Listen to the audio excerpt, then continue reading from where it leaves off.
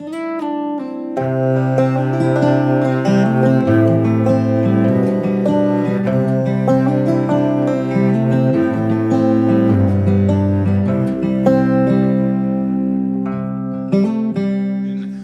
is coming to an end, and finally you are getting back to the tennis courts. Yay! I'm a sportsman. I've never been a sportsman. Jesus, this is fucking hard to read. Maybe I have to use my glasses for this one. The glasses have returned. You've been ready to go as soon as your break began, working on keeping in shape the whole downtime. During the downtime. Fuck, the glasses didn't do anything.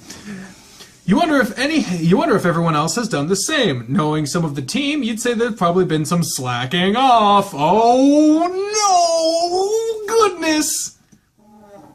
Monday, day one, dawn of the first day. There's the music, Christ. Funky music, yeah! Thomas, that's us. I love the feeling the court under my feet. It's only been a few months since we've been out here, but it feels like it's been an eternity. Doesn't seem like anyone else is here yet, so I guess I'll start stretching while I wait. Don't need to hurt myself first day back out. You raise your arms to the sky. Hallelujah! Unpleasant sight of my underarm fat. There you go. And sighed as the sun pours over you. It would have been a great day to just curl up under a tree and nap. Alright, looks like someone's eager to get started today. Oh, good God. Okay, I gotta give a disclaimer right here, right now. I mentioned in my fucking, in the first episode of Talking Back, I enjoyed the art in Amorous. I'm not a big fan of the big, bulky, over-the-top, exaggerated, like the bulges and the... Okay, I know some people do, so no judging, not saying it's bad. It's just, as I believe Tyler Howard put it, as this game is more gendered. Like, the people in Amorous tended to be, all the people that you could date tended to be a little androgynous, if not completely androgynous in the case of Kobe. But there is no mistaking that this is supposed to be a manly man. This is the coach, apparently, saying, and I say, oh, hey, coach, I'm ready to get back into the swing of things. Been looking forward to this since the last we met up here. The coach's name is Harold Grifter, age 34, gender male, height 6'2", weight of 285 pounds. Can you fuck your teacher? I don't know! Stop fucking interrupting me! Fuck him! I just got here! Fuck him! Shut up! Race, he's a bear morph. Morph. Bio. Harold is the coach of the Cresthaven University tennis team and also an English teacher at the college. Usually the math teachers are the coaches in my experience, but whatever. Good on you. He can be a bit hot-headed at times, especially when it comes to his team goofing around, but always wants to see those he teaches succeed no matter what. This is Harold Grifter, the coach for my team. He might not seem it, but he's really quick on the court and makes a pretty good instructor, most of the time. Oh shit, there's gonna be some dissension in the ranks, goddammit! On top of that, he's also the teacher of one of my classes at Cresthaven University. Good, good. Looks like you've been staying in shape since we've been out for... Why is this one so hard to read? I think it's because the text is so thin. Looks like you've been staying in shape since we've been out for winter break. And I'm glad to see you're so enthusiastic to start. And it looks like the rest of the team is here too. Come on over, guys, and start doing warm-up stretches. Oh, good God, with the fucking bulges. Christ! These people have fucking bowling balls stuck in their pants, apparently. Good Lord. Who is this motherfucker? Hey, guys. I guess everyone decided to show up at the same time. This is Chester Hayes, age of 24. Gender is male, and it's the same fucking music being looped the entire fucking time, so get used to that shit!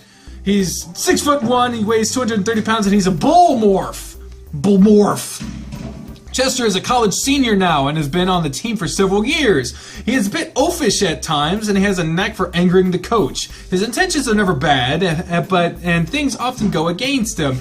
But despite that, he's often upbeat and acts carefree. That's Chester Hayes. He's got the most powerful serve on the team. I mean, given he has like 9,000-inch arms, I'm not surprised. He's only a few years older than I am. He has a short fuse, so he's easy to anger at times. Coach, you think you can handle my serve this time around? Not gonna take another shot at the groin, right? Ha ha ha. People don't talk like that. Take another shot at the groin? Somebody says, "Oh, I've only been away for the winter. It feels like an eternity." Yeah, like even people who love tennis or sports or whatever, they're just like, "Huh, feels like it's been a while. All right, hope I don't hit the coach in the balls again." Like porn has a certain type of writing that's really obvious and self-narrative. Yeah, like so, it repeats the same. Like the fucking dialogue between the characters seems very forced. So if getting it out of the way now, you asked for feedback, your writing's a bit predictable and unnatural. But whatever. I mean, that's a huge thing with porn. So it's a standard. Like it's a problem. Exactly. It's not a you problem. It's an industry problem. Better watch it unless you want to run extra laps today. Here we go, Coach. We don't want to break in any more strings on our rackets this time around. Oh, Jesus, that was the way wrong voice. That wolf does not sound like he would sound like this. Oh, cut me some slack, Spence. Unless I talk to you, don't talk! Oh, cut me some slack, Spence. That was totally an accident the last time it happened.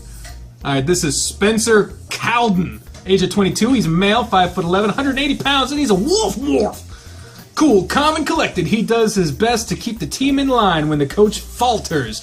Not only is he athletic, but he's smart too, keeping some of the top grades in his classes. He's always determined to be the best at what he does, so failure is not an option for him. Okay, so academics and athletics, which means he's gonna be a dick. Let's ring the cliche bell. Ding, ding, ding, ding, ding, ding. Ding a ding, motherfucker, ding, ding! Should I just ding it every time? If you were... That is a cliche. Fucking ding! With all of these fucking dating sims and porn games I'm playing, if you wanted to ring for every time there was a cliche, it would just be a whole episode of dang it, dang it, dang it. Spencer Calden, our #1 seed for the year and team captain. He tries to keep everyone in check, but it doesn't always go as planned. Oh no! I hardly say flinging rackets across the court is a fit of rage is an accident, Chester. Come on, we're gonna run some laps around the courts. Darius and Dozer have already started. And that's just like Spence to do the coach's job, but nobody seems to mind, and everyone listens most of the time. Come on, Thomas, you're coming too. The sooner we're done running, the sooner we can start practicing, the sooner we can get rid of this fucking loop of music. Christ! Looks like I'm done stretching and it's time to run. Huff, huff, man, I still have a hard time keeping up with Spence, and he's not even winded at the slightest. How do you manage to keep up with him, Dozer? Oh, good God! Everyone on this team is fucking Hulk Hogan shaped. Ding, ding, ding, ding, ding. All of the bumps, everywhere with the bumps. He's the tallest member on the team, and he's built like a truck. What kind of fucking truck? You know, WCW, they had that monster truck sumo match on the top of the stadium between the Giant and Hulk Hogan. Do you remember that? You were a WCW kid. Yeah. You do remember that? No. I played sports in high school, so I have some stamina. Alright guys, you should be pretty well warmed up by now and ready to get on the courts. Everyone, ow! Fuck me! Oh, an ingrown toenail went right into the fucking, ow! I kicked the floor on accident. Christ. Everyone is gonna pair off with someone else to start some basic drills. Got it? Coach, you realize there's only 5 players, right? Someone will have to be with you. He's right about that. Coach didn't seem to think about that. Who should I pair up with? Oh, and I get to make my first choice. Who do I get to pair up with? Fuck your teacher! I don't want to fuck the teacher. Fuck him! Teacher's ugly. I don't want to fuck the teacher. Fuck him. No! I'm going to choose Darius because that's a cool name. Hey, Darius, how about we practice together today? Oh, you want to pair up with me, huh? No surprise since I'm so hard to resist. Christ! Geez, a bit full of himself, isn't he? Maybe I should reconsider. Come on, let's get going then. We're going to do some basic stuff according to what the coach said. Should be pretty easy practice today. I haven't done anything on the court since before winter break, so easy is a good thing. How about you? I did a little bit, but not much. I didn't have the motivation to do much, and with how cold it was through the winter. As you should have come to my place. I could have kept you warm if you catch my drift. Good Lord, it's 0-0 over again. Darius grinned and nudged you with his elbow. Being on the team with him after a while, you learned he was a bit of a sexual deviant. So we got the flirty guy. Ring-a-ding-ding. He made a pass at everyone on the team at some point, and it was never a surprise anymore. I'm sure you could have. Let's focus on practice for now, though. Let's just start a rally to get the feel of things again, and we'll decide what kind of drill to do from there. Sound good? Yeah, I guess so. You and Darius started to hit the ball back and forth, neither of you doing anything fancy as you warmed up. You rallied like that for 10 minutes before you decided you were ready to begin a drill. I'm ready to start with a drill if you are, Darius. I think I'm warmed up enough. You have anything in mind? How about a tennis squash drill? Which one is that? Thank God he explained it, because I don't know anything about fucking tennis. I played Mario Tennis on the N64, and that's all I fucking know. You play a short game to 11 points, but the catch is that you can only score on your serve, and there's no double faults. One fault, and the serve goes over to the other player. It's not a bad idea, since I need to work on my serve, but can we tweak that rule about faulting? Sure. I don't know what the fuck that means, so whatever. Sure, if you want to practice your serve, I will allow double faults. Heck, let's make it triple faults. The quadruple fault. Everyone gets faults. Everyone has faults. Remember that shit, kids. No one's perfect. Gotta put a PSA in there to make all the... Ooh. Get to the fucking... But to keep a twist on it, you can't score a point if it's your third serve. If you win that point, it's still your serve, but you don't get to add to your score. How's that? Sounds like a good plan to me. Let's get started. You started the drill with Darius, letting him take the first serve since he was the one in need of practicing that.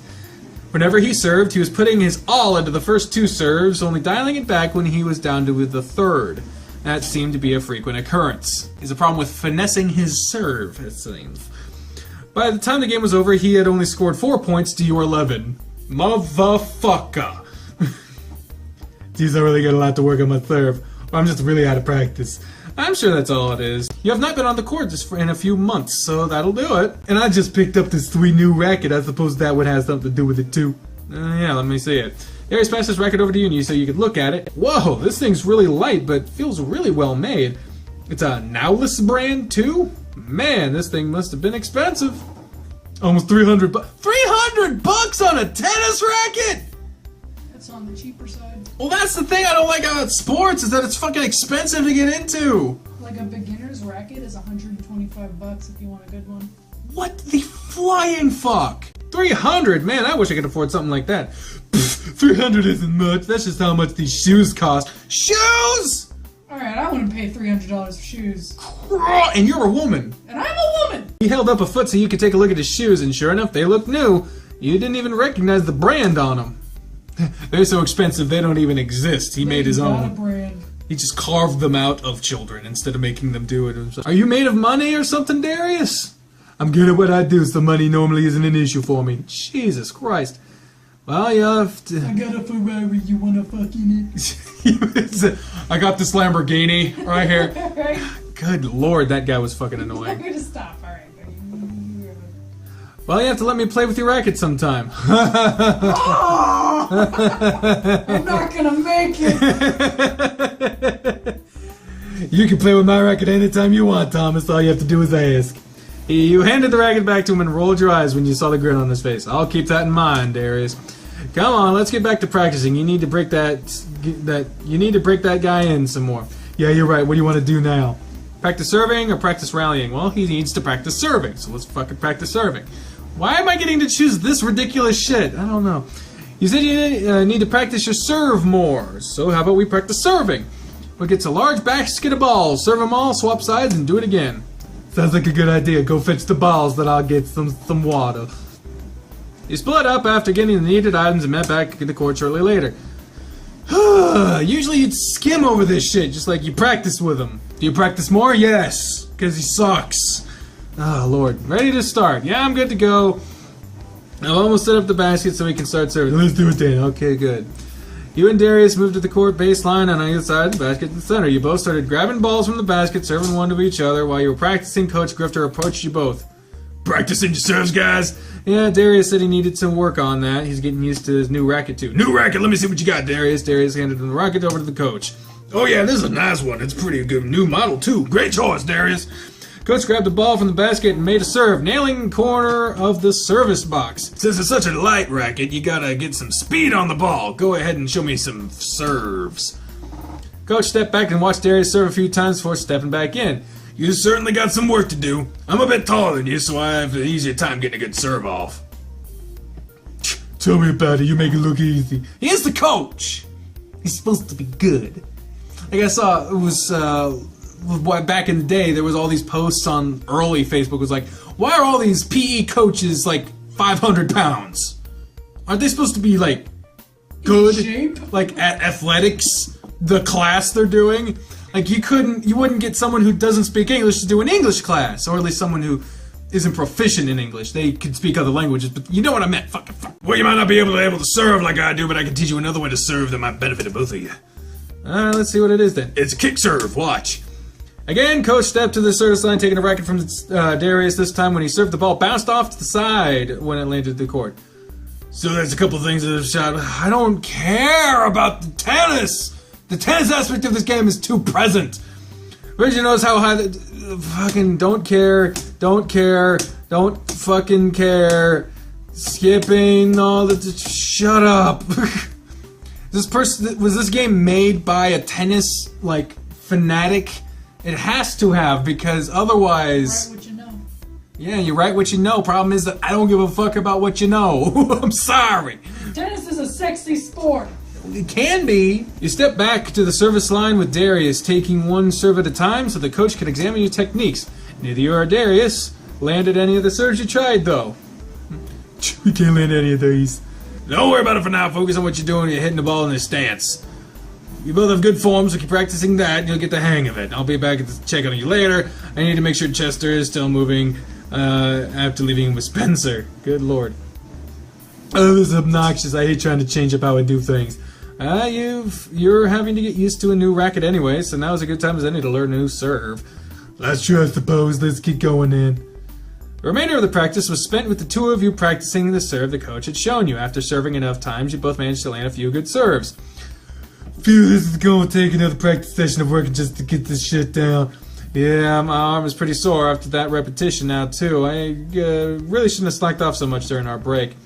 While I didn't hit the courts, I was still doing other things to keep in shape, so my arms are still pretty good. What were you doing? Swimming. You know, Not what I expected!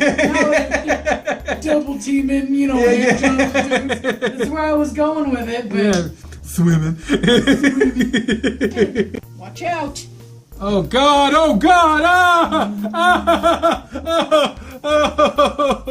Oh! I said she could use my card to get soda, and she attacks me with love! You know I was on the swim team too, didn't you? I have no idea. That's how I stay in shape without going to the gym as often. My legs and arms get a pretty good workout for doing both sports. And during the winter the pool's heated so it's not that cold. You should join me sometime at the pool, it's good for you. Yeah, swimming's fun. Fuck yeah. So I bet that could be fun. Oh shit, I fucked up the voice! I just like doing that voice so much I couldn't resist. It's the dashing voice. Yeah, I got some AA batteries. Okay. $49.95 each. I'm sure you look good in all the swimwear we have. Darius Gwyn. God damn it! It's fucking hard to read this shit. Why? Did not have this much trouble with the repeat. Darius grinned and pulled his shorts down enough to show the thin strap of whatever he was wearing underneath. I do not care to know. Speedos. He's swimming in the Speedo. Darius, pull your shorts up for Christ's sake. I'm just showing off my underwear. Save it for the locker room then. You two are getting a hang of serves I had noticed, and you guys can practice another day. For now, practice is done. You're free to go. Well, if we're done, I'm gonna head to the showers now. It's about time the football team finishes up and is in there. Looks lots of things to look at. Christ. Oh, you have fun with that, Darius. Try to stay out of trouble. No promises on the last part. You should join me there sometime. Bye, Bree. Bye, Bree. Fuck the coach. Get out of here. Darius winked at you before strutting away. What makes him think I'd go with him to gawk at other guys in the locker room? Time to head home, I guess. I'll take the bus today since I still have time. Oh, thank God the music stopped. Here's my stop. Home, and just another block from here. The bus doesn't actually go past my home, but this is close enough. Oh my God, look at this fucking Windows 95 ass.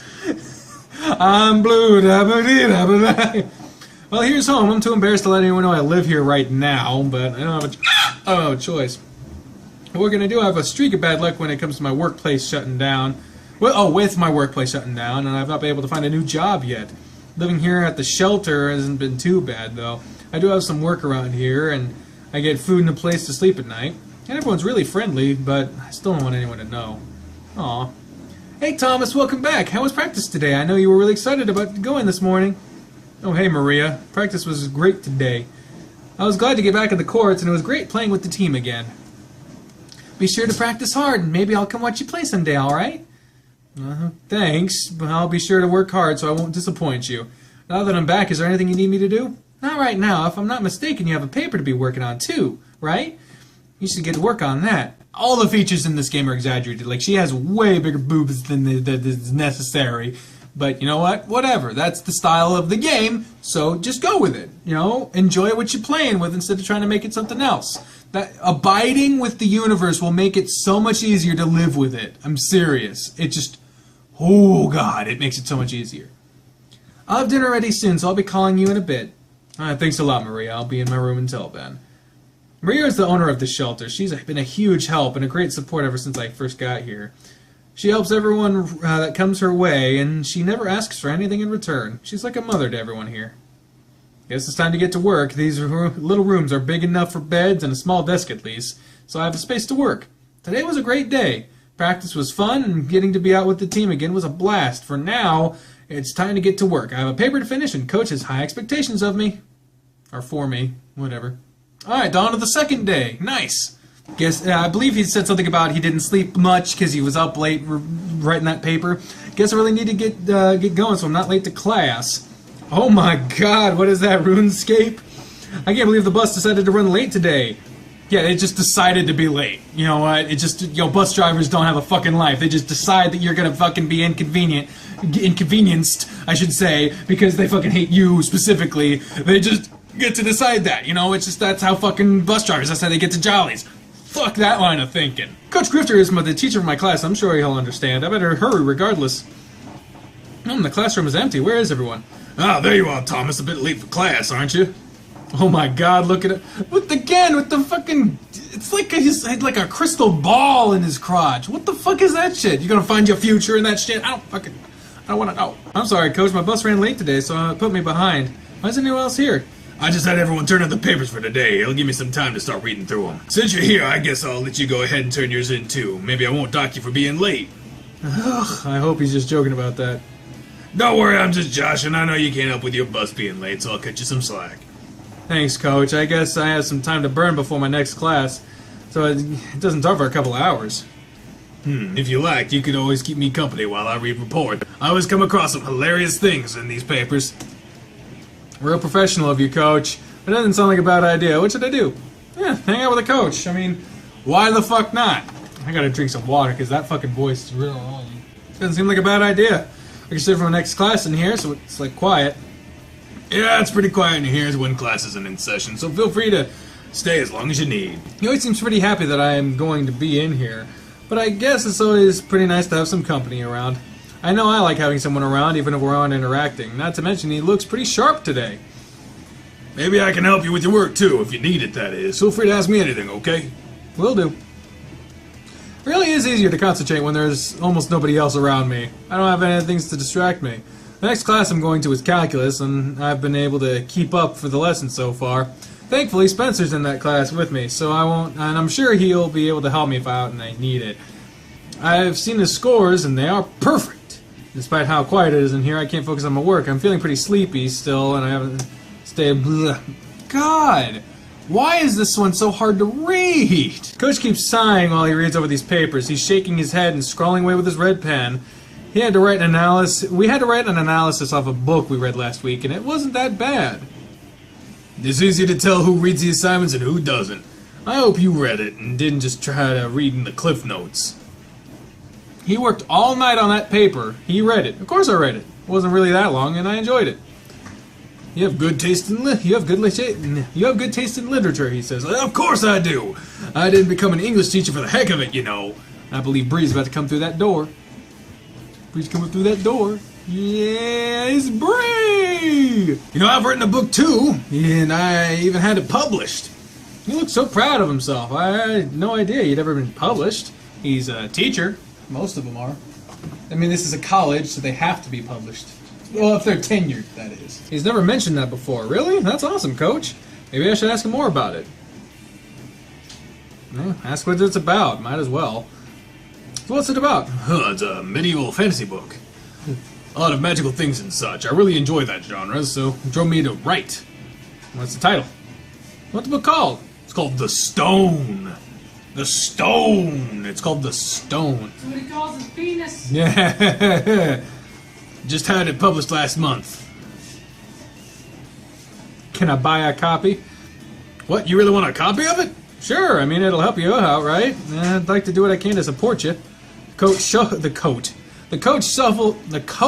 shuffles through his desk for a moment and pulls out a book. He hands it to you. Here, just take a copy of it. Huh, cool. Thanks. How much do I owe you for it? You don't owe me anything. Just take it. Are you sure? Yeah, it means a lot to me that you offer to pay for it, but if you just spread the... But it... Oh, Christ. It means a lot if you'd offer that you offer... It means a lot that you offer to pay for it, but if you just spread the word about it. But if you would, just spread the word about it. I have a book signing event coming up this weekend, so if you tell some people about it, that would be payment enough. Sure, I can do that. I'll see about getting to the event also, so I can get my copy signed then. He's trying to hide it, but you can almost clearly see how overjoyed he is that you would say that. Alright, I'll sign it then. I'll hold you to it. I'll let you get back to your work, though, and stop bothering you. After that conversation, I'm feeling a bit sleepy since I was up all night working on that paper. Maybe I should take a nap since Coach is working on going back to his reading his papers. Can't doze for long, though. Hey, Thomas. Hey, wake up. There you go. You dozed off. Your next class should be starting soon. Already? Thanks for waking me up, Coach. I stayed up a little late working on that paper. That's what I get for putting it off till the last second. I'm sure you won't do the same thing for your next paper. Here, I got you some coffee to help wake you up. Better get a move on. Thanks. I don't drink this stuff often, but I'm sure I could use a pick-me-up now. Get out of my class now. I'll see you tomorrow at practice. Thomas, see you later. Feel free to swing by after your next class if you want. I'll have your paper reviewed and graded. I guess I need to head off to my math class now. That's the only other class I'll have to deal with today. Then I can just head home. This book Coach gave me is a decent length. Maybe I'll start reading it after I get back.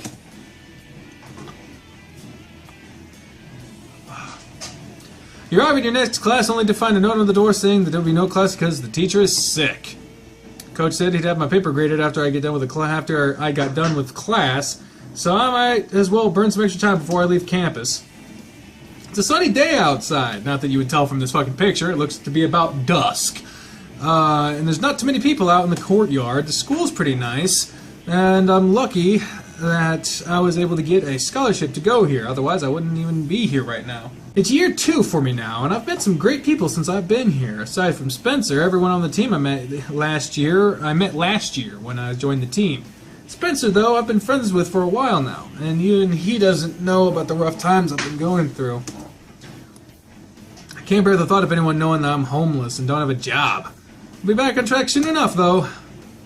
I think it's been long enough to see if the coach has finished grading my paper. Might as well stop by and get it done before I head home. Thomas, you've returned. Here's your paper. You did a good job with this. The paper was a little on the short side, but you really nailed the idea of the paper, so you got a pretty good score on it.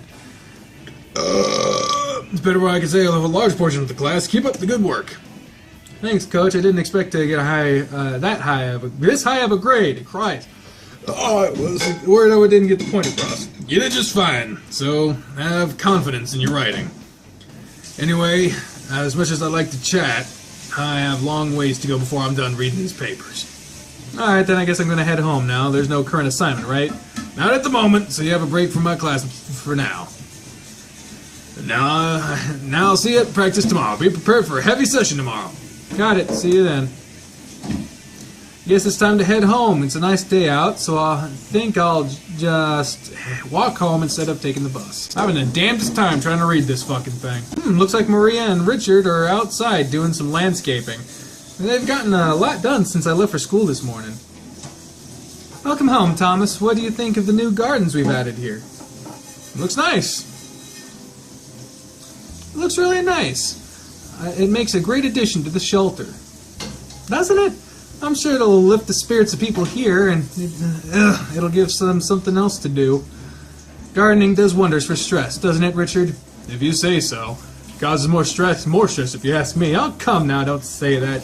Just wait till everything blooms. It'll look lovely. And I think what it'll do for my allergies is going to be a teary-eyed, stuffy-nosed mess. Goodness, Richard, you'll be fine. You'll see. Richard always seems to be irritated and angry. But I know how much he cares about the shelter and Maria. He's always trying to help her and keep the place in order. Well, I can't wait to see everything in bloom. I'm sure it's going to look beautiful. Well, Thomas, you're always free to add plants to it or change it up if you like. I'd like everyone to help with it and give it a unique look, but I know not everyone is into these kind of things. I might add my own touch to it at some point. Wonderful. Feel free to add whatever plants you like. Okay, Maria, I think I'm going to head to my room now, so if you need anything, let me know.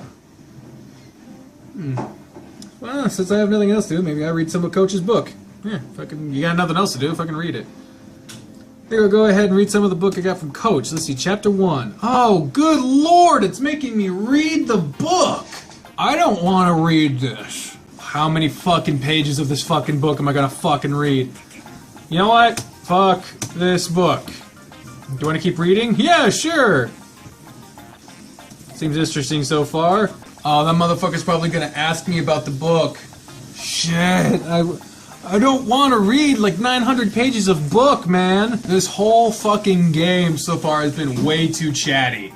Too descriptive on the tennis, too talkative on the thing. It's very niche-centric. People who like reading and people who like tennis. And reading is fine. This is supposed to be a game that's just dialogue and choices and whatnot.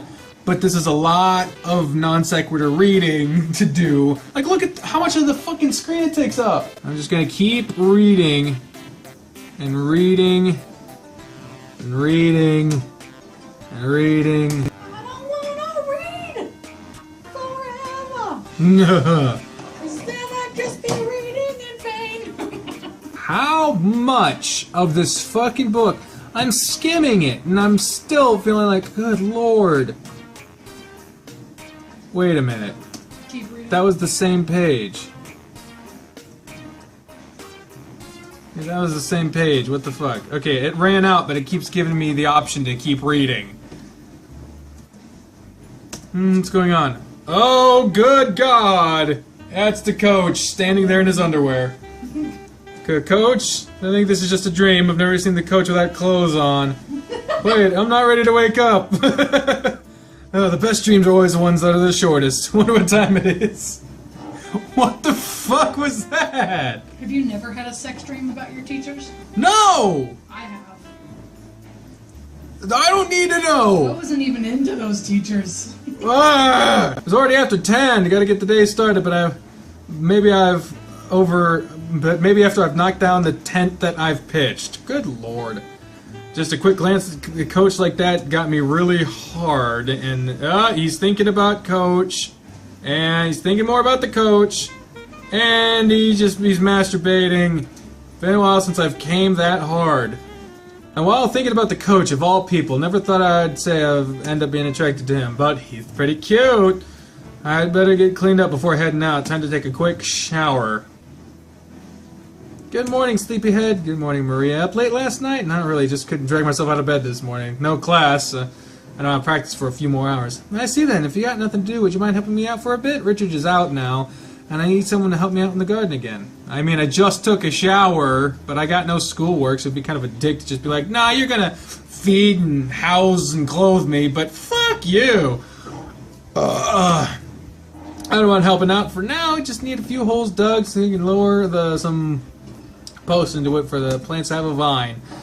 The ground can be a little tough at times, so it might take a lot of me out of me to get the post hole diggers into it. It doesn't seem too bad. Leave it to me. Just show me where to dig and I'll get it done. Thank you for your help, dear. Now one post here and the other, and start on this one. In the meantime, I'll be prepping with the cement for the post. I'll get started then. The ground does seem pretty hard to break through. All I know, let me make some lemonade. I'll be back soon. Alright, let's get to work. Few tough holes to dig, but this is going to get look great when it's done. I hope so. Thanks so much for helping me while Richard was out. It would have taken me much longer to do all this by myself. Here, take this too. Maria handed me $20! $20! She handed me $20! Some $20 is what she handed me. Some $20! Oh no, Maria, you don't have to give me any money of this. You did enough for me already. Nonsense! Just take it and do something fun with it. This is hard work, so you earned it. Thank you. I'm going to grab some food and a drink, then head off to the tennis courts. I have practice soon. Thank you for all your help. Have a good practice, and I'll see you when you return. See you then. Back to the courts again. Glad to be out of my room. Everyone's already here, too, except Chester. Of course, he'd be the one to show up late on the second day of practice. He might still be concerned about what he had done to the coach the other day. Hey, guys. Hey, Thomas. It's the coach again. The coach is the hardest voice to do. It's just, Just waiting on Chester to show up, and then we're going to have a small talk before we get started with practice. Speaking of Chester, it looks like he's out here now, so I guess we can get started. What was the fucking point of that, then? Alright, everyone, before we start practice today, we're going to have a small huddle and talk about Friday. Something happening on Friday? Yep! We aren't having a normal practice session that day, so we need to talk about it first to prep you guys. I talked with you about our rival schools about playing some practice matches to get really get in the back of the groove, and they've agreed to it. So Friday we'll have practice matches against Pitchford Heights. At the moment, everyone is going to play a single match of 5 sets. No doubles this time unless we decide otherwise. This team is built around speed, which is why everyone is the size of a fucking house. So you guys are going to have to play smart against them. Or in Chester and Dozer's case, you two can overpower them. But you there gotta think about what you're doing and set up your plays. Any questions so far? Better keep this stuff in mind for the games. I guess you know who I will be playing against? Of course! I have the whole roster and speed, it's getting really smoky in here, isn't it? I have the whole roster and seedings with me, so I can give you some insights to what you'll be playing against. You'll be playing against their trickster. He's known on his team for his spin shots and jump shots. The ball might look like it's spinning normally as it sails towards you, but as it hits the ground, it'll jump in an odd way. You really have to pay attention to how he swings his racket. He'll practice after the meeting. We'll practice some after this meeting, alright? Got it. Suggestions? You know I got suggestions. You guys will be doing some warm-up rallies before you actually start playing your matches. I suggest really watching your opponent to see what his kind of play style he has. Keep in mind, you don't want to reveal your own style in that time either. You have to keep some of your tricks hidden. On top of that, I have some information to give everyone, for everyone to give you an idea of what your opponent is good at. Sounds like you've done a lot of recon on this other team already. This is a practice match, right? It's just practice, but we'll be planning more of our games like this. So it's best to get started now. Let's just do all the questions, apparently. What courts are we going to be playing on? Well, to keep the matches fair, we're going to use the courts over at Elton Ranch Country Club. The courts there are actually clay courts, so there's a few things you guys need to know about them. The balls will gather bits of clay from the court, and the clay will cause the ball to bounce less. Honestly, it might affect the players. I don't give a shit. Moving on. No questions left, so in that case, let's get started with our practice. Thomas, you will be with me today. Spencer, pair off with Dozer, and Chester, go with Darius. You'll all be practicing with someone who has some similarities and to who you'll be playing against. So come on, Thomas, we've got some work to do on those jump shots. It should be fun. Glad I get some more one-on-one time with Coach. I guess this game is going in the direction that you want. I know you're already familiar with the shots you're going to go over, so this will be more of a refresher for you. You tend to use the same kinds of shots as the guy you're going to be playing against. So we'll start off with a nice slice shot. When you hit this, I don't give a fuck, Top it off with the clay courts. Are you with me so far? Yeah. Unless we're going to be playing tennis, then I don't need to know any of this stuff. You're gonna be fucked. I hope there's a minigame. Like a minigame where I play tennis? Yeah. I mean, good, and don't forget you can do a backhand and a forward slice. I'll practice hitting the shot. Whether you go backhand or forward slide, the ball's great like this, stance a little off here. Let me help you. Coach Grifter stepped behind you and grabbed your hand holding the racket. I've seen many a porno start like this. His stomach pressed into your back as he helped shift your body's position. Your body isn't turned enough, and you are holding your racket too low for a standard slice. Okay. So more like this then? Right, you're gonna swing the racket from a higher point than a lower point. While he's holding your hand, he went through several swinging motions, unaware of how much he was leaning against you. Oop! His stomach feels softer than I would have expected it to, and the shorts he's wearing. Oh no. And now last night's dream is coming back to me. I need to focus on practice or else this is gonna get awkward. Let me try it alone now. Almost, probably. Alright, now you've got it. Is everything alright? Your face is really red. Oh, it's fine. It's just hot out today is all. You're right. Let's make sure we all stay hydrated. I'll go grab some water really fast. Practice your swings, and I'll be back in a moment. Phew! Now I can focus on the swing now. I'll try hitting a few balls while I wait. Oh, good. You seem to have gotten it down easily enough. You hit the ball a lot like that, and I feel like it's unintentional. Having a better understanding of how the shot will help you utilize it more. Now we're gonna go over a kick serve. The goal of a kick serve is I don't give a fuck, I don't give a fuck, I don't give a fuck. I gotta go ahead and serve like you normally would. Ha! Alright, now watch me serve. Keep an eye on how I do it. Here it goes. As the coach tosses the ball to serve, you notice that how short his shirt was. Most of his stomach was showing while his arms were up in the air. I hate that. I'm a tall guy, so I need to get XLT. T for tall, because I'm a tall motherfucker. I'm tall. I'm also fat, so that doesn't help, but tall. Jumped, or I didn't notice. You were watching me serve, weren't you? Did you see how my racket turned? I didn't. Come on, Thomas, pay attention to the ball this time. I'll show you how to hold your racket. Today isn't a good day for me to focus. Everything about Coach right now is distracting me. Here we go again. Be sure to watch the ball this time. Grr-ha. Oh yeah, just like that. The ball landed over the corner of the service box and jumped out wide. Even Spencer'd have a hard time getting that back. Yup, did you notice how low the ball was too? Just imagine that on a clay court. So I'm gonna go through the motion slowly a few times, so follow along with me. Raise your racket up, do the thing, do the stuff, makes sense, yeah, let me try it a few times. Nah. Goes into their court. I don't need to know all this very specific information about tennis. Like, it's so chatty. This game does not know how to be less specific. Put your practice on a slice. In the meantime, I'm gonna check on everyone else. Give it a whirl, get this thing down. Black screen.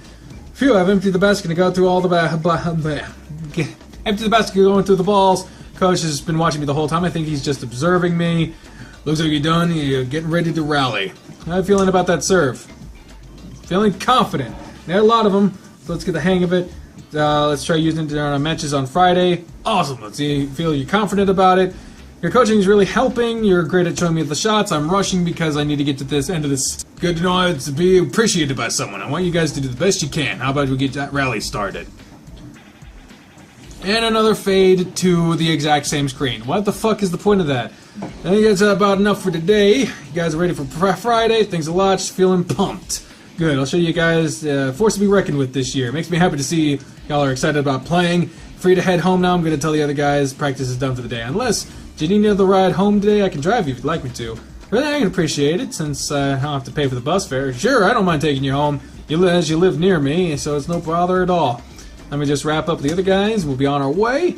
Hey everyone, practice is done. Get a little pep talk. Keep practicing thing if you want. I'm dropping Thomas off at home. I'll see y'all at class tomorrow. All set? Yeah, I'm ready to go. Let's go.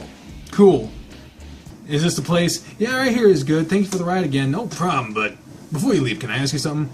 I mentioned my book signing to you, right? Yeah, you did. Yeah, we talked a little about it in the classroom. That's right, I had so much going on, I couldn't remember. I mentioned it to you. Did you happen to mention it to anyone yet? Word of mouth is going to be the best way to get people to come by. Truth is, I haven't really talked to anyone. Honestly, haven't yet. That's okay. Look in his eye while he was staring, his steering wheel just tugged on my heart. You just felt like you disappointed him. Don't worry, I'll let people I live around know, so hopefully they can show up and can support you. If you do that for me, that'd be great. The more people that know, the better.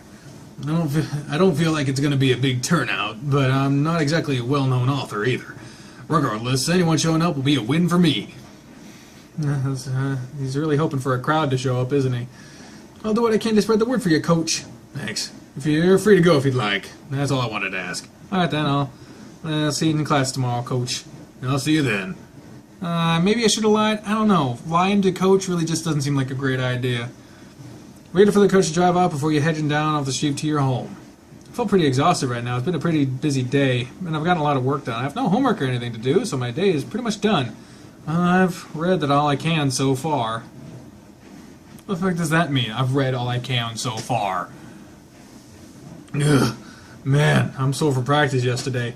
Trying out a new serve and working on all those new swings really take a toll on me, but it'll be worth it. I'm going to make Coach proud of me. Now it's time to get ready for school and head off now. On time, and I still have about 15 minutes before I have to be in class. Hey, Thomas. Oh, hey, Thomas. Don't want to forget Darius's voice. Hey, Darius, heading to class also? Yeah, I just got them here myself. We still have a little time left before class gets started, though. And always good to be early, right? Anyway, are you ready for the big game tomorrow? I guess so. I feel like we could use some more practice, but I guess these games are just practice too. And besides, Coach seemed to be pretty focused on you more than anyone else on the team right now. What do you mean? Darius grinned and nudged you with his elbow. Come on, don't act like you didn't notice. I saw he was helping you around with his arms around you. He was just correcting my stance, that's all. And that big bear hug, you do that? You think?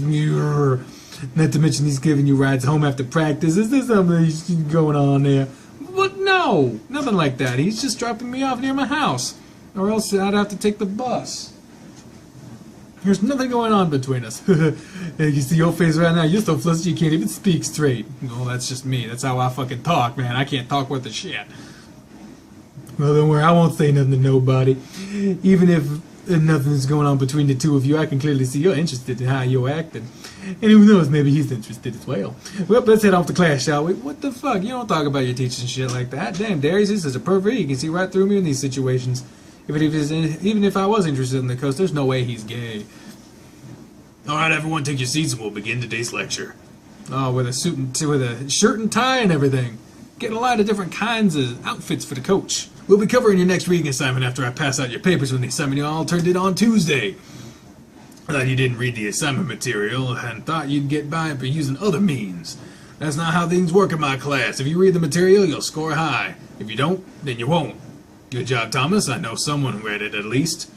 Oh, great. Singling me out, making me feel like, oh, he's the teacher's pet. God damn it. Coach looked at you with a smile and a nod and when he walked by, since he already gave you a paper bag. And when he did, Darius happened to be looking your way, raised his eyebrows with a grin, just like, Darius isn't going to let this go anytime soon.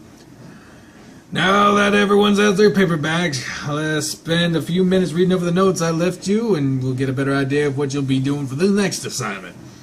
After that, I'll talk about some of the key things people missed, and we'll move on from there. Got it? After a few minutes, Coach Grifter had everyone put their papers aside and listen to what he had to say. I remember the class was spent with him discussing how to analyze the book, draw key points to it, and write a better essay. You were distracted, though. What Darius had said to you was playing over and over in your head while you were doing nothing about daydreaming through the class. Now, for those of you who have calculus after this class, it's been canceled again today. With that, you're all dismissed for the day. Be sure to read chapters 1 through 5 before class Monday, and you'll be having a quiz on it. You get up to leave, and as you do, the coach stops you. Hey, Thomas, what's up, coach? Are you feeling all right? Seems like you were spaced out during the class. I'm fine. Just a lot of things on my mind, is all. Don't worry, I'll listen to what you had to say, and I'll make sure to get my reading done. I'm sure you'll do fine with it. Anyway, since your next class is canceled, and I have no other classes for a while longer, I was thinking about going to the gym and wanted to see if you could go along also. Get a good workout in before the game tomorrow. How about it? I mean, sure, might as well. I mean, you're not giving me a whole lot of time to talk to other people about your fucking book signing, but, you know, whatever. Sure. Yeah, it sounds like a good idea. I get my tennis clothes with me so I can change in the locker room.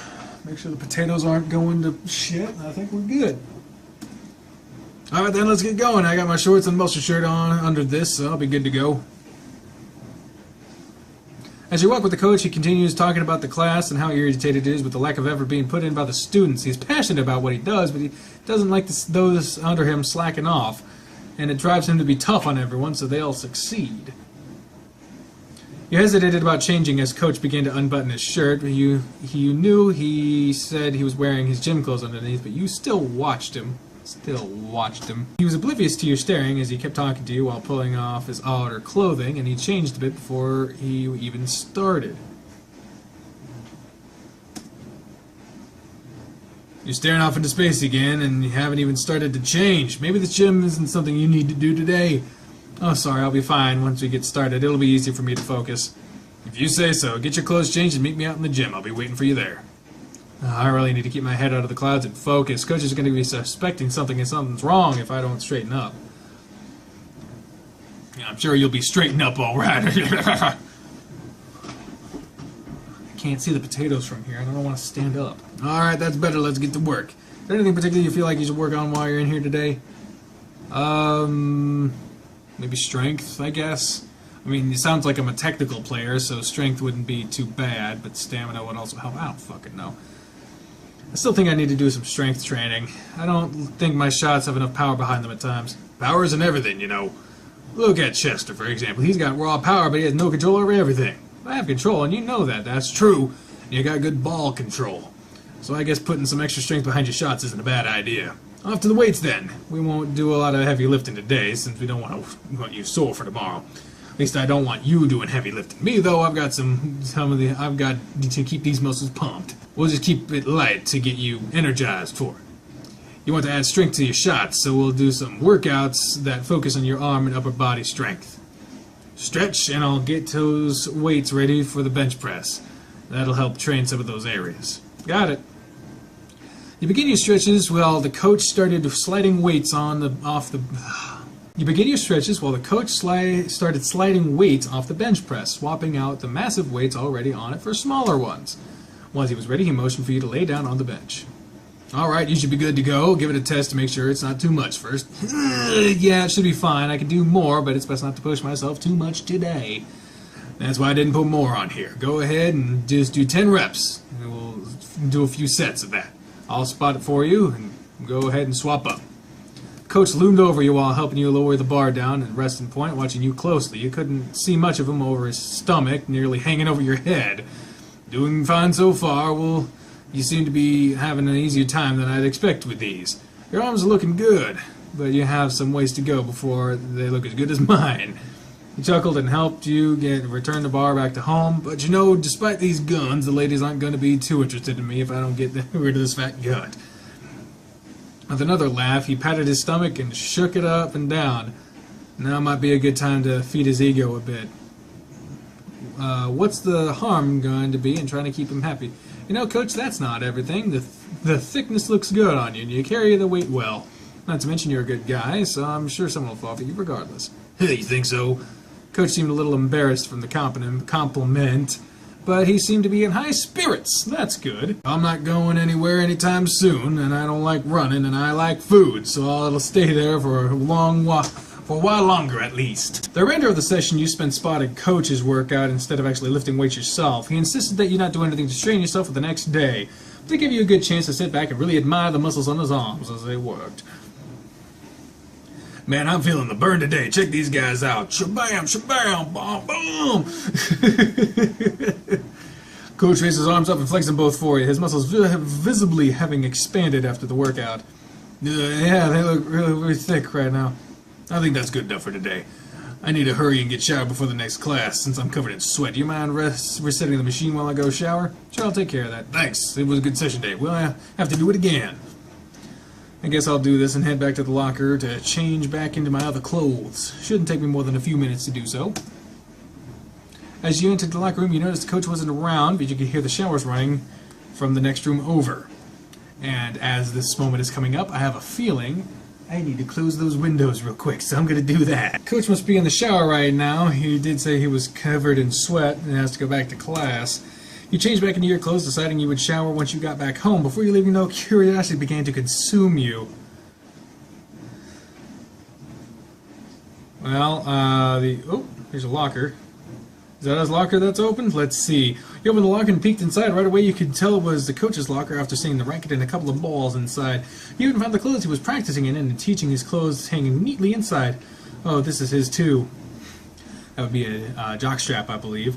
Yeah, I didn't think he'd wear these to class. It's laid here on top of his shorts. This entire locker smells musky, too. No wonder he's off taking a shower. Better not mess with anything else, otherwise Coach might notice. It's an arousing thought, knowing he wears such one of these, though. Could explain why things bulge out so much. Good lord. Didn't think they would start with this, but alright, Coach might be in there. What if I just take just a peek? Well, as my philosophy in these games, if you avoid the plot, you won't be able to experience the game, so take a peek. Oh god. Again, I'm surprised that they would start with this one. You'd think they wouldn't start with such a kink. You push the door leading to the shower open and take a quick glance inside. There was a handful of people scattered throughout the stalls in the shower, so it might be odd if you tried to find Coach to talk to him. There's too many people here right now. It's best if I leave. Maybe I'll get lucky another day. You headed back to the locker room and grabbed your belongings before heading home for the day. Damn. Well, at least I was prepared. I didn't want there to just be naked Coach happening with the door. Hey. No more. No more going out? No more outside. It's so cold. No more. Alright, we're doing a taste test in the middle of this episode. We got these nice peanut clusters. Milk chocolate. I have never had peanut clusters before, so we will find out see if they're really all that nice. Say milk chocolate. They look good. Smell good. Tastes pretty good. It's just chocolate and peanut. Yeah, exactly. Flawless combination. What the fuck? Don't you be hogging all that shit over there? That's exactly what I'm going to do. It's about time for our pre-game meeting to start, and Coach is the only person who isn't here yet. I wonder where he's at. You know, I'm not the only one that's running late today. This seems really unusual. Have you needed a coach at all today? Sorry, not long ago, too, out and go into the lockers to change. I'm back in a few minutes. Alright, then, in the meantime, you mentioned how he was getting to the courts. We're carpooling. Coach and Spencer are driving, so we're splitting between the two. That's a great idea. I hadn't really thought about what we were doing until just now. And it looks like Coach is here now. Good to see everyone is here. Sorry about being a little behind, but I was changing clothes before we had to head out. Hope you guys are pumped and ready to play today. Remember, these are just practice matches, so use the time to practice some of the shots we've been working on lately. With that said, is there any information you guys wanted me to go over before we left?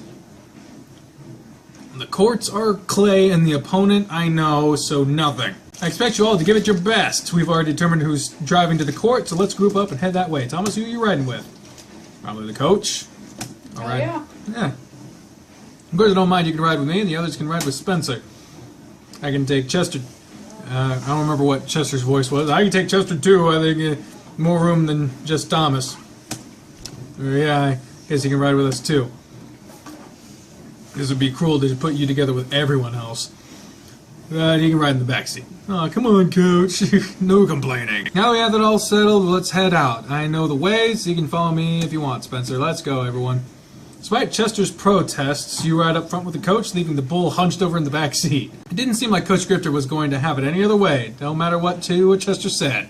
It's not like you minded, though, sitting up front next to the coach. His eyes were focused on the road, so your eyes were spent wandering up and down him. Chester, you wouldn't be cooped up back there for too long. It's only about 20 minutes to Elton Ranch.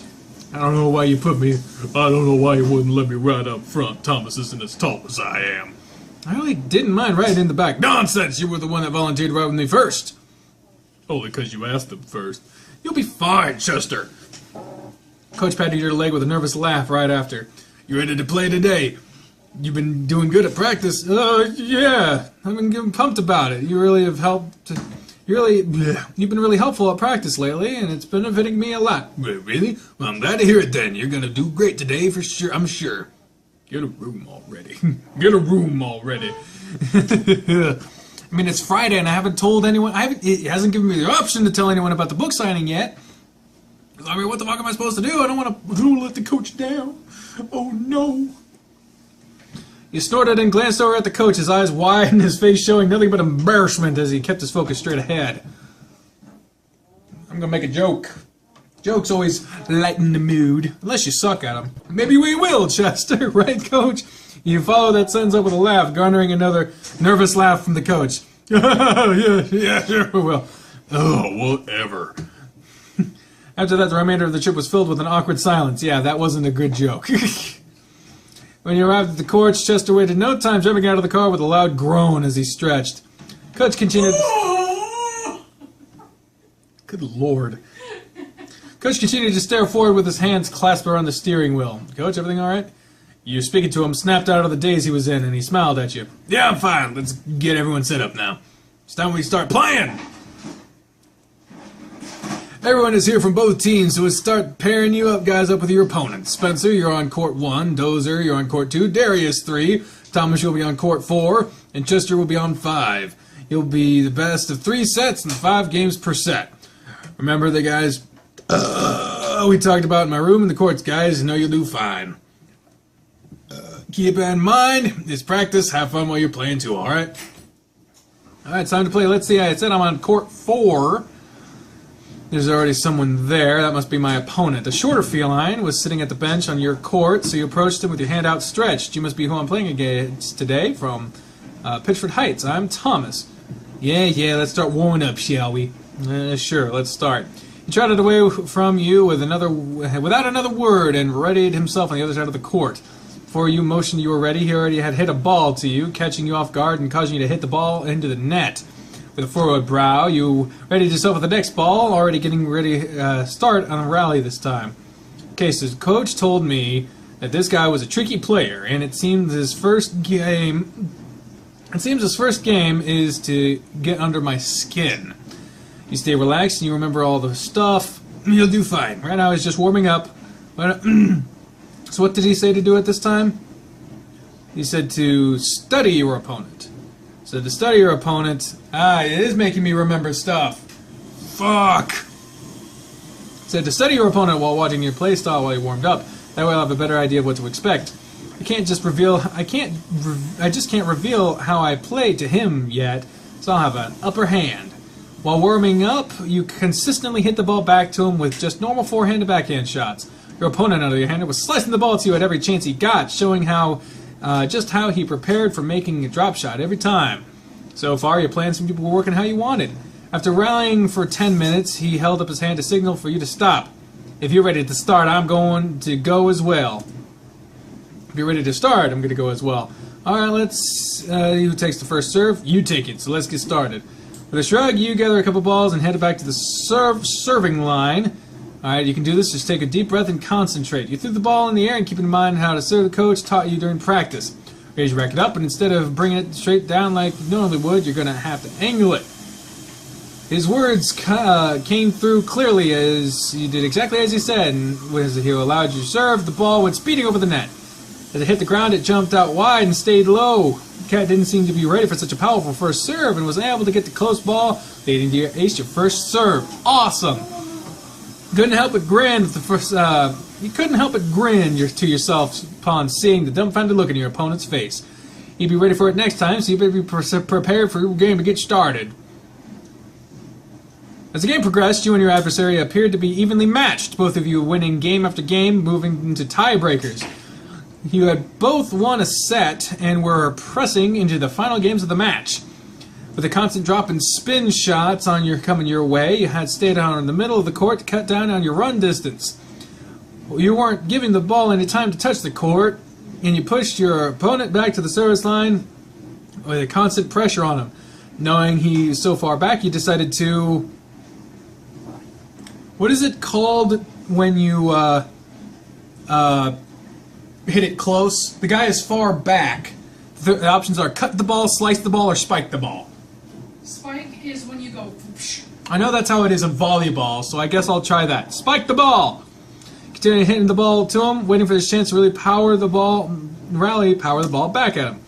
The chance to finally arrive, so you raise your racket up and spike the ball at him. You ended putting too much force behind it, though, and the ball bounced outside the court. Ah, shit. You led me astray, ending the point in the opponent's favor. Damn it! Irritated with yourself, you prepared for the next point to begin. The next few rallies were crucial. Just a few points away and you'd be winning the game. You kept thinking about everything you had gone through over the past couple of practices, and you used every shot to your advantage. As you get ready to throw up your next serve, you noticed Coach was standing against the fence watching you. Advantage server, first serve. Once more, you pictured him in your mind, showing you the kick serve you had spent so much time practicing. With a powerful swing of your racket, the ball zipped over the net, landing in the corner of the service box. It jumped in with such a kick that even though your opponent was ready for it, it clipped the head of his racket, scoring you the match-winning point! Yay! Donna boy, that's how you do it! You kept your cool and excitement bottled up as you went to meet your opponent at the net for another handshake, but were once again met with nothing, as he had already left the court. Shrugging, you hustled off the court to meet with the coach, who was waiting for you with a bottle of water. Like that last serve, coach? Like it! It was fantastic! You did it just as good as I thought you would do out there. As you walked off with the coach, he gave you a butt pat with a hearty laugh, making you blush. That's a sports thing, but still, given the connotations of this game, that might not mean exactly what it seems to me. Everybody loves a friendly butt pat. Not everyone. I love a friendly butt pat. Yeah, but it depends on who it comes from. That's true. Everyone has done great too. Spencer won his match, and so did Dozer. Jester and Darius are still playing. They should be done soon. Let's go watch them until they're done. After the other matches had ended, it turned out it was a clean sweep, and everyone had won their matches. Fuck yeah! Preparation makes perfect. Coach was so impressed with how everyone did, he decided to take everyone out for a well-deserved dinner. His treat. Sweet. Great job to everyone for playing so damn great today. You all won, and I'm proud of you all. Your main meal is on me tonight. Let's celebrate a great way to begin the session. Season, I believe it said. Even though it was just a practice match, his coach is really excited and happy to see everyone won today. And the team is pretty pumped about it too. Everyone is happy, chatting, and getting along great. Even Darius and Spencer are carrying on normal conversations. Coach sat down in his chair beside you and gave you a pat on your shoulder. Honestly, I think I spent more time watching your game than anyone else's. Believe it or not, you were playing their number one player. What, really? Why was I playing against him? Well, I had a lot of confidence in you. And the other coach and I decided we want our number 2 players playing against the other team's number 1. Unfortunately, it backfired for the other coach. Spencer kind of trashed the other guy, and you beat their number 1. Huh, you're right about that. Explains why I had such an easy time. No big deal, though, since Thomas won. It means I would have won too. Yep, it's time to celebrate those. Let's order up some food. That's nice. Thank you, Spencer. Son of a bitch. Hours went by after everyone ate and conversed with each other. Eventually, Coach decided he needed to cut out since he had plans for the following morning. Spencer offered to take Chester with him, so Coach could just drop you off at his place and head straight home.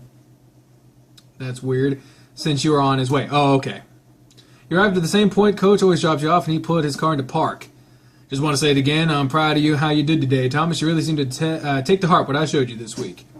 Couldn't have done without your help, Coach, but thanks for it. I'm happy to hear it. Made your heart swell to hear someone say that they were proud of you, since it had been so long since anyone spoke those words. Oh yeah, and before you go, you're coming by the book signing tomorrow for my signing, yeah? Yep, I'll be there. What time can I come by? I'll be there between 10 and 2, so you can stop any time. Alright, sounds like a plan then. Good night, Coach. I'll see you tomorrow. Good night. See you then. While the coach gone, you headed back to the shelter to call it a night. You didn't tell anyone about the signing! No one's gonna show up! Oh God! I do not understand how anyone can like the taste of peas. They taste of vomit! What the fuck are they made for? They have the name of urine! Peas! Good morning, Maria. Oh, good morning, Thomas. How did your practice games go yesterday? It was good. Great practice for everyone. That's good to hear. Do you have any plans today? Yeah, I'm heading to the bookstore in a bit. My coach is having an evening, signing evening for a book signing event. Christ. I took a big break between the last episode and this one, and I'm still shit at reading. For a book he published here recently. Oh, your coach is a writer too? It seems so. I found out only earlier this week. I figured I could go today to show him some support since he's been so helpful with me on the courts. Do you mind if I tag along with you? I could have Richard drive us. I don't think he'd mind to go out for a bit. Yeah, that'd be great. I'm sure Coach Grifter would be happy about that as well. Let me go ask Richard if he'd mind.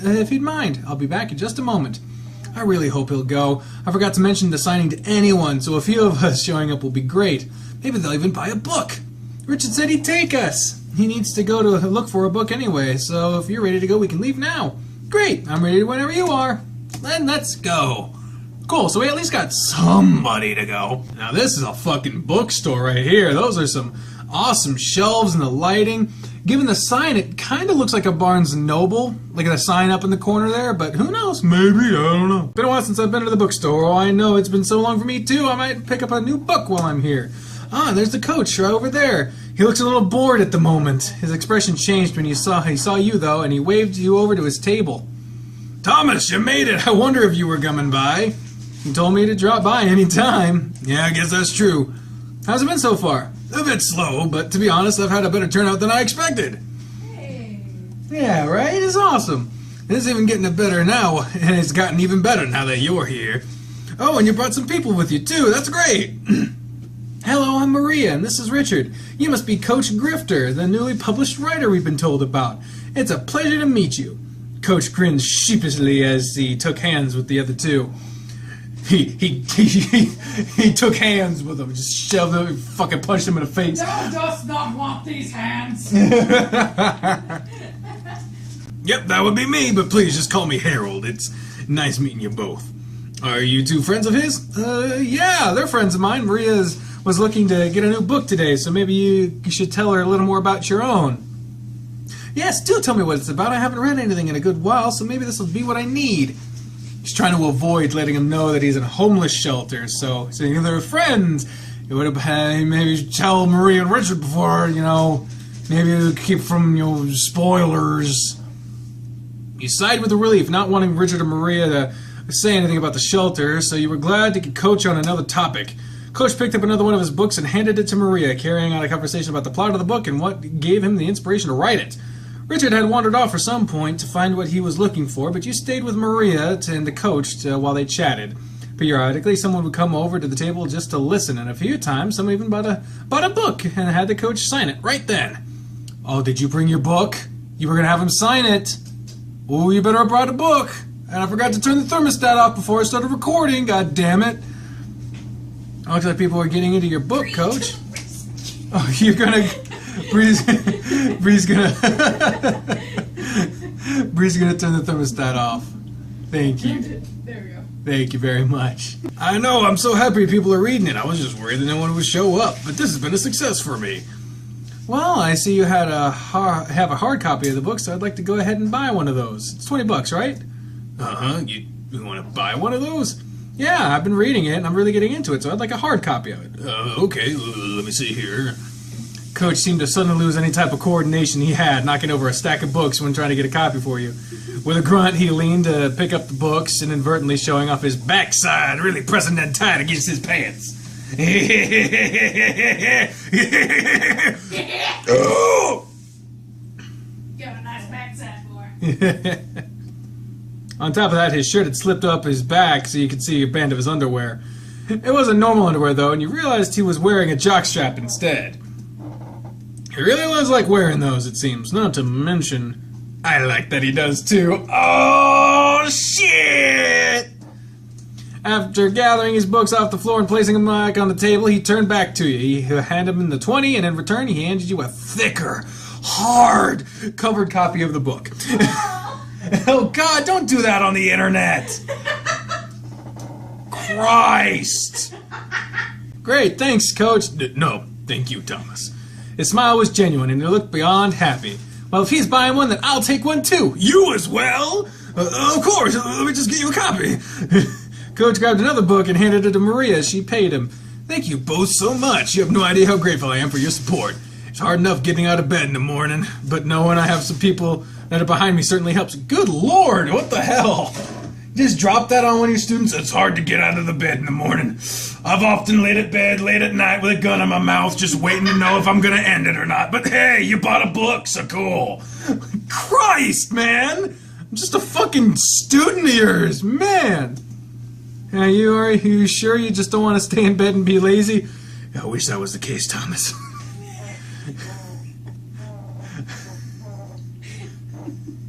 You enjoying this? It just cuts to him in his house holding a rope.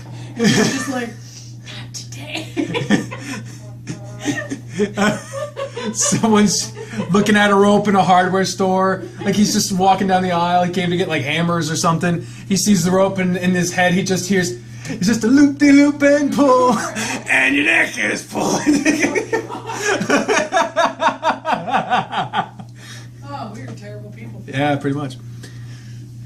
The reaction you got out of the coach wasn't what you expected from him, as he looked off at nothing, but you shrugged it off. Anyway, my event is just about over, so if you guys don't have any plans and would like to accompany me for lunch, I'd enjoy not eating alone. Well, I rode here with Richard, and I'd hate to keep him out of his plans. What? That wasn't even... Eating alone again. In my bed. Next to a machete. I'm gonna stop. I'm stopped. He's Coach Grifter, and he's got a machete named Freddy, and it's gonna... a machete named Freddy. Oh, my God. Machete named... 5 Nights at Freddy's. Lopping off another limb.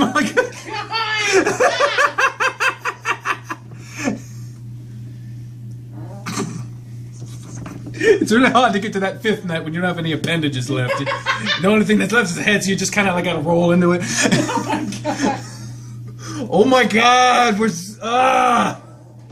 No, fuck, that was all you. I stopped.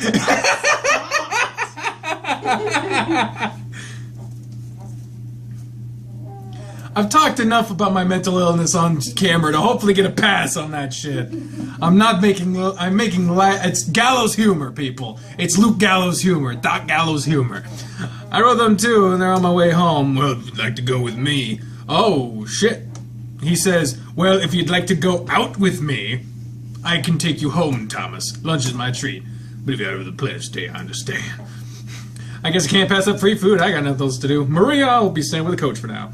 Of course, dear. Richard and I will see you back at the shelter later. The shelter? Shit. Oh, alright. See you guys later. You held your breath, hoping Coach did not hear that little bit of the conversation. Much to relief, he had turned his attention to someone else at the table. Phew! No one knows I'm homeless. They won't try to help me or anything. It's pretty embarrassing. I've been homeless. I know. When the customer walked away with another book in hand, Coach turned his attention back to you. Sorry about that. I heard you say we were going in. Yeah, I'll go with you since you offered to take me home. Great! I've been a little less than an hour until I'm done, so it won't be too long. Coach, are you feeling all right? Just a little stroke. Having a stroke. Coming to take me. Sweet, merciful grips of death have come to take me at last.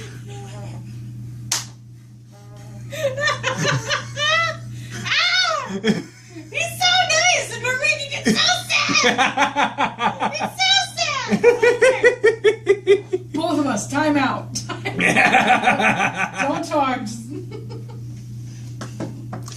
I have a place in mind that's not too far off. It's a buffet-style restaurant. Well, you just say a buffet. No one talks like this! So there's a lot of food options, and it's an all-you-can-eat. What buffets aren't all-you-can-eat? A lot of them, actually. Really? Yeah, they're only like, 2 plates maximum, or blah, blah, blah, blah. It's real bullshitty. I have never been to a place like that before. Ever. It's because you do cheap all-you-can-eat buffets. I thought a buffet was a cheap thing. No! God damn, there's a whole... When you get into upscale buffets, they're like 2 plates maximum. Fuck it. It's really good food, don't get me wrong. But, fuck, it's expensive. Upscale buffet just does not sound like a real thing to me. It's because when I think of buffet, I think of Golden Corral. Right. Which is nowhere near upscale. Like, it's gotten shittier and shittier, and then Jeff Foxworthy happened, and it's got a little more shitty. As soon as they changed their mashed potato recipe, I lost their faith. I lost faith in them. No. Huh? You can't lose faith, babe. I'm supposed to being able to eat until you're content isn't such a bad thing. You could say I do that often. Pats on the shoulder. Feel free to walk around the bookstore while you wait for me. You don't have to stay here the rest of the time. I think I'll have a look around. I haven't been here in ages, so I'll see what's new. Just meet me back here at 2, and I'll be ready to go. Bookstore hadn't changed much, as you would have expected with how long it had been since you were here the last. But you still enjoyed looking through the plethora of new books. During your browsing, you managed to strike up a conversation with other people about interesting books, and to give you a chance to send more people to the coach's table in hopes of getting more support. That's cool. You checked the time, and you saw it was already burned an hour. You made your way back to the coach's table in time to see him wrapping up another sale. Sold a few more books, I see. I did. All in all, I sold around 30 bucks. Jesus. At $20 a fucking pop? $600. Damn! That's a good goddamn day. That is 3 rackets. That is that is a month for me. We're living on tiny potatoes. We need to write a fantasy book. Right? A really creative fantasy book. A really creative one. Maybe we can charge more than this one because it wasn't that creative. I'll have to go. I'll have to see if I can do this again. It's time for me to pack up and get going, though. Are you ready? Yeah, I'm set whenever you are. You help me pack up these books to carry them out to my car. We can go. Yep, the coach boxed up the remaining books and carried them out to his car with him, joining him in his vehicle so you could ride it with him to lunch. I hope you like this place I'm taking you to. I hear at least once a week, and I love it. I bet you fucking do, buddy. If it's a buffet, then I'm sure there's something in there I'll enjoy. Were those words? I don't think so. You can read the fucking words. You don't have to... Blah, blah, blah, blah. They have all sorts of foods there. Mexican, Italian, Thai, Chinese. What the fuck kind of buffet? Human? What? It's crazy how many different foods they have. We're just about there. It's not too far away from the school, so it's easy for me to grab lunch here when I'm in a break between classes. You go to a buffet between classes? Jesus Christ. Every time I go to a buffet, I can't, like, live after that. I gotta go home and, like, lay down and just cry for, like, an hour. Like us, some people know how to eat sensibly. Yeah, but I instead will eat as much as possible, and then I'll feel it. I'll eat as faster than my stomach can process. So I'm just like, oh, I'm eating, and then all of a sudden it's like, oh, do I need any more? Time to die. Don't worry about that. No, price, that is. I just want to eat some good food, alright? The way you said that, it might be an expensive place to eat. I wonder if a different choice if Maria decided to go too. Here we are. Just take a deep breath. So many smells mingling together. This buffet has not been coded into the game yet. As you can see, the title is Buffet 1. The picture is not there yet, but you're getting to it. It's in development, people. Smells great, doesn't it? It really does. So much food around, I don't know where to start. Well, follow me around and I'll show you what my favorite foods are. Once your coach paid for your meal, you grabbed a tray and a couple of plates and followed him through the rows of food as he pointed out some of his favorites. I think my number one will have to be the Cajun chicken pasta they have. It's got a great mix of flavors. I really suggest grabbing a bowl of it. And just wait till you see the dessert bar. It's just as wonderful. Take your time eating and don't overload on too much of one thing. There's so much that you gotta try. I can't eat as much as you, coach, but I'll try as much as I can. He gathered up his food you could fit on your 2 plates and found a table near the coach, with the coach away from the other guests. As you began to eat, you were happy to find out the food coach had suggested to you was delicious. So what do you think so far? Everything it tastes is great. There's no one who'd like to go to this place so much. I told you this was good food. You don't need to be anywhere today, do you? No, I don't. Why do you ask? Then we can really take our time to eat. So eat slow. Enjoy the food so we can just chat. That is, if you want. Yeah, sure, whatever. He keeps giving me options to just ditch out on the guy. I'm like, you bought me food. You got my time now. Like, he's a smart predator, alright? I didn't force him to do anything. I gave him plenty of time. Great, just the 2 of us having a good time, right? It's good to get out with someone every once in a while and just relax. Yeah, it's nice. I don't get a chance to do this very often. Thanks for inviting me. Yeah, no problem. I don't get out much myself with school and playing and practice, and that's my girlfriend making noise out in the kitchen, god damn it. My life has been pretty crazy for the past year or so. I'll fucking spray you from here, don't think I will. Yeah, you get my laptop, your soda. Yeah, get water on cans, oh no. Being a teacher is stressful, I'd imagine. I bet you spend a lot of time outside of school dealing with that stuff, don't you? You have no idea. I get so frustrated with these classes at times. Some of the kids don't even care about their grades or the work they turn in. It gets so irritating when they show it, because no matter what I do, I can't help them. You do the best you can, coach. I try, but my best isn't always good enough. He stared off into space once more like he had done earlier with you. So you decided to change the subject back to the food. So, do you have any suggestions for my second trip to the bar when I get ready to go? I'm trying to eat slowly, but this food's so good I keep shoveling it in. I'm almost out of food. Just as he had easily drifted off with his blank look, he was pulled back to you. You really need to slow down on eating if you plan on trying more food. If you're going to be so full, you don't know how to handle the dessert.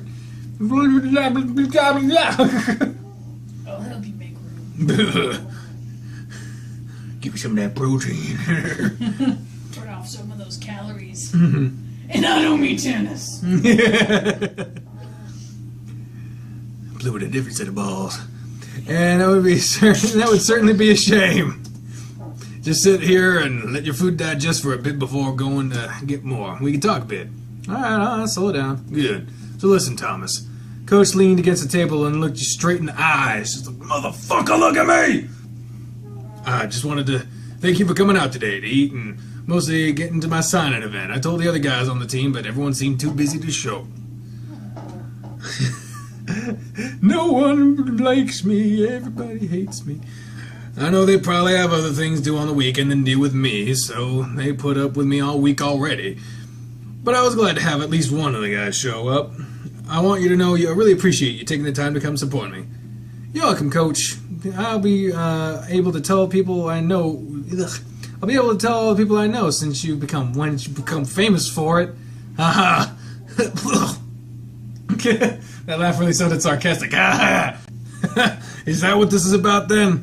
Well, I guess I'll have to work on a sequel since I don't think I'll get famous from just one book.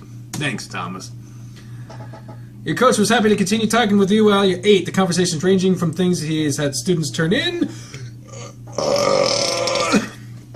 or some of the blunders Chester made in yesterday's games. He seemed to talk so much you almost never got to give input. You were content, though, listening to him talk about whatever. You were enjoying his company more than anything, and you found yourself just gazing at it from time to time, not even registering what he was saying. In fact, you got so lost in your thoughts you didn't even notice he had stopped talking and just watching you now. If they go, alright, Thomas, you're just staring at me. Is there food on my face? No, I was just thinking about stuff and kind of zoned out there. Oh, am I boring you with my rambling? No. He says, the rambling is cute. Oh, God. The last thing you said didn't click with you until you were putting more food in your mouth, and you noticed Coach was looking at you with a confused look on his face. I guess time for dessert, isn't it? Yeah. Let's get some dessert now, shall we? Listen to me. Listen to me, and you'll be in heaven when it comes to the sweets. Once more, you followed the coach around the bar, but you were more concerned about if he had heard what you said or if he just chose to ignore it. When you finished showing you around, you had almost got nothing on your plate. Not big on the sweets. I just can't decide on what to get. Well, how about I prepare you a plate then? You go sit down and I'll bring you some things. It cuts out the part where you have to decide. Oh, yeah, sure, I'll do that then. You sit back down and wait for the coach to return with the snacks. Whew, I need to watch myself. If I start acting funny, coach is going to think something's wrong. And I feel like I'm going to regret him, and I feel like I'm going to regret letting him get my plate for me. Ow. Sure enough, you were right. Coach brought back a plate that he had no empty space on it left. It was coupled with cakes, cookies, puddings, and he even managed to, fit in a bowl of ice cream with everything. How's that look? I don't know if I can eat all this, Coach. This is a lot of sugar. I think I'm gaining weight just by looking at it. Guess you'll have to put on the extra work on the courts Monday then, huh? You'll have to You'll have to help me work out some too. You tried sweet after sweet, only to realize that everything he picked for you was irresistible, and you found yourself eating everything he'd brought to you. I can't believe I just ate all that. What's wrong with me? After your reaction when I brought you, I'm surprised you ate it all too. I think it's about time for us to go too. We've been here for a while, haven't we? Yeah, and I don't think I can eat anything else. I'm with you on that. I'm sure I put on another 10 pounds. Goodness gracious. This feels like this episode has gone on for like 9 years. I like it. You like it? I'm into bears. You're into fucking hell. Let's get going now. I paid the bills, so one's receipted, so you just feel free to just leave. You sure I don't owe you anything for it? No, don't worry about it. Now come on, let's get you home. Alright. Ow. Sure, you sure I can't just drive you all the way home? Yeah, that's fine. I need to walk off someone I just ate anyway. Thanks for the lunch. I don't think we need any more dinner tonight. You're very welcome. I appreciated the company. And I'll say it again. It really means a lot to me that you came out to support me. I really do appreciate that. I'm glad I was able to, too. Which reminds me, I bought a book, yet I don't recall ever getting an autograph on it. Oh, I guess I didn't sign yours, did I? I was too embarrassed when you wanted to buy one, and I just forgot. He handed your book over to the coach, and while he fumbled with his pen, scrawling his name and a short message on the inside cover before handing it back to you. There, now you have a one-of-a-kind book. Hang on to it, because it's going to be worth a lot of money one day. Oh, yeah. Yeah, I wouldn't sell it even if it was value skyrocketed. It has more personal value to it now. It was one way to embarrass. It was easy to embarrass the coach whenever you spoke of him in such a way, and you could see he was flustered again. Good Lord, is there going to be a lot of editing to work around all this fucking talking shit? Well, you better get going then. It's starting to get dark. I suppose so. Thanks again, Coach. I'll see you on Monday at practice, I suppose. Yeah, Monday at practice. Have a good night, Thomas. Yeah, too, Coach. I'll see you later. As you were sliding out of the car, Coach grabbed your hand to stop you. Your heart jumped into your throat. His larger hand clasped gently around yours, like, motherfucker! Wait a moment, Thomas. What is it, Coach? Do you think we could do something tomorrow? What? I normally just laze around all day on Sundays, so it'd give me a reason to get out of bed. Finally, something to get me out of bed. He got really quiet, letting your hand go, finally. Sounds like a great idea, Coach, but I do have plans tomorrow. Maria needs me to help you out with the gardening, and I owe her for helping me out today. Oh, okay then. Maybe some other time then. Yeah, maybe. He tried to mask his disappointment through a fake smile, but you were able to see through it. You wanted badly to tell him yes, but you already told Maria you'd help him out with the garden. How about this? I'll see about getting the work done quickly and then text you when I'm done. Then we can do something after? There was a noticeable change in his smile. It seemed genuine again. Sure, sounds great. I'll look forward to hearing from you tomorrow. Okay, I'll get going. I'll talk to you tomorrow then, Coach. He hopped out of the car and waved to the coach as he drove off. If I'd have known they were going to focus on the coach first, not giving me a choice of who I was going to try to date, they didn't give me a choice. I would not have chosen this voice to give him. You're making me pay for all those harsh things I said, game. You're making me pay for it. I also noticed that there's been like no music this whole fucking time. Well, you gave them shit about the repeated music. Yeah, they had one music track in this entire game, and they used it for the first screen. Again, it's in development, so I'm pretty sure they're going to be adding music to all the places later. He seemed down about tomorrow at first, so I hope I finish in time with Maria so I can still go see him. I think he just wants someone to hang around with. Can't blame him, really. Even with being around the others, it still does feel pretty lonely at times, unless it holds some kind of purpose.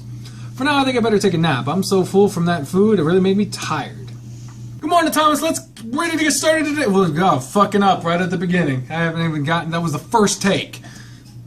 Yeah, I'm ready whenever you are, Maria. What's on the agenda? More gardening, right? Today was going to be spent helping Maria, and if you finished in time, you planned on texting the coach to see if he still wanted to hang out later. It's really weird when they go from a narrator... They mix narration and first person.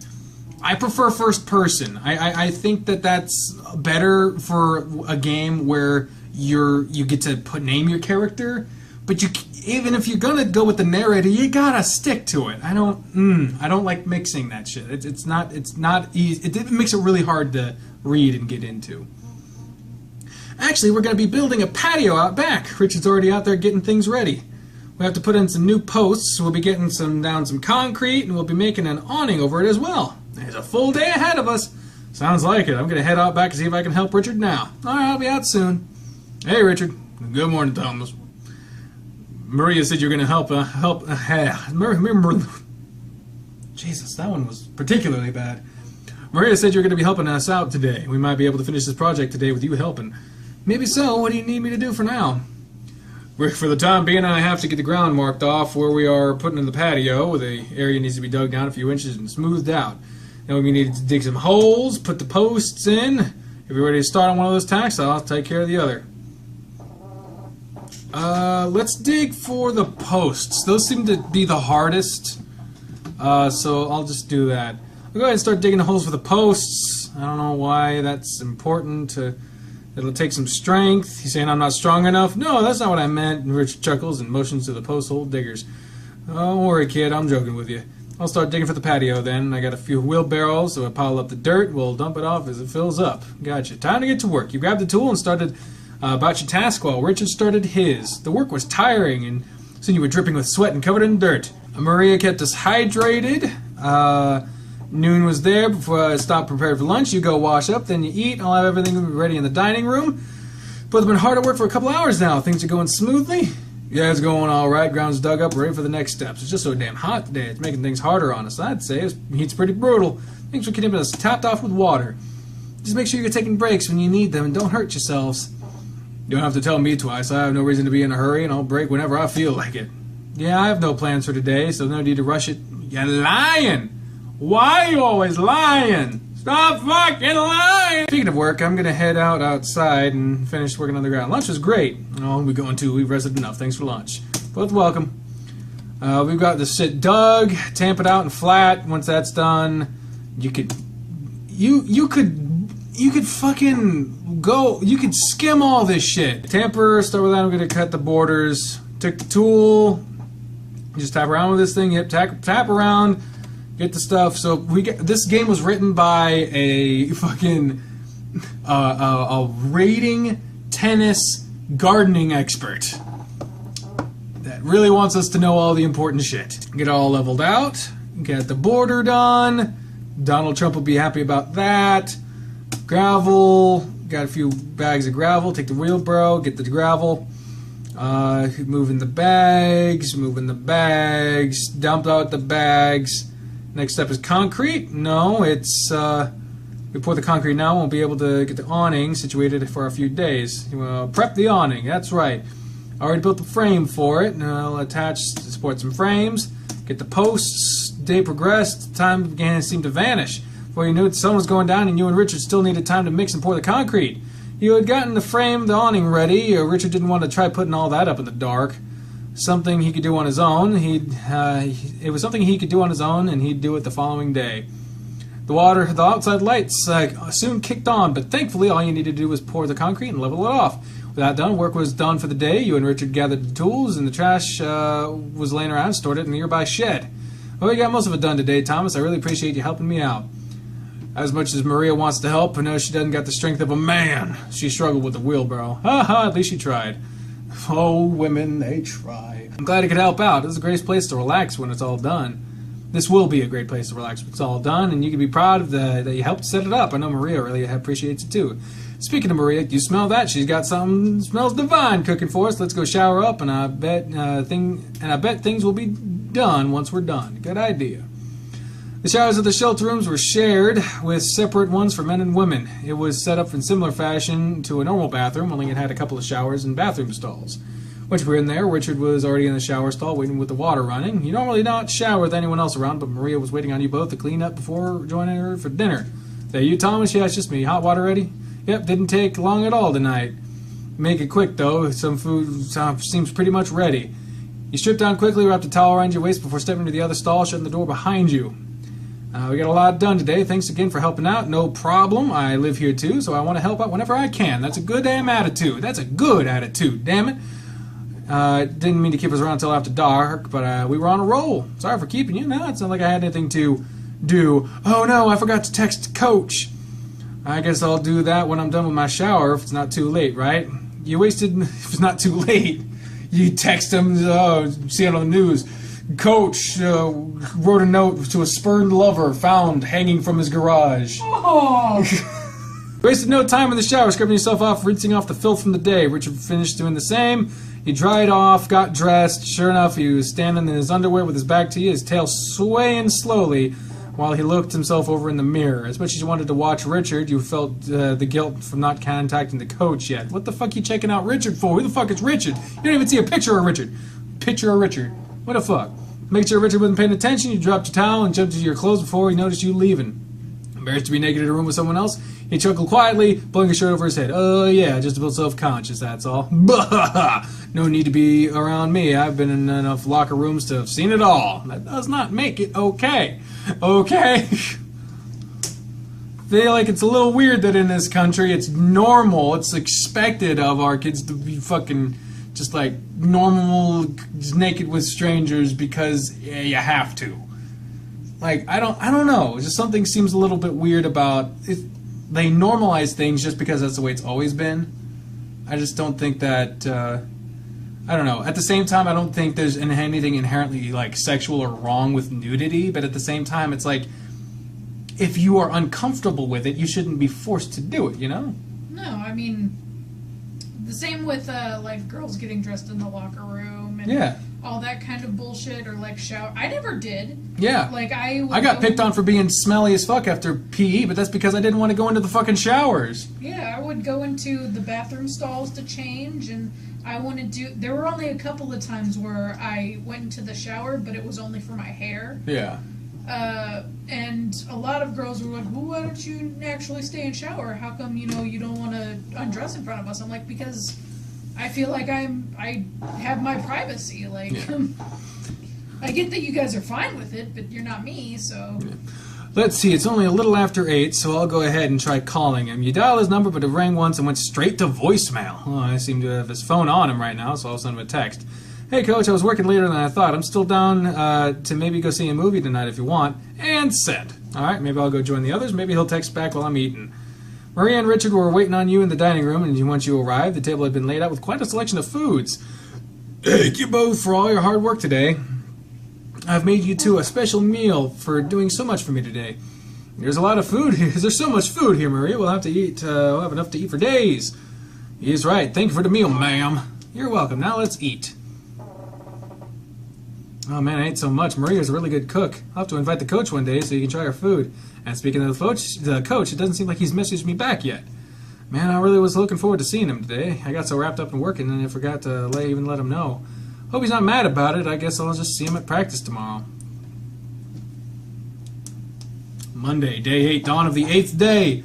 All right, back at the courts after a nice weekend. Coach is the only one not here yet, so I guess I'll stretch and get ready while we wait for him. I really hope he's not upset for me for about waiting so late to contact him. He might make me run laps if he is. You began your normal stretch routine with the team while waiting for the coach to arrive, but he still hasn't shown up yet by the time you were all done. It's not like the coach to be so late and not let any of us know. I guess we'll practice without him for now. Well, he's dead. Yeah, he finally did it. Finally did it. Didn't find his one reason for waking up in the morning stood him up. Oh. Thomas and Chester, Darius and Dozer. You guys pair up and start a doubles match. I'm going to try calling Coach, and I'll just fill in for him now. Got it. Let's go, Chester. Let's show these two how to play. Practice progressed like it normally would. Only Spencer was the one standing off to the side criticizing everyone instead of the coach. When you finished your match, the coach still wasn't there. Did you get in touch with him, Spence? No, I didn't. His phone must be off, since I was forwarded to his voicemail right away. I hope he's all right. I'm sure he is. I'm sure he's fine. He wouldn't be alerted if we would have been alerted if something had happened to him. And I guess you're right about that. I texted him yesterday and got no reply either, though.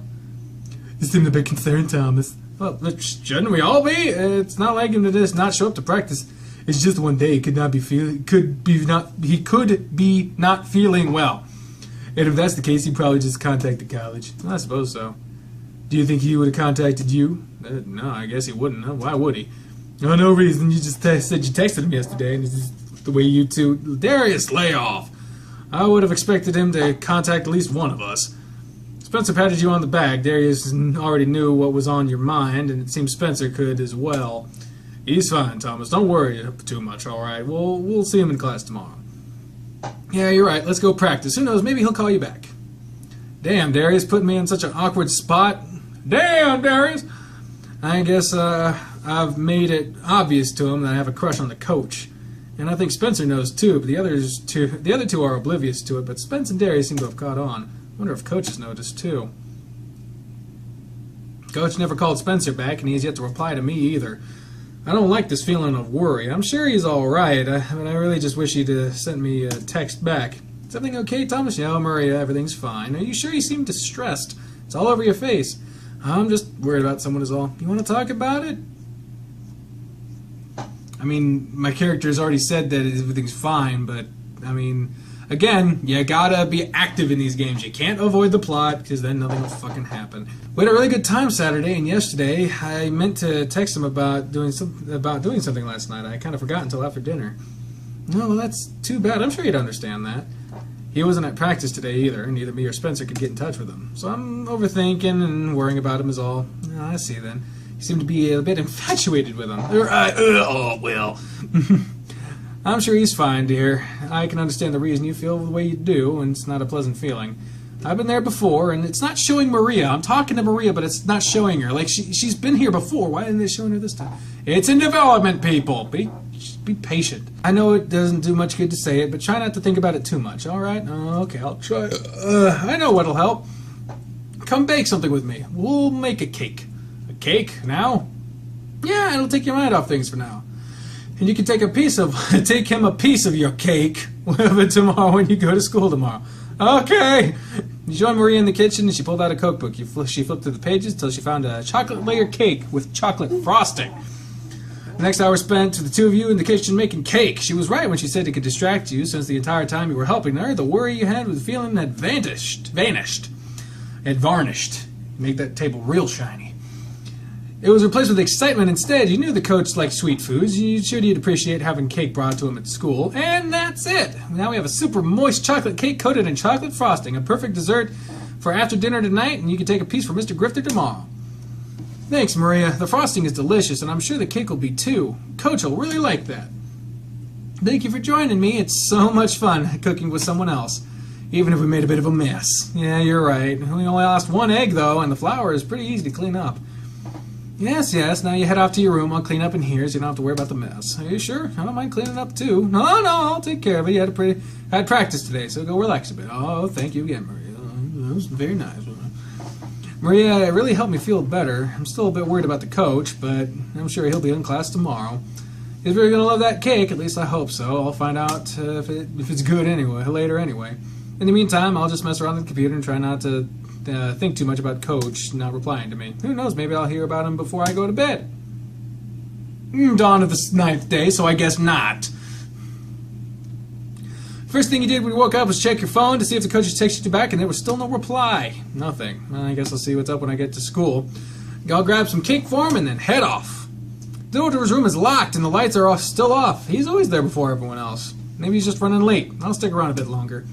He waited for the door as other members of the class walked up, checking the door, and then left. 20 minutes after the class should have started, there was still no sign of the coach. I wonder where he's at. Doesn't look like he showed up. No, he's not here again. Doesn't look like he's been to the classroom at all. He hasn't been. I went and spoke to the other faculty members, and he wasn't here yesterday either. Nobody's heard from him. I'm a bit concerned for myself. I'm a bit concerned myself now, since you said you couldn't get in touch with him Sunday either. I saw him Saturday at his book signing event, and then we had dinner afterwards. He was in a really good mood, I thought. You guys had dinner together? Yeah. He was celebrating his event going good, and he didn't want to go alone. He invited me and my friends, Marie and Richard, but they had plans. Oh, I see. Well, here. Spencer handed over a scrap paper with an address written on it. What's this? The coach's address. He said he lived near you, so I figured you could stop by and check on him. How'd you get his address? Yeah, don't worry about that. Just go check on him, all right? Another one of those dinners. Yeah. I'd take you, but I'm not skipping math. I have to be there so I can help you with what you miss. I'll go see him then. Thanks. Coach is probably dead and you want to do math? Yeah, don't mention it. Now go. Text me when you get the chance, all right? Let me know what's up. Will do. I guess I'll go see him then. I'll check the bus routes and take the one that gets me the closest. Find out what's going on soon enough. This is the place. I recognize his car. This is the picture at the top is called Coach House. Ghost House. He had a really nice home, too. Seemed kind of big for just him, though. He headed up to the front door and took a deep breath before ringing the doorbell. He waited several more minutes, and there was no answer, so he tried once more. Is he not home? I wonder. You tried the doorknob and found out it was unlocked. Oh, he dead. Well, I guess it's time to just walk the fuck in on him, so let's go. It's unlocked, so maybe I could just take a peek. You pushed up at the front door, and you poked your head through the front door. Right away, you spotted the coach's shoes and a few tennis balls on the shelf on the right side. Alright, so I know it's his place. There's only one pair of shoes here, though, so he must be alone right now. Hello, Coach? Anyone home? The TV is on, but I don't see him anywhere. Coach, it's me, Thomas. Hello? Thomas? Coach? You glanced over at the back of the sofa and found him on the couch laying on his side, now looking up at you. Why are you here? How'd you get in my house? The door was fucking unlocked. The front door was unlocked. I just let myself in. I was worried that something happened to you. I'm fine. Nobody had heard from you in days, though. Days? What is today? Coach, it's Tuesday. Coach Grifter sighed and ran his paws over his face with a loud groan. Tuesday? I've just been laying here for that long? You've just been laying here? I guess so. He looked disheveled, and he really did look like he hadn't done much over the past several days. His fur was matted on the side of his head, and you weren't going to mention it, but he did smell like he hadn't bathed in days. Are you feeling all right, Coach? You'd never seen him in such a state. He was normally more full of life, but in the classroom or on the courts. I'm fine, Thomas. Look at me, though. I'm a mess. He tried to crack a smile. And I'm just laying here in my underwear. How embarrassing. Sorry, Thomas, I kind of look pathetic right now, don't I? Well, you certainly look rough, Coach. You tried not to stare too much at him, and as much as you wanted to let your eyes wander, his eyes were watching you. Oh, man, let me clean up real quick. I'll be back soon, okay? If you're thirsty or hungry, help yourself. There's stuff in the fridge. I'll try not to be long. Man, he's really not himself right now. I wonder what's up. He sat down on the couch and noticed you sat on something. What's this? It's a stuffed bear. Looks like he's seen better days, too. He's missing an eye, and looks like his leg's about to fall off. Oh, goodness. I wonder if this is the coach's. Sitting the bear aside, you notice something else on the couch. And a pill bottle. Picked up the bottle and looked at the label, curious to what it could be. I have no idea what sertraline is, but, oh, right above the label it said it was an antidepressant. We might have been not too far off. And it had the coach's full name written along it. He's taken medication for depression, but he's never shown any signs of it at school or on the courts. Well, yeah, of course. That's always how it fucking happens. That's how it happens. People with depression aren't just people who are just sad will tell people about it. There's like, oh, woe was me. People with depression do their best to hide it because they don't feel like anyone else deserves. They feel like they're not worth anyone else's time for them to know. Or that people don't fucking care. Yeah, exactly. So it's like, of course. It's always this way. You lost yourself in thought while staring blankly at the bottle, trying not to think of the coach anytime the coach might have hinted at it. Or trying to think of any time the coach would have hinted at it. It dawned on you that perhaps the reason for his absence the past couple of days, but you weren't fully sure of that. Of course, that's where I'd leave him. You handed the bottle over to the coach as he sat down beside you and leaned over his knees with the bottle clasped between his hands. I'm sorry, Coach. I didn't mean to be so nosy. Don't worry about it. I'm sure someone would have found out sooner or later. I'm glad it was you, though, and not someone else. I think I could talk about it with you if that's okay. Of course, Coach. I'll listen if you need me to. Well, I've been taking medication. Well, I'm sure the medication gave you a bit of a clue as to what's up. I've been suffering from depression for a while now. I'd never have guessed that you were at this school, and I'd never have guessed with how you are at the school or on the courts. And your books seem to be doing good too. I can't believe you'd be depressed. You think so, right? Unfortunately, that's not the case. He stood up and grabbed a picture frame of himself on a nearby shelf. Handing it to you. The picture was of a coach and a human woman. Both were happy in the picture, and the coach looked quite different. He was just as buff in the picture, but he had less of a gut on him, and he looked younger. Who's she? That would be my ex-wife. Ex-wife?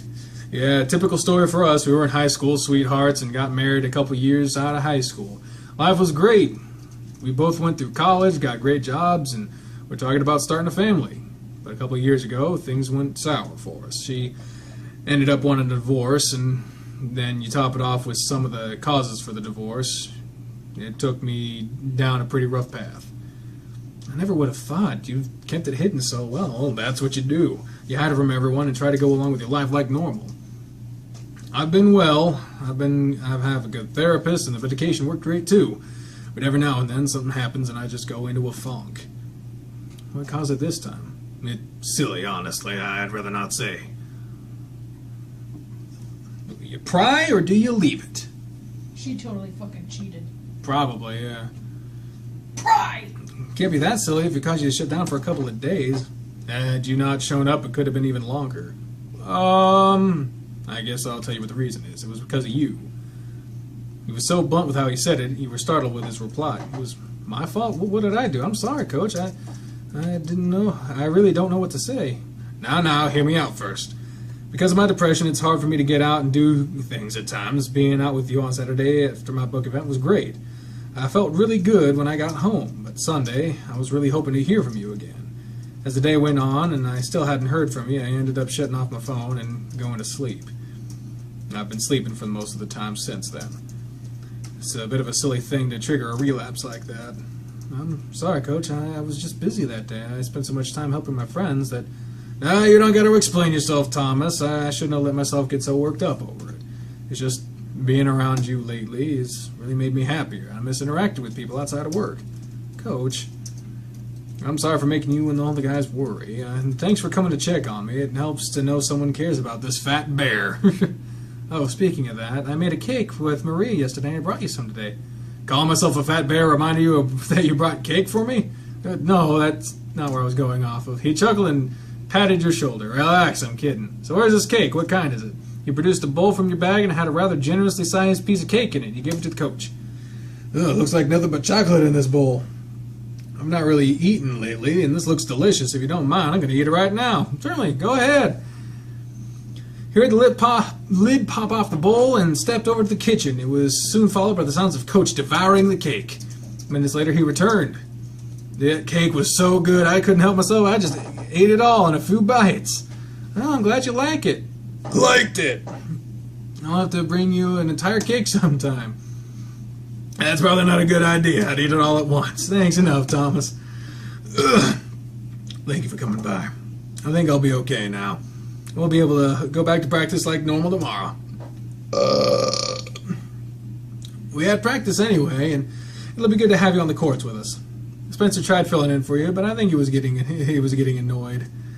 Now he knows what I feel like when it comes to dealing with Chester or Darius. He sure does.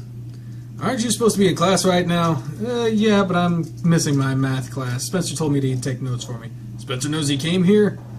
Yeah, he's the one that gave me your address. Huh, I see. Well, if that's the case, how about I order us a couple of pizzas and you stay for lunch? Pizza? Yeah, I'm down for that. Maybe I can make up for not hanging out with you Sunday. Yeah, sure, that'd be great. Coach did put a call in for pizza and took time out to chat with him about whatever came to mind while waiting for it to arrive. Glancing at the picture once more, you decided to ask about the woman he had married. So what caused you to get the divorce? Coach Grifter took the picture from you and placed it on the shelf. I didn't want to. I really loved her and wanted to work through the problems, but she didn't want to. I'd rather not talk about that right now. Maybe later, all right? I'm sorry, I won't bring it up again. Don't be sorry, I've just not talked to anyone other than my therapist about it. An awkward silence filled the room, and you felt the need to change the topic quickly. Your house is really nice, by the way. I was a bit surprised. It's too big for me just now, but I like it too much to try and sell it. We bought it together, and when we split, she let me have the house. Lucky. She ended up moving across the country. What? Okay. Why'd you get the divorce? Oh, shit I don't want to talk about, unless it's my therapist. Oh, well, nice house. Thanks, I got it from the divorce. Is there something you want to tell me? You're welcome over anytime you need to get away. I have a pool in the backyard, so you can come over anytime. Cool, I'll keep that in mind. It would be a great place to have a little party for the team one day. That's a great idea. Let's see how you do this season. And speaking of the team, when's our next match? That'll be next week. It's the first real game of the season. We'll be start placing us for regionals. You guys showed a lot of promise, so I think y'all stand a big chance of getting in this year. Oh, all thanks to you, Coach. You're doing a great job with us. We're all working hard, so it'll pay off for everyone. Doorbell sounded. The coach vanished for a moment. When he returned, he had 2 boxes of pizza in his hand with a big grin. Pizza's here, so I hope you're hungry. I know it's a little early for lunch, and I know nothing's wrong with that, right? Right, I skipped breakfast, so I'm famished. Then let's eat. I'll grab the plates, and we'll just sit in the living room and watch TV while we eat. Sound good to you? Yep. Coach left you with the boxes and grabbed some plates and a couple of bottles of water before returning to join you and the coach. Dropping down before you, he handed the plate and motioned to the food. Dig in. Eat as much as you want, all right? Thank you, Coach. Coach demolished the first pizza, and there was more than enough for you. Coach, on the other hand, finished off most of the second one on his own while you sat back and watched television with him. Jeez, Coach, you really packed that thing away. Guess I haven't eaten the past couple of days. I was starving. I'm pretty full now, though. I feel like I could go back to sleep. I can hang out if you want to sleep. What? No, you don't have to leave right now unless you want to, of course. You could tell he didn't want you to leave just yet, and really, he didn't want to leave him either. The concern for your coach was still there, but seeing him happy made you feel good too. You didn't want to ruin that. I'm pretty comfortable right now. If you don't mind, I'll stick around. Great. I wasn't expecting to have any company today, so I'm not really prepared to entertain. My whole body aches right now. It's stiff just from laying around for the past couple of days. It's mostly my neck and shoulders. Rub them. Yeah, it says offer assistance. Rub them. Well, if you'd like, I could rub them for you. Would you mind? I've not had anyone do that in a while. I'll try, but I can't guarantee it'll work. Moves up behind the coach where he was sitting and looked down at his thick-necked shoulders. His fur felt scruffy under your hands, and when you when you finally reached up enough nerve to touch him. Good God. This was something you'd never done for anyone, and you had no idea what you were doing. There's so much muzzle buried underneath the fur right here, so it's tough. Aside from that one time at practice, I never really felt him. I thought his fur would be softer, but then again, he said himself he's not really showered in a few days. He dug thumbs into his shoulders and began making circles with them as pressed into his muscles. Oh man, that feels really great. Really? I've never really done this before, so it was a bit awkward for me. Let's keep doing that. Put some force into it, really work those muscles. Sure. Doing as you were told, you put more pressure into what you were doing, and the coach began to grunt and exhale deeply. Oh, that feels great. My muscles were so stiff, but I can really feel them relaxing. Your hands moved over to his neck, and you rubbed his thumbs and his neck and the base of his skull.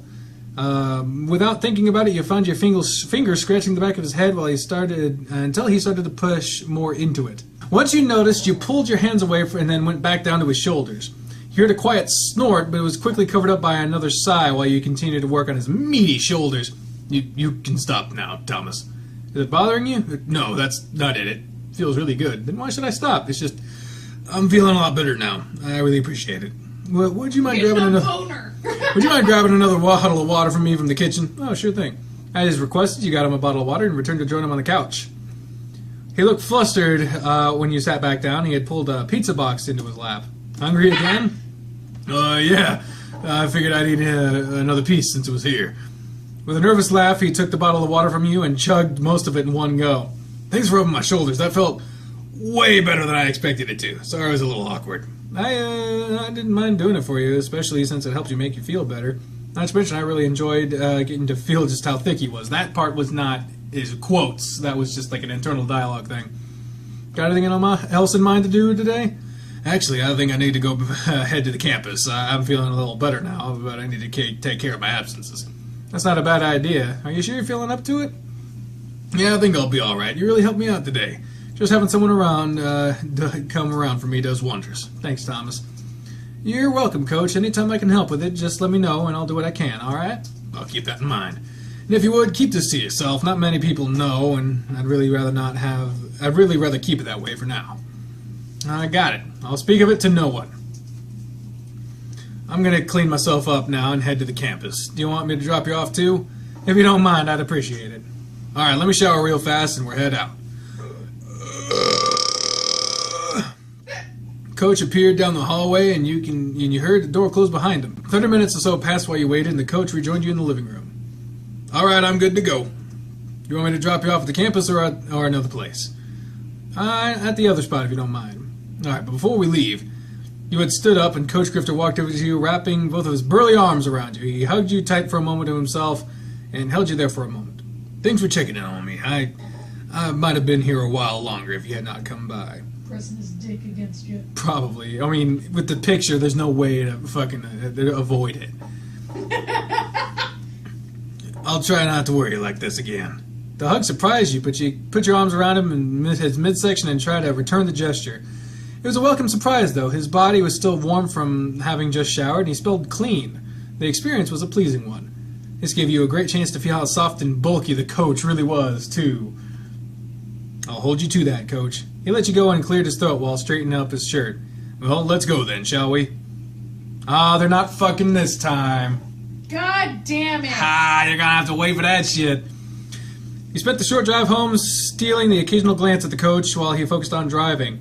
It was good to see him acting normal again, but in the back of your mind you were filled with an overwhelming disappointment. The coach had revealed a large part of his past to you, and that was his marriage. Here we go, I'll practice. Sorry, I sounded like you for a second there. Here we go, I'll see you at practice tomorrow. I'll be there this time. Great, I'll see you on the courts then, Coach. Again, thanks. I can't say it enough, Thomas. Have a good day. Will do. See you later. You were back in your room soon after you parted ways with your coach. He was married. Just my luck. Man, I really got my hopes up, but I guess I'll make the most of what I have. You grabbed the book you bought to show your support to the coach and opened the cover. Oh, I forgot he signed this. Let's see what he wrote with it. Thanks for your support, Thomas. You keep giving me a reason to get out of bed each day. Good God. What if they divorced because he found out he was gay? Maybe. Oh man, everyone else is at the court, but I don't see the coach again. He said he'd be here today. Thomas, you never texted me yesterday. Did you ever talk to the coach? No, I'm sorry, Spence. I forgot. I did talk to him. Did you find out what was wrong? He just wasn't feeling well the past couple of days. When I left him yesterday, he seemed like he was doing better, and he said he'd be here at practice today. Maybe he wasn't doing as good as you thought. Maybe so. Well, that just means we can practice together today. We've had plenty of time with Coach lately. You've had plenty of time with Coach lately. Darius popped up beside Spencer and leaned against him. Spencer promptly stepped away. Sure, Darius, you and Thomas can practice together. As a matter of fact, why don't you two head off and get started on a match? I'll take Chester and Dozer today. We'll do some Australian doubles, whatever the fuck that means. Yeah, let's get going, Thomas. Sure. I really thought he'd be here today. I hope he's doing okay. You followed Darius to one of the courts and sat down on a bench to make sure your shoes were tied. When you did, Darius stepped up behind you and grabbed your shoulders, leaning against you.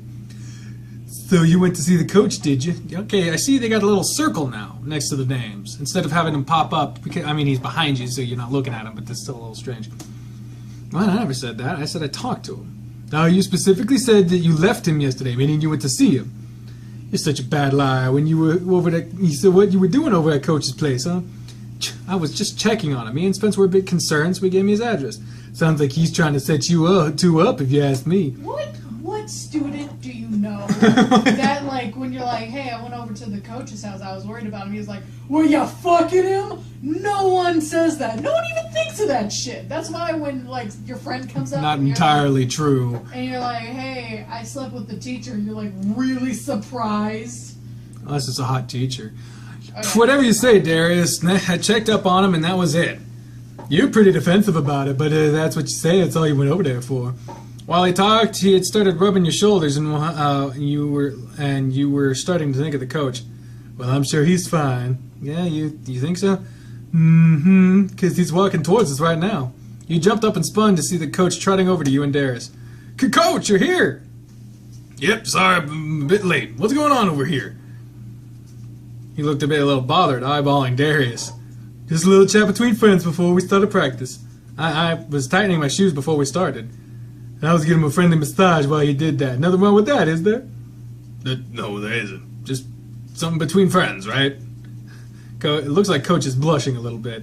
Yeah, sure, between friends. Anyway, me and Thomas are going to practice some singles. The other guys are doing some Aussie doubles, so you can just fill it up and make it a standard doubles for him. I suppose so. Maybe you'll learn a thing or two from him, Darius.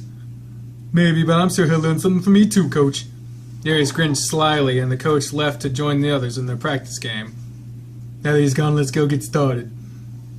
He glanced over at Coach with Chester and the others. It looked like he was going to be the bull while Spencer and Dozer played together.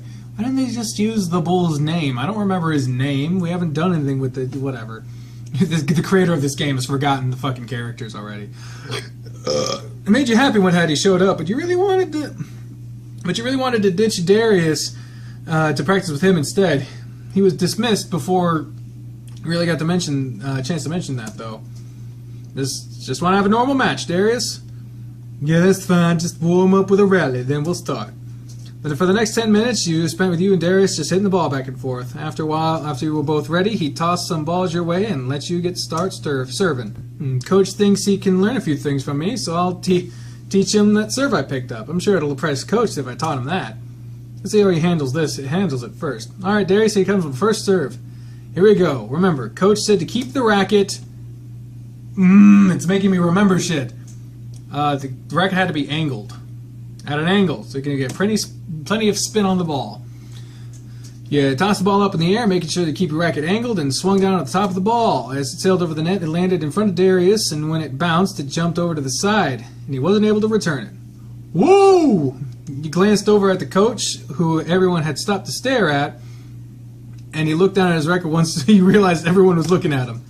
On the inside, though, you were pleased to know he was watching that. What kind of serve was that? Just something Coach taught me. You have to show me how to do that too, then. Well, maybe I'll show you a few tricks how to handle a racket better. Why do I get the feeling that tricks he's talking about don't involve tennis? You shake your head and readied your next serve. The match progressed on, and you were pulling a decent lead over Darius. He was keeping up with the rallies, but he was making simple mistakes that cost him points. As you two were swapping sides of the court after a game, he stumbled over a ball and fell back with a thud. You hurried over to check and knelt down. Jeez, Darius. Yeah, jeez, Darius, gotta watch out for those balls. No, you don't want to hurt yourself, did you? Nah, just busted my butt is all. You mind helping me up? Yeah. You stood and reached you to grab him, grabbed his paws. You can help him back to his feet. Ugh. Instead, he grinned at you while he pulled you down to the ground. He was now straddling your lap. What the fuck is this?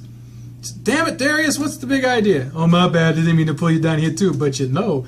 He wrapped his arms around your neck and leaned up to your ear. Coach, you're really going to hate this, I bet. Let's wait and find out, shall we? Fucking move. Damn it. Whatever you think. You pushed yourself off Darius, and this time pulled him back to his feet with little resistance. You're no fun. He's staring over at us already, but it could have been so much better. What are you talking about? I think he'd have gotten jealous. Why do you think? Why would he get jealous? Oh, no reason. I'm sure he didn't mind seeing you super close to some other guy. God damn it! With this guy, fucking hell. Darius stepped towards you and put his hands on your hips before pulling you closer. Fucking shit, man! Back off! He's so intent on watching us right now, he's missed the ball several times while you're trying to serve. You pushed Darius away from you and looked over at the coach. You see him do just as Darius said. When you turned, though, he averted his stare. See, now let's get back to our match now. Kick him in the dick! What the fuck? Seriously, that's just not cool. His match was still going to the rest of the team, but he kept glancing in your direction, missing the ball whenever he would swing at it. Then he would get mad at Chester for not hitting the ball sooner. He really does act like something is bothering him. Maybe he's just still feeling the past few days weigh him down a little bit? Or Darius is right. You tried to push the thought away and return to the match with Darius, but you were becoming more and more distracted with watching the coach playing. Darius made sure to take advantage of that, and eventually it resulted in him winning the practice match despite how far ahead of him you were.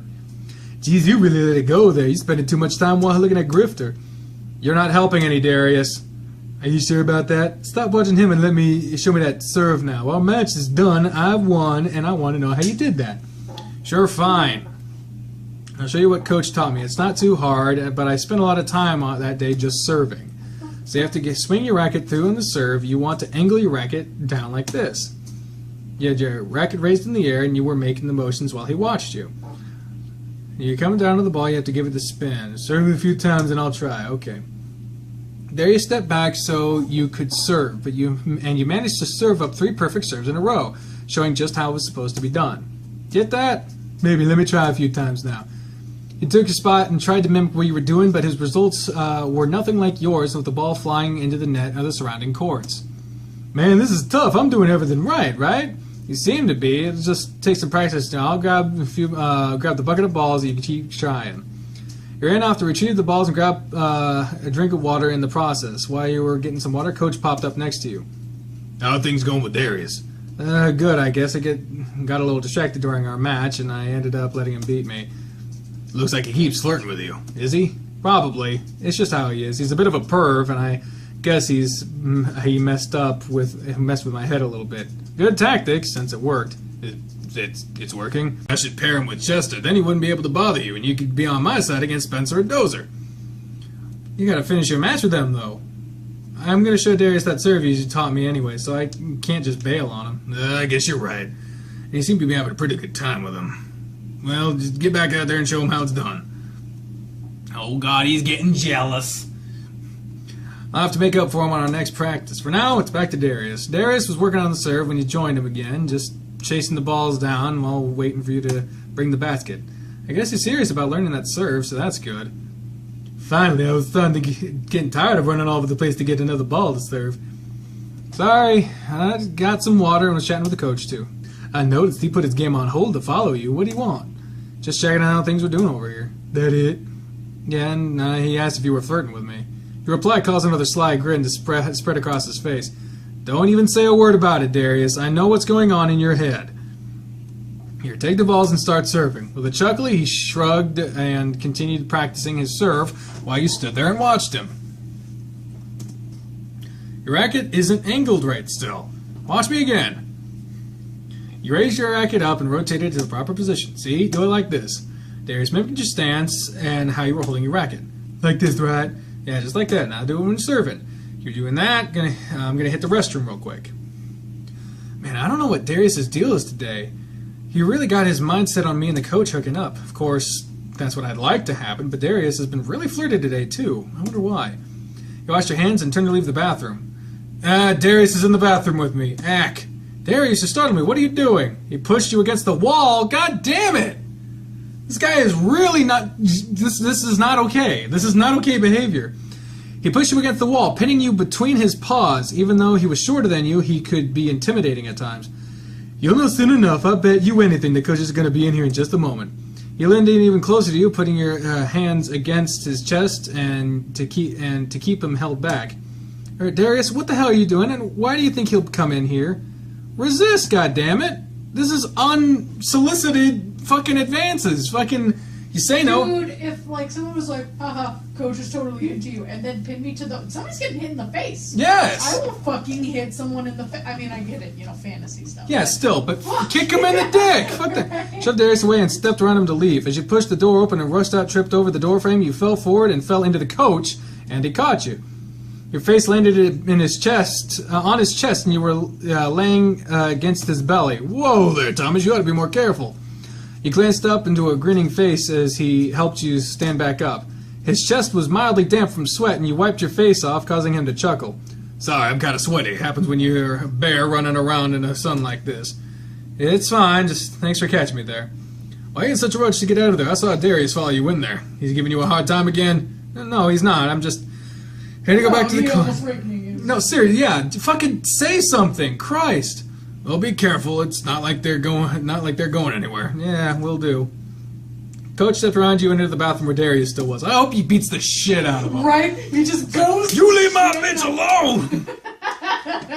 So, several minutes later, Darius joined you back on the court, and the coach was back with Chester on his court. The first few balls that the coach hit were soaring through the air. He hit them with such force. He looked annoyed now. He seems irritated Darius suddenly. had a broken arm. Had a small chat with him in the bathroom. He asked if I was flirting with you, and I didn't really answer his question. He probably thinks that's what I've been doing. At least I hope he thinks I was flirting with you in a little game I'm playing. Why would you let him think that? So you might finally understand what's going on and stop being so oblivious. Jeez, Darius, you can't keep playing that game with the coach. It's not cool. Now, come on, he'll be fine. I just wanted you to see that your feelings for him aren't one-sided. I don't think that's the best way to handle it, though. Not with him. It's not like you're making an attempt to do anything about it. No, Darius, you don't understand. Doing that as a coach, you really shouldn't go about it, though. I'm fucking 18, and he's a 30-year-old man. Why not? Just trust me on that. Please don't do that anymore. Man, you're really serious about it. Darius sighed and swatted his hand through the air. Fine, I won't do that anymore. Just, well, you know something that I just don't know, and I get the feeling you won't tell me what it is either. I'll just leave it at that.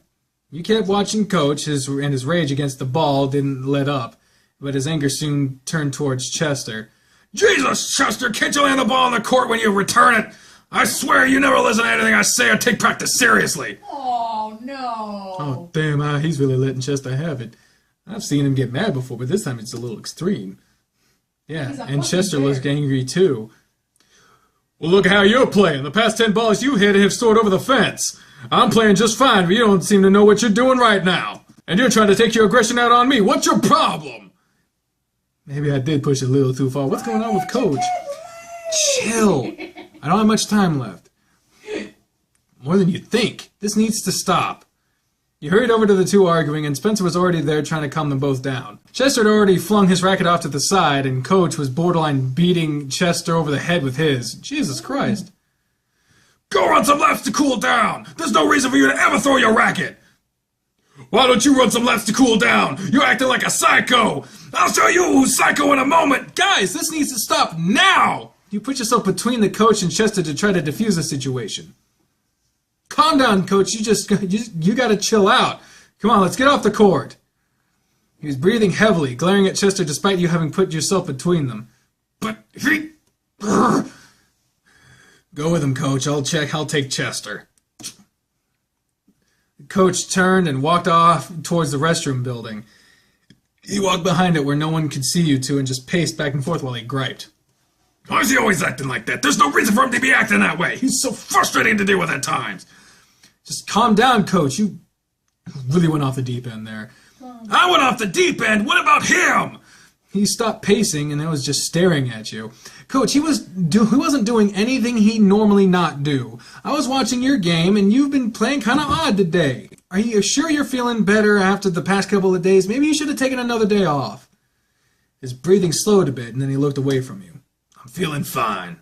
You don't act like it. I'm fine, Thomas. The tone of his voice startled you and he knew it did right away. I'm sorry, I didn't mean to snap. Really, I'm fine. Anyways, it's best if we stop practice for the day. I think everyone's just a bit too worked up to keep playing. I think that if you think that's what's best, yeah, it is. Let's go. Followed the coach back to everyone else. Chester was sitting off on a bench with Dozer while Darius and Spencer were chatting. Listen up, everyone. Practice is done for the day. We'll meet up again on Friday. And Chester, I'm sorry. I was at fault there. No worries, coach. These guys helped me calm down. Sorry, I lost my cool too. Next time, if we're gonna you're gonna yell at me though, make sure I'm actually screwing up. Yeah, on Friday, right? You bet. All right, guys, you're all dismissed. You want to ride home, or would you rather take the bus? If you don't mind taking me to the usual spot, I'd appreciate that. Of course, I don't mind. Come on. Just let me grab my things. That coach's voice makes my neck hurt.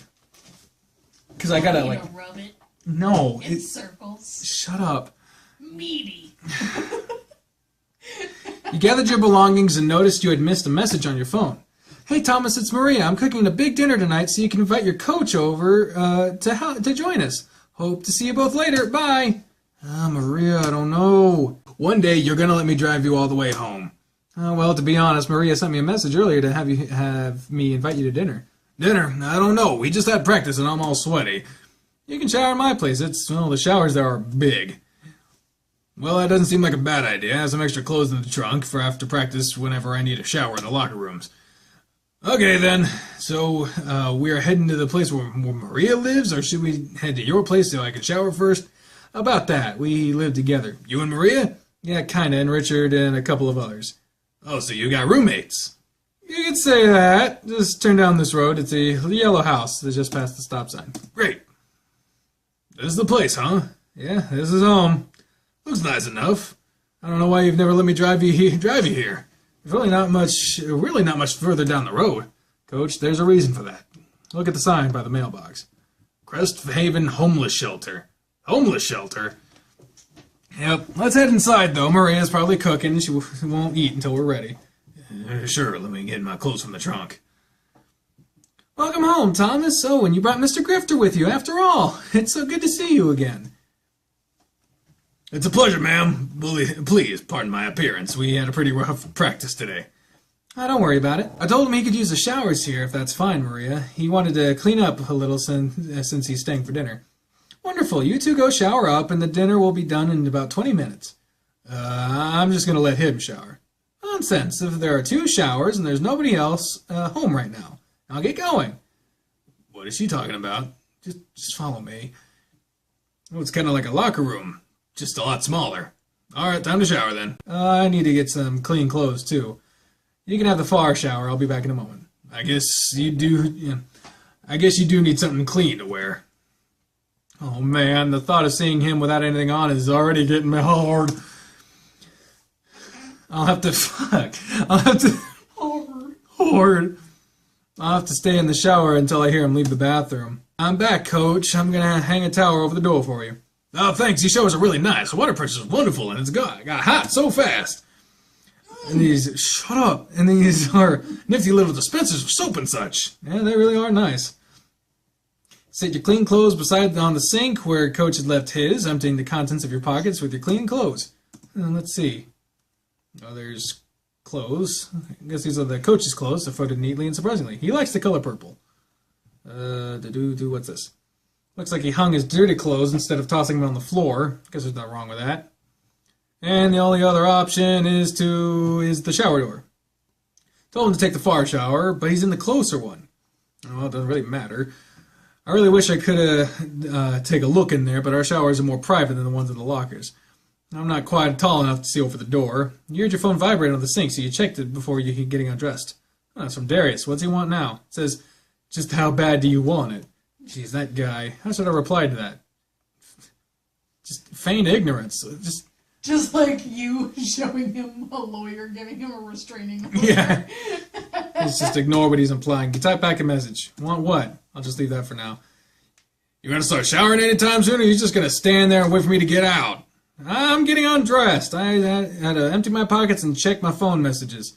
Well, you better hurry, but that food is done, and I've got a ravenous appetite after practice. I should get in the shower before Coach gets out. I don't want him to see me without anything on. The food should be about ready. I'm getting pretty hungry now.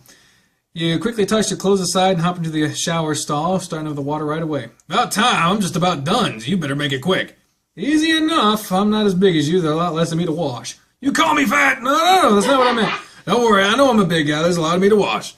Wouldn't hurt to have someone helping me either. What the fuck? The last part was mostly a stutter, but you still heard him anyway. What was that? No, nothing. Just talking to myself. You heard his water stop, and several minutes later you heard the door open and close. I wouldn't mind getting out to just see him. You took your time washing in hopes that he would dry off, get dressed, and leave before you had to get out of the shower. 10 minutes or so had passed, and you were done showering, but you had not heard him leave the bathroom yet. Hey, I'll be out with Maria when you're done, all right? Oh, yeah, sure thing. I'll be out in a moment. Shortly after he said that, you heard the door to the bathroom close. Phew, now I can dry off and get out. Turned off the water and grabbed your towel and dried off while standing in the stall. Coach was gone, and so were his things. All right, I'm going to dry off real fast, get dressed, and head out to eat. You gathered your tennis clothes to be washed and your other belongings, and you had picked up your phone and noticed it had large, wet smudges on the screen. Coach messed with my phone. Well, my phone shouldn't have these smudges. Was he messing with my phone?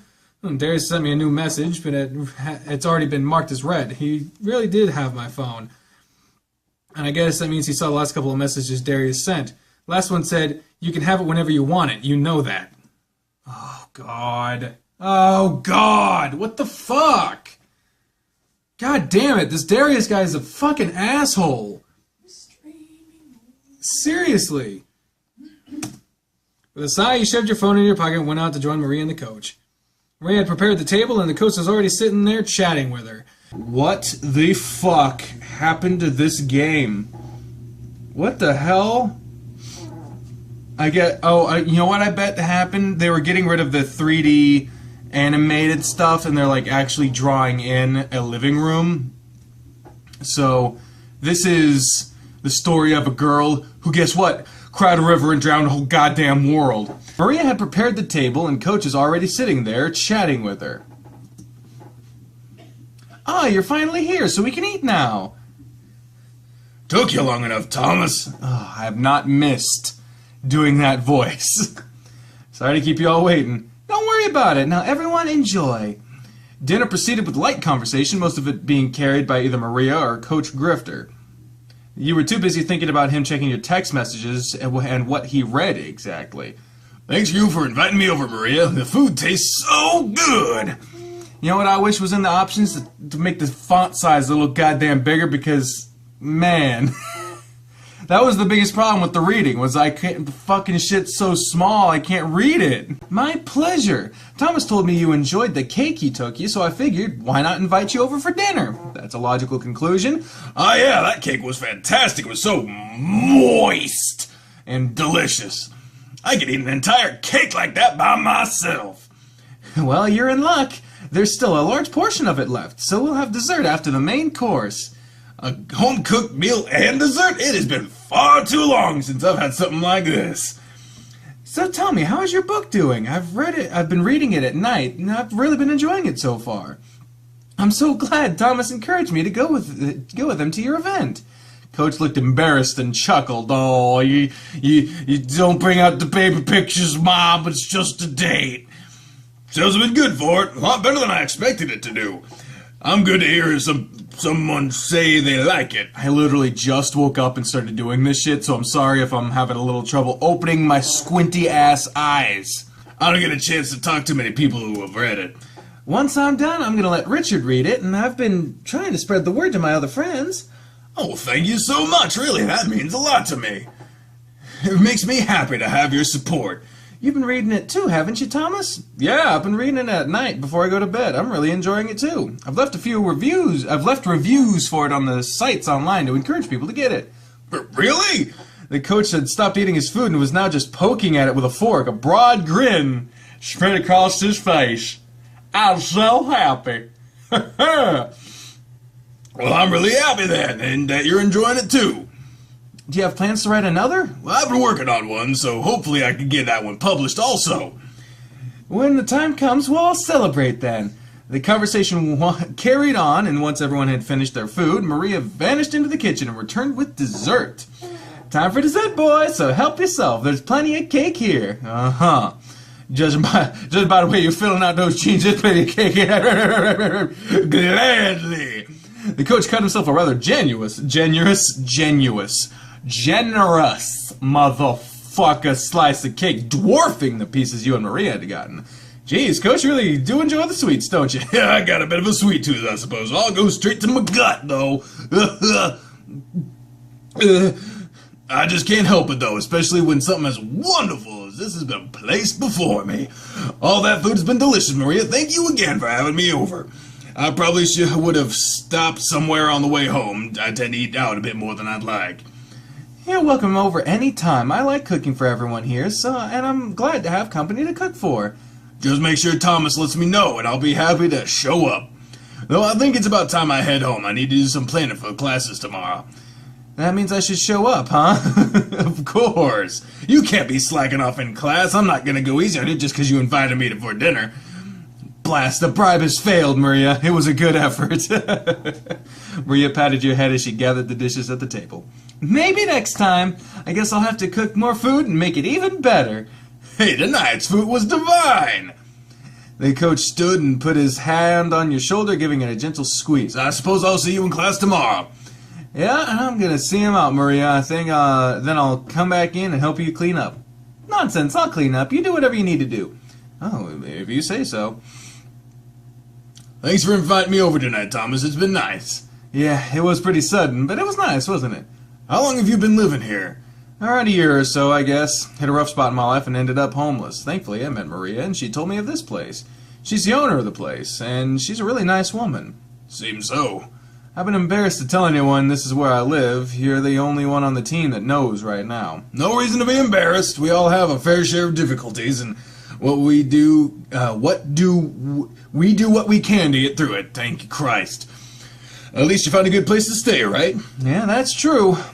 Yeah, you're doing a better job coping with your issues than I've done. You're not doing bad yourself. Look at how successful you are. I suppose, but that's not everything, you know. I guess I'm going to head home now. I'll see you in class tomorrow. Yeah, I'll see you in the morning. Be safe on the drive home. You can just text me when you get here. Oh, yeah, I'll do that. You waved to the coach as he drove off before you headed back inside. Oh, another blue balls moment. I know a lot of people were looking forward to this shit. Maria was in the kitchen and you retreated to your bedroom. Oh, even the bedrooms changed. They're really trying to phase out the 3D models, which is interesting because there are some pictures in the game that are like real life pictures that have just been like posterized or whatever. So I guess they're going for an entirely drawn aesthetic, which is good. Like that's part of being in a development game. Is sometimes you see drawings like this, especially when you get into the later updates. But I think that's good because if you have more consistent artwork in your game, people are bound to get more invested in what you're presenting. You sprawled out on your bed, staring up at the ceiling. Wonder if he'll actually text me when he gets home. Maybe I should go ahead and send him a text just so he'll remember. You pulled out your phone and debated for a moment before deciding you would text him. Hey, Coach, don't forget to tell me when you're home. And send. Short and simple. That's not bad, right? 15 minutes or so passed while you played with your phone and when you were alerted with a new message. Oh, I must be home now. Let's see what the message says. Home now. I better read this in Coach Grifter's voice because it's his text, of course. Home now, and it's time for the bear to hibernate. I'll see you in class tomorrow, so sleep well. Yeah, hibernating bear, huh? Sounds cute. No! Stop! I'll just send a quick reply. Good night, Coach. Sweet dreams. See you in class. There we go, all done. I think I'll turn in early tonight. Cool. Time for day 11. 11. Ah, good morning, Thomas. Ah, good morning, Coach. Sleep well last night? You'd think I would have after all the food last night, but I was tossing and turning a lot. Tell me about it. I had a hard time sleeping myself. He stood there for a moment longer as more students began to enter the classroom. I'm going to grab my seat now. It's about time for class to start, right? Oh, yeah, go ahead. Once everyone was situated, the coach called for silence so he could begin today's lecture. All right, everyone, today and through the next couple of weeks, we're going to discuss poetry. Today is going to start off with something short and sweet, and that is going to be the haiku. With winter having just faded into spring, I thought it would make a perfect time to talk about these seemingly basic poems. Now, can anyone tell me something about the haiku? The class was silent, and then out of everyone, Chester raised his hand. Chester, what do you know about him? Well, I know it was a Japanese origin. A haiku is generally just a short poem about the fleeting moments of nature, and they don't normally rhyme. I don't know how to do a voice for Chester, because when I look at his face, I see something like, "Hey, man," but that's a little too close to Darius. Darius is a little more up here, but hey, man, it's a little more down here. But that's too similar, and I don't know why. It's just because his face is kind of goofy looking. So I imagine. Well, I know it's Japanese origin. A haiku, it's too similar to Darius, so I've been.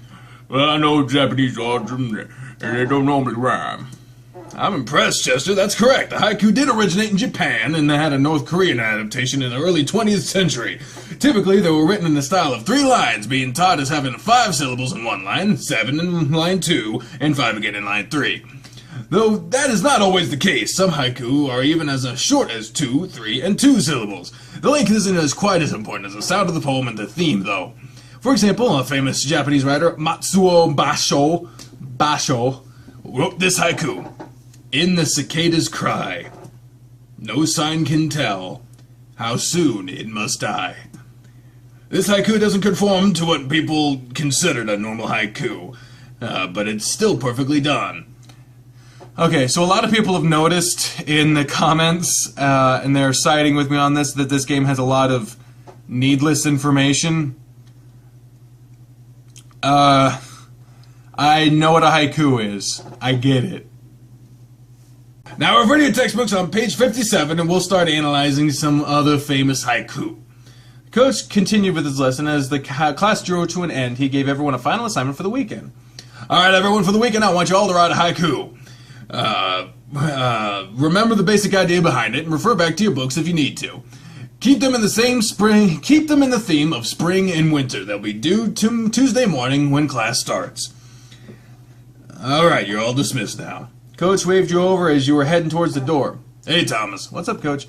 You want to join me for lunch in the cafeteria today? As long as you don't mind waiting until my class is done, I'd be happy to join you. Yeah, I don't mind waiting. I have another class to lecture to. Lecture 2. T-O-O. T-O-O, motherfucker. T-O-O. So let's meet in the cafeteria at 1:45. Yeah, sounds good. I'll see you there, Coach. Great, see you then. Lunch up. Fuck! I hate this guy. Look, the pushy guy, I get it. There's people that like that. I don't. I really don't. It feels like it's just a motherfucker that doesn't know the definition of no, and those are not motherfuckers I like to encourage. I know at some point I'm gonna have to do the Darius run of this fucking game, so it's like, fuck, I don't wanna, that's not gonna be fun for me, but lots of people want it, so, god damn it. Spying on me, Darius? Of course, now I wanna see what's going on between you and Coach now. Oh, you're hopeless. Nothing's going on between us, yet.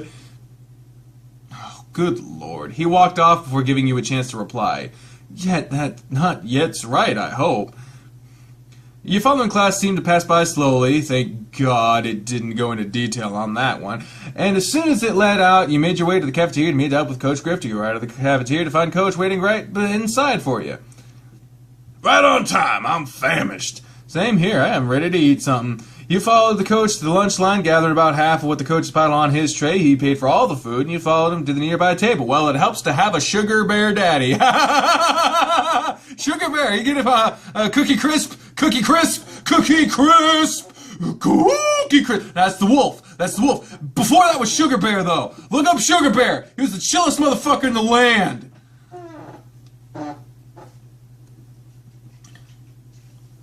Geez, are you gonna let me pay for my stuff? I do have some money. It's no big deal. I get a discount for being a teacher here, so it's best if I pay.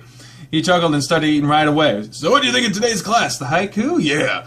Well, it was a good lesson. I haven't done anything with the haiku in a long time, but never knew they could be so thought-provoking. Aren't they? The writer can express so much emotion in something they only had a few lines long. They can be rather impressive. Have you written any? No, of course he fucking has! He's an English teacher! Fuck it, whatever. Oh, I've done a few, but I'd rather read them than write them. Yeah, you'll have to let me read them sometime. You really want to read them? Of course! With how much I've enjoyed your book, I'm sure I'll enjoy them too. I bet it would offer the same kind of inspiration for the assignment you gave us. Oh, man, sure. If you really want to read them, I'll let you. Maybe they'll offer me some inspiration on completing your assignment. I feel like you just said that. Oh, well, if you'd like to read them, I'll show them to you. Okay, that sounds like a good idea. I'll come by around lunch again, and we can chat, and I'll read over them. Sure, I don't mind that. I'll bring a few of them with me. You don't have classes tomorrow, right? No, I don't. So do you only have my class and math to worry about?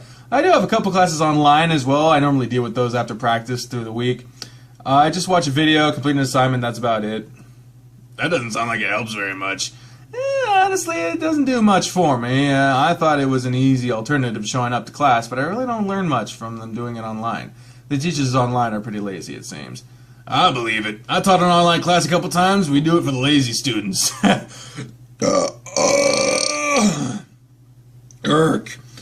Not saying that you're lazy, just but the students online put less effort into the course than the ones that show up to a class. A lot of times the assignment don't even get done, though, and that makes your job even easier. Online classes are forgotten easily. A huge chunk of my online students are Cliff Notes, use Cliff Notes for something like that, and so when I grade their papers, it's a breeze for me. Many of them fail, drop out, or barely make a passing grade. It's irritating for me, but I can't help that they took what they thought would be an easier route. You better not slack off in those classes. Don't worry, I'm not. I'm putting as much effort into those as I would do in a normal class. And it just seems much easier. I'm sure it is. The teacher probably doesn't expect anyone to put in the work. Online classes really need a Is this just a PSA against online classes at this point? I've had online classes. Yeah, sure, some of them were like the easy A. Some of them were overrun with fucking lazy students. But like a lot of them were just people who had like transportation issues and shit. What the fuck, man? And the biggest problem I found with online classes was that the teachers either didn't know how to properly do an online class, or that they didn't think it was worth it enough, so they didn't put the fucking effort in. So take your hypocritical ass and shove it up your other hypocritical ass, you two-ass motherfucker! Coach had finished his food and was staring at you from across the table while you two talked. Well, I'm sure you're doing great in my class. Keep up the good work, and I'm sure you scored A with no problem. Think so? Huh, that's good. The higher the scores I have, the better. It'll help me to get financial aid later. It really will, so study hard. And I hate to do it, but I gotta leave you now. I have another class starting in about 10 minutes. Oh, and thanks for lunch, Coach. Yeah, thanks for joining me. I'll see you tomorrow at practice, Thomas. See you then, Coach. Oh, I have nothing else to do today. Where should I go now? Oh, what the fuck? What is critical strike? What the fuck is critical strike? No, seriously, what the fuck is... And you could just go to any of these? Well, you can't go to the tennis courts. You could go to the college campus, home. What the hell is critical strike? What am I missing? What is critical strike? I don't need to go to the track. He said he's got a class. I'm trying to be faithful to this being the Coach Grifter run. I don't know what critical fucking strike is, but that just sounds like a thing. I'll walk around campus. I'm bound to see something interesting.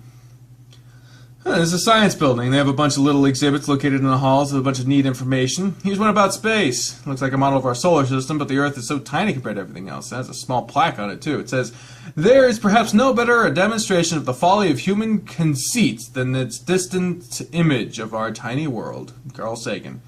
Amazing, isn't it? Whoa! Good Lord! Good God Almighty! Who the fuck are you? Why are you so huge, man? Our planet is massive. Then you see our universe in our galaxy with millions of other galaxies around it, and you realize just how insignificant we all really are. Speaking of massive, who's this guy? Yeah, it's astounding how big space is. It's really hard to believe there's so much out here. Isn't it? It's amazing that there's so much we don't know that's out there. Oh, forgive my rambling. I'm a new professor here, and I'm happy to run into someone else fascinated by our galaxy. He's a professor. Oh man, why are all my teachers so huge? My name's Thomas. I'm a student here. I see. Well, you can call me Professor Ty. I'll be teaching classes dealing with astrophysics. Will I be seeing you in any of my classes? Probably not. I'm here for general studies right now, and I'm considering business management as a career. Oh, is that so? Well, you should still sign up for at least one astronomy class. There's always room and for those in any degree. Yeah, maybe I will. This could be fun. It is. Trust me on that. You should sit in on one of my lectures sometime. I'll be having class all week starting at 8, 10:15, and 12:30. I might take you up on that offer to see what it's like. Good. I'm off to a meeting now, and I hope to see you in one of my classes sometime. Okay, then. So maybe I'll see you around, Professor. Hopefully. Goodbye. The fuck was that? just storm coming through.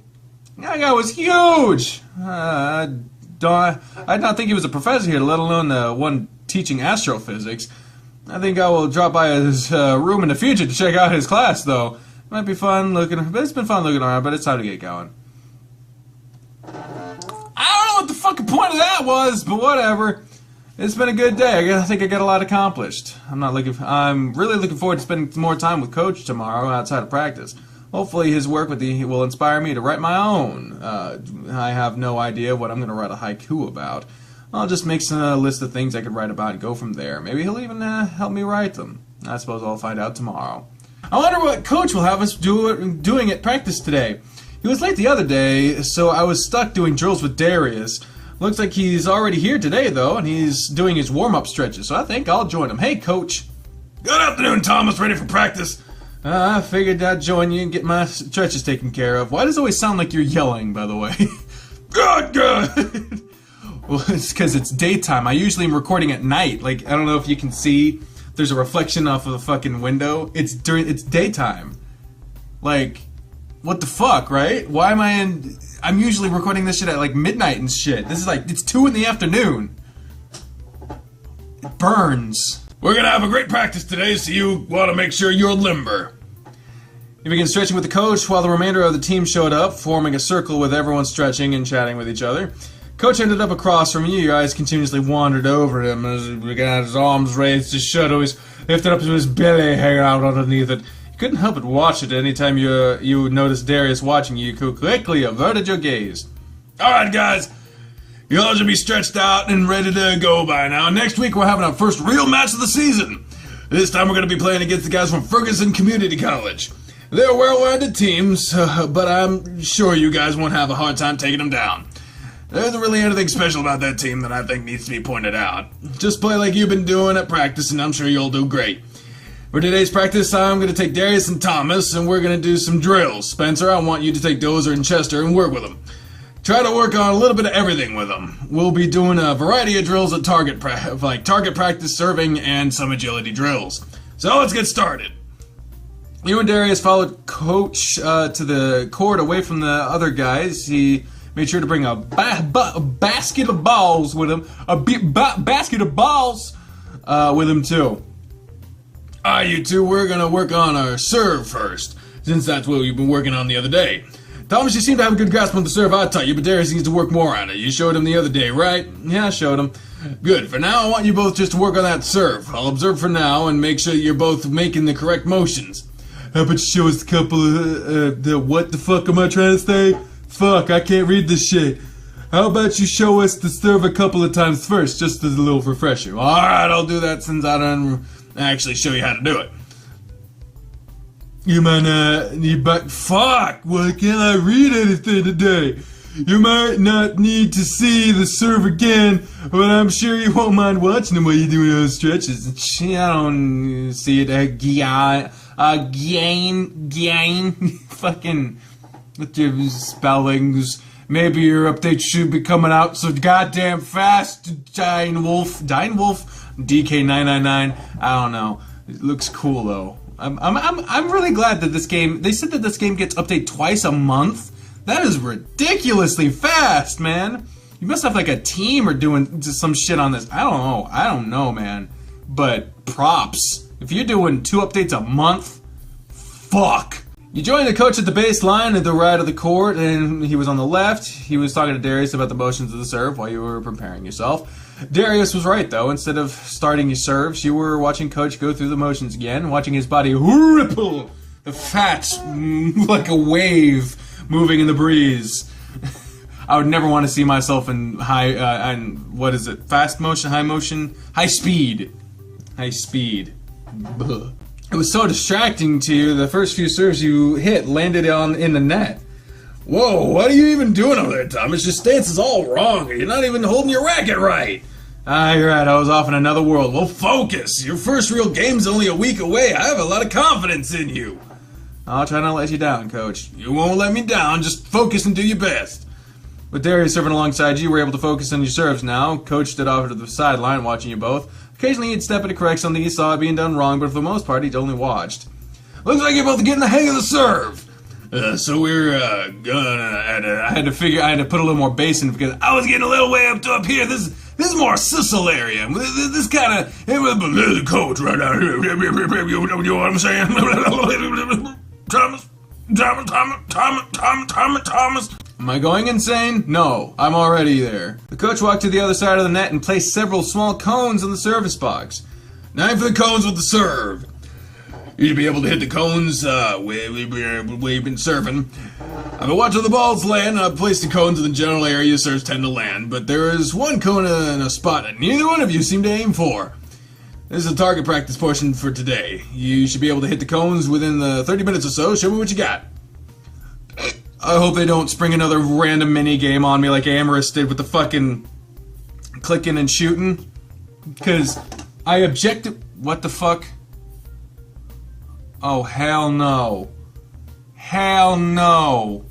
Alright, well, we're just gonna keep going and hope it does good, because I accidentally I lightly touched the cord that connects my fucking phone to the fucking computer, and the shit fucking disappeared on me.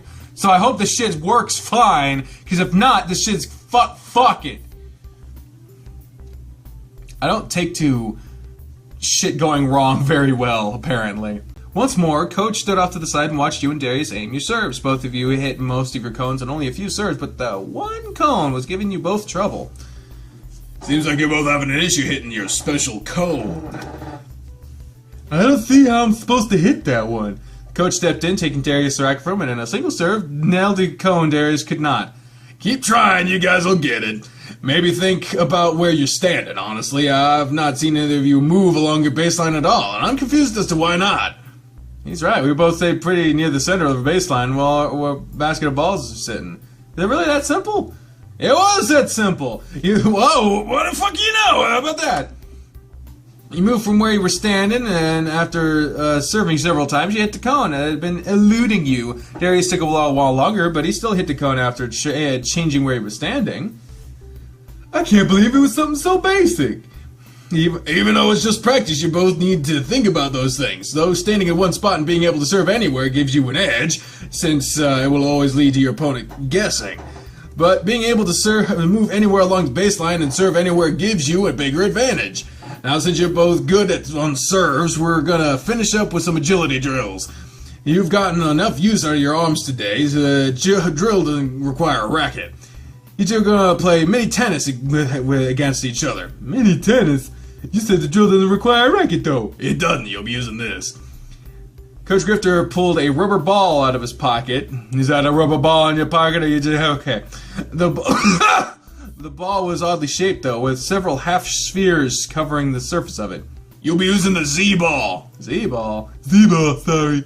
My voice wasn't working there. That thing doesn't look like it bounced where we want it. That's right. He bounced the ball on the court, and as soon as it hit the ground, instead of bouncing in the direction the coach had tossed it, it ended up bouncing away at an odd angle.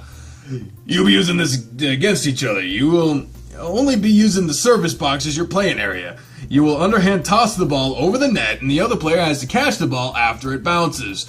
You would be playing to 7 points, like in a tiebreaker. Sounds easy enough. You're saying that after seeing the ball bounce just now? Feline reflexes, Thomas. This game's over already. I mean, he's kind of got a point. Is to help you with your agility and reflexes, so we'll see if you really have as good a reflex as you say you do. You begin the drill with Darius, and he did have the reflexes to match his words, but you weren't far behind him. The ball never bounced the same way twice, and there was always a lunge for it whenever it bounced. Darius has the upper hand on me, but I wonder if I can throw him off. Coach went to check on everyone else, so maybe I can taunt Darius. Taunt Darius, huh? I mean, what does taunting Darius entail? I feel like it would entail, like, flirting with him. Which you don't want to do. You know what? It's poor sportsmanship. Don't taunt him. And I also don't want to run the risk of fucking being like, hey, Darius, bounce the ball off this ass. And then he's like, oh, okay. And then it's just not good. So don't worry about it. I don't have anything I taunt him with. I might as well just keep trying. Yeah, playing it safe is not my philosophy with these games, but I might as fucking well. Despite your efforts to keep up with Darius, he was just too quick for you, and you managed to catch the ball more times than you after it bounced, leaving him the victor of your match. Like I said, game was over before it started.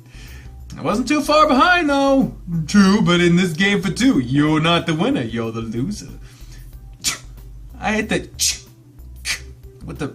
I don't like that sound. It's almost as bad as... It comes up damn near as much as whelp in fucking repeat. It's like, what is... Guys, vary your shit. And it'll happen again. You guys are done? Yeah, shit. Fuck, what's my voice? Ugh. Yeah, it was a rough drill. The ball was all over the place. It's not too bad for me, but it was still a tough drill. We'll keep you guys focused on your toes, that's for sure. You both seem to have gotten a good workout from it. Spencer and the other two are still doing the same fucking shit! It's a bit harder for them considering their sizes. Chester spent more time on the ground than he did trying to catch the ball. This drill isn't made for them. You're right, but it does help their reflexes even if they aren't catching the ball. They were just about done. We'll conclude practice for now. You're both free to go. And I'm heading out. See you later. Before you leave, Thomas. Yeah, what is it, Coach? You have any plans tomorrow? I don't. Why do you ask? Yeah, I need some help doing some work in my backyard, and, well, I was wondering if you wouldn't mind giving me a hand.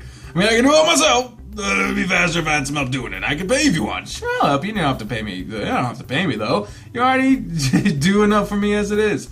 I'll see. I'll at least feed you then. Feed me? I'll stop by around 10 to pick you up if that's okay. Alright, that sounds like a good idea. Great! See you in the morning then. See you then. Is he not taking you home? Alright, whatever. Well, the rest of the day free, so I'll just head to the locker room, clean up, and do something else. Where should I go? Well, you just said you'd go to the locker room, so I guess I'll do that. Shit. I thought you just said you got a fucking... Whatever. Always smart to have a set of gym clothes in my locker for when I want to do this. I don't have a spotter with me today, so I'll just do a light routine. Hey, you! Huh? Holy Jesus! Looks like you're in need of a partner. At least I'm just doing a light workout since I came alone today. Well, you're in luck. I just finished spotting for someone, and that would look for someone that need help. Yeah. What the fuck is wrong with your voice, dude? It sounds like you're burping. I appreciate it. I don't mind sticking to an easy routine today. Who is this guy? Nonsense. I can approve any of you just doing that. It's Coach here. I should know. You're a coach? Yep, my name's Massimo, and you can call me Coach Massey. No! Not Coach Matt. Fuck! Not Coach Massey! Okay, to explain that shit, because I'm sure that came out of fucking nowhere for most of you. In fact, all of you, because none of you know about my past, pretty much.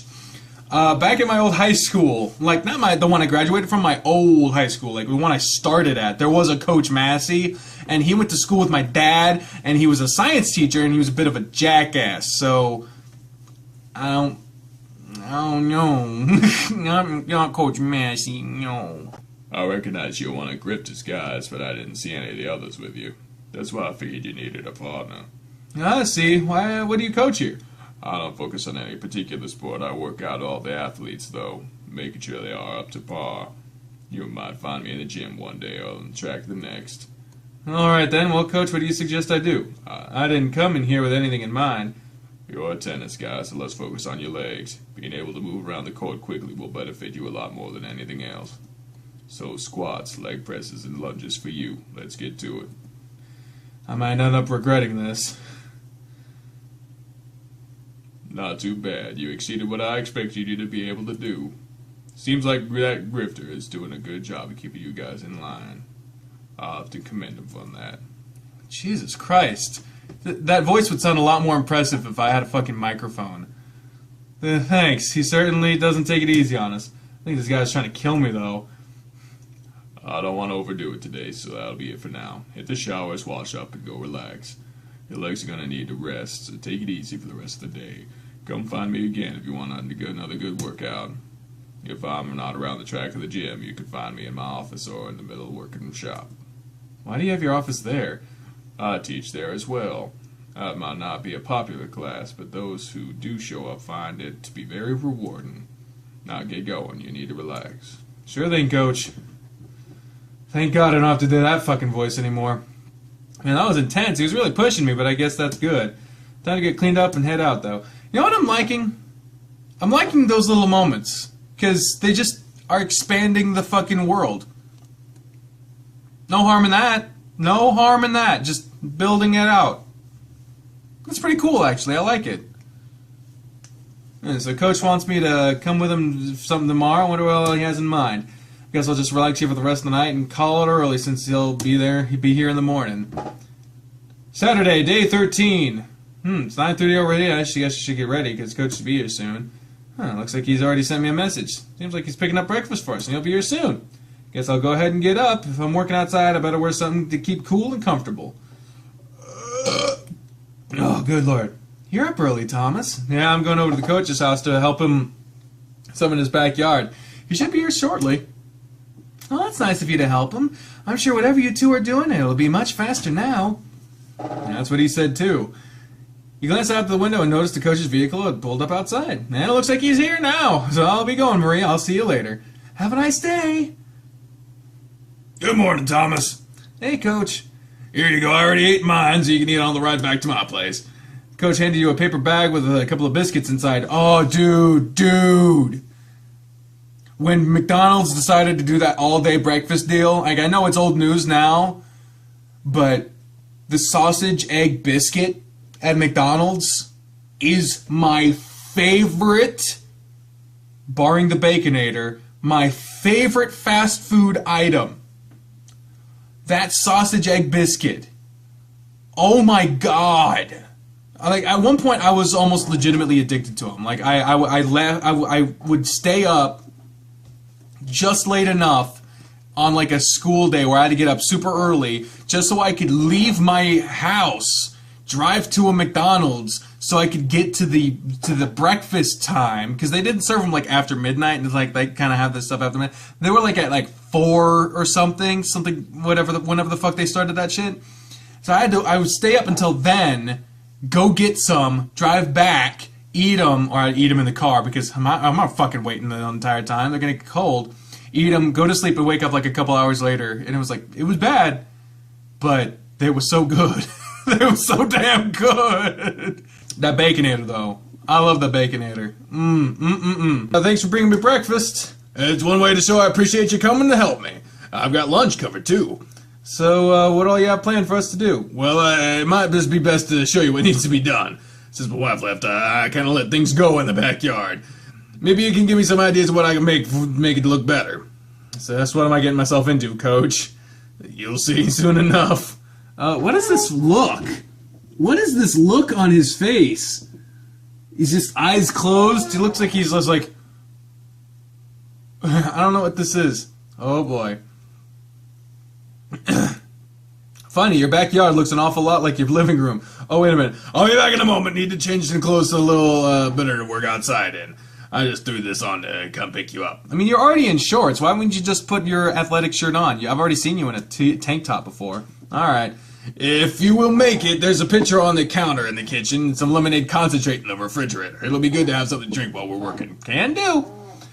I'll go ahead and make that. I'll reduce the amount of water it needs and just dump ice in it to keep it cool. Ready to... Why the fuck do you need to spell that out for me?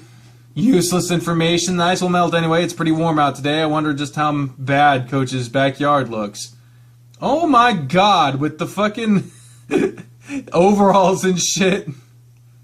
I also noticed, since I've had to make so many fucking thumbnails of this guy, that his nipple is like half covered up on his left side, I should say. It's just half nipple all the way out there. This should be much better. And it looks like you have the lemonade ready, so let's head out back. Oh my god, this looks so nice! Here we are. The Coach's backyard was large, fenced in area, and you could see why he needed some help. It looks amazing, man! I imagine in development they're gonna make a fucked up looking yard, but for right now, this looks amazing, dude. The grass had grown thick all around, and it looked like the old flower beds were a combination of flowers and weeds. And there wasn't even an in-ground pool at the side of the yard, but the water needed a thorough cleaning. I see what you mean. There's a lot of work that needs to be done here. I feel a bit cheated since you didn't tell me how much there needed to be done. I'm sorry, it's embarrassing just how bad it's gotten, but I want to make it look good again so the team can have a barbecue here. Oh, well, that's a good reason to get it cleaned up. Don't worry about it, Coach. I'm just giving you a hard time. Where should we begin? I'll start cutting the grass if you start weeding the flower beds. Just toss it into the yard and I'll rake up the grass and the weeds.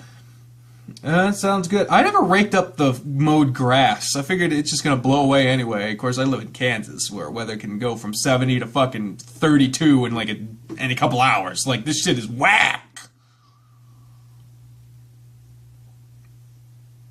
Alright, sounds good. Do you have any gloves for me? Oh yeah, I do. I brought a couple of pairs just for this. See the tip up at the pool? They're on the table. Oh, I gotcha. Yeah, see you then. See you around then. Don't work too hard now. Make sure you get plenty of breaks and drink plenty of liquids. You don't have to work as hard as you do on the courts. Don't worry, I'll make sure to take breaks when I need to. There's a lot of work to be done. It's going to take us a while. These flower beds have gotten really nice plants in them, but it's so overgrown with weeds now. I wonder when the last time he actually did the work out here. I don't even know how we're going to take care of the pool. I guess he has tools for that? Let's get started then. Phew! Thank God we didn't have to go through all that shit. I think that's it for the flower beds. It took a couple of hours to clear them out. A couple hours? A couple hours? To weed a flower bed? Shit! It already looks a lot better. The Coach was able to mow and trim the edges with the weed eater while I did that. Now we just have to rake them all up. Whew, it took time to take a break, I think. Let's up by the pool and have a drink. I like that idea. I'm gonna air myself out a bit, too. There you go. That'd be better for now. I can't believe how much fuck! Just mowing and weeding make things look so much better. Yeah, it makes a huge difference. So what else are we got here to do? Of course, we need to rake everything up, but before that, I think it would be smart to trim the bushes. Everything can be raked up at once then. Pool needs to be cleaned, so I could do that while you rake, and all these chairs need to be sprayed and cleaned off. Since you're starting to see how things look when it's cleaned up, do you have any suggestion of what it might need? Well, it seems like you have the fucking Gardens of Babylon for it to take a couple hours to goddamn weed that shit, so I don't think that. Lighting? Maybe, I mean, a barbecue, you know, a grill. For a barbecue, you need a fucking grill. Duh. I don't see a grill anywhere, Coach. You're gonna need one of those. A grill, you say? Well, that sounds like a fantastic idea. I used to have one of those. I threw it out a while back because it was pretty rusted, to be honest with you. Yeah, you want a barbecue, you're gonna need a fucking grill, god damn it. Unless you just, like, oven fry the shit, but that's not the same! It'd be great to grill out and you have the other guys over for a party. Yeah, you're right about that. We'll have to go look at the grills later. If you're willing to go with me, that is. Yeah, I'd be happy to. Why do you keep closing your eyes and shit? Is it bright out here? Get some sunglasses? Great! I'll just say it's just back to work, but it's pretty late to have lunch. What do you say? I could eat if you want to go ahead and have lunch. okay. It took a couple hours. It's like 11, maybe 11:30, maybe noon. Okay, I can see that. To get inside and eat, I have something planned already. It's nothing fancy, but I got some sub sandwiches, bread, and a meat and a cheese platter. Make a sandwich however you like. It's something light and delicious. You have mustard, mayo, lettuce, pickles, onion. Pickles on a sub sandwich. God, what a mistake. Wash up, and then you can make yourself a sandwich with whatever you want on it. And also a bag of chips and some dip to go with it. Great idea, Coach. Thanks. Hey, welcome. Now go wash your hands and eat. He directed you to the kitchen sink, where you wash your hands there and prepare the sandwich before taking a seat at the Coach Grifter followed behind you, adding in twice as much meat and cheese to his food as he did yours. Before he sat down, he filled a couple glasses with the lemonade and set them down at the table. Ah, this is nice. Having a quiet lunch after working hard outside. I really appreciate you helping me out today, Thomas. Are you sure I can't pay you for your help? No need, Coach. You do enough for me as it is, so I don't mind helping you. Really, I'm glad I could do something in return for you. I could do the same. I could say it for you. You have no idea how much you've done for me already. What do you mean? Oh, just hanging out with me and helping with things means a lot to me. He took a big bite of his huge bite of his sandwich after saying that and looked off into space. He continued eating in silence, and once you were done, you returned to the counter of food. Were you going to get more? No, that's all I'm going to eat for now. Alright, I'm going to put everything up while you finish eating, then we can go back outside. Alright, thanks, I'm just about done. You sealed up the open containers and began loading them back into the refrigerator. It seemed like the yard wasn't the only thing at the coach's house that needed some attention. His fridge appeared to be a handful of half-empty containers that looked less than appealing, and the shelves were all in need of good cleaning. The coach didn't seem to eat at home at all. Maybe this is where the extra weight's coming from. All set? Yeah, all ready. Let's go back outside. You're about to be his wife, bitch. I pulled out the hedge clippers. They're electric and pretty easy to use. You start trimming the bushes, and I'm sure you don't need my guidance to that while I clean the pool. I'll make it look good. I'm sure you will. Be careful with them too, please. Alright, I'll be careful. These trimmers look like the ones I've used back at the shelter, so they should be easy enough. Well, that's convenient. All the bushes have stray leaves and branches jutting out of everywhere, so I'll just trim them down, and that should do the trick. You got to work with the bushes, being careful not to trim them too much from each one. There weren't many to go over in a short amount of time. With the bushes trimmed, you grab a rake and began the tedious task of raking up to cut grass, pulled weeds, and the bush trimmings. During that time, Coach had been using a net to scoop out leaves and whatever else had settled in the pool. He had moved on to using a brush along the walls to start raking. Periodically, he'd sit with them and have a drink while discussing things about the team he could improve in different areas. He was even starting to talk to you about some other things, like a new book he was working on and some plans on promoting and publishing that. Coach Grifter seemed genuinely happy to while you were chatting. Several more hours passed and you had finished your tasks. The yard was raked and the mess had been shoved into garbage bags and to be picked up later. The water was still murky in the water, but the coach had cleaned the water in the pool as best he could, and the rest was up to filter and chemicals he added to the water. At that point, just replace the water, man. Just get that water out of there, clean the shit, put new water in, and then add the chemicals. You don't need to deal with some murky-ass water. Just replace the water, man. Whew, look at this. Things look so nice back here now. I feel like I can come out here and actually enjoy myself again. Thank you so much for your help today, Thomas. I couldn't have done this without your help. You're welcome, Coach. That just means I'm free to come over and swim anytime I want, right? Once the water's cleared up, of course, that should only take a couple of days, and then you're more than welcome to come over whenever you want.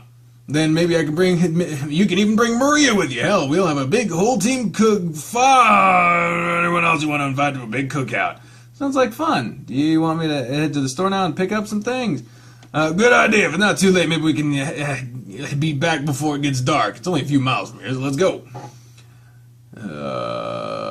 Whoa, this is a transparent background. I've seen this shit before. There's a PNG on the screen right now. Let's make this quick. We don't have much time. We don't need much while we're here. Just go for the yard, right? I think we should get some lights for the yard, too. What do you think? Some lights? Yeah, solar lights or something late during the cookout. Oh, great idea. We'll get some lights, too, then.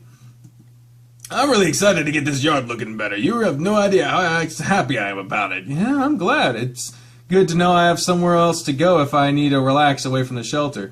You're welcome anytime, Thomas. Even if I'm not there, you can just use the side gate to get in the backyard.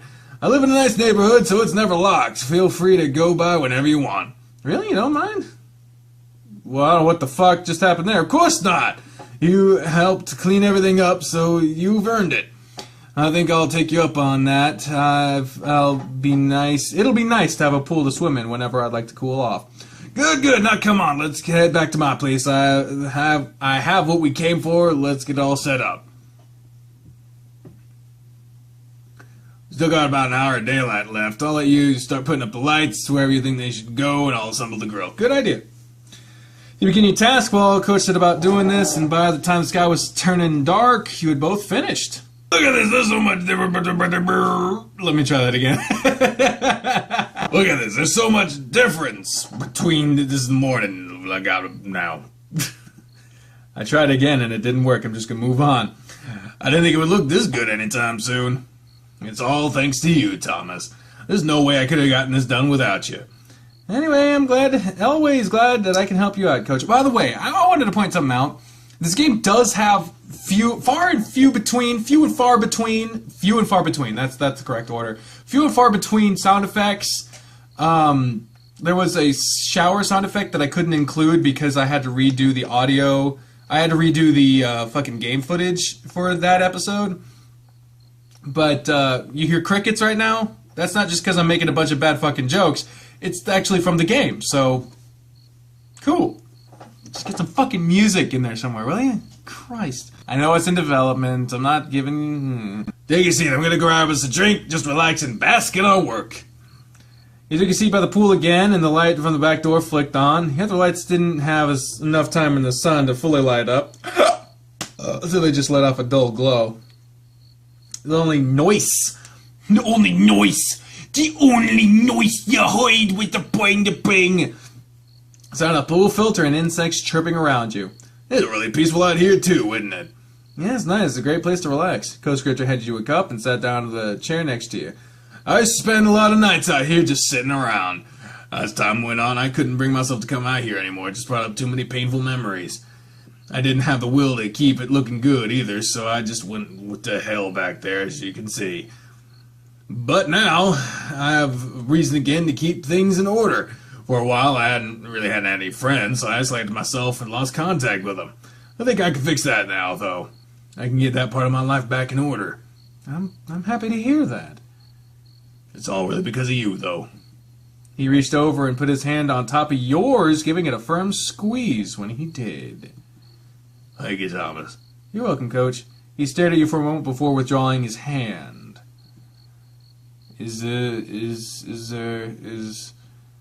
I guess we need to do something about dinner now. It's been a while since we had lunch. I'm famished. Now that you mention it, I am pretty hungry. What do you have in mind for dinner? I didn't think that far ahead. I thought we would have had you home by now. I'll just order a pizza if that's okay with you. Yeah, I'm fine with that. And if you like, we can watch a movie or something while we eat, and then I'll take you home. Sounds like a plan. Coach pulled out his phone and called in an order for a delivery pizza. They said it'll be about 45 minutes. I think I'm going to take a shower while we wait, if you don't mind. Sure thing. We've been working out here all day. I have a guest bathroom if you'd like to do the same. I'll wash up a bit, but I have nothing really to change into. You're right. Let's go head back inside. The guest bathroom's down the hallway, first door on the right. I'll try to be quick in the shower. I guess I'll wash what I can and wipe myself down. It won't take me long. Coach says he'll be back, but he's so thick. He's thick, though, and covered with fur. I don't see how that'd be possible. And a transition that's unnecessary. I feel more refreshed now that I've cleaned up a little bit. I guess I'll just watch something on TV while I wait for the coach. He sat down on the couch, started browsing stations. Stations? Stations? Fucking channels, you dipshit. To find something interesting to watch. I'm just having fun. I'm not being really mean. While you were waiting, you heard the doorbell chime. Oh, the pizza already? It's on about 30 minutes or so. Checked the door, and sure enough, it was a pizza. You asked the man to wait a moment while you got the money. If I had any money on me, I'd just pay for it, but I don't. I just need to find the coach. You walked down the hallway, checking rooms for him. At the end of the door, it wasn't shut all the way, so you knocked, assuming it was his room. Coach, delivery guy's here. Coach? Oh, Fort Lottie Dottie, you got to feel it in your body. Come on now, clap for your world-famous tag team champs and feel the power. It's a new day, yes it is. He pushed the door open to find the room was empty. There was a large bed in the center of it and clothes piled all around the room. It was a mess. Where is he? Oh, Lord have mercy! Act, Thomas, why are you in here? Oh, the police guy is here already. I have money to give him. I was looking for you. He's early. Well, let me give you some cash and I'll join you shortly in the living room. You're lucky you came in when you did. I just wandered into the closet naked.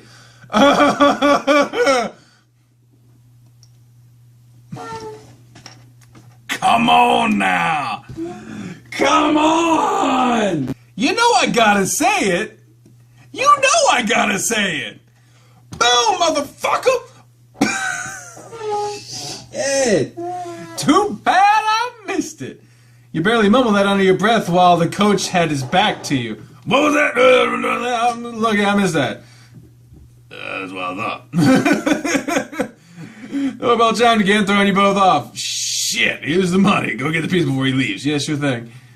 You returned to the door and paid for the pizzas. You took them back to the kitchen and hide civilly is what I almost fucking said.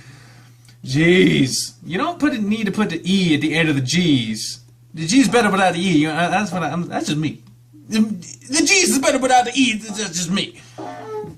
I really put myself in a spot there. Yeah, glad you rang the doorbell again. Of course, not mine seeing the coach naked, but I can't just tell him that. That's weird. Game's chastising me now. Not like his underwear does much to hide anything he's packing, though. He might as well have been naked. Boy, do I feel better after Haven't showered. Good God. So glad the pizza's here, too. I feel like I haven't eaten anything at all today. You ready to eat, too? Yeah, I am. Let's take the bikes into the living room, then. I'll just get some napkins and drinks, and we'll eat and we'll watch whatever. Carry the bikes into the living room and set them down on the table in front of the couch. Coach joined you not so long after. Dig in, there's plenty of pizza here, so eat till you can't get and eat anymore. I will. He sat by the coach eating pizza while watching TV while time passed by. With the pizza gone, you knew it was time to head home, but you didn't want to leave just yet. You excused yourself for a moment to use the bathroom. When you returned, Coach had cleaned up the trash from dinner. It's getting a little late now. I guess I should take you home. Oh, I suppose it's about that time, isn't it? I didn't realize how late it had gotten. Stood there in awkward silence, not really looking at each other. Oh, God! Well, let's get going, sure. Oh, man! God damn, this is day 13! It was like day 4 and repeat that started the shit. Good God! Alright, home safe and sound. Yeah, so would you like to sit on the patio swing back for a bit? Sure, that'd be nice. He followed you under the back of the shelter, hidden away from all the lights outside, from the moon looming overhead. He took a seat beside you on the swing, rocking it back and forth slowly. It's been a good day, hasn't it? Yeah, we got a lot of work done. Your yard looks great, and I was fed 3 times. And I was in good company the whole time. Oh, that's sweet. You're right, the company has been great. I know I keep saying this, but you really don't know how much I appreciate your help. No worries, Coach. I enjoyed the time with you today. Good Lord. I enjoyed time with you, too. Coach put an arm around your shoulder and pulled you against him. You swung like that against him for a bit, but he noticed you were starting to get cold. Alright, let's get you inside. It's getting chilly again. I guess I should, even though this was nice. You stood up and led Coach towards the front of the shelter, but just as you rounded your corner, you felt a hand wrap around your wrist. Wait a moment, Thomas. Wait! On the next episode, I'm kidding. I need to ask you something. It's kind of driving me insane, and I really have to know. What is it, Coach? What's your shoe size? I never got that information on the physical. He let go and looked around at the ground, barely mumbling what was saying. Would you be willing to date me? Oh!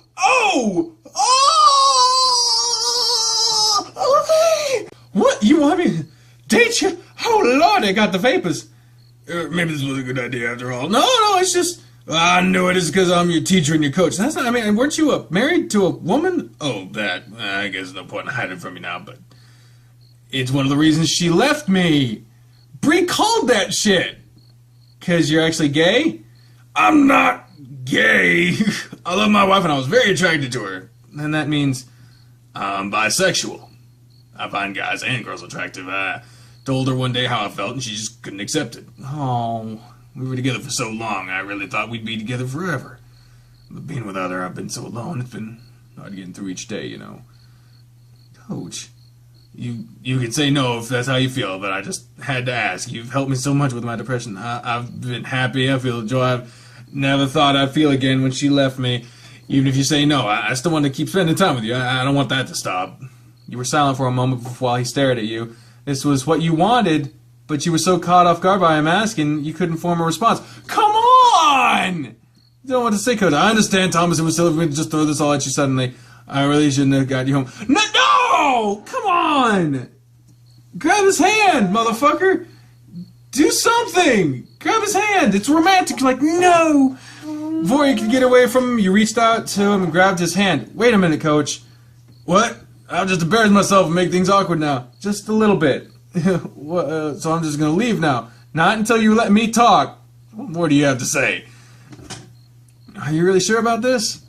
Huh? About us dating? You mean... You gotta give me a chance to compose myself and sort my thoughts since you just sort of dumped this on me. I really enjoy spending time with you, too, so I don't see why we can't spend a little more time together. Really? Mm-hmm.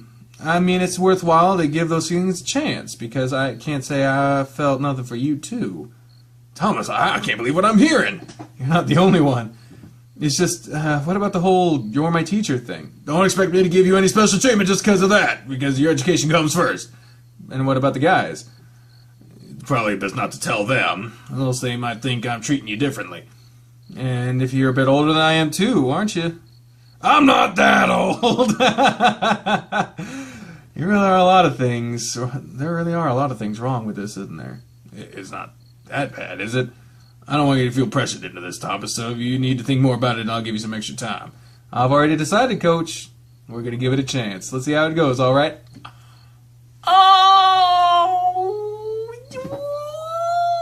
Okay, then, if you're absolutely sure, are you? Yes, I'm sure. Now stop asking, otherwise you might make me reconsider. Sorry, I just want to be sure you want to do this. Don't worry, Coach. I've had this on my mind for a while, and I'm sure I want to do this. All right, then tomorrow I'll take you on an official date. Hey! An official date, huh? That sounds like it'd be fun. I'll try to make it fun. Well, I guess I'll be heading home now. I'll text you later and I'll let you know when I come by, okay? Yeah, sounds good. He put his hand behind his head and looked away. Does this mean I get a good night hug or something? Like I'd say no. Coach smiled once more, wrapped his arms around you, but this time it wasn't so tight. He held you close, rubbing his paws over your back. He was so warm. He gave you a chance to feel over the parts of his back that you could reach. You enjoyed feeling his softer exterior for that moment, and it was something that you would want to experience again soon. You've gone and made this big bear happier than you could imagine tonight. Aww. And I like how they're not just doing sex and then being like, well, what do we do about this? Like, they're actually doing it naturally. Like, that's nice. I like that. He stepped away from you, grinning ear to ear. All right, I'm going now. Get inside already. It's been a busy day, so go relax. I'll be sure to let you know when I get home, and I'll tell you when to pick you up tomorrow. All right, talk to you then. Yeah. Did that really just happen? Did it really just... Oh, shit, man! Oh, I'm happy for them. Oh, I get a little something in my eye there. Coach Grifter really asked me to go on a date with him. Does that mean he's my boyfriend?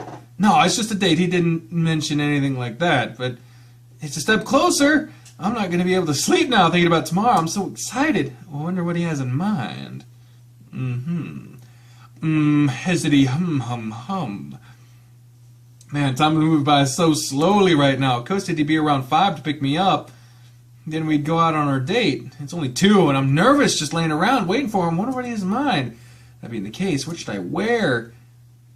It's a date, man. Pants and a button-up shirt. It's a date. Business casual should be good. It's not too fancy, so it's not too relaxed. It's how he always dresses, so I guess it'll be good enough. Deciding on that didn't take much time. I don't know what else to do, so I'd sit here and wait. You could read the rest of his book. He should be here any minute to pick me up. Why the fuck did you... I don't know. Mara was pounding in my chest just thinking about this. Ow, my ass!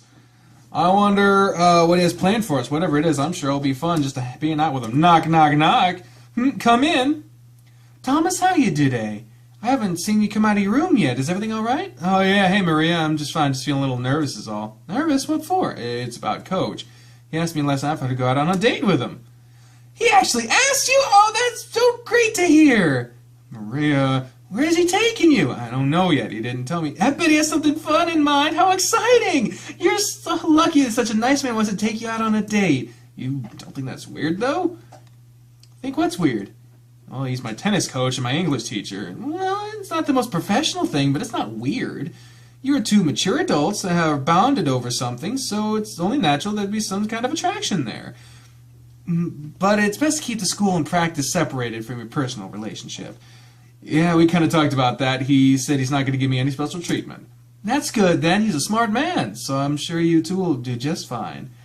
Thanks, Maria. That really makes me feel better about that. I'm still nervous about whatever he has planned. There's no need to be. You two have spent a lot of time together recently. Fucking shit, man. So this shouldn't be much different. Just act like you have been. That's a good point. I have been doing a lot with him lately, so it isn't too much different than what we've been doing. I'll just do that then. I'll act normal, as shouldn't be able to do it, right? Right. You'll be just fine. There's no fuck. I didn't mean to skip it that way. Just go out with him and have a good time. I will. But perhaps you should eat a snack before you go. You can't go on an empty stomach. Oh, maybe so. It is past lunchtime. I'll eat something light just in case he has dinner plans. Oh, come on. Okay, come on. Let's get you something. Okay, just relax. You're going to have a good time with Coach. He said it was just a date. Just pretend like no time out with him. Try not to make it too weird. Knock, knock, knock. Go! I'll get it. Coach. Oh, it's Coach Grifter. Dude, come in. Thanks, Maria. Oh, looks exactly the fucking same as usual. So, what brings you by today? Well, since Thomas helped me out so much yesterday, I'm going to take him out and show him my thanks. No other reason? No, there's no other reason. I just hope for helping me. I see. I'm sure you two will have a great time regardless. Oh, you giving him shit. You two run along now before we get this day started. Of course. Are you ready to go, Thomas? I'm all set. Thank you for inviting me in, Maria. I will be going now. Be safe and have fun. I'm sure I'll see you again, Mr. Grifter. Oh, Jesus, Maria. Drive Bing with Coach. Maria knows, doesn't she? Is really a good idea. What? I was going on a date. Coach, if you're worried about it, we don't have to do this. I mean, I really want to, but I don't want you stressing over it. If it helps any, Maria was actually excited when I told her. You told her? She mostly figured it out on her own, but when I told her we were going on a date before you showed up. And she wasn't bothered by it? She said we were two mature adults, and that you were a smart man, and you knew what he was doing. She pretty much encourages it, Coach. That helps. I don't want any stress on you either, but I suppose it's stressing you any. I don't suppose it's stressing you any. Also, why are you still calling him Coach? Like, I know that's what you call him all the other time, but I mean, unless they're preparing a moment of, and please call me Harold, or they're just playing up on the kink that is dating your teacher/coach. But everyone in the comments is calling him Harold, so it's like, that's his name, man. Not really, I'm fine. All right, then, we'll go with it and see where it takes us. Sound good to you? Yep. So where are we heading? I figured I'd take you out to get something to eat and see if you want to do anything else. Sounds great to me. Is it the buffet? You guessed it. I hope you're hungry. I'm pretty starved. I can't wait to get out there. Back to the buffet. It smells great in here. I hope you're hungry. I already said that, but whatever. I'm famished. Excellent. Let's get some food now. Pile it up as high as you can. He's really excited about the food here. I better eat as much as I can since he's paid for it again. He followed the coach around with the food, piling up the food, remembering eating last time you were here. You only got one plate? Yeah, for now. Yeah, I can't eat as much as you, Coach. I suppose you're right about that. We'll just stay as long as you like, though. We'll take your time and eat as much as you want. So tell me, Thomas, how are your other classes going? You're doing great in my class, so I guess you're doing just as great in all the other ones.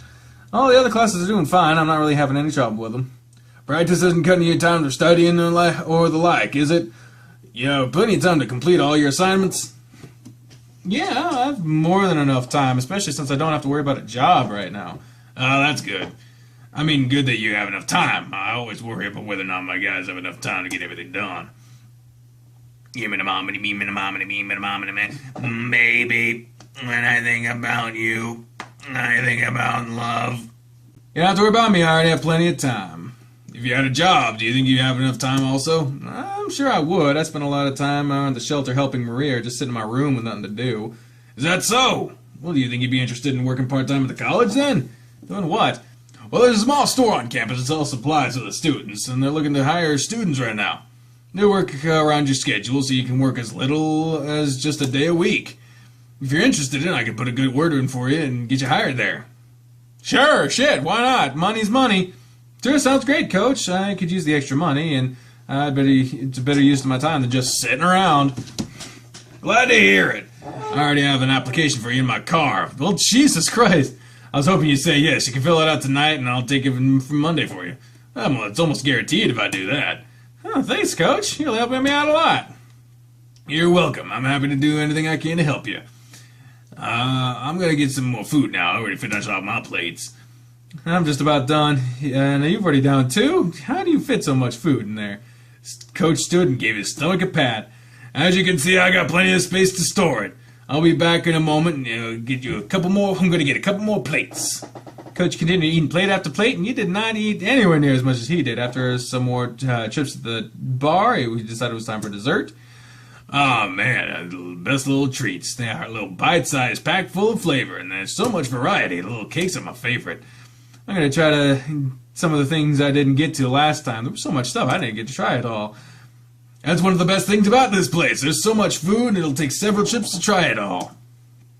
What's even better about this is they added new dishes every couple of weeks to replace the stuff that people don't actually eat. All the more reason to come back again, right? Whenever you want, I'm happy to bring you. Maybe we need to bring the team here one day for a celebration. You think the guys would like it? Spencer Darius don't seem like they care much for it. Yeah, you're kind of right about that. Neither of them look like they could eat a lot kind of food. Let's just keep this place for ourselves. Fine. I'll do that then. This can be our place to eat together. Yeah. The coach leaned back in his seat, staring at you with a smile. You alright, Coach? You seem a bit spaced out. Yeah, I'm fine. Just thinking is all. I'm glad you took me up on this and decided to come out with me tonight. Thanks for inviting me. I really enjoyed this place. It's nice and relaxing, isn't it? I've already actually got a lot of work here. Done a lot work here before. I'll grab a table off in the corner, get some food and grade papers while I just write and sit here. It's better to me than just sitting around in a classroom or home by myself. You always have food or drink when you want it, right? Exactly. Speaking of food, I'm gonna get some more dessert. I have a little room for like a little something sweet. Go for it. Fuck. How much did I get this time? Well, he likes the little cakes, ice cream pie. I'll go with the cake. I like a slice of cake. Wonder though. You approached an employee at the dessert bar while browsing. Excuse me. Yes, sir. How may I help you? Can I put in a request, or is that's available? What kind of request do you have? I see you have some mini cakes back there. Instead of getting a bunch of slices, can I just get one of those? Oh, certainly. I just cut them up anyway. Would you like any particular kind? The chocolate one would be good. You were handed a small cake. It was much too much for you to eat on your own, but you know the coach could eat something like that all on his own. Thank you much. You're welcome. Enjoy. You returned to your table with the cake and placed it in front of the coach. I hope you have room for more. They give you a whole cake? I just asked for it. I can't get all of it done, so you just better help me. With pleasure. It even has little strawberries on it. This has got to be delicious. Without cutting into it, you just grab a fork and start shoving. That's how you eat a cake, man. Jughead would be proud. You shrugged and did the same, starting at the other end of the table. After only a few bites, you had more than enough. It was too rich for you. Once the dessert was gone, the coach looked like he had already finally had enough food. I swear if I eat any more, my shirt buttons are going to start popping. Did you say that last time we ate here, too? Did I? I always eat to that point. Careful how much I move. Maybe we should get up and walk around now. You're right. How about we walk to the theater now? Okay, that sounds like a good idea. Coach stood up and stretched his arms out above him, letting out a cavernous yawn. Oh, jeez, my shirt really stretched tight, didn't it? He still looked down at his stomach, tugging the shirt down as he asked you that question. I'd say he might have right about that button popping off. He gave his belly a light pat when you said that. Oh, you gave his belly a light pat. Hey, now, you're not supposed to agree with that. Sorry, Coach, I can't lie to you about it. Maybe I'll make you run some laps for that. If you do, I guess you'll join me, huh? With a growl, he put his arm over your shoulder and guided you to the exit. You better watch what you say, Thomas. Barry can be rather sensitive. You might get mauled. I'm sorry. Coach chuckled and gave your shoulder a squeeze. A squeeze! I'm teasing, don't worry. I really should be running with you guys, though. It might help me slim down a little, don't you think? Yeah. But the well option kind of gives you an option to kind of say something nice. You should be running with us. Yeah, and try to lose some weight. No, it's not weight. You should be running with us just for the team's sake. If you're happy with a big belly, it's not hampering your health any. It didn't give you any concern. Man, you look just fine with it. Yeah, well, if you really think so, I won't worry about that then. The walk to the theater was a short one, but it was good to move around after eating so much food. Oh, look at that. It's like a cool little actual theater. So let's see. What kind of movie did you want to watch? Oh, fuck. I fucked up this I fucked this up in Amorous. Well, comedy is nice, action's okay, animated is nice, horror doesn't really, I don't know. To set the tone for the night, they've been light and stuff. Action, I don't know. Animated, I don't know. He had a wife. Let's go with a comedy. Comedy's safe bet. Safe bet is comedy. So that's something funny. I don't mind seeing a good comedy. I was hoping you'd say that. I like a good laugh, and comedy's a great idea. Oh, thank God. Oh, we're right about the time to catch the movie. How about that shit? No sitting for hours in the fucking fake-ass theater cafe room. We are right down. We have a few minutes to grab some snacks and drinks before the movie starts. Oh, we're gonna miss the commercials? I don't want to miss the commercials. And the little easy-ass trivia questions at the beginning. This is my favorite. Snacks? Of course, we can't watch a movie without some snacks. I'm getting popcorn and a drink. If y'all get you some too, if you like. I'll just have a drink for this. I can't possibly eat more food. Alright, I'll get the snacks and we can head to the theater. Are we at the theater? I don't know. After a few minutes in line, the coach had what he wanted, and you followed to the theater. The movie was playing.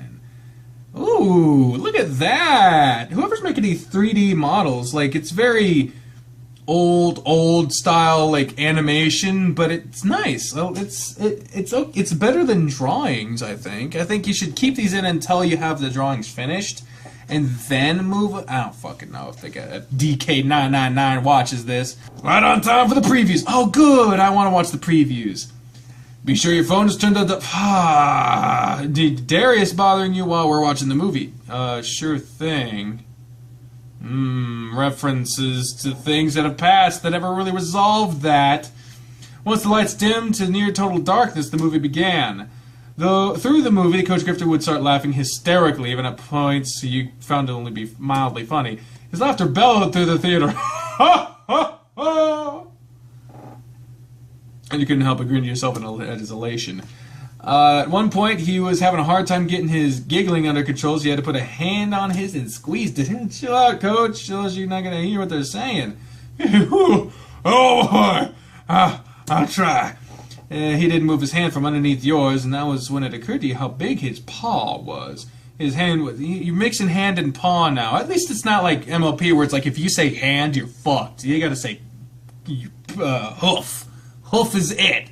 You can't say hand. His hand was finally pulled free so he could scratch his chin, but he set his hand back down. He placed it on top of yours. That's a sign. It was warm. You could feel his thumb idly rubbing the side of your hand. Oh, that's the sign of ooh.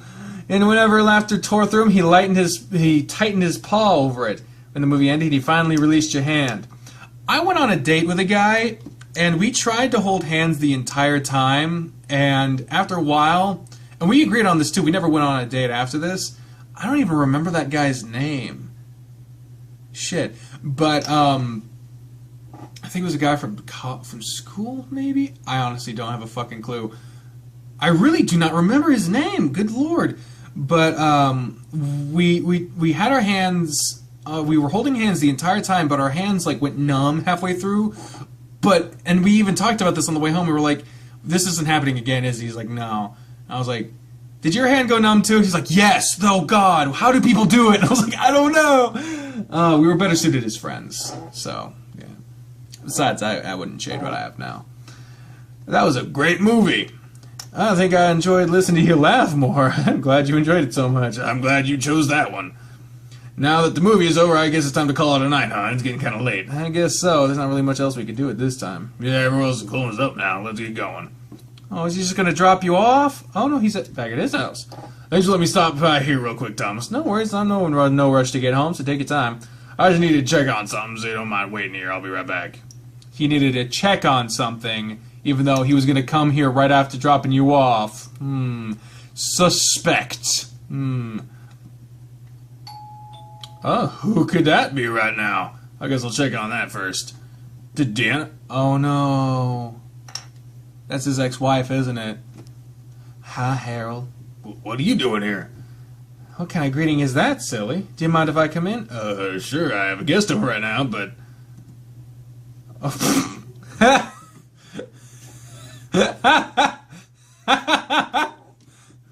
Sorry. I just find that funny. It's in development. I'm not making fun of it. Thomas, this is Deanna, my ex-wife. Looks like a little schoolgirl right now. I don't know. Oh, come now. You don't have to introduce me like that. Hi there, I'm Diana. Pleasure to meet you. Hello. I'm Thomas. I'm not interrupting anything, am I? No, we just ate dinner. I was about to take him home. He helped me clean the backyard. It was really nice of him. So what brings you here? Oh, well, I'm in town for the next week, and I got here a little earlier than I intended, so I didn't have a hotel. I thought maybe I could stay here for a couple days until my hotel was ready. You do have the guest room, after all. Let me take Thomas home, then we'll talk about it when I get back, okay? Oh, you don't have to rush him away just because I showed up. Like I said, I was about to take him home anyway. I won't be gone long. Well, that was nice meeting you, Thomas. Oh, and you too, Diana. I'll be back soon, Di. Be careful, guys. Fuck exes that can't get out of their exes' lives. Like, you broke it off. You left because you couldn't accept who he was. Get the fuck out of his life if you're gonna leave. Don't just keep coming back and fucking put the Band-Aid on, rip it off. Put the Band-Aid on, rip it off. No! Fuck off. Fuck off. Fuck off. Little Karibo, that's his joke. Royal Rumble review. Mark, watch that shit. It's funnier than I am. That was unexpected. Tell me about it. Are you gonna be alright, Coach? Honestly, I don't know. It was the last thing I would have expected. Today had been such a great day, and now I don't know how I feel. I haven't talked to her in over a year, and I haven't seen her since she left. Why's she back all of a sudden? Why'd you have to choose tonight of all nights? You put your hand on his arm. She said she's in town for something. But why'd you have to come by ask me for a place to stay? I'm sure you'll be okay. Just remember you can call or text me if you need to. And we've got practice tomorrow, so you can get some steam out on the courts. Yeah, you're right. Thanks, Thomas. I'm sorry for losing my cool. Anyway, here you are back home. I'll see you on the courts tomorrow, okay? Alright, be careful driving home, Harold. I'll let you know when I'm back, too. You're back! Jesus Christ! You're back! Ah, Maria, you startled me. I heard the car pull up and I rushed in here to see you. So how was it? Oh, wow, where to begin? You sat down to Maria and told her about the date with the coach up until the point where you got home. Of course, you left out one detail, as she didn't need to hear about the coach's sudden advances on you. So his ex is back in town. That poor man must be feeling so conflicted right now. Yeah, he's really torn up, it seems. I hope he's going to be all right. He'll be fine. Just make sure he knows that you're here for him. That's the best you can do right now. Alright, I'm going to go to my room now. I hope he texts me soon. He should be home already. I'm sure he's there just dealing with things. Now go get some rest. Thanks, Maria. You dropped down to your bed and grabbed a pillow just so you could curl up with and hug it tight to your chest. Man, what a day, huh? I really hope he's going to be alright. It would be nice if he'd text me. Not smooth, but it was there. Just let you know I got home and going to bed. Thanks for the great day. We'll talk more later. Sweet dreams, Thomas. Okay, thanks for taking me out. I had a blast today. I can't wait till we do it again. Sleep well tonight. Glad he's home, but how's he feeling? Day 15. How many fucking days? Tossed and turned all night till I barely slept. You barely sleep at all in this fucking game. It's already after 10. I've been so worried about Coach. I hope he's doing alright. Looks like I missed a message from him. Came through a little while ago. Practice is canceled today. Can you let the rest of the team know? Sure thing. You doing alright? I don't know. I can come over if you need me to. I'll get back to you on that. Oh man, he's really not feeling it right now. I feel like I should go regardless. He might need some help, time alone with. He might need some time alone, but he might need some time alone. Okay. Time alone with Diana. I wonder, is he gonna get back together with her? He talked about still loving her. Does that mean he just wanted to share it?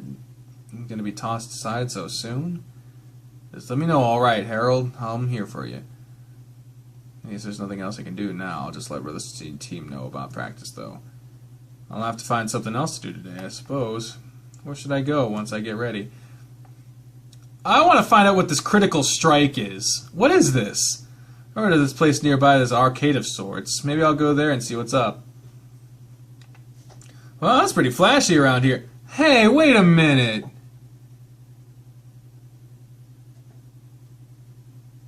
I feel like I've seen this place before.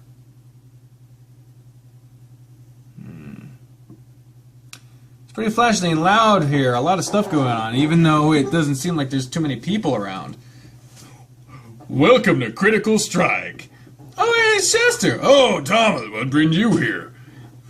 Hey, Chester, I heard about this place not too long ago, and I've been meaning to... I've never been here before. Seems pretty cool. What are you doing here? I work here. I had an early shift today, so I could be done in time to go to practice. But I saw you sent a message said that Coach canceled it. Yeah, I don't know what he's feeling all that well. Well, that sucks, but I don't mind taking a day off. I can make some extra cash by staying a bit later. That's cool. What's going on here? Well, as you see, we have all sorts of arcade machines people can play on. We also have karaoke, pool tables, card tournaments, and tabletop gaming stuff. I know this place. Kansas City has a good number of these places. Especially one, like, actual arcade bar. It's pretty fucking cool. There's tons of things you can do here. Yeah, that sounds pretty neat. It's great, like, check this out. There's a new machine we got recently. It's a shooting game. You can use all the guns in the machine to take out the enemies coming at you. You can gather up power-ups and other cool things to make you stronger, but you gotta make sure you don't get hit too many times or else it's game over. You just explained the concept of a fucking shooter. I get it. Yeah, I'll just give it a shot. Normally, you'd have to pay to play, but since I work, you have a MasterCard list of free games. So it's okay that I play? Yeah, that's kind of how we get people to come back and spend money. Fucking... I went to a place, oh god, I went to a place, it's like Alienware, and not Alienware, it's this place in Kansas City where we went and they let us play a certain amount for free, and they like would give us like drink, like they were real nice.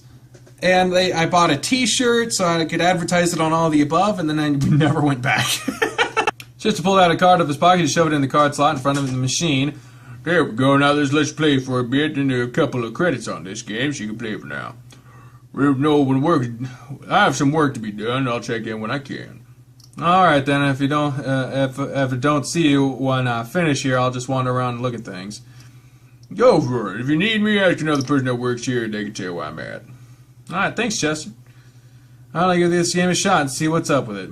It shouldn't be too hard, just aim the gun and fire at the bad things, right? You started playing the game, it proved much more challenging than you expected. Tick. This wouldn't be so hard if I wasn't playing alone. It would be fun if someone was playing with me. 10 minutes passed and you blew through all the credits that Chester had left you with. And that stuff went quick. I wonder how much it is for more credits. I'll check out the front counter and see what they have posted. Nobody's up at the front counter right now, it seems. So they do have prices up front. Looks like each credit is a quarter, so I guess it's not too bad. Each time I'm playing 2 credits a play.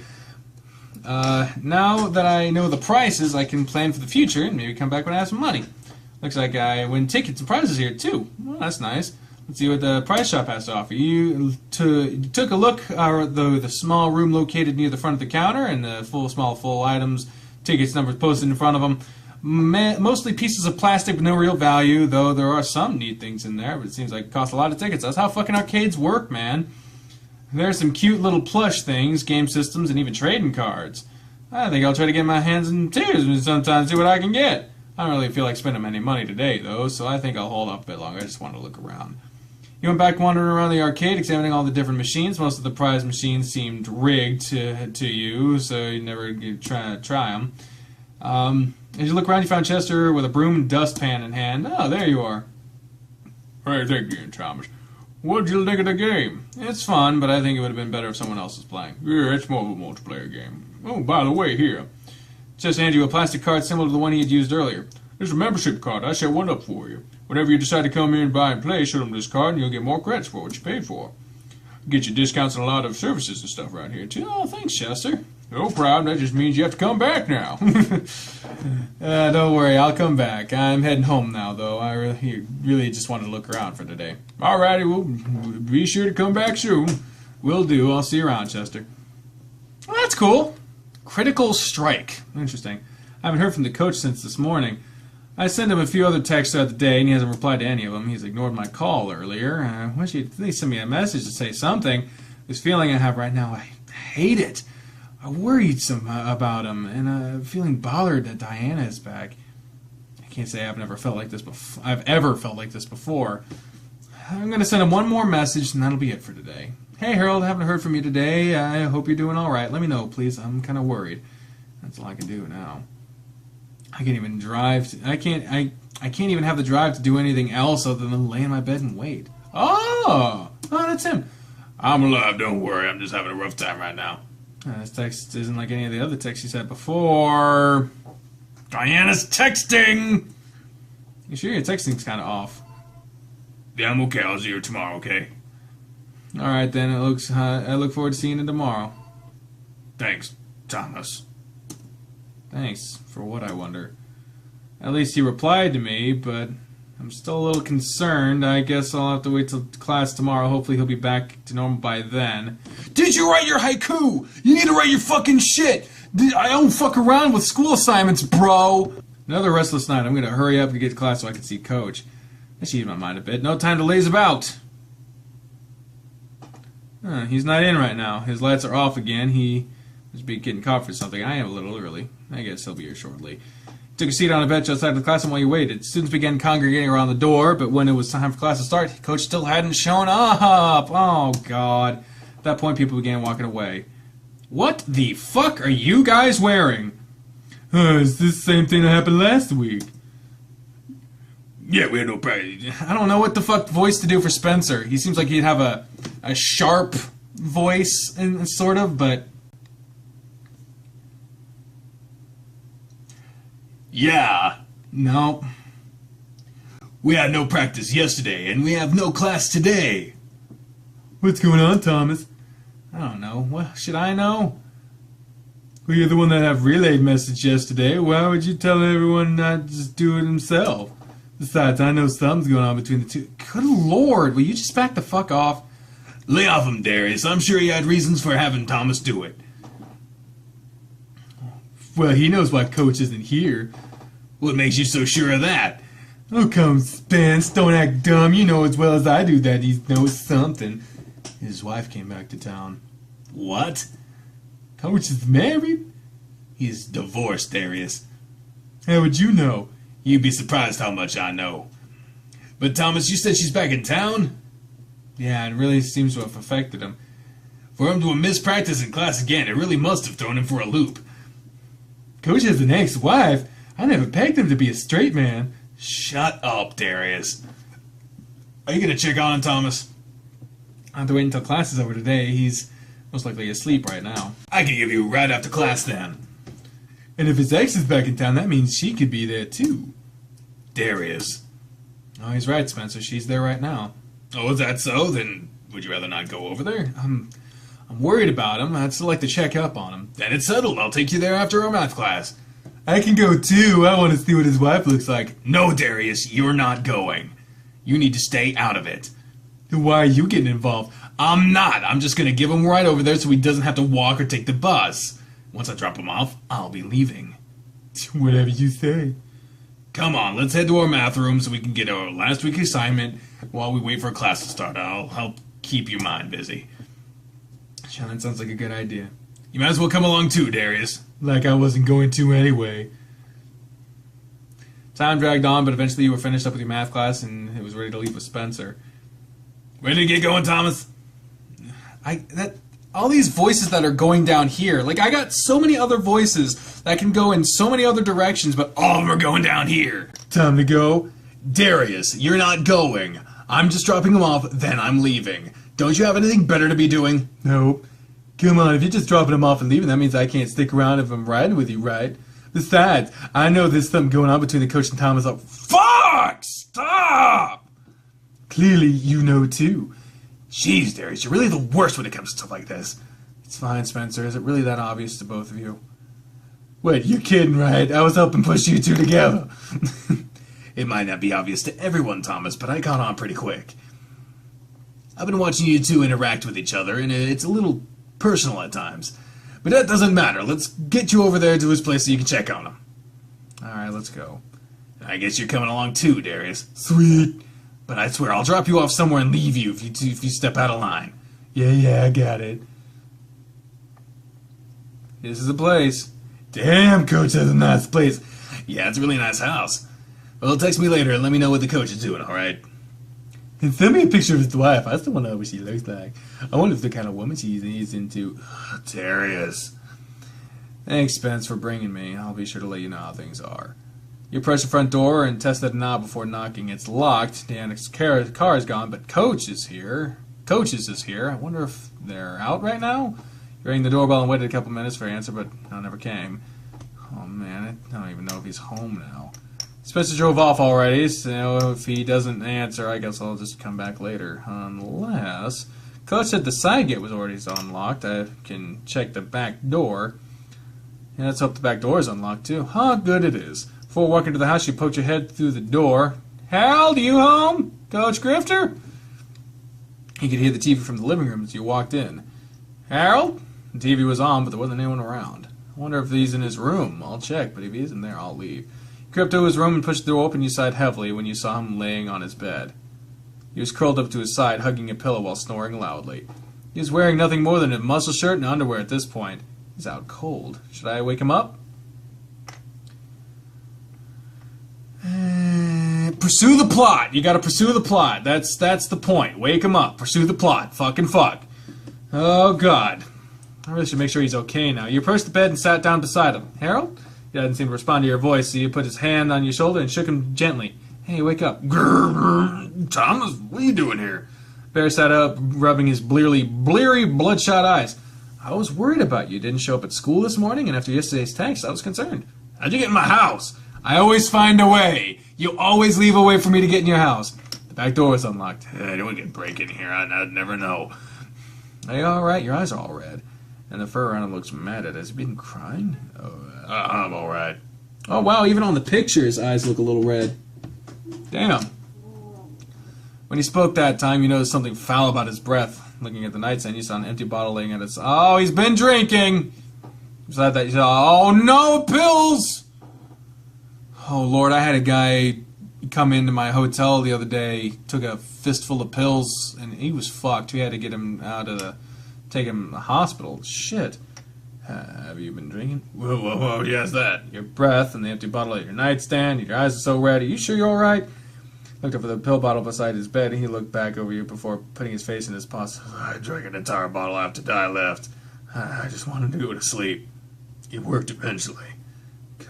Harold, are you drinking after you took your pills? He sighed. His eyes were drawn back to you, and he gave you a weak smile. I thought about that, you know. I knew it would happen if I mixed them, so I didn't. Oh, thank God. For the record, if you drink alcohol after taking pills, especially an inordinate amount of pills, that's a very common way to get incredibly sick and kill yourself. So, for those who don't understand that, there's a link to, in every video I put a link to the suicide prevention hotline in the description, just in case anyone needs it. I haven't taken any of the pills in a few days, honestly. I haven't felt like I needed them. Now, though. Now, with what's happened in the last couple of days since Diana showed up, Go in the living room while I recompose myself and clean up a little. I won't be long. I'll just watch TV. You sat alone for around 15 minutes before he joined you again in the living room. He sat on the couch beside you, leaned over with his elbows on his knees, wringing his hands together. So, you want me to tell you how things have been? If you need to, Harold, you can tell me. I'll listen. Well, since you showed up so suddenly, I just haven't felt right. My head's been cloudy, my chest hurts, my stomach is in knots. I always thought I wanted to show back up and be in my life, but now that she's changed since we separated. How so?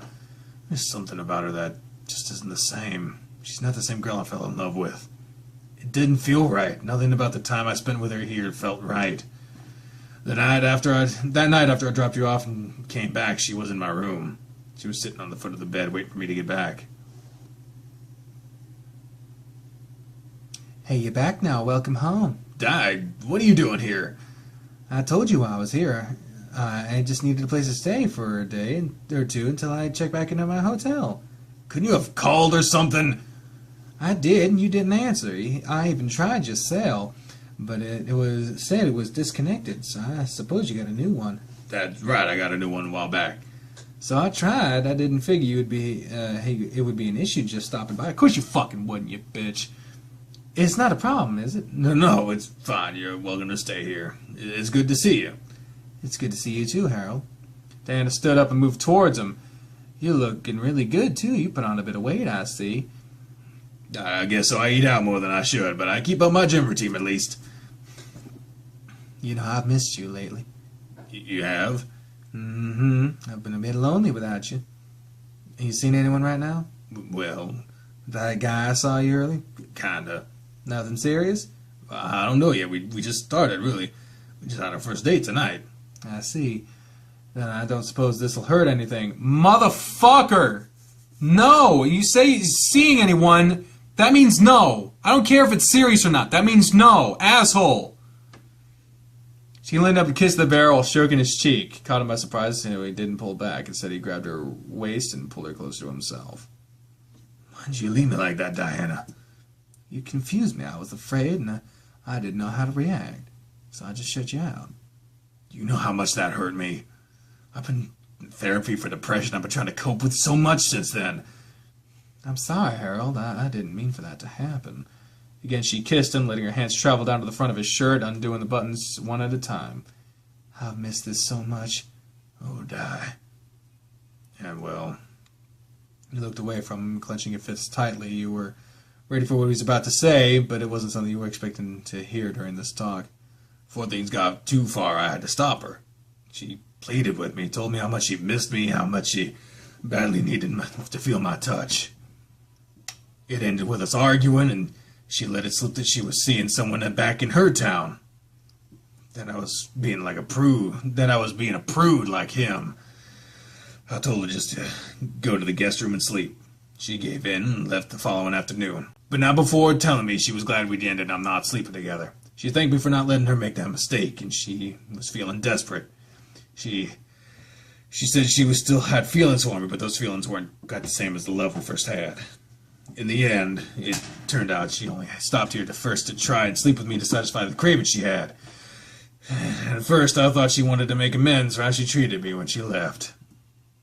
I was so upset, I went and got the alcohol, and I don't know how else to deal with the hurt. I figured I could numb myself to it, but alcohol only shoved me deeper into the darkness. At one point, I had my medication in hand, and after drinking half that bottle, I thought to myself, this can make the pain stop. Harold. I was about to down a handful of my pills when I got your message. He had been blinking back tears over a while, and his fur around his eyes was wet. I put them back after that. I I don't know what might have happened if you hadn't sent me that text, Thomas. I might have woken up this morning. You kept me from doing something stupid. By that time, tears were rolling down his cheeks, and you could feel the tears welling up in your eyes also. Just knowing that there was at least one person out there that cared about me was all I needed. You saved me, Thomas. You didn't wait any longer before throwing yourself against him, arms wrapped around his midsection. His arms wrapped around you, and he squeezed you tight with his chin in your head. On your head. In your head! Christ! Thank you for being there for me. Thank you so much, Thomas. As long as you need me, I'll be here for you. Thank you. You could hear him sobbing while he held you, despite how much he tried to stifle it. Listen to me. I'm just a big baby right now, huh? I can't make the tears stop. It's all right. Cry as much as you want. Your face was wet, too, being pressed against him. You were overwhelmed to see your teacher in such a vulnerable mental state. It terrified you to think how much this could have happened if you had not sent that final text message last night. Sometimes that's all it takes, man. Coach Grifter, sobbing, eventually subsided, but he didn't let go of you. Can I ask you something, Thomas? What? I know I asked you the other night if you'd date me, and you said you would. Yeah? And would it be too different if I asked you to be my boyfriend, too? I suppose it wouldn't be. Then you will be. Will you feel that emptiness I've had in my heart for... Okay, man, I know you're an English teacher, but chill. I know I'm not the ideal mate, but you're really someone special to me. Yes! God damn yes! Yeah, Coach. I mean, Harold, I think that'd be great. Even with how messed up I am right now, you'll have me. I'll call you mine, flaws and all. I'm here for you no matter what, all right? He squeezed you even tighter before finally releasing you. More of the fur on his face was matted from his tears, but he was smiling through it all. I'm so happy to hear that. I'm really happy to hear that. He rubbed his eyes with the back of his paws and stood up. Well then, I'm emotionally spent now. I'm sure I look like a wreck, don't I? You just look exhausted. I feel exhausted too. How about you take a shower and see if Maria will cook dinner for us? What? No, I couldn't. I mean, I could use a ride home, so... I guess I should offer you a ride back home. It isn't a little early for dinner. By the time you clean, we get all the way over there, it'll be around dinner time. Better than we could just talk with Maria until it's time to eat. Okay, I'll be back in a bit. Sure. I'll call Maria real quick and see if she minds. Hello? Hey, Maria. Oh, Thomas, where are you? Sorry, I'm at the coach's place. He really needed someone to talk to. Oh, the poor man. How is he? He's fine now. I was just wondering if you could cook dinner tonight. If it would be okay if I invite him over. Certainly. I'll be sure to have a good meal. Good thing this homeless shelter has so much food to go around. It's a little early now, but I can have dinner ready around 6 if that'd be all right. That'd be perfect, Maria. Thank you. You're very welcome. I suppose I'll see you two in a little bit? Yeah, we'll be there in a bit. All right, then. Be careful on your way home. Will do. Thanks, Maria. That's taken care of. Now I just have to wait for Harold. I feel so drained right now. I think I'll nap for a while I wait for him. You kicked off your shoes and made yourself comfortable on the couch. It didn't take long for you to fall asleep. Thomas, wake up. Here we go. Oh, I dozed off. Yeah, you've been out for a couple hours. Did you want to talk to Maria before you passed out? Yeah, I did. She's making dinner. Oh, we should head over there. It'll be ready around 6. Well, it's about an hour till 6. Not a bad idea to head over there now. All right, let's head off. Maria, we're here. Welcome home. I was beginning to worry. Thomas passed out on my couch while I was getting ready. I let him sleep a while, so it's my fault. We're late. Oh, don't worry about it. It's fine. Dinner still has about 30 minutes until it's ready. I hope lasagna's okay with you two. Sounds great, Maria. Thank you for having me over. My pleasure. It's been so nice having you over so soon. You two go ahead and have a seat. Let me get you a drink. Water? Oh, shit. Water, iced tea, soda? I'll have tea, thanks. And I'll just have water. All right, I'll be back. Does she know anything about today? Does she know anything about today? I didn't tell her anything about today, no. What does she know? Just about our date and who showed up at the end. Ah, I see. Well, I'd like to avoid that last topic if at all possible. Don't worry. Knowing Maria, she won't bring that part up at all. Okay, if you don't think she will, I'll try not to think about it. I took a seat at the table with, he took a seat at the table with you beside him, and Maria returned a few minutes later with the drinks. So, Coach Grifter, I take it you had a good time out the other night? Thomas seemed really to enjoy it. Oh, hell yes, ma'am. Had a good time myself. Wonderful. I'm so glad to hear that. I'm happy to see Thomas going out with friends for a change.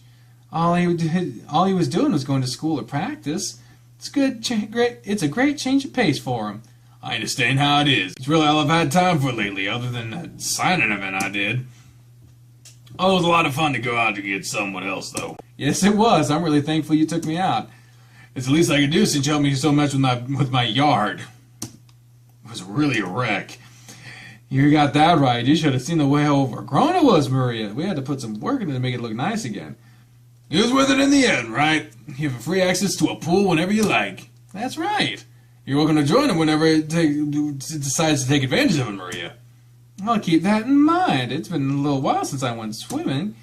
The weather is heating up soon, too, so it might sound like a fantastic idea. You're both welcome at any time. Thank you for the offer. I think we'll just turn it into a barbecue. That's what I thought, too. We could have the whole team there. That'd be fun. I could meet everyone else, finally. So, how does that sound for the future, Coach? That sounds like a great idea. We'll have to plan for that. Maria sat down and chatted a little while you both waited for it to disappear into the kitchen again. By the time she returned, she had a pan of lasagna with her. I hope you boys are ready to eat. The smell alone was making me drool, and now that I see it, I can really feel my mouth watering. Well, help yourself. There's more than enough, so eat as much as you can. Gladly! Ha ha! Oh, I can already feel the cancer in my throat building up. Maria joined you and Coach Grifter at the table, and dinner began with the beer piling the beer. Fuck. I'm just like recording this like 1 or 2 episodes right now. I got off of work. I gotta get into it. Okay, bear piling lasagna onto his plate. You got enough there to feed me at least twice, Coach. I'm a hungry guy, what can I say? I haven't had anything to eat since yesterday. That's not good. You need to make sure you're eating properly. Yeah, I know. I haven't felt well. I see. That's understandable then, but do remember to eat something at least. You've got students who depend on you. I suppose you're right. I'll be sure to send you home with leftovers if we have any. That way, I'm sure you're bound to eat. You know what it is? It's the white text on a white background. It's making it really fucking hard to read. I appreciate that. This food tastes wonderful. Harold's spirits seemed much higher while conversing with during dinner. You were happy to see him laugh and smile. When Maria had finished eating, she began gathering plates from the table, and Coach jumped to his feet to help her. I'm helping you tonight, even if you say no. I guess I don't have much choice this time. Follow me, and I'll show you where they go. Well, I guess I'll just sit here and wait for him. God forbid I help out with something, for fuck's sake. Around this place, I don't seem to have to fucking do anything. Well, I did have to, like, take an entire day to do shit in the yard, so I guess that...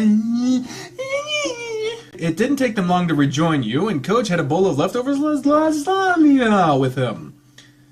See why it's no big deal? I just rinsed them off and put them in the dishwasher. Next time I can handle it all then, and then you can sit and relax. If it's no big deal. I'll consider it. Thank you for dinner again, though, but I really must head off. I'm feeling so exhausted today. Well, I'm glad you came by. You take care and have a safe ride home. Thanks, I'll be safe. I'll see you out, Coach. You know, we're going outside. We get some sound effects in this bitch. I needed that, Thomas. Thank you for having me over. No, you're welcome. I hope it helped you feel better.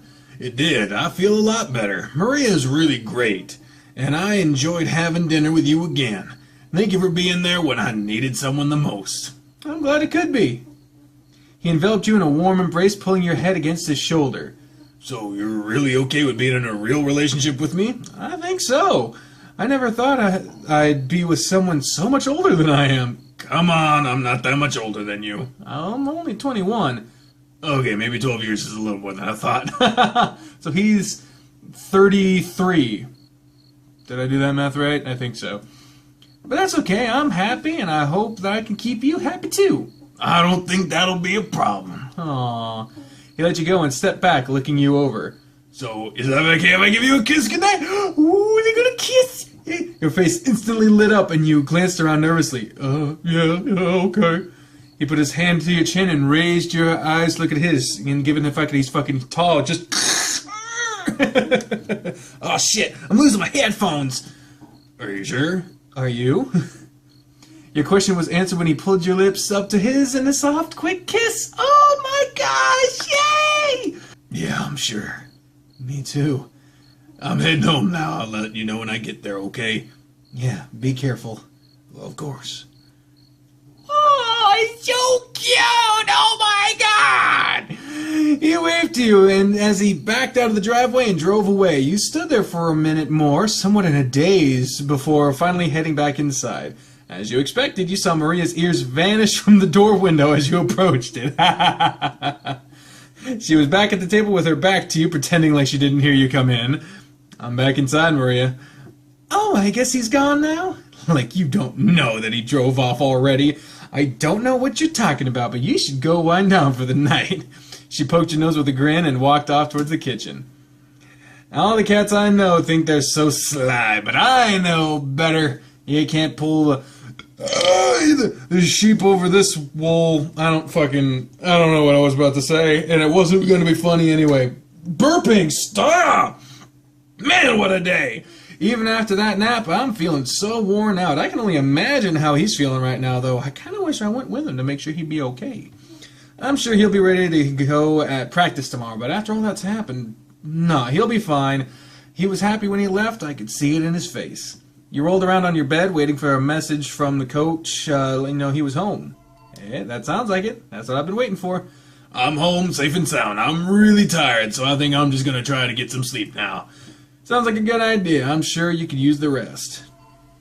Yeah, I need it for practice tomorrow. Sure will. Everyone's gonna work double duty for makeup for Monday, right? Right. I just want to thank you again, Thomas. You really saved me, you know. I'm just glad you're okay. Keep in mind that I'm always here for you. Thanks. I'll not forget. Sorry, I thought I read that wrong for a second. I'll not forget. It's not usually how you hear this. I got it right, though. I usually don't get things right, but I got this one, motherfucker. I'll see you at practice tomorrow. Sweet dreams tonight. Sweet dreams, Harold. Knowing that he's home and okay makes me feel a lot better. I'll sleep great tonight. Finally, because every other fucking day you wake up and be like, oh, I didn't sleep at all. Ugh. Like this guy that goes to your school and brags about the fact that he never gets any fucking sleep. Like, I get it. I fucking get it. And then my hair being pulled back makes my head look fucking huge. Is this better? Makes my head look a little less big. Ugh. Ugh. Can't keep looking at that thing. Hopefully practice goes smoothly tomorrow. Speaking of practice, I forgot to text the guys. Oh well, I guess they'll find out tomorrow anyway. Find out tomorrow what? Oh, about double duty or something? I don't fucking know. It's almost time for me to head to practice. I hope Coach is feeling better today. He's gone through a lot emotionally these past few days. I don't have to explain myself to Spencer and Darius. Ah, yes, you were supposed to tell them how things went since I didn't talk to either of them last night. I guess I should get going. I'll think of an explanation on my way to the courts. Yes!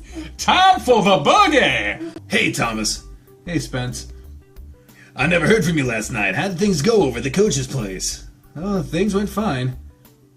Fine, you say. Oh, it's Darius. I actually missed this guy a little bit. I hadn't recorded extracurricular activities in a long time, so what happened? Give us the details. He was just asleep when I got there. He wasn't feeling well at all, and he lost track of time. He lost track of 2 days passing by? Pretty much. I'm not buying it. What else happened? It doesn't matter if you believe what he says or not. He doesn't really have a reason to lie to us. If he says the coach wasn't feeling well, I'm sure that's true. He'll be at practice today? He said he would be. He still has some time to get here before we should get concerned. Alright, well come on then. Let's all get stretching. So by the time he gets here, we should be ready to start practice. We have to work double duty today, since we have our first real match on Friday. We should have to be ready for that. But I want to know what else happened at the coach's place. Nothing else happened, Darius. Coach was asleep when I got there, and he was alone. I woke him up, we talked, and then I went home. How'd you get home? How else? He drove me home, and so I don't have to walk back. Did he stay there with you? Darius, just drop it already. Nothing else happened. Let's go, Thomas. Wait, I have more questions. Oh, Jesus. I was starting to get a little annoyed with him, but then they're okay. That was okay. Wait a minute. Those in Chester arrived at the same time to join with you and the other two, so you all stood around in a circle chatting while getting ready to begin practice for the day. Great to see everyone's here and ready to get started. Sorry I canceled on you guys on Monday. I had a rough weekend, but I'm feeling a lot better now. His eyes settled on you for a moment while he grinned, but he quickly panned his vision around to the rest of the team. We have a lot of work to do today to make sure you guys are ready for your first matches on Friday. Thankfully, we'll be hosting the games here, so we'll have an advantage in that regard. So if everyone's stretched and ready to go, let's get practice started. Spencer, I want you to take... Coach's eyes lingered on you for a moment. I'll take Thomas. I think you should work with the others and let me work with them today. Oh, that's a good idea. Spencer and Thomas will work together, and the rest of you will work with me today. I'm sure you know what to focus on, Spencer. You can count on me, Coach. I'll take care of them. Okay, everyone, let's work hard today. You ready to do this? Yep. Is there any reason why you wanted me to be with you today, though, Spence? To keep you focused. Coach is here and seems fine, so I want you to focus on practicing with me today. I'm sure you're relieved to see him here, but we need you both to focus on practice and not so much on each other. You don't have to hide it from me, Thomas. We've been friends long enough that I can see right through you. I know as well as Darius does that there's more going on between the two of you. I don't know what it is exactly, but I know something's up. While you're on the courts, though, he's your coach, and you have to keep that in mind. That's why you're with me. He'll have his hands full with Chester and Darius, and I'm not gonna go easy on you either, so you won't have time to divert your attention. You understood? You understand, right? Yeah, I get it. Good! Now let's get to work. I hope you're ready for an intense practice. I'm glad Coach is here, but Spencer is right. I have to focus on practice today. Otherwise, I'm not going to do so hot at our matches on Friday. Time to focus! Ooh, yeah! Maybe that should be Spencer's voice. Have you had enough yet? Not yet. I still have some energy left. Let's take a short break, get some water, and see how the others are doing then. Then we'll continue, all right? Dig it! Sounds like we have a good idea to me. Let me know if y'all want Spencer to just be a Macho Man impression, because maybe... Is it too similar to the Coach? Because... Coach down here, and then Macho Man... No, it's tighter. It's tighter. I don't know. Maybe. I don't know. It's better than this, though. It's way too high-pitched for Spencer. You followed Spencer off the court to get some water and took a seat to watch the others go through a doubles match. Looks like everyone's on their game today. Even Coach is playing better than normal. Yeah, everyone's really on top of it. It's so weird going from that to a normal voice. It was time for Coach to serve to Darius, and he made sure it was an ace. Darius never stood a chance of getting to it. Nice serve, Coach! He gave you a sheepish grin and swapped sides to serve to Chester next. That was a fun sentence. Sorry it was so quick to go. The serve yielded the same results as the last. I think he's just showing off now. They don't stand a chance against a serve like that. That might even give me a little trouble. Maybe he should dial it back a little then. Nah, let him have his fun. It's just 4 points. Besides, Darius and Chester might surprise us. Sure enough, Darius managed to hit the next one back over the net, but it was met by Dozer's racket slamming it right back at him since it was moving so slowly. Nice try, Darius. Use his own power against him on his serve, Chester. Remember to follow through with your swing. Spencer's advice fell on deaf ears as Chester hit the ball, sending it flying through the air into another court. After the 4th point to win the game, Coach called for their match to break so that they can take a quick water break as well. How things going with you two? Spence is really throttling my voice is what he's doing. Certainly giving me a workout, that's for sure. I'm not trying to be too rough with them. It's just hard at times. Seems like you had a hard time with that too, Coach, after seeing those serves. Yeah, I guess I should have gone a little easier on them. Some great serves, though. Thanks, Thomas. Those were great times, but it doesn't really help us any. It'll help you, Chester. You'll find some people just serve just as good as the coach, if not better at some point. Best to learn how to handle it. Spencer's right. Well, I should have held back a little. You'll have to learn somehow. Dick, did it have to be now? I can't. Every time I try to do every game, there's a person whose voice I can't get. In repeat, it's Owen. I can't figure out what his voice is supposed to be. In this game, it's Chester, and in Morinatsu, it's the fucking Tanuki guy. I don't even remember his fucking name. Should we be focused on things to improve for the matches Friday? Returning a powerful serve should be something to improve on. Darius barely returned one, but Dozer was right there, ready to smash it back to you guys. Don't worry, Chester, you'll get it. We can practice some more after this, okay? No, sure, those are thanks. Alright, guys, that's enough of a break. Let's get back to practice. Thomas, just a moment. What is it, Coach? Do you need a ride home after practice? Oh, that'd be great if you don't mind. Of course I don't mind. I'm company, so it's no trouble at all. That's good to know.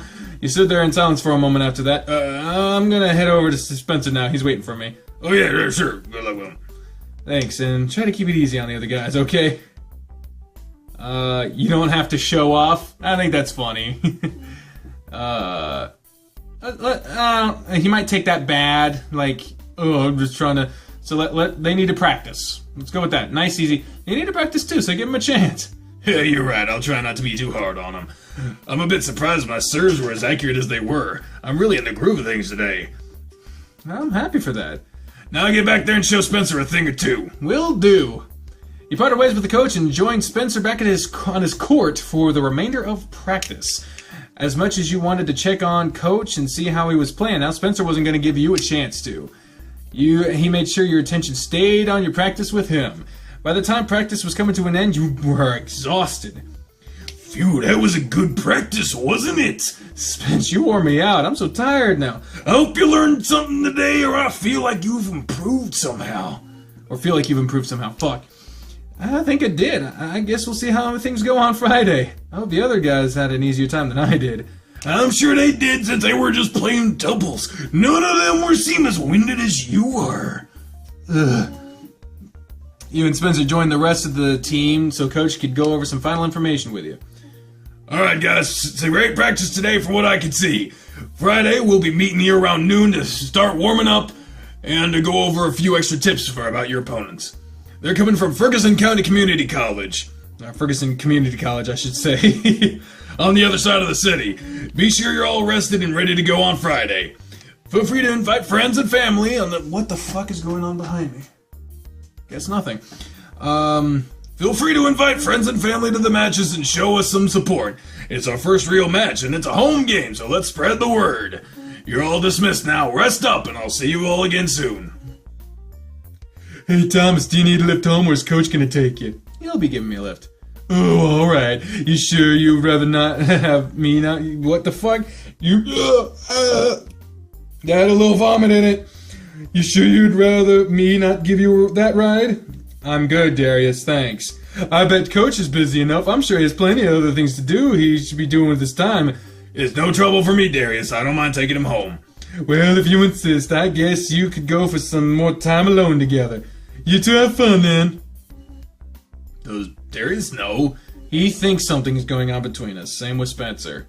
Oh, maybe it is a bad idea for us to be in a relationship. Harold, it's fine. Don't worry about it, okay? Spencer wouldn't tell anyone about it, and Darius doesn't seem like he'd care about anything beyond if we've slept together or not. I see. Well, we haven't done that yet. Keyword being yet! We just need to make sure we keep our relationship out of the classroom and off the courts. There's nothing to worry about. You're right. I'll try not to think about it too much. And what do you mean, yet? Oh, that face! well, I didn't mean anything about that. Hey, I think I need to get you home, right? Wait! Oh, thanks for giving me a lift home, Coach. It's so much better than taking the bus. I'll do this for you every day we have practice if you'd like me to. It's not really out of my way, so it's no bother. Sure, shit, why not? That sounds great, Coach. I really appreciate that. My pleasure, Thomas. Anytime I can help you out, just let me know. So, I know it's kind of sudden, but would you like to grab a quick dinner with me? We can sit and talk a while. I was thinking just fast food or something along those lines. My treat, since you guys fed me last night. Oh, that doesn't sound like a bad idea, actually. Let me just run in and tell Maria, since I'm sure she's noticed that we pulled up. I'll take my stuff inside, too. Go for it. I'll be right here. Hey, Maria? Welcome home, dears. I like how she has different outfits every time. Like, that's a very nice touch. Is Mr. Grifter going to come inside, too? Well, he asked if I'd go grab some food with him. Oh, I see. Well, you boys go ahead and enjoy yourselves and be careful. He's a great driver, so no worries there. I shouldn't be gone too long, so I'll see you again in a bit. Have fun. All set to go? Yeah, Maria asked if you were going to come inside, and so you'll have to say hi to her at least when we get back. I shall. Burgers and fries sound good with you? Sounds good to me. Then off we go. Sounds good to me, too. Oh, this diet is wrecking me. Here we are. A place that's really close to the school, and I've never even heard of it. Spencer told me about it a few weeks back, and I like to swing by for coffee or breakfast sometimes. They have great food, and it's out pretty quick. Not to mention it's really nice outside right now, so we could just sit here and eat. Is that alright? Yeah, it's fine with me, Coach. You tend to have a good taste in food, so I'll trust your judgment on this place. Great. Well, we can grab a table, and our server will be here in a moment. You have a server at a fast food place? Crime and Netley.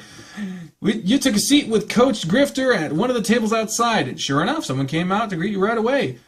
I really suggest getting the double bacon cheeseburger and the curly fries. The burger's huge, and everything tastes great. Sounds tasty. I'll have that then. Jesus Christ. Why do you have to do this to me? I can't eat anymore tonight, or else I'm fucked. I'll just drink water.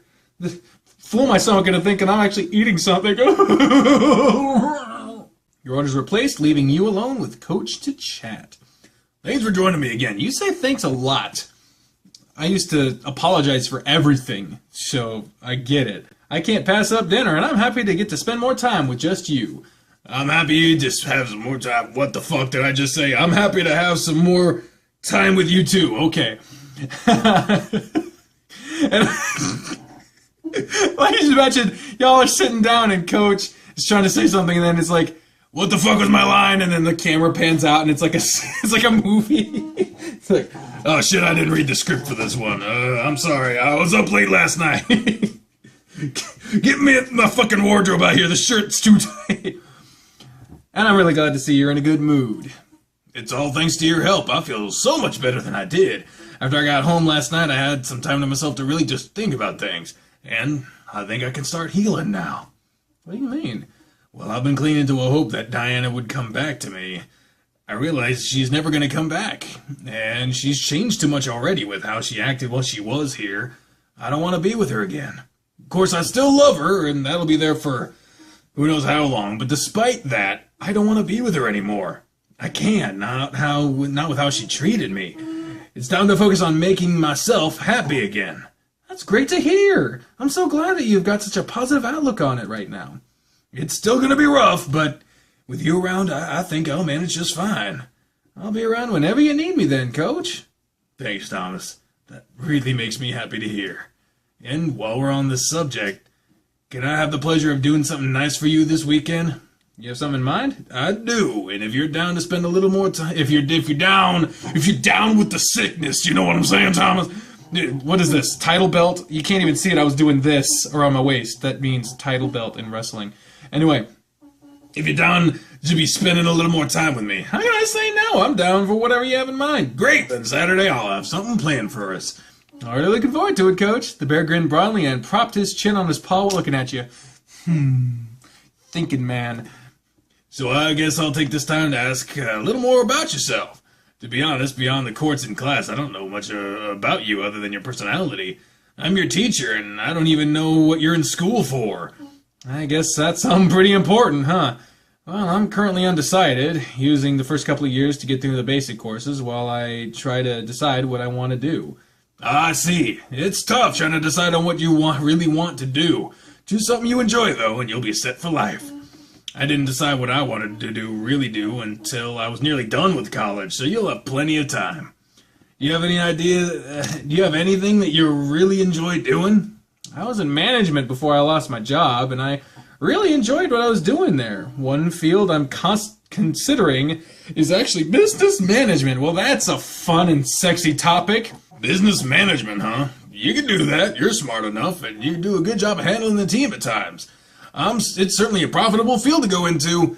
A lot of businesses need management, I guess. It's right up there with building the buildings. I've done a little research on it, and it really does look like I could make a decent living off it. You can!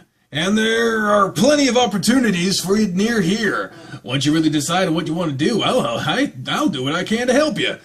There are plenty of programs Cresthaven offers to help get students into the workforce once they graduate. Really? That'd be great. Just work hard, keep your grades up, and you'll have no trouble at all with it. Thanks a lot, Coach. Speaking of the workforce, I dropped off your application today with the manager at the supply store since I wasn't around on Monday. You should expect a call from him in a day or two. Awesome! I really appreciate you doing that for me. I could really use a little extra cash, and I'm sure it'll look good on a resume. It will look great for you. The job isn't really that bad either. I've worked there a couple of different times. You did? Yep, I've done some volunteer time there, and it normally doesn't get too busy there in this time of year. Usually picks up around the start of the semester or as finals approach. Yeah, people picking up their books and such, and like parents coming in and be like, oh, you gotta have like 17 hoodies with the logo of the school on it. It's like, bitch, it's fucking Atlanta, Georgia. What do I need hoodies for? What the fuck is wrong with you? Get out of my life, Mom. Oh, that's so sad. Oh, college students do that, though. Don't be mean to your moms. Seriously. Like, fuck the game right now. Listen, I'm kidding. You'll probably do nothing other than keep the store tidy and sell people something every now and then. Sounds easy enough. It'll be a good transition back into a job. Now there are a few things I can look forward to. Good, I'll be able to stop by and see you whenever I don't have classes too. Yeah, I suppose you're right about that. Oh boy, and look, here's our food! Oh boy, indeed. Your server returned with your orders, and you and Coach Grifter wasted no time digging in. See, these burgers are great, aren't they? They really are. I'll have to come by here more often since it's so close to the school. Let me know when you do, and I'll join you. I really like this place. Of course. Hey, since I had to talk about myself for a moment, why don't you tell me a little bit more about yourself? What are some of the things you like to do in your free time? I'm not that interested, to be honest. And ladies and gentlemen, introducing Bree, who tried her best to be quiet and sneak out here. If I hadn't been in full vision of the door, I would not have noticed she was there. Hello, Bree. I heard burgers and I'm hungry. I know. Let's make some fucking eggs. You want some eggs? I'd love some eggs. Okay. I like to write, as I'm sure you can tell. You've been to my house, so you can see there's not much of those there. But there is one thing I really do enjoy. Not even Diana cared too much for this interest. Oh, what's that? I really enjoy going to the theater. What? Diana didn't even like seeing movies? Not a movie theater. Things like plays, operas, and musicals. I really enjoy going to things like that. I like to dress up nice and go out of the theaters over at the busier parts of the city now and then. Well, my eggs!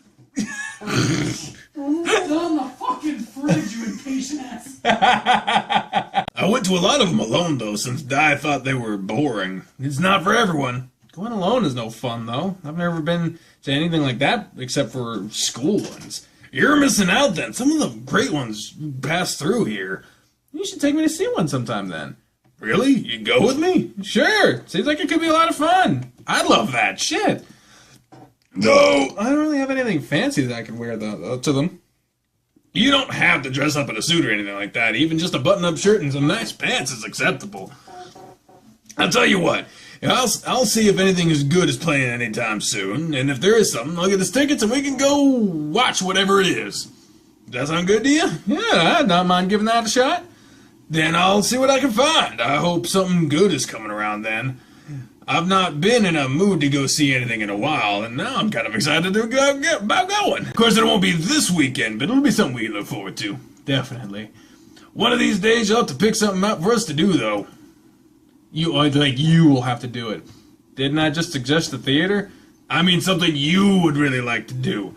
I don't know what I'd like to do. I enjoy just spending time with you. Oh, I'm happy to spend time with you, too. Oh. But I'm sure there's something you can think of. I'll try to come up with something then. I'm really just content with doing stuff like this, though. I want you to fuck me, coach! There's nothing wrong with that. That's the actual next line. Just having a simple dinner and chatting is always enjoyable. So if you decide that's all you'd like to do, pick a place and we'll go do that sometime too, alright? Sure thing. I can handle that. That at least. Good, good. Well, if you're done eating, I'm gonna go pay so we can get you back home. I need to prepare a few things for class tomorrow. And you have a haiku that has to be turned in, so I'm curious to see what you have come up with. I had it ready on Tuesday, so when it was due on Monday. Good. Okay, he doesn't seem to notice. Good, I can't wait to hear it tomorrow then. Anyway, I'll be right back. Coach Grifter left the table to go take care of the bill, and he rejoined you shortly after. Alright, let's get you back home. Alright. Maria, I'm back, and Coach came in to say hi. Good evening, Maria. I hope your day treated you well. Well, hello again, Mr. Grifter. So nice of you to come in and say hi. It's been a good day for me. I've stayed busy around the shelter. Look, you... Fuck! You look wonderful. Is that coach for a second? You look wonderful today yourself. Your day has been a good one, I would hope. Well, thank you. Today has been a good day for me. It's been really great. It's been really great, to be honest. Was dinner good? Very much so. I had some great company. He grinned at you when he said that. Aw. Thomas sure does make for good company, and that's no surprise to hear. I'm glad you enjoyed yourself, too. I'm sure that means you enjoyed yourself as well. Oh, yeah, I did. It took me to some place near the college campus I've never been to before. Really good food, and such a nice atmosphere, too. Oh, you'll have to show me this place, then. It really does sound nice. Sure, we'll all go together there someday. I'll hold you to that. It's just me or they're getting along. Like, they're getting along. Grumbling in my throat. Getting jelly. I'm so jelly. I have to get going, though. I have to get going, though. I need to make some plans out of things out for class tomorrow. Thanks for dinner and the ride home, Coach. Anytime, Thomas. Oh, it's always been a pleasure to have you stop by. Feel free to come by whenever. Thank you, Maria. Care to see me out? Oh, yeah, sure. I'll be back in a minute, Maria. And again, with the scene, people are like, how many of these days are going to come by like this? I guess we'll see you in class tomorrow. Of course, I'll be there. Well, you kissed him once. Might as well just go along with it. You didn't wait for him to ask for a kiss this time. Instead, you leaned up and kissed the side of his snout. Snout! Hey, snoot noot. Have a safe drive home. Let me know when you get there, alright? Sure thing. You too. Oh, well. I'll talk to you later. Be safe. Flustered much? A little. I wasn't expecting that. I'm sorry. No, it's okay. I like it. I'm gonna go now before I say something else that's dumb. See you later, then. See ya. He gave you a quick kiss on the cheek, too, and hopped into the car before you had a chance to respond. You waved at him as he drove by, and once he was out of sight, you went back inside. Welcome back. What is that? What is that? What is that? You got a fur ball stuck in your mouth, Maria? What's wrong with you? Welcome back. You were watching again, weren't you? You two really are cute. Do you know it? Maria. I just imagine you two sitting together, holding hands, and he'd be so shy about it. It just makes my little heart flutter. Oh, jeez, you're making me blush now. I'm going to my room. I'm going to get some work to look over. What the fuck? Oh, okay. You pre-scramble your eggs. Yeah, you pre-scramble your eggs. I scrambled mine in the pan. That's because you're weird. I make better eggs, though. No, you fucking don't. You know it's true. No, you fucking don't. True story, I Flit. blocked that out of my memory. True story, ladies and gentlemen. I'm going to tell this. Okay, so our first date, I went to your place, and in the next morning, you got up early. Like, how early did you get up? I got up an hour early. Like an hour early to make breakfast. And you had all the fixings and all this stuff, and it was great. It really was delicious. In no way, everything she has cooked for me has been amazing, other than that one fucked up time you substituted, what, tomato sauce for what was tomato sauce for, no, it wasn't tomato sauce. It was tomato soup for tomato sauce. And the masticholi stuff that we had that you put in the fridge? Yeah, that stuff is awful. Yeah, that was fucked up. No, it was a crime to tomatoes, but We were on a budget. we were on a budget. Not her fault. The next time we had a date, she came over to my place when I was living with my dad, and the next morning, we woke up at the same time, and I was like, oh shit, I gotta make breakfast, but I don't have any of the fixings. So I just make its eggs, like in 5 minutes. I come back with 2 plates of eggs, one for you, one for me, and we both agree. I'm not just being an asshole here, because that's like the one thing I can cook well. I knocked those eggs out the fucking park, man. It wasn't those eggs you knocked out of the park. I was surprised because you finished them in like 5 minutes and they were good. And they were good. They were on par. The ones that knocked it out of the park for me is when I asked you to put like the pepperoni and the rice in them, because that's what I usually do. I would really fuck up my eggs, and then you did it in 5 minutes. And I was like, this is the best it's ever tasted. Yeah. Fuck you. Like, Put cheese, a little bit of butter, a little bit of salt, put all the stuff in it, and boom. Magic. It has to be magic, because there's no logic behind it. It was really nice of Coach to take me out to dinner tonight. I'll have to do something nice for him whenever I can. He's taken me out several times over the past few weeks, and he's always paid for it. I just have no idea what it is I can do for him. give them your butt. Give him your butt. Oh, Coach must be home already. I really need a picture of him on my phone so I know who's texting me right away. Just letting you know I'm home. Good job at practice today, and thanks for spending some extra time with me. I had a good time with you, Coach. Thanks for taking me out again. Yeah, I'm gonna see if there are any good shows playing, and I'll let you know what I can find out tomorrow. Great, I can't wait to see what you find. By the way, would you mind sending me a picture of yourself? I don't have one right now. Why do you need it? I just want to have a picture of you so I can use it as a contact image. And it'd be nice to have one of you on my phone. Oh, then I guess I'll just take one for you. Give me a few minutes. I'm gonna send you a dick pic. He sent me a dick pic. You know, there is actually a product that, if I saw this right, it's on the Patreon page. You can buy a body pillow where on one side it's Coach Grifter in like a pose. Yeah? Yeah, so like the game's not done yet, and you can already buy like body pillow merch so you can cuddle with Coach. That is amazing. His bare ass is on it too, literal bare ass, because he's bare. Okay. Oh yeah, thanks. I wanna fucking put 2. You have to send me one too, though. I guess I can oblige that. It's only fair. I've not had to do that. I've not had to do that like ever though. Alright, it's fair. I'll snap a picture and send it your way. Let's see. The lighting in my room is fine, so this should be easy. Ah, the flash was on it, blinded me, and I blinked. That picture was really bad. Let's turn that off and try again. No, that one isn't good. Why is it so hard? I'm feeling really self-conscious about these pictures so suddenly. Ah, there we go. This one's good. I'll send it this way. I'm 100% the same way. I have an Instagram, and god damn it, like I have what 80 followers on there.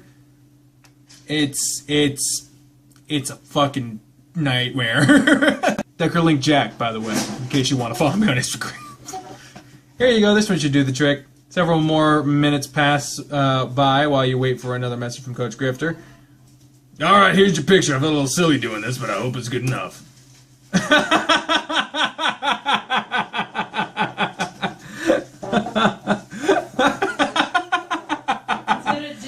It's not a dick pic. It just looks so much like he's fucking this thing up so bad.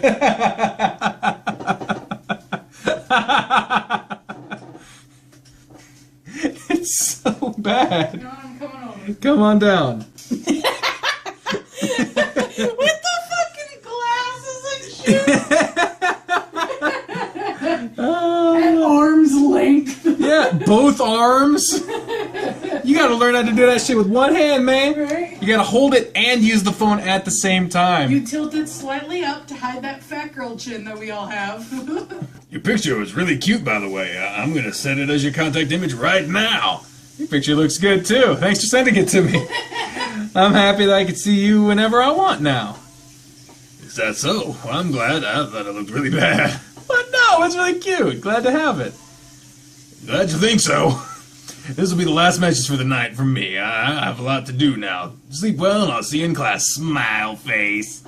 Good night, Coach. Sweet dreams to you. I'll see you then. You rolled onto your bed and stared at the picture the coach had sent you. Aww. He must have been really awkward for him to try and take a selfie. Still, he is really cute. He even added a little smiley face at the end of his last message. I'm so happy you sent this to me. I'll sleep good seeing this picture before I pass out. Thursday, you wake up. Your phone has been on your balls all night. You now have no sperm left. I gotta turn in my haiku to the coach. He's going to make us read them out loud, so I suppose I should look over mine again and make sure it's correct. I'd hate to read it to him if it not sound right. Let's see, what did I have written down for verse 1? Oh shit, I actually have to fucking write this thing. Okay, so it's about... I'm going with 575. And the theme is winter and spring. So, fading winter is the beginning, because spring comes. So I start with fading winter. Nope, that's 4. In spring's arrival, that's 5. Cold to warm with time, that's 5. But I don't know what cold to warm with time means. So I'm going to go with in spring's arrival. Okay, I want to make sure. Remember, in spring's arrival. It passes without a sound. Hidden love appears anew. New leaves for a new beginning. Hidden love appears anew. That's 7. I like that one. In spring's arrival, hidden love appears anew. Okay, that I like that. And the last verse. And it ends with 5. Silence speaks wonders. That's 5. Unknown to the world. That's 5. Forgotten again. Till later. That's way too fucking many. Let's go with unknown to the world because you're keeping it a secret. So let's fucking go with it. So in spring's arrival, hidden love to the world, some shit. New love of getting to the new with the fucking sure, whatever. It's good. It's fine. I just chose the middle options every time. Yeah, I think that's right. Let me know. Let me just get a fresh copy of it, and I'll head off to class. Good morning, Thomas. Good morning, Coach. You seem in a good mood, it seems. I slept great, and I feel really good, too. Yeah, let me hear that. I slept good, too. Good. I hope that means you're ready for class today. It'll be mostly people reading haiku. I think I'm ready for it. I went over my haiku before camp come in, so I hope it's good enough. I'm sure it will be. I look forward to hearing it. Go ahead and take a seat, and I'll get started with class in just a moment. He sat down near Darius, and you glanced over at him.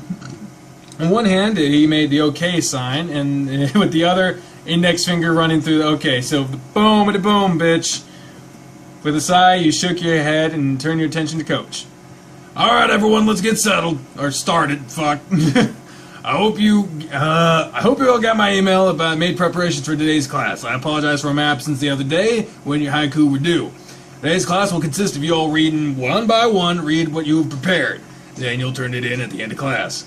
With that out of the way, is there anyone that would like to volunteer to go first? If no one does, I'll just go through people at random. I don't like going first, but I also feel like if you don't go first, then it's like, fuck it. Pursue the plot. Volunteer. I'll go first, Mr. Grifter. That wasn't your voice. I'll go first, Mr. Grifter. Motherfucker. Alright, our first volunteer. You can just stand up and read it, Thomas. Sure thing. In spring's arrival, hidden love appears anew, unknown to the world. Very nice work, Thomas. An excellent use of the standard haiku setup. Thanks, Mr. Grifter. Who wants to follow up on that one? One by one, each student in the classroom had to read their haiku. Even Chester managed to write a haiku that impressed the coach. It only took half of the class period for everyone to go through their haiku, so once everyone was done, Coach Grifter moved on with the finish of the class with something quick. Alright, everyone, good work with the haiku. When class is done, just leave your work on my desk and I'll grade them for my next class. For the rest of the class, we are hoping to talk about For the rest of the class, we're going to talk about the sonnet now. The sonnet is yet another type of poem, typically consisting of 14 lines. Christ, I hope I don't have to fucking write one of those. That's a lot of clicking. The sonnet is of Italian origin. The sonnet is of Italian origin and tends to stick to a fairly strict rhyming scheme. The creator of the sonnet was I'm sure that's how it was actually said. We'll be covering some of his sonnets, some of them from Shakespeare, and some from a variety of other sonneteers. Go ahead and open your textbooks to page 72, and we'll go over a little bit while we have some time. The remainder of the class period was spent with him going over some information about the sonnet and reading off a couple of different ones. Alright everyone, that's all I have for you today. Read over the chapter about sonnets, and we'll be discussing next week. Don't forget, leave your haiku on my desk as you're leaving, and I'll post your grades for those in a few days. He waited around for everyone else to exit the classroom, leaving you alone to speak with Coach for a moment. Good work today, Thomas. Your haiku was really nice. Thanks, Coach. Would you mind reading it again? now? Yeah, if you don't mind, before you leave. If you'd like. In spring's arrival, hidden love appears anew, unknown to the world. You stared down at the paper in your hand, and you could feel his eyes staring at you. So, did you write that one for me, or for class? Oh, make it for him! Make it for him! Make it for him! Yay! What? Bitch, I said for you! What the shit? I wrote it for class. I see, you'll get a good score on that one. But I was thinking about you when I wrote it. Okay. It's like, motherfucker, I said. I said you. You don't just get to decide what I did and didn't say, god damn it. Oh, I don't know what to say. It's so nice. I still have to critique it and grade it. Don't expect me to take it lightly just because you just said that. Of course, I don't expect any special treatment, Coach. I mean, I did exactly what the assignment was, so if you fucking give me anything about it than 100%, I'm gonna fucking break up with you. No, that's the worst. That's not the worst, but it's bad. It's not even... It's just a joke. Christ. Get over it. Well, I'm gonna head to my next class now. Alright, do you think you want to join me for lunch again today? Doesn't sound like a bad idea. Should I just meet you in the cafeteria again? Yeah, that'll be good. Alright, I suppose I'll see you there. See you then. Finally! God! Jeez, Darius, what do you want? Really getting cozy with the coach, huh? When do you ask that? All these private conversations you're having with him? Oh, he's squinting now. Motherfucker's squinting at me. And don't think I didn't catch on to your little haiku and how he reacted to it. I don't know what you're talking about. Oh, Jesus, he's got a mouth on him. You're already flustered about it. It's pretty obvious you wrote that for him. It was an assignment, that's all. Sure. Alright, back to normal face, thank God. You're not fooling me, but if you want to deny it, that's cool. Anyway, enjoy your lunch with him later. He was eavesdropping on us anyway. Christ! Your next class passed like normal, and once it was done, you left for the cafeteria to meet up with Coach Grifter. Great, you're here. I'm starving. You could have already gotten your food already. That would have been rude. Let's get something to eat and grab a seat. Wow, my throat actually feels good, and so I'm not getting the low notes. It's because I was just, my throat's fine today. After a while, it's gonna sound a lot worse. Don't worry. That Coach Grifter voice that people like so much that involves me destroying myself. It will be coming. Don't you worry. You and Coach Grifter bought your food and chose a table to sit at. How was your math class today? Boring. We were just doing a review for an upcoming exam. I trust that means you know how to do the work? Yeah, I'm confident I can ace the test. Good, glad to hear it. Math was never a strong point for me. I could do basic calculations, but nothing beyond that, really. Same here, man. I can do algebra because it's like math puzzles. But geometry? I don't know what the fucking sine, cosine, hypotenuse. Hang myself with that hypotenuse. Fuck, I'd rather do that than do a geometry. I'm not too bad with it. I really don't think I'll need to use most of what I learned, though. That's how it goes. You're better off learning from your job. It seems so worthless going through college at times. I understand how you feel, but in the end, you'll be glad you did. It'll benefit you, especially with the field you're considering. Just stick with it. The school will help you find a good job once you graduate. I hope so. Who knows? Maybe you can even get a job at the school. Speaking of that, you should check in with the supply store if you have time today.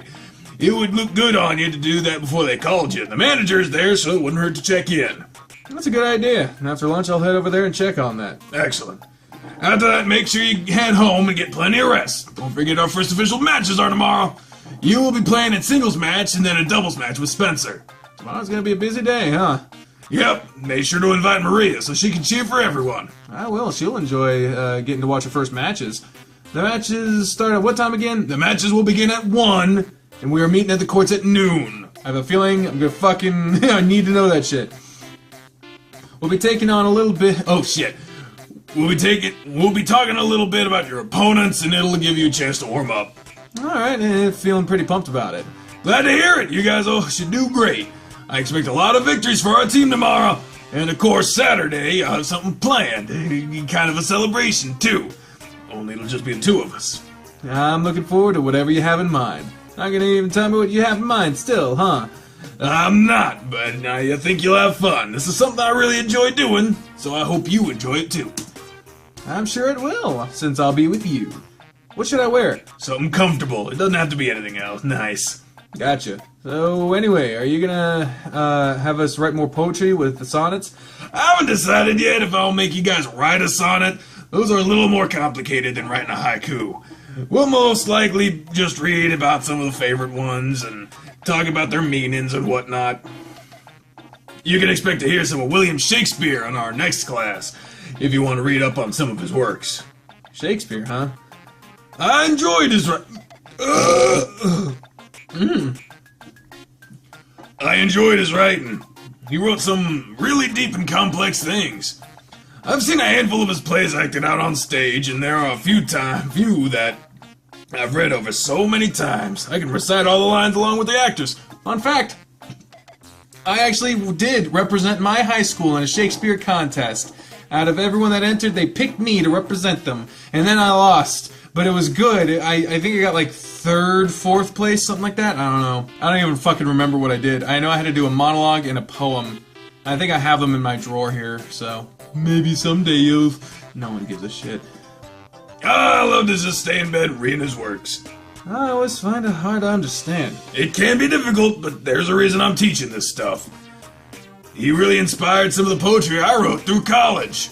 You still haven't shown me any of that stuff. We didn't get the chance to go over some of your haikus. Oh, that's right. Well, maybe I'll have to write something new for you then.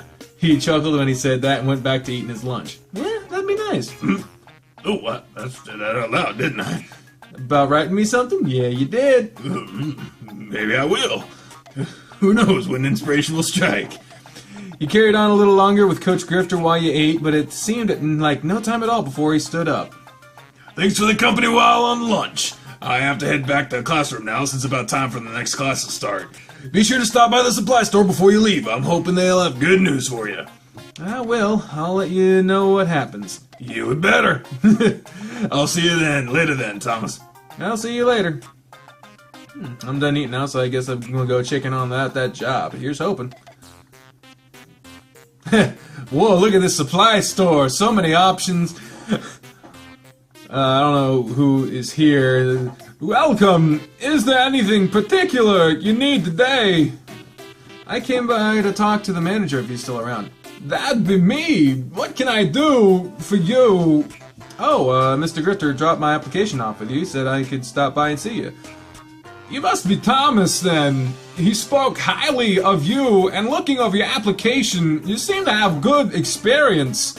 If you want the job, it's yours. I'll take Harold's word for you. Really? That's great. I'll definitely want the position. Perfect! Let's see what kind of availability you have then. Write down your schedule, and I'll see where I can work you in for now. I'll try to get you in next week and show you the ropes. That sounds good to me, Mr. Walken. Just call me Ted. Thank you, Mr. Ted. No, just Ted. That's it. Oh, alright, thanks, Ted. You know, it's been so slow. I can show you a few things if you're willing. We're still open for a couple more hours. How's that sound? I really have nothing better to do, so I'm down for that. Great, come with me. I'll show you around the place and let you know what you'll be doing. The next couple of hours you spent shadowing Ted as a... Wow, I can't do that impression and then still read coherently, apparently. You spent the last couple of hours you spent shadowing Ted as he made sure the store was in order and tended to any customers that came in. The job wasn't complex at all. It was just a basic retail job for the most part, and that was something you had done before in the past. The most obnoxious thing you have to deal with is looking up students' discount codes when they don't know it. Otherwise, the job is pretty relaxed and straightforward. I don't imagine you'll have any difficulties here. I don't even think I will either. Everything seems pretty simple. I'll show you the computer work when I get you here for a real shift. I'll give you a call sometime tomorrow and let you know what your first real shift will be. If I don't answer, just leave a voicemail. Our first tennis matches are tomorrow, so I'll be on the courts most of the day. Got it. Thanks for sticking around. It'll make your first day a bit easier. Thank you for giving me the opportunity. I'll be closing up shop soon, so if you can go ahead and leave. Good luck with your matches tomorrow, and expect a call from me. Thanks a lot, Ted. I'll see you around then. Yep, I'll see you later. I wonder if Coach is still in a class. Let's just stop by and see him and tell him the good news. Looks like he still has a class in session. I bet it won't last too much longer, so I'll just sit around and wait for him to finish up. I'd rather tell him the good news than thank him in person. He sat outside the coach's classroom until students began to file out of it. You waited till they had all left before entering. Thomas, you're back? Shouldn't you have left for home already? I went to talk to Ted at the supply store. How'd it go? Well, whatever you said about me had an impact, and he hired me on the spot. I'm so happy to hear that. When do you start?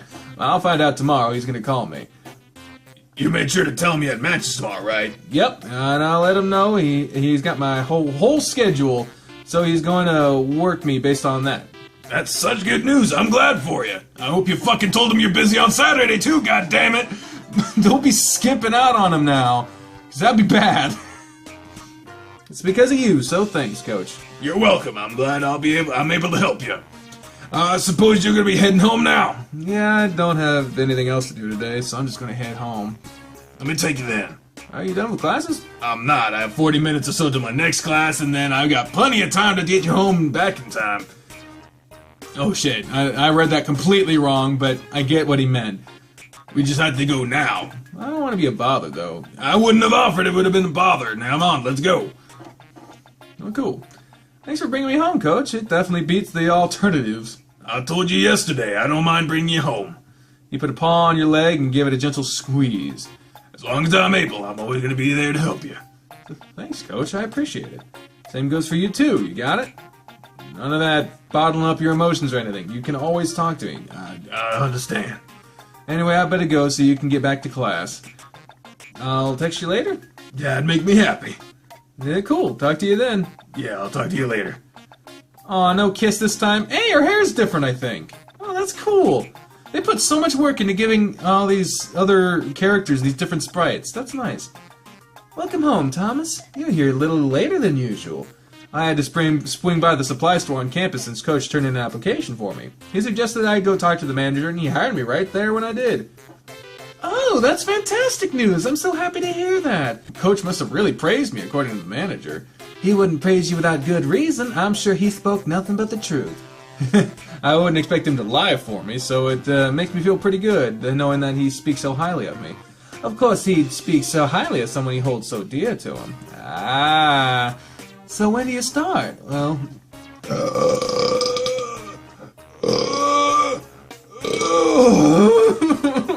Why? I'll find out sometime tomorrow when he calls me. He works around whatever my school schedule is, so that'll be really helpful. That's good. Oh, and about tomorrow. Tomorrow's our first official tennis matches. You're more than welcome to come and cheer us on. The game starts at 1, and we'll be playing in our own tennis courts. Is that right? I think I'll watch then. I'll have to come cheer for my guys. I'm sure everyone will appreciate it. I'll even bring some snacks and drinks for everyone. Oh, well, you don't have to do that. But it'll help. I know just the thing. I'll show up a little early so you guys will have it. I won't try to argue against it. Thanks, Maria. I'll let the coach know in case he had plans to bring anything. Yes, do be sure to let him know. And now you go rest. I'm sure tomorrow is going to take a lot out of you, so it's best to make sure you're fully rested. Yeah, and if you need me for anything, I'll be in my room. All right. I'll go ahead and send Coach a message to let him know what Maria has in mind. Hey, Coach, Maria is coming to the matches. She said she'll bring drinks and snacks for the team, too. His next class should be starting, so I'm sure I won't hear from him until later. Time to just wind down and relax for the rest of the day. Today's the day of our first real matches. Richard is going to drive me and Maria to the court soon, so Lo can start warming up. So Lo. I'm feeling a bit nervous, but as long as I keep everything Coach has shown me in mind, I know I'll do fine. Wow, look at her hair! Look at you! Looking pretty. Are you ready to head to the court? Yeah, I'm set whenever you guys are. Richard is just loading the cooler into the truck, and we'll be good to go by then. I'm so excited to watch your first match today. How are you feeling? A little jittery. I think once I start playing, though, I'll be fine. I'm sure you will be, too. You ate breakfast this morning, right? Yeah, I did. Good. Some sirens going on. Shit.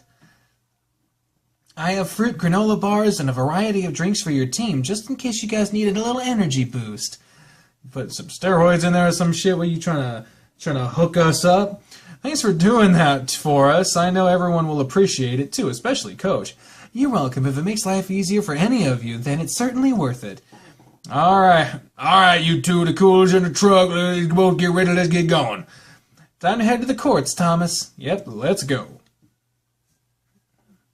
Oh, hey, look at him in a little polo shirt with a little patch on it. Look at that shit. Oh, it looks cool.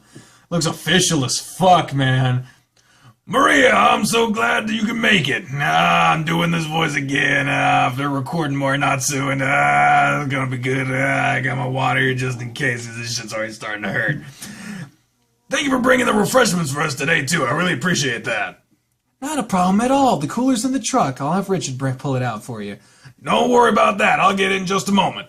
Thomas, go ahead and join the others and start stretching. I'll join you guys in a moment so we can split off and practice before the opponents show up. Sure thing, Coach. You left Maria and Coach Grifter to join up with the rest of your team. Hey guys, let's get our stretching done. Coach said he'll be with us in a moment, so to start practicing. Of course, he'd have you relay that information instead of just telling us himself. Jesus Christ. I just got here with my friend. She brought snacks and drinks for everyone, so he went to help her with those. A likely story. Jesus Christ. Oh, the Spencer voice. Oh, you just can it, Darius. Let's all stretch. We really have to make sure we are ready for today, since it's our first real matches. Yeah, let's get that knocked out while we wait for the coach. Fine. But he'll have to tell me how lunch went and where he took you yesterday. What the hell, Darius? You just follow me around campus all day? He got nothing else to do in his life. He ain't got nothing else to do. You got into a circle with the team, shooting Darius a glance, and he only grinned in response to. Spencer took it upon himself to lead through stretches, and once you were done, Coach was making his way to y'all. Alright, it looks like y'all done and ready to start. Spencer, practice with Dozer, I'll practice with Thomas, and Darius will practice with Chester. Why am I with the bull? Shouldn't he be with you and Thomas be with me, or whatever the fuck I'm trying to say? Everyone is practicing with someone on their skill level, except for Dozer and Spencer. Spencer will be able to help Dozer more. You'll be playing against someone similar to Chester, so you'll benefit from warming up with him. And since you'll be playing doubles with him. What, I'm playing doubles with him this time? You are. Fuck, I forgot Chester. But Dozer's my partner. Since we have an odd number of players, we have to swap up who plays in doubles each match. Thomas is only playing singles today because of this. But it's fine, Chester. You'll play great. Oh, I'm losing my partner now. Okay. Now get out there, guys. You have about 30 minutes to warm up. Come on, Thomas, let's refresh your memory a little bit. Practice your serves, and we'll continue to rally after that. I suppose I should be using the serve he showed me. Kick serve, pancake serve, slice curve. I only remember the name slice curve. I don't know what the fuck a pancake serve is. Kick serve? I don't remember that. I remember the words slice serve. Didn't he show me a slice serve? Maybe that's what I showed us. I don't remember. You threw the ball in the air and served it with your racket angled like you would when you were slicing the ball. It arced. He said there was some spelling problems in this update. Arced through the air slowly, but when it landed, it bounced. It barely moved in any direction. It moved so slow, Coach had time to get to it and plink it back over the next for an easy point. A slice serve? We haven't gone over those, really. It was a good attempt, but way too slow to be effective. After making a few serves, Coach had you stop with the serving and just focus on rallying the ball back and forth with him. Damn it, guess I fucked up on that one. He had you lobbing the ball over him when he attacked the net or dropping the ball short whenever he was too far back. Every shot he could think of, he would at least made you hit a few different times to make sure it was ingrained in your head. Alright, try to read their movements and return the ball accordingly. Don't take risky shots if you don't have to. Get a feel for him before the game starts. You'll have to give him a little longer to warm up. Mix the kick serve with your normal serve and to keep him guessing. That's one of your strongest weapons right now. Don't forget to take a swig of water whenever you're feeling dehydrated. You'll get a small break whenever swapping sides on the court. I'll get you a towel on the bench too, and that way you can get your hands dry and keep the sweat out of your eyes. Do you need a snack or anything before starting? Whoa, chill, Coach, I'm good. He's really trying. I'm sorry, I'm really looking forward to watching your match. I know you're gonna play great today. Thanks, Coach. I'll not to let you down, no goddamn pressure at all. Jesus, I'm watching you, motherfucker. Don't mess up in front of me. He put his hands on your shoulders and smiled at you. You won't let me down no matter what. Just play your hardest and I'll be happy. Oh, by the way, I mentioned you could get a body pillow with Coach Grifter on it. It's not a body pillow, it's the cover. It's like a sleeping bag that you put over a body pillow. I don't want to, false advertising. Of course, I'm not advertising the shit. I just mentioned it. But I figured if I mention it, I should fucking mention it properly, yeah? Also, what the fuck is going on with my hair? It's so far forward here and so far back. It's fucking weird, man. Looks like the other team is here now. I'm gonna talk to their coach and help everyone sent out to the correct courts. Okay, that actually makes sense. So just wait here. Good luck, Thomas. I'll be cheering for you. Thanks, Coach.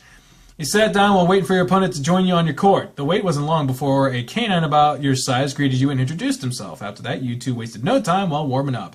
Since you were ready, thanks to Coach, you just hit the ball back to your opponent while trying to watching how he played. His movement isn't too different than mine, so being able to predict how he plays might not be too hard. I think I'll be able to win this as long as I play smart. Your opponent was ready to go after a quick warm-up. So with a spin of your racket, it was decided that you would be serving first. Okay, deep breath. First serve is mine. Just start off with a normal serve and see how he handles that. Then I'll move on to the kick serve. Kick serve. Motherfucking kick serve. You took your position to make the serve, calling out the score before tossing the ball up and making your serve. You returned the ball away from where you were standing, shifting into the center of the back line of his court. He's making me run for it and trying to play safe for now. How should I return it? He's at the back. He's at the back, so powering it is not a good idea. Playing it safe is okay. Drop shot. I don't know what drop shot is, but playing it safe for now. You're in the beginnings. Don't act desperate. In the heat of battle, you don't want to give all your moves away immediately, and don't act desperate because then your opponents know they fucking have you on the ropes. Always act like you got something up your sleeves, even if you got no fucking sleeves. I'll play safe too. You hit the ball back to him and took up the same position as him in the center of the court, waiting for him to make the next move. The ball was returned to you slow and high in the air, as he was barely able to get to it in time. I have to take advantage of this. What can I do? Spike, slice, or return the shot. Well, returning the shot isn't taking advantage of it, and if he's just barely able to get to it, slicing the ball wasn't a good idea last time. I think spiking the ball would be good. Let's spike the shit. I have the perfect chance to just spike the ball. You lined yourself up with the ball, and as it was coming down, you treated it just like a serve and spiked it back over the net. It was so much power behind it, there was no chance of him returning it with the angle you got on it, scoring yourself a quick and easy point. Man, that felt good. Oh, great. I'm sort of getting it, kind of, sort of, maybe. I don't fucking know if I'm good or not. I have to get more of those shots. You set yourself up for the next serve and sent the ball flying over the net. Your opponent returned the ball back down the middle of your side of the court and positioned himself in the very center of his side. I'm not sure what he's getting at now. He's blocked off most of my angles. How should I return this? Well, he's in the middle, so lobbing it means he's going to get a nice, easy shot, and he's probably going to spike it back at you. Playing it safe, I don't know about that, because he's kind of he's cornering you off. Let's try to take a wide shot because then it'll move him over to the corner a little bit. Let's see if I can throw him off with this next shot. You decided to aim your shot close to the doubles alley, pulling him away from the center of the court to see what he tried next. The ball was returned to you slow and high in the air as he was barely able to get to it in time. I had to take advantage of this. What can I do? Well, that was the same exact fucking thing as last time. So let's see if he makes the same mistake twice. If he's a professional, he wouldn't. But he's not... He doesn't seem to be acting like he knows what he's doing. So either he's really smart or he's dumb. So let's spike the shit. I have a perfect intention to just spike the ball. You line yourself up with the ball coming down back over the net. There was so much power behind it, there was no chance of him returning it. And you got another quick, easy point. I'll have to get more of those shots. You set yourself up for the next serve and set the ball flying over the net. Am I just repeating this shit over and over again? Okay, let's see. Your opponent returned the ball back down the middle of your side of the court and positioned himself at the very center of his side. I'm not sure what he's getting at now. He's blocked off most of my angles. This is literally the same shit. Well, let's take another wide shot, I guess. So you throw him off. You decided to aim your shot close to the doubles. You returned the ball away from where you were standing, shifting into the center of the back line of his court. Okay, so he's at the back line of his court. He's making me run for it and trying to play safer now. How should I return it? Well, last time that he did this shit, playing safe was good. I still don't know what a drop shot is, and powering it back is not a good idea since he's at the back. Play safe. Play it safe. You hit the ball back to him and take up the same position as him in the center of your court, waiting for him to make the next move. He returned the ball away from where he was standing, shifting back to into the center of the back line of his court. He's making me run for it and trying to play safer now. How should I return it? He's doing the same shit, so let's try the drop shot. I don't know what the fuck that is, but let's try it. He's back pretty far, so if I use drop shot now, once you were sure he wasn't ready for it, you adjusted your racket to how you were swinging, reducing the speed of the ball and causing it to barely bounce back over the net. He had such a long distance to move to get the ball, it bounced twice before he was able to get to it. With a double bounce, you scored a point. Yes, nailed it. Okay, I need some more of that. So we're 3 up on this motherfucker now. Set yourself up for the next serve and set the ball flying over the net. The ball was returned to you in slow, high in the air as he was barely able to get to it just in time. Spike the shit. Line himself up. Spiked it. There's so much power. Another quick, easy point. This is good. How many fucking points are there in a fucking round? Another serve. Return the ball from where you were standing, shifting to the center of the back line of his court. He's trying to play it safe. Motherfucker tried drop shot that worked last time. Back pretty far. Barely over the net. He had such a long distance it bounced twice. Another point. You scored the final pat and win yourself the first game of your match. Yay! That was an awful lot of repetition, not a lot of varying it up there. So either this guy's setting you up for some fucked up shit in the next round. Jesus, loud-ass engines in the background. Way to go, Thomas. Great hustle. You looked over and see Coach giving you the thumbs up with Maria bouncing happily beside him. I don't like these two being together, motherfucker. He's bisexual, means he probably is bouncing. They must have been watching the first game to see how I was doing. I gotta keep playing hard. I hope that the other team members don't feel like... Because if a coach is overly favorite, even if they're not fucking, like, the overly favoritist towards one person, you could get some heat for that. So you don't want to fucking... I don't want the other people to be mad at me. I'm gonna win for him. You played hard against your opponent. The games were going back and forth. Neither of you seemed to be able to pull ahead. Things were coming down to the wire. Both of you having won a set and pushing into the last games of the third set. Coach Grifter and Maria were both watching with their faces nearly pressed up against the fence separating you all. They'd cheer for you when you scored a point and throw out words of encouragement if you lost one. All of your hard work ending up playing off in the end. With your final serve only nicking your opponent's racket, it didn't make it back over the net. That point was all you needed to win the final game of your third set, giving you the overall victory. Fuck yeah! After a quick handshake with the enemy have fuck you, buddy. You headed off to the court to talk to Coach Grifter and Maria. You played great out there today, Thomas. Good to know, because your face says fuck you. What is this? Oh, it's silly bands. Yes, Yes, you looked like you were doing your best out there. Thanks, guys. I really was trying my best.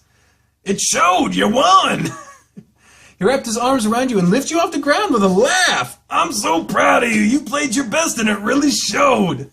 Thanks, Coach. It really means a lot for me to hear that from you. If all these people weren't around, I'd kiss you right now. Oh, shit. Coach! Look how red he's turning, Harold. Coach put you back on your feet and patted your shoulders. Really, I am proud of you. You won your first game of the season. I'll bet you'll keep winning if you keep working hard. Thanks, Coach. I'll do my best. How's everyone else doing? Spencer, Darius, and Dozer won all their matches. Chester beat himself up a little too much, though. His was really close like yours, but he ended up losing. All of them are playing their doubles matches right now, and it's looking like 2 more victories if things keep progressing like they are. Wow, that's awesome. Sounds like the whole team is doing great today. Well, except for Chester, which he just said fucking lost. They sure are. Now, how about we all cheer them on now? Yes, let's go support with them all. Yay. Sounds good to me, too. Cool. You, Coach, and Maria sat by and cheered for the rest of the team while they played their doubles matches. As Coach Grifter had predicted, all your guys won, setting up your team for a nearly perfect sweep in today's matches. Fuck yeah! With the opposing team sent home, fucking pack and tails between their legs, motherfucker, don't get on our cart. You don't know how the fuck it goes on the streets. I ain't dying in the palace with kings and queens, and I ain't sleep in the valley in the alley with porks and beans. I know what the fucking truth is, daddy. I've been in hard times, daddy, and you don't fucking come in here talking that garbage. I know what the fuck life is like, and you fucking don't, cause that clearly cause you lost, motherfucker. Get the hell out of here, god damn it. Oh, yeah. With the opposing team sent home, Coach gathered the team up for a final huddle. Alright, Guy, amazing job today. Oh shit, that was his fucking voice. I was too caught up in this saying amazing guy. Amazing guy, amazing job today. Fuck. Alright, Guy, amazing job today. You really stepped up and showed me what y'all could do, and I'm really happy about it. As long as y'all play like you did for today, if at the rest of the games this season, I'll sure will rank for the high for the regionals. Shit. Now that we're all done, how about we all celebrate? We can head to my place and I'll order some pizzas for everybody. I'm down for that. It's a perfect time to celebrate, so I'm game. I'm not gonna turn down free pizza. You're coming too, right, Dozer? If you're going, I suppose so. I'm not gonna be the only one left out, so I'll be going too. Gotta keep an eye on someone. Great, Maria, you're welcome to come too. Oh, I think I shall. I'll just call Richard and tell him. Perfect, I'll make the call before we leave and order some pizzas. No. Stay down. Stay down, you motherfucker. I feel you in my throat. Don't you try that shit on me. I know you. I know you, motherfucker. I'll leave gathering equipment and picking up for the rest of you. Once that's done, we'll head out. Let's move then. Shit. All right, everyone, make yourself at home. The pizzas will be here shortly, and then we can eat. Man, you actually have a pretty nice place here, Coach. I wasn't expecting this. We'll have to have a real party here one of these days. He's got a pool out back too, so I can count. You can count of us doing something here one day. Yep, thanks to Thomas for helping me clean the backyard. It's ready for a party. How about next weekend? I think it'll be a good time for that. All right. Why not tomorrow? I already got plans for tomorrow. It's too short notice. Fine, I'm gonna check out the pool and see what I'm working with here. You know, you're free to help yourself to anything in the kitchen. I'm gonna see if any of the guys want to drink or anything. Sure thing, Coach. I really don't need anything at the moment. I'll just talk with the guys. It looks like Coach, Maria, and Spencer are talking. Darius is still outside, and those are chatting with Chester on a couch.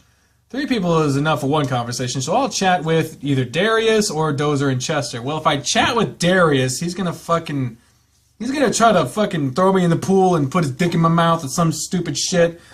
Maybe I get to push him in the pool. He'd be like, fuck you. I don't want to talk to fucking Darius. Let's talk to Dozer and Chester. Jesus. Looks like there's space enough for me on the couch with Dozer and Chester. I'll chat with them for now. You plopped down on the couch beside Chester, and he seemed a little flustered when you did, putting his hands into his lap right away. What the fuck? You alright, Chess? Oh, yeah, I'm fine. I was just talking with Dozer, so I feel a bit self-conscious at the moment. How come? He thinks he smells bad. Oh, that's all? Honestly, I didn't notice it either. I'm sure all of us might be a little on the musky side right now.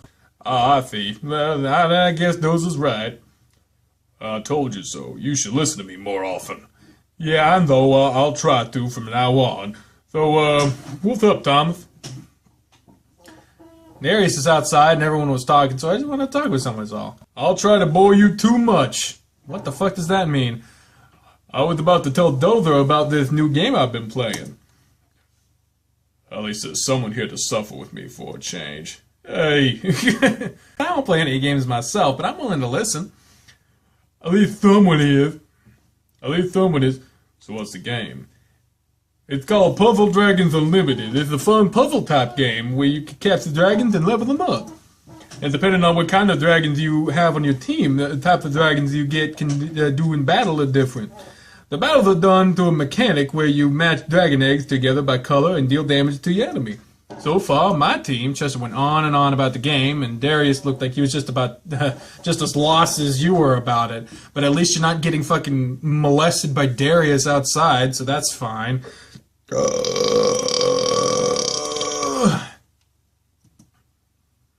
Chess, I think that's enough. But you can just show me at some point, alright? Oh, yeah, sure. Hey, there's the pizzas. I guess that should be the pizza. Get ready for food, guys. I guess I'll have to stop talking about it anyway. Seems so. Time to eat. Everyone gathered around in the living room while Coach set up the pizzas in the kitchen, pulling out plates and cups to go along with it. Alright, guys, dig in. There's plenty of pizza, so eat as much as you like. There's sodas and water in there, too, so help yourself. Most everyone shuffled off into the kitchen, but you stood back and waited with Coach so it didn't get too crowded. This is kind of nice. What is? Having the team over. Everyone seems to be enjoying themselves, and I like having people here, too. It really makes me happy not having this whole place so empty. That's good. It makes me happy to see you happy, too, so it's a win-win. Hey, you two stop flirting and come over and get some food before Chester eats it all. We were just talking. God damn it. I guess I should eat some, too. You joined everyone else and grabbed some pizza, congregating around the living room and the kitchen while you ate. As the pizza vanished and time rolled on, it was getting close to time for everyone to depart. Spencer left with Dozer and Chester in his vehicle, with Darius following right behind. I guess it's about time I let you two go home as well. Everyone is gone now.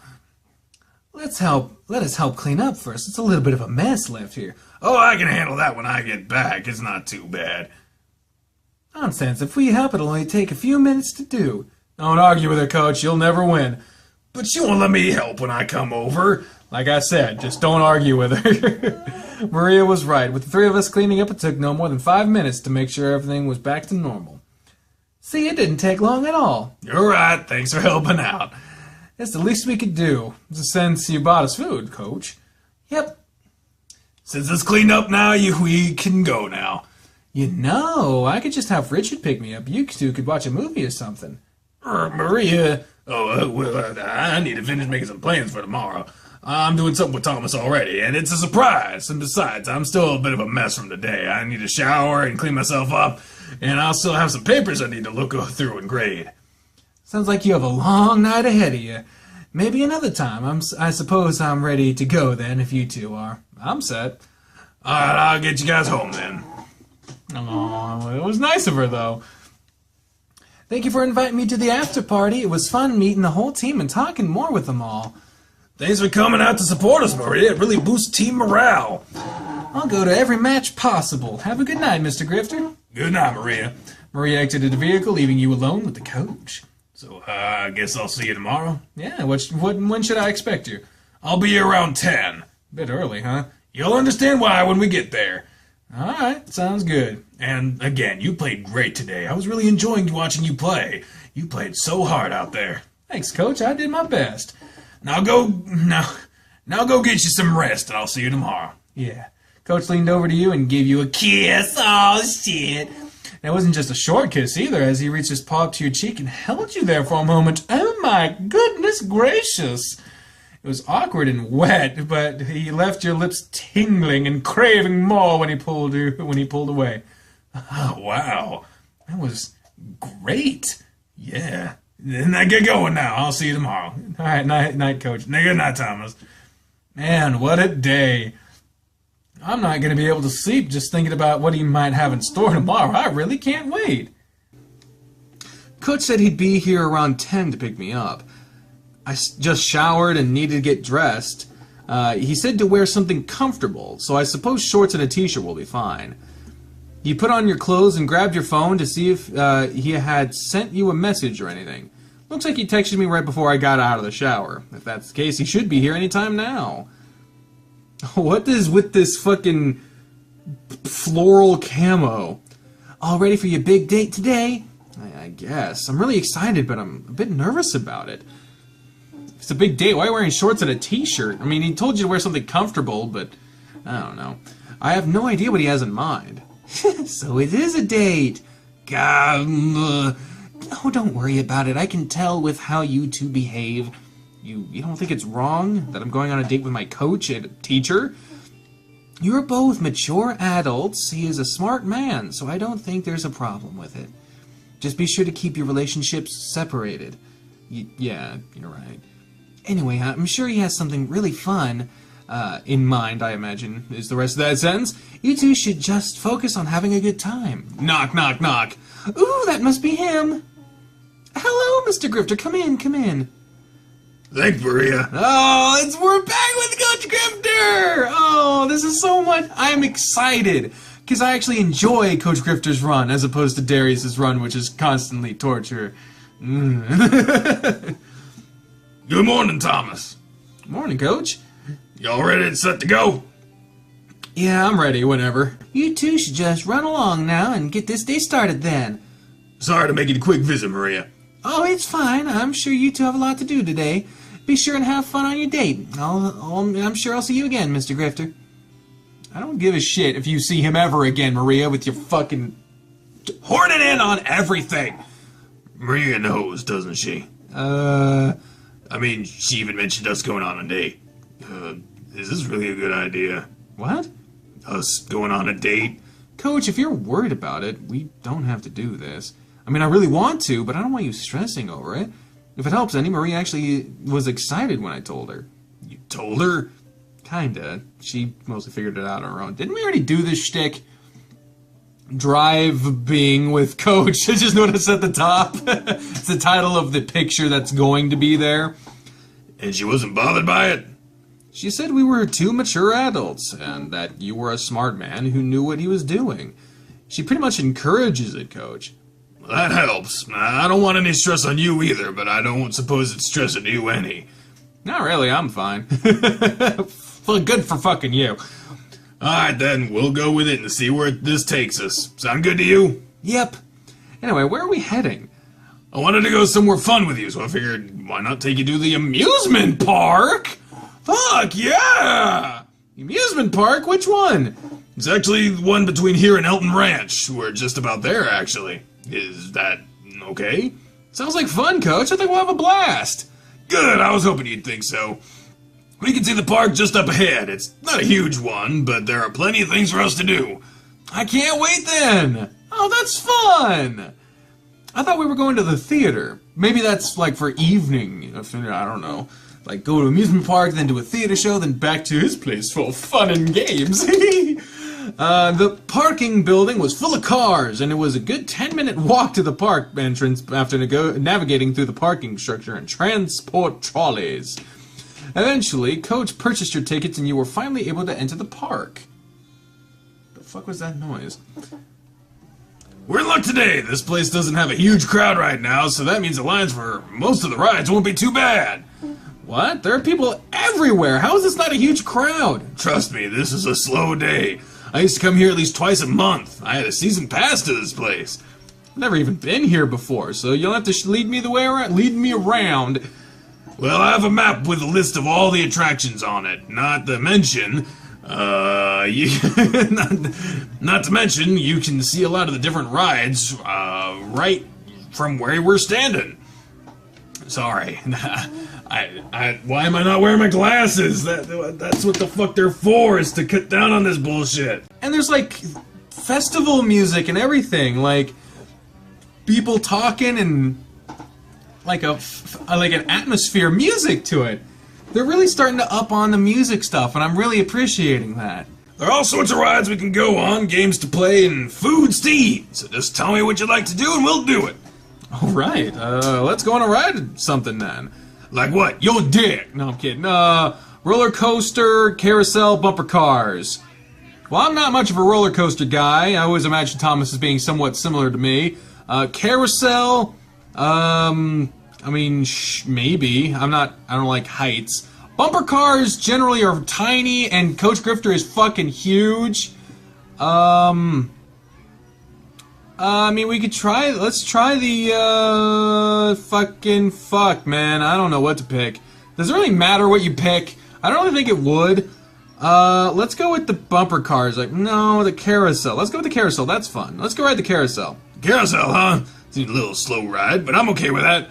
Oh, great. So he wanted the fucking roller coaster. God damn it. It's more nostalgic for me. There used to be one in a mall I go to when I was younger. I used to always love to ride on it. Oh, well, in that case, let's go for it. There are so many things to ride on it. This line is practically always empty and close to it. I'm sure we could ride it a few times with no problem if you like. He followed the coach along towards the ride, and he was right about in line. He was right about the line. There was only a few people waiting when you arrived. See, do you have any preference on what you ride? Oh, fuck. When I heard carousel, I thought Ferris wheel. Why the fuck did I pick the carousel? Let's go with the carriage seat because can't two fit in that? I don't know. Let's ride in the carriage. We can sit, relax a moment, and chat. Doesn't sound like a bad idea. In fact, sounds great to me. Let's do that. As the carousel comes to a stop, it was time for you and Coach Grifter to climb on and find your seat. Sure enough, you found what you were looking for. One of the seats was shaped like an old, fancy carriage being pulled by a horse, and it was perfect for the two of you. Coach Grifter sat down first, and you slid in beside him. When you did that, you pinned his arm against his side, and he pulled it out and rested it across your shoulders. Ah, there we go. This is more comfortable than I thought it would be. Mm-hmm. It seems to be a lot to do in this park. You said you used to have a season pass for it, so I guess you've done it all? I'm sure they've added some stuff since I was here last, but back when I was a pass holder, yeah, I could say I'd done that. I've done everything. Sounds like you probably had a lot of fun here then. We used to have a lot of fun here. Oh, God, no. Oh, no, you mean with your ex? Yeah, she loved this place. We had some great times here. I came a few times after she left me, but got to the point where it was just too depressing. I was hoping I wouldn't think about it bringing you here with me. I'm sorry, I didn't mean to make you think about it.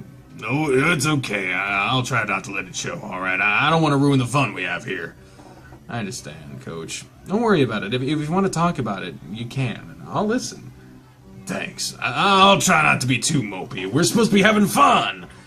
We can make our own great memories here, too. You put your hand on his knee and gave it a squeeze. I'm sure we will, Thomas. We have a lot of things to do, so there are plenty of opportunities. Yep! Speaking of, do you know what you'd like to do after this ride?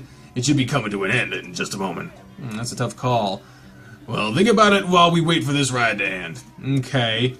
Coach Grifter pulled you closer to himself while waiting for the ride to end for you to decide what you wanted to ride next. Well, that was a nice ride, but now it's time for you to choose what to do next. What did you decide on? Well, he said something about it being a slow ride, so he probably wanted the roller coaster, so let's go with that. Let's go on a big roller coaster. I've never ridden one like these before. I've only ever been on the little ones in those fairs that are set up for just a few days. Roller coaster? Okay, if that's what you like to do. You complain about it being a slow ride. What the fuck is faster than a roller coaster? Unless you're scared of them, in which case we don't have to fucking do it. They look pretty intimidating, though. Just looking at the thing makes me a little nervous, but I really want to try it. Don't worry, they're fun. I've been on plenty of them before. He's lying. You're lying. There's nothing to be afraid of. You'll be fine. I'm sure it's okay, but it's still a little unnerving. Though riding with you makes me feel a little more at ease since you said you've ridden them before. Calling you on your shit, Harold. You can't fucking hide this from me. You've got nothing to worry about. It'll be fun. There's nothing quite like riding a giant metal death machine as it races along rails 50 feet above the ground. Let's get in line while it's short. Looks like it'll be just a few minutes. Are you sure? You make it sound so unappealing now. What? Are you kidding me? I thought it would make it more appealing with all the excitement. Come on, look, let's get on with it. Oh God! Oh no! Don't force yourself. Come on. He grabbed your hand and pulled you into line with him. Through the duration of the line, he never released your hand, and by the time you were in the front of the line, your hand was feeling damp from being clutched in his. Looks like we're going to be in the front of the roller coaster. Yeah, it looks like way. Is riding in the front not the best place to be? No, it's the best in case people are screaming and spitting and throwing up because you don't have to worry about it flying back to hit you. Oh, yeah, putting it that way. I don't think I'd rather ride anywhere else. I'm glad we're in the front, then. Yeah, me too. Next up, can begin Barton. Watch your step while getting into the cars. All right, it's our turn. Oh, God, Coach, no. Apparently, Dine Wolf is putting out a feeler about if people are interested in buying Coach Grifter plushies. So if you are interested in that, tweet at him and be like, hey, I want a plushie of Coach Grifter. That'd be plush fun times. Exact quote. Say that and tag me in it if you do that. At deckerlink on Twitter. You let Coach Grifter get into the car before you, then slid in next to him. The seat was barely big enough for both of you, leaving no room for you to wiggle around in. You were pressed right up against your coach. Don't make a fat joke, asshole. Why would you do that? I mean, he is kind of secure about it. He does make jokes like that himself, but that's not really nice. The safety bars lowered across your laps, and you took hold of it as the ride lurched forward. Oh, man, I'm so nervous. This hill goes so high. I'm not a roller coaster guy. I ridden one. It was the Timberwolf Worlds of Fun in Kansas City, and fuck that ride. It's made of wood, so it sounds like it's going to break at every moment, and fuck that. Fuck that. I didn't throw up, though. Did not throw up. Oh, yeah, it's really up there. The cars finally reached the top of the hill, and for a brief moment it paused, so you can look down to the. That's the shit I don't like. It just stops, especially those ones where it gets you up there and then goes straight down. Fuck that. Here we go. The cars rolled forward again as they dropped off the hill. Coach Grifter slammed his hand down on top of yours and squeezed it like it was holding on for his life. Why did I do this? Man, that was intense. Wasn't it awesome, though? Yeah, sure, that was pretty awesome. Though you about crushed my hand, you squeezed it so tight. So, sorry about that. Were you really? Were you really nervous too? Me? Nah, I was just the reaction from moving so fast is all.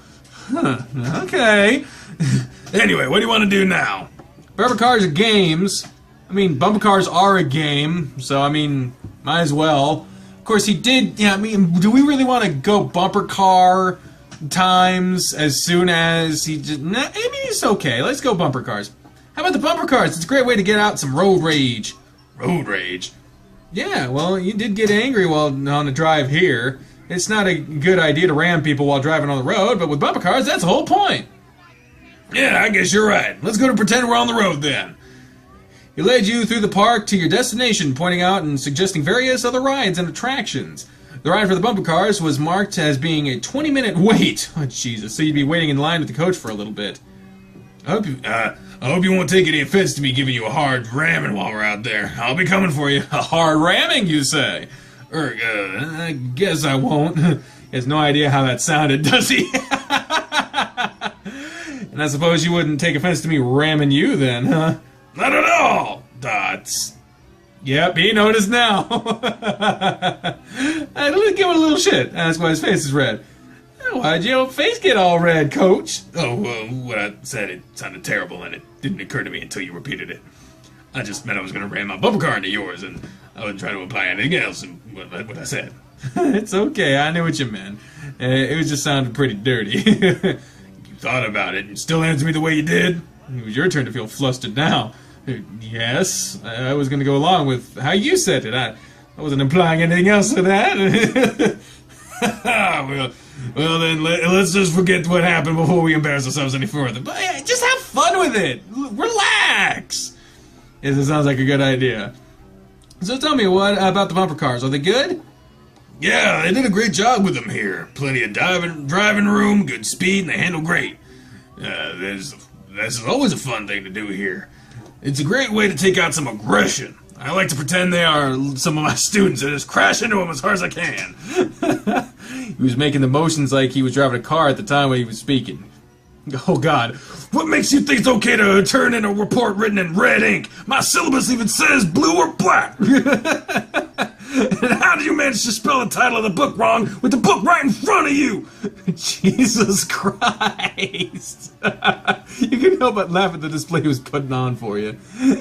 Sorry, I got a little carried away there. Some of these guys don't pay attention in class. I always get so flustered when they miss the basic things. That was really stressful. I don't know how you deal with it at times. It can be at times, but I manage. But you deal with your classes, then you have to go to the courts and practice with us, and you still found time to publish a book. You really are amazing, Coach. You think so? Yeah, you do so much for everyone, and you're really hurting a lot too, and you put that aside and you keep doing what you do. It's really nothing short of amazing. I'm glad you feel that way. It really is a lot of work, and it's nice to hear someone say something like that. Thanks for that. Though it looks like it's nearly our turn to crash into people. I hope you're ready for some whiplash. Don't guess you have to worry about it since you got all that extra padding. And that's an exact phrase I use from time to time. Hey now, Looks like it's our turn. you're in trouble then. Aw, that's fun. That was a lot of fun. Well, I'm glad you fucking had fun. I just saw a black screen for a second. Damn it, I want to go on a bumper cars. Every bumper cars I've ever been on has been bullshit. You really got knocked around about there. Sure did. I couldn't steer the thing, and it didn't help that any time I charged someone, you tackled me from the side. Yeah, I got you good, huh? Now you'll ruin all my attacks. You laughed and bumped into him playfully. Don't be sore over it. He pulled you over in front of him with both hands on your shoulders. If it make you feel better, we can go again. I'll try not to focus on you hitting you so much. That doesn't mean I won't target you instead. Of course not. I think I'm ready to actually do something else. Yeah, what now? Well, the only option left is games, so I guess we'll play some fucking games. Let's play some games. How about we play some games? You must know that where the good ones are. Let's see, I know a couple of them we could play. I used to be really good at some of them. Come on, follow me, and I'll show you a couple of the good ones. Maybe we can win some. That'd be fun. Win a big plushie. You follow along with Coach Grifter as he led you to the games he wanted to play. Most of them are a waste of time since they're rigged against you, but there are a couple of them we can win at. The best ones are the classics, like knocking over the pins with a ball, or ring tosses, one that sprays water to fill up a balloon, and even the basketball ones. Now, I admit, I was pretty pro at that water gun and knocking over the pins. Those were always easy to me. You have the chance to win prize tokens at the booths, and if you get enough tokens, you can choose a prize. What you want to try? Well, hell, I mean, if you want to fucking say you're a pro, let's see the water guns. You said you go with the water guns. Let's see how good you really are. Is that a challenge? Yep. There can only be one winner in this game. Everyone is in a race to fill up the balloon the fastest. You just aim the water for the hole and spray it till the balloon explodes. Doesn't sound too hard. It's easy, but if you have the fastest steady in your aim, let's see if you can beat your coach. Look, there are 2 seats available, and the new game's about to start. We can jump in on that. The coach took one seat and motioned for you to take the one beside him. Once the game starts, just hold the trigger and spray the water. First person at the table to make their balloon pop wins. And I guess I'll have to be the first. Good luck beating me. You grabbed your gun and took aim, waiting for the buzzer to signal and then start the game. As soon as it sounded, you felt the trigger unlocking your gun, so you started to spray water at your target. It was going to take a short amount of time to fill up the balloon, and you could see everyone's balloons were filling up at a relatively similar speed. You became so focused on checking your coach's progress, you ended up missing your target way too much. His balloon ended up exploding before everyone else's did. Of course it did.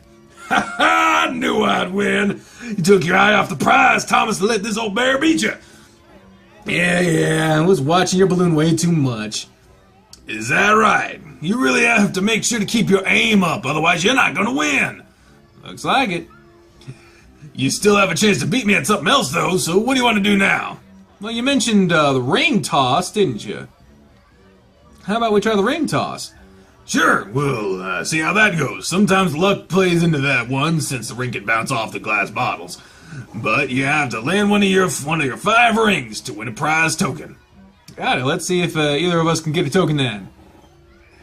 He led you to where the ring toss game was being played, and you watched as people flung the rings over the bottles placed several feet in front of them. Nobody was winning anything, from what you can tell. This one's tricky, since the rings like to bounce off the bottles, and we already said that, so it's kind of redundant, so you can't toss them too high. And if you throw them straight, well, then you can see what would happen. Let's start tossing some rings and see what we do. Coach stood beside you with his rings ready to start with you. One at a time, you started throwing rings. You tried to frisbee the first couple, but failed to score anything. After a while, you decided to underhand the remaining rings. Much to your surprise, the first ring you underhanded towards the bottles landed around the neck. Oh, wow, you got one! That was great! You already tossed all of mine, but I missed everything. I was never good at this one, but I'm happy to see you won! I still have 2 rings left. Well, go ahead and throw out some more. Maybe you'll win again. You threw out the other couple of rings, but didn't score any other token. That's fine. There used to be a thing at my elementary school, a white elephant sale. It was basically like a school-run auction done by the 8th graders, I believe. And so there'd always be like these mini games. You bring money, and it would happen. It would happen for like an entire week, and it'd be the end of the school, and it would raise money for this school, and it would for I believe an 8th grade trip, I think. So there'd always be mini games like a mini putt and a basketball swing, and there'd be people selling stuff like cards. There'd be this long table of stuff, people bringing stuff from home to sell, and it was probably the best thing about that school, to be honest with you. And the reason I mention that is because they had ring toss stuff. Good try, at least you nailed one, so that's a victory. Yep, 1 token closer to winning a prize. So what'd you like to try now? Throw the ball? Let's try throwing the ball. Let's go with the ball throwing then. We should both be good at that. You'd think so. Let's see what you got then. We'll each play a round. Whoever knocks over the most wins. You're on. You're on what? We each get 3 throws, and if you knocked all 6 pins over, they are all just set up again. Knock over all 18, and you win a prize token. You stepped up to the booth with the coach, and he let you throw first. The ball was a little heavier than a normal tennis ball that you were used to, but you didn't let that throw off your concentration. Come on, Thomas, knock them all over. If I aim at the center, I should get them all. You pulled your arm back and threw the first ball. It connected with the center pins and sent all of them exploding outward. Yes! Nice work. Now do that 2 more times now. You prepared yourself and aimed at the same spot to throw 2. Once again, you knocked them all over. Nice. Once more, you get that token. You can do it, Thomas. It's setting you up. You ain't gonna get this last one. Oh, really? Last one never stood a chance. Like all the pins before, and they toppled. Awesome. Woo! Woo! Awesome! You get a prize token. Get some more of these, and you'll be able to get a prize when we're done. Now, let me earn one real quick. Take some time. Time to take out some pins. 3 throws later, your coach had only knocked over 16 of the pins. No! I can't believe I didn't get him on the end. Hey, you almost got him. Yeah, I almost had it. I'll get that in the next game, though. Let's move on. Well, last one's basketball, so let's keep playing. I used to have I used to have a basketball goal when I was younger. Let's see if I still have what it takes to win. Sure, you should stand a good chance here. This one's not really a strong suit of mine. Pretty much, whoever scores the most baskets in the time limit wins a token. I think you have 60 seconds. There are multiple hoops to aim for. You get more points if you hit the ones that are lit up. Gotcha. I shouldn't have any trouble taking you down then. You shouldn't, but let's find out if you're all talk or if you can back it up. Once one of the game booths were available, you and Coach Grifter took your turn to play. Coach, can you even shoot a basketball? I might be your tennis coach, but believe it or not, I used to play basketball in high school. I played a variety of sports back then. You should be able to tell these aren't normal basketballs. That's why I'm not good at this. I guess that's a good enough reason for losing to me. I'm not gonna lose. The rack holding the basketball is released, sending a wave of balls rolling towards you, signaling the start of the game. You grabbed them one at a time, tossing them into the hoops as fast as you could. You barely took any time at all to aim for your shots. For the entire 60 seconds, you were throwing the basketballs constantly, and when the final buzzer sounded, you checked your score and compared it to the coaches. You let this old man beat you! It was only by a couple of points. The margin doesn't matter. In this case, what matters is I won. Pff, I get it, old man, you won. Go over and get your tokens, we can do something else now. Well, now that this is taken care of, do you have something else in mind you want to do next? I do, in fact. I think that's all I like to do with these games. Oh, okay. Then does that mean you'd rather go on some more rides or something? I've been making all the calls. Why don't you fucking choose something once with your damn life? I'm kidding. I'm just being fun with you. How about you decide what to do next? I guess I can, since I've had you choosing everything. Alright, first let's see about spending some of these prize tokens. Yeah, let's so that we can have shit to haul around. Why don't we do that at the end of the day? Collect all our tokens and then fucking do it at the end. Why? Whatever.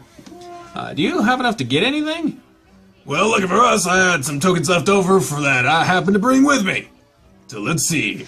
We both won 2 tokens while playing. I have 6 more with me. So together we have 10. That's enough for one big prize. Well, you have most of the tokens, and I only have 2, so here, take mine and get something with it. You sure? I was gonna let you pick something out. No, you do it. Most of the tokens are yours, so get something good. Alright, well, wait here then. I'll go get something. I won't be long, so have a seat on that bench. I'll be right back. I wonder what he was going to come back with. I did not expect the prizes to be anything over the top here. He didn't leave you alone for long, and when you saw him exit the shop, he was grinning broadly with his hands behind his back as he trotted back over to you. Oh, God. They made it really easy for me to choose something. Yeah? What'd you get? The Coach Grifter body pillow case, which is a thing, and so is the Spencer one. Is that actually what it is? No, it's not. Okay, because that's what I was hoping it was. That would be terrifying. You walk into a carnival shop and they sell a body pillow of your naked body. Yeah. Yeah, that'd be fucking terrifying. From behind his back, he produced a fairly large stuffed bear. I got you this. Oh, you got me a giant bear? Do you like it? Of course, yeah. Of course I like it, Coach. It's wonderful. It's a really cute bear. I'm glad you like it then. It's a way to remember your first time here, too. Anytime I see it, I'll think about you and me having a blast here. Thank you, Coach. You're welcome. I'm glad you like it. Okay, things have been a blast so far, but it's getting close to time for us to head out. I have one other thing in mind to do before we leave, so follow me. Alright.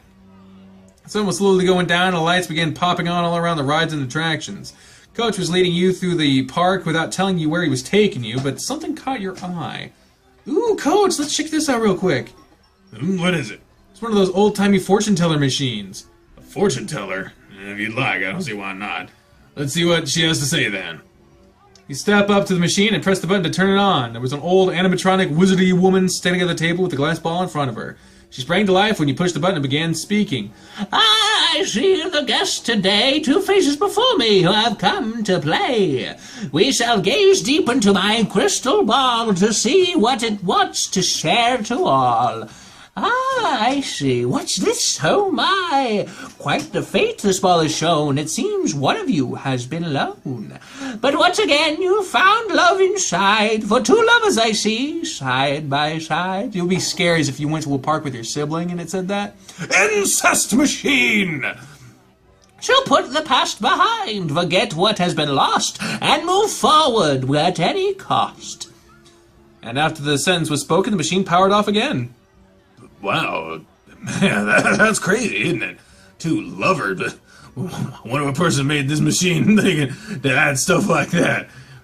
Maybe she needs to get her eyes checked. Yeah, it's pretty crazy. We are dating. Hey, we should get moving. The next ride starts to get busy around this time. Sure thing, Coach. The 2 of you abandoned the fortune-telling machine and went back to your trek, to whatever Coach had in mind. Eventually, he pulled you into a line for the ride. Here it is. It's a Ferris wheel. That's what I wanted. Yay! Yep, I wanted to. Oh shit, my voice went bad for a second there.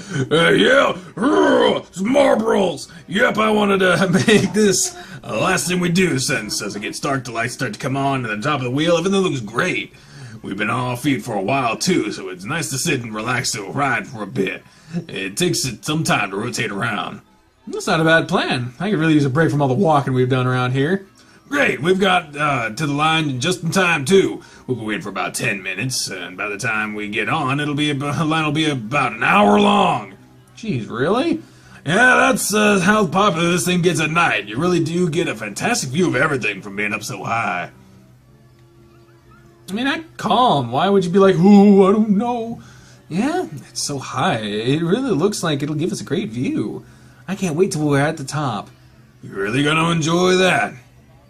The line moved along slowly, with the Ferris wheel holding each pod at the top of the ride for a short amount of time before continuing its rotation. When I'd just be like, ah, God. Some of the fun is just whee. After an extended wait, it finally came time for you and Coach to board the ride. You climbed into the pod before Coach Grifter. When he stepped in, sat down, the whole thing rocked back and forth. You ready? Yeah, I'm antsy to see the view from the top. It'll be a little longer, but now's our chance to relax. So sit back and enjoy it. Alright. The Ferris wheel began to move, raising your pod from the ground, pausing every now and then so people could enter and exit the ride again. Silence shrouded the pod until you started nearing the top of the ride. Oh, even the music got quieter.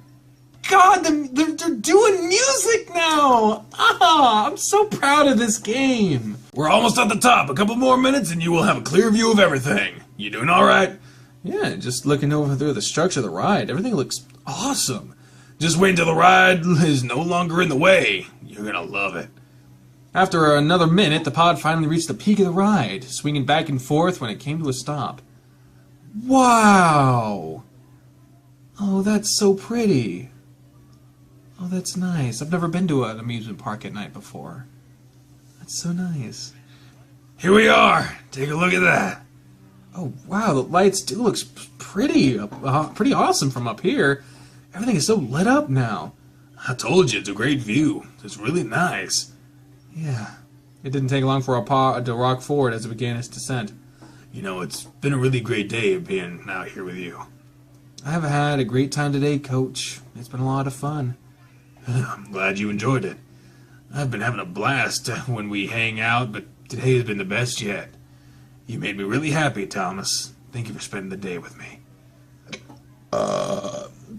Thanks for bringing me. I'm really glad you asked me to come out on this date with you.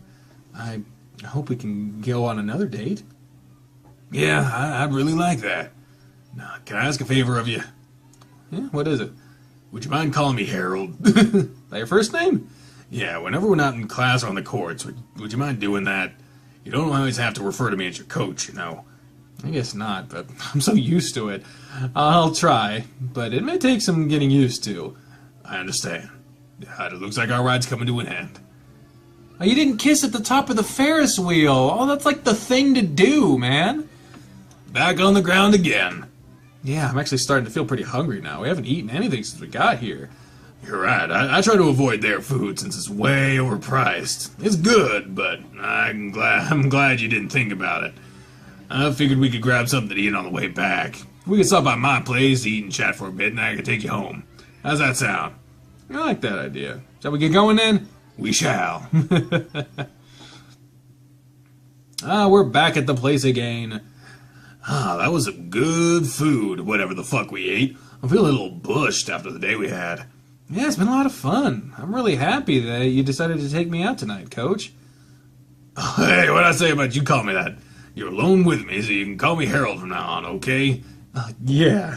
Repeat my name. Harold. What are you gonna call me from now on when we're together? Harold. What's my name? Harold! Yeah, I think I'll stick with you eventually. He leaned back with a content sigh, giving his stomach a pat. Man, it's been a great day. You have no idea how much fun it's been for me. Yeah, it really was a blast. I enjoyed myself quite a bit.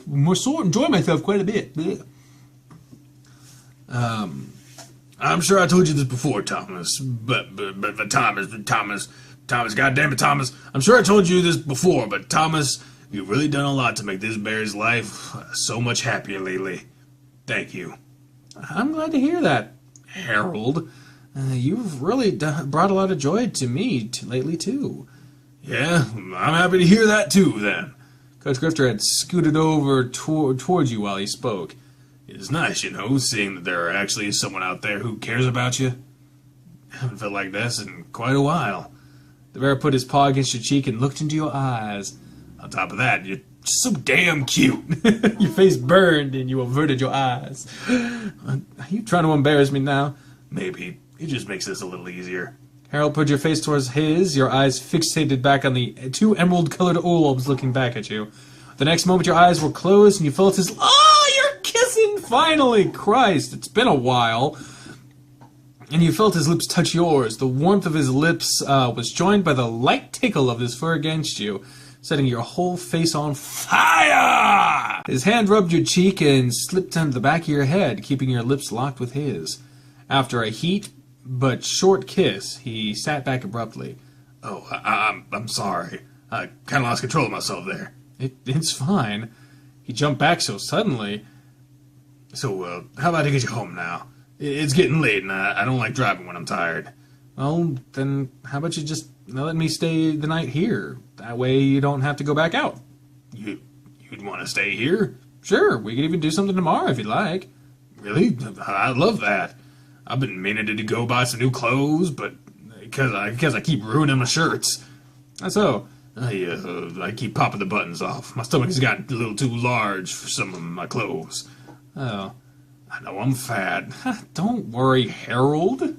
We'll get you some new clothes. I bet we can find something that makes you look even more handsome than you already do. Thanks, Thomas. Well, I guess if we're going to stay here, I need to get a few things for you, so I'll be back in a moment.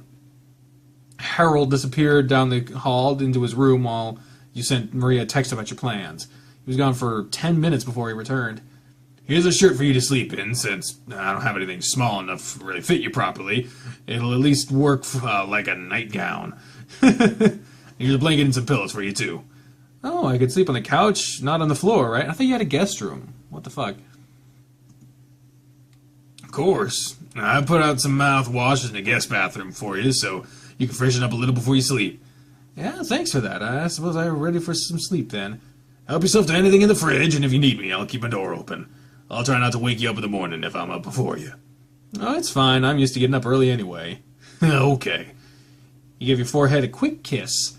Good night, Thomas. Night, Harold. Well, it was going so well.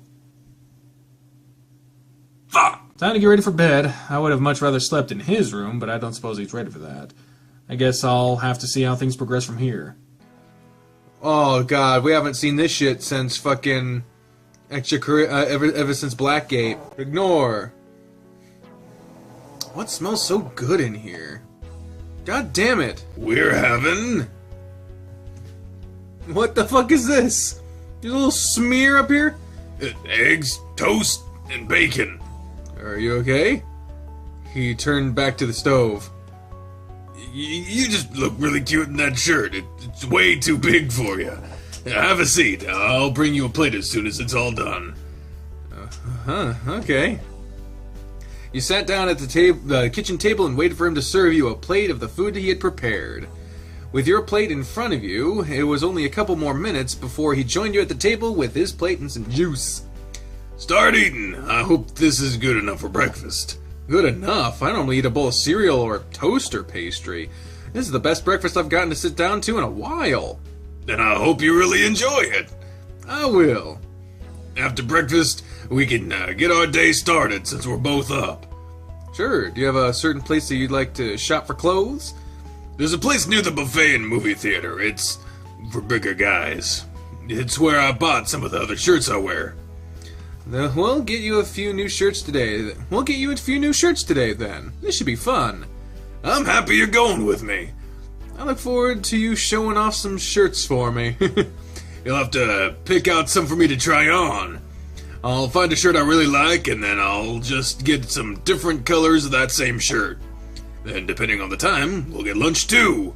At the buffet? Of course! But for now, eat your breakfast. During your conversation, Harold had nearly eaten all of his food, and you had barely touched yours. By the time you were done eating, he was up and cleaning. He took your dishes and ushered you out of the kitchen. Go ahead and get dressed. I will too as soon as I finish in here. Will do. Once your clothes were on, you sprawled out on the couch and waited for Harold to get ready. Oh, look at him. You ready to get the day started? I am. Let's go find you some new clothes. Let's be on our way then. This is the place. What was the name? Big and Burly? That's right. For guys my size, I have to get clothes at stores like this. I'm sure Dozer's shop's here too, since this is one of the only places around that sells clothes like this. I see. So what size shirt are we looking for? What size? I need at least a 4XL. Oh, that's all? Ah, you thought I would need a bigger one? Oh, Jesus. No. That's not at all. I didn't know what size you had on now. Just watch how you say things. Otherwise, you'll be running laps all day at practice tomorrow. Hey. I'm going to look for a new shirt. You can browse around too, and if you see anything you want me to try on, I guess I'll try it on. Gotcha. There's tons of different things here to look at. He's off looking at normal apparel. I think I'll go look in the sports section. He wears the same thing to practice every day. You're acknowledging that? Holy shit. So he needs something different. You wandered off to the giant sports sign and browsed through the clothing there. They had sizes you didn't even realize existed. I could fit my whole body in just one leg on some of these clothes. Hell, some of the jockstrap pouches could even hold my head. I can't even imagine a guy needing a jock that size. Let's see what else is back here. You continued your search until you came to the muscle shirts. They were similar to the ones Harold wore to practice, but some of them had actual designs on them. Some of these designs are kind of cute. I wonder how he'd look with one of these on. Ah! This one! He has to try this one on. It's perfect for him. It has multiple colors, and so I'll take a couple of them. I think this will look great on him. He picked up a couple of shirts and took off to find a bear. It didn't take long for you to find him, and he was holding a shirt too. Looks like you found something too. This shirt is the same brand I like, but it's a size bigger and roughly different style. I think you need a little change in what you wear to practice, so I picked up something from the sports section. That's not a bad idea. I'll go try these on then. You followed him back to the fitting rooms and waited outside for him to try on the shirts. Really? This is what you picked out for me? Just try it on. I think it'll look good on you. You could hear him grumbling before opening the door to show you the shirt. Ha! I remember. They did this. They actually made this shirt, if I remember correctly. Oh my gosh. I don't know about this. Isn't it a little small? Well, that's the point of the shirt. I don't really like how it looks on you.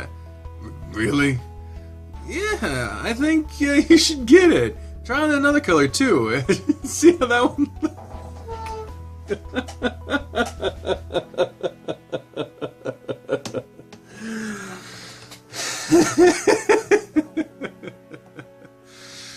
Okay. I can't believe this is what you chose.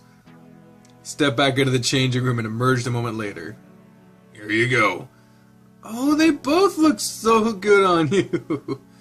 Which one do you like more? I'm only gonna get one of them. I think the white looked a little better.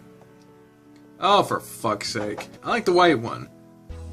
Alright, I'll get that one then. I'm gonna try on the shirt I picked out now. I can't believe I'm gonna buy a tank that says bear belly on it. It's kinda cute though. Again, he vanished into the room to swap his shirt. How does it look? It looks really nice on you. Is it comfortable? Very. I don't feel so constricted in this shirt. It doesn't feel like the buttons are gonna bust off either. You look more relaxed too. Really? Because this position does not say relaxed.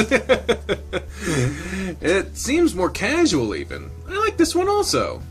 Good, I'm gonna get this shirt then, and I'll grab a few different colors. Was there anything else I should try on? This is really all I need. Nothing I can think of. Then this was a quick and easy trip. I'll change again and we'll go ahead and go check out. God damn it. Alrighty. One last time, Harold vanished into the change room to put his original shirt back on. After he joined up with you, he picked out a few other colors of the shirt he liked and then led you to the front counter to pay. That took way less time than I expected it to, so we still have a little bit of time before lunch. I could eat now, but the buffet doesn't open until 11, and it's barely 10. Is there anything else we want to do while we wait? The bookstore is right down the street. We could waste some time there if you don't mind. It's not a bad idea. Let's go that way then. Great, well, I need a new book, so let's go. Why don't you put your new shirt on before we leave? Yeah, I should. I'll go change, then we can go.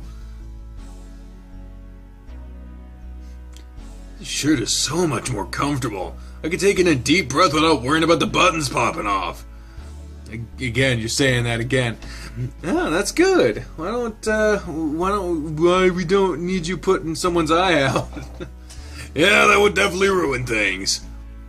I'm gonna go look through the fantasy books. I might get a little absorbed in what I'm doing, so let me know if you're bored and we'll go do something else. No worries, I'm in no rush, so spend all the time you want in there. Okay, I'll be right over there if you need me then. What to look at?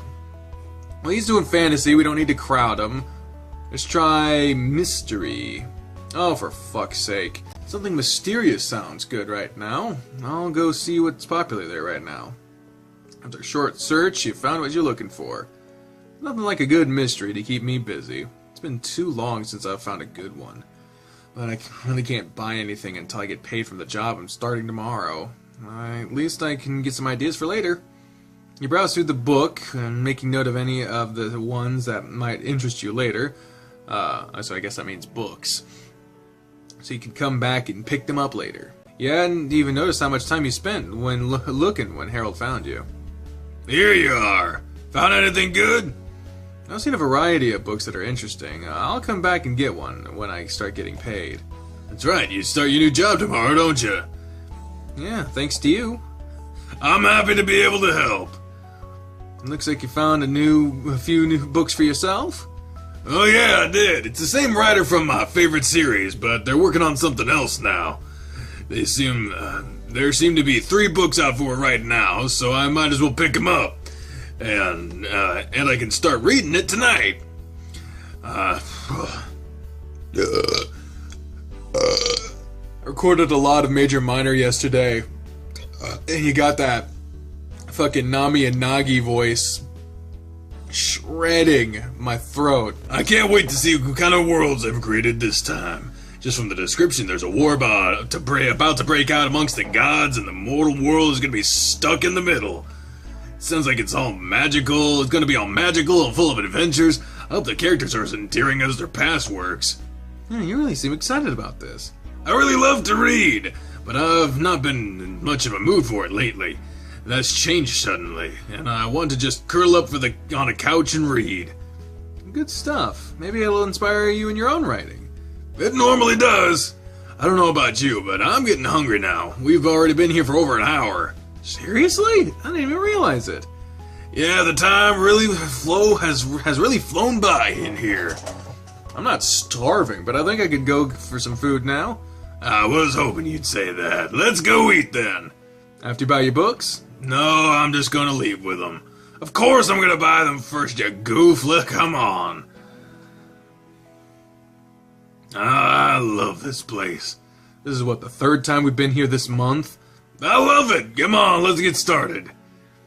He's really happy today. That's more than enough to make me happy. You followed him to the bar, loading up your plate with the typical food items before joining him in the booth. You loaded up your plate way more than usual, it looks like. I might as well take advantage of it while I'm here. Eat like that every day and you'll end up with a gut like mine, though. Considering how good it looks on you, I only wonder what it would do for me. Flatterer. I think you look great just the way you are, though. So I'd not change that any. You think so? Mm-hmm. Okay then. I'll make sure I keep up with these good looks then. Harold chuckled before he began shoveling food into his mouth. What wonder how long it'll take before he pops a button off of one of his new shirts. He was far more adamant this time about letting you try food you hadn't tried yet off of his plate. It felt like his fork was in your mouth every other bite. With the main meal done, it was time to move on to dessert. Instead of getting multiple plates, you'd had to wait at a table while he filled a plate full of sugar for you two both to share. I figured it would be better for us to share a plate than get my own. Otherwise, I'd go overboard. You mean you haven't gone overboard already? What'd you say? It sounded like thank you, Harold. Thank you for dessert. You're welcome. Don't let me eat it all, either. I'll try. I know how to help with that. Tell me about what got you so interested in your profession. Being a teacher or a coach? Both. Well, for tennis, it's a bit simple. I loved playing the sport when I was younger, and it was great for keeping me in a shape that wasn't round. I wanted to keep playing and become a professional at it, but I hurt myself during college and pretty much ruined any chances I had of that. I loved the sport so much, I decided that I'd keep playing after I healed. When I got my teaching degree and was accepted at Cresthaven, I found out the tennis coach before me was about to retire. It was a perfect opportunity. How'd you hurt yourself? Broke my ankle. Gee, that sucks. How'd it happen? Did you step on a ball or something? It wasn't on the courts. Then? It's so embarrassing. Come on, tell me, what'd you do? Well, I was out with Diana, and I was showing off how great my sense of balance was at the time. I was walking along a really thin wall, jumping up and down off of it. I goofed up and lost my footing. Then when I fell, I landed on my feet. Unfortunately, landing on my feet was a bad idea, because I landed on a tree root, and my foot slipped and turned at a 90-degree angle. Yeesh, that sounds terrible. Oh, it was. I think my roar terrified Diana more than anything. It took a while before I was able to get back on the courts, but I used that time to really focus on getting my master's degree. So in the end, everything worked out for me. Well, that still really sucks. Do you ever wonder about what could have happened if you went pro? I try not to, actually. Why should I think about something that could have been? It's better to focus on the now and what's to come. That's so true. It's something that I've been trying to be better with after therapy. I was making myself more depressed by thinking of too much about things that could have been done differently.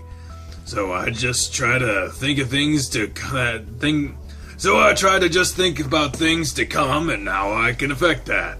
So, moving forward... He reached his hand across the table and enveloped your hands with them. I want to be completely open with you. I don't want to keep any secrets. And I want you to be the same with me. If I do anything that bothers you or upsets you, I want you to tell me right away.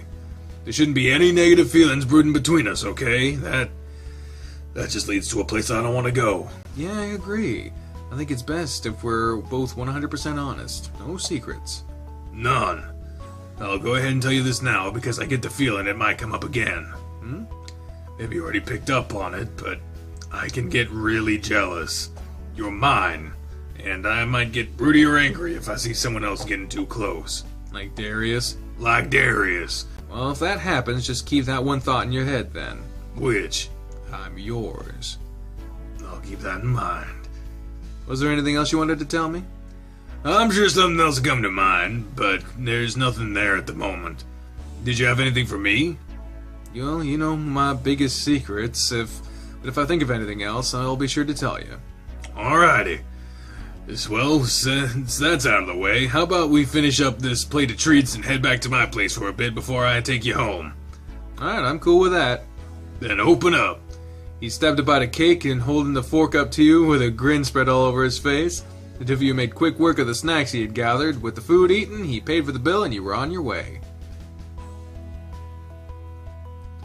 So, would you like to cuddle up with me on the couch for just a bit? I won't keep you much longer. I have some work I need to finish for the week. I'd just like to hold you for a little bit if that's alright. I'm not against the idea. I'd like that. Alright then, let's just have a seat on the couch. He dropped onto the couch and extended one leg along the cushions, patting his lap for you to sit down. Here you go, come have a seat. He sat down on the couch between his legs and he promptly wrapped his arms around you and pulled you back against his belly. Is this alright?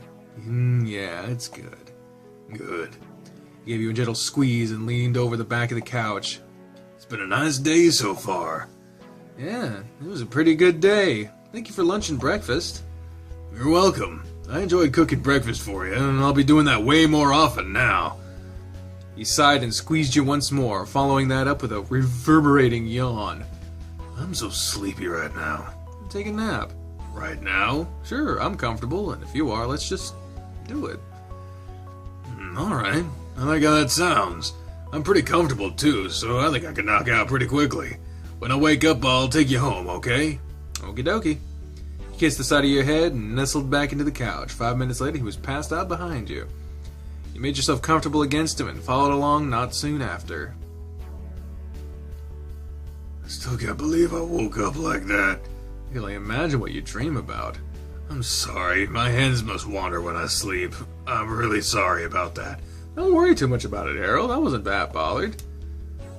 Harold, huh? You two on a first-name basis now? Hey, Maria. Oh, well, about that. It's okay. You don't have to explain it. You two aren't at school or the court, so it's only natural, isn't it? Is this a new shirt for you, Mr. Grifter? It looks quite marvelous on you. What the hell? Yes, it is. You really think so? I do. Thomas helped pick it out. It feels so much nicer than the shirts I've been wearing. Well, I didn't actually help him pick out that shirt. But I'll take the credit. Well, you both did a good job then. You look great. Thank you, Maria. And please, you can call me Harold as well. Mr. Grifter really sounds like something that should only be used at school. Doesn't it? Well, Harold it is from now on. Have you two enjoyed yourselves this past couple of days? Very much so. We had lots of fun. We went to the clothes store, bookstore, and buffet today. It has been nice. I haven't had the chance to socialize much lately, so it's really welcome change. It does sound like a lot of fun then. And you're always welcome here, Harold. As a matter of fact, I need to cook for you again. We should plan something for this week. I can get behind that. Your cooking's wonderful. Thank you. I'll come up with a time and have Thomas relay that to you. Are there any days that are bad for you? None right now. I'm open for any night. Wonderful. I can't wait to have you over again. I'd stay a little longer today, but I have some work to do for my classes for this week. You should run along then, so you can take care of that. Yeah, you should get going. Yeah. Thanks for spending so much time with me, Thomas. It's been a lot of fun. That really has been. You stood there staring at each other for a moment. Oh, I forgot something's in the oven. You take care, Harold, and I'll see you sometime soon. As Maria ran past you could see the giant grin on her face when your eyes met. Well, that was sudden. Oh, Maria. Well, but since we're alone now. Harold stepped toward you and put his paws against your cheeks, pulling your lips down to his. Your lips to his. It wouldn't be down to his, because he's way fucking bigger than you. When he broke the kiss, he ran his fingers through your hair while keeping his eyes focused on yours. I'll give you a call later if that's okay. Yeah, of course that's okay. Alright, until then. He gave you another quick kiss on the forehead and then left. He glanced over the kitchen in time to see a pair of ears disappearing through the door. Of course. With a chuckle, you went off to your room. Oh, look at that! Oh, it's so wonderful! Oh my gosh! It looks so much better with color! Oh, that's so wonderful, guys! Good job! These past 2 days have been just... wow. No words can describe it. I can't wait to see Harold again tomorrow. Heck, I can't wait until he calls me. I actually wish I was still with him, but he has work to do. Maybe I can spend all of next weekend with him. Oh, and there's another day, too!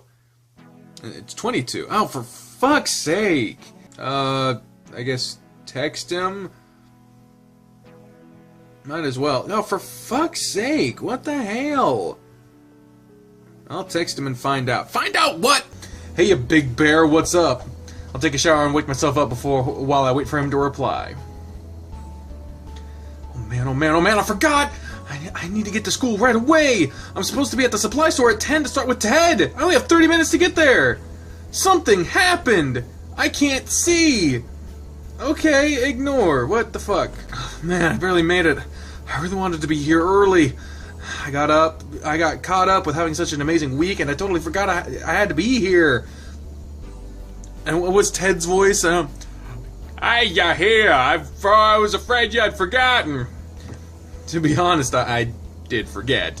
I had a lot going on this weekend. Well, you're here and on time, so I can't knock you for that. Now that you're here, though, let me show you a little bit about the computers. I showed you the layout of the store and whatnot last time, and that's pretty simple. Yeah, that's easy enough. Alright then, so some basic stuff first. You're in our system now, so the first thing you'll do whenever you get here is log in using your student ID and password. Right now, your default password is just your middle name, followed by the last 4 numbers of your social security number. Gotcha. So go ahead and try logging on real quick. While he was talking, he led you to a computer behind the front counter and pointed in the login box. You punched in the information like you said, and you were logged in. Perfect. Now, let me show you how to run a transaction. And it's really simple. First, you'll ask whoever's IDs. Students and teachers all have IDs, and they get discounts in the store depending on what's on the ID. Oh. This guy leaves his ID in here all the time, so I'll use it as an example. Chester! Chester! Why are you gonna do like this, Chester?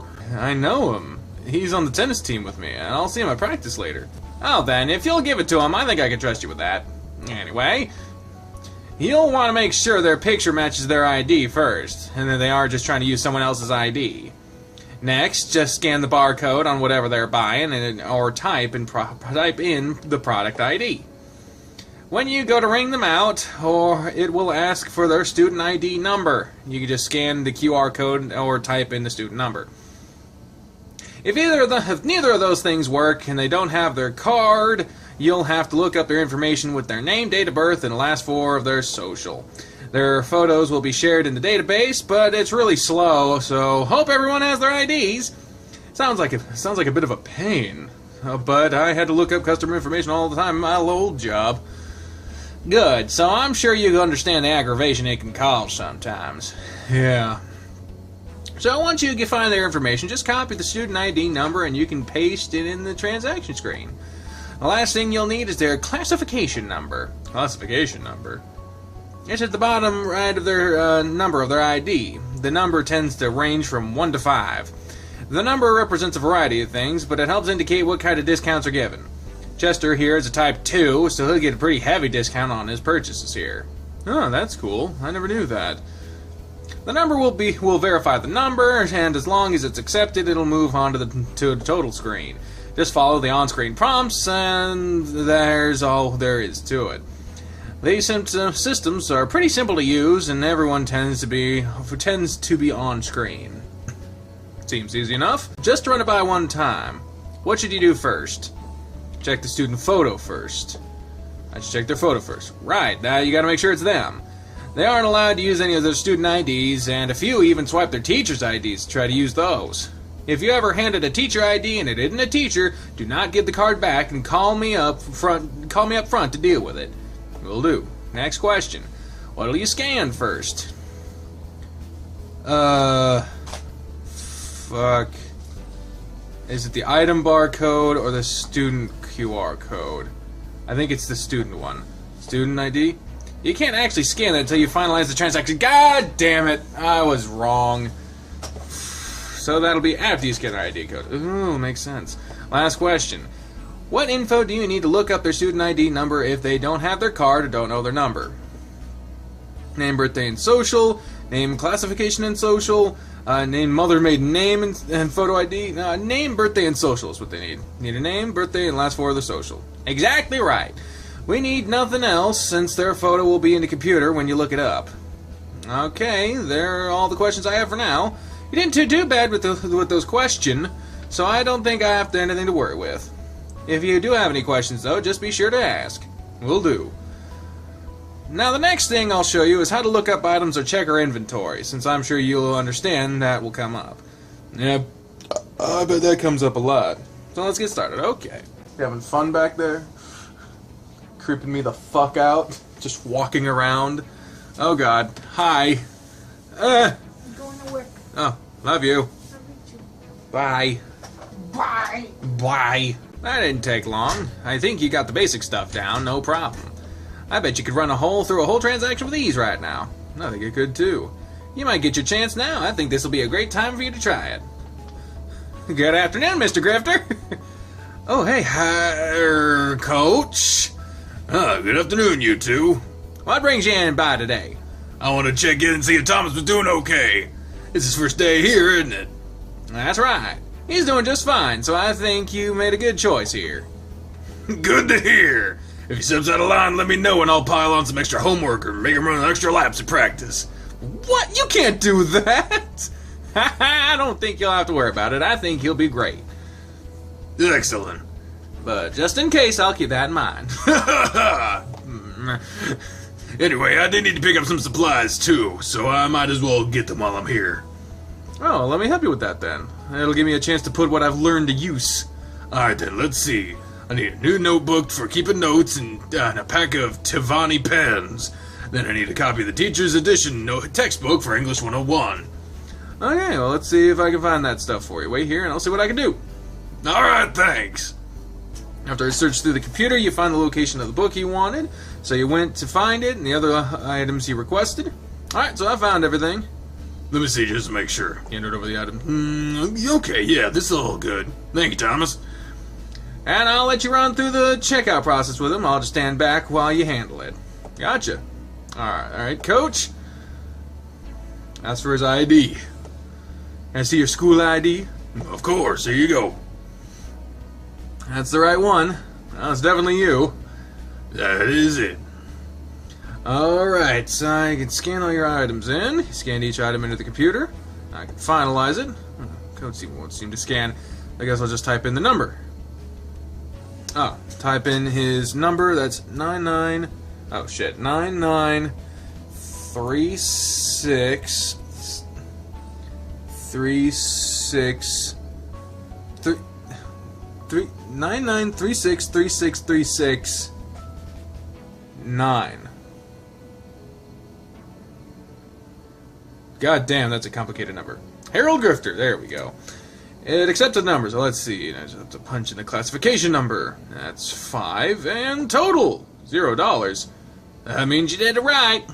Teachers are allotted so much each semester to spend on store for their classes. He's barely used any this semester, so total will come from his account balance. Oh, I see. Some teachers will have to pay when they come in, since they blow through their funds early, but they still get a heavy discount. I almost never use all of mine until the end of the semester, and if I have any left, I just use it on supplies like paper, pencils, and pens. And you'll even notice some students will ring up with a zero total too, and those guys are either on scholarships or financial aid. But if you're ever unsure of something, just let me know. Will do. Here's your ID back, Coach. Backed up his purchase and handed it back to him as well. Thanks, Thomas. So I guess I'll see you at practice later. Yep, I'll see you at practice in a little while. Okay, well, have a good day. Listen to Ted and pay attention to what he teaches you. Yes, sir, I shall. I'm heading back to my classroom. See you around, Ted. Have a good day, Mr. Grifter. He lingered around for a moment longer, just looking at you before he left. And that was your first transaction. You did fine with that. It's not really that difficult. Not at all. I'll let you run through a few more as students come in, otherwise I'll just have you straighten things up for the time being. Can do. Thank God we're skipping most of that shit. Well, I think it went good today. Got to learn how to use the computers, run through some transactions, and better learn the layout of the store. Ted seems happy with how I did, too. Next time I'll really impress him. I bet that would look good on Coach for suggesting me. I always fuck something up.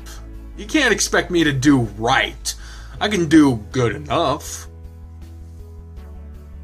Chill. Speaking of Coach, I should swing by his room. His class should be coming to an end since it's about time to head off to practice. And we could walk together to the courts. You made your way to his classroom and peeked inside at what was mostly empty, so you decided to go in. Oh, Thomas, what brings you to my room? I figured your class should be ending and you'd be heading to practice soon. Since Ted let me leave so I could get ready for practice, I thought we could walk to the courts together. Sure, sounds great to me. Let's head to the lockers and get ready, then we'll head to the courts. Alrighty, let's do it. How are things with Ted today? Did you do alright after I left? I think so. It's a pretty easy job to handle. Glad to hear it. I was really hoping it would go well for you.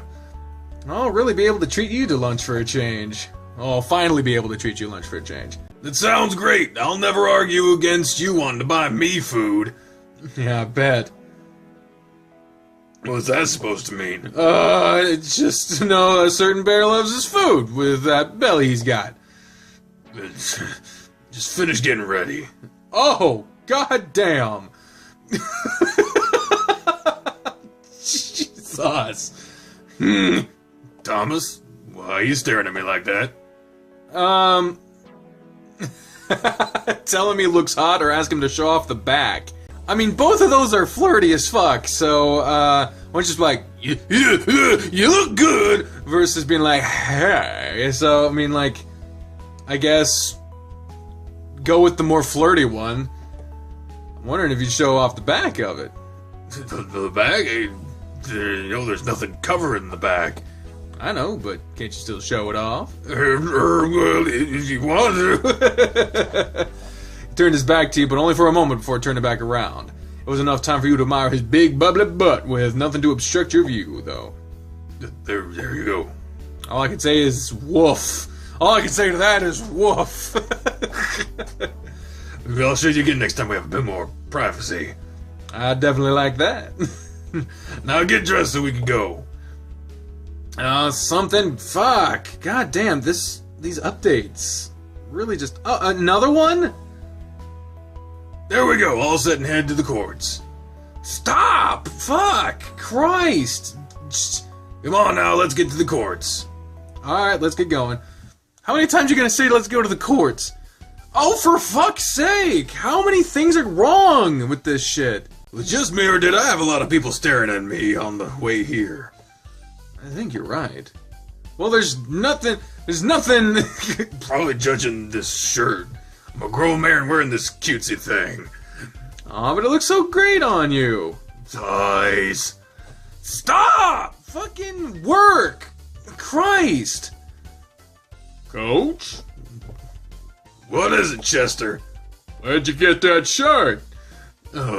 Why? So you know where to shop, where not to shop?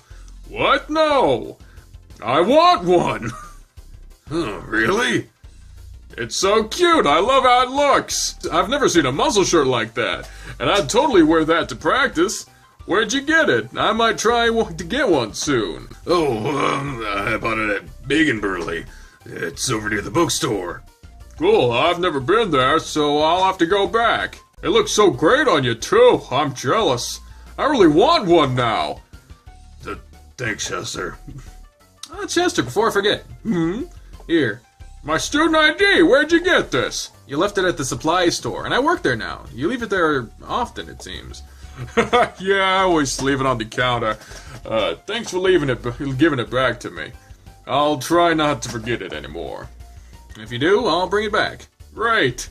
Oh, look, Dozer's here now. Dozer, come look at the coach's new shirt.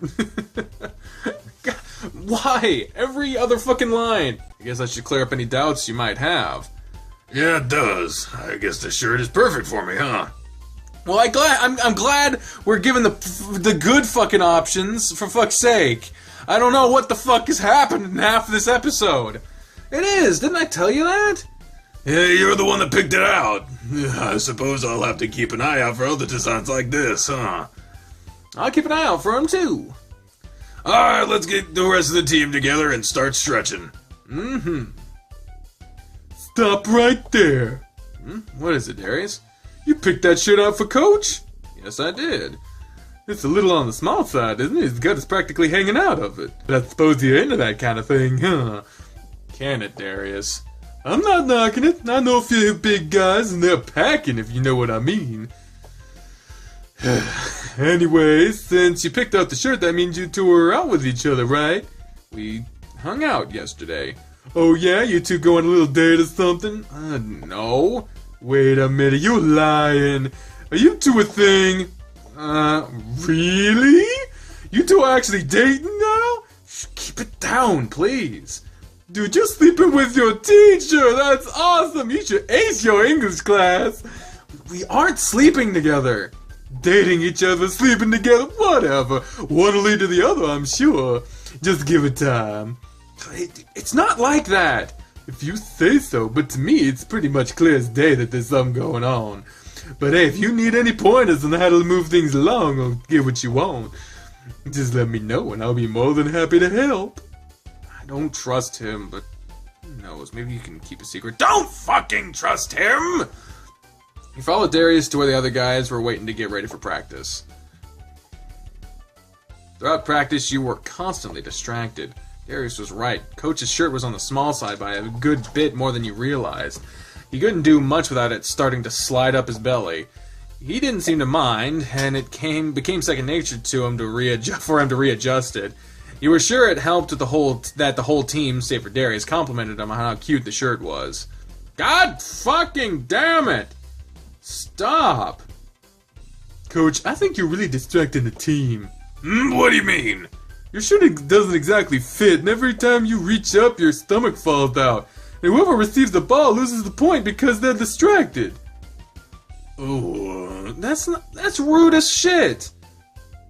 If that's the case, the entire team should be distracted all the time. You're the only person that wears a shirt long enough to cover your stomach whenever you serve. Or maybe it's because I don't have a donut-filled gut. Hey, fucking chill, dude. Whatever, Darius. Coach's shirt is just fine. If you're so distracted here, why do you keep looking at it? It's hard to miss. Maybe Darius secretly likes big bellies. We all know who the belly lover around here is, Thomas. There's nothing wrong with that.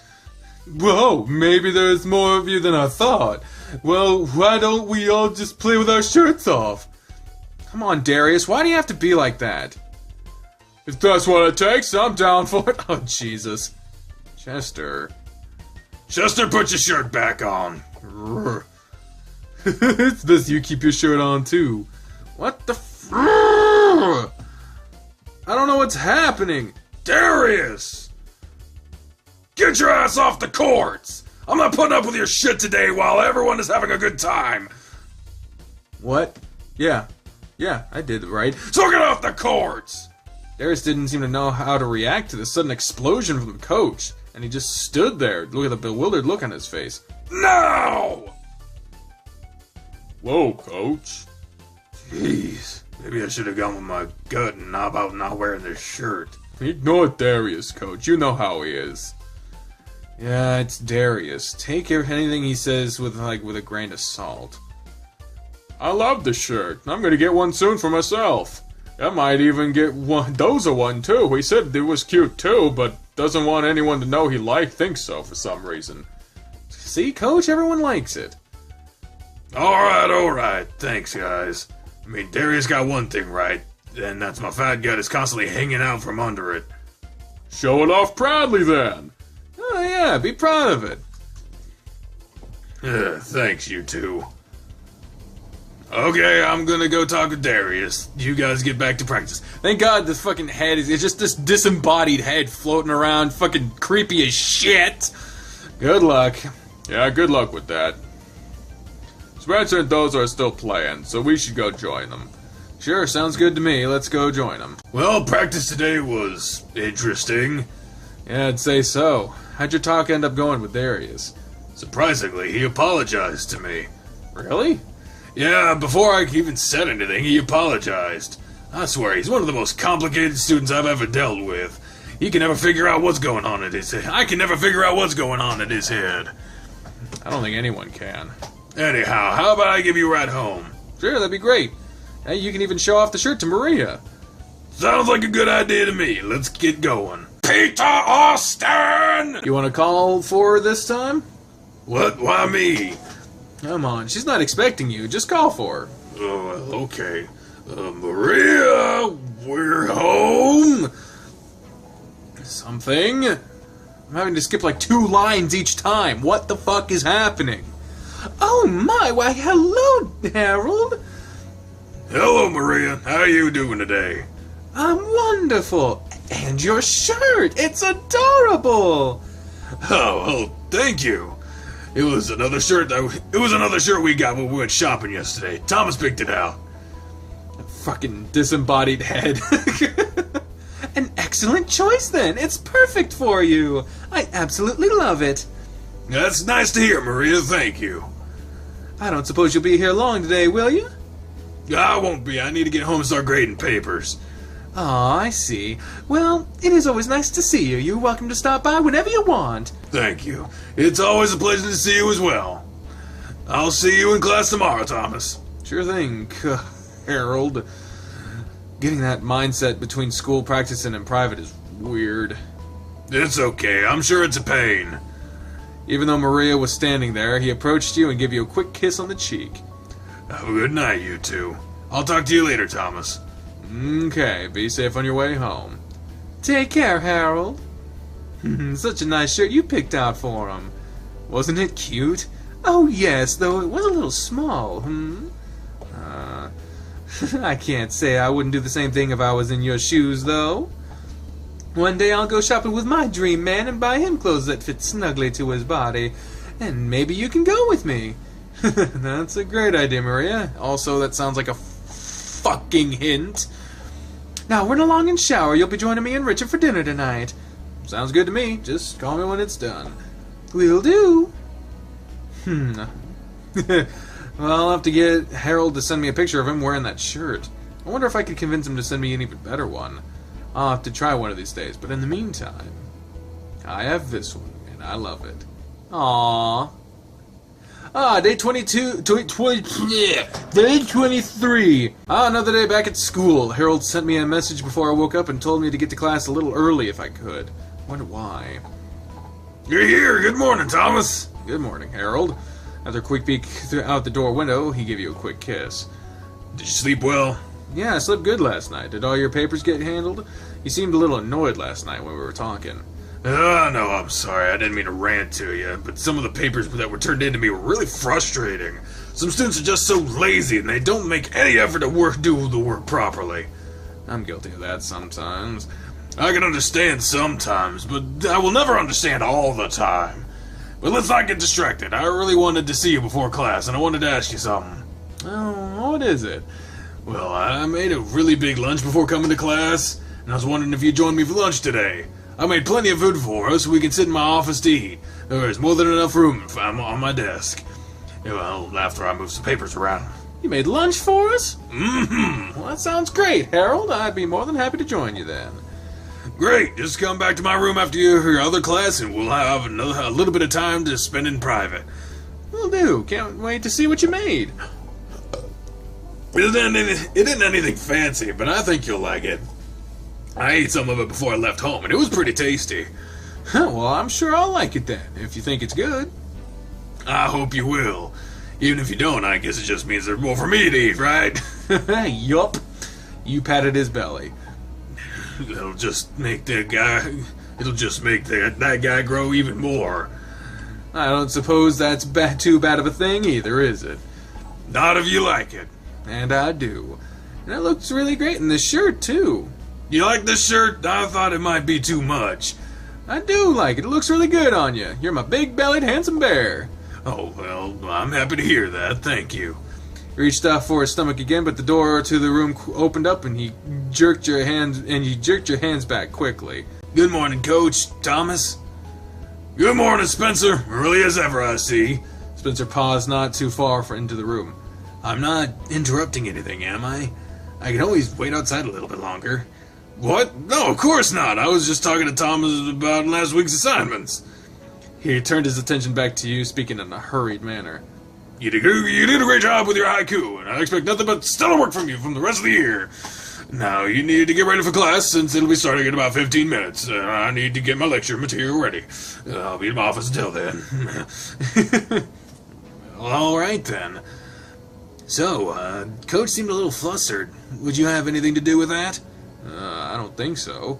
You're such a bad liar. You know that. You're just as flustered as he was. Things must be going okay between the two of you. You didn't reply, only nodded your head, looking down at the floor. You know, you don't have to hide it from me. I've known you for a really long time, so I can read you like a book. You and Coach are seeing each other, aren't you? Yeah, we are. He has certainly seemed happier than usual the past few times I've seen him. And you two are always sharing these sideways glances at each other. It's pretty obvious to me. It must be pretty obvious to a lot of people. Well, me and Darius for sure. Something is going on between Dozer and Chester too, so they are too oblivious to notice what's going on with you and the coach. Really? Those two? I guess you can say it's the same about you not noticing them, huh? I only mentioned it to you because I know you wouldn't care, and I really thought you'd picked up on it already. Never would have guessed. You really are in your own world when you're with Coach. We'll have to go out for a coffee sometime, and you can tell me all about it. Okay, sure. That'd be fun.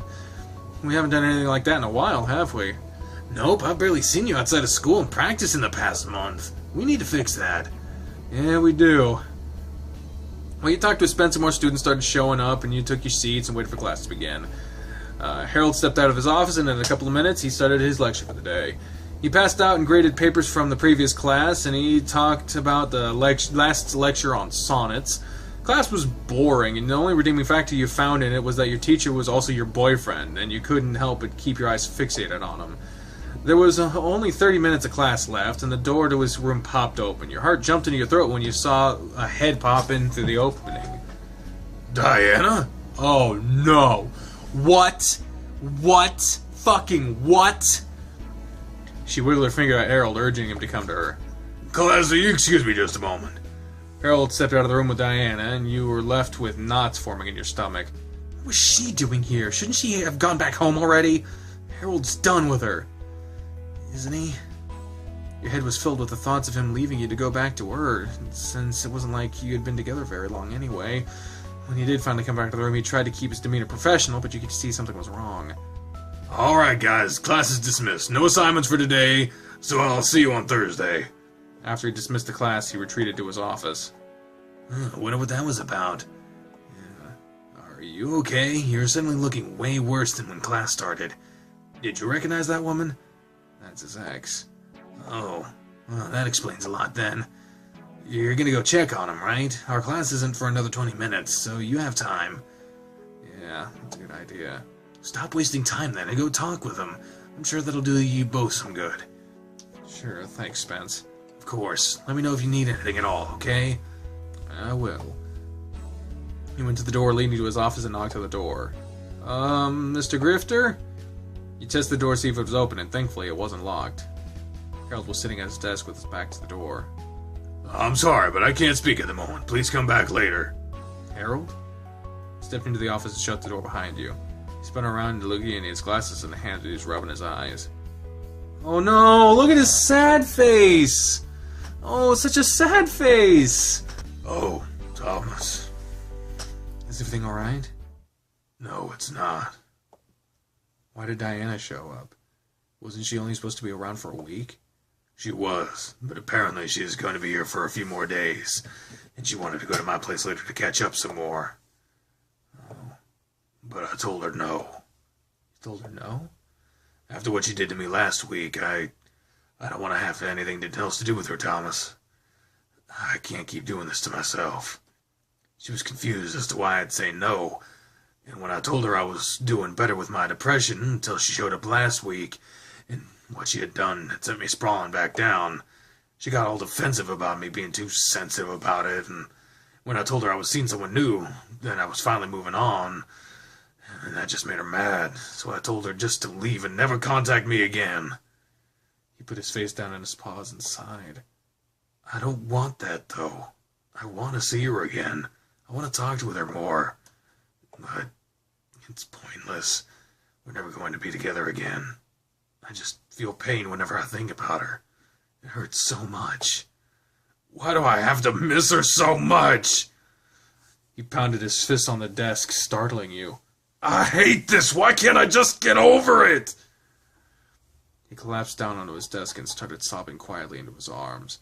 You rushed around the desk to his side and put your hand behind his back, on his back, kneeling down beside him. Hey, no, please don't cry, Harold. You didn't know what else to say to him all at the time to try to comfort him. So all you did was rub one hand over his back and the other was on top of his leg. I'm sorry, Thomas. I hate letting you see me like this. Don't be sorry. I'm here for you, okay? Thanks. I think I need to see my therapist again. It's been a couple of months since I last went, and with all that's gone on lately, it might be a good idea. You think it'll help? Maybe. It's helped in the past, so I'm sure it'll help now. He turned his head toward you and sighed. I'm sorry to be such a pain right now. I promise I won't always be like this. As long as it takes, Harold, I'll be here for you. Thank you, Thomas. Harold rubbed his fingers over his eyes and stood up. Okay, now that I got that out of my system, I need to get ready for my next class. And you have to hurry, and you need to hurry, if you're going to make it to your next class before you're late. That's right, I need to go. I'll be back for lunch, okay? Yeah, I'll be looking forward to it. As you turned to leave, you were grabbed by him from behind in a bear hug. Thanks for coming to check on me, too. He kissed your neck and put you back on the floor. Now get going. You felt him pat your butt as he ushered you out of his office and back to his classroom. I'm going to have to run if I'm going to get there on time. Math class breezed by, and before you know it, you found yourself standing in Harold's classroom once more. He's not in here, so he must be in his office. He's not in here either. Where'd he go? He sat down on his chair and spun in circles a few times before laying over on the desk. I guess I could call him. Once more, you began spinning in the chair as you pulled out your phone, but the door to the office opened before you could make your phone call, and your big bear entered the office. Oh, you're here already. I was about to call you and find out where you were. I had to go get lunch from the teacher's lounge refrigerator. I'm sorry I'm making you wait. It's cool, you're here now, and you have food, so it's all good. What's for lunch? Okay, I made a little ham, turkey, and cheese wraps. They are tortilla. I say it as a joke. Fuck, I know it's tortilla. God damn. Tortilla shells spread with some onion and chive cream and cheddar cheese and the turkey ham. So then I made a whole bunch of fresh fruit and picked up on my way to school. I have bananas, apples, and some strawberries. You can eat whatever you want, like. There's plenty of it. Oh, and I have chips. No, thank God for the chips. He was spreading stuff out across the desk while he talked, and he seemed to be more than enough food for both of you. It's really simple, but I wanted to be able to spend some time alone with you today, and I don't know if I'll have much of a chance other than lunch. Simple or not, I'm really happy you decided to do this. I'm glad I got to spend some time with you today. And after earlier, I really needed the company. Happy to be here for you, Harold. Oh, here, you can sit in your chair. I'll take the other. Nonsense, you're fine where you are. That chair's really comfortable, isn't it? Yeah, it is. It's kept my big butt comfortable for many years. Go ahead and start eating. Eat as much as you want. Thanks. Looked around the desk for a moment and then a thought occurred to you. Should I grab a couple drinks? I knew I forgot something. If it doesn't bother you, I do keep a pack of water bottles in here, so I have water. It'll just be room temperature. That's all. I'm okay with that. That's my bad. How's your other class? Calculus, isn't it? Yeah, it was alright. The subject is easy enough right now, so there's no trouble for me. Good. I don't expect to hear otherwise from you. You're a smart guy, so I suspect you'll have no issues in there. I was never that good at math. I can do the things I need with it, but beyond that, numbers just don't work too well in my head. What, you mean that using derivatives and functions to find an object's velocity in respect to time and distance traveled doesn't make sense to you? He whipped his paw frantically at you. Stop right there! You're making my head spin thinking about what you just said. Do you mind if I play some music while we eat? Oh, what kind of music? I typically listen to a variety of music while in my office here or at home. Helps me focus, and it's really relaxing too. Oh, sure. He hooked his phone up to a set of speakers on his desk and turned on some music. Some nice music at that, too. Oh, it's kind of catchy. Isn't it? It's really upbeat too, so it helps with my mood sometimes when I'm feeling down at the dumps. If I get carried away listening to it, I'll start rocking around and sing to the music. It's so catchy. I'll even blast it in the house when I'm alone, and I'll dance around the house while I clean. I'd love to see that. I'm not the most graceful bear, but it doesn't look too pretty. You're adorable and look great, so I think it would make up for it. Everything seems to shake when I dance now. It didn't always do that, you know. Hey, it used to be really fit. Despite the fluffy exterior you have, I know it covers a ton of muscle. With how you move on the courts, I bet it really throws people off. They don't expect me to move as quick as I do. I might be on the heavy side now, but my legs still work like they did when I started. It does take a little more effort though, so I just make up for it by making sure the point doesn't last long. You're definitely a force to be reckoned with on the courts. You know it. How's the food, by the way? You seem to really be enjoying it. These little things are good. I knew you'd like them. It's easier to prep something that doesn't require me to cook first thing in the morning. I'll definitely do this again for us. Awesome, that's a great idea. You tapped your feet along with the music and you noticed Harold was rocking his head from side to side as well. Despite the earlier incident, he appeared to be in a really good mood. So, you have any plans for the weekend? Nothing, unless it involves going out with you. Perfect. Do you have something in mind? There's a musical showing at the Manor. Hey, that's Darius's theater complex Saturday, and I really wanted to see it. Thing is, I don't want to go alone, so would you want to go with me? Sounds like fun. I'd be more than happy to go with you. Really? That's great. Thank you, Thomas. It's a show I've really wanted to see for a while now, but I just never wanted to see it by myself. It's finally showing again, and I really didn't want to miss this chance. What's the show called? The Cavalier's Guide to Matrimony and Homicide. Fuck! He's about a man whose mother was cast away from their noble name due to her marrying the wrong man. Once his mother passes away, he finds out about her family and sets out taking his rightful place as the heir to their earldom, while also romancing two women along the way. Sounds like a dark tale, but it's really rather humorous, really. I've listened to the soundtrack, but I really wanted to watch the show. We can make a whole date out of it. I'll treat you to dinner, then we can see the show. Sounds like a great date, Harold. It gives me something to really look forward to. Same here, Thomas. And unfortunately, it's about time for my next class to begin, so we'll have to part ways for now. Thank you for joining me for lunch today. It was really nice having you here. We'll have to do this again Thursday. I like that idea. I'll plan another lunch out for us then. Be safe on your way home, okay? Of course, I always am. He ruffled your hair around and gave you a kiss on the forehead before ushering you out of his office. Man, that music was really catchy, and I can still hear it! It's gonna be stuck in my head all day. I suppose... Oh no, it started again. I suppose I'm done here for the day. I might as well head home. Oh, it's you. Thomas, was it? Hello, Diana. You have 2 classes with Harold? Oh, no, just one. I had to come back to talk with him about something else before heading home. You're the one he's seeing, isn't it? You're the reason he doesn't want to see me. What are you talking about? You were at his house that night, and you two must be spending a lot of time together. What? Why would you say that? Please, like I don't know what's going on. Her demeanor was completely different from the first time you met her. She seemed like a whole other person. You need to back off of him. He's mine still. You understand that? I'm not gonna let you stand in my way of getting back together with him. Whoa now, you're kind of going a little overboard here. You left him. You can't expect to just take you back on a whim. I know what you did to him last week when you showed up out of nowhere. You know how badly you hurt him?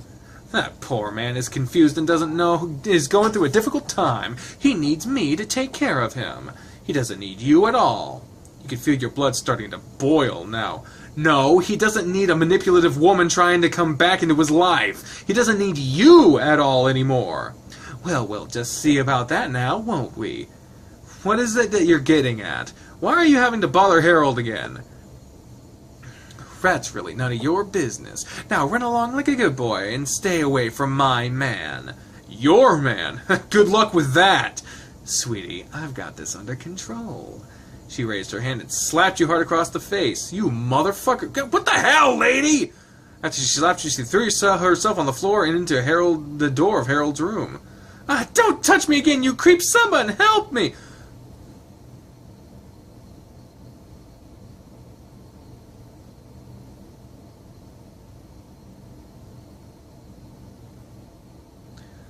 The students were stopping to watch the commotion now. The door of the classroom opened up. What's going on out here? Diana, you okay? He knelt down next to her and she had forced tears from her eyes. Harold, this monster assaulted me and knocked me down. I was really trying to be friendly with him, and he hit me. Thomas, what the hell? What's wrong with you? I didn't do that, Coach. That's how it happened at all. He's lying. Then why would she say that? How'd you get on the ground and hit the door? Coach, please, I didn't do what she says. She hit me and then threw herself on the ground. Why would I do something like that? Because you told me to... Coach... That I what? What did she say? Yes, what did I say? Tell him! Fuck her! Coach, she said that you were still her man. And then I... What? Don't listen to him, Harry. He just wants me to look like the bad guy. Then what? He's lying to me? You wouldn't lie to me, right, Thomas? Of course not. You know I wouldn't lie to you. I don't know who to believe now.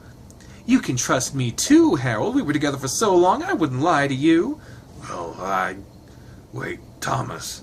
Your face. Huh? He moved closer to you and put his paw on your face. You're bleeding! Must have been from when she hit me. Why would you hit him? I only hit him to protect myself before he threw me to the ground. Coach looked back at you, staring intently into your eyes. Thomas. Yeah? Did you touch her in any way? No, sir. You watched your eyes for a moment longer and then turned to Diana. I believe him. What? If there's anyone here I could trust right now, it's him. A good call, Coach. Spencer. I saw the whole thing. She approached him when he left your room. She struck him and then flung herself to the floor and she screamed. It was really quite the spectacle. Don't listen to him. It didn't happen like that at all. Besides, I've known Thomas for most of my life. There's not a violent bone in his body. He'd never do the things that you said he did. You could see Harold's fist balled up. He looked like he was ready to explode, but instead, he just sighed and glared at the woman still on the floor. Get out of here, Diana. Never come near me or him ever again. I never want to see you again. Come on, Thomas. Let's get you to the nurse's office. I'll disperse the group here and make sure she's escorted off campus. Go with Coach. Alright, thanks, Spencer. You don't mean that, Harry. You need me. He can't provide you with what I can. He'll never love you like I do. Don't leave me. Harold didn't even acknowledge your final plea as we walked away, and you followed along after him. Once you were out of view and everyone was around, you put your hand on his arm. Harold, are you okay? I'll be fine. I can't believe she did that. I know you wouldn't hit her, Thomas, but she's never done something like that either. I'm so sorry. I was just blinded with rage. It's alright. You don't have to apologize to me. Oh, Diana, what happened to you? Coach, Thomas, what brings you two in here? Someone slapped him in the hallway, and it seems that his face was cut in the process. Can you take a look at it, Dozer? Sure, come on back to a room and I'll check it out. Whoa, look at this room. We haven't been here before. Why'd someone hit you? Some lady though she was being assaulted and went off her rocker. Ugh, crazy. I guess the situation's under control? As much as it can be. Dozer leaned in close and took a look at your face. Doesn't look too bad. I'll just clean it up with some peroxide, slap a bandage on it, you'll be fine. Thanks, Dozer. Dozer has this under control. I'm going back to my office, Thomas. Thomas. I'll see you both later. Oh, okay. See you later. All right, later, Coach. Coach left you alone with Dozer, but you were still concerned for him. I'll go see him after I'm done in here. So what are you doing here in the infirmary? I volunteer here. It helps with my degree. Oh, that's neat. Just a warning, this might sting a little. Dozer dabbed something against the cut on your face, making you wince a little. After he cleaned it up, he attached a small bandage to your face. It was surprising to you just how gentle he was. There you go. Nothing serious, so you'll be fine. Thanks, Dozer. Your hands are so big, I can't believe you're as gentle as you are. Oh, look at him smiling. It's just something you learn when you're a guy my size. Now try to avoid any other psychos, okay? I'll try. I need to talk with Coach again, so I'm gonna go find him. Alright, take care. You too, Dozer. I'll see you at practice tomorrow. See you then. If you see Chester later, tell him I said hi too. Sure, I will. If I see him. I don't know if I will, but just in case. Okay. Aw. Door's locked and the lights are off. Is he here? You decided to give him a call. Hello, Thomas. Hey, Bear, are you not in your office? Your classroom door is locked and the lights are all off. Yeah, I'm in my office. I just wanted some time alone right now, though. Ah, okay. You sure? I don't mind spending some more time with you. I appreciate it, but for now, I just want to be alone. Don't worry, I'm okay. I just have a lot on my mind, is all. Alright, but if you need me at all, just call me, okay? You better not be in there with that bitch! I doubt it. I will. I'll keep in touch through text, too, if that'll make you feel better. It would. I'm sorry about how things turned out today. It's not your fault, so you don't have to apologize to me. I enjoyed our time together today, and I'm really excited about this weekend. I'm glad to hear it. I'll buy our tickets tonight, and we'll make some dinner reservations for us. Sounds great. But I'm gonna hang up now. I'm just gonna sit here for a little bit. Okay, just let me know when you leave or if you need me, okay? Will do. I'll talk to you later. I'll talk to you later, Harold. Click. I guess there's nothing else I can do for now. I'll head home and text him while I get there. Throughout the day, you and Harold communicated through text messages. He didn't reply often, but it was enough to let you know he was okay.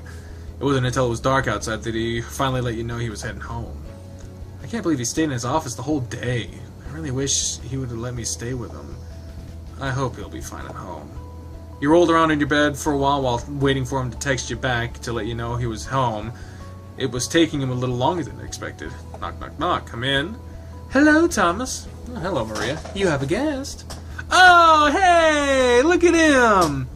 Harold, I thought you were on your way home. Well, how do I put this? Harold's going to be staying with us tonight, Tom. What? Staying with us tonight? I'll leave you two alone for now, and I'll give up some extra blankets and pillows for you. What's going on? I didn't want to spend the night alone in my house, so I asked Maria if I could stay here tonight. She said it was okay, and that she could prepare a room for me. But I'm just going to sleep on your floor, if that's okay with you. Harold, you're not sleeping on my floor. Oh, I was worried it might seem a little too extreme. No, you won't be sleeping on my floor because you'll sleep on my bed. I'll sleep on the floor. I couldn't do that. You need your rest for tomorrow. I don't have to be anywhere until practice tomorrow. I'm fine. You're not working tomorrow? The only other day I'll be working this week is Friday. Oh. You're the one who needs good sleep, so you can sleep on my bed. You sure? Yeah, I'm sure. Thank you. I'm sorry to impose on myself like this.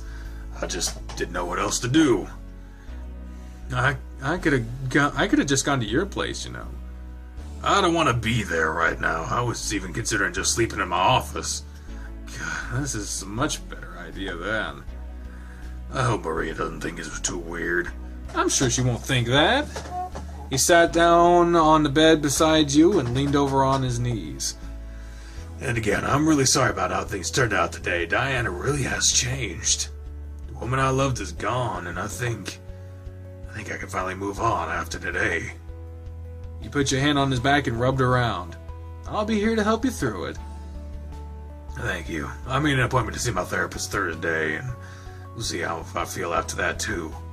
I might need some extra company this week. It's not like I have anything to do. I'll spend as much time with you as I can. I'd like that. Here you go. This should be enough to keep you comfortable. Thank you so much, Maria. I'm sorry to be a bother. Nonsense, Harold. You're always welcome here. Now, I know you have to go back to school tomorrow, so how about you go take a shower and I'll take your clothes to wash them. That way, you have something clean for tomorrow. Oh, that should be fine. I appreciate the offer. You are a professional educator, sir, and you will go to school looking like one. Go take a shower, and Thomas will give me your clothes so I can wash them. Yes, ma'am. Good, I'll be in the living room then. Just bring me his clothes when they're ready, Thomas. Looks like you don't have a choice. Let's go shower, I suppose. Okay. I'll actually lock the doors so nobody can come in while we're in here. I'm not really worried about any guys seeing me. I just didn't want Maria to see me without my clothes on. I think she's see a handful of guys here without most of their clothes on. Still. Good God. Is there a towel I can use? Yeah, I have an extra one for you. Okay. It's a shame these showers are all on the small side. What do you say that? Oh, there was no reason. Just rambling, so don't mind me. And now I'm back from work. Whoopity boopity movie magic. You turned away from Coach for a moment to start undressing. Holy shit! What a way to welcome me back from fucking work. It was just a second for you, but goddamn, it was 5 hours for me. Fucking hi. Hello. Oh God! It looks like a beige plum. I don't. I see. You don't mind showing everything now. God damn it! Fucking something's gotta always fucking go wrong. I actually feel comfortable in here with just me and you. It's different when we're in the locker room and the other guys are around. It doesn't bother you, does it? But bother me? No, I'm not bothered. I like what I see. Oh, good. I'm really relieved to hear that. I was worried I was being too bold. Feel free to join me if you want. I'm about to hop in the shower. You want to see me strip down too? I'd like that, but only if you're comfortable with it. Do it, do it, do it, do it. Well, if you want. He took off the rest of your clothes and tossed them aside. Unlike him, you were sporting a rather large erection that you tried to hide. Excuse me for saying this, but damn, you look great. So do you. Okay, we should get cleaned up. I don't want Maria thinking something more is going on in here. I have to say again, though, you look really great. I'm such a lucky guy. Smart, cute, and caring. You're all I could ask for. He patted your shoulder before going to step into the shower. Holy God! He tested the water before stepping in, and he caught you were looking at his butt before you did. You could always take a picture, it'll last longer. With a laugh and a shake of his rear, he stepped into the shower. I'll try not to take too long in here. Alrighty, I'll take your clothes to Maria after I'm done. Then you can come back to my room. In just my underwear!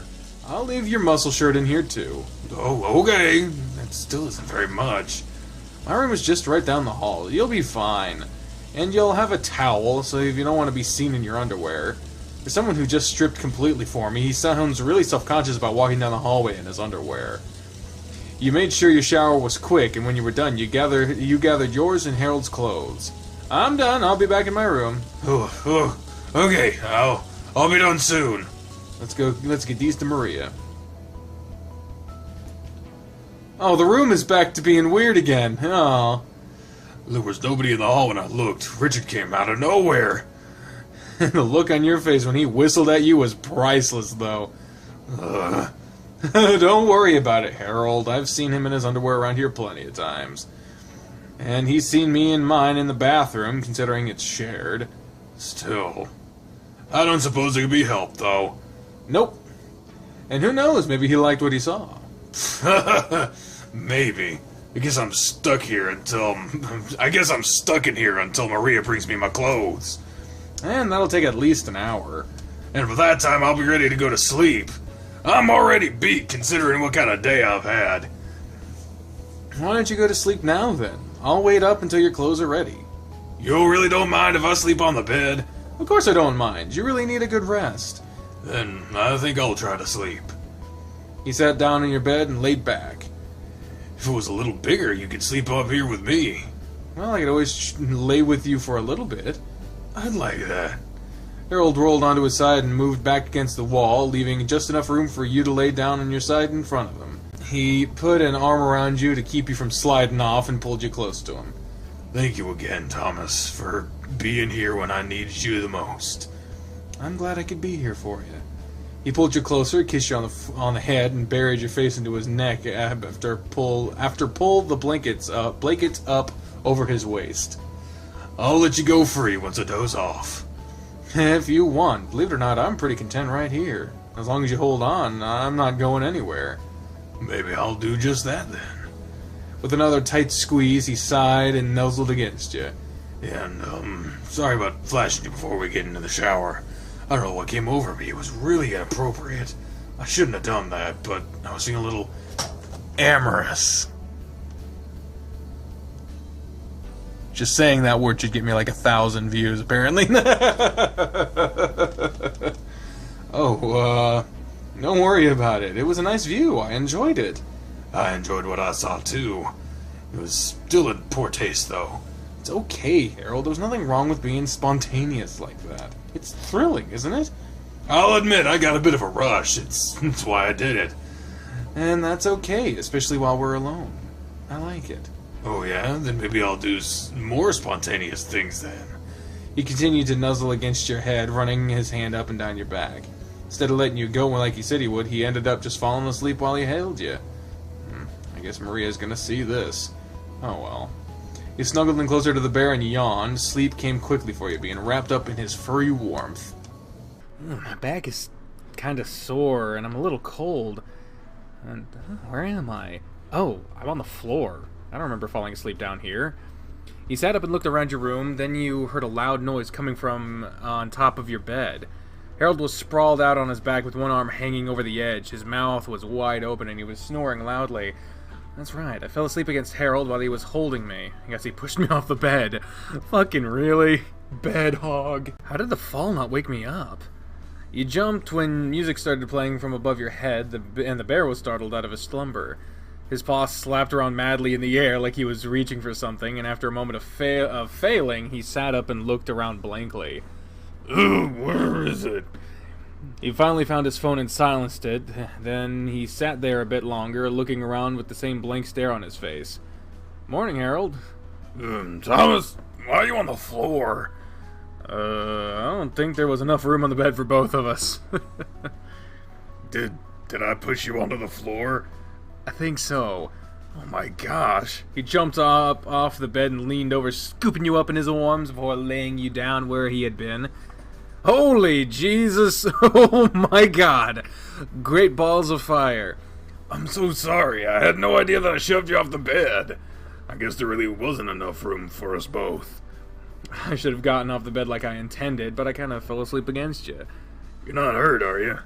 No, it was just a little cold. My back is kind of sore. It's nothing to be worried about, though. I'm really sorry. Let me try to help you with your back. Roll over onto your stomach. I'm okay, Harold, really. Just do it, otherwise I'll roll you over myself. God damn. Okay. He rolled over onto your stomach and he sat down on the edge of the bed. He puts his hands on your back. Where's your back hurt? Lower back, around the middle of it. Don't you need to get ready for His paws slid down your back and he pushed his thick fingers into you. It's still really early, but I have plenty of time to get ready and leave. I can spend a few minutes rubbing your back. It's partially my fault it hurts, so the least I can do is try to make you feel a little better. How's this feel? He kneaded your back with just enough pressure to help alleviate the pain you were feeling. It feels really good. Good. Aside from me pushing off the bed, how did you sleep well last night? I did. You were so soft and warm, I fell asleep against you without meaning to. I was just so content. Did you sleep alright? I did. I had some odd dreams, but not odd enough to where it disturbed my sleep. What kind of dreams? Things they were really hazy, so it would be really hard to explain. It involves school or something, I think. It's hard to say. His hands found their way up under your shirt, and the warmth felt great against you while he pressed his thumbs into your back, rolling them around in circles. The rubbing continued for a few more minutes before he withdrew his hands and gave your back a pat. Alright, I need to get dressed and head off. Hopefully you can get a bit more sleep now. I'll try. I think we fell asleep early, so I'm sure I've had enough sleep already. And I'm pretty awake now. In more than one way. Well, try to rest a bit more, since you can be comfortable now. He pulled the blanket up over you and looked around your room. Some of clothes. There they are, folded up on your desk, though. If you fell asleep with me, and you haven't left the room, that means Maria would have had to come in here and left them, right? Most likely. That means she would have seen us cuddling, and Liz had already knocked you onto the floor. She would have done something if she had saw me on the floor with no pillows or blanket, though, so it would have been before that. Oh man, I hope it wasn't too inappropriate of us. I don't want to offend her or do anything that makes her uncomfortable. She's such an amazing hostess. I'm sure it's okay. Again, I think she would have done something if it bothered her. Okay, if you say so. You had rolled over onto your side while talking with him, and watched him while he was getting dressed. Your eyes couldn't help but get drawn to the hefty bulge rusting between his zipper, and he pulled his pants up before he pushed it down and finished zipping himself up. So I won't see you again until practice, right? Huh? Oh, yeah. I don't have to be there until practice. Unless... Unless... How about I come and have lunch with you again today? You don't have to come to school just for that. I will, though. I don't have anything to do, and it would be nice to have lunch with you again. I would really enjoy that, Thomas. You can meet me in my classroom around noon, and we can get something to eat. Okay, I think I'm ready to go. I have all my things, so I'm gonna go ahead and head to class now and get ready. Thanks for letting me crash here with you last night. I feel a lot better today. Next time, just invite me to your house, then we'll have plenty of space in the bed. That sounds like a much better idea. Tell Maria I said thank you as well. I don't suppose I'll see her. She might be awake. She's normally up pretty early, too. Just in case, then. He stepped over next to the bed and leaned over, giving your cheek a kiss. Get some more rest, and I'll see you in a little while. Okay, I'll see you in a bit, Harold. For a moment, he pressed his forehead against yours. And thank you again for being there for me. I'll be there for you as much as I can be. I'm glad. I'll see you later. See ya. Well, now that he's gone, I'll try to get some more rest. Yeah, and here we are. Man, now that I was able to get some more sleep, I feel a lot better. I really hope that Harold rubbed my back. It really helps that Harold rubbed my back a bit, too. That was really nice. I guess it's time to get my day started. I'll go talk with Maria first, and thank you for letting Harold stay here last night. Oh, good morning, Thomas. Good morning, Maria. Did you happen to see Harold on his way out? I did. We got to speak a moment before you left. Oh, that's good. I really wanted to thank you for letting him stay with us last night. He had a bit of a rough day yesterday. That's what he said. He told me about what happened. Are you okay, too? I'm fine. I was just shaken up a little by the whole ordeal. Though... It's nothing, really. It's just something minor. Do you want to talk about it? Well, it was about how he acted yesterday during the whole ordeal. How so? He came out in the hall while it was all happening, and he immediately took her side. Like, he jumped to her aid right away, and was on her side until he saw the cut on my face. After that, Spencer stepped in and backed me up. It didn't bother me at first, but the more I thought about it, it really frustrated me. Have you talked to him about it? I haven't. You need to talk to him about it. If it's making you feel upset, communication is a big key to a successful relationship. I guess so. I just don't know how to bring it up to him. You should talk to him about it. Harold is a reasonable man, so I'm sure he'll understand. At the same time, though, I think there should be a little bit of an extra understanding from you, too, considering his previous relationship and current state of mind. Just don't attack him and try to understand his point of view, okay? Okay. Thanks, Maria. I'm gonna meet him for lunch today, so I think we'll get the chance to talk about it then. That sounds perfect! What are you having for lunch? We'll most likely eat in the cafeteria. That's no good. You two should have some privacy while you talk. How about you help me prepare lunch for you to take, and you two can eat alone? Really? That sounds like a fantastic idea. What time will you be leaving? Well, I have a couple more hours before I should leave. Well, perfect then. I think we can prepare something tasty then. I know a cake is a must for him, and perhaps something that's easy to keep warm. Oh, I know. Let's make some beef tips with rice. It's easy, tasty, and I have the perfect containers to store it in, so it should stay warm for you. That sounds great, Maria. Should we get started then? We'll start the cake now, but everything else we'll do before you leave, so it'll be at its hottest. So let's go get started. Okay. Man, I have so much food with me. I hope he likes what we made for him. I know he's gonna love this cake for sure. Well, looks like his room is empty now, so I guess he's in his office. Knock, knock, knock. Mr. Grifter, are you in there? Come in. Oh, Thomas, I was about to call you. You're right on time, it seems. Are you ready to... What do you have there? Maria suggested that we make lunch. The two of us can eat in your office again today, so I have food. How sweet of you both. That's such a great idea. I was just gonna get some food from the cafeteria, but this is a much better idea. What's on the menu today? She made steak tips and rice, and I helped with making a chocolate cake. That sounds fantastic. Let me clear some space on my desk so we can eat. After he made some room on his desk, he laid the food out and you both sat down. Everything smells so good. Thank you so much. I'll have to thank Maria the next time I see her as well. It was all her idea. That's so thoughtful of her. Well, since we're eating here, we can talk more freely. That's kind of one reason she suggested it. Oh yeah? I definitely don't mind having some extra time alone with you. Same here, but I wanted to talk to you about something important. Oh, so good. What did you wanted to talk about? It's about yesterday. Oh. He put his fork down and reaches across the desk to grab your hands. I don't want any of that lingering in your mind, so whatever it is, let's talk about it. Well, it was about when Diana was around.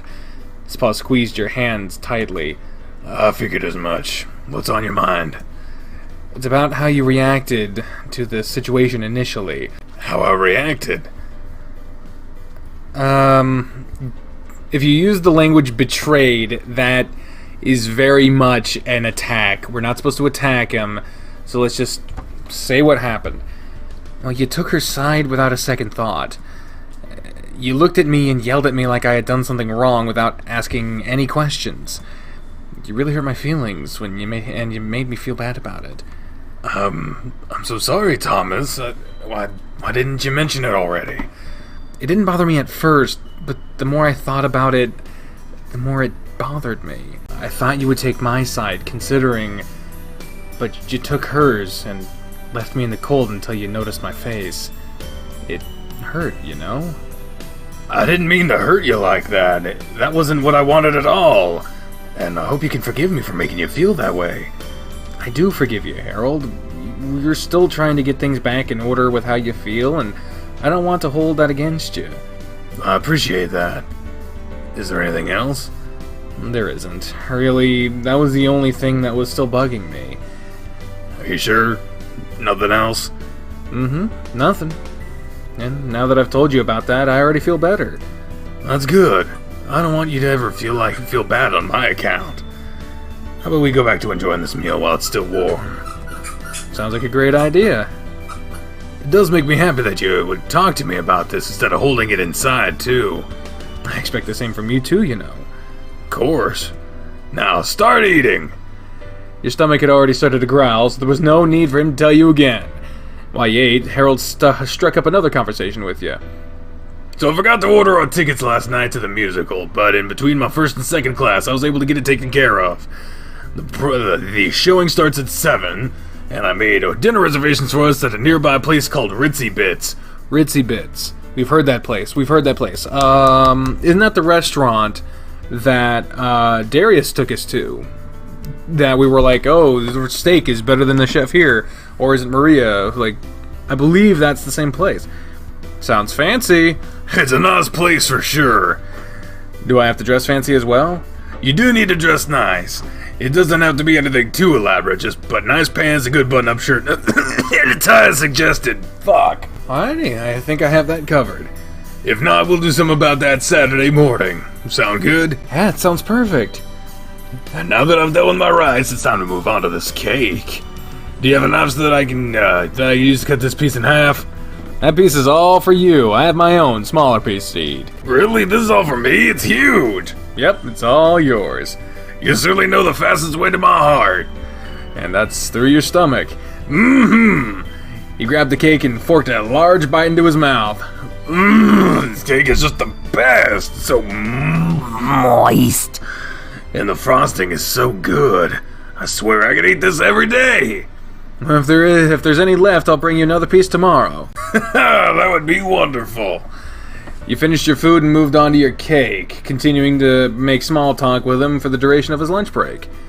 My next class will be starting soon, and the students will start showing up. I suppose that's my cue to head out. It is, unfortunately. I'll take the dishes home with me and wash them so that you don't have to. I'll bring them back tomorrow. Oh, that's not necessary. I can wash them since I'm going to head back home before practice. Are you sure? I don't mind doing it. Yeah, I'm sure. Well, I saved some of the cake, so I can keep that one at least, right? Okay, that's fine then. It won't last through the rest of the day, but I'll make sure you get this bowl back. Now come here and give your Papa Bear a hug before you leave. He came at you with his arms spread wide, and you gladly went to him, his thick arms wrapped around you, and he squeezed you tightly. Thank you for lunch. And thank you for talking with me. I'm happy to know you feel comfortable enough to talk to me about these things. It really makes me happy. Yeah. I'm glad we were able to talk about it too, Harold. Now head on home. I'll see you again at practice in just a few hours. Yep, I'll see you then. Be safe on your way home. I will be. Before you left, he grabbed your shoulder and leaned in to kiss you. He kept his lips pressed against yours for a moment, and you chuckled when he decided to release you. What are you laughing at? I could taste the chocolate on your lips still. Oh, I didn't realize there was anything there. My bad. You're so cute when you're flustered, you know that? You should go, otherwise people will start going to think I'm crazy when I leave my office when I'm blushing like this. Alright, I'll see you in a little while, Harold. I'll see you on the courts. Guess I'll be heading home until it's time to go to the courts. And fast travel to the courts, yes! Looks like I beat everyone else here. I really am feeling really pumped to get back on the courts today. I have some pent-up energy I need to get out of my system. I'll start stretching now, so I'll be ready. While waiting for everyone else to arrive, you limbered up and were ready to start practice as soon as you could. Hey-o, Spence! Hey, Thomas. How you doing today? I'm doing pretty good. I'm ready to get started with practice today. Good to hear. Coach isn't here yet? Not yet, but I'm sure he's on his way. Is he doing alright? I think so. I saw him for lunch today, and he seems like he's in a good mood. After all that mess from yesterday, I'm glad. How did things go once we left? The security guard showed up and escorted her off the premises without too much more of a fuss. Well, thanks for backing me up during the whole mess. Harold was a little bit distressed. Harold, huh? Well, cute. I can't say as I blame him. That was a little crazy, watching the stuff unfold. I'm sorry I didn't step in sooner, though. But I wasn't expecting her to hit you. Don't worry about it. You didn't know what was going on. Seems his ex is a little on the crazy side, huh? According to him, she didn't always act this way. She must have gone off the deep end recently. I thought she seemed nice the first time I met her, but oh man, was I wrong. You never know with some people. Tell me about it. Dude, I heard about the crazy lady attacking you yesterday. What's up with that? You heard about that? Well, yeah, of course I did. I hear all sorts of things. There's not much to say other than some lady went off her rocker and attacked me in the hallway. Coach and Spence helped me out with it, though. Quite the spectacle you missed, Darius. Damn, I wish I'd have been there for that. Any idea what caused it? I I think she was high or something. A security guard had to escort her out. Crazy. Glad you're concerned for my well-being. Just standing here just fine. I have no need to be concerned. Guess you got me there. What about the mental scars that you can't see? Now you're just being overly dramatic. That's Darius's job. Hey now! Good point, Spence. You're just fine. Oh look, your boyfriend just showed up, Thomas. What? Better go say hi to him. Come on, Spencer, let's go warm up. Really, Darius? Hey again. Hi, hey, hi, Coach. Nobody's in earshot. You can call me Harold, you know. Like Darius, he'd try to be listening in or something. He likes to pop up, and he likes to pop up out of nowhere. You make a good point there. Are you ready for practice to get practice started today, practice? I am. I'm feeling really energetic right now, so I'm ready to get started. Great, you'll be with Spencer today then. He'll run you all over the place. I'm not going to practice with you today? Not today. I need to work with the other guys today. But and you'll benefit more from playing a match with Spencer right now, I think. Trust me, I'd much rather practice with you, but this setup will benefit everyone more. Yeah, I have to agree. Spencer will definitely help me burn through this energy. Use it to your advantage and give him a run for his money. I'll do my best. I've already done my stretching, so I'm gonna practice some serves while I wait. Go for it. I'll get everyone together and get the stretches knocked out before sending Spencer your way. Sounds good. Good luck with the other guys. Thanks. He left to join the others, and you went off the court to get ready for playing with Spencer. It wasn't long before he met up with you. Looks like it's the two of us today. Think you can keep up with me? Are you kidding? I'm gonna give you a workout today. Oh yeah? Show me what you got then. Alright, let's do this. And... God, I played my hardest, but he still beat me. Oh, the golden boy wins again. Man, you weren't kidding when you said you were going to give me a workout today. I still lost, though. Even so, you made me really work for it. I don't typically have much trouble in my matches, but you had me scared a couple of times. Really? You've improved a lot lately, and it really shows. Who knows, if you keep playing like that, maybe you'll beat me one day. Oh my god! Thanks, Spence. Coming from you, I guess that really means something. I'll take at least one set next time.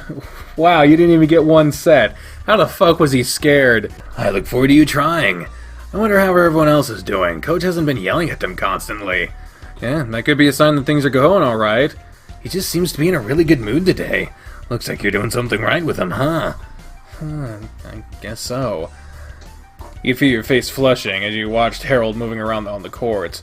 For someone as big as him, he's moved surprisingly quick. His belly was visibly shaking as he moved, and the muscles in his arms and legs really showed off with every swing of the racket. At one point, he caught you staring at him, and he grinned, giving you a wink when your eyes locked. Unfortunately, that connection wasn't long enough to where he was able to react to the ball flying back at him, and it collided with his stomach as he tried to move away. Ow! Ouch, that had to sting. Yeesh. He stood up straight and took in a deep breath, massaging the spot for a moment with his free hand before resuming the match. And there he goes again. He took that way better than I would normally expect from him. And Darius is the one that hit him, and the look on his face said he was ready to be chewed out, but nothing happened. It is the coach's fault, though, for not paying attention to the ball. And you know as well as I do, getting hit with a ball like that means he lost the point. Yup.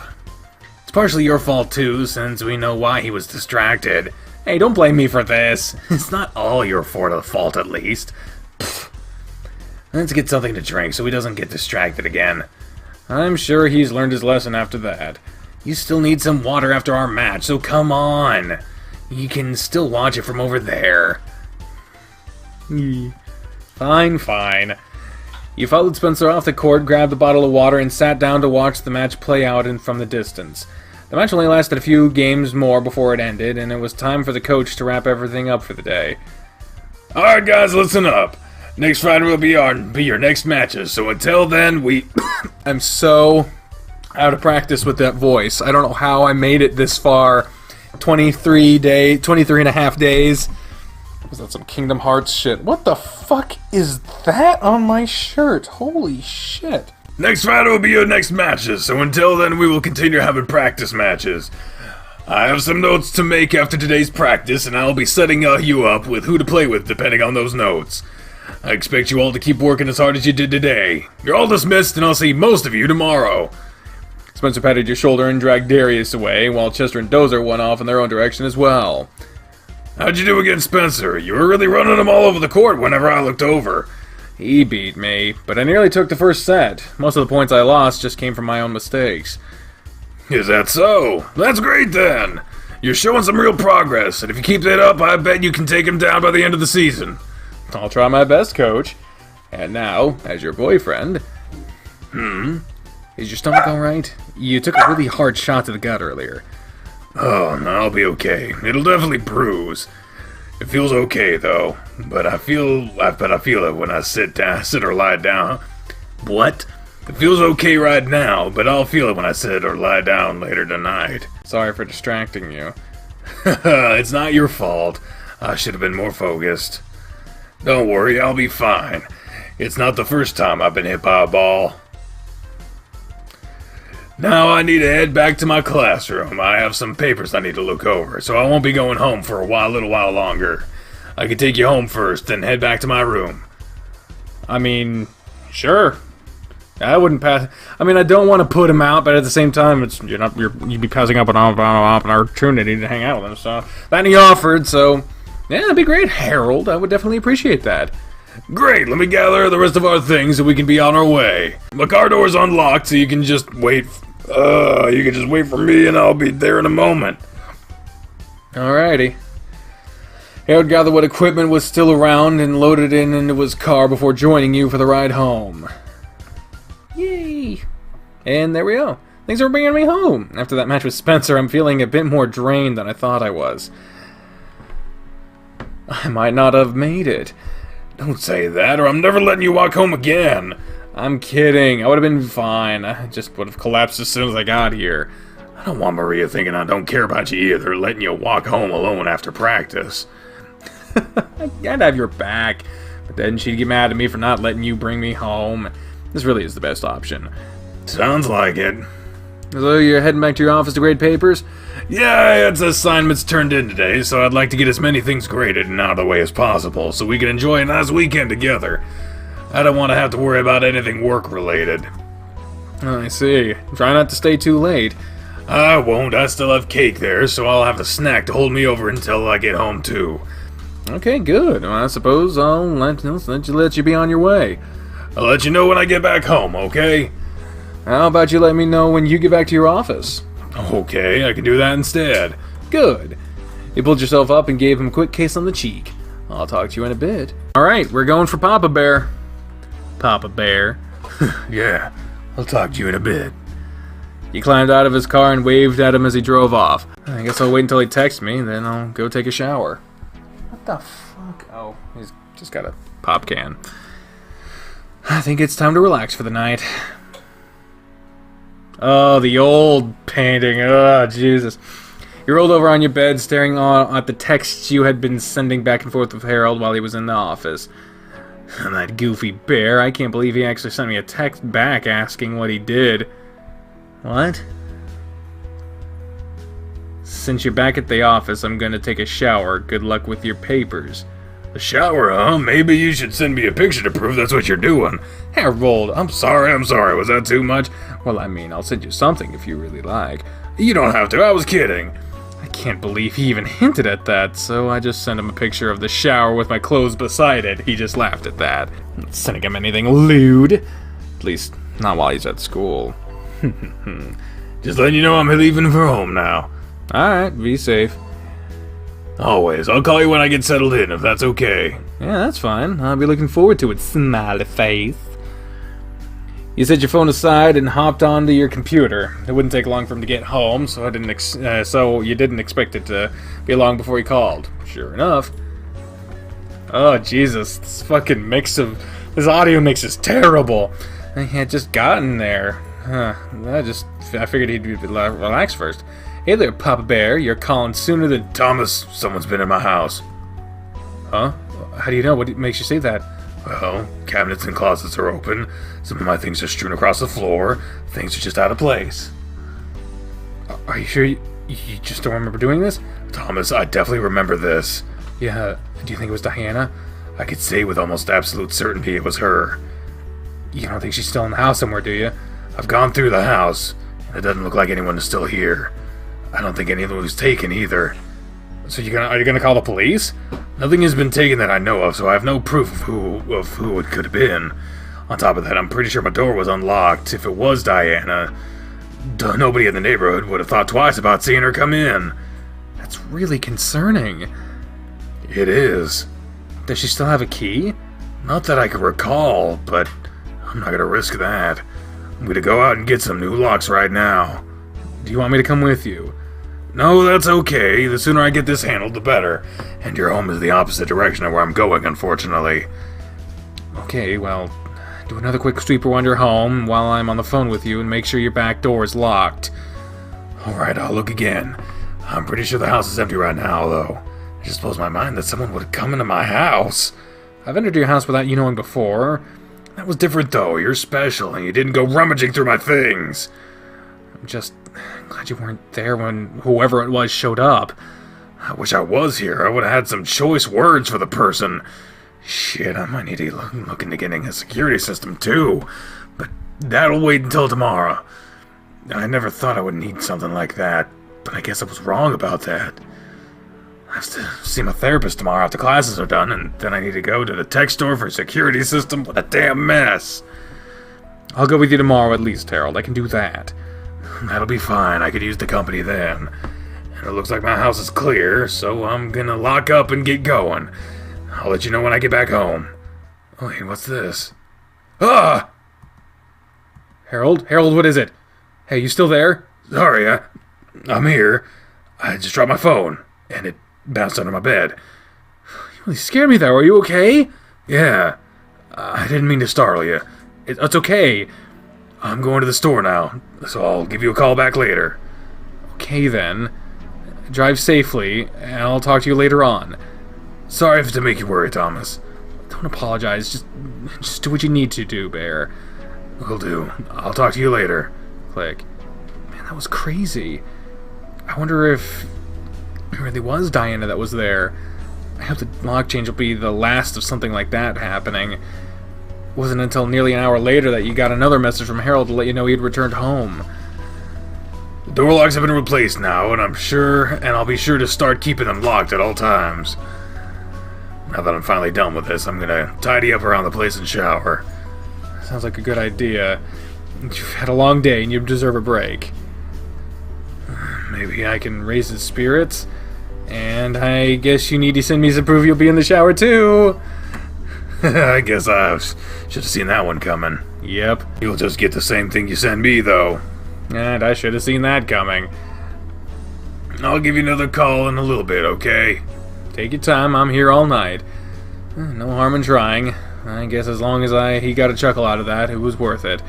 Sure enough, he did the same thing as you had done, and he took a picture of his clothes piled on the floor, and then one of a running shower. Such a cheese. I'd hop in there with you if I was there. There's plenty of room in my shower, so maybe one of these days. That sounds like a lot of fun. Oh my god, really? If I had done the route perfectly, you would have found the teddy bear you had got for him at the carnival ripped up. Oh my god, that's terrible. God, that's fucking terrifying, dude. Holy shit. Oh, and here. Just in case, I have the button over the Scene 2 button. And, oh, okay, that's not lewd. I think you might enjoy this. I hope. Oh, then I wasn't expecting something like this. Oh, Jesus. Jesus, criminy. I was sitting on the bed, and I thought maybe he'd like a picture of this fat gut. You do like it, right? Hope it isn't too much. Yeah, I like it. I was just picking my jaw up, and I couldn't respond for a moment. Thanks for sharing that with me. I really like it a lot. I'm glad to hear it. Maybe I'll send more. Since you like it. I'd really like that. I guess I'll have to do the same, huh? Yes. Just not if you feel uncomfortable. I don't want you to feel uncomfortable. Okay. We'll see then. Now get your naked butt in the shower and put your phone away. Right, I'll talk to you later. That man. Can't believe he sent me this picture. I guess he's feeling a bit bold. And I'm glad that he must be feeling a bit better after what he found when he got home. I just hope that's the last of it. I get a feeling it's not the last of it. I hope Harold is doing alright after what happened yesterday. I believe what happened yesterday was he found that his ex-wife had broken into his house, or at least he found that someone had broken into his house. But I don't know. The poor guy has had so much going on in his life lately. He's supposed to go talk to his therapist today, and he wants me to go just to keep him company. He also wants to pick up a security system for his home, so I guess I'll be able to help him with that too. Looks like there's a lot to do, so I should let Maria know before I head to class. Oh good, she's in here. Good morning, Maria. Old Art. The new days haven't fully integrated some of the new assets, so it's going to be a little jankety, but really, we're just trying to keep up with the story at this point. We lost a lot of ground trying to catch up with the new art stuff. So there's a lot of shit that we haven't seen yet, and that's what has made this series like so fucking frustrating. Good morning, Thomas. Getting ready to leave for class? I am. I just want to let you know that I might be home late tonight. Harold asked if I could run some errands with him after school, so I'll be out with him for a little bit. Okay, thank you for letting me know. How is he doing? Well, someone broke into his house yesterday. Oh no, that's terrible! Did he call the police? He didn't. Oh dear, he really should report that. Does he have any idea who it was? We have our guesses, but there's no hard evidence. Goodness, that's a little scary. Was anything taken? His things were rifled through, but nothing was taken as far as he could tell. Oh, that's a relief. Yeah, but there was some damage done. What happened? When we went to the amusement park, I got him a bear with the tokens he won. The bear was torn to shreds, according to him. Aw, what kind of terrible person would do that? Just that. A terrible person. One of the things we are doing is getting a security system, so hopefully we can curb that from happening again. I hope so. I couldn't imagine not feeling safe in your own home. Yeah. And that's coming from the person that runs a homeless shelter. So that's what I'll be up to later. Alright, dear. If you two need anything, just let me know and I'll do what I can. Maybe Richard can help out in some way too, if needed. Thanks, Maria. I'll make sure Harold knows. And please tell him to file a police report. That way it's on record. I'll talk to him about it. I really should have pushed him more on it yesterday. It's really serious, and the shock from it happening might have prevented him from doing it. So make sure that he takes care of that. Okay, I'm going to head off to class now, so I'll talk to you later, Maria. Have a good day, Thomas, and tell Harold I say hello as well. Will do. I'd like to talk to Harold before class starts, but I got here a little later than I meant to. I guess I'll have to wait. He was already at his desk when you entered the room, and he smiled when he saw you. He gave you a little wave and went back to his papers on his desk. Seems to be in a good mood right now, so I'm glad for that. You took your seat, and class started only minutes after. It was like any other class he had before, and it was just another class focused on sonnets. Had it been from any other teacher, you probably would have fallen asleep before class ended. You were, however, lost in other thoughts while Harold talked. It's crazy to think. If I didn't know him like I do, I'd never know there was so much going on in his life. He seems like any other person, just doing their job. He's generally smiling and always seems to be in a good mood when he's in the classroom. How does he do it? How does he put on such a strong front so easily? He's really something else. You propped up on your hands and stared at him while he talked. Nothing he was saying really registered in your head, and your eyes locked with his a few times. He appeared to blush and have to force a grin away each time it happened. I swear, if you two are so hard for each other right now, it's sickening. You jumped in your Darius's voice in your ear, and then your face burned up upon registering what he said. I was just keeping in your pants until you're in his office. Mr. Mena, is there a problem? No, good here, Coach. I was just handing him his pen back since he dropped it. Harold shook his head, not buying the obvious lie Darius had fed to him, but he resumed his lecture. As soon as class came to an end, Darius was up, pushing his fingers through your hair. You swatted his hands, and Spencer pushed him out the door, berating him on his way out. Was Darius giving you a hard time during class? Not too much. Not too much. What'd he do? That's what he said. What'd he say? Something like he said we were obviously hard for each other or something. I see. Maybe you two shouldn't sit near each other. Maybe. After a short, awkward silence, you remembered you had something to ask him. Oh yeah, what time are we leaving? Oh, that's right. I've canceled the rest of my classes after this one, so we can leave right after it's done. If you want, we can grab some lunch while we're out, then head to my therapist's office. My appointment is at 2, so we should have time. Sounds good to me. I have to thank you again for going with me. It's been several months since I last went. I really thought I was done, but so much has happened lately that I think it's good that I go back. I'm glad I can be there with you, Harold. I'm glad I have you. I gotta run now, so I'm not late to my next class. I'll just meet you here when it's done. Alright, see you in a little bit. After your other class ended, you rushed back to Coach's room. Knock, knock, knock. Mr. Grifter, you in there? You can come in, Thomas. Harold was sitting at his office desk when you entered the room. When you entered the room. Hey, Harry, you ready to go?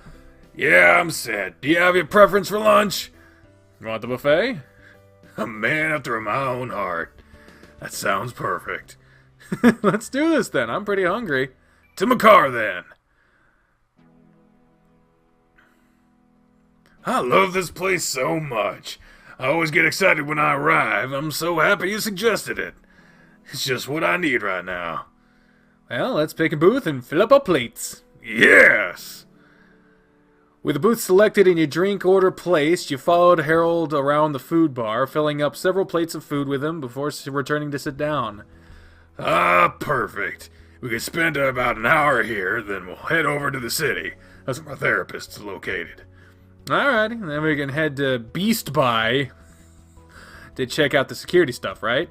Actually, I ordered one, and I just have to run in and pick it up, so it'll be a quick trip. I did my research for it this morning. Cool, we can get things handled even faster. Maria told me if you need help, Richard come by and help install it too. That's good to know. Shouldn't be too tough, but it's nice to have someone that can help if I need it. Between the two of us, we should be fine to handle it. Now let's really enjoy our lunch. He wasted no time stuffing his mouth with food, and it seemed like it was only a couple minutes before he had cleaned an entire plate and started on the next. 2 more clean plates later, and he was back to the bar, filling up another plate with a variety of meats and veggies. You're wearing an older shirt right now, so you'd better watch what you eat. I don't want you popping another button while we're out. Oh man, you're right. I don't need that happening right now. He sighed softly, sighed softly works, and pushed one of his plates towards you. At least help me eat it so it doesn't go to waste. I'm so full already, though. You have to help me. Wasting food is basically against the law. If you don't help me, I have to eat it all, and that just increases the chances of me ruining another shirt. Okay, I'll help you. Jeez. Good. Almost threw up. Good. Dig in then. You ate as much of the extra food as you could, and you got to the point where another bite would push you too far. I can't eat anymore, Harold. I'm done. You ate more than I expected. That means I can get some dessert. Really? I can't come here and not have at least a little bit, right? Fine. Oh, no. What do you guys think? Do we approve or do we deny? Do we keep him from eating more, or do we say do whatever you want? It's been a little stressful lately, so I wouldn't, What do you guys think? Everyone approves. All right. So the crowd has voted approve. Haha, you're right. You do deserve some dessert, I suppose. That's what I thought. I'll be right back. I promise this will be the last little bit and we'll head out. Sure thing. He popped out of the booth and went to gather his sweets. To no surprise, he returned with a plate stacked with cakes, cookies, and various other sweets. Want one? I think I can handle a bite at most. He contemplated a moment before jabbing his fork into a cake, scooping up a bite for you. Here you go, then. This is a cinnamon coffee cake with cream cheese in it. It's really tasty. You lean forward and you put the cake in your mouth with a smile. Good, isn't it? Mm-hmm, it is. I wish I had left room for more. Next time, then. As quickly as he ate the other plates of food, he finished off the plate of dessert, leaning back with a content sigh. His stomach pressed heavily against the table, and you were afraid a button was going to fly off at any moment. Oh, man, that's the spot. I'm really satisfied now. Good. Are you going to be able to make it to your car? I hope so, since we should really get going. Well, let's do this, then. He slid out of the booth, stood up, and stretched, letting the bottom of his gut hang out below his shirt. You took that opportunity to scratch your fingers along the underside of it, making him jump and retract his arms immediately. You don't fuck with a man who's trying to stretch, man. Ack, you startled me there. Sorry, there's so much hanging out, I couldn't resist. I really should retire this shirt, shouldn't I? I like how it looks on you, so... Of course you would, but I don't need to be flashing everyone else, right? Suppose not. You suppose, huh? Come on, let's go. Harold paid for your meal, refusing to let you chip in again, and the two of you left for a therapist's office. Ooh, new music.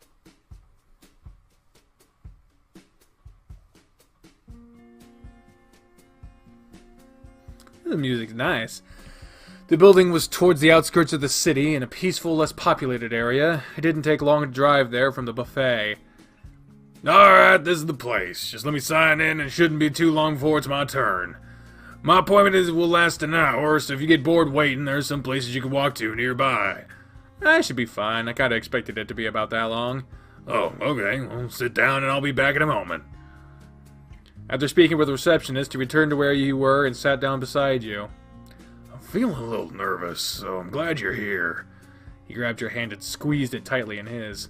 There's so much that's happened since I was here last, I don't even know where to begin. Start at the beginning. What led you to having to come back for therapy? Well, I mean, there's the stuff with Diana and the really dark place I was in recently. Yeah.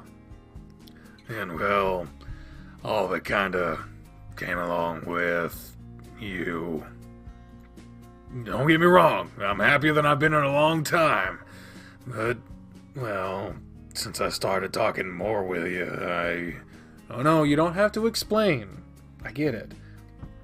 You seem to have things under control. You seem to have things under control until I stepped in. And things have kinda gone kinda haywire, huh? I don't want you to feel bad about it. I'm really happy with you, and I wouldn't change anything. Express guilt or show understanding. I think we should show understanding. I do understand what you're saying, and I'll try not to feel bad about it. Please try. I'm really happy with you, and I wouldn't give that up for anything else. He ran his fingers through your hair and pulled your forehead to his. You make this old bear really feel wonderful, you know that? I'm the happiest I've been in a while because of you. I'm glad, because you really make me happy too. Good to know. Hopefully talking to my therapist again will help me get my emotions and feelings straightened out, and I can really focus on us. I don't want you to have to deal with my problems anymore. It's bad enough for just me, and I don't like putting that on someone else. I'm here for you, though, be it good times or bad. I want to be able to help you if you ever need it. Thank you, Thomas. Mr. Grifter, Michael's ready to see you now. Alright, I'll be done in about an hour. I'll be here. He patted your leg and left to enter another room connected to the lobby. It's just me and my phone until he's done. Hope things go alright for him. An hour passed by, and another few minutes after that, Harold returned to the lobby. I hope you weren't too bored while you were waiting. No, it was fine. How are you feeling? Relieved. I got a lot off my chest, and I was given some good advice on how to handle it. For now, let's go get over to Beast Buy and pick up the security system. Then we head back to my place. We have some things to talk about. Oh, okay. He certainly seems more energetic now. It must have been a good visit for him. I wonder what he wants to talk about. One of the things I'm going to do when we get back is file a police report. Good. I'm glad you're going to do that. Michael and I talked about it, and it didn't really occur to me at the time of it happening that it's the best to have something like this on file. Maria said the same thing when I mentioned it to her this morning. I really should have done it yesterday, but I was definitely not in the right mindset for it. I should have pushed you harder to call the police, too. It's okay, I turned down the idea, and you weren't really in a position to do anything else about it. Regardless, I'll be taking care of it when we get home. And that's a step in the right direction. I'll be taking care of some other things when we get home, too. Like what? Well, for starters, anything that I have that still reminds me of Diana is going to be in a box and into the attic. It's time I start letting go and move on. One of the things I talked about with Michael about is, if I'm ready to just completely cut her out of my life, I need to remove everything involving her. Whoa, really? Are you ready for that? I think so. It's been around 2 years since we were divorced, and even though she has come back to me, I don't want her back. She's gone a little mad, and she's no longer the woman that I loved. I even have you now. You'll be here to help me, right? Of course, I'll help you through it. He put your hand on his leg, and he rested a larger paw on top of it. Thank you. The remainder of the drive was in silence, and after a quick stop to pick up the surveillance system, you were on your way to his house. Ah, the lovely background of his place. I absolutely adore the backgrounds in this game now. Okay, first things first, I'm going to call the police and file a report. If you want, you can be looking over the cameras and instructions for what we need to do. Yeah, I'll take a look at it while you make the call. I'll be back shortly then. Let's see what's going on with these cameras. He sat down on the couch and started laying things out on the coffee table. While he read through the instructions, you could hear Harold in another room talking on the phone. It wasn't loud enough for you to understand what he was saying, though. When he returned, he plopped down with a thud next to you. Well, an officer will be here soon to write up a report for it. In the meantime, have you figured out anything about these cameras yet? They're really easy to mount, it looks like. 4 cameras, you can be pretty good surveillance all around. They operate wireless with the CCTV and hard drive, so it'll store a decent amount of footage before you have to clear it. It's pretty easy to use, too, and all the instructions go through the operation. So, what should we do first? Well, let's figure out where you want to have the cameras mounted. I figured the front porch, the gate, the back door, and maybe one of the garage. Well, that sounds like a good idea to me. Covers a lot of ground. And we should put the monitor in your office. Alright, let's get started then, shall we? Yeah. If you'll set up the monitor, I'll see about getting the tools and the ladder ready for putting up the cameras. Can do, Harry. Once more, he left you on the couch. I have my work cut out for me, so I better get started. You gathered everything and moved to the office to continue your work there. Shouldn't take too long to set up, so I hope in the next hour or so we can have everything running. You set about your task of hooking up the monitor and syncing all the cameras to it. By the time Harold called you to the front porch, you had everything running as it should. Are the cameras ready to be installed? Yep, everything is synced up and running as intended. We just have to put out the cameras and things should be good. Excellent. Thank you for doing that. I'm a bit hopeless with technology sometimes, so I'm glad you were able to do it. It was pretty easy, and I'll leave the instructions pulled up for you, so you'll be able to review the footage easily. Good, good. So I was looking around the porch, and I figured this corner would be a good spot. It covers the door and the windows around it, I think. Yeah, that should be good. You got the tools for it? I do. Well, I'm good. I'm going to let you take care of that while I hold the ladder. Sound good?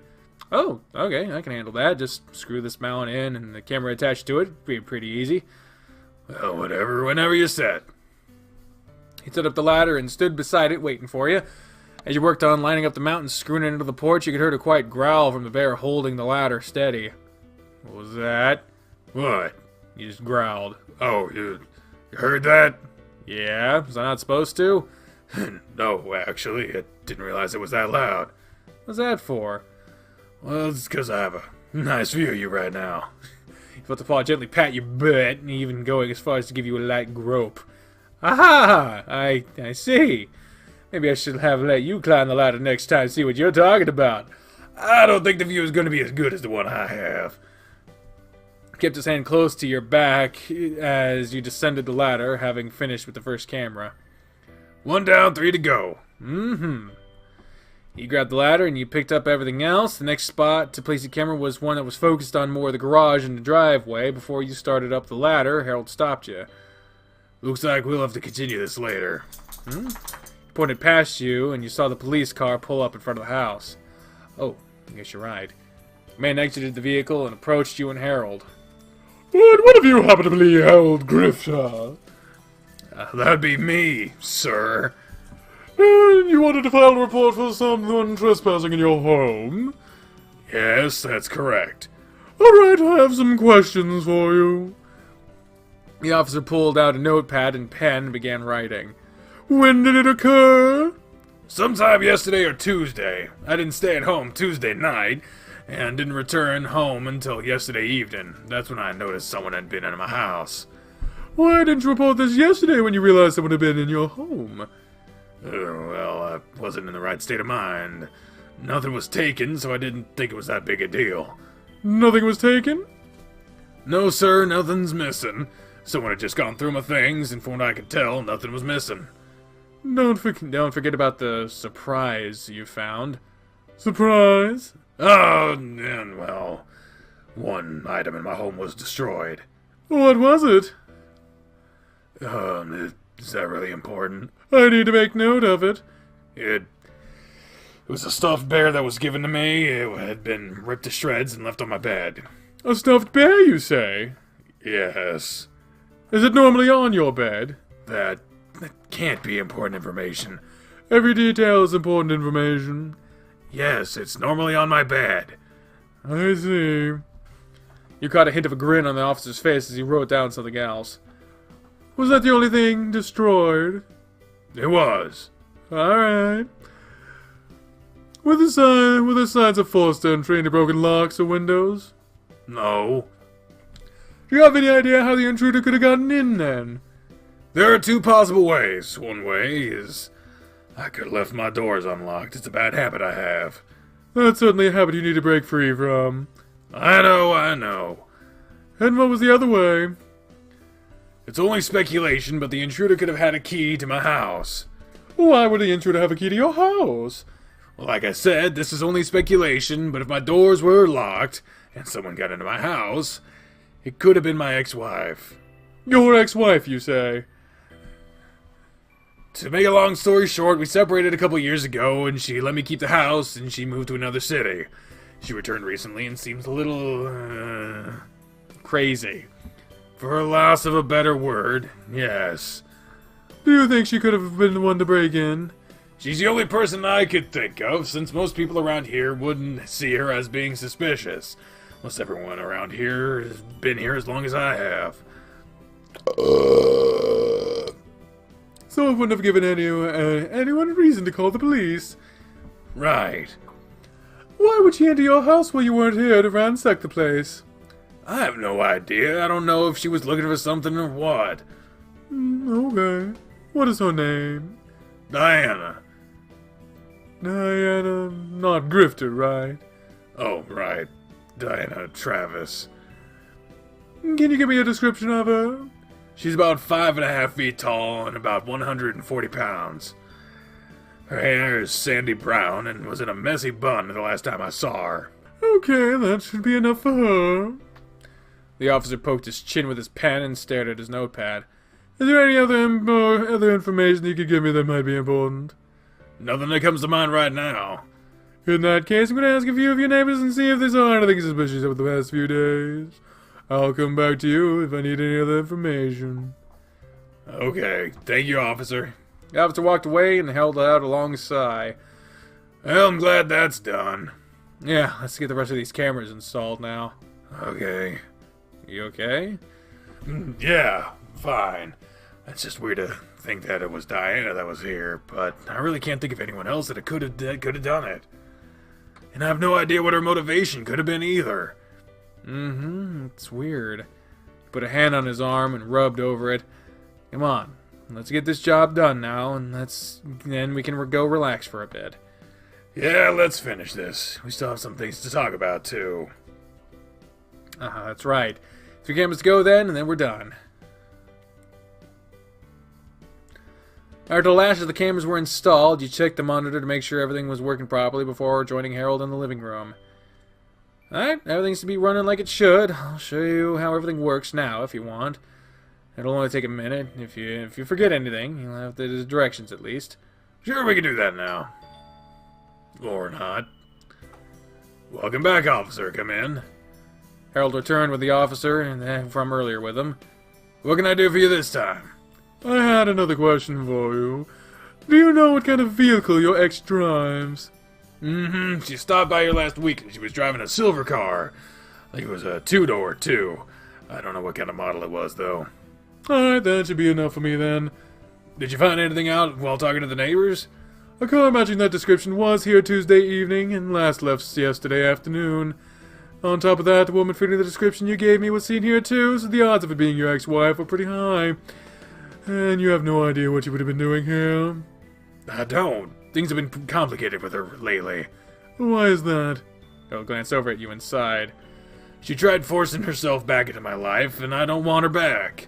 Is that why you saw her last weekend? Yes. The way she acts is completely different than what she used to be. Okay. Well, we have 2 options right now. We can find your ex and question where she's been lately, since I have witnesses that put her here, basically. After that, we can file charges against her if you would like to, or you could just file a restraining order against her. Either way, I suggest changing all the locks on your house, and you'll need to make sure that you lock them. And I saw you installing security cameras too, so that is a good step for the future in case anything like this happens again. I don't want to press charges against her, but a restraining order doesn't sound like such a bad idea. Considering she showed up at the college. What did she do? I teach English at Cresthaven University, and she came to my class to talk to me on Tuesday. Things didn't go well with her. That's one reason I didn't go home last night. I just wanted to be somewhere else. Where did you go? Why does that matter? Well, if her car was seen here Tuesday night and you said you weren't here, what if she claims that you were here? If I'm not pressing any charges against her, I don't see why that will make a difference. It'll help you get the restraining order, and I really think it's wise that you have one against her. He was staying with me. With you? After Diana caused a problem at the school, he didn't want to spend the night at home alone, so he stayed the night with me. If you'd like, I can give you the phone number of my friend, and she can verify this as well. Sure, I'll take that number and call her right now. Yeah, I'm gonna do it right now. Yeah, I'm gonna do that, bitch. He handed you his notepad so you could write down Maria's number, and he called her immediately. After a short conversation, he put his phone away and made a few more notes. Okay, she corroborated with what you said, so that clears that up. I have about all I need from here. So what's next then? I mean, you didn't mention the assault, but okay. So what's next then? I need to talk to Diana. Do you have any way to contact her, or any idea where she is right now? I have her phone number, but I have no idea where she is staying right now. I'll take her number again. I'll try to work with that. Once I have the rest of the information I need, I'll give you a call and let you know. It should be enough to file a restraining order against her. I can start the paperwork on that too and call you when it's ready. Okay. If there's anything you need that you might need to know, here's my number. Just give me a call. Handed Harold a piece of paper after writing his name and number down on it. Didn't even have a business card. What kind of police officer are you? And I mean anything. It might not seem important to you, but it can be extremely important to this report. Understood. Thank you, officer. Of course, you do have a good evening. He saw himself out, and Coach locked the door behind him. I'm glad that's done for now. Yeah. I'm gonna change out into these clothes. Finally, then you can show me how the security system works. I'll be back in a moment. Just come to the office. I'll be there. Sure. Man, what a day for Harold. Poor bear. Hope he's gonna be okay. Flipped through the instructions of the security system while waiting for him to rejoin you. When he came back to you, he had a box with him as well. What's in the box? What's in the box? What's in the box? It's empty. After you show me how to use this thing, I'm gonna start putting things away with Diana tied to it away. Oh, I see. It's gonna be tough though, but it needs to be done. Well, you have me with you, so I'll help you get through it. Thanks, Thomas. So how does this thing work? You let him sit at the desk and you stood behind him, directing him on how to operate the system. After about 30 minutes of explaining, he seemed to have a decent idea how to use it. And this bar shows up how much space is used on the recordings, right? Yeah, you should delete stuff off of it each week. We can store any needed footage on your computer, but hopefully we won't need anything like that. Giddy Cat's got a good theory that she could have broken in to place a secret camera to film her ex being with one of his own students to get him fired. It also could have been that she was trying to find Thomas there alone. Because Lord knows what she would have done if Thomas was there by himself. So who knows? Hopefully. He spun his chair around to where he was facing you. Okay, well that was easy enough. Thanks for the help. You're welcome, Papa Bear. He leaned over and gave him a kiss on the forehead. You ready to get this next job started? I think so. We'll start in here and just move from room to room. Obviously, any pictures of us need to be taken down, so I'll leave that to you. Other things won't be as obvious to you, and I'll handle that. Gotcha. Like this. Picked up a small statue of a bear snowboarding, and that was sitting on his bookshelf. She got this for me one time when we were in the Brittle Mountains together. We tried snowboarding, and it was just a disaster. It was so much fun, but neither of us knew what we were doing. I fell over so many times that we raced down the mountain to the lodge, and we got hot chocolate at the end. She got me this to celebrate me beating her to the bottom. Who would have thought that me just telling her I was bisexual would have ruined all that? Maybe I should have just kept it all to myself. He rolled the statue around in his paw, staring idly at it. You put your hand over his and he sighed, putting the item down in the box before rubbing the back of his paw across his eyes. This has to be done. I can't look at these things without feeling sad. Don't let me linger on these things, okay? Okay, I won't let you. He patted his chest and looked around the office, pulling down any pictures that had Diana in them. Didn't take long before you moved into the bedroom to continue the process. Hey, the bear's there! Miraculously better from before. The box was filled up quickly, and Harold had to go find another one for you to put more things in. There isn't much in here anymore, thankfully. Just pictures, mostly. You guys sure took a lot of pictures together. We did. We always wanted to have something more than just memories from everything we did.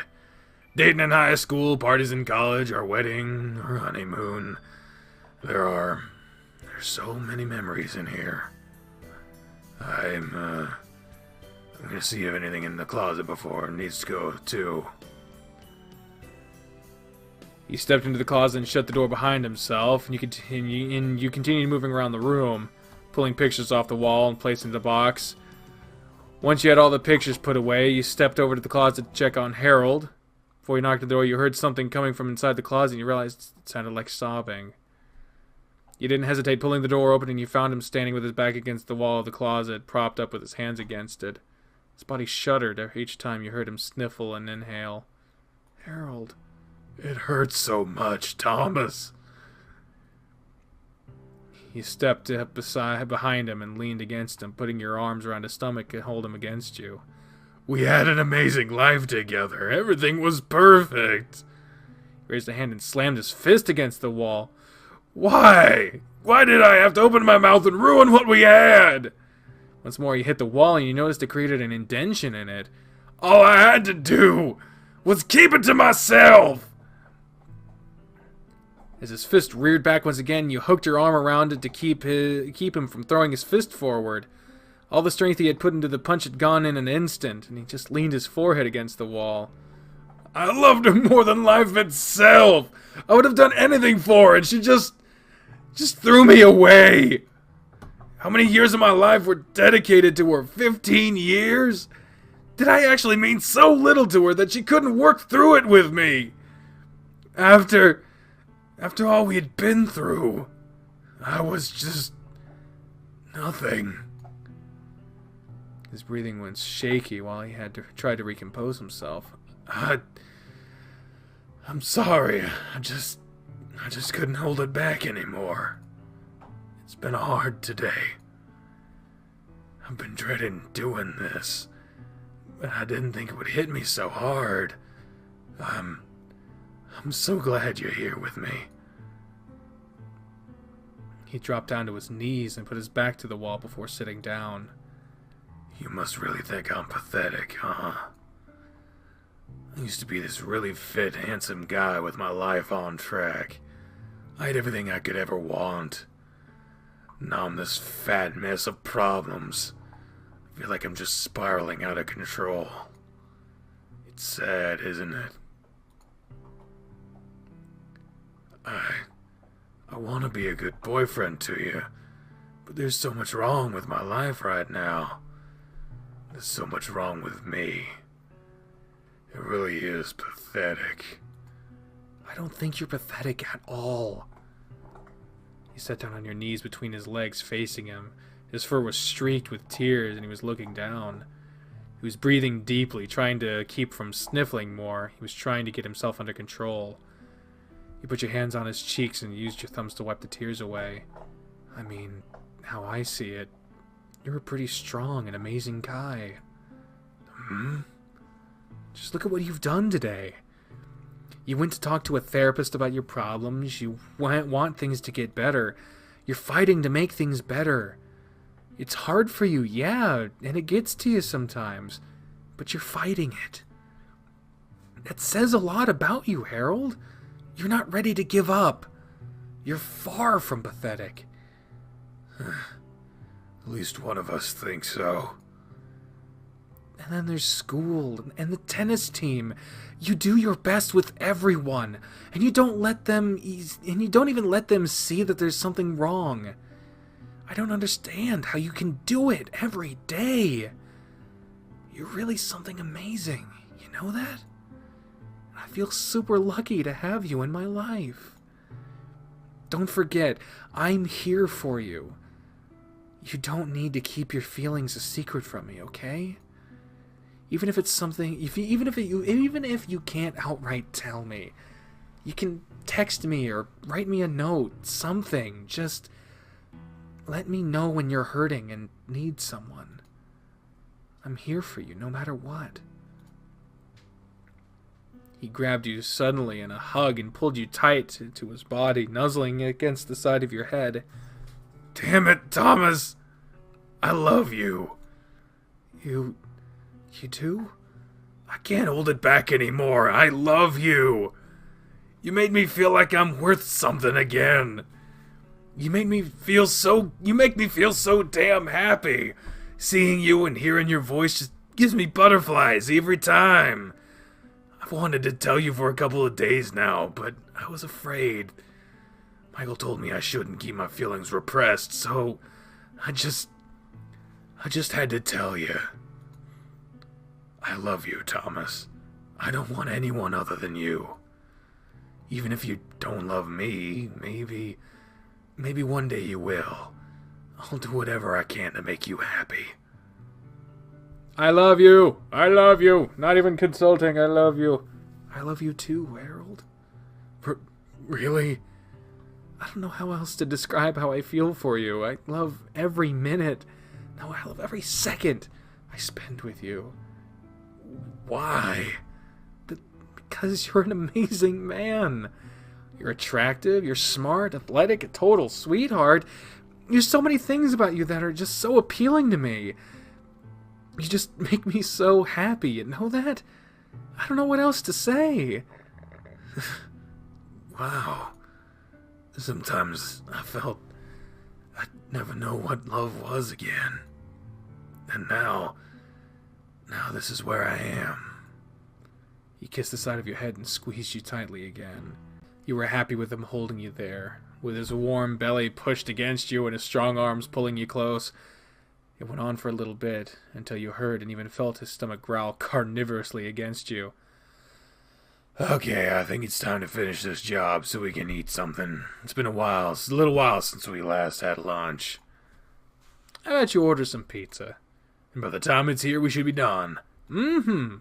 Good idea. Just give me a moment to freshen up, okay? I promise I'll be out in a minute. Alrighty. I'll go to the living room and start in there now.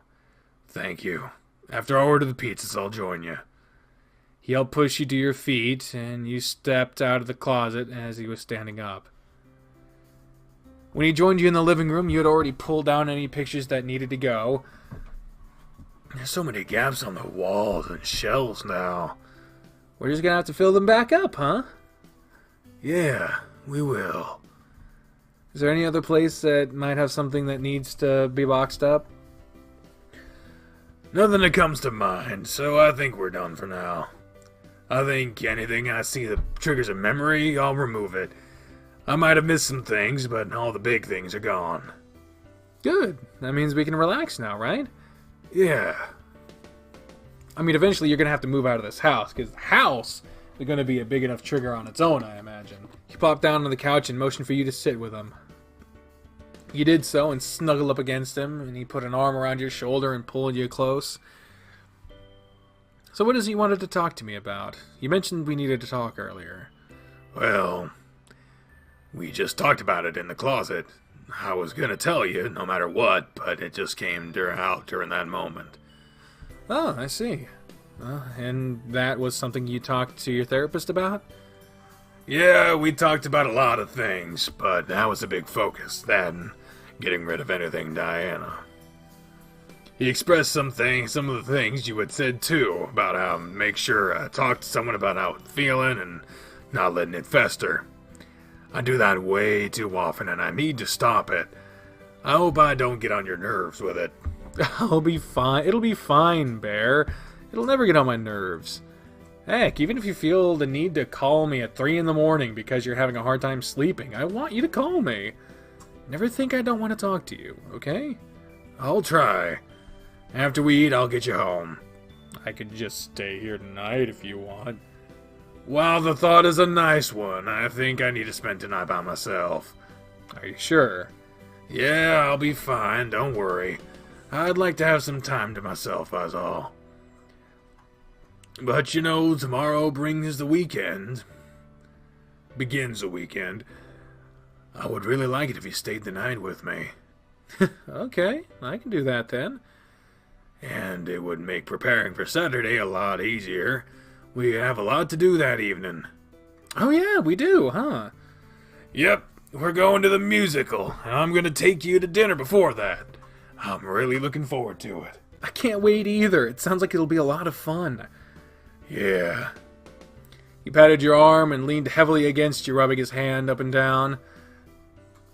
You sat on the couch, and with each other in silence, you found enjoyment in feeling his bulk leaning against you, the warmth of his body and the softness of his fur just added to it.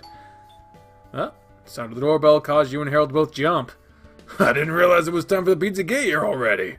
If you would, to go get the delivery guy and I'll get my wallet. Will do. The pizza was paid for, scarfed down, and shortly after, you were on your way back home to the shelter.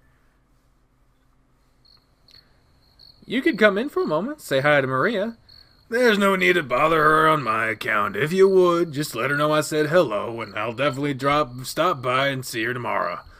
Oh, okay, I'll let you know then. Are you really sure that you want to be alone tonight? I can grab my stuff for tomorrow and can just ride back home with you. I'm sure. Thank you, though. It makes me glad to know you care, so I'll be okay. Then just let me know when you're home, okay? I will. And drive safely. Always. And please, for any reason, don't hesitate to call me. Don't worry, I will. Promise? Yeah, I promise. Don't worry about this bear. I'll be fine. I have you. He ran his paw across your cheek and pulled you towards him for a kiss. It was soft and sweet, and he kept his face close to yours for a moment. I love you, Thomas. I love you too, Papa Bear. I'll see you at practice tomorrow. Yep, I'll see you then. You gave him another quick kiss before you exited his vehicle and went inside. Thomas, welcome back home. Where's Mr. Grifter? He really needed to get home, but he promised he'd see you tomorrow. He'd better. Is he doing all right? I've been a little worried about him. He's doing good. We just had a really busy day. While we set up the security cameras, a police officer had stopped by since he decided to file a report in the end. Ah, yes, I talked to someone who called about that earlier. That's right, I'd given him your number, that way you could verify my story. I'm glad I was able to help in some way. It was very helpful, so I appreciate it. After he left, we took down a lot of stuff around his house that reminded him of his ex-wife. Hopefully it'll help him out. That's good to hear. I hope the whole issue can be resolved and prevented from happening again in regards to his ex. She sounds like an absolutely dreadful person. It's sad, since he said she never used to act like this. She changed after the divorce, it seems. It really is sad to hear. I'm glad Harold is on track to feeling better, though. Me too. Now, you've had a busy day, too. How about you go relax for the night? Thanks, Maria. I think I will. Have a good night. You too. Back here. You didn't even bother with the lights, just fell under your bed. I really wish you would have let me stay with him tonight. I don't like him being alone right now. We'll talk in a little bit, though. I can't wait for this weekend. Ah, and that was the end of the day. It's such a nice day today. Practice should be great. It was a busy day at the supply store, too. Supply store. I guess everyone's stocking up with supplies for homework over the weekend. But it's the supply store. Still, it's nice being able to work again. You were sitting on the swing on the patio, just enjoying the time you had to relax and think. Harold said he'd pick me up and take me to practice. I'll just be here waiting for him. Can't believe he called me before his first class, though. It was kind of sweet, because he just wanted to say that he loves me. It does make me happy that he was thinking about me. I really should do something in return for him, since he's done so much for me. And since his bear was destroyed, I need to replace it. I should do something for him that can't be destroyed. What, though? He likes food, but food only lasts for so long. Then again, learning a recipe he likes and being able to cook it over and over is a plus. Then I could make it for him whenever he wanted it. He also likes to read, and is really into poetry. We have been learning about sonnets in his classes lately, and he seems really passionate about those. Maybe I should write a sonnet for him. Or is that too cheesy? I don't even know if I could write a sonnet. That would sound good. He'd love it no matter how bad it was, I bet. He's a total romantic. Which of these ideas sounds better? Recipe, sonnet, or other? I think the sonnet would be a good idea, because, it's what we're learning in class, so it would prove that we were listening, and also he really likes them, and recipes or whatever, but, recipes are a good one too, but I'm gonna go with the sonnet. You know what? I'll try writing him a sonnet. I could even make it look really fancy by putting it in a frame or something. I'll get to work on it right away. Sat down at your desk, pulled out your notes from your recent classes about sonnets, and you opened up a blank Word document on your laptop. Alright, so sonnets are often used as love poems, and since I love him, it seems like a good idea. They are 14 lines, and the rhyme scheme goes A, B, A, B, blah, blah, blah, blah, blah, blah. I hope we don't have to write it ourselves. I'm supposed to tell some kind of story using metaphors. I think I should read over a few done by Shakespeare, since he seems to be a favorite of Harold's. Sonnet 18 is one of the most well-known love sonnets he ever wrote, according to my notes. He even broke down the parts a bit during the one lecture. I'll read it again and see if it inspires me. Oh, great. Actual Shakespeare in this game. Shall I compare thee to a summer's day, thou art more lovely than, and more temperate. Rough winds do shake the darling buds of May, and summer leaves... I was actually a freaking competitor in a Shakespeare competition, but I'm not even trying right now. Rough winds do shake the darling buds of May, summer leaves have all too short a date. Sometimes too hot at the summer, I don't care. There's so much going on here. Maybe writing a sonnet wasn't the best idea. How can I even compare to this? No, that's not the point. I'm not trying to compare her to Shakespeare. I'm not trying to compare her to anyone else, for that matter. It's about me writing something for Harold, and as long as I put my heart into it, that's what counts. Alright, so let's see what I can do before practice. Lights and night, speed, and free shield and healed. Everything follows some type of rhyme rule, and it's set up like a sonnet should be. Man, I've been at this a little while now. I'll have to work more on it later, though, and I need to put some more thought into how to frame it. In the meantime, I need to get ready for practice. Harold will be here soon. After a quick change of clothes, he went back to the main room to wait. Harold was set to arrive at any moment. He didn't have to wait long before there was a knock at the door. Hey, Harold. He grabbed you in his arms and hugged you close as soon as he walked through the door. He set you down after the door was closed behind him. Hey, you ready to go? Yeah, I'm all set. Can I use the restroom real quick so I can change? Of course. I'll be here for you. I'll wait here for you. Alright, thanks. I hear a certain Baron here. Oh, where'd he go? He went to change into his tennis clothes. And you didn't go help him? I'm shocked. He's perfectly capable of doing that himself, Maria. Goodness, you're so easy to tease. Your face is really red right now. That's not something I'd expect to hear you say is all. I can have some fun every now and then, right? At my expense? Oh, come now. It's not like I said anything terrible. Hello, Maria. Hello, Harold. So happy to see you. I hope you've been well lately. I have been, thanks. You seem to be doing well yourself. Quite so. Things have been nice. Why is your face so red, Thomas? Oh, I was just teasing him is all. She asked why I wasn't in the bathroom helping you change. I see. Well, I'm quite capable of changing myself. That's what I said. You two are so cute. I suppose I'll let you run off to practice now. Do you plan on stopping by later? I do. We'll stop by after practice. Wonderful. I'll prepare dinner for you then. You don't have to do that, Maria. Well, I shall. I'll make an easy dinner for you boys. That way you'll have something for after practice. I won't argue with that. I don't think we can, really. Nope. Alright, we'll be sure to stop by after practice then. Then I'll see you again in a few hours. Let's go, Thomas. Right. So... What? Richard was in the bathroom when I was changing. Okay. Him and Maria must think alike, because he asked why you didn't come in to help me change, and then offered his own assistance. That explains why you look so frustrated when you joined us. He just laughed when I turned him down. I proceeded to ask about the brand of jockstrap I'm wearing, talking about how it seemed pretty durable to be able to accommodate a guy my size while I'm so active. Am I really that fat, or to make it look like my jockstrap can't support my size? Are you sure that's what Richard was talking about? What else could he... Oh... Can't see Richard insulting your weight like that, so... I don't know why I didn't put that together with him asking if it kept everything in place. I was so embarrassed at that point, I got dressed as fast as I could and didn't even think about it. My poor bear. I'm gonna have to tell Richard to back off a man, huh? Maybe. It's kind of weird to think of him finding me attractive. How come? I guess I'm not accustomed to the idea of other men finding me attractive. I think the police officer thought you were cute too.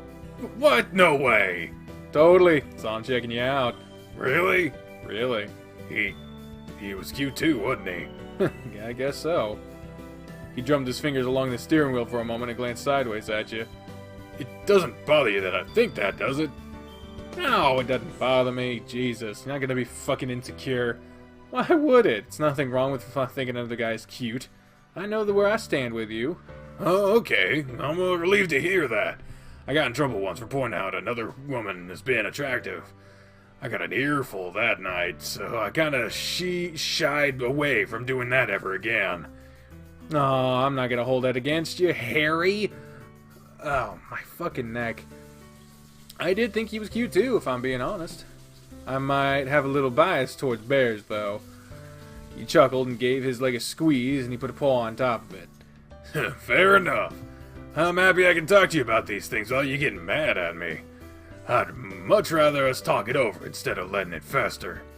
That's the best idea, yeah. I don't want negative feelings between us. The talk lasted most of the drive, and it was only a few more minutes before you were at the courts again.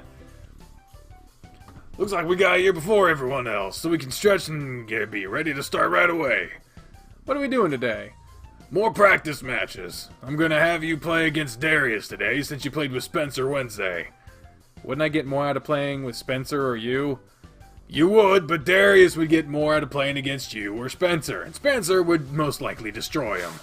While he's not as good as you, you're still closer to his level than Spencer is. I'll play with Spencer and let Dozer and Chester go against each other. Oh, okay. I guess you've thought this out. I have. Next week, you'll play again with Spencer, and one day, you'll play against me. Oh, yeah? That should be fun. Don't expect me to go easy on you, either. I wouldn't expect you to. I'll put up a good fight. I don't doubt it. Come on, let's stretch. He stood facing you while you stretched, and during your routine, you noticed he held his poses longer than usual, leaving his belly exposed to the air. You even caught a glimpse of his jockstrap running up over the waistline of his shorts. You noticed him grinning when your eyes moved from his stomach to his face, and he looked away as soon as your eyes locked. He knows exactly what he's doing, the big tease. Once you were finished stretching, he fixed his shorts to make sure his jock was no longer showing, but before you could call him out for his display, you were joined on the courts by Spencer. You two here early. You two are here early. Harold picked me up as soon as his classes were done, and we came straight here. Harold, huh? Didn't know we were on a first-name basis here. Well, I mean, that it's his first name, and outside of school at practice, why would I call him? You don't have to explain it to me. I understand what you mean. I just avoid using his name around Darius, or he might assume you two are dating or something. You know how he is. Yeah, what an odd thing to assume, right? Spencer, you know as well as I do, Darius already knows. Knows? Okay, so maybe it's more obvious to the two of us since the day we took you to his place. Since when? Spencer drove me to your place the day I kinda just appeared at your house. Darius might have tagged along too. Oh. Don't worry, Coach. I understand what kind of implications there are with a teacher dating a student, but I'm not one to make a big fuss about it. Believe it or not, Darius won't run his mouth about it either. If anything, he'll just teach you both in private. I see. Looks like some of the other guys are here now. So I'm going to stretch with them since I assume you two are already done. Yeah. No sense in worrying about hiding it around them, I suppose. Those two are so perceptive.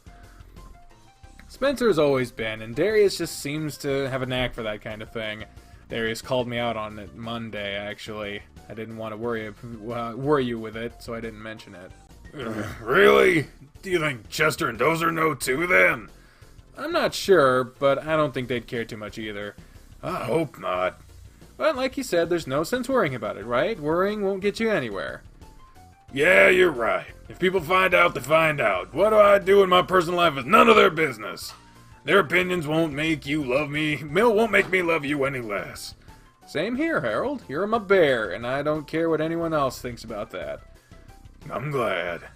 Come on, let's get practice started. I want you to destroy Darius today, so give it your all. Okay then, I'll do my best.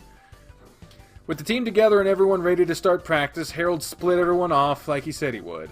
You and Darius were sent off to play a match with each other, and you had no intent on going easy on him. How are things with Coach? You two been bumping uglies all week? What? Bumping uglies, knocking boots, doing the nasty. None of that is going on right now. Things have been a little crazy for us this past week. All the more reason for you to kick back, relax, and get your rocks off together. It's a great way to relieve stress. You two should give it a shot, because God knows he needs it. Maybe this weekend we'll give it a try. Come on, let's warm up and get this match started. Wait, what'd you just say? This weekend, huh? Beat me in this match and maybe I'll tell you more about it. Don't make me work for it. I hope you're ready to spill the beans then, because I'm coming at you with all I got. Don't count on me telling you anything, though. Don't count on me telling you anything, though, because there's no way you're going to win. We'll see about that. Maybe that will encourage him to really play against me instead of slacking off. Doesn't matter, though. There's no way I'm going to lose, since I have the best motivation. He looked over towards Harold and he waved at you as you got ready to start his warm-up with Spencer. There's no way I'm going to let him down. Damn it, I didn't think I was going to lose to you that badly. We had some pretty high stakes when I wasn't taking any chances. There were some close games, though. Next time I'll get you. I didn't really have much to say anyway. We're just gonna have dinner together and watch something at the theater. And then head back to his house to bang, right? If the mood is right, maybe. Who knows, though? Dude, you gotta keep those things in mind. What happens if you guys start to get down and dirty and realize there's no lube? Or maybe the condom box is empty. That's never any fun. But I don't think that'd happen anyway. There's no way you're gonna be on bottom without big I think his dick is, since you're a virgin and all. And that's not to say that you can't be on top, though. Everyone else is still playing, so come with me for a moment. What in the world is going through his mind right now? Darius knelt beside his tennis bag and motioned down beside him. After digging out for a moment, he produced a small bottle and a couple of square packets. Is that condoms and lube? I keep it on hands at all times. Take it. I'm not taking this from you.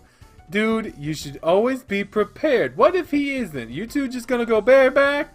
For all you know, he has an STD from his ex. I don't think he does. Have you asked him? Or has he told you?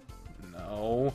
Then you don't know. You're better off being safe than sorry. So take this stuff. I've plenty of it around. Regardless, you guys gonna need lube. They need the lube. Man, this bottle is mostly new. I've only used it like twice. It's high quality stuff. A little bit goes a long way. He held the items out to you for everyone to see, and you quickly snatched them out of his hands and shoved them into your pocket. Fine, I'll take it. That's what I thought. I'm sure you'll find it all to be useful. But thanks, Darius.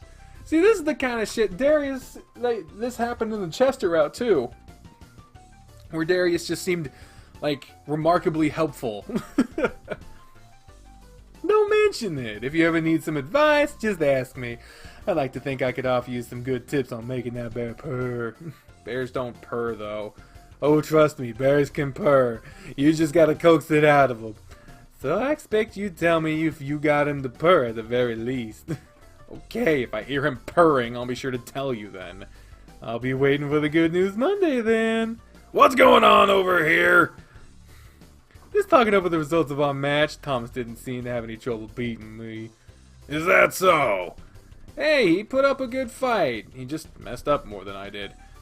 I got outplayed pretty badly. It'll take some work for me to catch up to him, but you better believe I will. That's the spirit. I really like to hear that, Darius. How'd you do with Spencer? Oh, well. Coach lost too. Spencer's ball control isn't as good as mine, but he moves a lot faster on the court than I can now. He ran on me all over the court, and I just couldn't keep up with him. Sounds like it's time for you to start slimming up, huh? Maybe Thomas can help you with some of the extracurricular activities. Oh, they said the thing! They said the thing! Some other extracurricular activities to burn up some of them extra calories. I know some great routines that really help out if you're interested. Maybe we should start going to the gym more. That'll help out, I'm sure. Not what I was implying, but that could work too. Darius picked up his bag and made his way off the courts. I'm sure Thomas gets it. I don't know what else we could do. Maybe we start jogging in the morning before class. But I really like my sleep. I don't think he was really knocking your weight, Harold. He put his paws on his belly and was staring down at it, giving it some small bounces while he spoke. I could cut back on the sweets too, and I guess that would help dial the weight back a little, right? I suppose that would help me slim up some. I'm pretty sure he was implying something else there. Call it a hunch. Like what? He was implying that you know. He stared at you for a moment, then the realization washed over him. Oh, I guess that makes sense. Coming from Darius, that went right over my head. I'm so oblivious today. Jeez, those guys really are something else, aren't they? Spencer and Darius? Yeah. They definitely are. I'm gonna go check on Dozer and Chester's match now, so you can practice serving or something. We have to wait until they are done before we head out. Sure, no problem. You gathered some balls and started on your serves. The other match lasted another half hour before it ended. Harold stayed on the court with Dozer, and Chester came over to talk to you. Looks like you two had a pretty tight match there. We did. We pushed over it in the third set, and I was able to break his serve and gave me the edge to win. It was a lot of fun playing with Dozer. How'd your match go with Darius? I imagine that it was full of innuendo and teasing. Surprisingly, it wasn't. It was a legit match, and he put real effort into playing against me. I still won, though. Finished it off with just 2 sets. I figured you'd win, but I'm surprised that Darius was tame throughout the match. He never is when we play together, and it always throws me off. He generally plays head games with his opponents, but he chose to play a different game with me today. How weird. Whatever, though. I had something I wanted to ask you about. What is it? Oh man, does he know about me and Harold too? Well, me and Dozer were talking about playing a tabletop RPG game, so I was wondering if you might be interested in joining. Never played one of those before, so I know nothing about them. Neither has he, but I have. I plan on being the DM for the game, so I'll be able to help you guys make characters and whatnot. I think it'd be a lot of fun. What'll be fun? Oh, Chester was talking about playing some kind of RPG board game or something with him and Dozer. Yeah, Labyrinth and Lizards. Labyrinth and Lizards. L&L. Are you gonna play with them? Oh, I don't know. When do you guys want to play? We were considering Sunday. While Chester is off, we could order a pizza and play that night. We need more people, though, otherwise we won't be able to play. You should totally play with them, Thomas. You're free on Sunday, too, I bet. Oh, yeah? I mean, if you guys need more people to play, I'd play too, if you guys would have me. Really? You'd play too, Coach? Sure, I bet it could be fun. Would 3 people be enough to start a campaign, Chester? Yeah, I would ask Spencer too, and if he said yes, that'd be great. You're gonna ask Darius too. You know he's gonna turn it down. I don't know. If you tell him who all's gonna be there, he might just change his mind. And ruin the fun. Or add to it. Okay, I'll ask Darius too. So you really want to play with us too, Coach? Yeah, I'll play. And you too, Thomas? Well, I can't very well say no now. It seems like it could be a lot of fun. Awesome. I'll work some more on the campaign tonight then. You make it a custom one. Modules can be pretty boring, so I like to build my own. It's so much more fun to play that way. Ah, I see. I guess we need to decide where to play now. My place is too small, so how about your apartment, Dozer? My table isn't big enough. We get more people to join, but I guess I could always find some folding chairs. We can play at my house. I have a fairly large table and plenty of space. Oh yeah, we had the team party there too. That isn't a bad idea. You mind if we play there? Not at all. You're all welcome. Sweet. I'll make some more plans to figure out who all is playing. Is around 6 Sunday evening okay? Yeah, that's not a problem. Awesome! I came to play. There's a price to pay. I haven't been able to play in a while, and I've been itching to roll some dice again. I have plenty of stuff for whoever plays, and I'll bring some character sheets for everyone. We'll spend some time making characters, and maybe even start the game. We could play every Sunday then, if you wanted. Man, this is so sad. I used to have a D&D group every Sunday. I was the DM and everything. And then school happened and no one could show up. Oh, it's so sad. That'd be even better. We have more time to talk. We have to talk more about that. I'm really excited now, so I'm gonna go home and start making more plans. I need to call Darius and Spencer too. Yeah, that sounds like a good idea. I'll help you out if you want. Yeah, sure. We can make some more plans. I'll send you guys a text later on to let you know who I'll be there. Alright, cool. Sounds great. Yeah. Alright, Dozer. That's nice that you offered to play with us too, Harold. Well, I used to play L&L all the time in high school before I got together with Diana. I was a huge nerd and I was really into it. She didn't care about it too much though, and eventually I stopped playing altogether. It's been so long since I played, and the thought of playing again, it makes me really excited. Really? That's so cool. I'm really glad that he was happy about having you play too then. I still have stuff from when I used to play, so I'll have to see if I can find it tonight, and I can show it to you. It's in a box somewhere in the attic, and I'm sure I know exactly where it is too. Let's get back to the shelter though, so we can eat first. Then we can head to my place afterwards, and we can find all that stuff. Okay, sounds like a good plan to me. Smells like Maria already has dinner cooking. Cooking? It's already done! I just finished it not too long ago. Go wash your hands, and I'll have the table set up for you when you get back. Yes, ma'am. After a quick trip to the bathroom to wash up, you and Harold returned to the dining room table. Maria joined you with a casserole dish, and Richard was behind her with another tray as well. Richard will be joining us tonight. I hope that's okay. Oh, of course it's okay. The more the merrier, right, Thomas? Yeah. So what'd you make tonight, Maria? It's taco bake. A taco bake. We have taco meat mixed with corn, black beans, and sour cream, layered with tortilla chips and refried beans, and all topped with a blended of cheeses. Half of that sounds good to me. The other half, not so much. On the side, we have salsa, jalapenos, cilantro, pico de gallo, and some guacamole. I thought you were gonna keep it simple tonight. Oh, please, this was a breeze to do. Richard even helped me, so it was no trouble at all. I was so helpful chopping up the... What the fuck? Son of a bitch. I was so helpful chopping up veggies for her. And that was an important part. I just hate dicing up onions, and you suffered through it for me. I'm telling you, you need one of them slappy choppers or stuff like that. It makes chopping stuff a breeze. This woman thinks that tool for chopping up vegetables is cheating, so I have to dice up stuff with a knife. But it is cheating. It's not the same as using a knife. Stubborn cat. I'm gonna put extra jalapenos in your food if you don't behave. That's fine. I like spicy food, so you can just load it up. Then you won't get any dessert. Now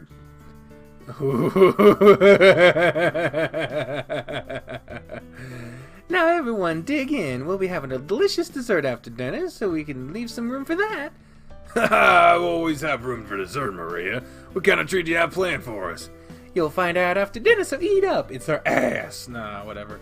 Food was scooped out and passed around the table, and soon enough everyone was eating and chatting. This is a tasty dish. I haven't had anything like this before. It's a simple recipe, so there's so much you can do to customize it. I'll write down the basics for you. That way you'll be able to make it whenever you want. Sounds perfect to me. So how was practice for you today? Pretty great on my end. We just did practice matches to prepare for real matches next week, and I won my match against Darius. Marvelous! Do things look good for the team in their matches, Harold? They do. Everyone's doing a great job, and they all seem to be working hard to get better. One player in particular has a very promising future ahead of him if he keeps playing like he has been. Spencer, right? Yes. I thought he was gonna be like, nah, you. Romance. Yes, I think Spencer could go on to play in the professional tournament. He's certainly skilled enough for it. I need to talk to him about it and see if he's actually considered ever doing anything like that. I've never heard him mention anything about it, but then again, I don't know what kind of degree he's pursuing right now. Well, I'll definitely be talking to him about it. Maybe Sunday, if we see him. Sunday? Do you two have plans for the weekend? Oh, on Sunday, a couple of the guys on the team want to play Labyrinths and Lizards, sorry. And Lizard Wizard. And I'm letting them play in my place. I have plenty of room for all of them there. And tomorrow, I'm taking Thomas to see a musical over in the city. At the Main Theater Complex? Oh, great, of course. It's Darius's complex. Yes, that's the place. We'll be watching The Cavalier's Guide to Matrimony and Homicide. It's a favorite musical of mine, so I'm beyond excited that it'll be showing nearby. Oh my, it sounds like you two have a packed weekend. That ain't the only thing I'll be packed. Jesus. Richard's body jolted and a grimace spread across his face. For a split second, you saw nothing but an intense fury glint in Maria's eyes. Of course not! They're going to have a full house, and I'm sure they have plenty of food to fill up on as well. Not to mention, I'm sure the theater will be packed too. Yeah, I'm sure it will be. And you'll be playing L&L too. That's so much fun. I haven't played that in ages. You used to play too, Maria. I did. In college, I got involved with a group that played. I was the only girl, and they were more than happy to have me with them. We had quite a lot of fun in a campaign to kill Foz, Destroyer of Worlds. That's the Enrome campaign, right? Yes, you know about that one? I do. My group played through that campaign as well. Took us months to get through it, but it was so much fun fighting through the Dark Realm Temple to get to the end. So many puzzles to figure out, and there were some really strong enemies. I didn't think we'd all make it through to the end, but my group managed. My group wasn't so lucky. We killed Foz, but lost 2 people in the process. I guess it was far for the greater good, though. Certainly. You saved the world and who knows how many others because you took him out. Harold and Maria got lost in their conversation about the characters they created and played throughout the time they'd played. Well, those two are nerding out in their own little world now. I bet they wouldn't notice if we cleaned up. Huh, you're right. I don't understand any of what they're talking about now, but I guess we'll find out in a couple of days. No doubt. Come on, help me clean this stuff up and we'll get dessert ready too. Sure thing. You helped Richard gather the empty dishes off the table and move everything to the kitchen. You okay there, Richard? You're kind of limping. Maria smashed my foot after my little comment. It's a little tender. I see. Well, I can't say you didn't deserve it.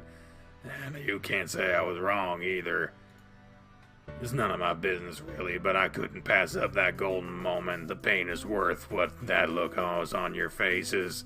You're an asshole. I know. I bet Maria's gonna be mad at me for the rest of the night. Nah, it was a pretty harmless quip. Even if it was really immature, she wouldn't stay mad over that. That woman might not show her anger on the outside, but you can certainly feel it if it's almost like she's watching and judging me now, even though I know she's in there talking. She'll smile at me and be all friendly, but those eyes, oh, those eyes. Richard shuddered and shook himself around. Anyway, I suppose things are going good for you and Harry. It's kind of weird to me that you're dating your teacher/coach, but far be it from me to judge you. Oh yeah, things are going good. He's been pretty happy, and I've been really happy about it too. You two seem happy together. When you gonna move in with him? Move in with him? He's got a nice place, doesn't he? Nicer than a homeless shelter, I imagine. Yeah. I don't reckon you've been together for too long, though, since it might be a bit sudden for that, huh? We've been only dating for a couple of weeks. I see, that might be too soon then. You should date for a couple of months at least. It's something to keep in mind for the future then. I have the cake, so let's get back out there, otherwise they're gonna think we're in here flirting or something. Moving in with Harold, huh? He has enough space for me, but it's way too early for us to consider something like that, isn't it? Thomas, look! Cake! Yes, I know. I was in the kitchen too, silly bear. The cake looks magnificent, doesn't it? It does! Let's not waste any time and cut into it. Gladly. Harold grabbed a knife and cut himself a large piece of the cake, and then he passed it along the table before everyone had their cake. He'd already eaten half his piece. This cake is just so good. It has to be one of my favorites ever since I first had it. This one tastes just as good as the rest. You did such an amazing job, Maria. Why, thank you, Harold. I'm glad you enjoyed the cake. He didn't waste any time gobbling down the rest of the cake, and he looked rather satisfied with himself once he was done. Oh boy, am I full now. That was such a delicious dinner. Thank you so much for doing this for us. You're so very welcome, Harold. You know you're always welcome over for dinner anytime. Is there anything I can do to help clean up, or is there anything I can do to repay your kindness? Nah, me and Thomas already took care of the dishes already. And there's no need to repay me. I enjoy doing this. As long as you are satisfied from the meal, that's enough for me. You better believe that I'm satisfied. I'm a big happy bear right now. He patted and rubbed his hands over his stomach with a chuckle. Thomas, you have clothes you can wear to the theater tomorrow, right? It doesn't have to be anything really fancy, right? It doesn't have to be. Khaki pants, button-up shirt, a belt, and a tie would be suitable. I'll be set then. I think I have the vest even. Oh yeah? Well, that'd be perfect then. I bet you look really handsome all dressed up. I bet he does. You two will have to stop by at some point tomorrow just to show off how you look. I'm sure we can leave a little early tomorrow so we can stop by and show you then. Let me go gather my clothes for tomorrow, and if you're ready to go, we can head out. Oh sure, you do that and I'll sit here while I wait. We're gonna look for my old L&L stuff back at my place, so I can show them some of the things about it before Sunday. That sounds like fun! Let's see. I'm glad I made sure to keep a couple of sets of nice clothes. So pants, shirt, and a belt, and a vest. I do have it, so that's perfect. Knock, knock, knock. Come in. Oh, Maria, do these clothes look like they'd be okay? I don't have a lot to choose from, but I bet this works. Of course! Everything you have laid out looks like it matches perfectly. Do you have any dress shoes as well? Yeah, I don't. I only have my tennis shoes. Well, they won't stand out too much, so don't worry about that. You're gonna look so nice, nobody will even notice. I suppose they won't be looking at my feet, so this is all we'll need for now then. Oh, and so I don't forget, can I ask you something? What is it? I wanted to do something nice for Harold, since he's done so much for me. He really loves poetry, and I thought that I'd try my hand at writing something for him. It's kind of sappy and a little cheesy, but I think it's something he'd really like. I want to frame it, but I'm short on ideas for how to make it look really nice. Aw, goodness, that sounds so sweet. I think he'd love something like that. What could you do to make it look really nice? Do you know if he has a favorite poet? Shakespeare seems to be a favorite of his. Well, how about this? Imagine having the poem quilled onto parchment paper before framing it. You could give it a real classic look, and it could be similar to how Shakespeare did things. You mean using a feather and ink to write on parchment paper? Yes! Sounds like it could look really nice.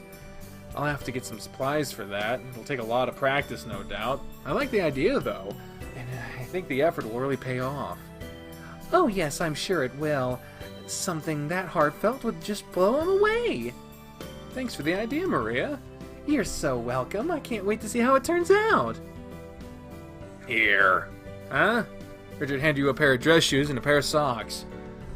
See if these fit you. If they're a bit big, those socks are thick and it should make up for it.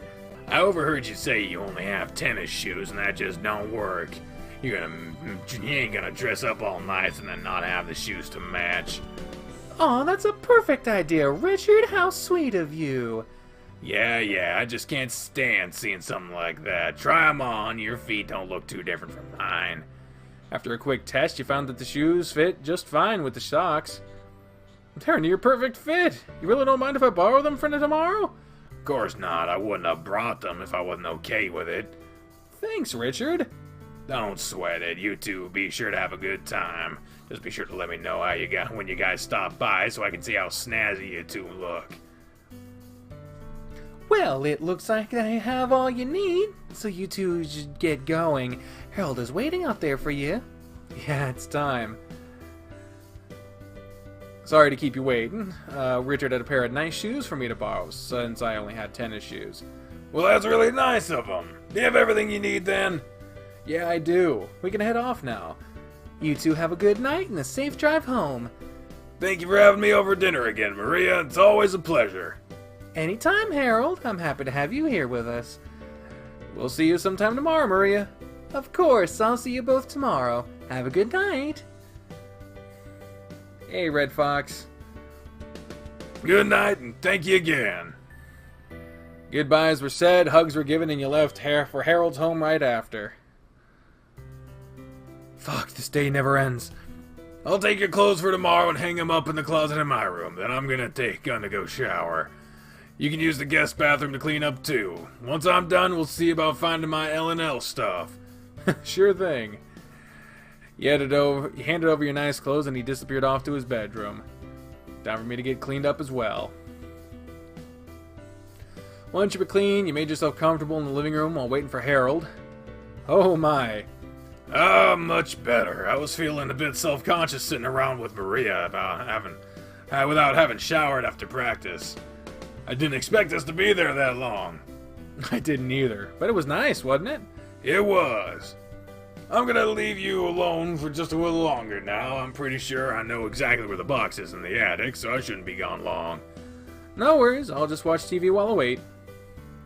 Another 30 minutes went by before you were joined once again by the bear. Okay, so it took me a little longer than I intended. It wasn't where I thought it was, but I did find it. Yeah? Well, let's see what you got then. Harold sat down beside you and placed a dusty box on the table in front of you. It's been so long since I've seen this stuff. He opened the box and his face just lit up as he started pulling things out of it. Oh man, it's been so long. Where do I even begin? Ah, this, look. He pulled out a royal purple velvet bag and poured out a handful of matching dice. I made this bag and it was perfect for my dice. They all match. We have a D2, D4, D6, D8, D10, D12, and a D20. This is a pretty standard set, but I even have a D50 and a D100 for other things. You made the bag yourself. Yeah, I like doing stuff like that. I made all sorts of things. And I still have some of the stuff in here, see? From the box, he pulled out a couple of small buildings and several other items. I would use paper mache and cardboard to make props for the campaigns. It was so much fun to do. I was a dungeon master for a while, and I would build all the scenes for my party to explore. They always seem to love that. These look really neat, Harold. Is this all you have left? I end up giving a lot of the stuff to the group, so they could keep using it after I left. I really miss doing this.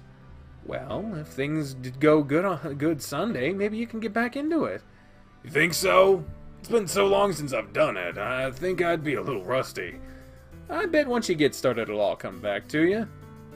He rolled one of the buildings around carefully in his paws, looking over all the details he had painted on it. He seemed like he was lost in thought. Huh, maybe I will. You leaned over against him and ran your hand over his knee. Come on, show me what else you got in the box now. I want to see more. Sure. Here, check this out. He pulled out a miniature figure from the box and handed it to you. You looked closely at the intricate details and what had been painted onto it, impressed just to see how fine they were. This is a wizard character I played as. His name was Ragnar, and he proved to be quite useful in many fights. I actually got him to max level, and he was able to summon powerful firestorms in battle. I would just rain destruction all over the place. I get a little carried away sometimes, though. I injured my allies, and even leveled a small village once. Oh, I spent a lot of gold making up for that one. You destroyed a whole village. I rolled a nat 20 and made a massive storm that I ended up losing control of. Nobody died, thankfully, but man, the villagers were pissed at me. What's a nat 20? That's a natural 20. That means I rolled the d20 and got a 20 on it, making it an authentic automatic crit. Ah, cool. Sounds like you were a badass then. If something like that was able to destroy a village. I was. Nobody could match me in damage, and I had a lot of utility to offer too. This character was so epic. And then we have this guy. For the next little while, Harold continued telling you stories about his characters and their exploits from games from the past. He was full of excitement as he moved from one character to the next, and it was a side of him that you had not seen before. And this one time, oh man, I can't breathe. Give me a moment. Calm down, take some deep breaths, then continue. You've been giggling like a fool since the last story. It's just It was so hilarious. You rolled a 1 and the DM was all, you trip while you're rushing in, roll for a dexterity check. All his points were in strength and charisma, so he was a really buff, handsome human, and he was a -1 in dexterity. He was dumb as a bag of rocks. He rolled another 1, so the DM made him land on his sword, impaling himself, and that's how our level 1 warrior died while entering our first battle. It was so funny. He tried to be mad, but he just couldn't be. Was he just out of the game at that point? Harold rubbed his paws against his eyes and shook his head. Nah, he just rolled another warrior character sheet, and we picked him up after the fight was done. He learned not to dump all of his points into just a couple of stats. We had a bard who even wrote a poem about him, and it would give everyone a boost to dexterity checks when he sang it. I still remember it too. He raised one hand up with the other hand and placed it against his chest, and he sang out the lyrics in a deep voice. Quick to battle, fly with haste, our warrior's life was full of waste. Bold and handsome, but dumb of wit, he charged head first through, he said sit. I'm not singing the rest of this. A tiny pebble or perhaps a stick, he tripped and fell, his demise was quick. Upon his sword he impaled his gut, and so he died a warrior rut. That's really something the bard wrote. Yes, the DM made him sing it every time he wanted to use it, and he was to the point where our group would sing with him. I could listen to you sing all day with that voice. I'd not mind hearing more of it. He grinned and bumped against you. I do have a nice baritone voice for singing, right? Ha! Clever. You'll have to treat me to some more of that sometime. It certainly sounds like some of the encounters were a lot of fun, though. The game isn't always serious, as you can tell. We couldn't unlock someone's door one time, and we couldn't knock it down, so I set the house on fire to bring the person we wanted outside. Sounds like you were a bit of a pyromaniac with some of your characters. Fire solves a lot of problems. He put an arm over your shoulder and pulled you against him. I hope you have fun playing Sunday. It would really be nice to have a consistent group again. I think I'll have a good time. It seems like it'll be a lot of fun. It is. You can let your imagination go wild, and if you have a good DM, it's even more fun. Chester talked like he knew what he was doing, and I hope he isn't one of those super strict DMs. I'm sure he's a chill DM. With a heavy yawn, he leaned his head against yours. I'm really glad you're here with me tonight. Reminiscing has been a lot of fun. Not to mention, my bed has felt really empty lately. It'll be nice to sleep next to you. We'll actually have enough room, and I might not end up on the floor this time. I'm really sorry I pushed you off the bed. I didn't mean to. Are you sure? I figured you just wanted the whole bed to yourself. No, that's not it at all. It was much nicer having you with me. I'm just teasing you, Harry. And speaking of bed, I'm really tired. I'm looking forward to sleeping in tomorrow. You ready for bed then? Are you? I'm sure I won't have any trouble falling asleep. Let's brush our teeth and move to the bedroom then, shall we? Okay. After a stop by the bathroom, you found yourself on the bed under the blankets, lying on your back as you waited for Harold to join you. Man, this bed is so comfortable. It'd be nice to sleep on this every night. Maybe one day. You look like you're set. I am, so join me whenever you're ready. Here I come then. The bed shifted and rocked around as he sat down and rolled in next to you. It took him a moment before he was settled, and you glanced over to see him staring at the ceiling with his hands folded over his stomach. I'm really looking forward to tomorrow. I am too. I get to spend a whole day with you. Well, the early day might be kind of boring. We'll leave around 4 to see Maria, head to our reservation for dinner at 5, then just walk to the theater after we eat for the show at 7. That means we can just hang out for the morning and afternoon, right? We can. I don't know what we'll do, but we'll figure something out. You know, we cleaned up the swimming pool, and we still haven't really used it. Maybe we can go for a swim. That's not a bad idea, actually. We could have a really relaxing day. You didn't bring a swimsuit, though, so I guess you'd have to go skinny dipping, right? You'd like that, wouldn't you? I just might. He rolled onto his side, facing you. I was wondering, do you have any particular way you like to sleep? I typically sleep on my side, since it's the most comfortable for me. So I guess we'll go with side. I like sleeping on my side, too. Would it be okay if I slipped against you? Of course it's okay, so get over here. You made yourself comfortable and Harold moved over closer to you. You roll over on your side, facing away from him, and you felt his stomach press into your back and then an arm draped over your side. This is good, right? You make a really perfect little spoon against me. Very much so. You're so soft and warm, and I feel really comfortable against you right now. Good. You felt him kiss the back of your head and nuzzle against you before resting his snout over you. With his hand on your stomach, you grabbed his paw and held it close to you. Sweet James, Harold. Love you. I love you. He snuggled you close one final time and then relaxed. It was only a matter of minutes before he was out cold, snoring loudly beside you. This man really brings meaning to sawing logs. I don't know what that means. I'm glad he can go to sleep so easily, and I can only hope I'll be as lucky. Day 27, Saturday. Snores! Quality sound effects here. He's been snoring so loudly. Even with his back to me, it's making it difficult to sleep any longer. Top that with how much heat he's putting out under the blanket. It's still kind of early in the morning, too. And he said he wanted to sleep in today. What to do?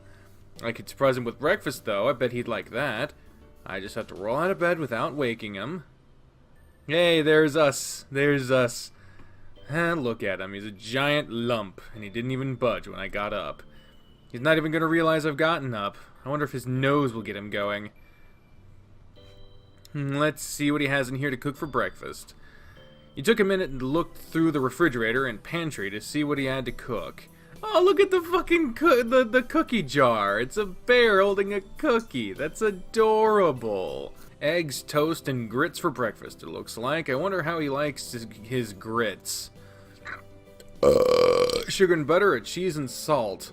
Yeah, okay. Let's go with sugar and butter. They pointed out in the chat that he likes his sweets. I make them with sugar and butter. Let's see how he likes that. Alright, time to start cooking. I don't think it'll take too long to make, but I hope I can get it done before he wakes up. Alright, it's just about done. It doesn't seem like Harold has woken up while I've been in here either. Let me just add the sugar and butter to the grits. I'll go get him out of bed. You added the remaining ingredients to the grits, stirred it up, and set it aside so you could go wake up your bear. Alright, time to wake up, Harry. Harry's already awake. Oh, Jesus. You glanced over your shoulder as Harold stepped towards you, wrapping his arms around your waist, placing his chin on your shoulder. Ah, good morning, Harold. I was about to come get you. The smell of food woke me up. Looks like you had a busy morning. I wanted to surprise you with breakfast. I hope I didn't wake you up too early. Nah, I had plenty of sleep. I got a few more hours than what I'd normal get, so it's been nice. I could have slept for several more had I not smelled this amazing scent, though. You'd hibernate all day if I let you, huh? Oh, that's my computer. I could, but today isn't the day for that. We have a fun day planned. Mm-hmm. So what'd you make in here? I see grits and scrambled eggs. And there's a plate of toast, too. Looks like a great way to start off the day. Thanks so much for doing this, love. It's been so long since I've had grits. I can't believe you found those in the pantry. What'd you add to them? Butter and sugar. Ooh, my favorite thing to add. I love sweet grits. It's how my grandmother always made them. Good call, chat. Good job, guys. Well, if you get us some plates, we can eat. Perfect. My stomach is growling just looking at it. I'm generally a hungry bear when I wake up. He pulled out a couple of plates and handed them to you for you to prepare, sitting them down at the table after you told him to. You divvied up the food, making sure Harold got a much larger portion, and placed the plate down in front of him as you joined him at the table. There's a lot of food here. Thank you for making breakfast for me. This is such a sweet surprise. You're welcome. I wanted to do something nice for you today, and I thought this would be a great way to start the day. Couldn't agree with you more. He scarfed down his food quickly, finishing it off with a deep, rumbling belch. Where we heard those before. You didn't take long to eat your food either. The one time I could burp and it would actually make sense. Can't do it on cue. That's as best as I got.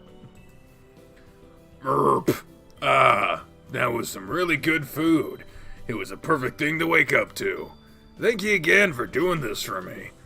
Of course, you deserve it considering how long this week has been and how much you've done for me. And you have so much planned for today. I'm really excited about tonight. Good, I'm really excited about it too. I can't wait to be at the theater. It's been so long. First though, I'll clean up in here. If you want to go just sit in there and chat with me. If you want to just sit in here, I should say, and chat with me. Harold gathered the empty plates and kissed the side of your head before moving to the sink. So, what's the plan for the afternoon? You wanted to swim, didn't you? Yeah, I did, but have you seen the weather yet? No, I haven't even noticed it. It's really cloudy. I think it might start raining. Oh, that's a bummer. I was looking forward to skinny dipping with you since you don't have a swimsuit. You're in a you're not like surrounded. I've seen the backyard. The fence is pretty short. I don't know. You have a swimsuit though. You wouldn't have to be naked. Like I would let you enjoy a nude swim on your own. It's been a while since I've even did that, and it's always fun since I have a secluded pool. Such a secluded pool. Well, I guess the new background for the backyard has been different, man. Then one day we'll have to give it a shot. I guess we can talk some more about L&L if you like. Oh, we can even create characters now and Chester can verify them tomorrow. Should we really do that without them? Creating a character can take a lot of time, and if he has 2 less people to help out, the better. I could even help the other guys, and maybe we could dive into the game tomorrow.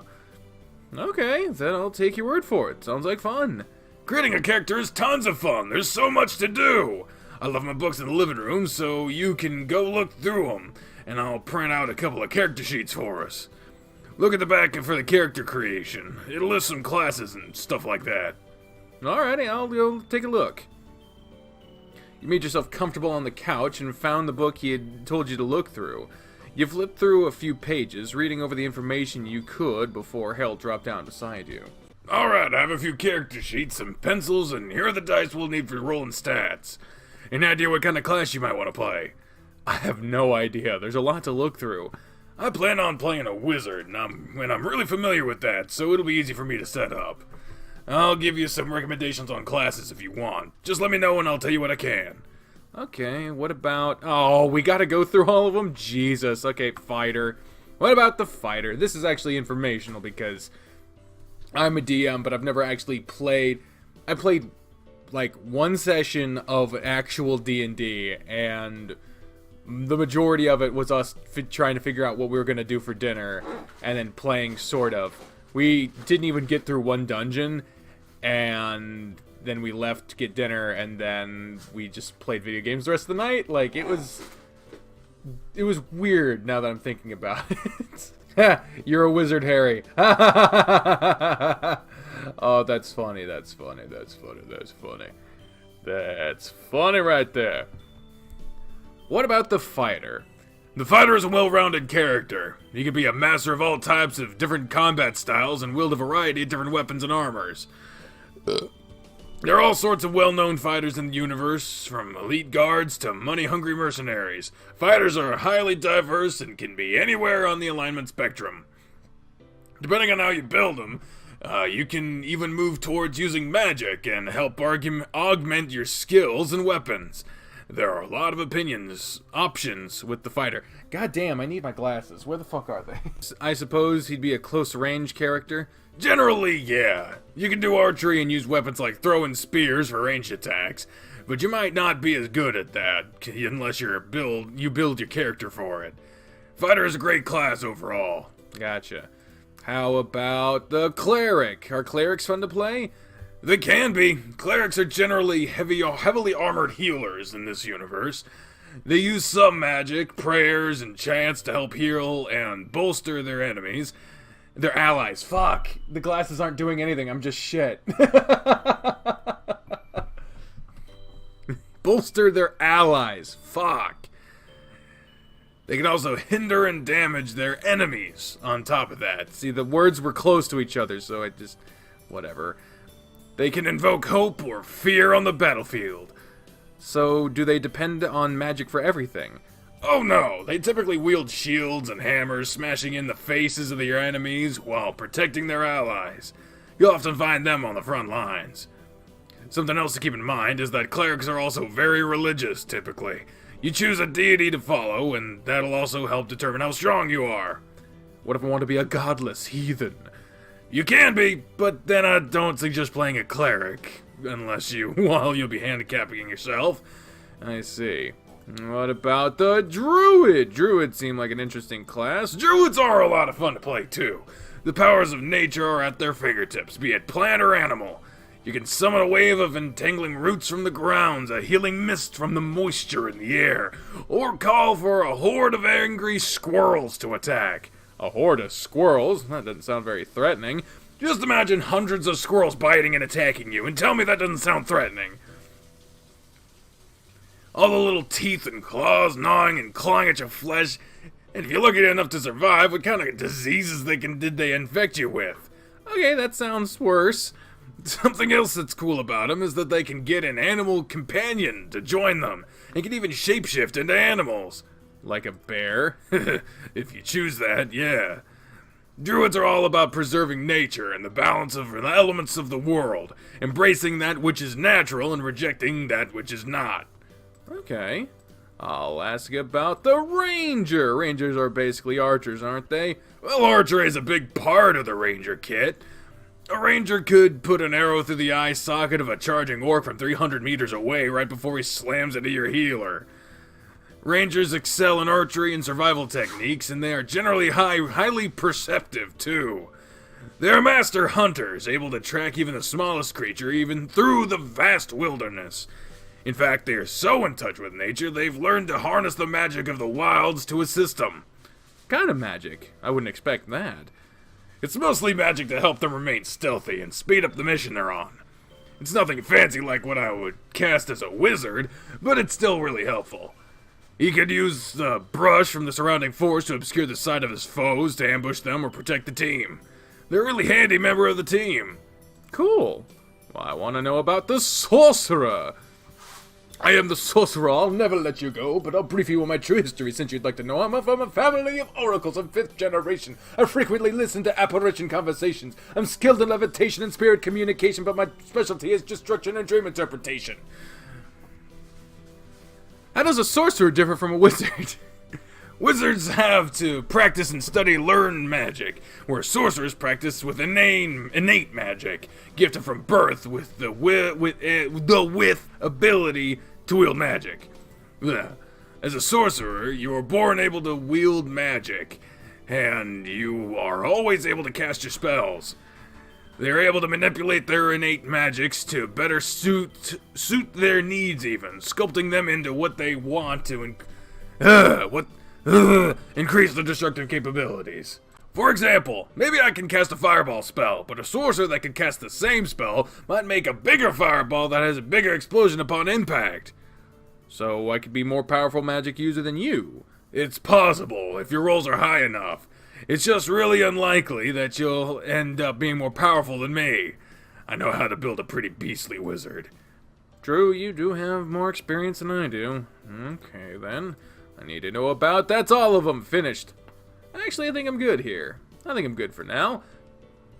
Okay, does that mean you know what class you want to play? Well, shouldn't we wait to see what everyone else wants to play so we can make a balanced party? We don't have to make a balanced party. Everyone should just have fun. So I think you should play whatever character you want. Knowing the guys, I think we'll have a tank and someone to do damage. My only concern is if everyone will play a class that can heal or not. If anyone will play a class that can heal or not. We have ways outside of magic to keep our hit points up, but having a healer makes things easier. Oh, okay. I guess that makes sense then. I guess I should decide what kind of class I want to play first then. Yep. There's so many choices, which one should I go with? A lot of people said cleric, and honestly, like, it's tempting to try to outplay Harold, but I got a feeling this game won't let us do that, so I'm gonna go with cleric. I think a cleric would be a good choice for me. I can defend the team and heal whatever's needed. I think a cleric suits you perfectly, since you've come to my aid so many times. We don't have to worry about someone else not picking a healer either, so that's a great choice. I'm really excited about getting started with this now. I hope all the guys are going to show up. Even Darius? Even Darius! I think it'll be fun with everyone. It's good to hear you say that. If everyone plays, the size of the party will be perfect for a really great adventure. I'll go ahead and shoot Chester a text and see if he's got in touch with Darius and Spencer about playing. That's a good idea. So we'll know how many people to expect over here tomorrow. You sent Chester a short text and then turned your attention back to Harold and your character sheet. So what should I do next? Next are special sets of perks we can choose from. The sets give you certain stat boosts and a couple of special skills too. You'll want to read through them and decide which set you want to go with. Being a cleric, wisdom will be your primary stat. I think one even provides you with a skill that allows you to double cast a healing spell that will save someone's life. That sounds useful. It could be. Be sure to read over everything though, and think about how you're gonna play your cleric. Now, read through the perks, and we'll get your stats set up after you pick what the pack you want. Okay. It seemed like no time at all, but a couple hours passed while you were sitting on the couch with Harold creating a character for tomorrow's game. I think our characters are done. I would never have thought there was so much that goes into making a character. There is so much customization you can go with. The ways you can make your character is just limitless. Even my wizard is set up slightly different than ways I've built him in the past. I can't wait to start playing tomorrow. Did Chester ever text you back? Oh yeah, he did. He said, everyone will be here, it looks like.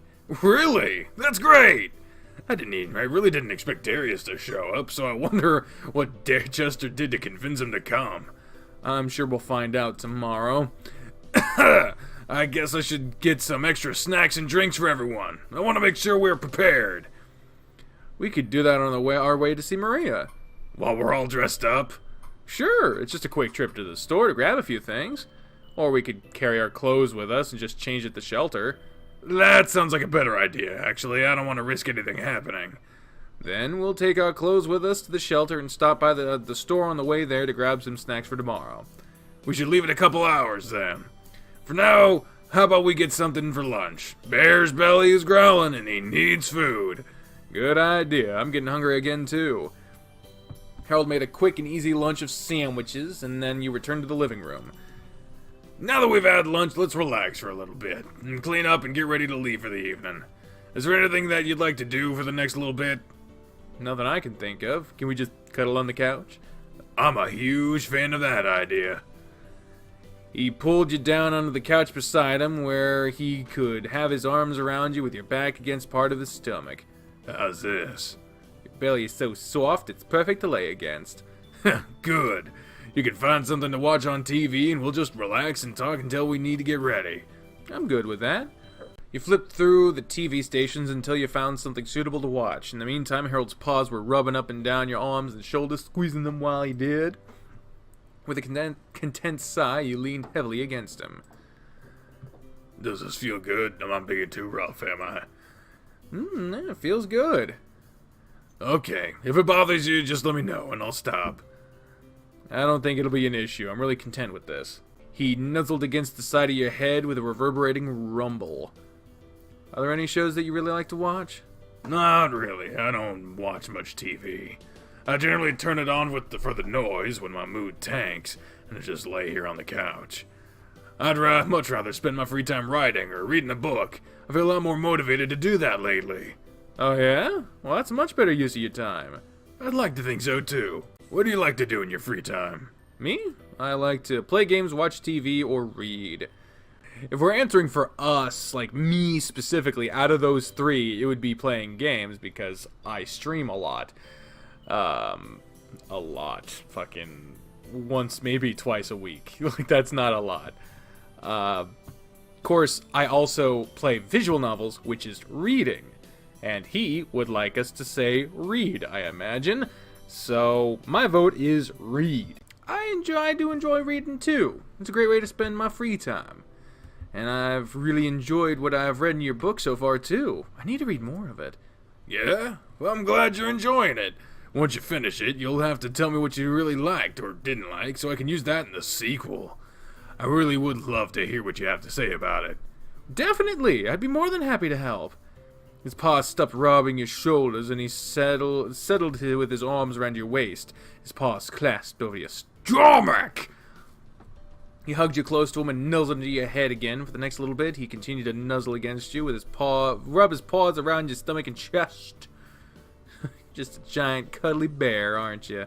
It's not bothering you, is it? Not at all. You're being really affectionate, and it's nice. But it made me hard as a rock. I can't really adjust myself either. Are you sure it isn't bothering you?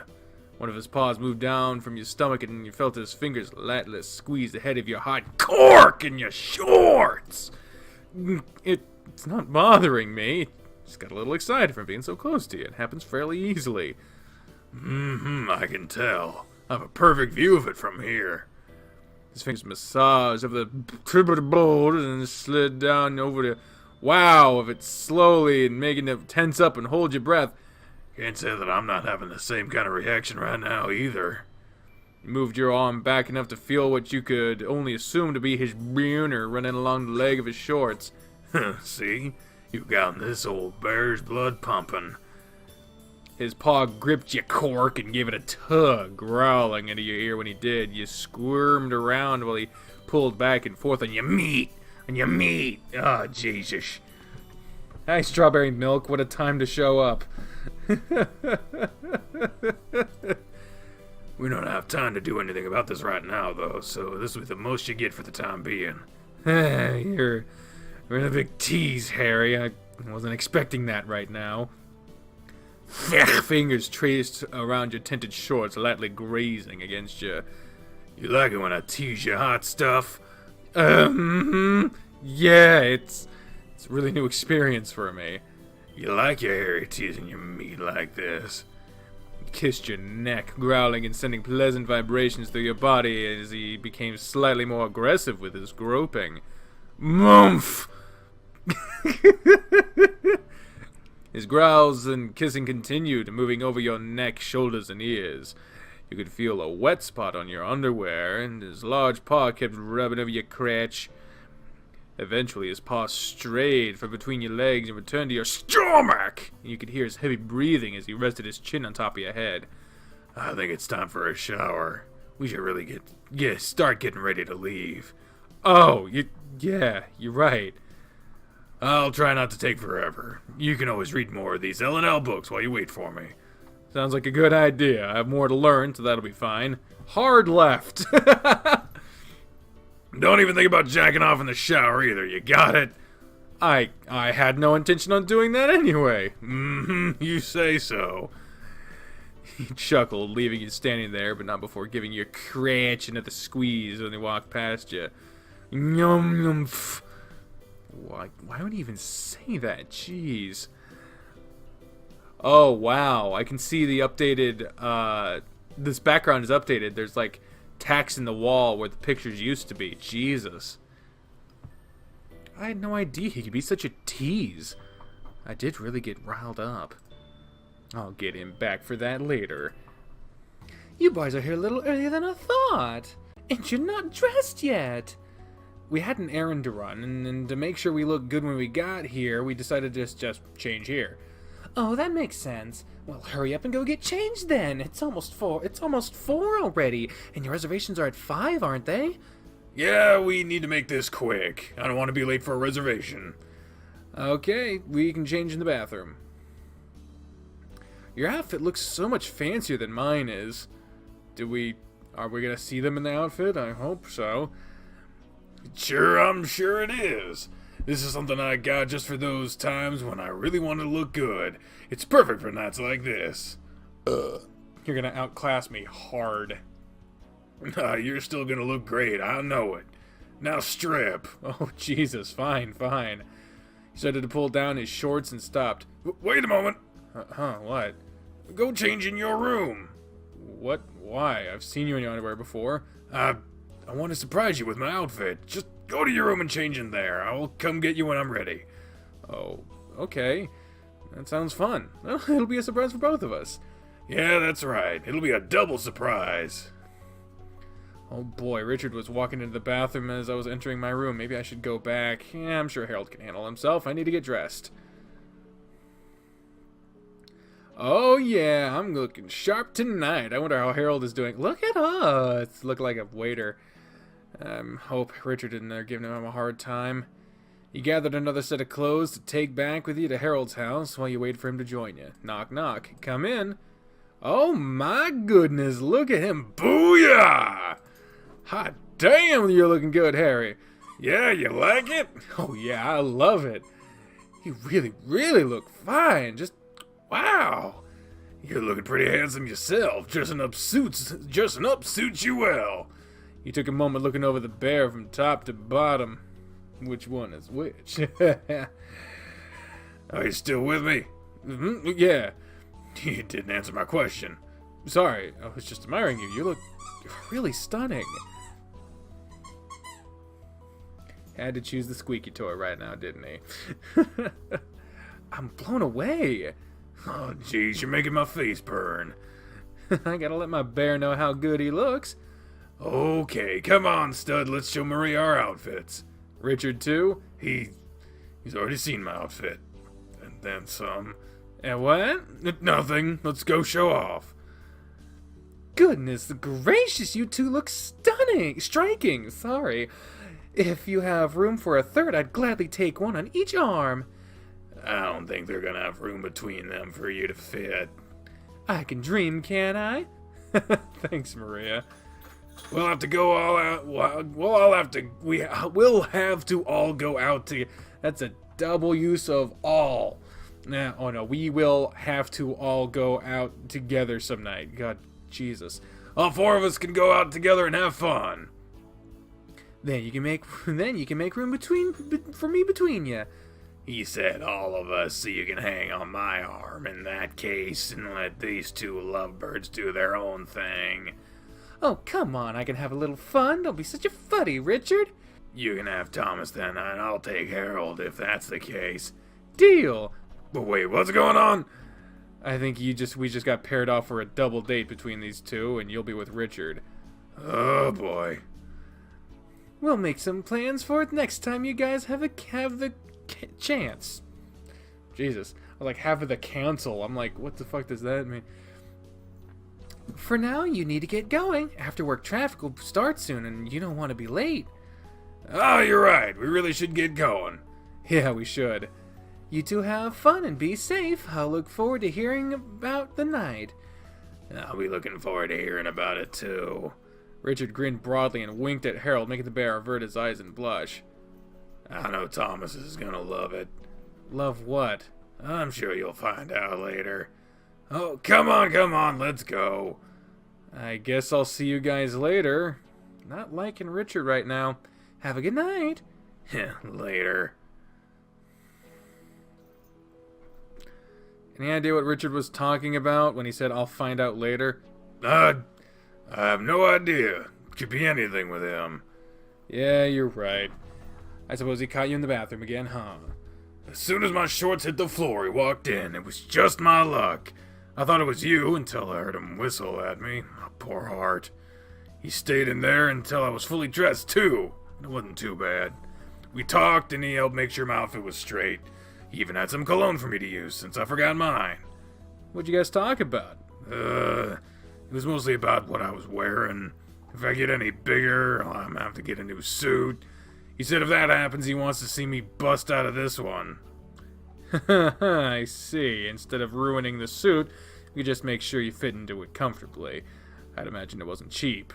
Oh yeah, there's no way I'd ruin this suit for something like that. The day I can't fit into this outfit is the day I start losing weight. Alrighty, if that happens, I'll be here to help you out then. Thanks, Thomas. The drive was quick, and you arrived at the restaurant with plenty of time to check in for your reservation. Oh, we're back at Ritzy Bits. We arrived just a little early, so they'll call for us when it's time to be seated. This place looks so classy. Am I even going to be allowed in there? Am I dressed up enough? There is a dress code here, but you're fine. You look great. I feel so underdressed compared to all the other people I'm seeing around here. Hey now, look at me. You're looking amazing, okay? Don't worry about what everyone else is wearing. A large paw was put on your cheek and he directed your eyes to his. I don't care what anyone else says, or what anyone else is wearing, or what anyone else is thinking. You're my handsome man, and I wouldn't change that at all. You got it? Yeah, thanks, Harry. Harold Grifter, your table is ready. There we go. Come on, let's go eat. Your server led you to a table for two, took your drink orders, and left you to look over the menu. The inside looks as marvelous as the outside. Doesn't it? I've been here a few times, but it's always as impressive when I come back. I'm gonna order an appetizer of garlic shrimp. I hope you're okay with that. If you want anything, you can order it too. Your eyes nearly popped out of your head when you glanced over the menu and saw the prices of everything. I'll pass. I'll try some of the shrimp, and that'll be fine. Are you sure? Feel free to order anything you want. Yeah, I'm good. And then start looking over the main courses. There's so much to choose from. I'm going for the steak and chicken combo. I don't have steak often, but I want some variety since we're here. If you're torn on what to order, then that's what I suggest. It comes with 2 large sides. If we get different sides, we can share them. I like that idea. We can try a lot of different things. How about we get the macaroni, roasted potatoes, steamed vegetables, and baked beans? Wow, none of that sounds like it fits in this kind of ritzy fucking restaurant. Does it sound all good to you? Yeah, everything sounds fantastic. The fuck are my neighbors doing? Excellent. I'll make the order when the server returns then. You're really gonna enjoy the food here. It's some of the best around. For the price, it better be. I've never seen prices so high in a restaurant. It is a little pricey, but tonight is really special. I don't care how much it costs. He put his paw over your hand and gave it a squeeze. You've done so much for me these past few weeks. It's just a mere fraction of what I want to do for you, to show how much I appreciate you. I love you, Thomas, and I want you to know just how special you are to me. Harold, you don't have to prove anything to me. You already make me feel special just by being you. Then I want to reinforce it. This night is just for us to enjoy, so let's enjoy it to the fullest. Don't worry about your clothes, don't worry about the money. I want you to have a wonderful night with me without having to worry about anything. Okay? Okay, I'll stop worrying about these things and just focus on you. Focus on us. Okay, I'll focus on us. Good. He pulled your hand up and he kissed the top of it. As he released your hand, the server appeared with your drinks. Harold placed the entire order, sneaking on a dessert of apple cheesecake at the end for the main course. Apple cheesecake. Just needed the dessert, huh? Course! We can't come to a place like this and not have a dessert. Okay, I won't deny the dessert sounds delicious. Since we have some time to wait for our food, how about we get to know each other a little better? What do you mean? Well, there aren't a lot of things we really know about each other beyond our personalities. I mean, I know a few things that you like and what you're in school for, but I feel like there's a lot more to get to know. You have anything in mind? How about we start with something basic? What's your favorite color? You know mine, right? Your favorite color is... shit. This is just going to be a guessing game. I feel like it's purple? Yeah, that's right. Yeah, fuck yeah. So what's yours? Mine is green. Green is my favorite. Green? I'll remember that one. Now you ask me a question. When's your birthday? Ah, a good one. You need to know so you can bake me a cake and get me a gift. That's a good reason. It's November 16th. I'll be 35 this year. 35, huh? I still refuse to believe you're as old as you are. I swear you were in your late 20s. Flatterer, you know I'm just a fat old bear. You're too hard on yourself, you're still young. If you think so. Now, when's your birthday? Month I was born was May. May on the 26th. May 26th. May 26. Yeah. I'll add that to my phone's calendar so it'll alert me when the time comes. Otherwise I might forget. It's a good idea. I'll do the same for yours. You both took a moment to type the other's birthday, and then continued the conversation until your appetizer was brought out. Time for shrimp. Go ahead, give it a try. You can have 3 pieces, and I'll have 3 pieces. I'll just eat 2, and you can have 4. Really? So good you might change your mind after you try one. I get the feeling I'm gonna need as much room as possible for the main course. Okay, if you insist, I'll eat 4. He looked pleased as he popped shrimp after shrimp into his mouth. The look of pleasure never left his face either, since as soon as the appetizer was done, the main course appeared. Wow, look at this spread. It all smells marvelous, doesn't it? It does. I'm the one drooling now. Let's put all the sides in the middle of the table and then we can dig in. Right. The moment was spent rearranging the table, and when it was ready, you dove into the food. There was not time left between bites for conversation, and the only sounds to be heard was near constant sighs of contentedness. Harold ate slowly for a change, savoring every bite he took, and only after taking another bite. And only taking another bite after fully chewing and swallowing what was already in his mouth. There was more than enough food on the table, and as you thought you were starting to become full, you weren't going to be able to finish. You doing okay there? I am. There's just so much food, and it's so good, I don't think I'm going to be able to finish it all. Don't worry, whatever you don't finish, I'll gladly eat. This food is absolutely delicious. I could have eaten all the food brought out and still have room for you in here for dessert. By all means, then, help yourself to what's left. I'd like to be able to at least have a bite of dessert, so I think I'll stop here. If you're sure, put that piece of steak right here. He leaned forward, opening his maw, and pointed at it. With a laugh, you stabbed the meat with your fork and stuffed it into his maw. Piece after piece, you fed him what was all left on your plate. You heard him humming happily before he sat back, munching on your meat. So wonderful. You have one satisfied bear on your hands right now. And we still have dessert to get through. We do, and I'm so excited. Our plates are clean, so I give it just a couple of minutes before they're picked up and dessert is dropped off. Couple of minutes? I think we're getting it now. Your server was heading toward your table with another plate, and it was your dessert. He left your dessert and took away all the empty plates. Oh, he even left us 2 forks for the dessert. That was nice of him. Yeah, this piece of cheesecake is really big, too. Our server did hint that the servant would be a little larger than usual. He's getting a good tip tonight for sure. So, can we taste it now? Yep, let's eat. It was his turn to offer you food, and the fork of cheesecake was held up to your mouth. Okay. Do the honors and have the first taste. With pleasure. The smile that was spread over his face while you took the first bite was so genuine, and after seeing your eyes roll back, he took a bite for himself. It's positively amazing. It's so fluffy and full of flavor. Ah, you're right. It's just heavenly. I could eat this every day. Eat all you want of this one. Another bite will do me in, so the rest will be yours.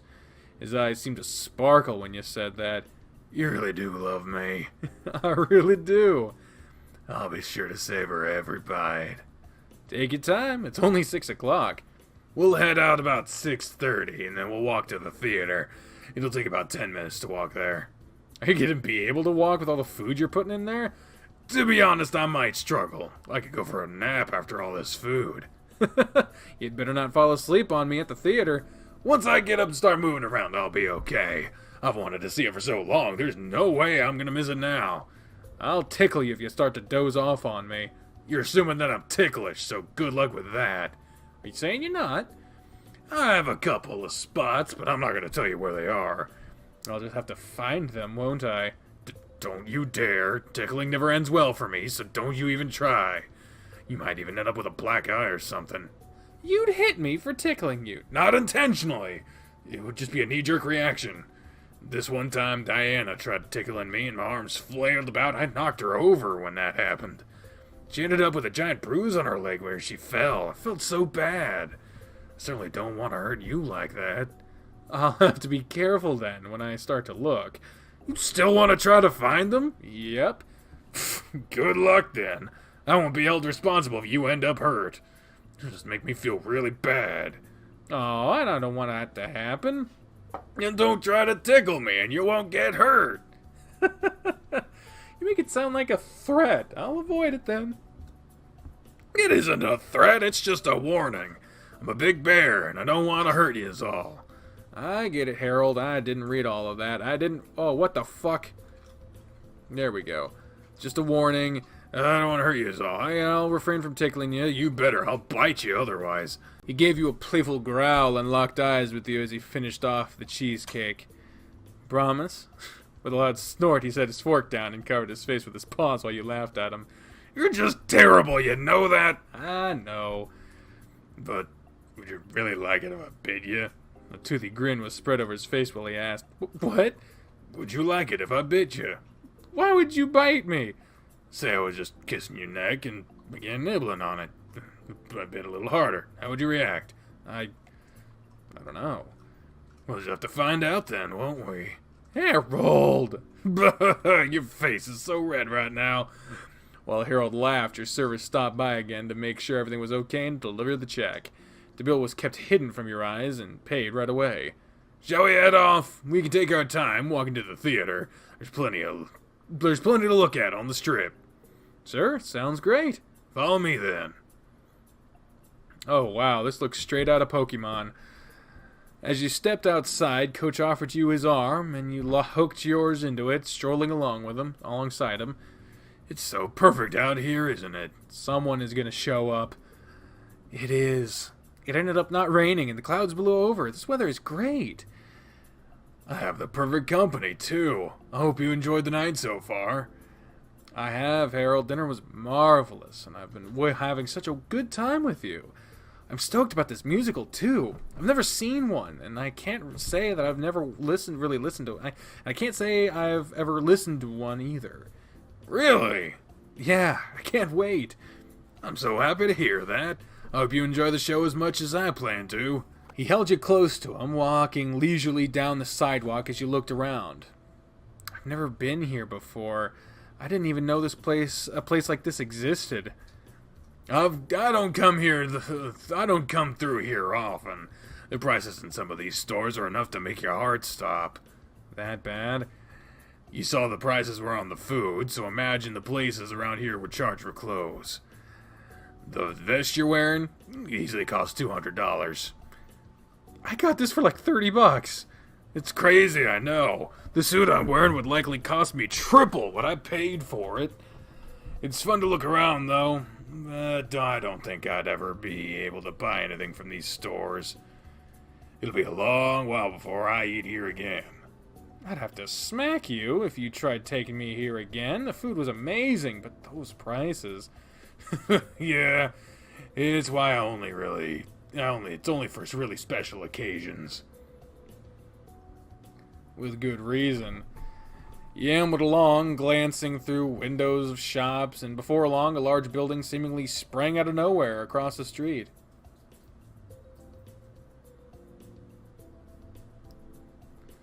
And that's Manor Theater. There are all sorts of events that are hosted here. Musicals, plays, operas, and more. I'd come here at least once a month if I could. Why don't you? It feels weird to me, coming alone. Well, you have me now. Let's see how you enjoy this show, and we'll go from there. If you like it, we'll come back again. I'm gonna pick up our tickets now, then we should be able to go in. Harold jumped into a short line to get the tickets, and it was no time at all before you two were inside the theater. Whoa, this place is huge! It is, isn't it great? And the place is packed. I didn't expect it to be this many people here. I'm thrilled just to see how many people showed up. It's a good sign for the show. Where are seats?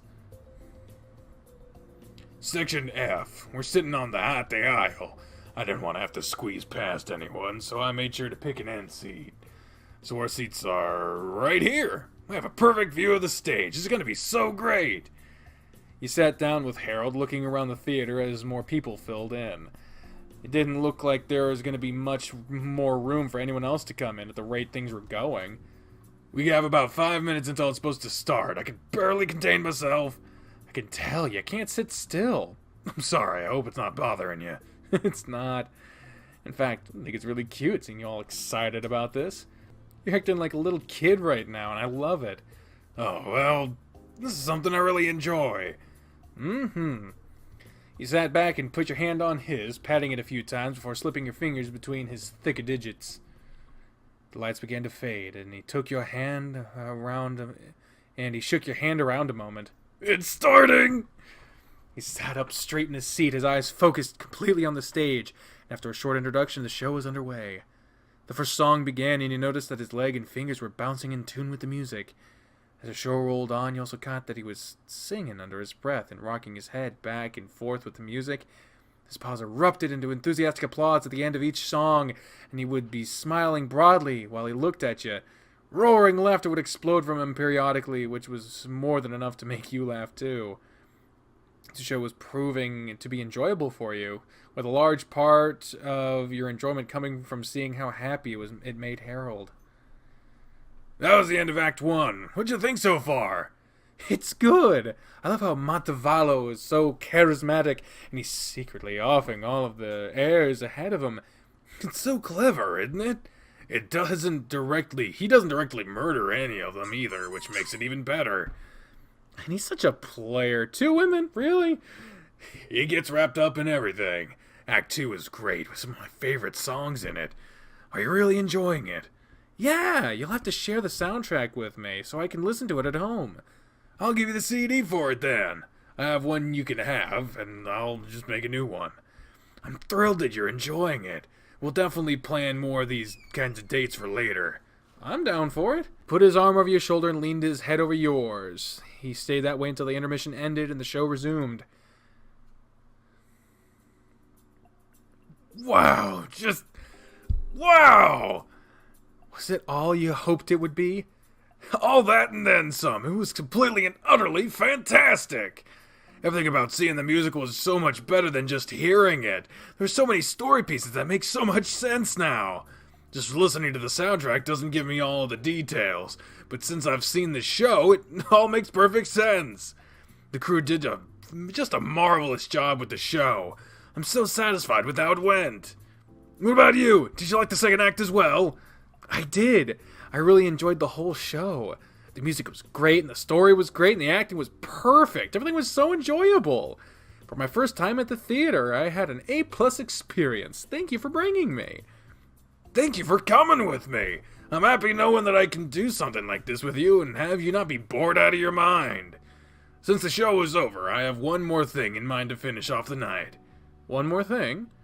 It's about 30 minutes from here, and it's back towards my house. Unless there's something else you want to do here, we can leave now.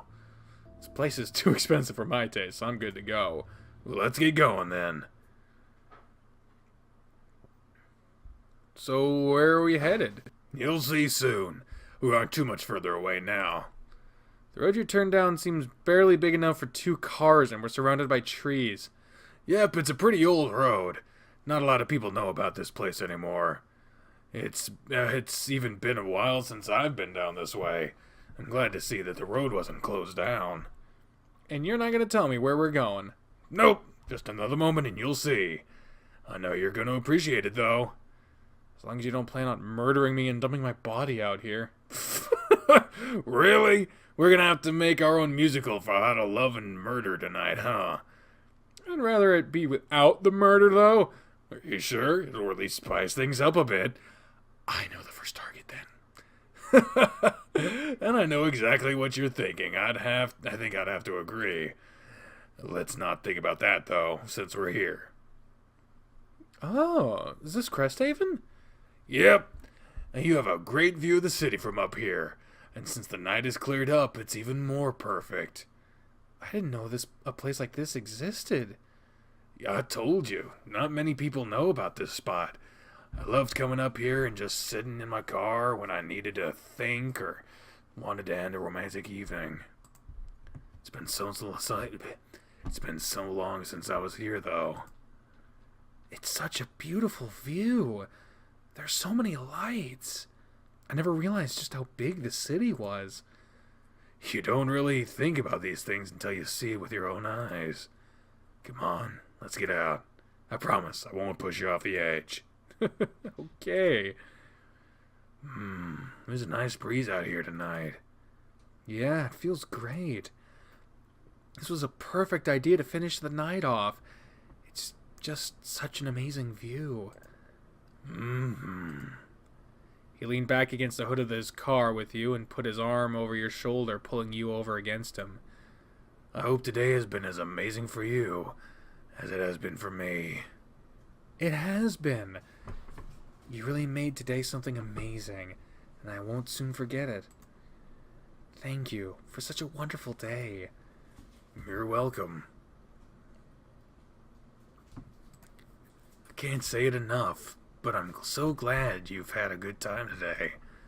The last time I planned a date like this with Diana, it went down in flames and I ended up out here by myself. What happened?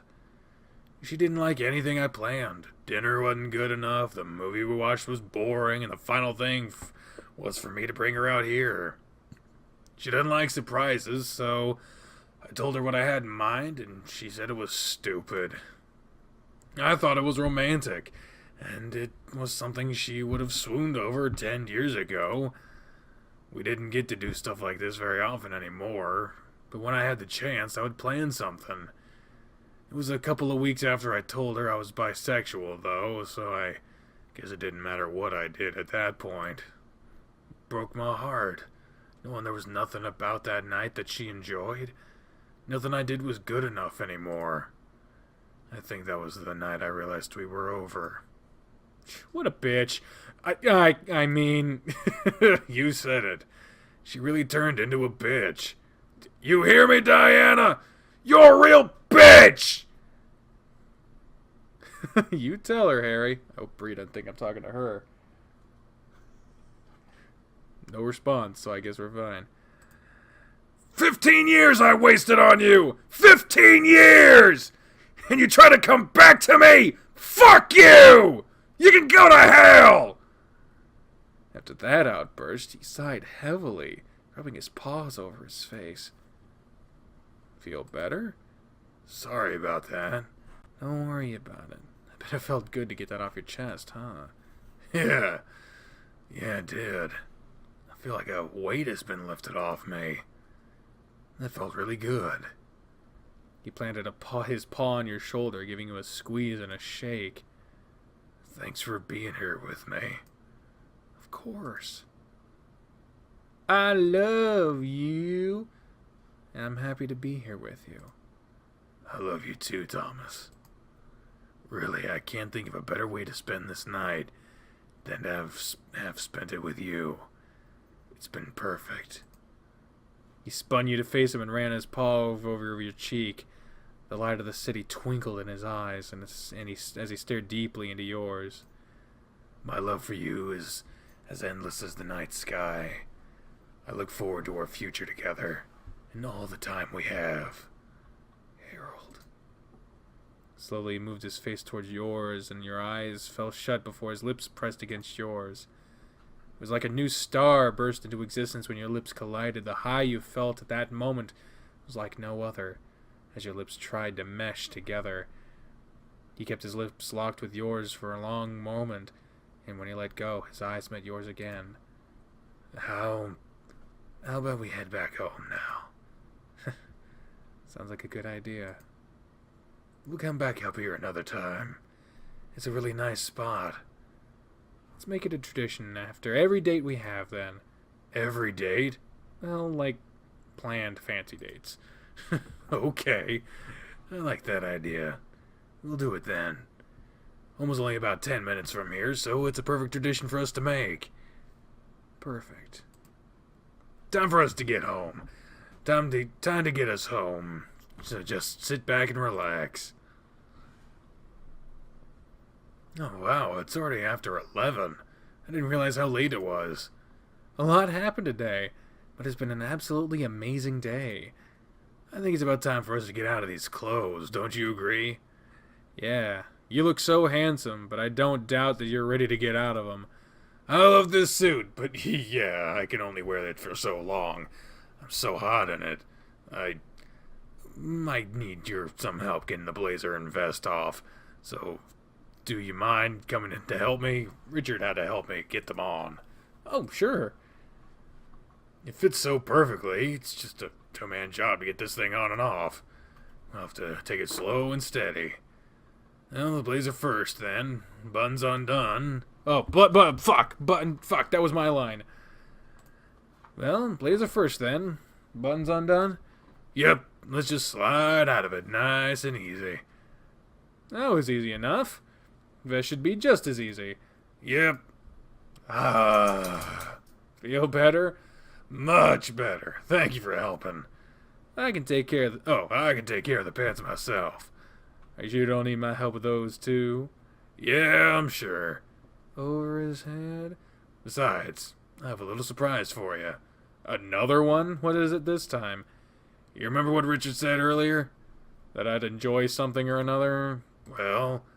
With a sheepish grin, he undid his belt and shoved his pants to the floor. Here you go! What do you think? Wow. I don't know if we can... Do we click on it? Oh! Whoa! Is it too much? No! I'm just surprised. I never expected you to have anything like that in your wardrobe. To be honest with you, I didn't buy them. They were in my locker one day with a note that said, "Have fun." Really? They just appeared in your locker? Yeah. Any idea who put them there? I recognize the handwriting, so I'm pretty confident I know who did it. I'll give you one guess as to who it was. Darius. Bingo. Bing bong. So, how sure are you? I'm an English teacher, and I see your handwriting all the time. He has surprisingly neat handwriting for a guy. It's very distinct. I see. Well, it was a damn fine choice. You even got your favorite color right. I know, it's surprising. Do you like it? Oh yeah, you look so good in it. And Richard saw you like this? Yeah, and he walked in at just the perfect time to see it. Lucky bastard got to see it before me. I'm jealous.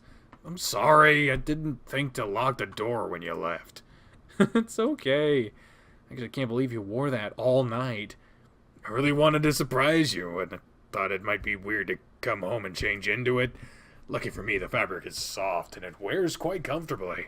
Why don't you, give it a feel and see if you agree?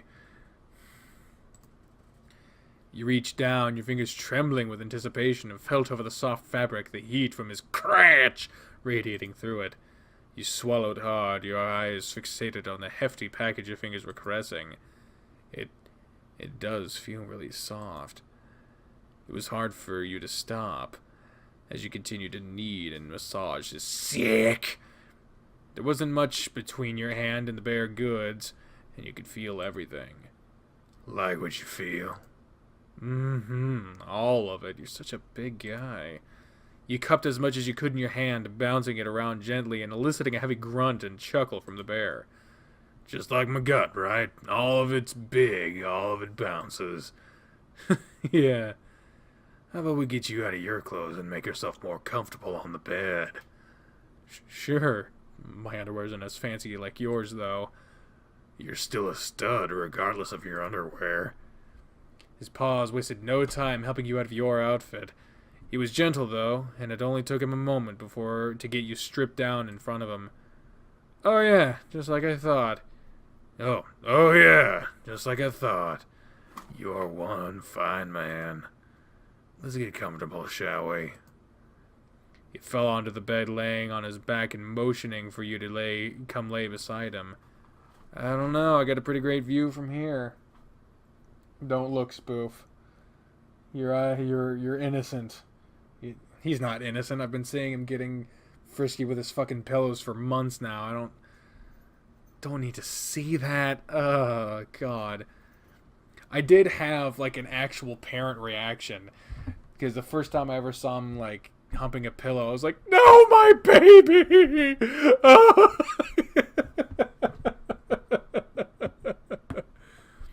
Guillermo is giving me a warning to switch to the oops, just in case. I'll let you know if you're what and if you're missing something, just in case. I don't know. I got a pretty great asshole. I don't know. I got a pretty great view from right here. Just get over here already. Should I turn off the light first? With how bright the moon is outside, you might as well. Flicked off the lights and then dove under the bed with them. Oh my, yeah. I mean, hold on. There we go. So you can kind of see what we're dealing with here. Yeah. Oh man. Is this okay?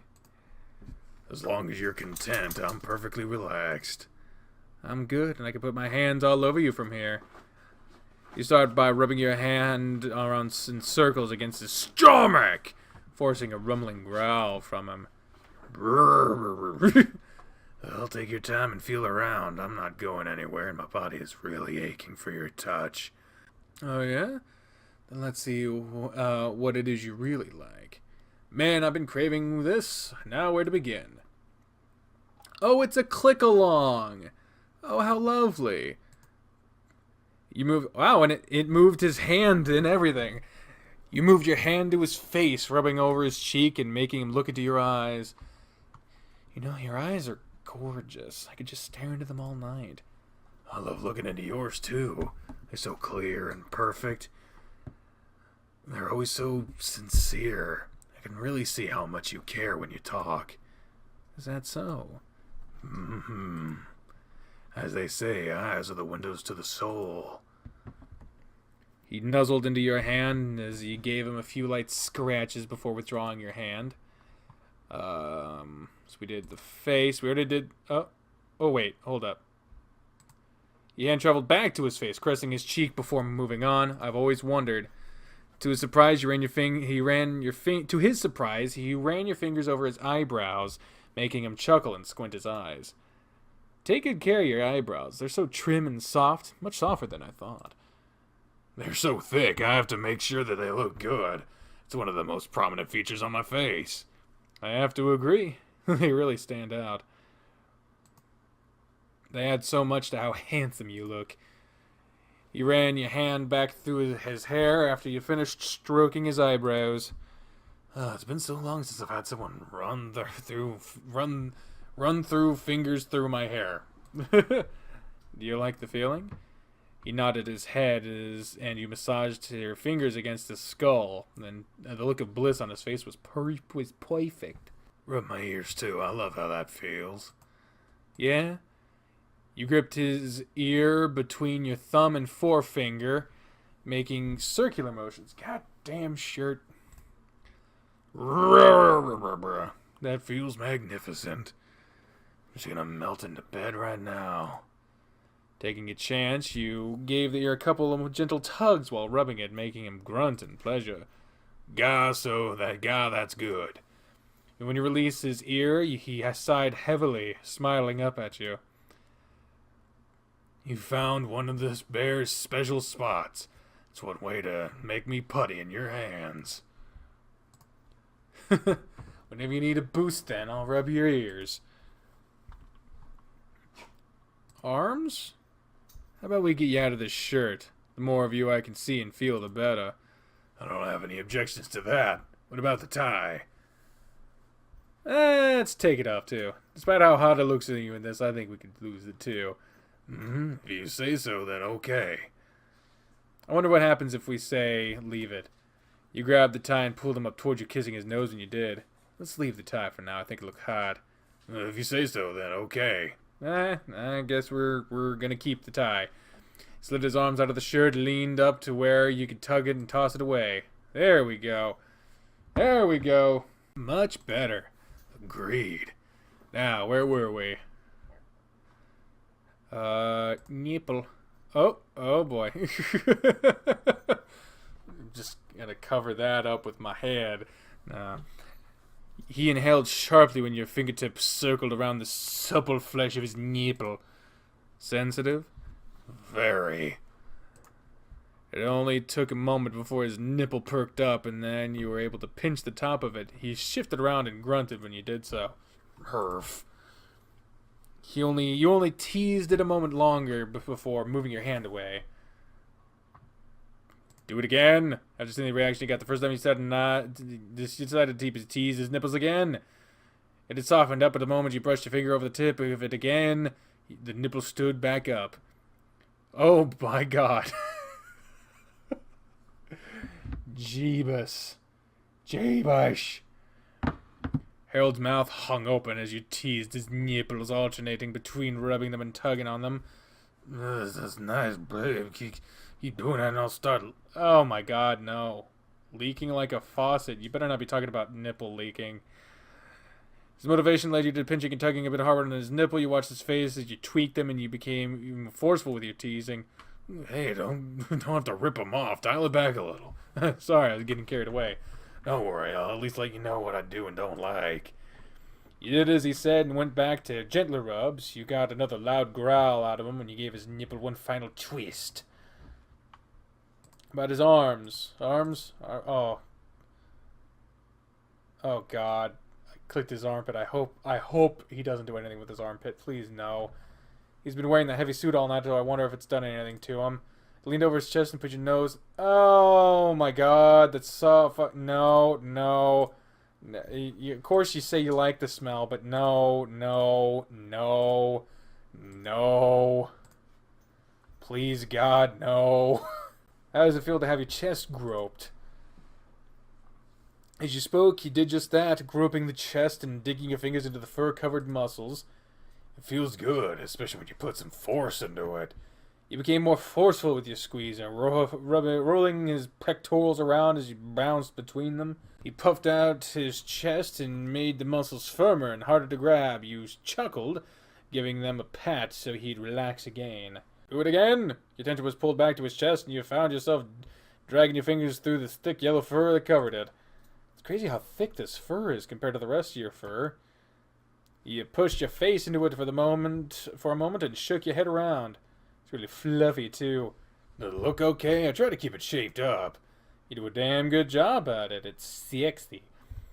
You pushed your fingers through his fur, tracing through the grove between his pecs down to the groves but underneath them while you did. I really wanted to do this for a while. You're a gorgeous man.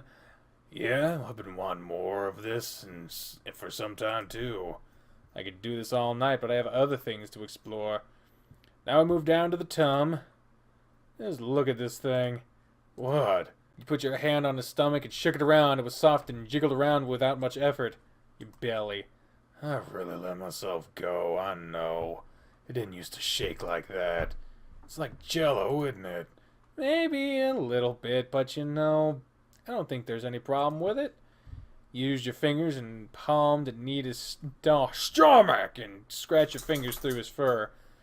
You're so supportive of me. What if I was like 500-pound blob? If you're happy and healthy, I'll support you. That's what matters to me. Happy and healthy, huh? Then I'll stay the course, especially since you seem to like this gut of mine. Good. With another shake, you relieved his stomach. What can you do again? You went back to the stomach, shaking it around and enjoying watching how it shook. You really enjoy that, don't you? Yeah, I do. You swirled your fingers around in circles, scratching over as much of the stomach as you could. He just laid back, growling steadily as you shook him around. He didn't see your hands moving down to his underbelly, though. It wasn't apparent until your fingers swirled over the golden trail of fur leading down to his crotch. You fall him down a little down further, it'll lead you to a big reward. I don't doubt that. You dragged your fingers from the top of his pubic region and up over his belly a few times before you stopped. About his sides. Can you do his sides? But his foot? You can do it with the foot, leg. Alright, I think now for the main event. I think it's about time we get this bear out of his underwear. Oh, there it is. You pushed your hand down along his thigh, hesitated a moment, and then ran your hand over the end of his bulging underwear. Pushed up under your fingers, then moved your hand under his balls, bouncing everything around a moment before moving back to the top.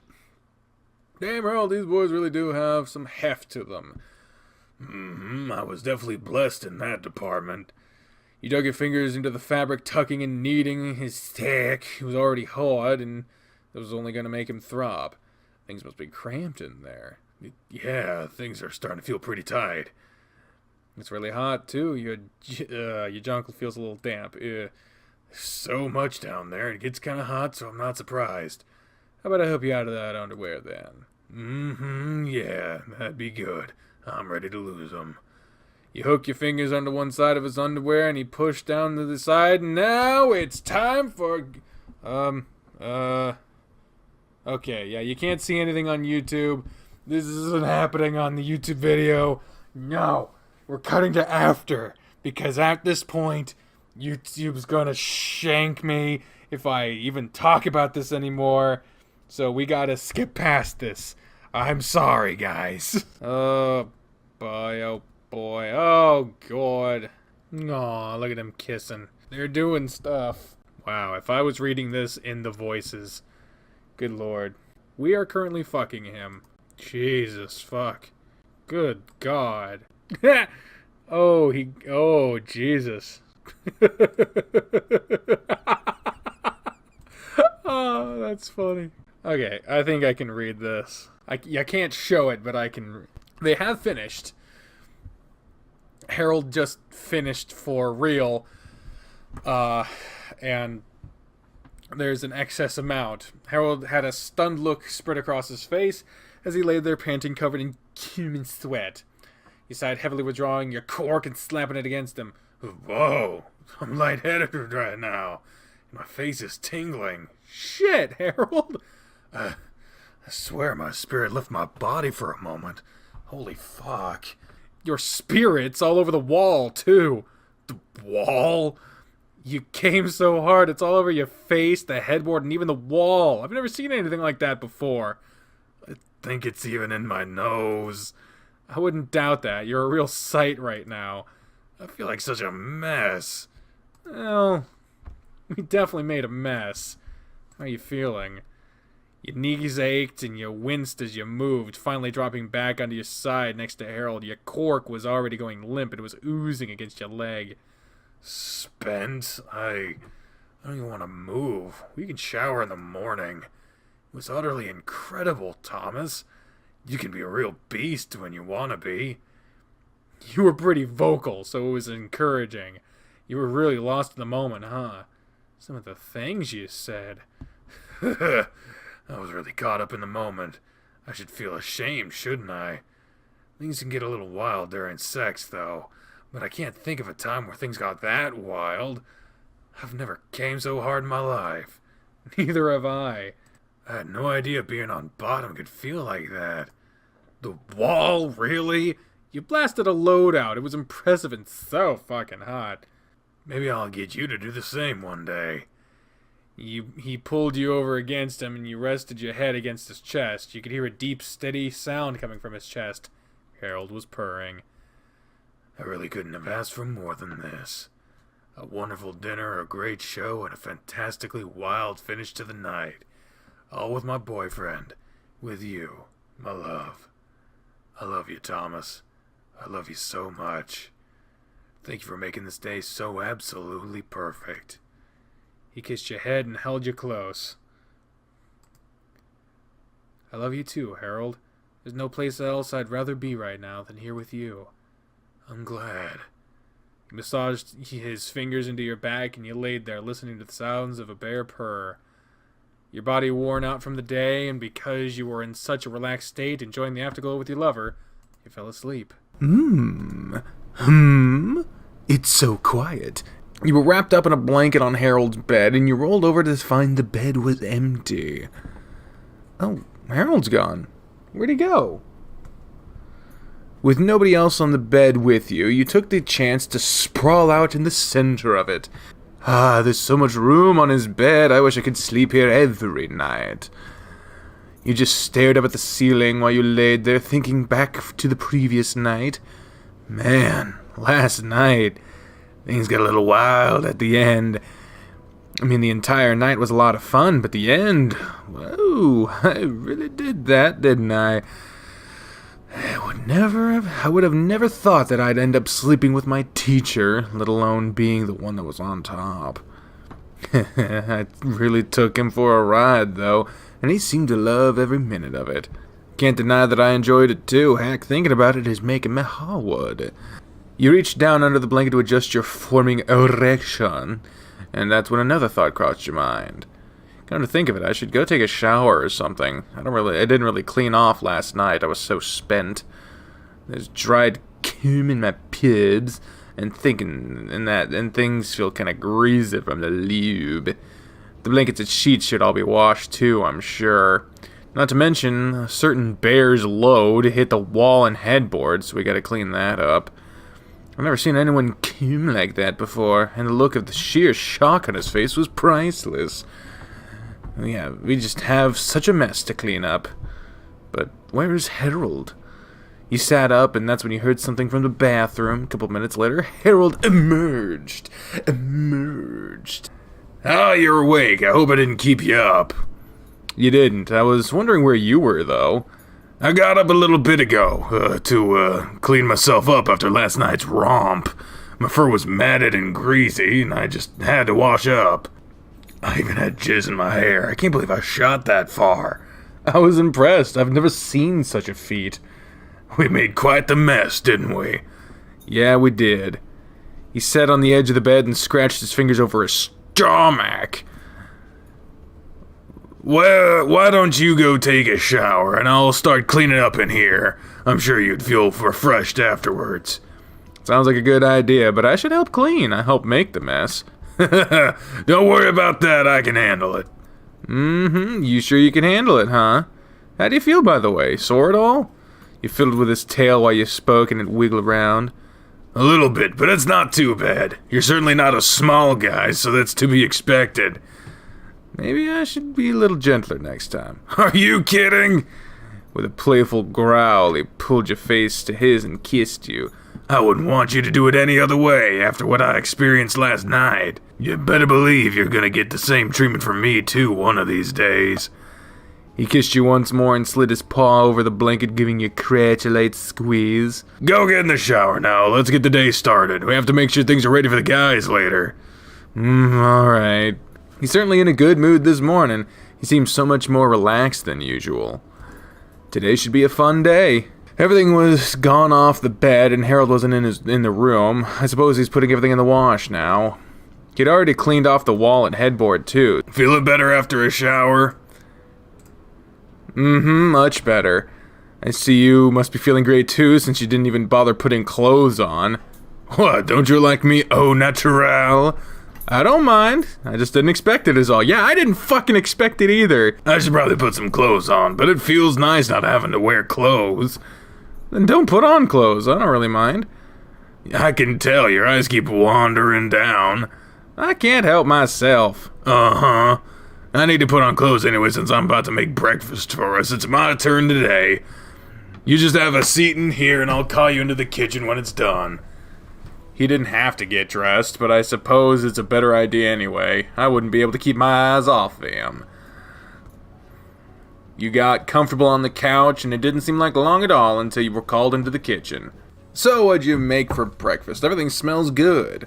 French toast and scrambled eggs. Sit down and I'll bring you a plate. The syrup is already on the table. It's been a while since I've had French toast. It's been a while since I've cooked it, but it looks like it turned out just fine. I hope you don't mind powdered sugar sprinkled over yours. Nope, I'm good with that. Harold set a plate down in front of you and joined you after he prepared his own. Dig in then, let me know if it tastes good. I mixed some cinnamon and vanilla with the mix. I dipped the bread in to give it a little extra flavor. It's a perfect addition. This is really good. Great, there are a few extra pieces on the stove if you're still hungry when you finish what you have. I might have to get seconds then. You powered through the first helping of food and decided to grab some more, but you took your time eating the second batch.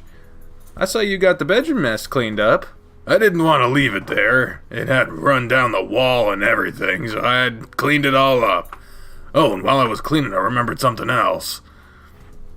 What? I had cleaned it all up. Oh, and while I was cleaning, I remembered something else. What was that? Last night, you didn't actually use the condom. It was still on the nightstand, sealed. You dropped your fork and put your hands over your face. Oh my god, you're right. I was so caught up in the moment, I didn't even think about it. I don't know how I managed to forget. I'm sorry, Harold. I promise, I'm clean. You're the first and only person I've ever been with. I know, it's okay. To be honest with you, I knew you didn't use it last night.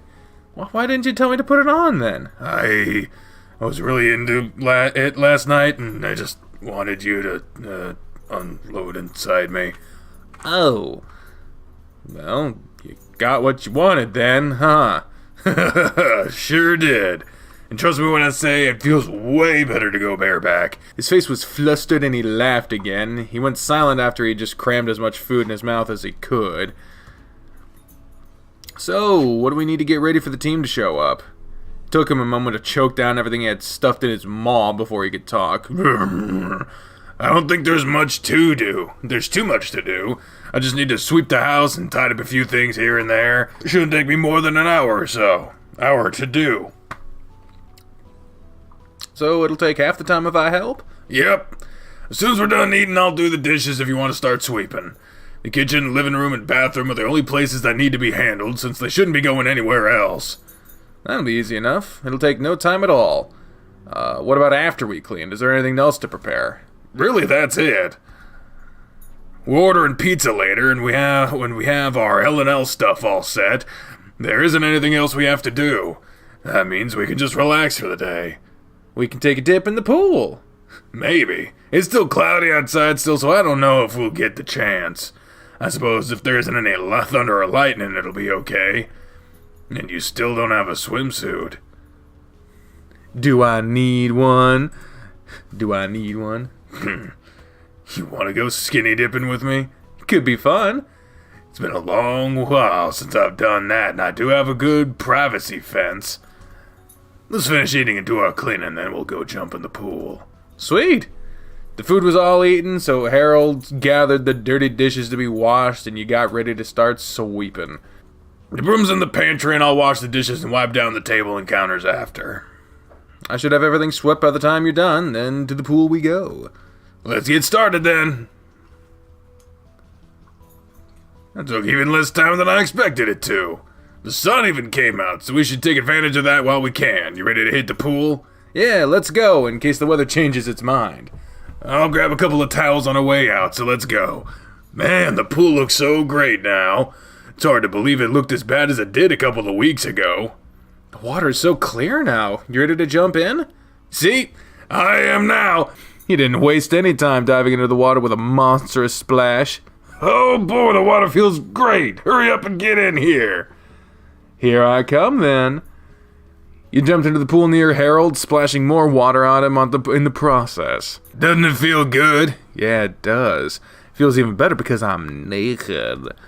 It's the best way to swim. I've never been skinny dipping before. Really? Really? I've only ever swam in public pools, and you can't very well swim around naked in those. I suppose not. You can swim naked here whenever you want. As you can see, there's no way anyone can see us. I'd forgotten just how freeing it was to be naked in my own backyard. Harold fell backwards, floating on his back with no issues. His wet belly fur glistened in the sun, shining down on it. He also got a good view of everything floating between his legs. It's so much easier for me to float around now. All this fat serves a good purpose. You float a lot better than I do, I'm sure. You laid back in the water like he had done and floated, but you couldn't keep your head above the water. Seeing you struggle, Harold waded over to you and put his paws under your head and back to help keep you up. You got more muscle than fat on you, so you aren't gonna float like I do. His head moved down your back to your butt, and he made your hips bob up and down in the water. This feels really nice, isn't it? This is really nice, isn't it? Yeah. Without warning, he hoisted you out of the water and tossed you forward several feet. You resurfaced quickly, sputtering as you regained your bearings. You shot him a dirty look, and he just laughed. What's the big idea? I'm sorry, I couldn't resist. It's not fair that I can't do the same to you. There's no way I could lift your big butt. Well, things are a little different in the water. Harold dove under the water, and you watched the brown ball swim towards you. His body hit yours, and he popped back up out of the water. He wrapped his arms around your neck, and you cradled him in your arms. See, look at that. You're holding me up, big butt and all. But if I tried to throw you, it wouldn't go as well. Do you really want to throw me away? You had no idea he could make his eyes look as pitiful as he did just then. No. I was hoping you'd say that. With Harold in your arms, you wandered slowly around the pool. His thick frame was nearly weightless in the water.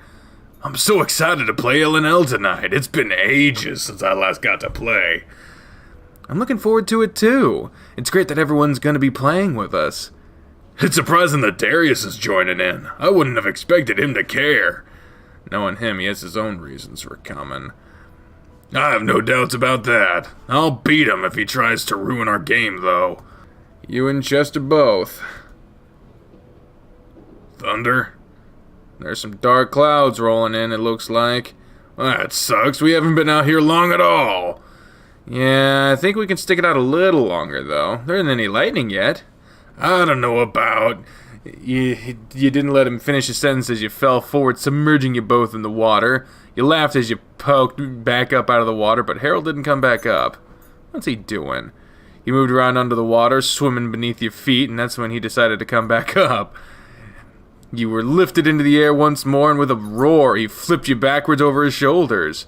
You were quicker to react this time, bursting up behind him and attaching yourself to his back by wrapping your arms over his shoulders and legs around his middle. Sneaky old bear. Hey, you started it that time. It was payback for you throwing me, so things are uneven again. What do you want from me, then, so we can make things even? You better make it quick. Those clouds are moving fast. He was moving backwards towards the stairs that led out of the pool. Let's just sit in the water a little bit longer. No funny business. No funny business, huh? As he went to sit on the stairs, you slipped from behind him and maneuvered around in front of him. You sat in his lap, facing him with your stomachs pressed together. What would you constitute as funny business? He held you by your waist, grinning as he began to lift you up. Throwing me or dunking me in the water, first of all. What about this? He reclined on the stairs and pulled you down onto his lap, pressing his soft cork and balls up against your butt. He even hugged your junk into his belly while he ground against you. A rumbling growl sent chills through your body as he pulled you in as close as he could.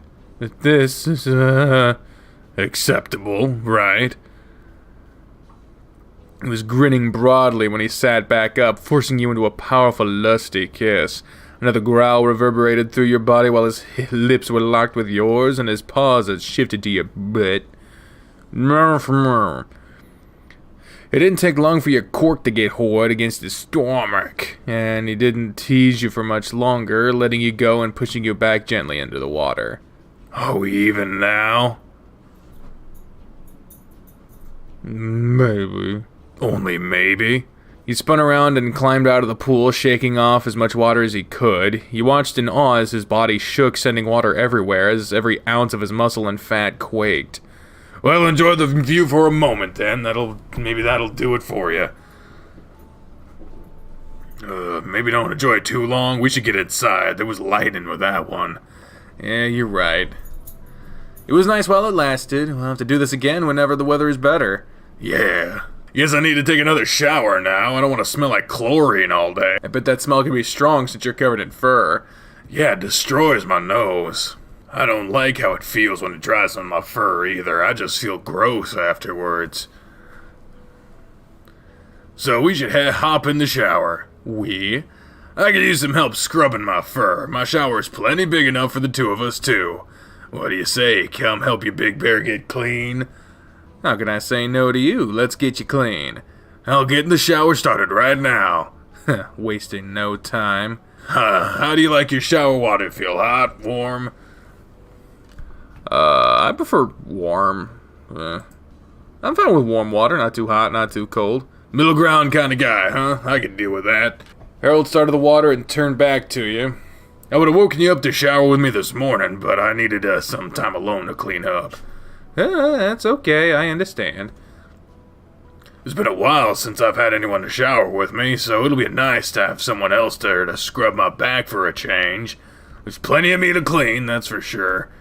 Leave it to me. I'll make sure you're well-groomed and presentable. Oh yeah, you can help with that too. This'll be great. The water feels ready, so shall we? Make sure you leave room for me. There's plenty of room, so get in here. Harold was standing with his back to the wall, and the water was only hitting his legs. You get in the water first, since you'll be easier to clean.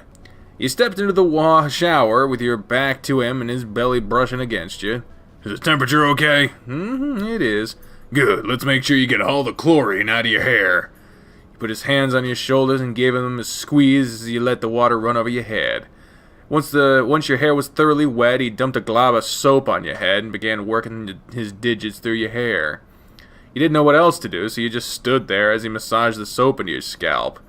Tell me if I'm being too rough. I'm not used to doing it for someone else, and I can be a bit rough with myself sometimes. It's fine, it feels good. And since this is an all-in-one body wash, I can just use that on the rest of you too. His paws finished with your head, and they began to slide down your neck to your shoulders and then to your back, rubbing soap all over his hands as he moves. What kind of classes do you think the other guys will choose for the campaign? Huh? I've been thinking about what classes the other guys might choose for tonight's game, and I was wondering what you thought. Oh, I have no idea. I'm not really familiar with any of the classes, so I don't know what they'd choose. That's true. I'll tell you what I think, then, if they play classes based on how they act. I see Darius as playing a rogue, since he's a sneaky, conniving feline. It would certainly suit how he behaves. Spencer, I can imagine him being a paladin or some other chivalrous character with a lawful good alignment. He forced his paws up under your arms and squeezed soap into your armpits while he continued to chatter. Oh, and Darius would definitely fall into the chaotic neutral kind of character. He might even run chaotic evil. He likes to mess with everyone, so he'll clash with whatever Spencer decides to play. Dozer is harder to peg, though, since he's more of a loner. Maybe a druid or a monk would suit him. I think he'd still be a lawful character, but I don't know if he'd go evil, good, or neutral. His hands stopped at your sides, and he held you there while he contemplated what he just said. I really don't know with him. We'll find out in a little while, though. I actually play on the chaotic good side. What does that entail, really? While he continued to speak, he moved his hands down to your sides, pausing again as when he grabbed your waist. My character's a good guy, but he doesn't really abide by any laws or any other authority figures. I have more freedom to choose. I have more freedom than those confined to playing lawful characters. So you get along with Darius then, huh? Your breath caught in your chest as he grabbed your butt. He squeezed it and groped it, lathering soap all across your backside. Our characters would certainly get along just fine if he's chaotic, but if he's chaotic evil, we might clash with each other. I see. Your butt is really squishy too, by the way. You could feel his fingers digging into your rear as he squeezed it. Is that a bad thing? Not at all. He pulled you back to him, putting his soapy paws against your stomach and chest. He circled them around your body, lathering you in as the water rinsed it off. Unknown to Harold, you were boasting a large erection at this point, and it was bobbing up and down as he ran his paws all over you. A similar reaction was occurring behind you, and you could feel his cork thickening up against your butt. I'll let you handle your nether regions while you do my back. You should be mostly done by now. Yeah, I am. At least in the sense of being clean. He grabbed your shoulders and maneuvered you around the shower, positioning himself in front of you with his back to you. His cork slapped and slid along against your leg as you swapped places, and it was nearly impossible for you to position yourself in a way that prevented yours from brushing against him. You can be generous with the soap. There's plenty of it and a lot of me to cover. You're right about that. You're a big bear. So big he either doesn't notice my dick tapping him, or he does a really good job of ignoring it. His stumpy tail was wagging against you, and you started working your fingers against the back of his head. Be rough as you need to be to really get in there, and be sure not to miss a single spot. I don't want any chlorine left in my fur. I'll make sure to get it all. It was an arduous task making sure every inch of the bear was scrubbed in soap, but you got the chance to really feel over his body, too. You moved from his head to his neck and shoulders, taking a moment to massage them after he pushed back into your hands. I've been needing that. Maybe I'll have you do this some more later. My shoulders could use a good rubbing. If you want, I'll do what I can. That'll be great. That's a tiger. That's Tony the Tiger, motherfucker. You a bear. With his shoulders lathered up, you shifted to his back. You nearly pushed him over at first, and you just barely caught his balance on the wall as you grabbed his arm. Oh there, I didn't think I'd knock you over with that. Was I too hard on you? No, sorry, I was just so relaxed I lost my balance. I could have fallen asleep standing up. Don't do that. I don't think I could drag you out of the shower. I won't, don't worry, I won't do that to you. You scratched your fingers through his fur, moving all across his upper back and working down towards his lower. You could hear him groaning as you watched him arch his shoulders. This continued all the way down his back to his butt. There was a brief moment of hesitation, but you kept going, scratching his soft backside and making it bounce around. You worked it over top to bottom, finishing up with a teasing grope before turning your attention to his wagging tail. It's so cute and stumpy. My tail? Yeah, it's been wiggling non-stop since I've been back here. Well, does that when I'm happy. It's a good thing, then. It is. You couldn't help but grab the wiggling extension and give it a squeeze. In response, Harold shook his butt around to free himself. Hey now, that little guy isn't as tough as the rest of me. He's kind of sensitive, so you have to be gentle with him. Hey, sorry, I'll remember that. You scratched your fingers over his butt again and reached down so as low as you could, at least get the top of his legs. The only way I'm getting any further is if I kneel down, and my face will be practically in his butt at that point. I need to get as much of him as I can, though. I have to get down there. You filled your hand with soap and squatted behind Harold, putting you at eye level with his backside. Water was rolling down his cheeks, and it took a lot of effort not to just sit there and stare at it. You tried putting your focus into his tree trunk legs, though.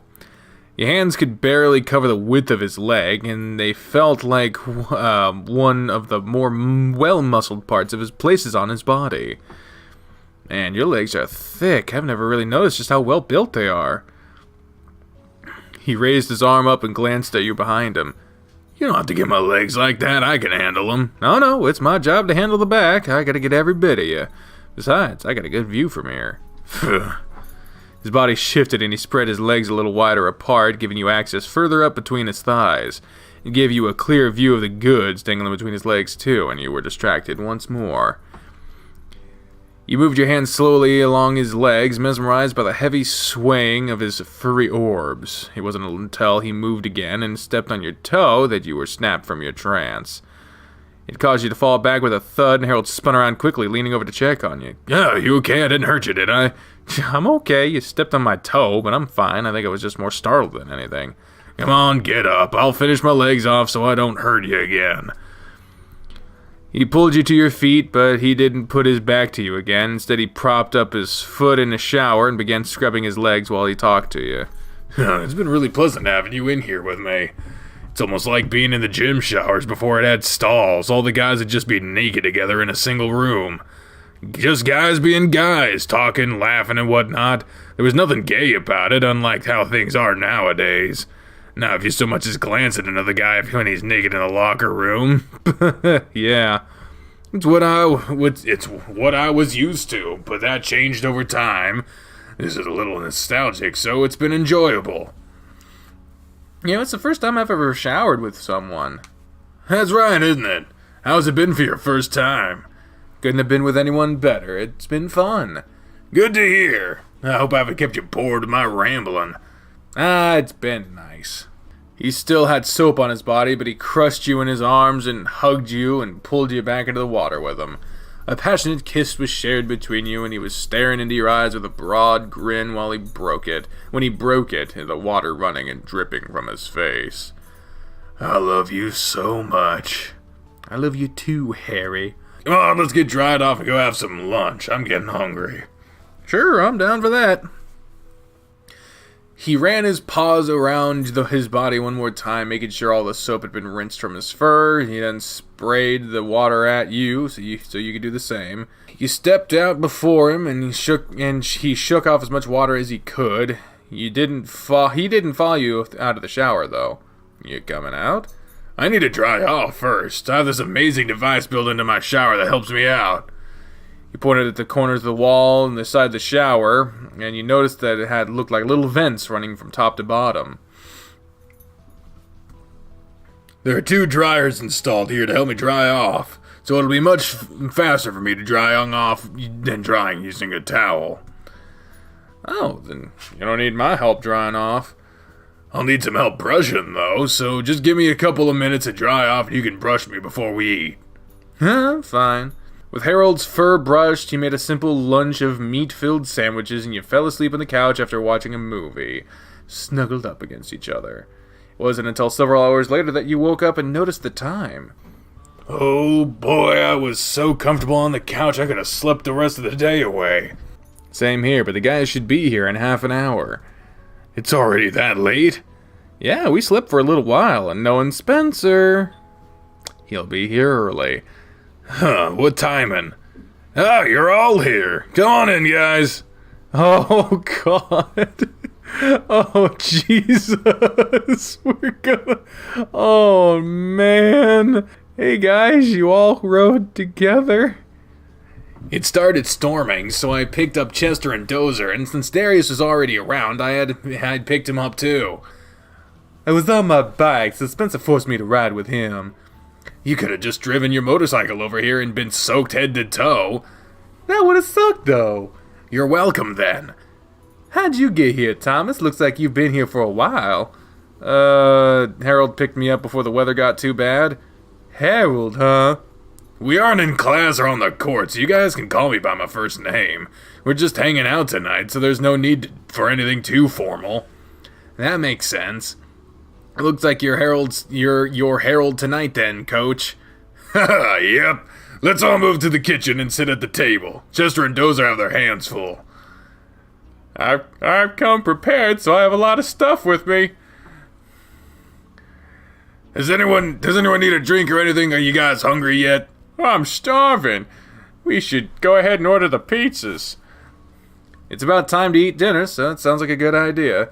You guys are in luck then, since I already ordered the pizzas. They should be here in like 10 minutes. Oh, yeah?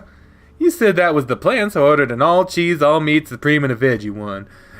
I think 4 extra larges to pizzas should be enough for us all, right? I ordered a few bottles of pop to go along with it, too. Yeah, that should be plenty. Thank you, Darius. I was going to take care of that. No sweat. Maybe you could cut me some slack on our next paper. Don't count on it. Well, while we wait for the pizza to get here, we could talk about creating our characters. We'll spend most of the time today doing that, but I'd like to kind of get started playing some too. To help speed up the process, I printed out a couple of pages of information about some of the core classes, since I only have one book. Oh, I have a character book too. That should help out. Definitely. I don't need a character, and I'll actually already helped Dozer make his. In that case, let me show you these. I sat down with Thomas to make our characters yesterday, too. Harold handed Chester the character sheets he had filled out with you the day prior. Really? We might get to play more tonight than I thought.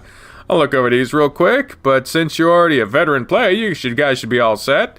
You're playing a wizard, and Thomas is going to be a cleric, huh? Good stuff. Guess that means all that's left is Darius and Spencer. You guys can take a look through the classes, then me and Coach can help with you guys build the characters. What kind of character did you choose, Dozer? I'm playing a monk. It's a character that really fits me, I think. That's what Harold thought you might play.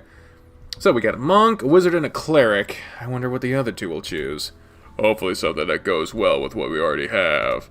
Spencer and Darius browsed through the books, while with Chester and Harold looking on and discussing the advantages of each character class to them. During that time, the pizzas arrived, so the table was cluttered with food, drinks, pencils, and papers. Everyone seemed to be having a good time. So tell me, Darius. What? It's like, what? What the fuck? Why are you talking to me? How'd they convince you to come play with us? I wouldn't think that this would be your thing. I didn't have anything better to do tonight, so I figured why not? Besides, I wanted to see how things were going for you. He grinned and motioned his eyes towards Harold, who was engrossing and chatting with Dozer and Chester about his character. Things are fine. Did you make use of the gifts that I gave you? I get the feeling you've been here a little longer than you let on. Coach seems especially happy and energetic, too. I don't think I've seen him like this. I haven't. You little liar, you totally have. Yeah, I say it all. But what? No, I really haven't. How was it with the wild? I bet he's vocal in bed, huh? He seems like he would be. I'm not. Spencer! What are you two talking about? Darius is just giving me a hard time, as usual. But I bet I'm not the only one who's giving you a hard time. Shut up, Darius. No surprise there, really. I was just asking how things are going between him and Harold, since they're dating. Ah, I see. He seems like he's in a good mood, so I suppose things are going well. Well enough. You slept with him yet? Spencer! He totally has. Oh my god, Darius, no! Clearly, look at his face. I am so done with you two. Finish your character sheets already. He sat back down and put your face down against the table with a heavy sigh. You okay? Harold moved over to the chair beside you and put his paw against your back. Darius has corrupted Spencer. Why you say that? You leaned over and quietly told him what they had said, making him facepalm and shake his head. Even Spencer? They're really hanging around each other the way they really are hanging around each other way too much. It's nice that they know, though, isn't it? We don't have to worry about them finding out. That's true. What about Dozer and Chester? I don't think we have to worry about that with these two. Makes you say that? Call it a hunch. Hey, Harold! Come help me with this thing while Chester helps Spencer. Oh, sure. He left your side and went to help Darius finalize his character sheet. Not even an hour later, it seemed everyone had their characters ready, and it was time to begin playing. Chester took the seat at the head of the table and stood behind a piece of cardboard he's standing, but he had unfolded across the table. Oh, man. Oh, man, this is cool. I'm creating a world for you guys. Yeah, I'm creating a world for you. Okay, guys, it looks like your character's all set up and all set to go. So I'm going to get the scene for the story and we'll get started. As we go along, I'll explain some of the rules and ideas behind everything, and I'm sure Coach will give you guys a good idea on how to play. First, though, let's go around the table and introduce your characters. We'll just assume you're all adventurers that have been traveling together for simplicity's sake. How about you start them off, Coach? Sure. He cleared his throat and pressed his fingertips together, holding his hands in front of his chest. When he spoke, he added a rasp to his normal voice. How the fuck how am I gonna add a rasp to that voice? I am Rogar, a wizard hailing from the city of Shrivellock. I've devoted my life to studying and mastering the arcane arts while dabbling in the science of alchemy. Unfortunately, I had to, take a surprise leave from the city when a remote part of the slums went up in flames during a study on just how flammable plague rats are. Needless to say, they are extremely susceptible to fire and tend to spread flames quickly when given the chance to run. An interesting backstory, Relgar. How about you, Dozer? I'm playing a monk. His name is Batzorig.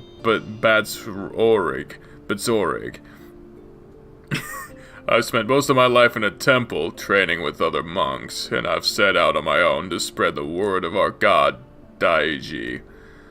Oh, what a noble cause in life, spreading the word of love and compassion. Since we're on the topic of spreading love, here's mine. My name's Big Dick. Big Dick. It's Big Dick. Oh, God damn it. And I'm a quick-witted bard with a silver tongue. I roam the lands, looking to better man in every known city of our world. If you need information, leave it to me to get it for you by any means necessary. Of course, but still a handy trait nonetheless. I might as well follow up with him, as we tend to work together as a team. While Big Dick distracts his mark, I sit in the shadows and wait for the moment to swipe a full purse or some other belonging that might fetch some fair coin. What's your name? My name you shan't have, but you may call me Dagger. A clever rogue, I see.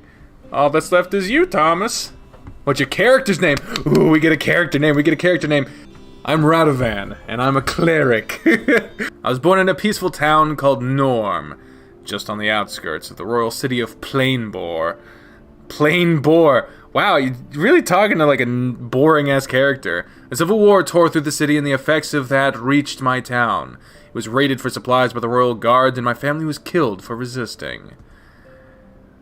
I was but a child then, and was spared, but grew up with malice towards royalty, and have sworn myself to helping those in need. Sounds like a tragic tale, but you're on the righteous path. So that covers everyone.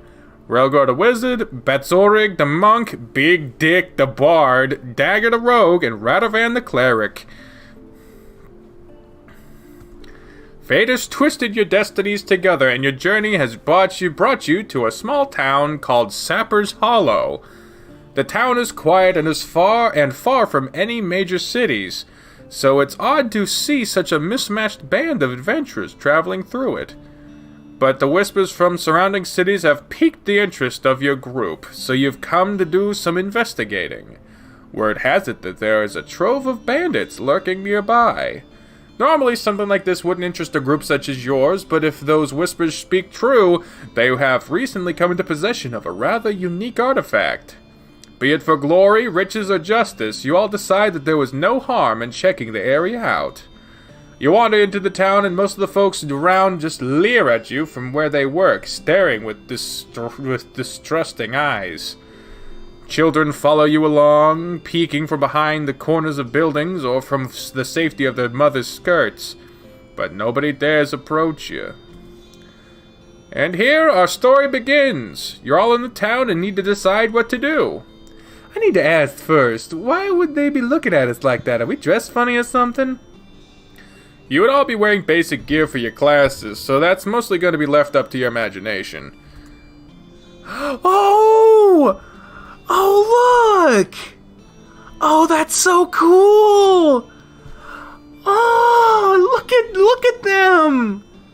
We're not there, of course, but oh man! That's so cool! You can see all the characters. Darius, good lord, but and then Harold looks so cool, and Dozer's got his monk out, and Spencer's got a rogue and a knife. Oh! Oh, it's so cool! Oh, Thomas has something doodled on his character sheet. Is that what your character's wearing? Have a practical outfit or an impractical outfit? Let's see what the impractical outfit looks like, because that is what the most people... No! Practical, thank you. Did you motherfuckers see this? Did you see this man? I suppose so. It's kind of what I imagined it as after looking at some pictures online. It's a really practical outfit, so I think everyone would be dressed in a similar manner. That makes sense. So, you do look a little suspicious to the townsfolk since they don't know anything about you. Of course they'd be wary. So what do you guys want to do? What can we do? Anything. There's so many possibilities. Let's ask around for the bandits. We're here for a reason, so we might as well gather some information about that. As you try to approach the villagers, they avoid speaking with you and retreat into their homes. None of them seem interested in having anything to do with you. Well, that's not going to work. There has to be someone around that will talk to us. How long have we been traveling? You've been on the road for a couple days now. Let's see if there's an inn around then, so we can rest. Maybe I can gather some information there. That's a good idea. It says Radovan! Oh my god! That's a good idea. We should do that. This whole thing is making me so fucking happy. You decide to wander around the town looking for lodgings. There aren't many buildings, and you find one at the edge of the town with a sign denoting it as an inn. As you approach it, you are greeted outside by one of the villagers. Just clears his throat and changes his voice. That's literally just how! That's... It's literally just hell. Hail, travelers. Oh, greetings, be this an inn. We're looking for a place to rest for the day. Aye, it be, but you're not welcome to stay here. What? Why not? Groups like ye never bring anything good to our town, so ye best be moving on through. We have coin that is as good as any other, so we can pay for your rooms. I don't care, ye can all leave. Can I seduce him into letting us stay? I could try intimidating him too. Seduce or intimidate. Alright, let's give Darius a shot. Try seducing him first so we don't cause any issues. Leave this to me then. Alright, so this is the way it works. If you roll your d20 and you add your charisma modifier to it. So I rolled a 15 and my modifier is where? The number in the box next to your max charisma. So we add 3 to that? Yep. Alright, so let's play it out. You try to seduce him. Are you sure you can't let us stay here for the night? I'm sure your bed is plenty big for the two of us at least.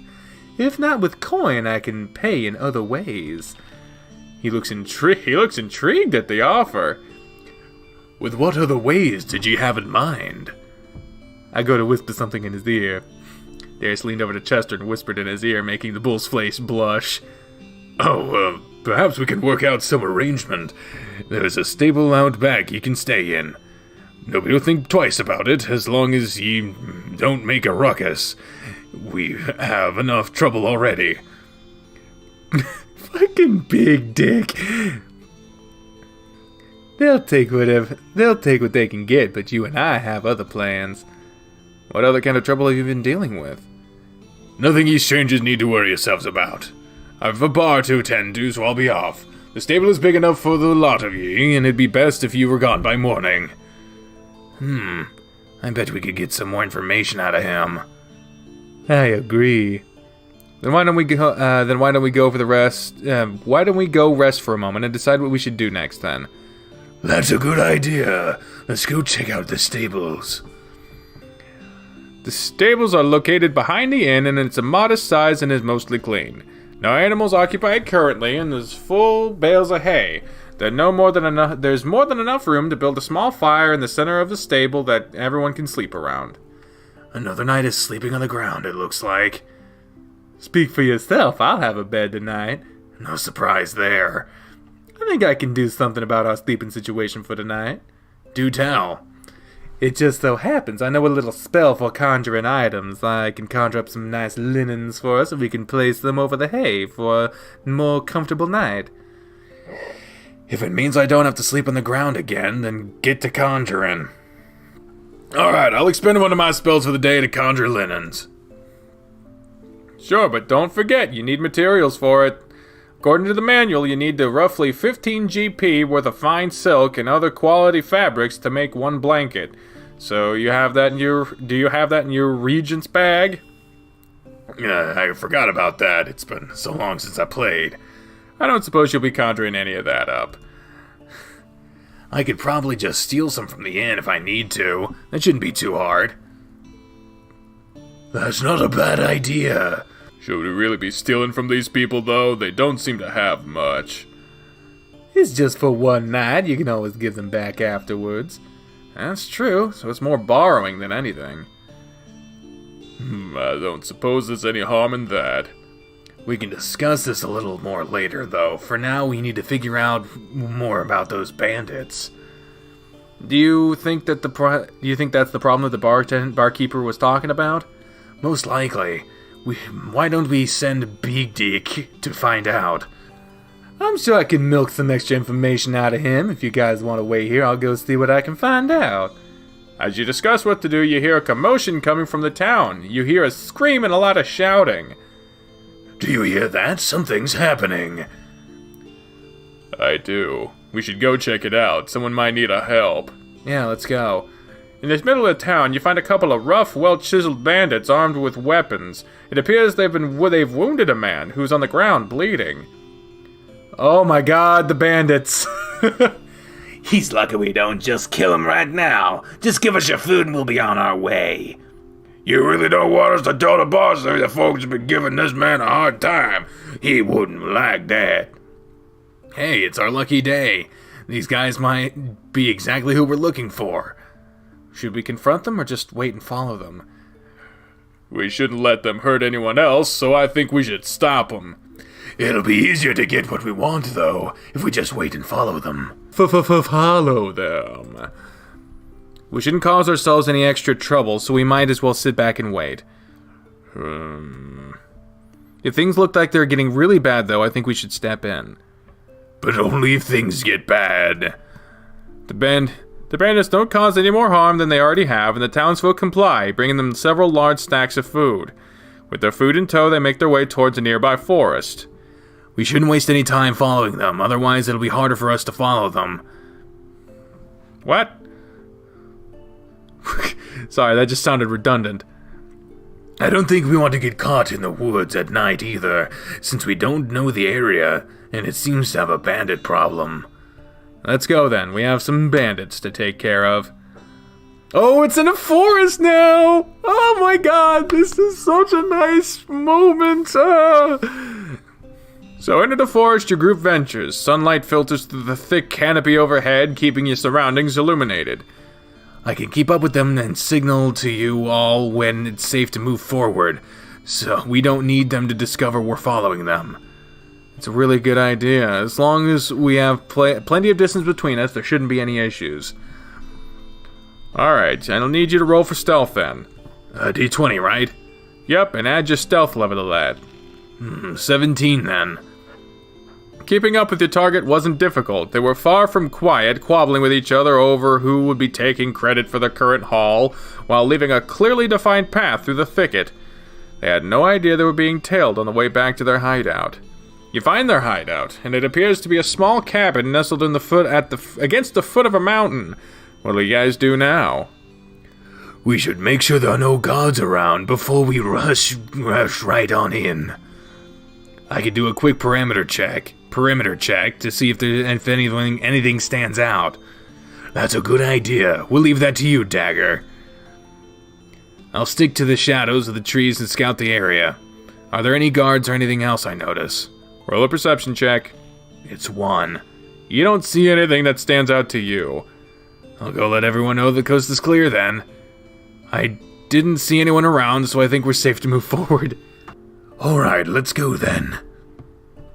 Are you gonna enter the cabin? That's what we're doing, right? Yeah. Yep, I think that's where we should be going.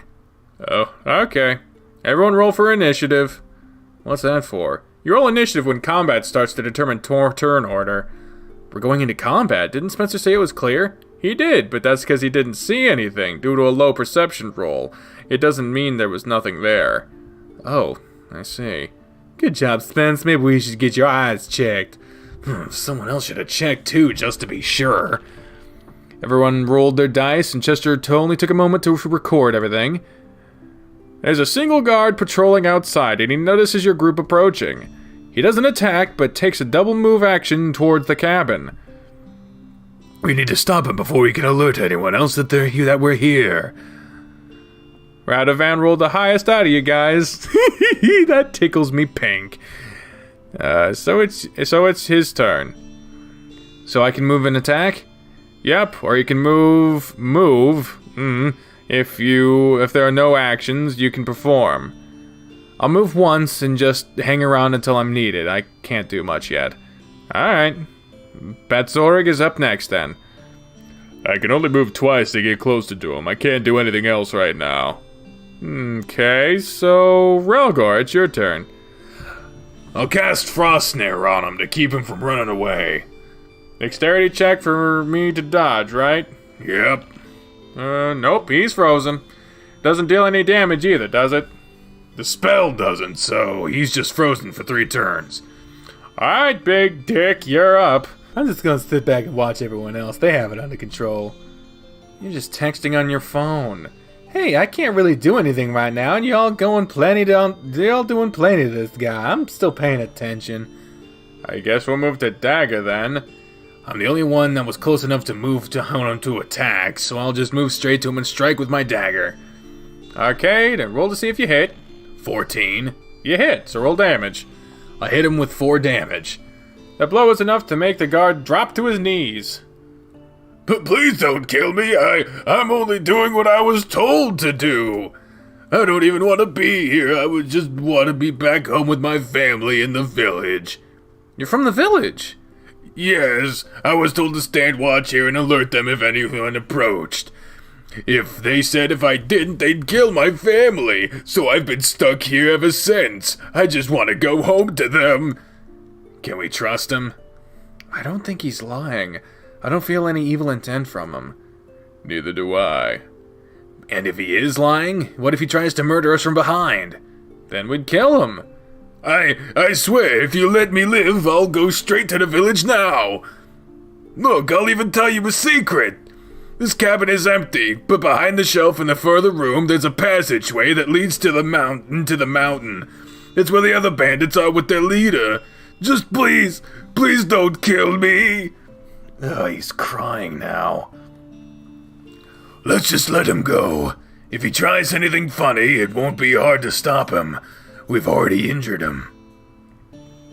He's right. I don't think this man will be a problem. You just let him go then? Yes, we're letting him go. The guard limps off through the forest back towards the village. You're free to enter the cabin. What's in the cabin? The cabin has a musty odor to it. Dust and dirt lining every corner and crevice throughout, and the only light coming from the windows of each comes from the windows in each room. All the rooms are empty but one, which has a tall shelf placed against the back wall. The guard said there would be a passage hidden behind a shelf, and it's the only shelf in the cabin. This has to be the spot then. I'll move the shelf. You slide the shelf aside to reveal a torch-lit tunnel burrowing back into the mountain. I wonder how deep this goes. We're about to find out. I bet this is where those bandits are hiding.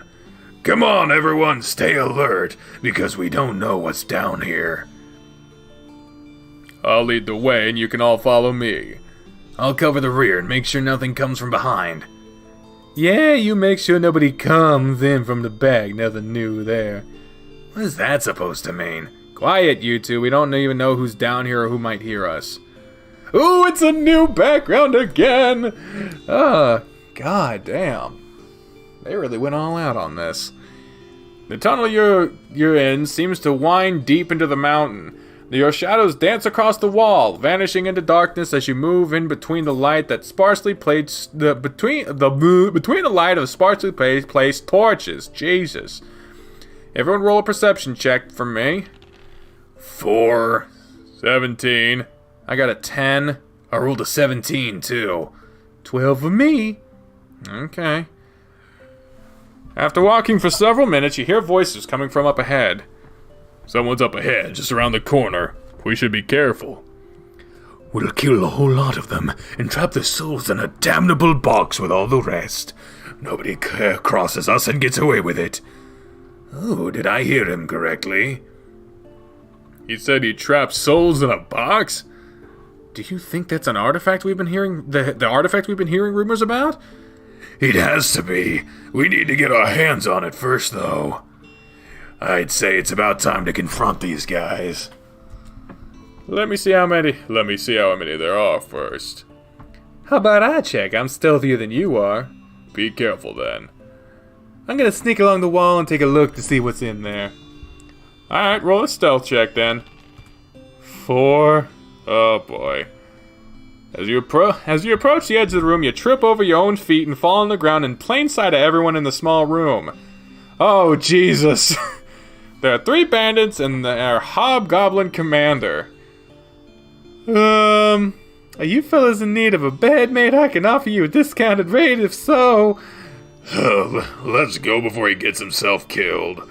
Alright, everyone, I need you to... Wait, before we get this started. What is it? Just how attractive is the hobgoblin? The bandits I'm not really interested in, but the commander, I need to know. Not sure. That's not normally a stat I keep track of, but I guess for this instance, I'll roll and find out. Just stares at the dice for a moment while everyone waits. Well? It's a 20. Does that mean he's hot? He's pretty hot, I guess. I need you to listen to me and listen good. This is really important. What now? Darius takes a deep breath and gestures with his hands for added emphasis.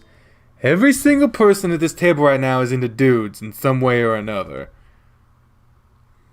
Spencer covers his face with his hand and sighs loudly, and before everyone is able to argue against what the lion said, and places his hands up defensively and raises his voice. It's exhausting trying to keep track of who knows what. This is ridiculous. We've been dancing around it for ages, so if any of you think that you can say not me with a straight face without hurting someone's feelings... His eyes dart between Dozer and Chester, then between you and Harold. Go ahead and say it now. Aww.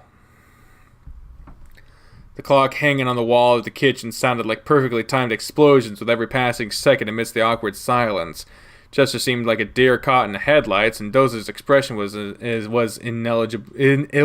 as ever. Harold's face was contorted with a mixture of annoyance, but you could see a hint of relief in his eyes, too. He made eye contact with Spencer, and when he lowered his hand, when he just shrugged, shook his head, and rolled his eyes.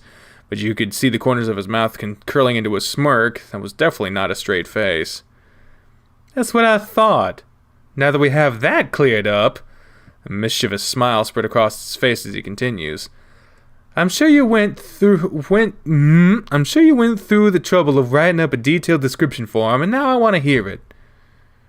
Chester opened his mouth to speak, but Darius cut him off before he could. And don't even try to tell me that you didn't, just read it. I bet everyone would like to know what this hobgoblin looks like. A bead of sweat could be seen rolling down Chester's forehead, but he turned his eyes down towards the table as he cleared his throat. Oh God, the hobgoblin is going crazy. Right, the hobgoblin stands heads taller than the tallest man you've ever met, broad shoulders and barrel-chested. Golden slabs of muscle sparkle under a sheen of sweat dusted with rusty red hair as he barks order to his subordinates. His voice has the depth and texture of molten chocolate cascading down the side of a broken cookie volcano. Holy shit. It's enough to make any woman or man, for that matter, quiver down to their very loins, willing to jump at any command given. Everyone had a slack-jawed look of stupor on their faces as Chester shuffled his paper around, keeping his eyes down. He never writes that for my class. He never writes that for my class.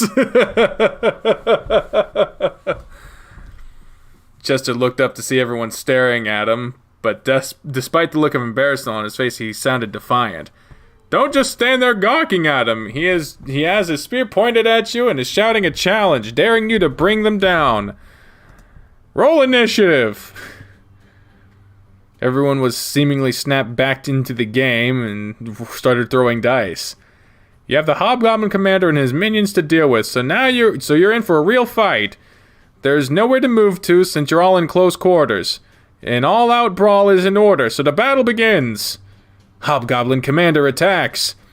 He attacks Relgor with thrust. Relgor takes 5 damage. What will you do? Attack with weapon, ability, or defend. What ability will you use? Alright, Holy Flash. Here we go. Who do you attack? Yep, let's go with the Hobgoblin Commander. Use Holy Flash on the Hobgoblin Commander. Hobgoblin Commander takes 1 damage. Don't expect to get away with that. Bandit 1 attacks. He attacks Radovan with Punch. Radovan takes 6 damage. Dagger used a healing potion on you and restored 6 health. Big Dick defends himself. Bandit 2 attacks. He attacks Dagger with Punch. Dagger takes 3 damage. Mitzorig used a healing potion on Relgor and restored 5 health. Bandit 3 attacks. He attacks Relgor with Punch. Relgor takes 6 damage. Relgor attacks Bandit 2 with his weapon. The attack hits and deals 2 damage. Don't expect to get away with that. Hobgoblin Commander attacks. He attacks Batsarig with thrust. The attack misses. What will you do? Heal Relgor for 3. Bandit 1 attacks. He attacks Big Dick with Punch. Big Dick takes 6 damage. Unseen, Dagger steps through the shadows and shivs the enemy, dealing 5 damage to Bandit 1. Don't expect to get away with that. Hey there, big guy. How about you come spend the night with me and see if you want to keep fighting? Big Dick tries to charm Hobgoblin Commander. Hobgoblin Commander resists the advances. Bandit 2 attacks. He attacks Radovan with Punch. Radovan takes 6 damage. Betzorg attacks with Precision Strikes, dealing 8 damage to Hobgoblin Commander. Don't expect to get away with that. Bandit 3 attacks. He attacks Dagger with Punch. Dagger takes 5 damage. Rogo used Healing Potion on you and restores 6 health. Hobgoblin Commander attacks. He attacks Big Dick with Thrust. Big Dick takes 4 damage. Big Dick is down! What will you do? Heal Dagger for 4. Bandit 1 attacks. Let's see how you do when you can't see anything. Dagger hurls sand into Bandit 1's eyes, trying to blind him. Bandit 1 is blinded. Bandit 2 attacks. He attacks Radovan with Stab. Radovan takes 4 damage. Betzorg used a Healing Potion on you and restored 4 health. Bandit 3 attacks. He attacks Dagger with Stab. The attack misses. Feel the fury of my wrath as it burns through your flesh. Relgor casts Healing Hands, dealing 4 damage to Bandit 2. Don't expect to get away with that. Hobgoblin Commander attacks. What will you do? You heal Relgor for 6. Bandit 1 attacks, but he's blind and just falls around madly, hurting himself in his confusion. He attacks Radovan with Stab. The attack misses. Unseen, Dagger steps through the shadows and shivs the enemy, dealing 2 damage to Bandit 1. Bandit 1 goes down. Bandit 2 attacks. He attacks Batzorig with Stab. The attack misses. Betzorg used the Healing Potion on Dagger and restored 6 health. Bandit 3 attacks. He attacks Radovan with Stab. The attack misses. Feel the fury of my wrath as it burns through your flesh. Relgor casts Burning Hands, dealing 3 damage to Hobgoblin Commander. Don't expect to get away with that. Hobgoblin Commander attacks. He attacks Betzorg with Thrust. Betzorg takes 6 damage. What will you do? The only one that needs healing right now is Betzorg. Alright, so we healed him. Betzorg Dagger defends himself. Bandit 2 attacks. He attacks Relgor with Punch. Relgor takes 3 damage. Betzorg defends himself. Bandit 3 attacks. He attacks Relgor with Punch. Relgor takes 1 damage. Relgor attacks Bandit 3 with his weapon. The attack missed. Hobgoblin Commander attacks. Attacks Dagger with Thrust. Dagger takes 4 damage. What do you do? The Hobgoblin Commander. Oh, we missed. Damn it. Dagger defends himself. Bandit 2 attacks. He attacks Dagger with Throw Stone. Dagger takes 3 damage. Zorg attacks with Precision Strikes, dealing 5 damage to Hobgoblin Commander.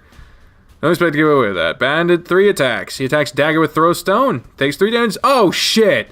We should have healed him. Relgor attacks Hobgoblin Commander with his weapon. The attack missed. Hobgoblin Commander attacks. What do you do? When we can't fucking heal... Ah, damn it. Well, we'll clarify our mistake and make sure Relgor doesn't go down. Whew, we heal Relgor for 8. Bandit 2 attacks. Betzorg attacks with Bandit 2 with his weapon. Attack deals 1 damage. Don't expect to get away with it. Bandit 3 attacks. Attacks Radovan with Throw Stone. The attack misses. Fire her up from the ground and engulf all who stand in my way. Relgor casts Flame Spire, dealing 6 damage to Hobgoblin Commander. Don't expect to get away with that. Hobgoblin Commander attacks. What will you do? Bandit 2.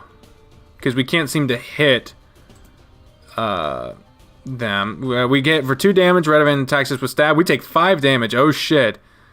Betzorg attacks Bandit 2 with his weapon. The attack missed. Bandit 3 attacks. He attacks Relgor with Stab. The attack misses. Flames explode and consume my enemy's body. Relgor casts Fireball, taking 3 damage to Bandit 2. Bandit 2 says the thing. Hobgoblin Commander attacks. He attacks Betzorg with Thrust. Attack misses. What do you do? Okay, can we seriously not heal ourselves? Yeah, we need to heal us. Heal ourselves with 4. Bandit 2 attacks. He attacks Betzorg with Throw Stone. Betzorg takes 4 damage. Betzorg used a healing potion on you and restored 6 health. Thanks. Bandit 3 attacks. He attacks Relgor with Throw Stone. The attack misses. Relgor used healing potion on Betzorg and restored 8 health. Nice. Hobgoblin Commander attacks. He attacks Relgor with Thrust. The attack misses. What do you do? Does anyone need healing right now? No. Okay, so, Let's try Holy Flash on the Hot Goblin Commander again, because it only did a little bit last time. Holy Flash on Hot Goblin Commander takes 1 damage. God damn it. Bandit 2 attacks. He attacks right event with Throw Stone. The attack misses. Pitzorg attacks Bandit 3 with his weapon. The attack deals 6 damage. Nice. Bandit 3 attacks. Feel the fury of my wrath as it burns through your flesh. Ralgo casts Burning Hands, dealing 5 damage to Bandit 2. Don't expect to end. Bandit 2 is down. Hot Goblin Commander attacks. What will you do? Who needs healing? No one. Okay. Let's attack Bandit 3 with 1 damage. God damn it.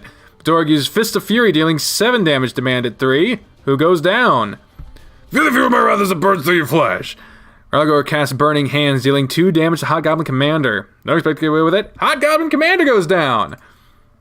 The final blow is landed, and the Commander topples to the ground with a thundering quake. His once admirable body, now worn from battle, is marred with wounds and blood. The battle is won.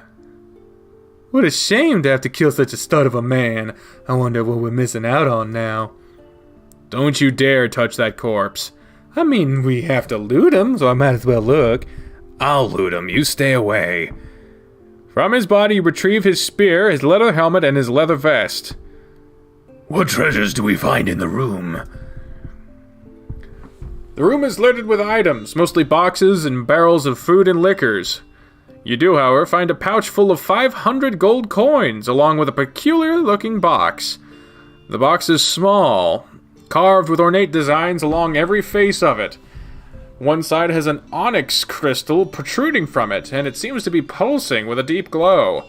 This must be the artifact that we were looking for. What is it, though? Let me look at it. I have quite the proficiency with arcane objects.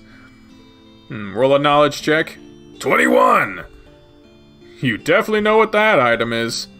Ah, I've read about this before. It's exactly what you'd expect it to be after what we've heard them talking about. Which is? It's a soul box. What does it do? It traps any nearby and loose souls inside of it. Meaning those that were killed in this room. The souls are trapped inside. What must that be like? Souls that are trapped here are forever restless, tormented by their final moments while living. The souls can be freed by destroying the crystal, but only insanely powerful magic can break it. If you're not careful, the newly freed souls can invade your body and and actually kick your soul out if they're strong enough. Does this box serve any other purpose? The souls trapped inside also generate an immense amount of magical energy, and it can be harnessed to increase your own abilities. For example, I could unleash a firestorm so intense I could wipe that village off the face of the world in a blink of an eye, if enough power was stored within. Is there any way to detect how powerful it is? As you can see, the engravings all across this box are like paths for the magic to travel, spreading out from the crystal. This box is still rather weak. More powerful ones glow so bright they are hard to look at, but they're also unstable and run the risk of just exploding if the power isn't released. In other words, this thing is really dangerous in the wrong hands. This sounds really dangerous in our hands. Is it really something we should keep? I think we should fence it. We could head back to a big city, and I'm sure someone would pay quite high for it. Perhaps. I think I'll study it while we have it. Just don't get us all killed or possessed. I think we should take as much of this other stuff as we can and let the villagers know about it and what's left so they can retrieve it. I agree completely with that. Let's gather what we can and head back. And with that, I think it's a good time to stop. Look at the time. Oh man, I didn't even notice. Is it really late already? That late already? Yeah, I don't have much more planned out yet either, so it works out perfectly. If you guys want, we could play again next weekend, and we'll pick up right here. I'll give you all experience, then we can resume the session. I'm down with that if you all want to come back and play again. I really had fun tonight and would love to do this again.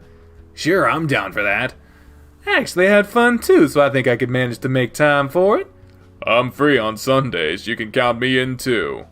Sounds like a plan then. Cool. I guess we'll pack up and head out then. I'll help you with that. I want to talk to you about something else. I'll get to work on cleaning up the dinner stuff then.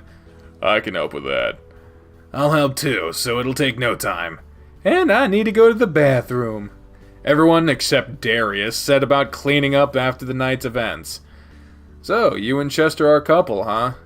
Yeah, we have a lot in common, surprisingly. I can't believe Darius just up and outed everyone like that. To be honest, I don't mind. I'm actually pretty happy about it. Chester was worried about how everyone would react, but knowing that we all have something like that in common, I'm sure he'll be relieved. Spencer and Darius already know about me and Harold, but I guess you and Chester know now too. Dating your teacher for a better grade, huh? No, that has nothing to do with it. I'm just teasing. I kinda thought you two were awfully close. The biggest surprise to me is you, though, Spencer. I had no idea. Yeah, I'm gay.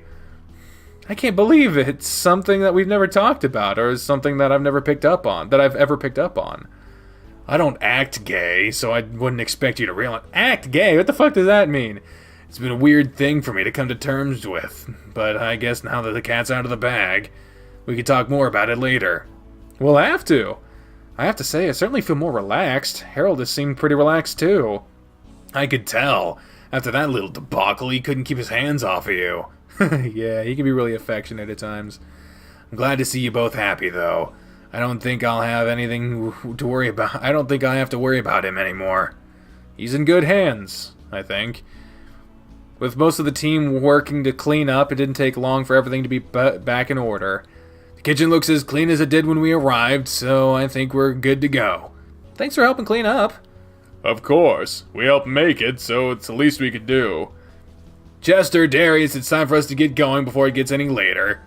I'll just finish putting on my stuff, too. Thanks, guys, for playing tonight. It was a blast. Thanks for having me in the group, too. I've needed something like that. I'm glad to have you in the group. You really helped the game run smoothly. I'll plan something for next week, and we'll continue the campaign then. Alright then, let's get going. I have to drop you guys off before I go home.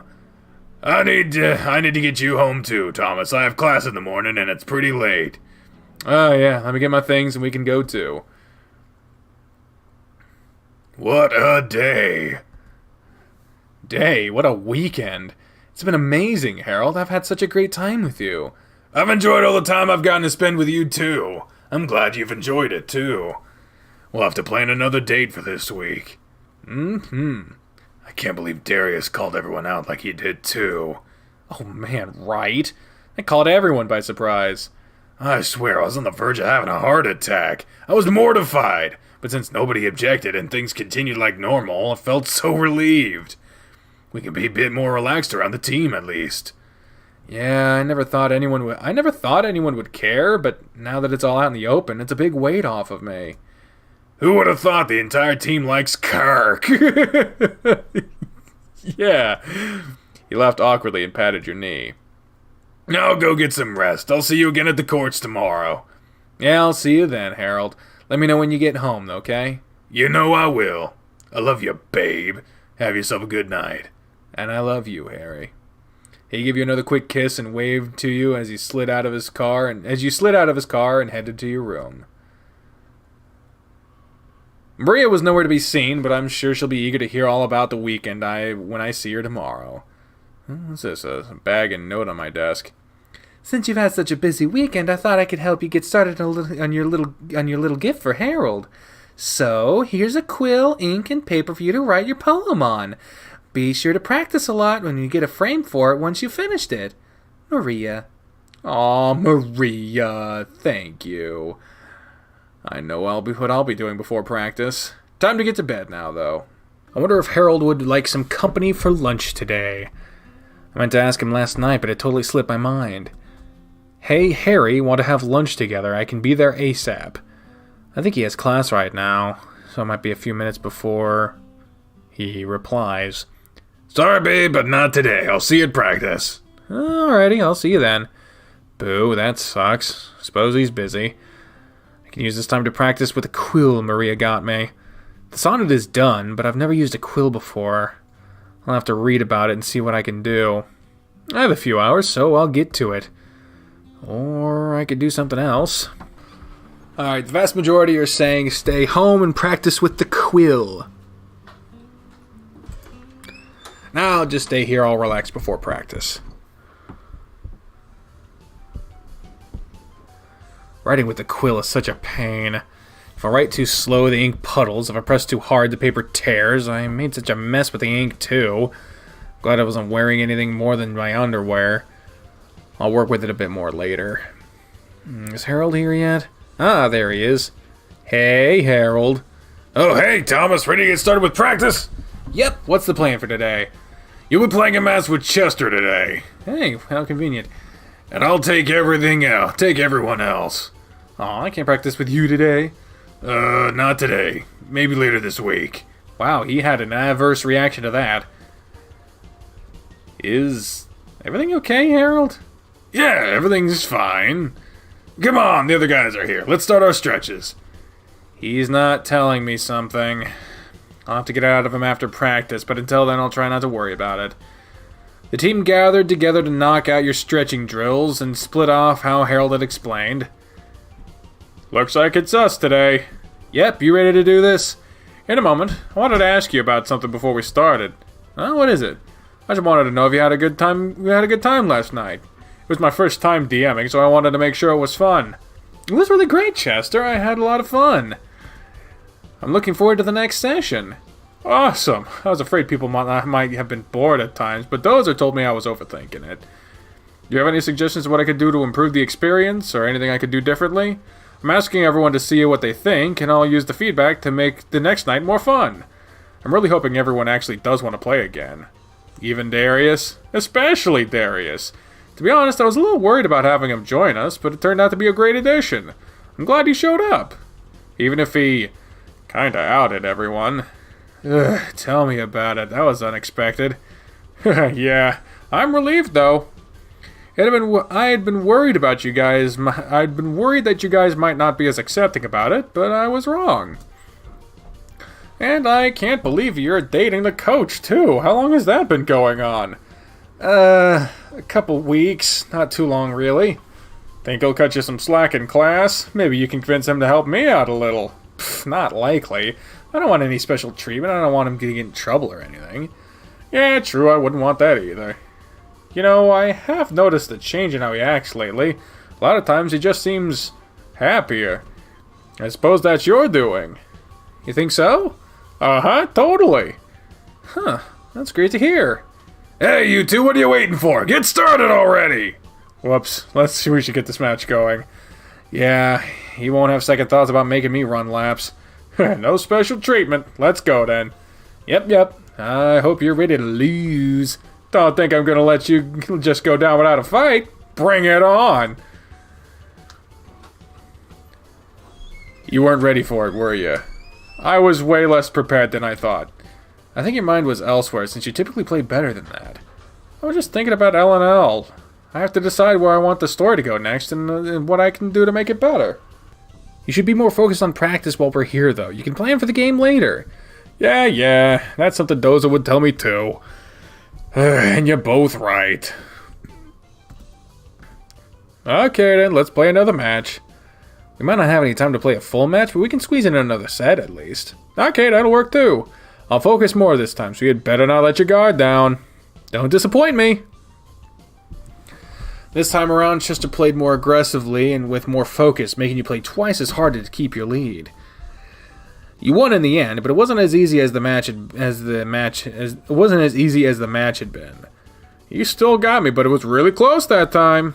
You definitely put up a better fight that time around. I wish you would have played like that in the match too.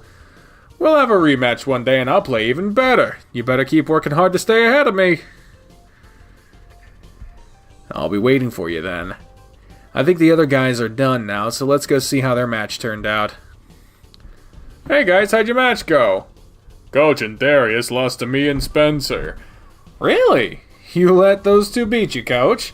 Yeah, I guess I wasn't on my game today. It wasn't because of Darius?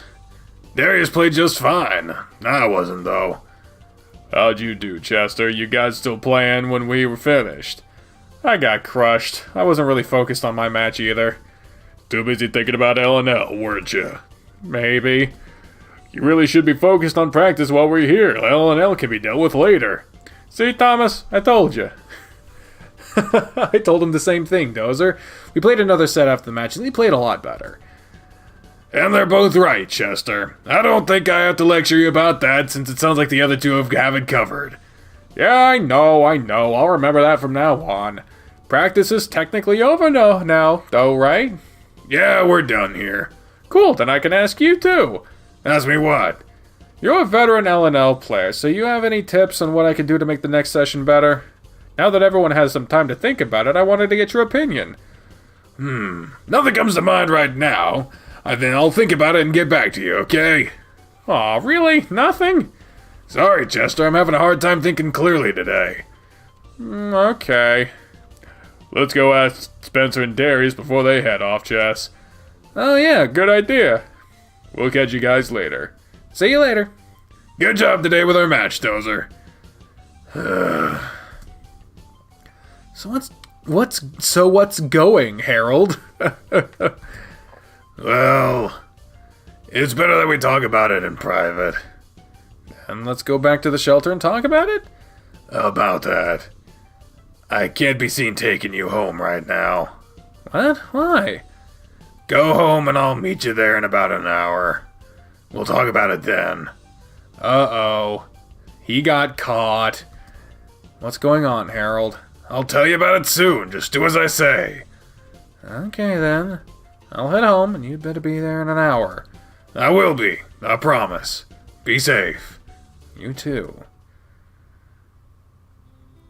Welcome back. How was practice today? Thanks, Maria. It was a good practice today. I'm surprised Harold isn't with you today.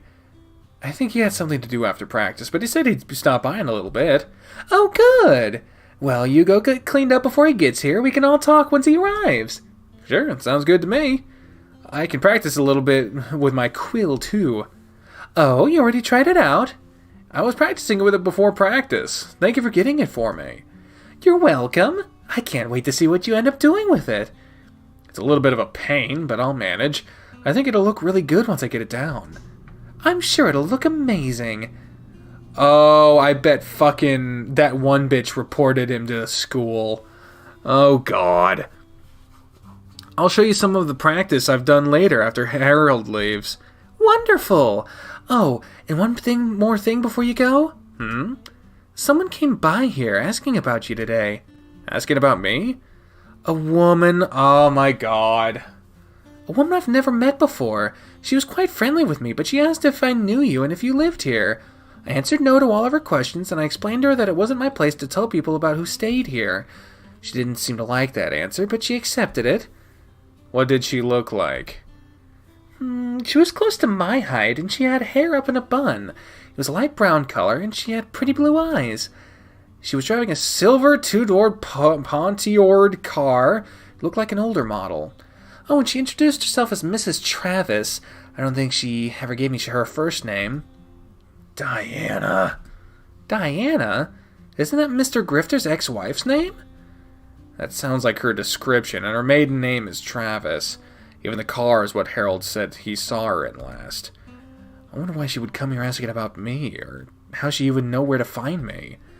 I'll have to talk to Harold about it. She seemed like a nice woman. It's hard to believe that it was her. Oh yeah, she definitely seems nice, but she has her crazy side. There's no telling what she wants with me, but I'll do what I can to avoid her. That's for the best. For now, go clean up and relax. I think I'll prepare some dinner for you and Harold. Aw, thank you, Maria. I appreciate that. And I know he'll love it too. You're welcome. Now scoot along. I'll shower first, then work with the quill and ink a little more. I'm going to text Harold first and tell him Maria is cooking for us, and he'd better not take long. He should be here any time now. He said he was almost here. That bear better not be texting and driving, otherwise he'll get it from me and Maria. Knock, knock, knock. Huh? I didn't hear a car pull up, so who else would be here? Oh, hey. It is you. Come in, Harold. Thanks, Thomas. Where's your car? Well, that's part of what I needed to talk to you about. Did something happen to your car? Can we talk in your room? Sure. Let me just tell Maria you're here and that you wanted to talk to me about something. I'd imagine dinner is about done too. Maybe we could wait until after dinner then. It might take some time. Oh, sure. Oh, Harold, it's so nice to see you again. How are you today? Good evening, Maria. It's been a long day for me, so I appreciate you making dinner for us. You do seem a little exhausted. Dinner will be done in about a couple minutes, so you boys can go ahead and take a seat at the table. I'll return in a moment with spaghetti for you both. Oh, I love spaghetti. That sounds fantastic. Thank you. Maria disappeared back into the kitchen while you and Harold stay at the dining table. So, how'd you sleep last night? Once I fell asleep, it was great. Just took a little longer than it had the past couple of nights since I didn't have you with me. I can relate. I miss sharing your bed. It's so much nicer than the one here. Don't get me wrong, I appreciate having a bed here, but yours is magical. Not to mention, having you next to me makes things that much better. His eyes drifted off to stare into nothingness, but before you could ask another question, Maria popped back in with 2 plates of food. Here we are. I'll get you a drink, some garlic bread, and join you. Thank you so much, Maria. Thanks, Maria. It was really nice of you. It's my pleasure. You two can start eating, and I'll be back in a moment. She went back to the kitchen a few more times before settling at a table with you. I've been waiting to hear all about it. So tell me about your campaign Tell me how your campaign went yesterday. Thomas hasn't told you anything about it yet? He hasn't. I want to know what you guys did. How could you make your way like this, Thomas? That's so cruel. Not like I've done it on purpose. I've barely had a chance to talk to her. That's true. We haven't had much of a time to talk. I have you together now, so I can hear from the both of you. Well, let's see. Throughout dinner, you and Harold took turns regaling her about the LNL session Chester led. We took down the boss without much of a struggle, but it was still a great fight. Sounds like it was so exciting. Did you get any good loot from the boss? From the boss, we only got a gear he had on him. The stats seemed kind of low. But we got a quest item that we're looking for and some gold. Oh, and what was the item? A soul box. Ah, those trap the souls of the people slain around it, right? They can really be devastating if misused. That's right. The box we retrieved was on the weaker side, so we don't have to worry about it much right now. We weren't going to keep it, but we haven't exactly decided what we'll do with it yet. Spencer wants to fence it. I don't know if that's a good idea, but we'll figure something out. Well, it certainly sounds like you guys had a fun night. It was a lot of fun, and I'm really excited about our next session. We're supposed to play again on Saturday. I'm impressed with how well Chester had it planned. I wish he could do that with his English assignments. Maybe you can use that to motivate him. I'm gonna try that, actually. We'll see how that goes. Should we tell her about the big reveal of last night? Big reveal? You know, what Darius did? Oh, that. Something else happened? You could say that. Thomas? Darius outed us to the rest of the team. No, he didn't. Yeah, he did. Nobody cared, though. Everyone was on edge for a moment, but things moved smoothly afterwards. To tell you the truth, I was glad it happened, after seeing how everyone handled it. I could be a little more relaxed around the guys and not have to worry about them trying to ruin me, unlike someone else. Huh? Oh, God. I'm glad that everyone took it well, then. It must be such a relief. Oh, yeah, definitely. I mean, 2 of them already knew about me and Harold, and the other 2 didn't. And I trust them all not to cause any problems over it. They're good guys. That makes me so happy to hear. You 2 should be able to be together without any worry. Yeah, that'd be nice. Once Thomas is done with your class, though, it should be no problem. Yeah, that's what I'd like to think, too. Okay, it's time for me to get things cleaned up.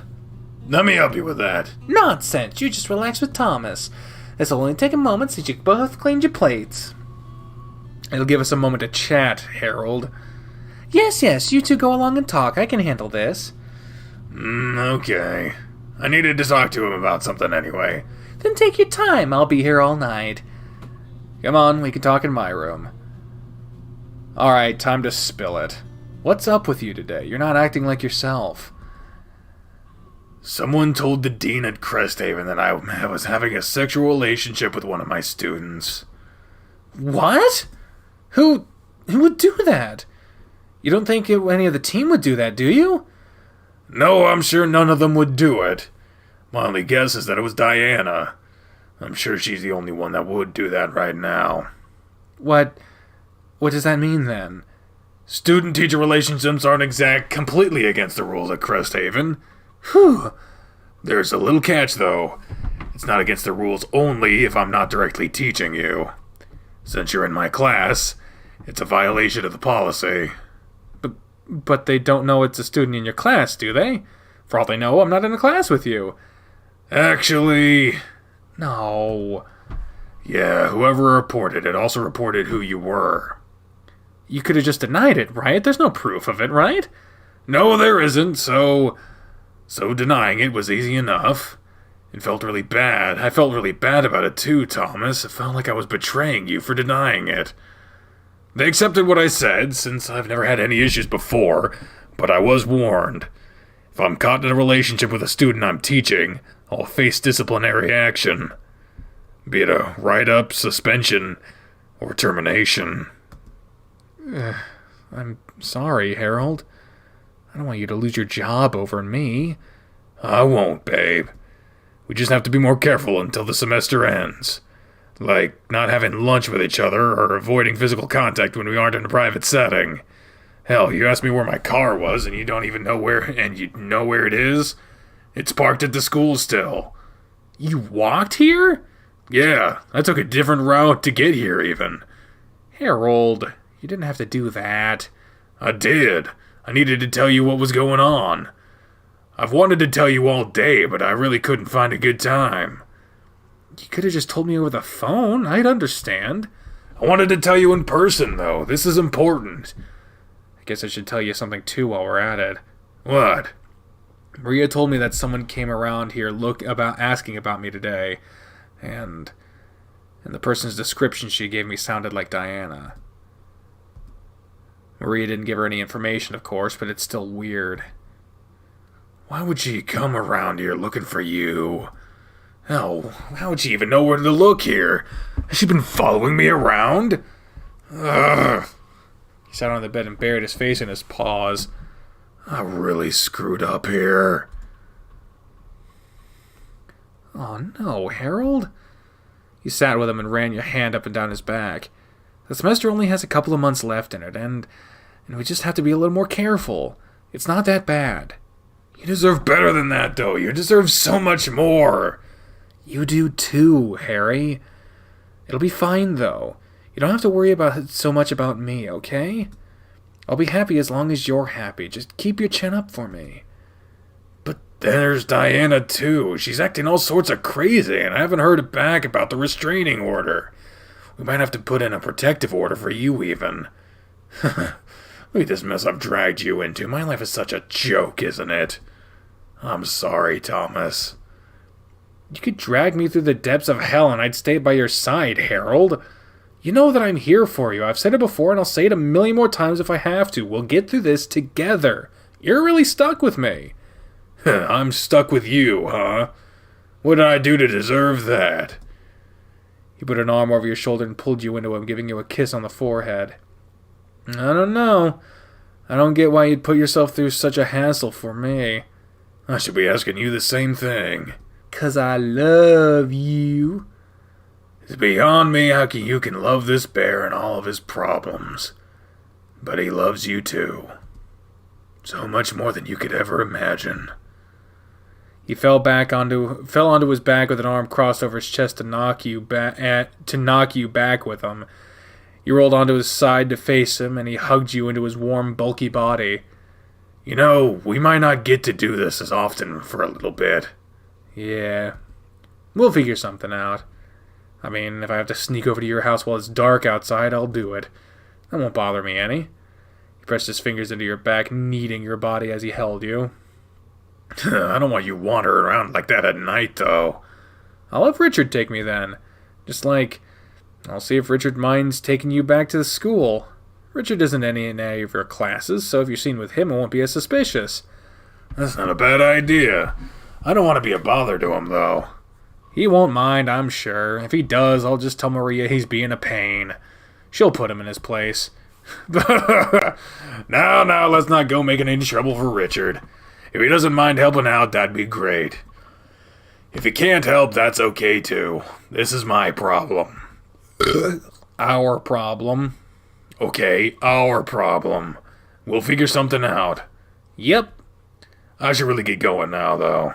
I have papers to grade. Then let me go see if Richard would mind you taking you back to the school. No, I'll do that. I'm the one who needs the help, so I'll ask him. Oh, sure. He rolled over on top of you, pinning you under his stomach and supporting himself on his knees. You ran your hands over his head, sliding your fingers through his hair a few times before settling them on his ears. His ears wiggled around and he pressed his lips against yours. You pulled him down closer, deepening the kiss. I love you so much. I love you, Harold. I suppose I should go talk to Richard. Give your boner a moment to subside, or Richard might notice it too. Maybe you would encourage him to give me a ride in his car. Ride to my car. Harold.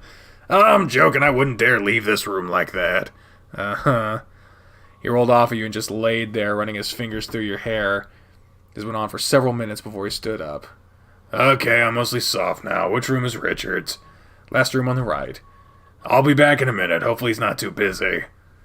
That poor man has such a heavy burden on his shoulders. Getting through the semester won't be that hard, but dealing with Diana stalking us, that's a whole other pain in the ass to handle. If she rears her head up again, I think filing a protective order against her would be in our best interest. Maybe she'll just go away. Harold wasn't gone for long before he returned. Alright, Richard said he's okay to take me back. Oh, that's good. Thanks, Richard. Ain't like I'm doing anything right now. I was just lounging around. Let me say goodbye to Maria so we can go. I'll give you a call later tonight, Thomas. Alright then, I'll talk to you later. He stepped forward, giving you a bear hug and a kiss before leaving with Richard. Guess there isn't much else I can do tonight. I wish I could have gone home with him, but that'll have to wait until another time. Hey Harry, you settled in for the night? Yeah, sorry it took so long to call you. I wanted to get my papers handled first. It's alright, you told me what you were going to be doing. Well, all the options are saying, what are you doing now? Just finished getting undressed and now I'm under my blankets. What are you doing? Just laying here in bed. I didn't have much else to do tonight. Ready to go to sleep? Yeah or not really are the choices. Not really. Blap. I'm not that tired just yet. How was the drive with Richard back to your car? Well, I didn't have him drive me all the way to my car. I had him drop me off near the front of the school.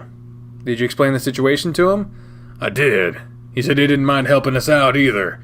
In fact, he even brought up a couple of different times how he'd be more willing to be a stand-in for either of us. A stand-in? He implied a few different times, might I add, that if either of us needed to have some time with the other but couldn't, he'd be more willing to take that role. Everyone, why am I not surprised everyone's saying, does that mean I can go see him now? What? No, I told him no already. I'm kidding, I wouldn't do that. All he did was laugh and tell me the offer was on the table, just in case. Maybe I should tell Maria about his behavior after all. Don't get him in trouble, he's willing to help us out. I mean, if you really are in the mood and need to get off, why don't you just take care of it now? Now? I'd rather talk to you a little bit, though. Who says you have to hang up? Are you suggesting I masturbate while talking on the phone with you? You never heard of people having phone sex? I have. I've never thought about doing it. I mean, I could just come get that from you if I really wanted it, right? Normally I'd say yes, but considering our current circumstances, this is a good alternative. So, you want to have a little fun with your Papa Bear? Well, I mean, he's putting himself out on a limb like this. We might as well fucking say yes. I'm always open to having some fun with you. I just don't know what to do.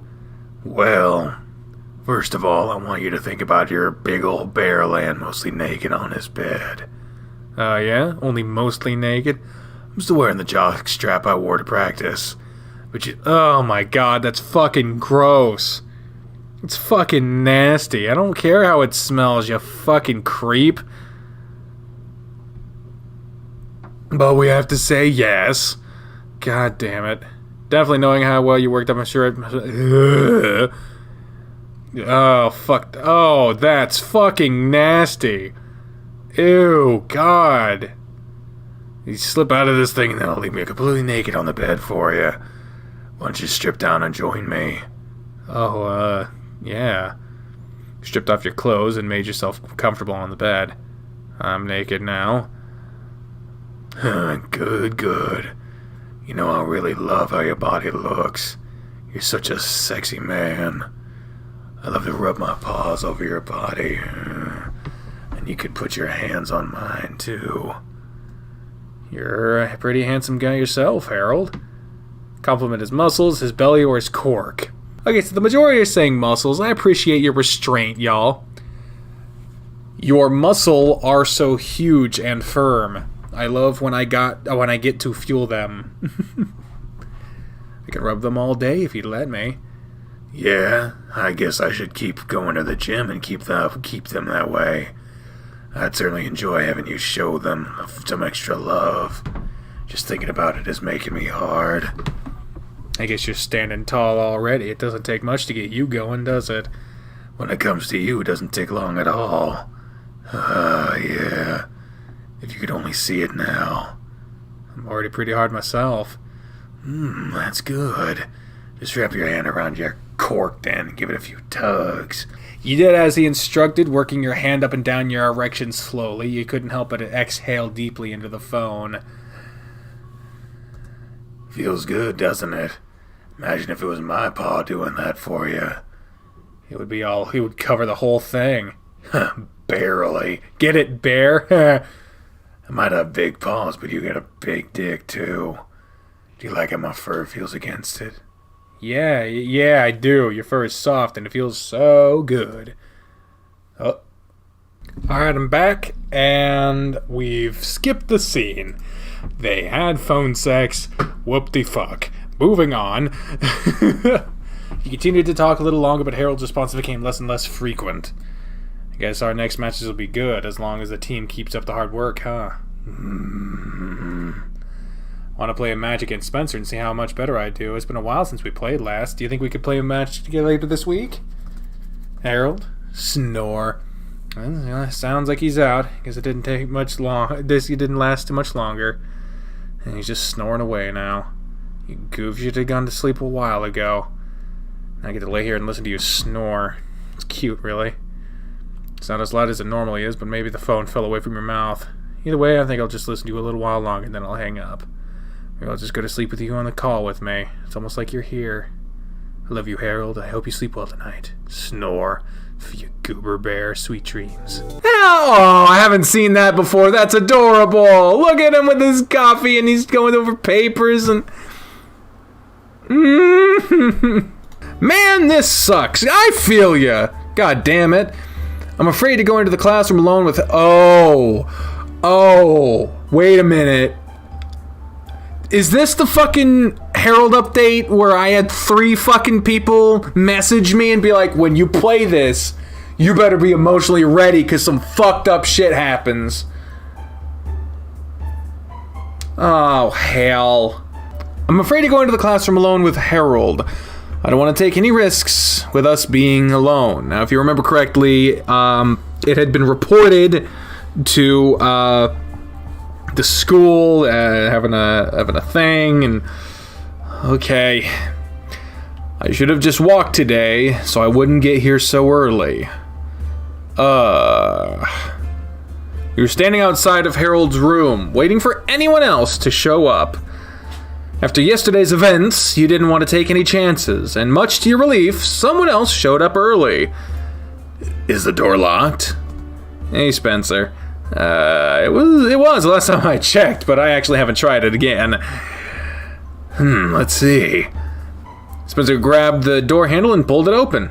Looks like it's unlocked now, so we can head in. Ah, that's good. Let's go in. Morning, guys.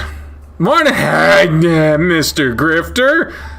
Mr. Grifter? Aren't you two on a first-name basis now? Well, we are in the classroom right now, so we should keep things professional. I suppose so, but we're the only ones here. It's best to stay consistent. Yeah. Anyway, this guy's just been standing outside your room. He thought the door was locked, but you must have unlocked it after he checked. You were just waiting outside, Thomas?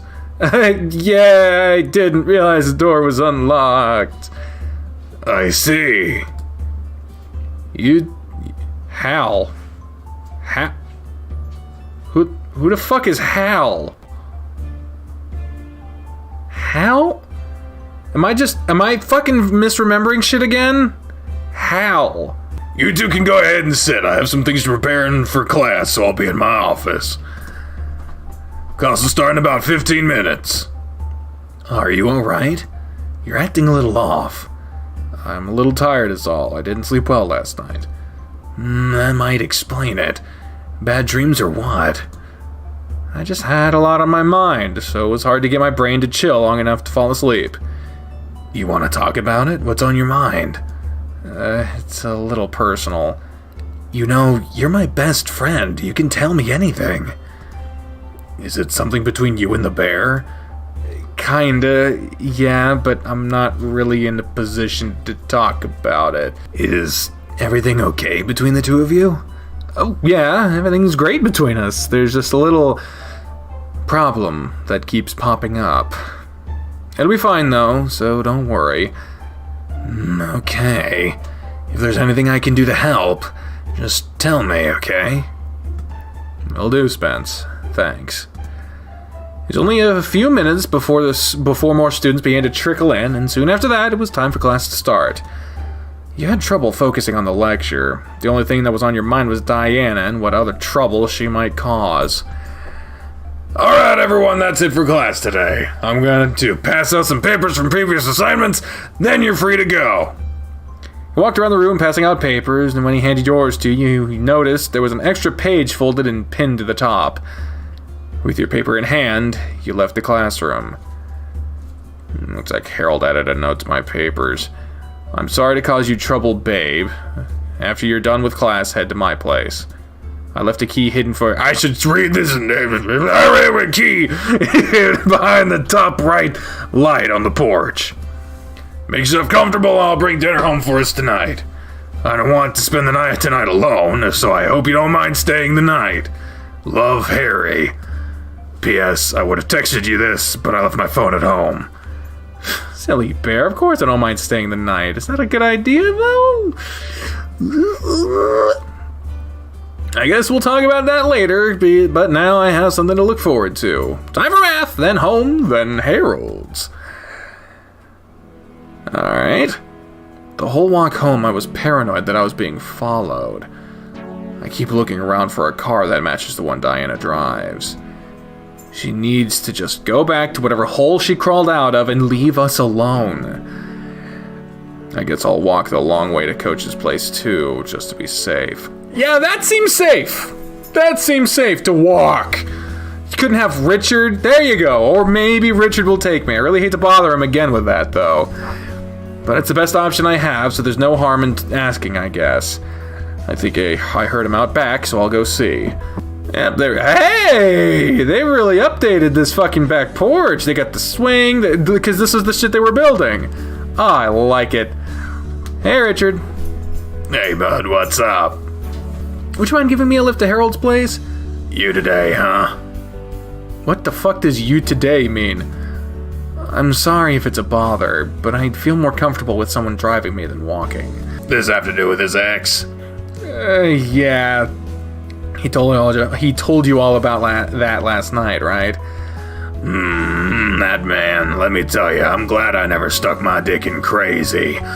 Yeah, it's not fun. My old lady was pretty sane. A little wild sometimes, but sane. She'd never cause this kind of mess for me. Lucky you. I was. Anyway, yeah, I'll take you. You two must be really be in the mood to want to meet like this. My offer must have been good enough, huh? He just told me that he didn't want to spend tonight alone, so I'm going to keep him company. Yeah, I'm sure that's the only reason. Let me go get my keys and we'll get going if you're ready. I'm good to go whenever. Alright then. Hey, look at this swanky ass home. I love it. Ooh! This is the place. Yeah, this is it. Thanks for bringing me, Richard. I really appreciate it. Don't mention it. Glad to help you out. If you need me to pick you up, then let me know. And the offer's still on the table if you need me for you-know-what. He grinned and poked you with his elbow. Whatever you say. I'll see you later, Richard. Catch you later. You waved to Richard as he drove off, then went to check for the key Harold hid for you. He said it would be behind the light. Ah, there it is. I wonder if I get to keep this key. Oh god, something's gonna happen. Of course I know something's gonna happen. Fucking everyone's warning me that this is like gonna... y'all fucking psych me out. Ugh. Well, Harold won't be here for a little while, so I guess I'll just watch TV or something. Maybe pull those blinds all the way closed and keep the lights off and the volume really low. Maybe just subtitles. Okay. You dropped your bag beside the couch and made yourself comfortable after turning on the TV. She's in the house, isn't she? Oh, Jesus. There wasn't much else you could do at the time, and you felt yourself beginning to drift off to sleep after a little while. Oh, God! There was a glass break. It's not Steve Austin. What was that? There it is again, coming from the kitchen. Arm yourself! You only poked your head into the kitchen and you saw an arm stuck through the now broken back door window. It's Diana. As quietly as you could, you rushed back to Harold's bedroom and shut yourself in the closet. I need to call the police. I have the officer's number in my phone too, since he gave it to Harold the other day. I'll call him. Call 911 first and then that fucker, because he might be off duty today, you don't know. Your heart was pounding in your chest as you waited for someone to pick up. I don't remember his voice. Officer Gurr here, who am I speaking with? Officer Gurr, my name is Thomas. You came out on Thursday to Harold Grifter's house in regards to his ex-wife breaking in. I remember. Do you have any more information in regards to that? I'm at his house right now, and his ex just broke into the back door. She broke the window to let herself in, and I don't know what else she's doing. Have you confronted her, or does she know you're there? She doesn't know I'm here. I'm hiding in Harold's bedroom closet right now. I remember the area, and I'm on my way. Stay where you are. Give me a description of the suspect. Her name is Diana Travis.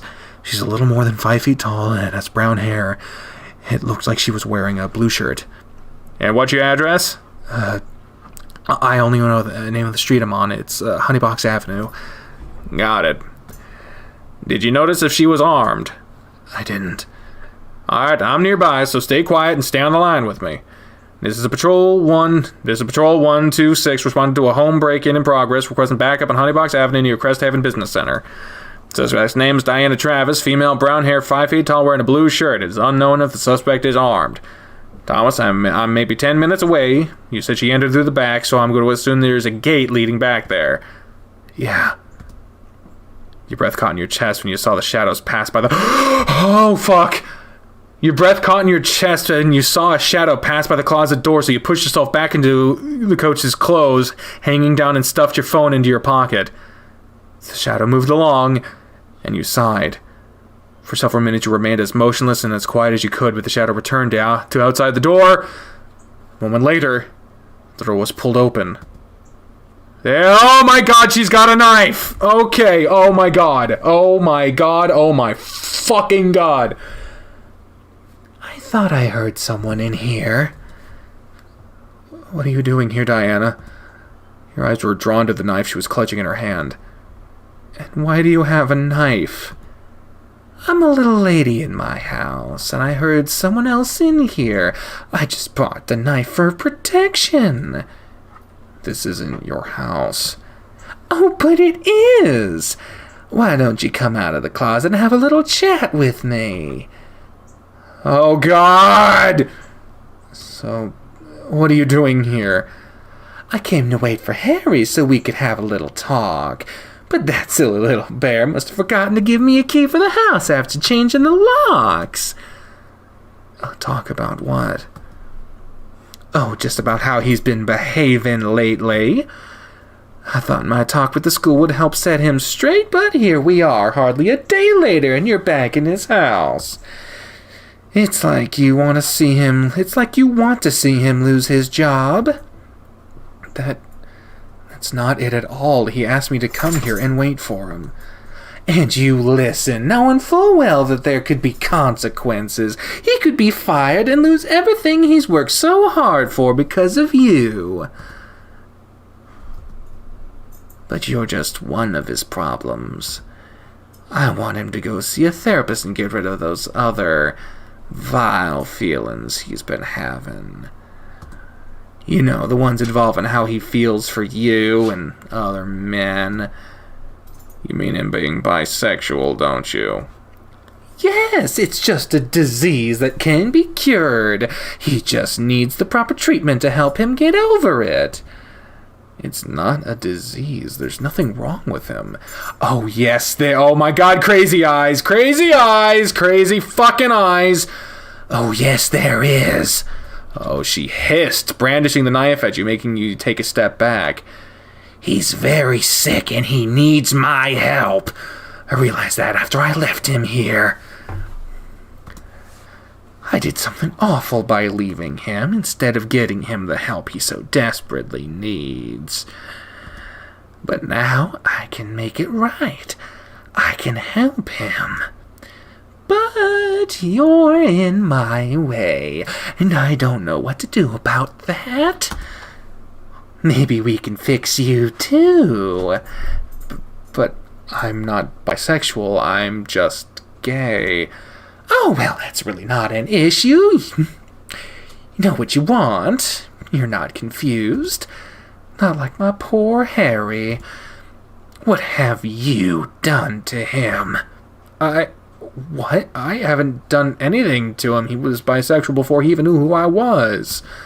He always has been. Lies!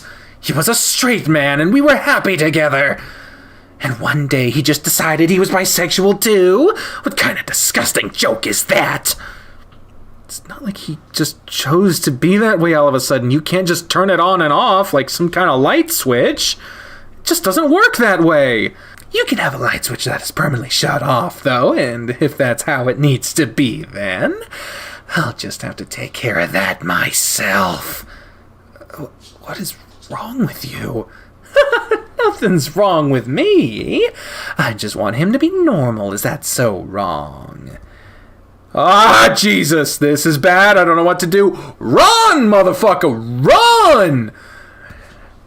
You need to stall until the police arrive. They should be here any minute now. Oh, what would be normal then? One or the other, straight or gay. To be honest, I could have accepted if he had just told me he was gay, but to tell me he was bisexual instead? And to think we had sex? I feel so violated now just thinking about it. I bet you've had sex with him too, haven't you? That filthy man is trying to spread his disease around other people. You can't really spread that around, though. How did it happen to him? Do you think he was cheating on me? Do you think he was slept with another man and that's why he became what he is now? I never really considered that. He'd never cheat on you. He's a loyal man. Loyal in what sense? He betrayed me. He didn't betray you. He trusted you and just wanted to be open with you. Oh my God, why would you be confrontational with a bitch holding a knife? Jesus.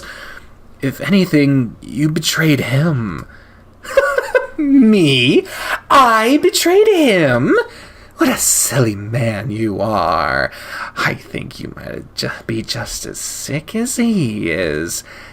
Maybe you need my help as much as he does.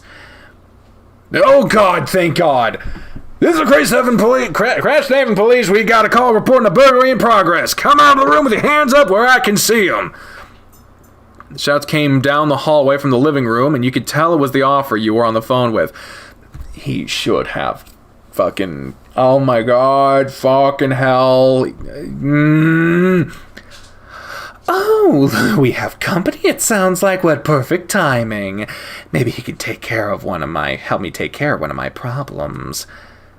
She took the knife and slashed it across her hand. Oh my Jesus, and the blood immediately pooled in her hand. But what are you doing? With blood on her hand, she smeared it across her Oh, she's gonna fucking play the victim again. And then she screamed. I can't do that with the goddamn windows open. Officer, help! I have the burglar trapped back here. The officer appeared outside the door with his weapon drawn and pointed at Diana. Man, put down the weapon. I'm here now, so things are under control. He had a knife and attacked me. I managed to get it away from him, though. That's good. Just place the weapon on the ground and move away from it. Diana did as she was told, smirking at you as she stood back up. Without lowering his weapon, he pulled out the radio and called for a medical unit to be dispatched. All right, ma'am, we need to get your hand wrapped. You, get on the ground and put your hands behind your back. He's looking at you now. But get on the ground now! After the second command, you drop to the floor on your stomach. Your stomach! With your hands against your back. Ma'am, stare back where I can see you. Diana made no move to disobey as you were handcuffed. Okay, let's get you both outside. Ma'am, you go first and I'll escort him behind you. Why wouldn't... Say something! Say something! He's probably so confused and taken aback, but he can't speak. You were placed into the back of the police car as another unit arrived with an emergency vehicle. Diana was placed into their care for the time being, and Officer Gurr returned to you. You aren't injured, right? I didn't see any blood on you, so I assumed you were fine. I am, but officer, I didn't do anything wrong. She found me in the closet, and I'm fully aware of that. I heard most of the conversation through your phone, but she doesn't know that yet. I don't know. I don't think she's mentally stable, so I had to make sure she understood. I believed her. Oh, thank God. How did she get cut, though? She did it herself. She said something like, maybe the officer can help me get rid of one problem. I think she was referring to me and trying to set me up. I see. That makes sense, considering the rest of what I heard. Let me undo those cuffs, but I need you to stay here for a little longer, alright? I need to start writing up a report and make sure everyone else is aware of the situation. Sure. Cuffs were undone, and you were left alone in the car while he went to handle whatever else needed to be done. This isn't how I imagined my day going. Harold isn't going to be happy about all of this either. From where you were, you could see Diana being treated, and then you get to see the meltdown as Officer Gurr handcuffed her and escorted her to another police car. Oh, thank God. Her soft, teary-eyed face turned to a twisted visage of hatred, and in an instant she put up a struggle while she was being escorted to another car. Dumb bitch deserves whatever she gets. You were shocked to see her thrashing so violently, and it came as even more of a shock when oh my God, she broke free and started to run. Officer drew a weapon from his belt and took aim. She didn't get far before something struck her and sent her down to the ground, leaving her writhing around long enough to be subdued again. Taser. And the music comes back like 2 seconds later. She was lifted from the ground and stuffed into a police car. Once it had driven off, Officer Gurr returned and released you.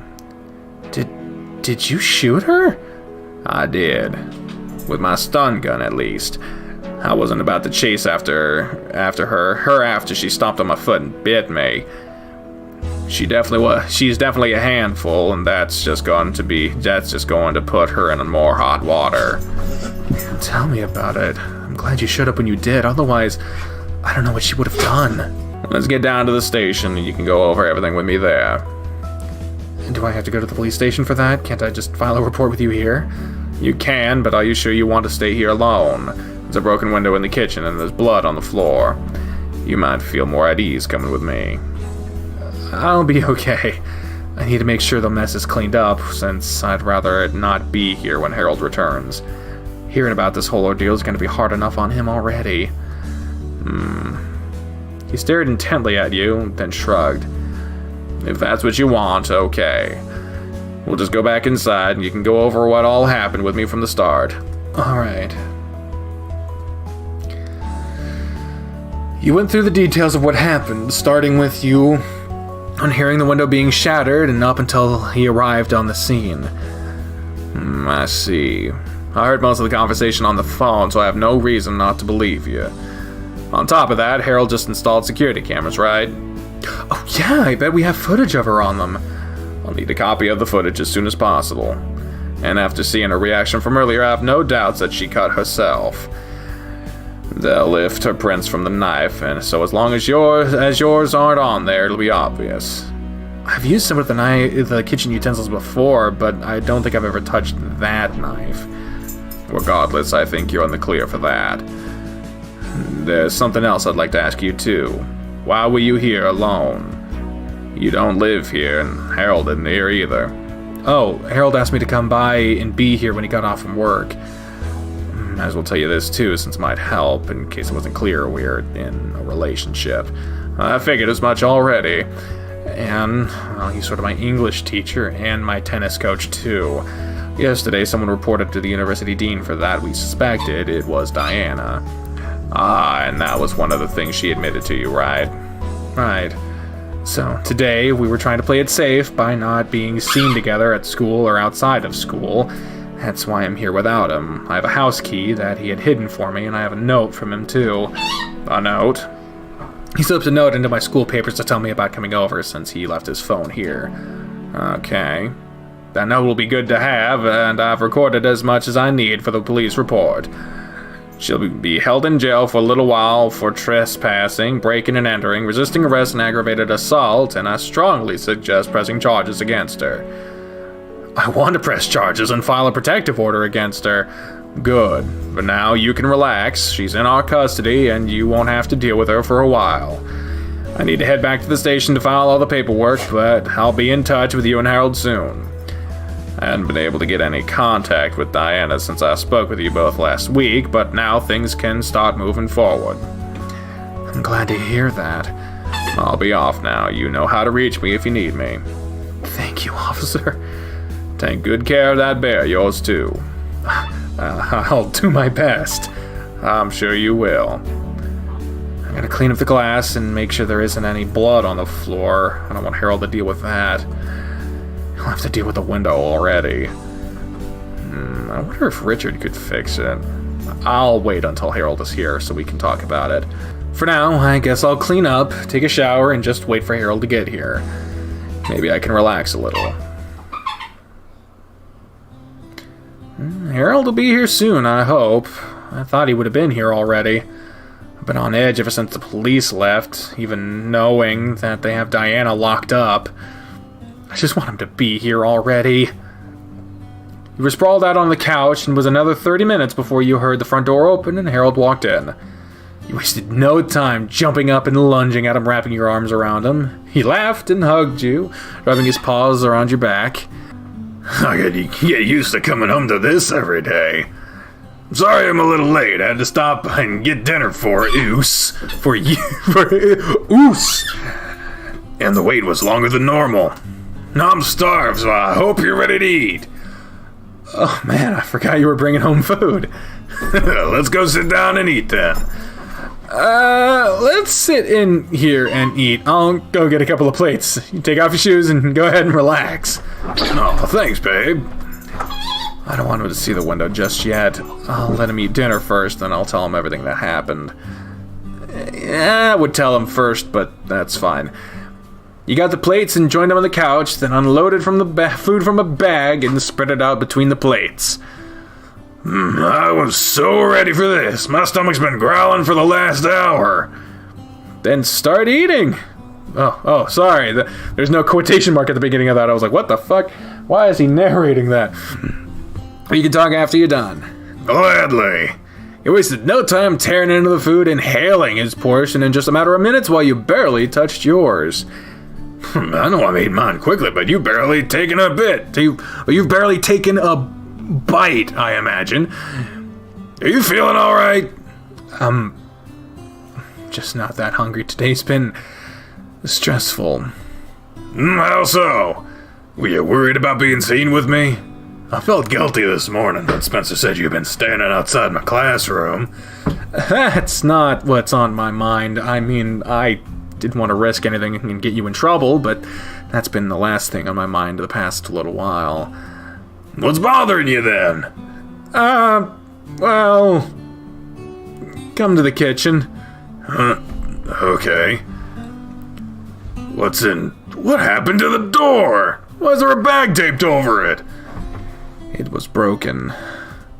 How? What happened while I was at work? Diana broke in while I was here. What? What happened?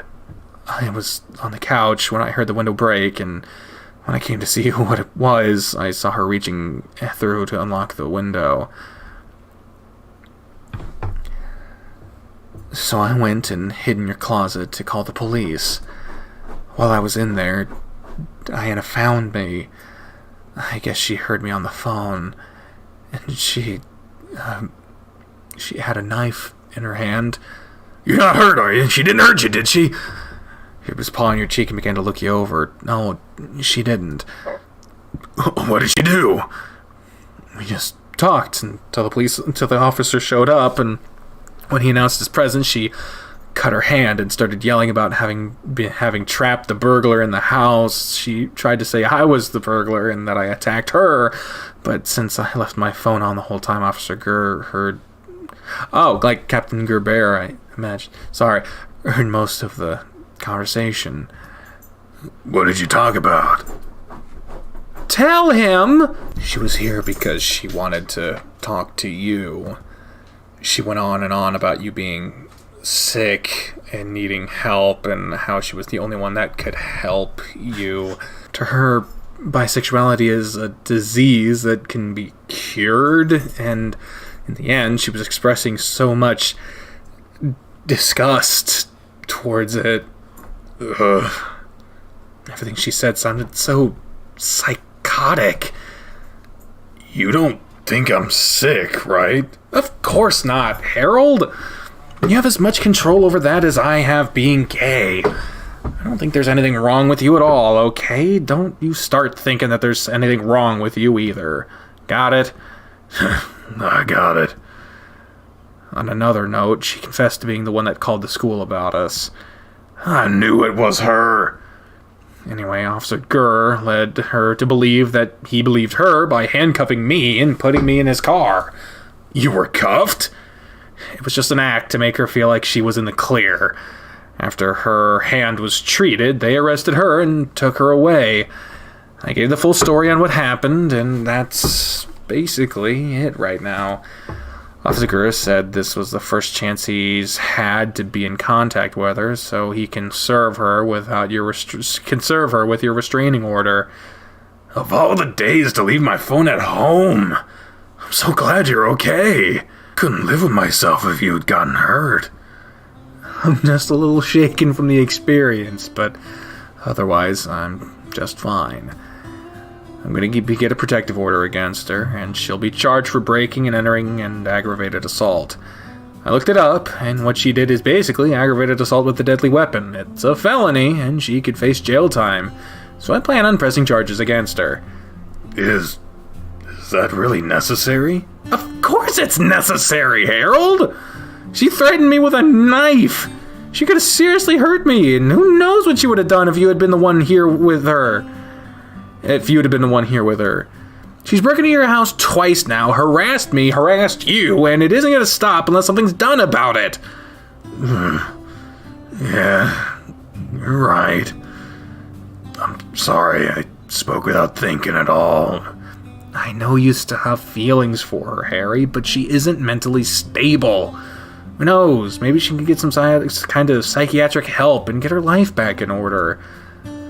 Maybe so. I'm sorry, Thomas. Again, you're being put through such a mess because of me. It's a total mess, but I don't blame you for it one bit.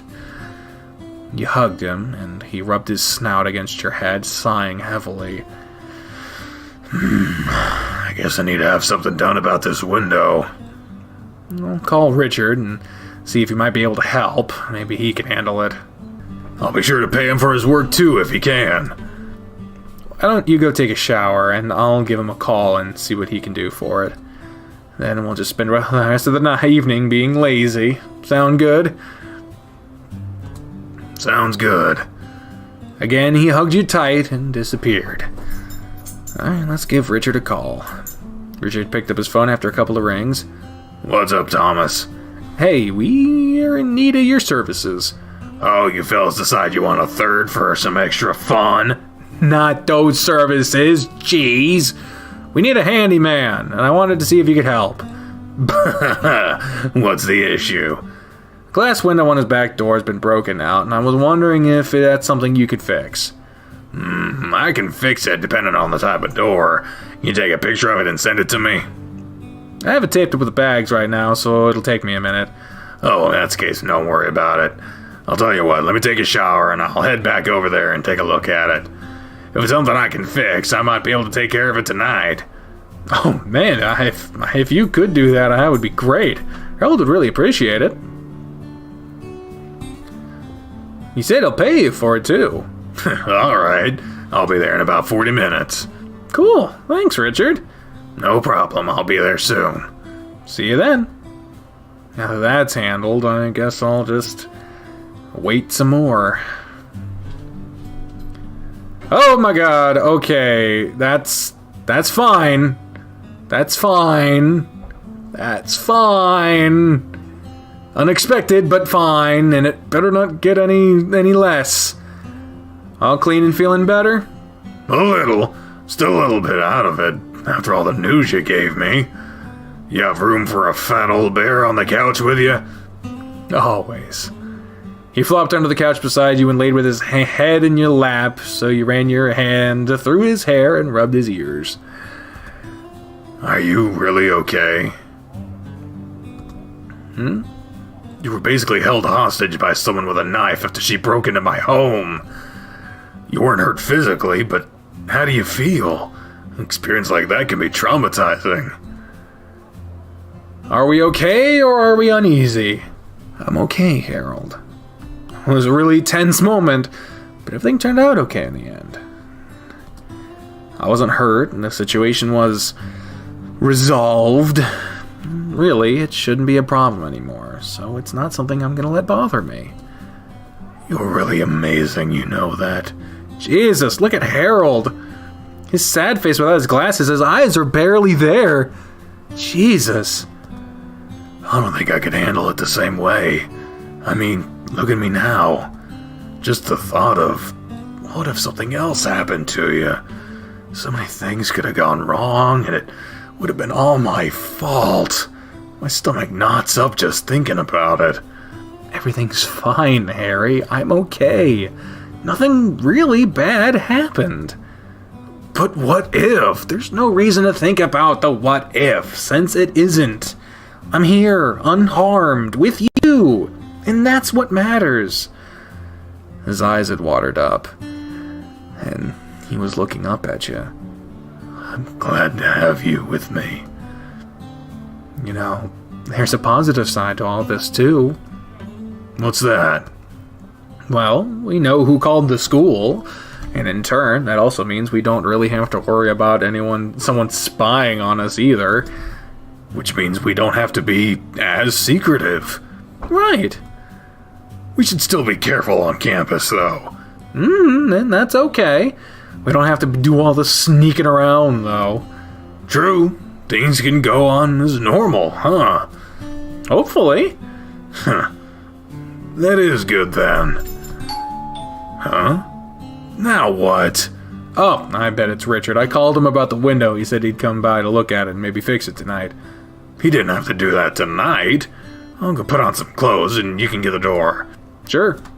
Though he might do the work for free if you answer the door like you are now. I don't mind paying him. Embarrassed bear! Embarrassed. Go get the door and I'll be back in a minute. Okay. You peeked through the peephole before opening the door, and sure enough, it was Richard. Hey again, Richard. I got a little too eager. Hey again, Richard. Thanks for coming by. Hey, no problem. Where's the bear at? He went to put on more clothes than just his underwear. Oh, not like I'd mind if he was just in his underwear. This is his house, after all. I wouldn't expect you to mind. While he's getting dressed, I'll show you the window. Sure thing. He led Richard to the kitchen and took down the bag he had taped over the broken window. Yeah, I can handle this, no problem. I'll have to take off some of the modeling so I can slide new glass in and put the molding back on. It won't be too bad. Let me go get my tools and I'll get started. Highs is open for a couple more hours, so I'll have time to get what I need. Oh, Richard, welcome to my home. Oh, these two in the same room? My throat is fucked. Thanks, Harry. Looks like there was a little accident there, huh? Yeah, it was a bit of a freak accident. Do you think you can fix it? I can, so just leave it to me. I'm gonna go grab my tools and get started. I'll just have to buy some sealant and a new glass pane after I measure the spot for it. I'll give you some cash so you can get what you need. Sounds good, I'll be back in a minute. I don't suppose you told him what really happened, did you? I didn't. There's no need to cause anyone else to worry. Alright, we'll keep it to ourselves for now. You don't think it'll take him too long to do this, do you? No, I don't think so. Maybe an hour or so. Okay. I'm feeling pretty drained, so I'm thinking of an early bedtime as an order for today. I'm with you on that. Give me like 15 minutes to get the panel measured, and I'll run to the store.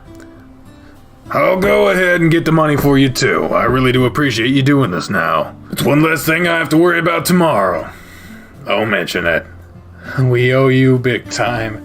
We really do. I have some ideas on what you can do for me. What's that? We'll talk about that after I'm done. For now, let me get to work. I know exactly what's going on in that head of yours. I wonder what he has in mind. Nothing good, knowing him. We'll find out soon, I guess. I'll go get the money for him, and we'll just wait till he's done. Okay. Harold left and joined you again on the couch after a few minutes while Richard did his work. Like he said, it wasn't long before he was leaving to buy supplies he needed to repair the window. As soon as he was gone and the door was locked, Harold sprawled across your lap again. You went back to petting his head like you were doing before Richard arrived, and not 5 minutes passed before he was asleep and snoring softly. Hey, the White Fox Truth subscribed! Yay! And Mark Thorne has also subscribed! Oh, Harold, you weren't kidding when you said you were drained, huh? His fur was soft from his recent shower, and stroking your fingers through it left you feeling calm. You zoned out from everything around you and looked down at him. He looked so peaceful at the time. After a little bit, you heard him inhale sharply through his nose, and his face shifted to a more pained expression. His whole body jolted, and his eyes flew open, scanning frantically around the room before settling on your face. He sighed and nuzzled into your hand, stroking over his snoot. Thomas. You okay there, Papa Bear? You dozed off for a little bit, and you just jumped yourself awake. I was having a nice dream, but things turned sour quickly. We were back at the amusement park on the Ferris wheel, but suddenly Diana was there, and she was pushing us out of the seat at the top of the wheel. I guess I woke up before we hit the ground. That must be why you woke up like you did. Well, you're here with me, and everything is fine. Rolled onto his side, burying his face into your stomach, and hugged you around the waist. He sighed deeply and blew hot air through your shirt. I guess Richard hasn't gotten back yet. Not yet. I don't think it'll be much longer, though. If you want, you can go ahead and go to bed, Harold. I can wait until he's done, and I'll join you. No, it's my house. I need to be around. He scratched over his back and he growled into you, giving you another tight squeeze. You like this? It feels so good. I'll do it some more when we get to bed then. A perfect way to put me to sleep. I don't want to move. You don't have to. He'll go let him back in. He slid from under the bear, leaving him face down on the couch so you could let Richard in. Notice! Thank you, Notice. Welcome back. You got everything you need? Sure did. Give me about 30 minutes, I'll be as good as new. Looked over to Harold on the couch and back to you. He okay? He's just tired. It's been a long day. Gotcha. That big old butt's a nice sight, huh? Always is. But it feels as good as it looks, doesn't it? Oh, come on. Don't. No, don't find out for yourself. That's not... No. Sure does. You're gonna have to let me cop a feel of it one of these days. That's not up to me. You'll have to ask him one of these days. Just not today. Hey, if you're giving me permission to even ask, you better bet I will. Time for me to go take care of that window. Let him know he can just leave it to me. He can chill in here while I work. Did you hear that, Harold? You leaned against the couch and he turned his head towards you. I didn't. I'm a little out of it right now. He suggests you just stay here and relax. He'll take care of the window. I'll go keep him company, so you stay here. Okay.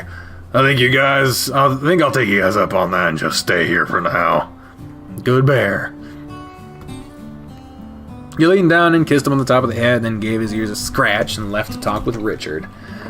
Richard was at the door with it wide open, and he had a variety of tools and other items strewn about the floor beside him. How are things looking with the door? Just fine. I was just scraping off the rest of the old sealant, so I just need to put in the glass with the new sealant and reattach the molding. Really won't take me long to finish, then I'll leave you guys to enjoy your evening alone. I think you need some good TLC. You can handle that, can't you? I'm sure I can. Atta boy, just make him lay back on the bed, have him close his eyes, and go take down on him. I think he just needs to rest. That'll help him relax. I bet he'll sleep like a baby if you make him blow his Slow before bed. Jesus Christ. I swear to God, Richard did not start acting like this until people started demanding more Richard. Like, he was not like this before. Christ, Richard. What? I know he would. It's a relief to say these kinds of things without worrying about Maria hearing it. She's a good woman, but I don't need her hearing me talking like a dirty perv. And that means I have to hear it? Yep. I wonder if Harry would react the same way as you are. His face would turn about 10 shades of red, and I don't think he'd be able to even look at you. You guys are so vanilla, it's kind of cute. So if it's Zoya when we're in the bedroom. Oh, really? How so? Richard was grinning, but he never stopped working on his task while he talked. That isn't any of your business. Oh, come on, you gotta back up that claim. Is he a beast in the sheets, or is that your job? I can see both of you guys going either way, really. I'll just say that I could do things for him that his ex would never be able to do. That's what I'd like to hear. Bet that bitch didn't know what she was doing with him. You got that right. She had no idea how to treat that man. Clearly, she lost out big time. She sure did. I bet she never got him to make the noises I've gotten him to make. Then there's that satisfying roar when he's done that makes me tingle, and look at his face. Your voice trailed off and you felt your face light up. While you were... Never mind, I was getting a little carried away. What? You gonna leave me hanging? What'd you do to him? Never mind! Phew. I almost forgot I was talking out loud to Richard there. Harold had rolled over onto his back and he was holding a book over his belly while you joined him again. Hey, there we go. The Grey Blade Pact. The Grey Blade Pact. That's an interesting title.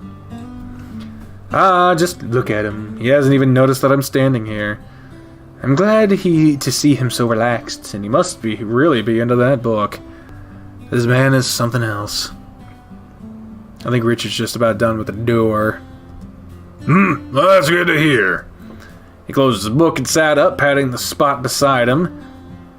I'm so grateful for him coming out to do this right away. He really didn't have to. Richard's a great guy. He is. We'll have to do something nice for him. Definitely. Hey guys, I'm finished. Come take a look. Let's go see. What'd you think? It looks as good as it did when I left for work this morning, if not better. It does look like new. You have no idea how much I appreciate you doing this tonight, Richard. It really lifted a weight off my chest. It was an easy enough job, so I'm glad I could help out with it. What owe you for it? Oh no, I didn't really have the intent on charging you for it. I like doing this kind of stuff. You took some time out of your day to come do this for me, so I have to do something. Would $100 cover it? Fuck, I ain't taking that much money for a job that took me half an hour to do. Really, you ain't gotta give me any money. Alright, look, if it means that much to you, give me $10 and we'll call it even. I can stop by Biscuit's Chicken Hut and get a snack on my way home. 10? That'll get me like 6 biscuits and some fries. It'll be plenty. Sound good? Fine, let me go get my wallet. Stubborn bear. He can be. You really helped him out by doing this, so I can't blame him. Yeah, it's no big deal to me, but I'm glad I can help out. Here. Harold handed Richard a bill, and Richard cocked his brow. What'd I just say? This is a 20. I don't have a 10, so you're stuck with the 20. You're shitting me, aren't you? It's out of the 100, so unless you want to trade it out, fine, I'll keep this. Thanks, Harry. No, thank you. I appreciate what you done. No problem. You can rest easy knowing creepy folks won't be trying to come in through your back door now. Little on the nose. Yeah. I've already cleaned up, so I'll just head on home now. Give you two a little privacy. Thank you again, Richard. Harold stepped up to Richard and embraced him in a tight hug. Richard returned the gesture, slapping his hands against the bear's back. His hands traveled a little lower, but they never quite made it to the butt. There was some restraint shown. I guess I'll see you guys later. See you around, Richard. Thanks. I'll see you out and lock up behind you. I'll see you out and locked up behind you? Harold escorted Richard out and then returned to you. Does this mean I can go to bed now? I think that sounds like a great idea, Harold. Back to your room? Yeah. By the time you made it to the bed with him, he had managed to strip down to his underwear, and he just rolled onto the bed. You stripped down and sat down beside him. When you sat down, you felt something underneath you, and you found that it was Harold's phone. Oh, here's your phone. Oh, yeah, I left it here on the bed. Looks like you need to clean the screen off. There's something smeared all across it. Oh, just put it on the nightstand. I'll clean it in the morning. How'd you manage to get all over the screen? See, last night. It's jizz, isn't it? It happened when I took the picture for you. That's why I left my phone here this morning. Don't you judge me either. You got a really nice picture out of it. You goofball. He put his phone away and turned your attention to him, putting your hands on his stomach and jiggling it around. Does shaking my belly entertain you? It does. Your fingers slid through his fur and you scratched him slowly, moving your hands all around his big gut. Having my stomach rubbed didn't always feel so good. It's like it got more sensitive as it got bigger. That's how it happens. I didn't think getting fat would make it feel so nice. The furry trail leading up from his underwear urged you to follow it, and you swirled your finger around it in the golden fur before scratching along his underbelly. I'm glad you like how it feels, 'cause I like rubbing it. Yawns! I'll fall asleep if you keep it up. That's just fine. Sleep, Harry. What about you? I'll snuggled up close to you, and I'll fall asleep in no time. Okay. God damn it. Everyone's gonna fucking choose this. You decided to slide your hand down over his tempting underwear, making him inhale loudly. He was partially erect, and you squeezed his growing boner gently. He shifted his body around and grunted. Hey, I don't really think I'm in the mood for anything like this tonight. I'm just so drained, I don't think I'm really up for it. I'm sorry, I just thought it would help you relax more. It's okay, normally I'd be all for it, but it would help me go to sleep, but I'm just not feeling it right now. It might take a little while for me to get off, and if I could even get there right now, I'd just rather just go to sleep. He had withdrawn your hands back to his stomach and returned to rubbing over it. I'm sorry. Don't apologize. My guy down there is sending mixed signals, so it's not like you'd really know. Can't say I blame you either, I would have done the same. It's really hard to resist. Another night, then. Definitely. You continued to rub his stomach, and he rumbled out a content sigh. You know, every time things start to look better, something knocks me back down. It's like I'm not supposed to be happy or have a stable life. Oh, Harold. You're just a dateable character in a dating sim.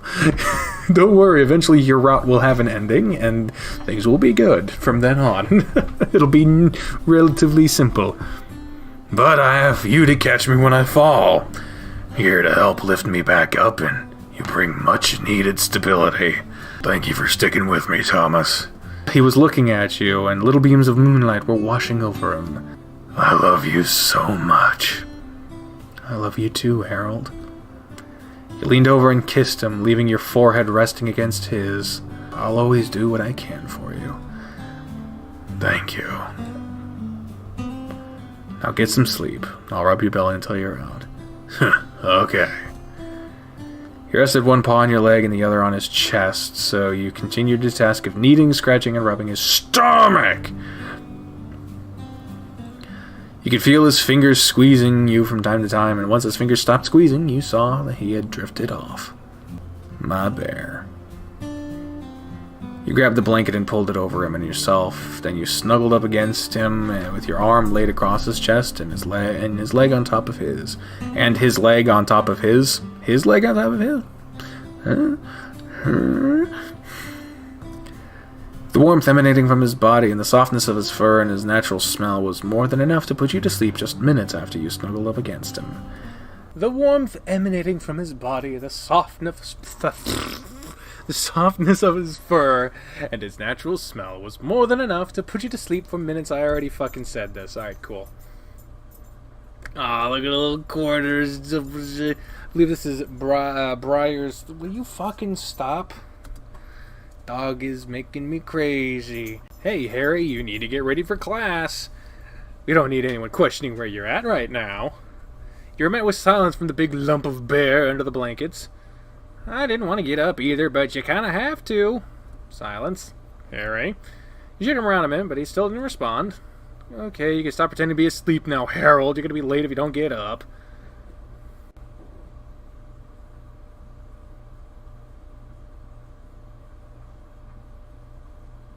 This isn't funny, man.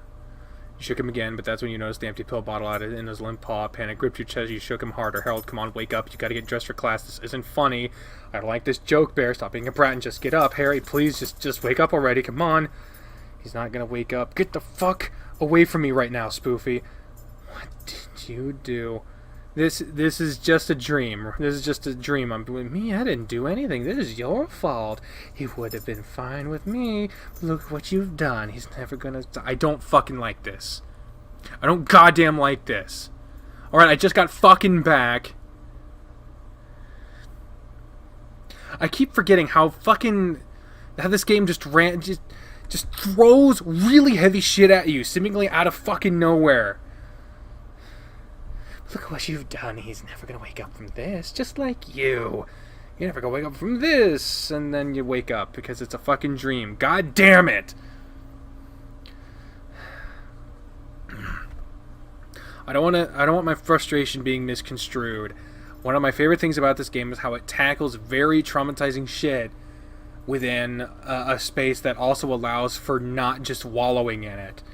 You know, we need art and mediums to be able to focus on and depict things as traumatizing as near-death experiences and sexual assault and all this other stuff. But god damn it, does it not...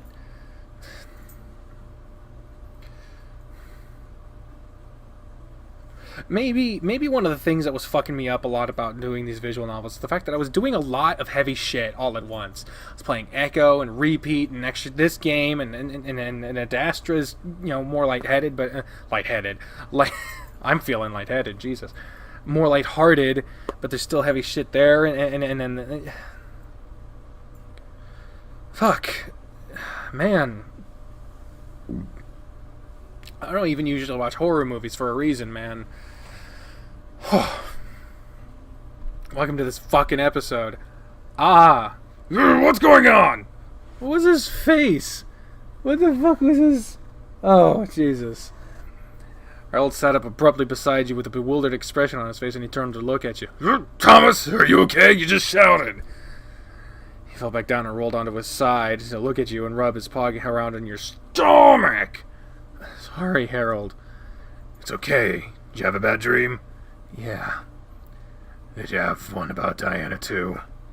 She's the reason I woke up. She had lunged at me with a knife, but the start of the dream was worse.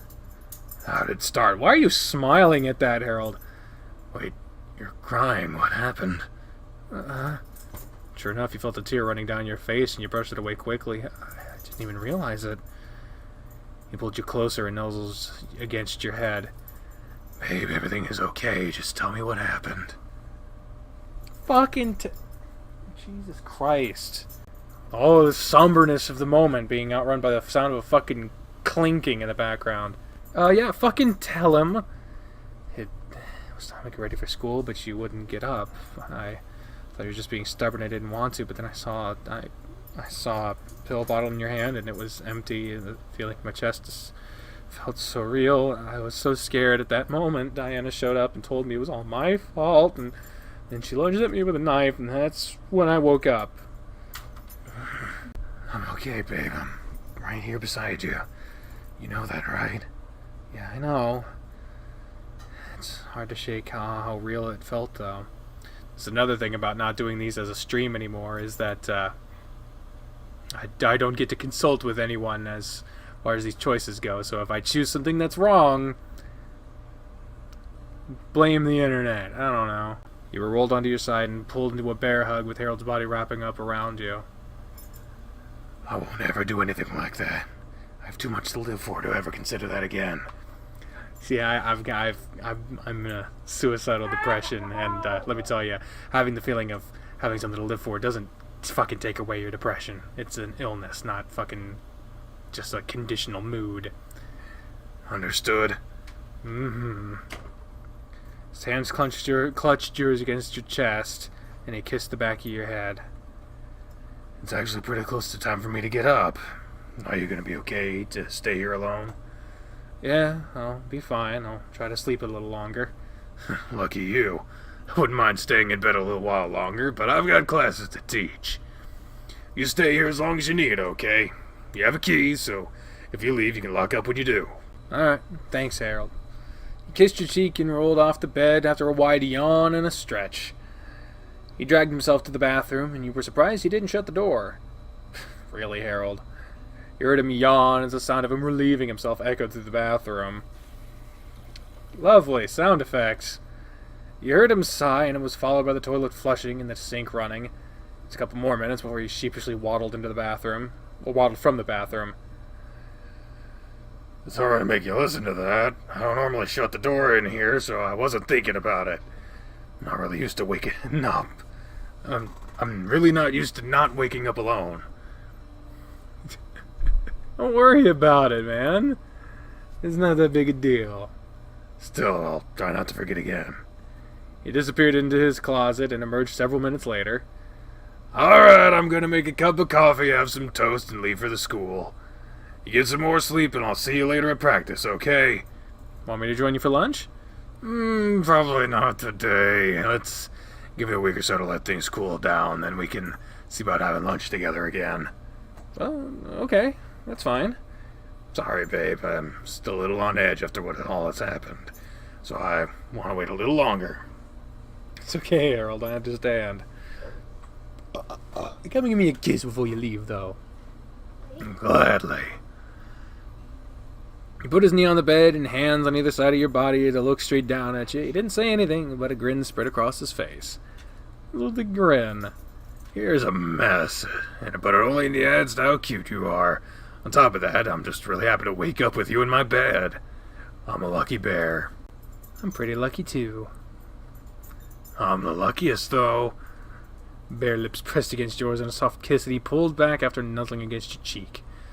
Just wait until we have some more free time together. I'm gonna rock your world so good. I like how that sounds. I'll see you later, babe. Go back to sleep now. See you later, Harry. I'll try to get a little more sleep, then I'll find something to do until practice. I managed to sneak a couple more hours of sleep in, so I'm feeling better. I realized that I haven't heard from Ted in a few days while I was lying there. Who the fuck is Ted? Who the fuck is Ted? Is that the police officer? Who is Ted? I think that's who that is. I need to call him and see what's up with that. Where is my phone, though? The phone was sitting on the nightstand, so you stooped down to see it had fallen and bounced under the bed. Sure enough, it was there. You noticed something else under there when you reached for it. What's this? It's staring at me?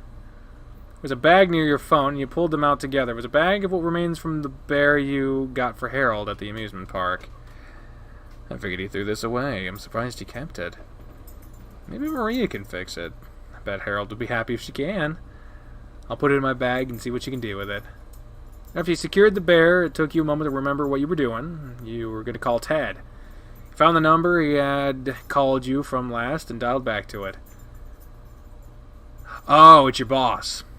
What the fuck was his name? What was his voice? Oh god, I don't even know what episode to look for that. Oh Jesus, it was a Christopher Walken impression. Here's hoping I didn't change the voice at some point, because that's a really early episode. But I don't know. There's so many fucking episodes. There's no way that I'm going to be able to fucking find a more specific episode to choose from that I would know for sure has the fucking manager in it. So if his voice isn't a Christopher Walken impression anymore, let me know in the comments and I'll change it. Tell me which episode they were, and I can get an example from, because I'll need to hear it.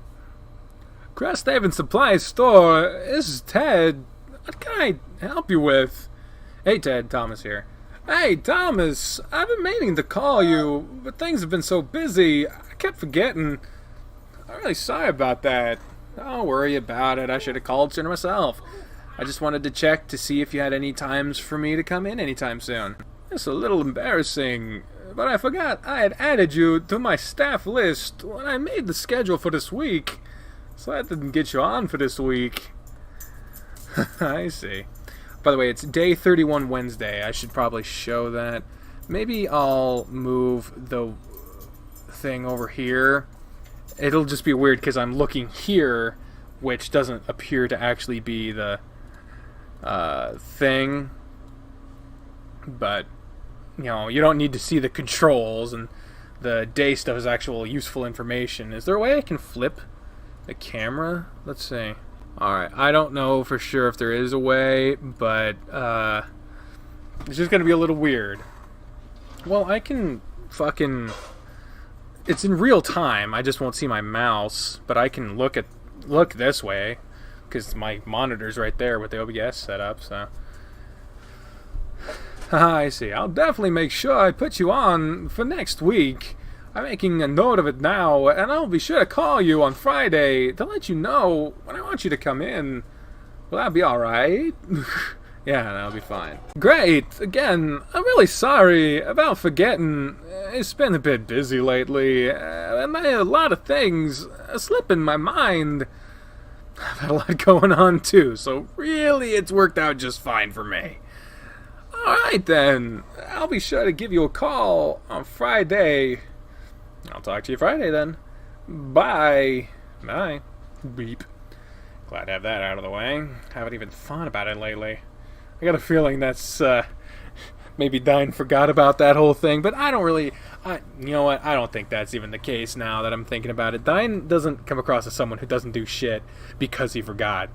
Or because, or like absent-minded. He seems to be kind of like a Dan Salvato, fucking Scott Cawthon type, where everything is fucking planned. So maybe not as sinister, but I wouldn't pigeonhole anything as just whoop, slip the mind. You don't put a million words into a fucking project without having something in mind for it. And by the way, congratulations, this game crossed the 1,000,000-word mark, I think a week or so ago, so fucking congrats. Now that I have that out of the way, I should decide on something else to do. Practice isn't for a while longer, and I just don't want to sit around all day. I think I'll go back to the shelter and work on that sonnet. I'd like to give that to him soon. There's a lot of bare space on his walls and shelves, so I want to add something else to it.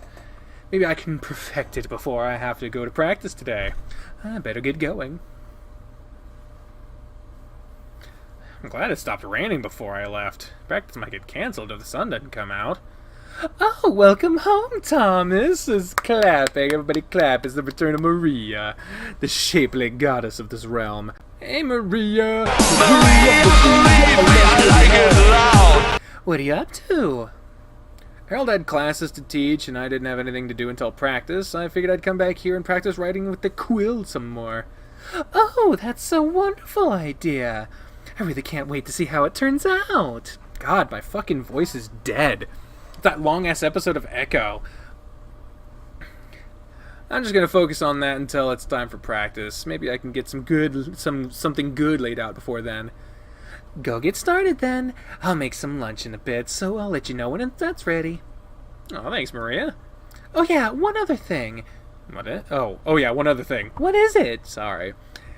He pulled out the bag containing the destroyed bear and handed it to her.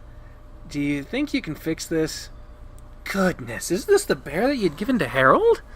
Yeah, I didn't know he kept it, and I found it this morning. I thought it might make a nice surprise for him if it was fixed, but I don't even know how to sew.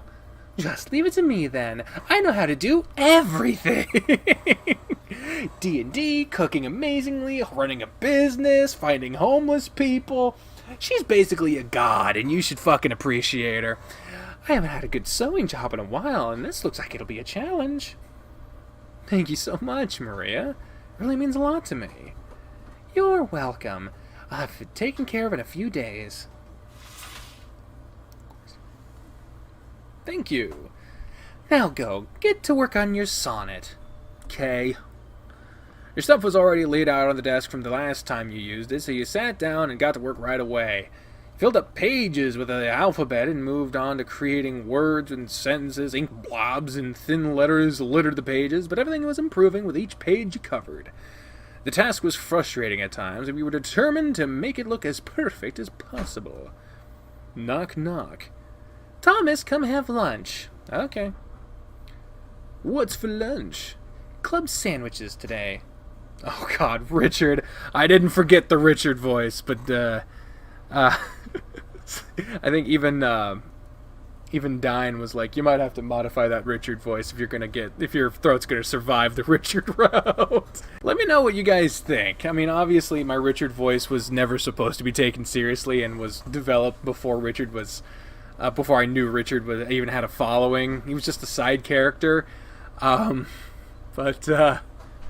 me know what you guys think. Keep it the same, change it, and if you want me to change it, how so? Maybe I'll do a little poll widget. I don't fucking know if I want to do those regularly or not, but if it popped up, you'll fucking know. Oh, hey, Thomas is joining us too. Hey, Richard. When'd you get here? You didn't walk here in the rain, did you? No, it wasn't raining until it wasn't raining when I got here. Where's the bear? He has classes to teach in the morning, and so he's at college. Duh, I guess that makes sense. Thanks for lunch, Maria. I guess there was a bit of a time skip there. Thanks. You're both very welcome. You guys still gonna have practice today, Thomas? If it doesn't rain anymore, we will. We have rollers to clean water off the court, so we'll be fine. Let me know when you leave, and I'll drop you off at the courts. I gotta run to the store later, so I don't mind carrying you with me. I'd appreciate that. I'll make 2 rides for you, one for Harry and one for coming to fix this window last night. Keeping track. All for when I need a favor, I imagine. Holy shit, that voice is already fucking me up. I think I have to modify it. Oh. All for when I need a favor from you guys. Oh, Richard, don't you dare. And Harold paid you last night for repairing his window, so that one doesn't count. You made Harold pay you for repairing his window? No, that damn bear wouldn't let me leave his house until I took the money from him. It's a little bit Spencer-ish. It's a little bit closer of an in-between between Harold and Spencer, but I'm planning on... what the fuck was that? Oh. The stream updates are still a thing. So what was that, a subscriber? I should keep those up, I guess. What was this one? What's this one? I don't know. I guess I'll keep them up. Since I'm not streaming, it really can't affect the fucking quality. He cheated me, too. He told me he had no bill smaller than a 20, and all he was supposed to give me was 10 for some biscuits. Oh, shit. I clicked... what did I do? I don't know what I'm doing. Oh, shit. Oh, everything's fucked up. If it was up to me, I wouldn't have taken anything. Anything. Oh, I see. I guess that's okay, then. Yeah, Harold wouldn't take no for an answer. How'd the window break, anyway?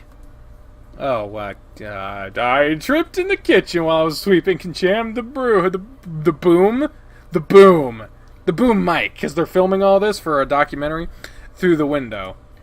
Jeez, you're lucky you didn't get hurt, too. Yeah. You hated lying about it, but you didn't want to tell them what really happened just yet. That is always the wrong idea! It's always the wrong choice. God damn it. How are things going with inking, Tom? Inking? I'm using a quill to write a quill and ink to write a sonnet. It's going good so far.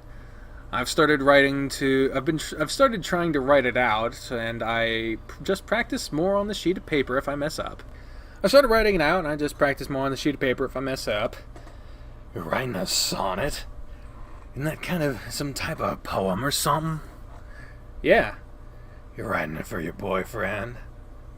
Maybe. Maybe my ass, I knew you were writing for him.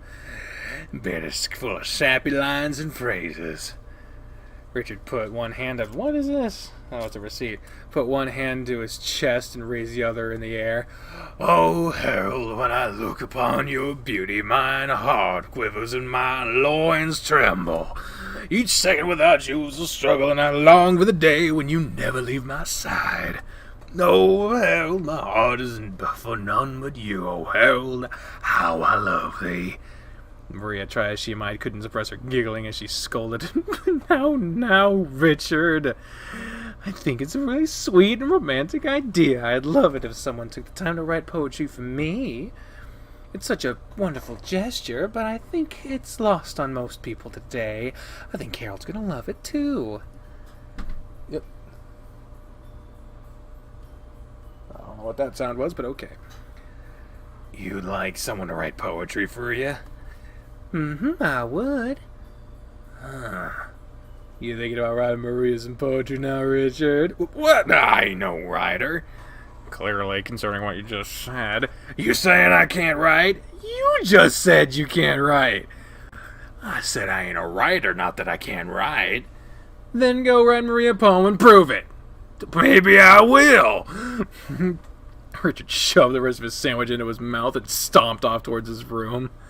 Looks like you riled him up a bit. I guess I did. If he does write anything for you, you have to share it with me.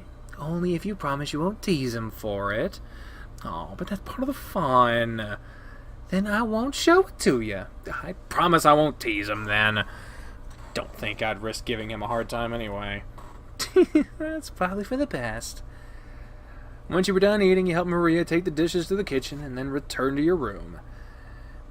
A couple more hours before I need to leave, so let's see how much more I can get done. Whoosh.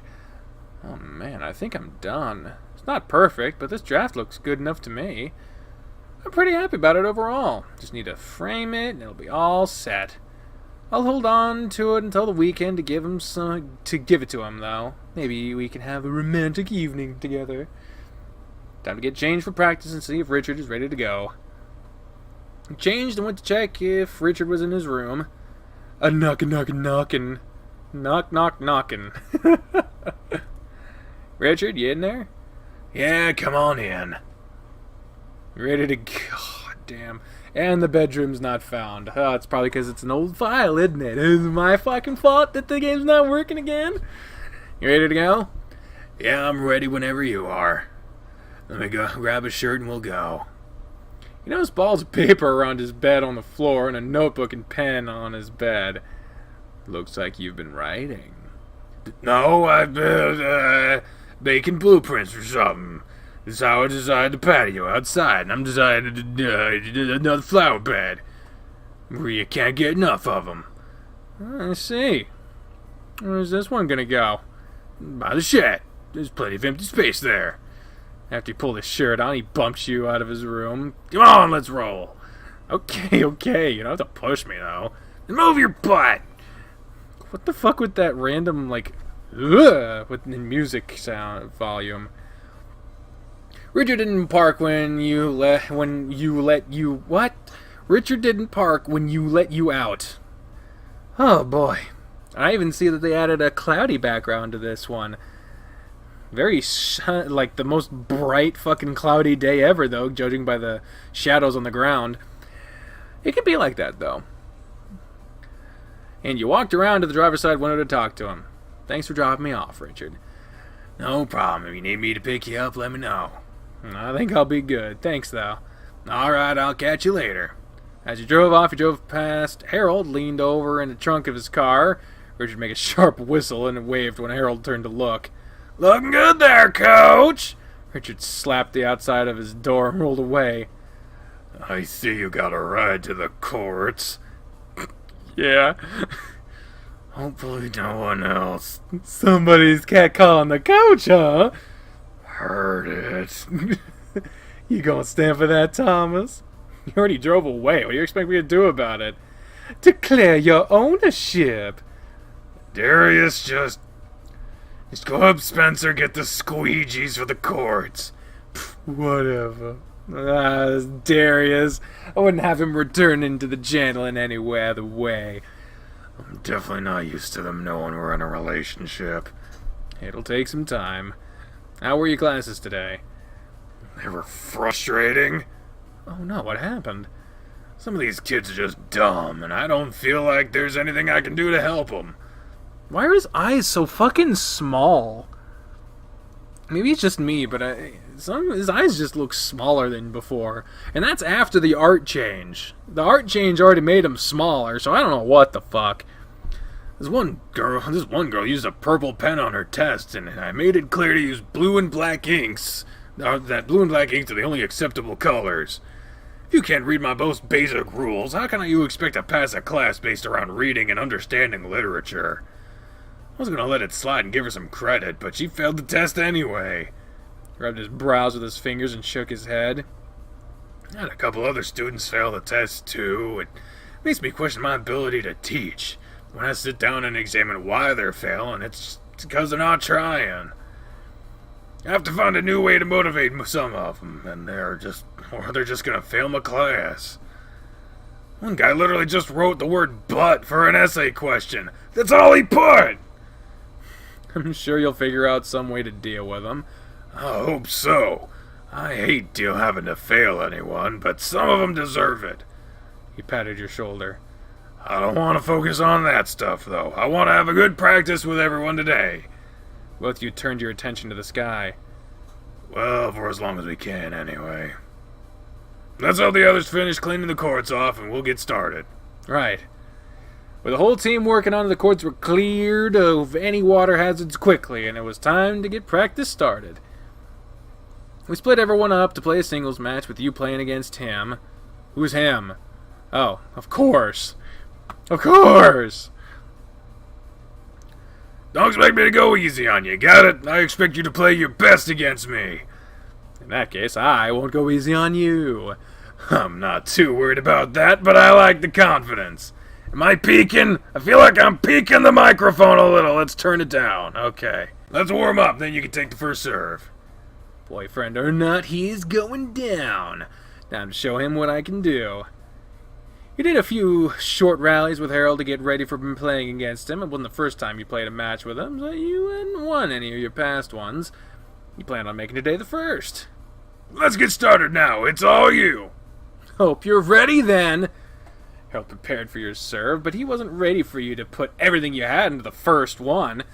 He didn't stand a chance of reaching it after it hit the service box and kicked out wide. He looked surprised and gave you an approving nod. The following serves didn't get past him, but you stayed on top of your game and kept the pressure on him. Game 1 went to you after losing only 1 point, and he ruffled your hair around as you passed by each other to swap sides. I'm winning this game 40 to loves, just so you know. I don't know if taunting him is the good idea, but confidence. He likes confidence. He said that, so let's be confident. Shoop. Show me what you got, then. I'm ready for it. Good. Just out of curiosity's sake, let's see what happens if we taunt him. Bring it on, old man. I'll show you, old man. Oh, God. No. Okay. Maybe not that, then. You look mad. Good. You were confident you wasn't going to be able to take every point, but he did anyway. I told you. You put up a good fight for it, though, so don't slack off and you'll get it next time. Don't expect to have it again. And it better not, or you'll owe me 5 laps around the court before next practice. What? Every point you lose on my serve is 1 lap, and if I take them all, it's 5. Don't disappoint me. There's no way he'll make me run laps for that. I don't want to risk it, though, so I better change things up on his next serve. Let's see. You owe me 21 laps after just set 1. You don't really expect me to run that many laps, do you? You don't think you can handle that? 1 lap around the court isn't really that much. That many laps isn't even a full mile. You'd have to do 24 laps for it to be a full mile. Really? I think you have the wrong thing in your head. I only said 1 lap around the court. I didn't say around all the courts. Oh. I think you'll be fine. Unless, of course, you don't pick up the pace in set 2 and 3. So when we make it to set 3... Hey, you almost had set 1, but you let me break your serve near the end. I ended up overpowering you. That means you're gonna have to adjust how you play against me. So it's a good chance to broaden your play style. There's another reason why we might not make it to set 3. All the more reason for you to beat me faster, right? I guess you got that right. He squinted, looking at something behind you. What is it? We might not get that chance. Harold turned and ran off the courts, and you looked off where he'd been looking. You only had a glance, and then you ran off after him. Practice is done, everyone! A wall of rain was moving towards the courts, and you made it to the shelter beside the bathroom with everyone else just before it was on you. Ah, the rain has set in. Whoa, that came out of nowhere.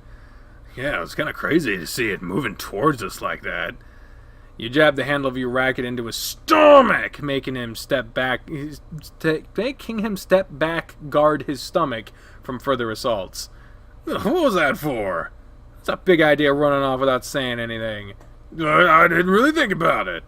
It's just a little rain, so it wouldn't have hurt you anyway. Or you made of sugar, you gonna melt? He grabbed you, smirking as he pushed you back against the wall of the bathroom. I'm not. You're so sweet. I wouldn't doubt it. Let's see. He was leaning in closer, but he stopped when he heard Darius's voice. Looks like Coach is about to start making out with Thomas, everyone. I think he forgot we're all here. Jeez, come on, you two. We all know you're a thing, but have a little decency. Just kiss already. But practice is done for the day. You can all go home now. I walked, so I'm not going anywhere just yet. I'll drive you to your place, so it's no big deal. Later, everyone. Yeah, very good inclusion in that one, in that exchange, Dozer. I guess we're running for it, so bye, guys. You two be careful. I don't want to see either of you show up injured at school tomorrow. Dozer grabbed Chester's wrist and took him running down the sidewalk in the rain. Okay. Come on, Spence, let's leave these two exhibitionists to themselves and go have some fun of our own. Keep dreaming, Darius. We're heading out too, I guess. You guys shouldn't stick around in case the weather gets worse. Right. Be safe, Spencer. You too. Good luck dealing with Darius. I know just how to handle him, so I'll be fine. Well, now that I'm not at risk of embarrassing myself any further, how about we go home and have a quiet evening together? We can snuggle up on the couch after taking a shower, and I'll figure out something to do for dinner. A shower together? It's together? I don't see why not. I like how that sounds. We need to stop by the shelter so I can get some clean clothes first. It's not a problem. Oh boy. Oh Lord, she here. Oh Lord, she dancing. Oh Lord, she dancing. Oh, she dancing. No shit, let me see. I'm gonna zoom in. Fucking brrrr. Brrrr. Oh God, how do I zoom this out? Oh fuck, I fucked it up. Oh, it's going in the wrong direction. Oh hell. There. This is good. You don't even need to see the text. It's just me. Okay, let's get this back up into the corner here. That's not a problem. I can say hi to Maria while you gather what you need. Just watch out for stray Richard hands. Maybe I should stay in the car.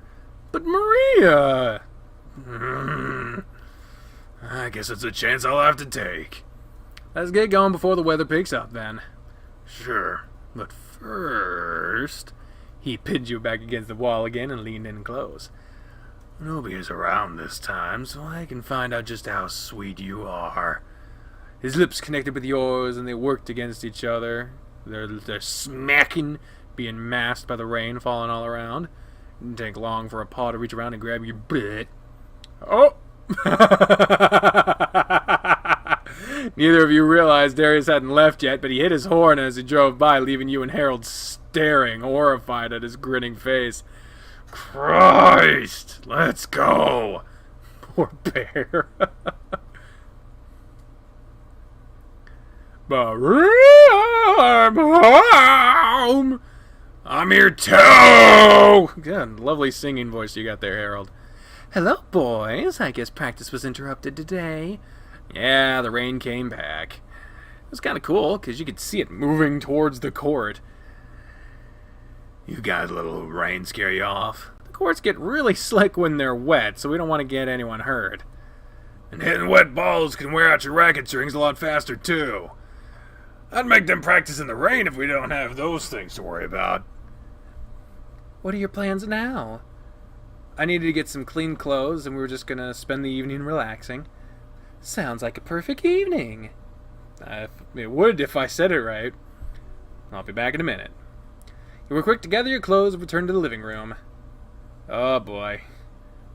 I appreciate the offer, but we'll just wait.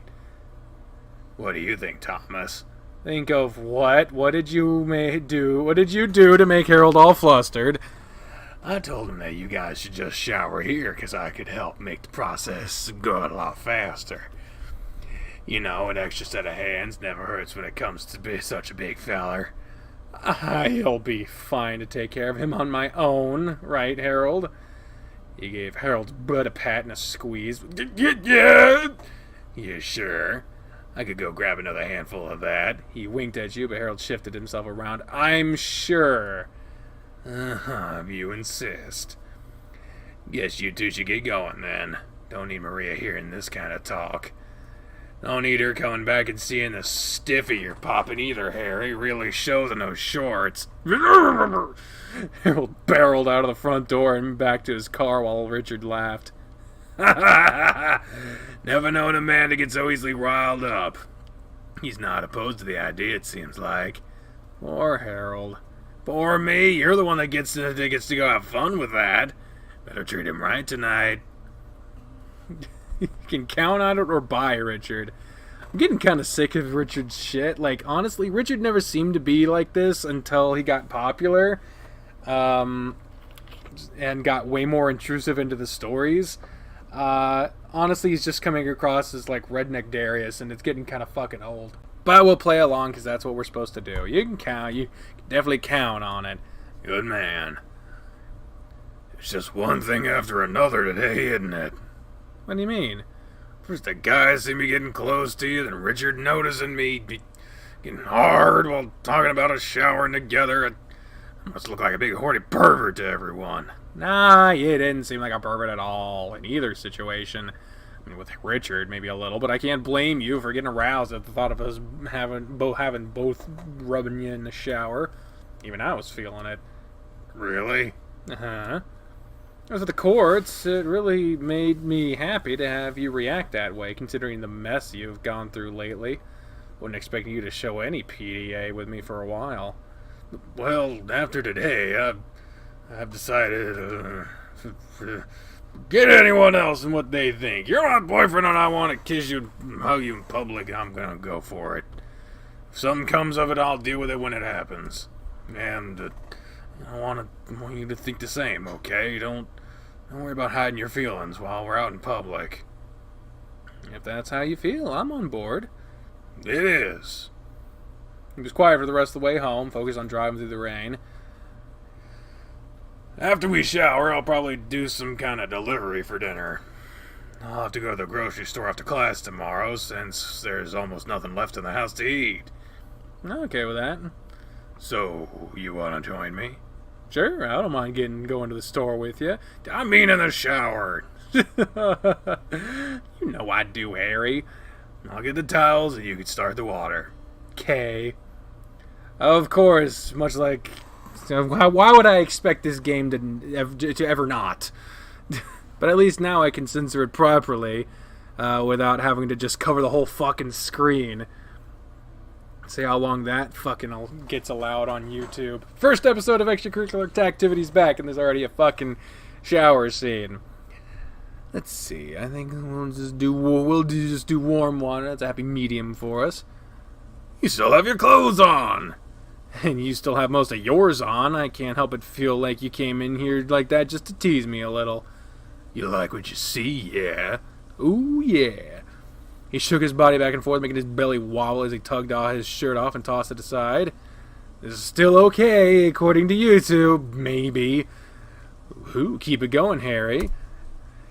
His thumb snapped the band of his jackstrap a couple of times, and he used the band to bounce everything up and down. This is immensely awkward when you realize this room does not have a door on it.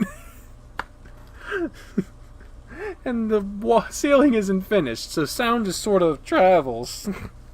But this is my job, damn it, I'm doing it. Jesus, that is not the picture I want to censor with, good lord. But now that that's there, I can't read the screen this direction, so I'm going to be looking off over here. I'll just fucking switch the camera back the way it was. Honestly, day 31 Wednesday, you can fucking see it. He teased you a moment longer, then shoved the jock down, letting his corking balls bounce free. It was easy to see the weight behind them as they slapped back against his legs after he hefted everything out and dropped it. You can pick your jaw up off the floor already and strip. Just a couple of fruit bats on screen, that doesn't mean anything. That don't mean anything. You wasted no time tossing everything aside. Too excited to give me a show, huh? Let's just get in the shower already. And they moved, so now they're this. There's only one that is needed. The orange fruit bat did not enjoy much screen time in this episode. You practically dragged Harold into the shower and pushed him into the water. You really are excited. Who wouldn't be getting to shower with you? You just hear all the collective fan base going nuts. Oh, I see Plummy. You see what? The fruit bat. Oh, the plum, yeah. Plummy. Yeah, he's plummy. He's covering up a couple of dicks. Nice. And some penises, too. Ayo! He put his paws on your shoulders and kneaded them with his fingers. Your hands rested on the sides of his stomach, shaking water off of it while you talked. By the way, I also noticed that for those of you who go on these episodes and complain about it being censored, first of all, fuck you. And second of all, I found out that, I'm probably going to say this wrong, Naoki Cooper, they are a much more popular visual novel reader than I am. I believe they're at like 22,000 subscribers. They read in Spanish from what I understand, but they posted an episode on the Spencer route recently, and then they also posted links for uncensored versions. So if you want to see these kinds of games uncensored, either find people on YouTube that haven't gotten struck with the community strike thing yet, or more accurately, get the games your fucking self. But if you're too lazy for that, you can also go follow Naoki Cooper on Twitter and find their uncensored episodes on, I think they have like a Pornhub site. So I'm not fucking doing that. I'm not above it. I'm not saying I'm better than Naoki Cooper. It's not a one-to-one comparison at all. I just don't want to do it because I'm not interested in that. I feel no need to pursue fan service. I'm in this for the fucking story. I know there's, oh, you watch porn for the acting, but I actually like the story here, and I like that it has sex in it. I myself am not a prude. If I was just playing this by myself, it'd be nice, it'd be cool. But I understand this is fucking YouTube, and they don't allow that shit. So I'm playing their fucking game, because I don't want to get fucking destroyed on here, alright? So, stop fucking asking. Jesus. You know Richard would die to be in here with us. He's made that quite apparent. You're right about that. I think my shower's big enough, don't you? I don't want it to fucking happen. The option is definitely or not big enough, so I'm going to say not big enough. I don't know, it might get a little crowded. Maybe you're right. A 3-man shower would be chaotic. I wouldn't know. Neither would I. Having just you in the shower makes me happy, though. I really enjoy this time with you. I know it's only the second time, but it's really nice. I got a little carried away, too. Both of you were hard at this point, but try as you might, you couldn't avoid having your boners rubbing against each other. If this gets any more steamed, I'm just going to have to skip over this for the video. You dumped soap under your chest and went to massaging it around your shoulders and chest. You played so hard during our match today, I really thought you had me a couple of times. I did too, but I ended up messing up under the pressure. You tried to force a play or make a move too quickly, and you ended up botching it. In times like that, you just need to step back and take a deep breath. Find a way to focus that pressure and use it to your advantage. If you can get that under control, I bet you'll play even better than going forward. I'll give it a shot. Part of me wishes I didn't play against you today. Why's that? I like watching you play. Watching you makes my heart race. and I really get into the match. You've really improved a lot since you joined the team, and I'm really proud to see how far you've come. Watching your body move across the court, seeing those muscles glistening with you, I get hot under the collar. You felt as okay. I can't help but think about getting to okay. And the porn music. Great touch, Stein. Great touch. Jesus Christ, that is disturbing. I'm not even gonna. Oh my God. Do you see this? Are they docking? Is that what that is? When you pull foreskin over the other dick? Yeah. That's docking? Yeah. Well then, yeah, that's what they're doing. Okay. I've never seen that before. Okay. I haven't actually seen it before either. Like, I knew about it, but I haven't seen it. Yeah, it looks fucking disturbing to me. I mean, hey, if you enjoy it, all props to you, but... I mean, then again, most penises I've seen have been circumcised. Yeah. You know, mutilating babies for religious sake, that's awesome. Oh, you fucking assholes. They're talking about Chinese food. I can't afford Chinese food. Fried rice, noodles, egg drop soup, wontons, rangoons, egg rolls, all sort of chicken dishes and more. Motherfucker! I could eat Chinese food every day and every meal of every day and never get tired of it. And I swear to God. Okay, we look to be fine now. They are gonna get food, but before they can snuggle in for the night, they're going to we're gonna go over and take a copy of the surveillance footage and put it onto a CD. That's the current plan. And by the way, this office looks immaculate. It looks amazing. I love it. All right, let's see what we have here. He sat out of the desk and pulled up the security footage from the previous day. It didn't take you long to find what you were looking for. There she is, creeping through the side gate. And there she is at the back door. Look, she's picked up a brick to break the window. Stupid bitch. I guess this is all I really need, so I'll burn that onto a CD and get that. Take the whole thing. Don't cut it down. That makes your shit look weak. Get it to the police station. Shuffled through the drawers of the desk until you found a stack of CDs and started the process. While you waited, you got a little nosy and flipped through one of Harold's notebooks lying nearby. That's lovely. Looked at the story he's been working on the side. A really steamy one, even. Never would have thought about him writing something so porny. Really? In this game? Then again, after the fun we've had, I can't be all that surprised. Flipped through several pages, reading the scene that had been laid out. The way he's describing the main character sounds a lot like his L&L character. It is! His name was Relgor. And the other characters... it's my D&D character name, Radavan. I get this whole thing for like characters and OCs in my head for the name Radavan. It's, that's fucking cool. That's my character. He's writing a steamy romance between R and L characters. It's pretty hot, too. Hot enough to make me hard again. I had all that fun with Harold in the shower. Seems to be a decent amount written down, and I just happened to flip through the page of them fucking under the starry sky. I wonder if he ever intended to show me this. He got carried away reading further just to see what else was going on. Gah! Does that mean the food is here? No, it means the fucking earth is ending. What the fuck are you talking about? It's a doorbell, idiot. I got way too wrapped up in reading this story. Disc was ready, so you grabbed it and put everything back where it belonged, and went to join Harold. You should always check the disc to make sure it worked. You're making a lot of mistakes here, buddy. Of course the food would bring you out of hiding. I got a little distracted. Did you get what you needed? Yeah, I'll see about taking it to the police station tomorrow after class. Okay. Go grab a couple of plates and we'll watch TV while we eat. Minutes later, we were on the couch with Harold dishing out food between plates with a TV show rolling in front of you. I think you ordered enough food to feed a small family. Just right. Or one fat bear. Hell yeah. It's a better deal to order the family meal than to get individual dishes. This would last a couple of meals normally, but since I'm sharing it with someone, it won't make it past this one time. Use his chopsticks and shovel the wonton into your mouth. Just don't let me eat it all.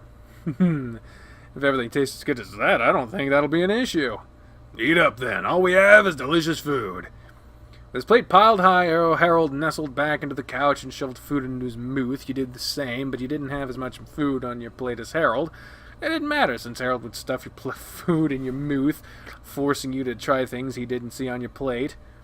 He's more than happy to share his food with you, and he would just add more to his plate once it was empty. Food didn't last, with Harold devouring well over half of it, and he looked like a content bear with a full belly. Let me clean up the mess, since you paid for everything. Not to mention, you look really relaxed right now.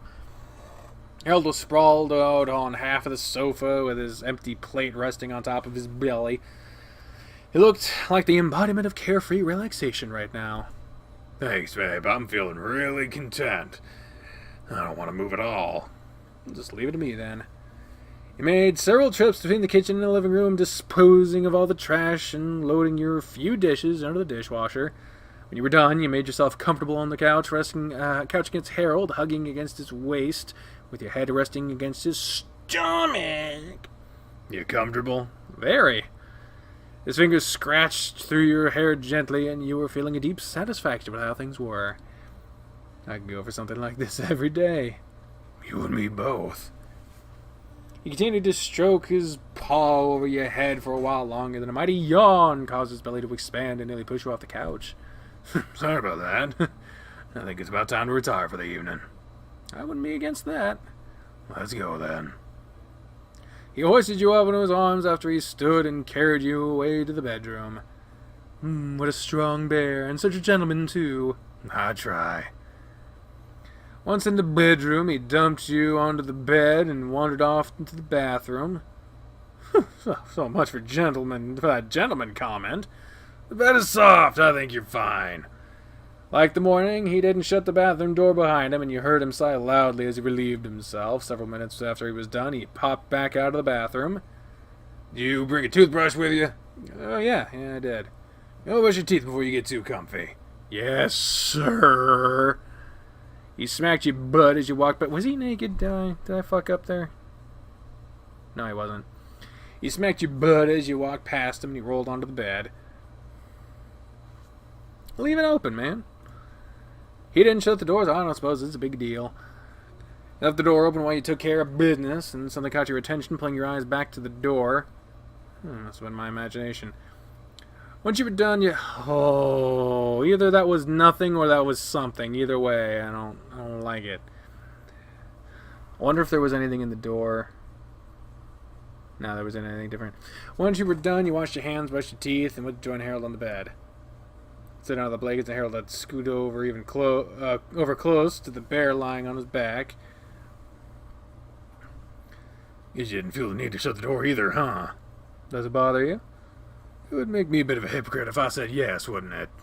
I don't think so. Either way, I'm not bothered. He rolled onto its side, put his paws against you, and pulled you back to his chest. His snout nuzzled along your neck and cheek, and he rumbled with a happy sigh. If anything, I'm glad you feel that comfortable around me. I do feel really comfortable around you, like we've been together a lot longer than we really have been. Good to know, babe. Another heavy yawn was blown against you, and he hugged you tighter. Big Bear is feeling really sleepy right now that we're here. I could go for a long hibernation. Same here. It's so soft and warm, and I'm feeling satisfied after a large dinner. I'm fucking paranoid that wasn't him in the door. I don't like it. Looks like an old man going to bed this early. It's almost 10, so it's not that early. And I'm here with you. I don't think I'm anywhere near being an old man yet. True. He kissed your neck and rubbed his paws against your stomach. Nighty-night, babe. I love you. Sweet dreams, Harry. I love you. His fingers swirled through your body hair, and after a little bit, he stopped moving and was snoring softly against you. You fell asleep after a while longer, lost in your thoughts of what your future might hold for you and Harold. There's the little animation. It's so cute. I love it. Oh, man. What's going on? I don't fucking know. Day 32 of fucking Harold Grifter's route. Good fucking lord. Your body was being rocked back and forth, and something warm was pressed under your chin. Harold's snoot had nuzzled up against you. Come on, babe. It's time to get up and get ready for class. Already? Yep, it's that time. I can't believe you didn't hear my alarm. I was sleeping so good. I was having the nicest dream about you. Not like yesterday, huh? Definitely not like yesterday. Was the nice dream what caused this? You were lying on your back and you hadn't noticed your morning boner pushing the blanket up until Harold poked it with a finger. I guess so. What exactly was going on in this dream, huh? What exactly was going on in this dream, huh? Maybe we can make it come true. Oh, well. Too embarrassed. Tell him! Tell him the truth! I don't think that'll be fully possible. Part of it involved what we did in the shower yesterday, but you docked in my foreskin. Yeah, okay. Details. Haha, you're right. I don't think that would be possible. Why does he look so, kind of upset or annoyed by this? I forgot their eyes were so fucking small. Good lord. Yeah, I can't tell you if my dick got really big or if yours was small enough to match it or what. The other part, however, I'm a little embarrassed about it. You don't have to tell me, but I'm really curious to know whatever gave you this morning would. I'll tell you, but remember, I don't have any control over my dreams. I don't know why this is what I dreamt. Oh boy. Well, let's hear it then. What were you dreaming about? You got spit roasted or I got spit roasted? Why would you fucking say either one of the... I can say I got spit... I don't want to fucking get him spit roasted. I got spit roasted. Oh. That requires 3 people, though, so... Who was the... Oh! I was thinking literally. I didn't think about the connotation of that when I was saying it. Okay. Who was that requires 3 people, though, so who was the 3rd person? It was Richard, wasn't it? That's a pretty good guess. And completely accurate. You want the 2 of us giving it to you from either end, huh? I had no control over what was going on.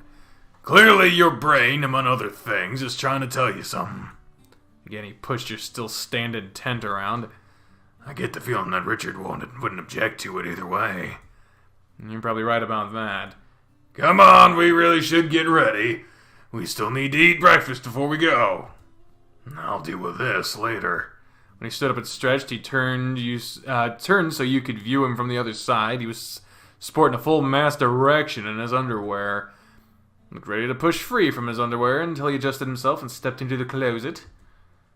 Guess I need to get up and get dressed too. I'd rather go back to sleep and continue that dream, though. After class, you're going to the police department, right? Yeah, I'll see if Spencer or Richard will drive me there so I can drop off that CD.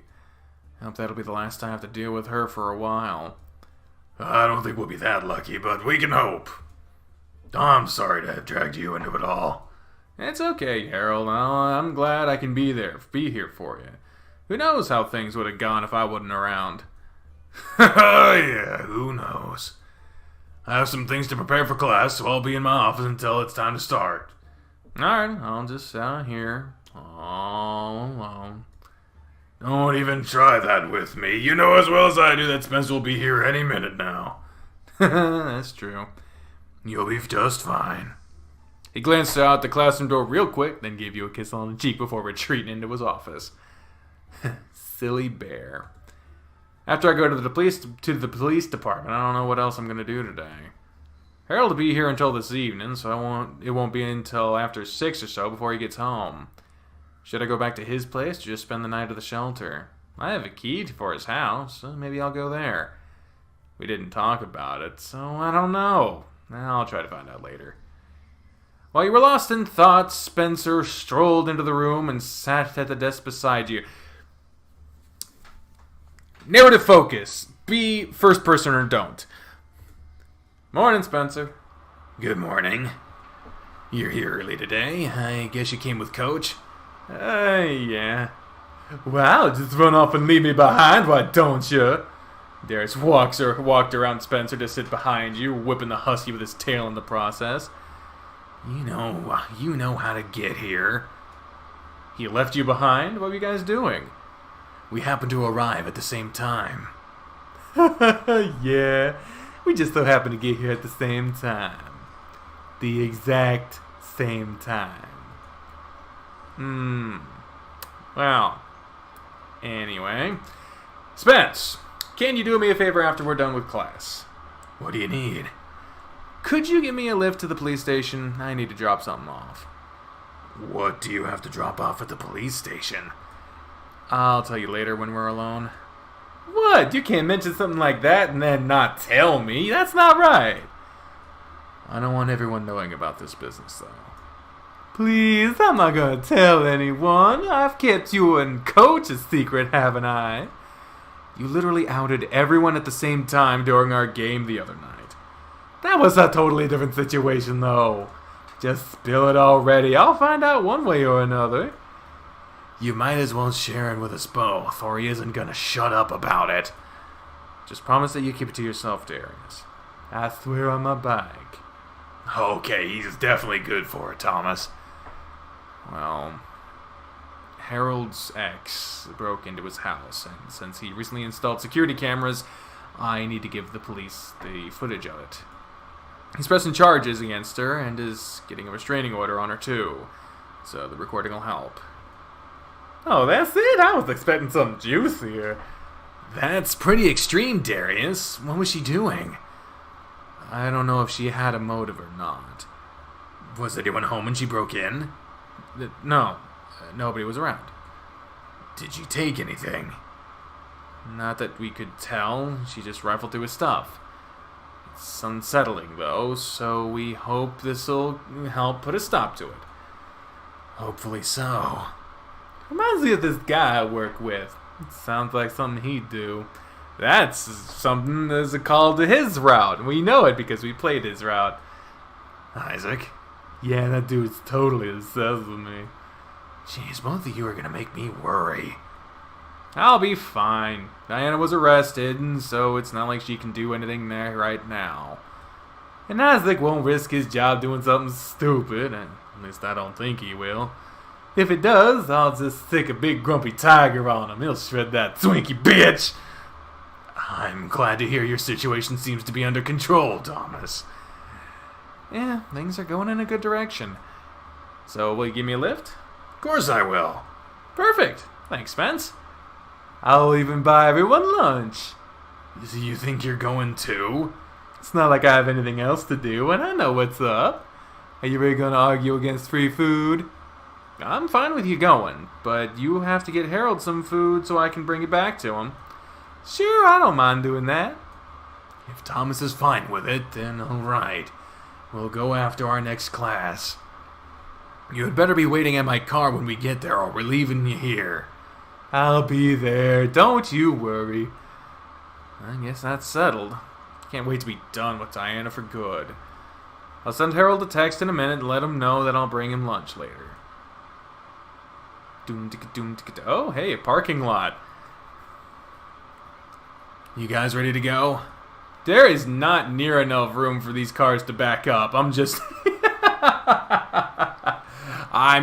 joking. I know you have to fit some amount in there. I'm set. Same here. I like the music. This is nice. You have all you need, Thomas? Yep.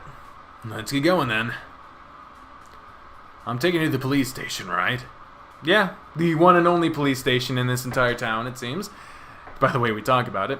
I should just have to drop this off and be done. That guarantees that's not going to be what happens. That's all I hope I have to do anyway. I really hope I don't have to see that woman ever again. Coach's ex sounds like she's a bit crazy. A bit is an understatement. She's plain batshit psycho. She mutilated? Oh, mutilated. My dumbass said mutilated. What the fuck? Just fucking off of a bridge with me. She mutilated a stuffed bear I'd gotten for him and left it strewn around his bedroom. Yeesh, seriously? It's a good thing nobody was home when she broke in. Things could have gone way worse. No doubt. I want her to stay away from Harold. He deserves to be happy without that bitch trying to ruin his life. Has she done anything else? She tried getting him fired, too. How? She kinda told the school he was in a sexual relationship with a student. Even went as far as to say it was me. Harold denied it, though, but he was warned about it. He could be written up or even fired for it. Ouch, that sucks. He's willing to risk his career for you? We talked it over. We're just gonna keep things on the down low until I'm no longer in his class. If I'm not in his classes, we're free to date. It's because I'm one of his students that makes it bad. Showing up to school together and taking him lunch isn't keeping things on the down low, though. Oh, him trying to make out with you in the tennis courts. He said he doesn't care who sees us in public and that he'd deal with it if any problems came up. Sounds like you might need to be the one to keep him under control. You don't want him getting fired, do you? Of course not. I just want him to be happy. You can still do that, but you both need to be more aware of how you go about it. I guess. I'll deliver his lunch to him so things don't seem as weird. No, let me do it! Why you? People will think I'm just trying to have sex with him, so it won't be weird at all for me to do it. I hate admitting that you're right, but that's sound reasoning.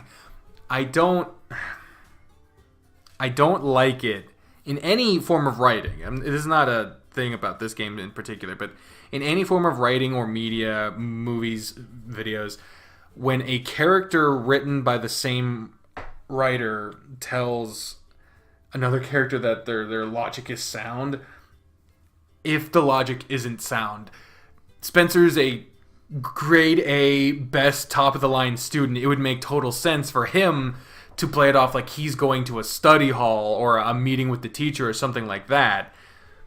Not, oh, the teacher that's having problems apparently having sex with students. Let's get a guy who's known for trying to have sex with teachers to deliver him lunch. No, that is not sound reasoning, Spencer. Well, just let Darius deliver his lunch to him, alright, Thomas? Yeah, alright. I'm sure he'll understand, too. Tell him first! Tell him first! Good. The police station was only a few minutes from the school, so it took you no time before you were there. Here's the station. If you think you might take longer than expected, let me know. Hopefully it's a quick in and out. Just let... don't say that. I almost made a joke. Oh, geez. Okay, so this has not gotten a custom art yet, but it had to be really blurred because there's some, actual pertinent information here. Who do I give this to? I don't remember what the officer... Thomas? Oh, it's Officer Gurr. Captain Gerber is, Officer Gerber. I'm glad you're here. What brings you to the station today? I just needed to drop off the security camera footage from the other day. Oh, excellent. Thanks for bringing it by. I'm sure a judge will have no issue granting you or Harold a restraining order with this evidence. How much longer will that take? It should be straightened out sometime next week. And what about the whole assault on me? It's possible that we can have that taken care of next week, too. Just so she's out of your hair completely. That'd be fantastic. The sooner we're done with her, the better. I'll do whatever I can to speed the process along. If there's anything else I can do to is there anything else I can do to help while I'm here? First typo back. There isn't right now. I'll be in touch with you as soon as I need something. Alright, I'll be off then. Thank you for your help, officer. You're welcome. It's what we're here for. Take care of yourself and that bear of yours.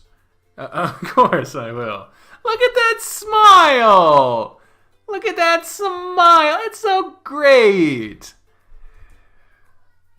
When you got back to the car, you could see Darius through the window and his hands on Spencer's neck as he fell back on his seat as soon as you opened the door and climbed in. Oh, good, you're back already. All done? Yeah, there wasn't anything else for me to do at the moment. Any clue about what's next? You just have to wait until they contact us again. I guess the next step will be a trial or something. Ooh, you have to testify? I don't know. I don't know how any of it works. If he was a witness to anything and a trial is held, he might have to. That means I'd have to see her again. You clenched your fist against your leg and just stared out a window. A paw rested on top of yours, and you looked over to see Spencer staring at you. You alright? Yeah, I'm fine. Let's go get some lunch now. If we hurry, we can get back to Harold before his next class starts. Fast food burgers and fries it is, then. Thanks for doing this, Darius. No sweat. You guys can send me a dual dick pic or something later. Just take the coach's food, Darius. Sure. I'll find you when I'm done, Spence. Lying is such a pain sometimes. Not the truth. Now that he's gone, you can tell me what's bothering you. What do you mean? Did something else happen that you're not telling me about? Yeah. What happened? The break-in happened a couple days ago, and I was in Harold's house when it happened. Oh man, seriously? Yeah. I panicked and went to hide in his closet. And you're only just now coming out of the closet? Spence! I'm sorry. Just trying to keep the mood light. Anyway, while I was in the closet, I called the police. Diana heard me, though, and when she found me, she was holding a really big knife. Dude, what? She went on some crazy rant while I stood there, and when the police showed up, she cut herself with the knife. She said I entered her house and attacked her. I was handcuffed and taken to the police car until Diana's wound was treated. The officer had shown up was the same one we reported the prior break-in to, so he knew the situation. Not only that, but he heard her rant because I never hung up the phone. He arrested her. She freaked out and tried to run. Officer Gurr ended up tasing her, and that's how things ended. And this happened just a couple of days ago. Yeah, on Tuesday.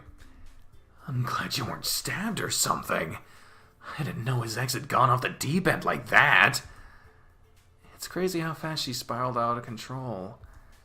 Well, look, you know I'm here for you if you need me. I'll help however I can, even if you just need to talk with someone. That's some heavy stuff to have to deal with, so don't ever hesitate. Thanks, Spence. I don't want to drag Harold down more than he's already been. So if I need to vent, you might have to be the one. I'll be more than willing to listen. I care a lot about you, so I'll do what I can for you. I'm happy to hear that. Knowing I can depend on you means a lot to me. Whenever you need me. What are you gonna do now? I'm not sure yet. I'll head home and try to relax a little while, I guess. Not sure I'll do anything else today. I think I kind of just want to chill and do nothing. Coach will be here all day, won't he? Yeah. It wasn't until a little after 6 when he finished up the other day. If I didn't have plans already, you'd be with me. It's all good. I appreciate the thought.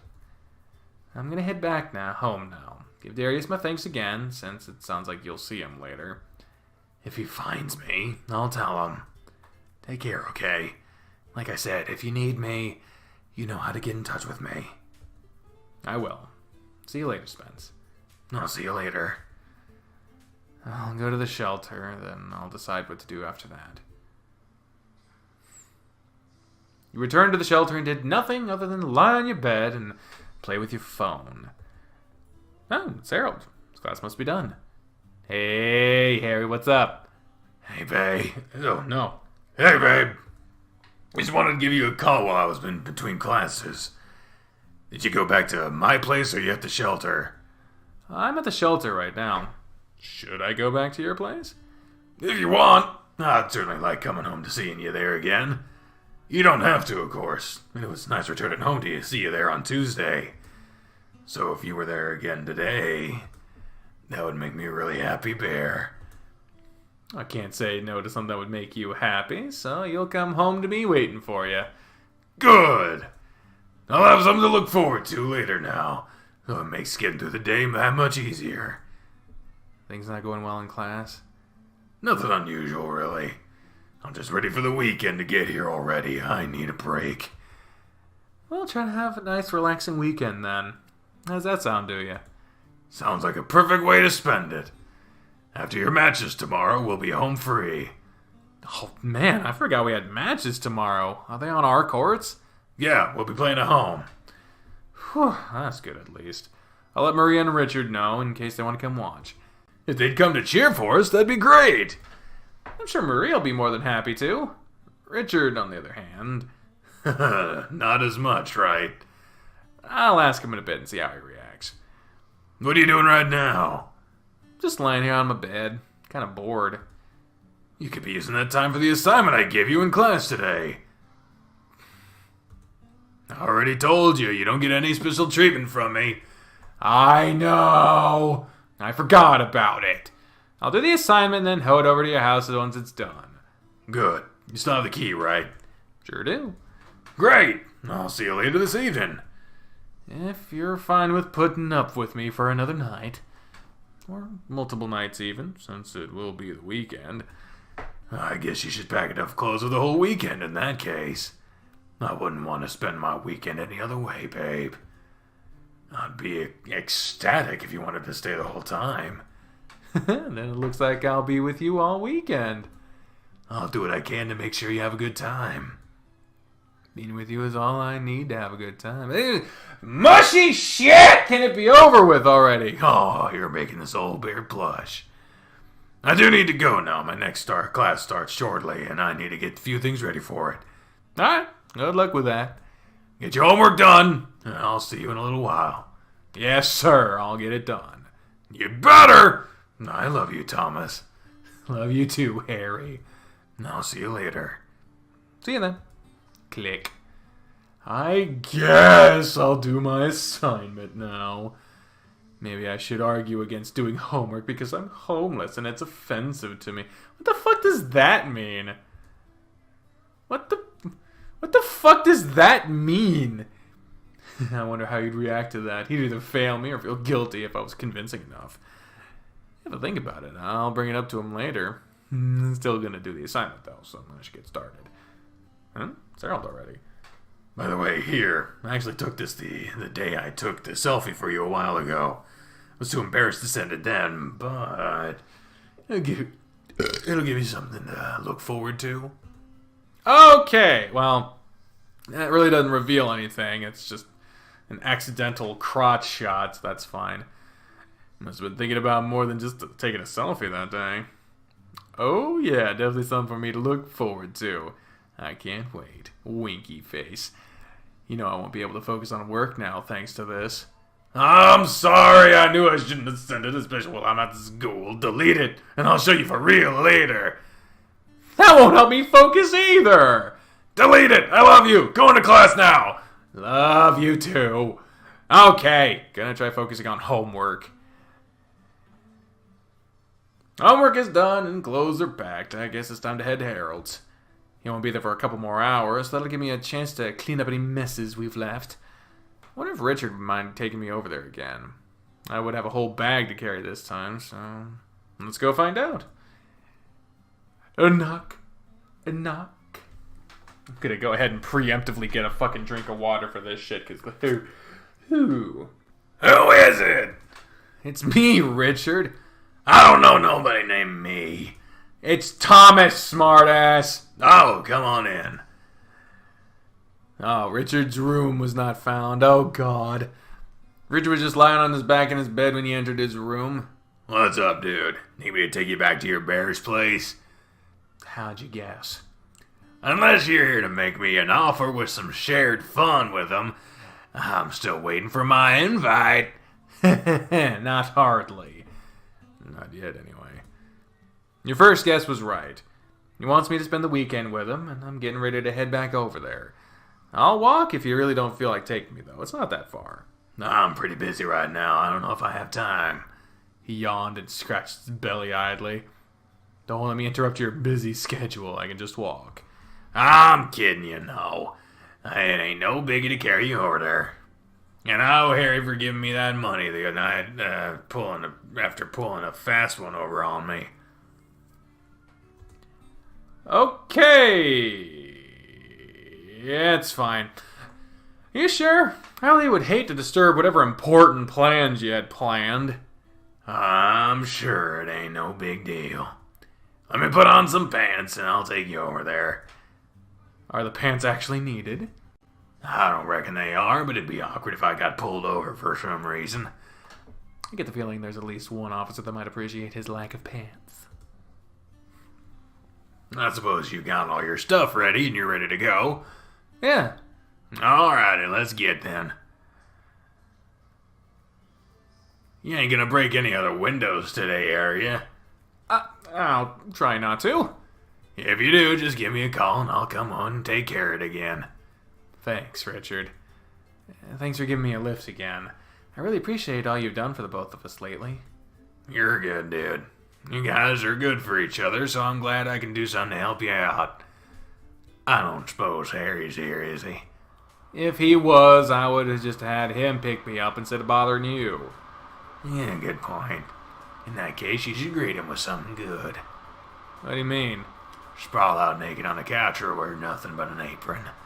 Let him know he's a hard-working guy and you're there to treat him right when he gets home. I think he'd enjoy that. That's why you should do it. He's gonna bring someone home if you do that shit. He's gonna be like, oh, to show you whatever. I don't know, some shit. Something would fucking happen. Maybe I will. He deserves to wind down and relax after a day of teaching. Exactly. Now go get yourself ready. Thanks again, Richard. You're welcome. Just give me a call if you need something else. Anything else. Will do. See you later. Later. Hey, you're not telling about the matches.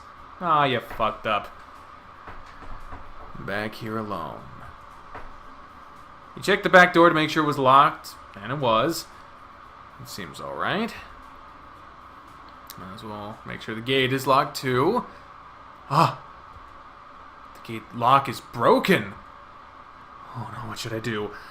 Did someone else already try to break in? What if they're inside already? What if it's Diana? No, she's in jail right now. She could have gotten out. Right?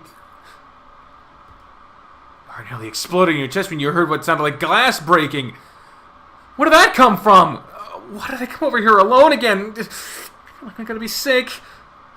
I'll call Richard back. You phoned with your phone and dialed Richard's phone number as quickly as your shaking fingers would allow. Oh, that was quick. What's up? Richard, can you come back right now? What? Why? The gate lock is broken and I bet you could fix it. You already broke something? Jeez.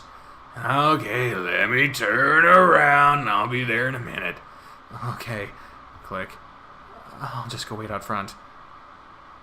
You paced around the driveway while waiting for Richard to arrive, and it was only a few minutes before he got there. You're lucky I stopped at the gas station to grab a snack. I wasn't too far away yet. I'm sorry. I just wanted you to look at the gate.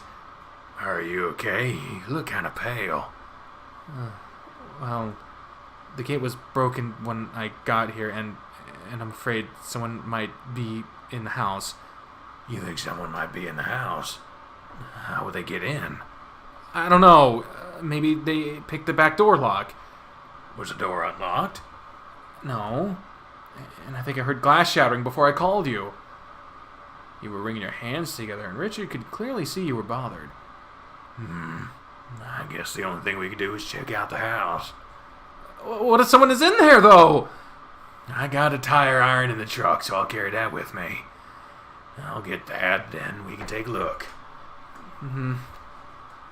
Richard went back to his truck, grabbed a metal rod, and you led him to the kitchen through the back door. Alright, you hang here. I'll check out the house. You sure you check his closet and the bathroom, too? Yeah, well. Richard left you alone in the kitchen while he inspected the house. He stood with your back to the cabinets and constantly scanned around the kitchen for anything out of the ordinary. Must have moved quickly through the house since he was gone for less than 10 minutes before returning to you. Looks like the place is clear. I didn't see or hear anyone. Are you sure? Yeah, ain't nobody here besides us. Okay, that's a relief. What made you so sure someone was in here? I guess I'm just really paranoid. Why? I ain't never seen you act like that before. I'm not the one that broke the door window the other day. It wasn't you. Who broke it then? Harold's ex broke in while I was here, and for the second time today, went through all the events of dealing with Diana's assault. Shit, dude, she sounds like a real psycho bitch. And she's locked up right now, ain't she? Yeah, I just had it stuck in my head. What if she escaped? Seeing the gate broken just made that feeling worse. Do you think she broke the gate the other day? She might have. I never thought about that. We never checked the gate after she broke in, so that's really likely. You got yourself worked up for no reason. I guess I might have. I'm really sorry about this, Richard. I don't mean to waste your time. It's not a complete waste of time. You still need someone to fix the gate. I'll go look at it and see what I can do. Alright. Richard grabbed you in his arms and squeezed you with a tight bear hug. Or rhino hug, I guess. I don't know. You ain't got no need to apologize to me either. Got it? You had to deal with a really shitty situation, and I'm glad you're alright. Richard? You ain't gonna tell Maria about it either. No need to make her worry any more than she already does. Alright. Go check on that gate and see what I can do to fix it. While he's doing that, I'll do some tidying up. I hope Harry don't mind me snooping around his house and fixing his gate for free. You only have to worry about him not paying you for the repairs. He'll come after you for that. Ha ha! Let him then. He's just a big old teddy bear. He ain't gonna do nothing.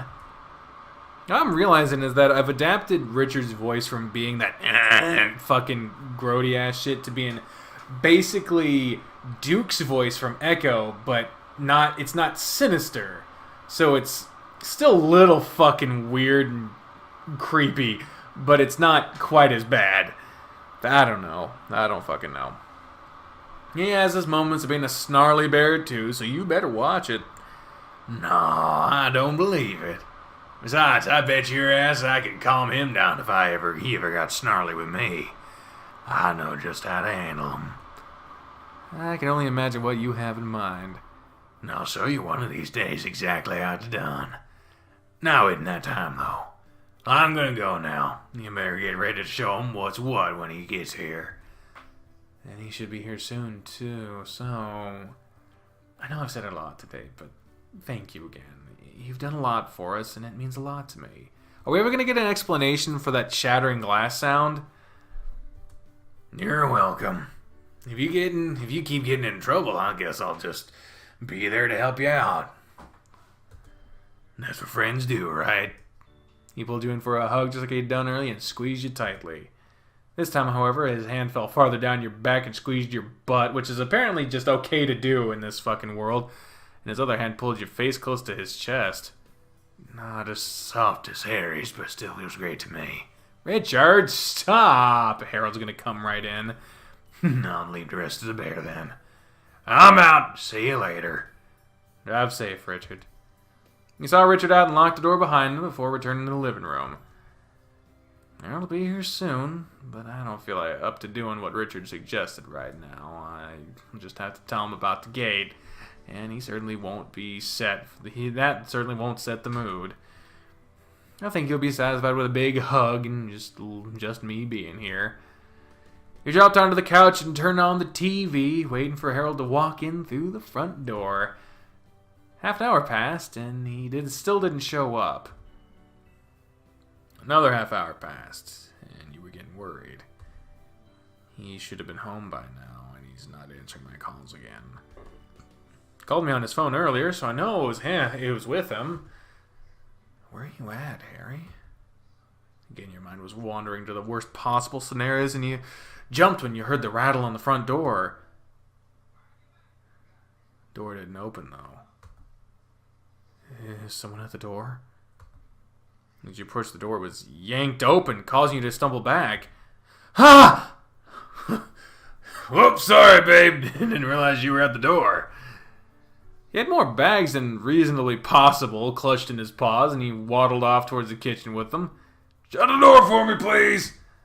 You did what was asked and followed him to the kitchen. I'm noticing there's like a theme with a few of these routes, which is, you know, a better relationship, but also like permanent scarring.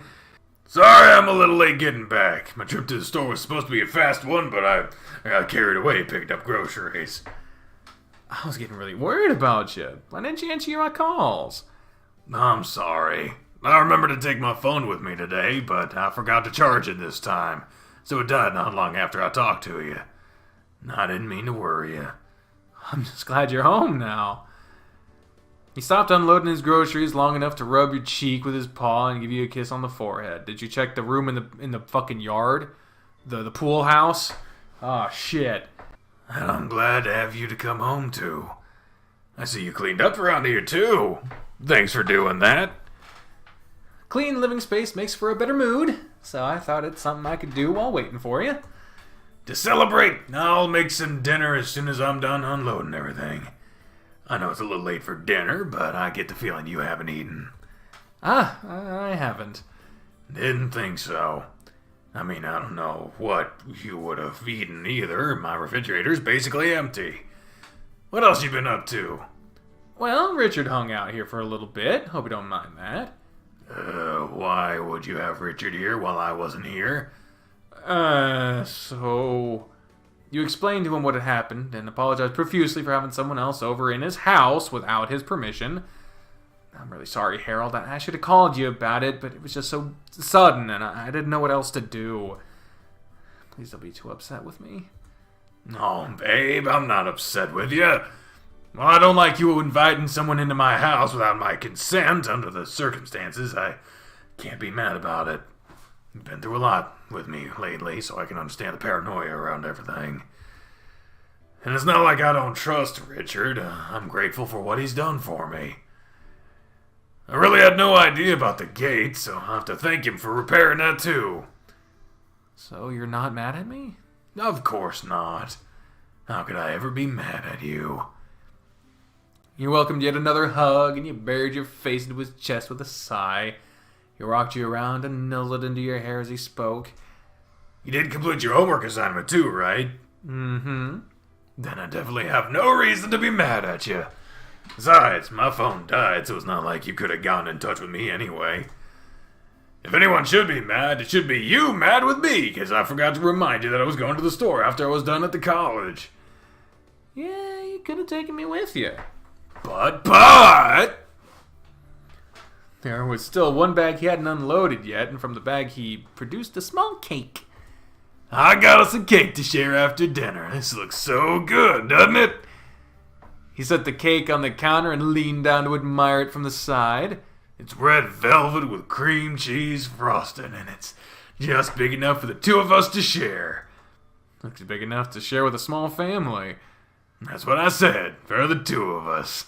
Ha ha! Look at that smile! Aw, lovely. Okay. What are you cooking for dinner? A pizza! Pizza! After shopping, I just wanted something quick and easy, so I got a pizza to cook tonight. That's not what I was expecting, but I'm down for that. Pizza and cake makes for a great meal. I got some boneless chicken wings to have on the side too, so it'll be a more complete meal. You can go relax. I'll start preheating the oven. After I change clothes, I'll join you. Alrighty. You found yourself on the couch waiting for Harold to join you, but it took him a little longer than you expected. So, what is this outfit you've got? What the fuck is that? Did I ever tell you I used to play center position in rugby for Cresthaven? No. That's not something you ever mentioned. I played a couple of years before my injury. I had a great build for it at the time. It's hard to tell since my uniform doesn't really fit me like it used to, though. Huh. I saw it in the closet and thought you might like to see how it looks on me. Personally, I always liked how it looked. What do you think? Certainly hugs your form snugly, huh? All over. It's a really tight fit, so I can't wear it for long. I figured I'd show it off while waiting for the oven to preheat. I'm certainly glad that you saw it. I think you look fantastic in it. I love how it's showing off your body. Every little curve. Looking at me with this fancy, I'm looking at your face. Again, why are the eyes so fucking small? You mean every big curve? There's nothing little about me. Put your finger to his chest and dragged it through the clefts between and below his pecs. Clearly. I need some help taking the shirt off, too. I'd hate to rip it because I wasn't careful. Yeah, that would be a shame. I really do I like how it looks on you. I'm glad to hear it. This is a funny picture. This is good. That smile and that look. I had something else in mind that I wanted to ask. Have you ever thought about, role-playing? We just did that on Sunday, so yes. I mean, in the bedroom. Can't say I've ever thought about that. How'd that even work? Do I just shout out my spells as we're doing our thing? No, not quite like that. Jeez. More like, say I'm wearing my rugby outfit and you're dressed like a coach. Oh, so our relationship only flipped? In a sense. Things like that, or maybe I'm the British bear police officer and you're the criminal I'm arresting. But my version of interrogating you is me handcuffing you and teasing your body. Oh, I see what you mean. Yeah, that's definitely not something I ever really thought about. You think you'd ever be willing to try it out? It could be fun. Yeah, he clearly wants to do it. Sure, I think it'd be a lot of fun too.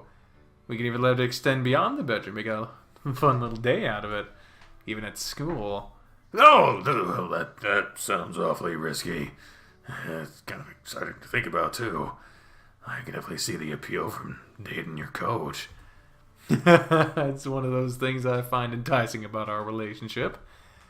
Then, before the semester is over, we're going to have a little bit of fun. I'm already getting aroused by the thought. Don't burst any seams before we get a chance to do anything. I'll get out of these before that happens. So, help me out of this shirt and I'll go get the pizza out of the oven. Sure thing. Pushed your hand up under his shirt and through the fur covering his belly. You took it slow, letting your fingers slide through every soft hair they touched. Along the journey, you were sure to squeeze from time to time, sinking your fingers into his soft belly. His shirt moved near effortlessly up and over his gut, its base resting on the spot where his chest and belly met. See how tight it fits? You can just touch it and it starts to slide up my fat. You poor guy. Must be uncomfortable at this point. Mostly around my arms. It's digging up into my armpits.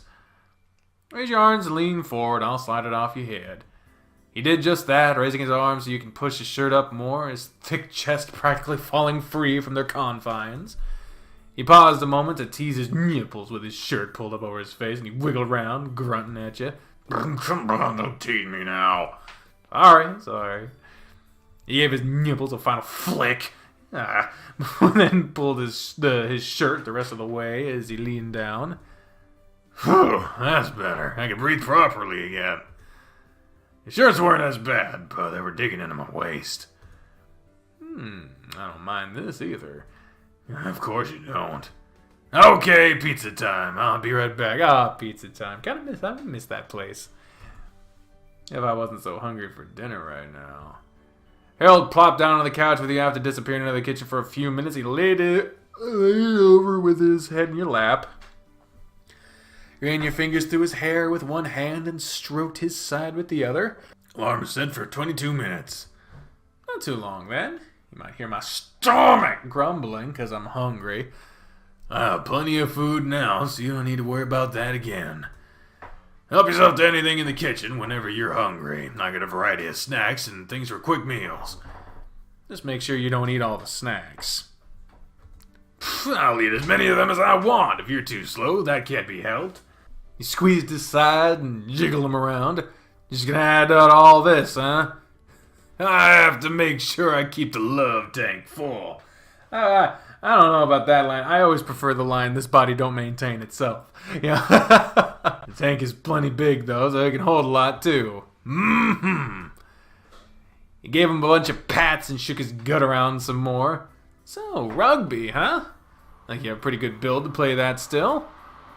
I'd be a force to reckon with if I was on a rugby team. I think it would scare people to see me charging at them. It was fun to play. I've wondered if I could ever get back into it. Why don't you try? I don't have the time. School and tennis take up enough time already, so I wouldn't be able to dedicate the time to it. Makes sense. It's a pretty handsy sport, too. I don't think you'd appreciate so many guys putting their hands on me like they do in rugby. I wouldn't have thought about that. I can't tell you how many times I had hands on my butt or the number of times my face was pushed into a sweaty body. You know, thinking about it, it was around that time I started to realize I was bisexual. I'm not surprised, considering. And a couple of really cute guys on the team. One guy in particular, kinda developed a crush on. Oh, tell me about this guy. You want to hear about him? Uh-huh. Believe it or not, it was another human.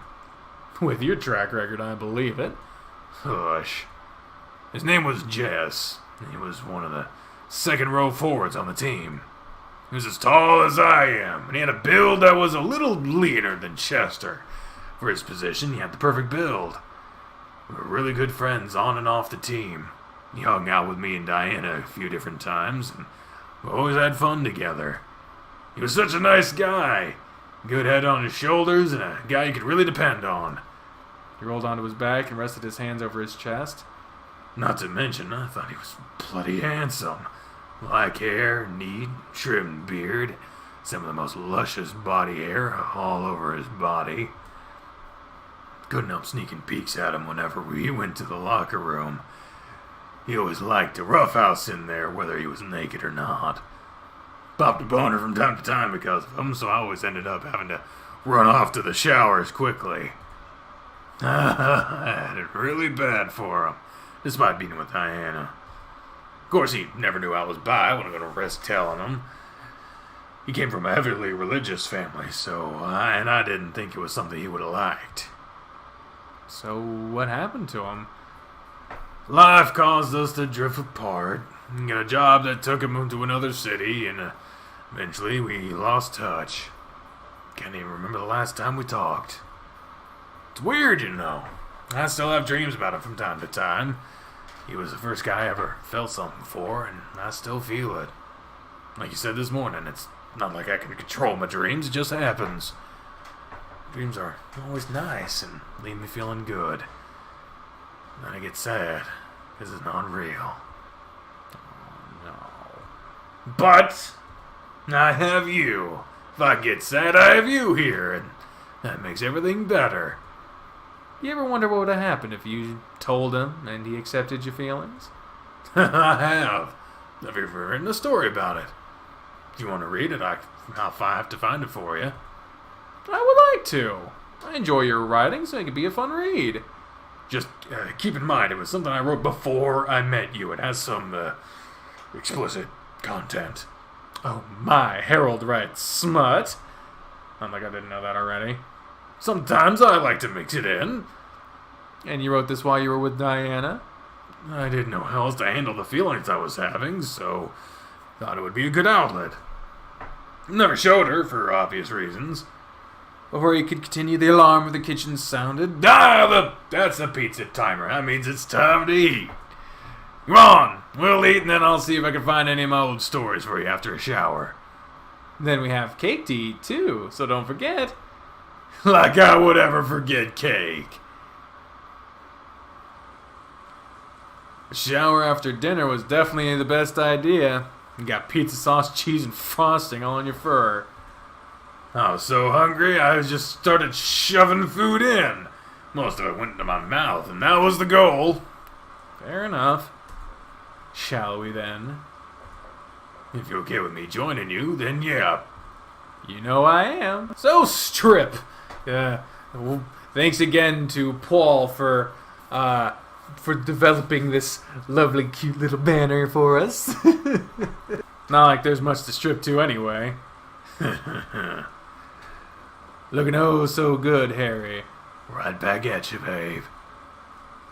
I didn't realize how late it was already, so the stories might have to wait until this weekend. I was thinking about that too. I'm fine waiting until then. Just don't let me forget. I won't. I really want to read more of your writing. I bet you could write something great with our L&L characters. Oh, yeah. I'm sure I could come up with something there. Maybe something that involved mine and your character going on an adventure or something. Something that might end up getting a little mature in content. Stepped closer to him and he scratched the underside of his chin. Who knows? Maybe they could have a romp under a star-speckled sky after a tough battle. You saw it, didn't you? I saw it yesterday while making a copy of the surveillance video. That's one reason I took so long to get back to the living room. I got caught up reading what you wrote. I had a bout of inspiration one day after we played, and I got a little carried away. Well, I hope you continue the story of Relgor and Radovan. I want to know where their adventures take them. You really enjoyed it? Yeah! There wasn't enough there. I want to see more of it. If you really liked it, then I'll write more just for you. I enjoyed writing it, so if you enjoyed reading it, I have to do more. Yes, I can't wait until then. I bet you could turn it into an adult-themed novel and market it too. You really think so? Uh-huh. Nah. The writing in the stone is great. I bet people would love something like that with adult content. Huh. Maybe it's something I'll consider. Just wink at the fucking screen. Just do it. Just woo. It's really embarrassing to think about people reading any kind of smut that I've written. I thought it was really well-written smut. It was good enough to make me hard when I read it yesterday. Even with what we had just done in the shower. Really? Really? Maybe you can offer me a little extra inspiration then. Oh, how so? He pushed you against the wall and lightly fondled your balls in his paw. Well, what kind of stuff might Relgor and Radovan do if they were bathing together in a lake under a waterfall? This is as close we can get to that, but I could always incorporate the experience into my writing. Imagine the setting. While he talked, he kneaded and tugged at your sack. I have a problem with mine where if I stretch it at the wrong time it can burn. I don't know. Do I have a disease? I'm worried. His eyes were lit up and you couldn't pull your gaze away from his. We just finished an intense fight earlier in the day, and we finally found a place to relax. There's a large lake along a cliff with a light waterfall pouring down into it. The sun is setting beyond the trees and the air is filled with the sounds of nature all around us. After starting a fire, we decided it's a good chance to take a minute and clean our bodies of the day's stress in the lake. The water is still warm from the hot day, so we strip off our clothes and dive in. We float around for a little bit and then you look up and see Relgor standing under the waterfall. He stepped back into the water, raining down over him, and went to working his paws through his wet fur. Why don't you show me just what Radovan would do? I guess he'd stand back and admire him, or approach and assist him. Going for the more narrative approach, though, I do think approaching a system might be nice. Approach the naked bear and assist him in getting clean. 4 hands work better than 2, right? I agree with you. You moved closer to Harold, and he turned to his side with you so that the water was raining down over both of you. I always loved the feeling of your hands against me. It sends such pleasant tingles through my body. You had put your hands against his chest, and he was holding you by your sides. I feel the same when you touch me. It's like my body is far more sensitive to your touch than my own. Part of that is probably because I'm covered in fur. Maybe so. Your fingers ran through his fur on his chest and up his shoulders and along his arms, then back down again. It didn't take long before you felt his hard core pressing up against yours. I really love this feeling, if you can't tell. And the thought of being out in the wild like this with you makes it even more exciting. I guess it'll be hard to focus on cleaning you with that jamming against me. Well then. He squeezed your corks together in his paw and pumped it over both of them. Good lord. Okay, we might just have to skip through this because, you know, we're still on YouTube. If you want to experience the scene to its fullest, download the fucking game. It's free. The link's in this goddamn description. Alright, so they did their business in the shower.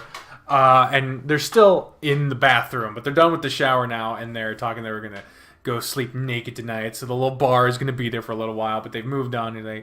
I love you so much, Thomas. I really, truly love you. You mean so much to me. I don't deserve you, and I'll do all I can to show you just how much I love you. Harold, I love you too. You more than deserve me. I just feel bad that you have to deal with me. Nonsense. He wiped his eyes before pushing you back and stepped into the shower once more. Let's finish getting ready for bed. I'm feeling a little extra cuddly right now, and I want to hold you before I fall asleep. I hope you're ready for a night of snuggling. I wouldn't want to spend the night any other way. The sounds of Harold's alarm blaring bored its way into your head and penetrated your dreams, slowly dragging you back into the real world.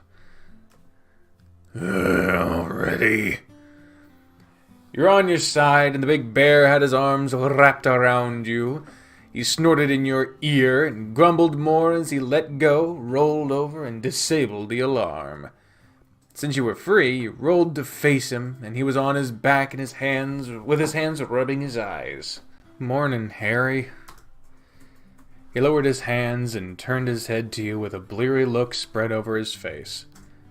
Morning, babe. Sleep okay? I did. Just don't really want to get up. I know that feeling. I'd much rather stay here in bed with you. His chest was exposed, so you rolled yourself over more and rested your head on his chest while circling your hand around his stomach under the blanket. I'd rather things stay this way too, but I have to get up and get ready for class. That's right. You still have one class before our matches. You can ride with me to college now if you want. Otherwise, just make sure you're at the courts at 10 to start warming up. I think I'll go with you so I'm awake. Need to call Maria and see if they want to come watch us play. I didn't even think to bring it up yesterday while I was with Richard. You did have other things to deal with, so I'm not surprised. No, let's get up then and get this day started. I had just enough time to have breakfast before we go. You need to eat too, so let's not dally. But I have such a nice view right now. Fine. Enjoy just a moment longer.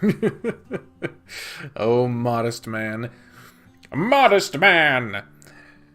But we really should be quick. You'll have more time to look later. If you want, that is. I always want.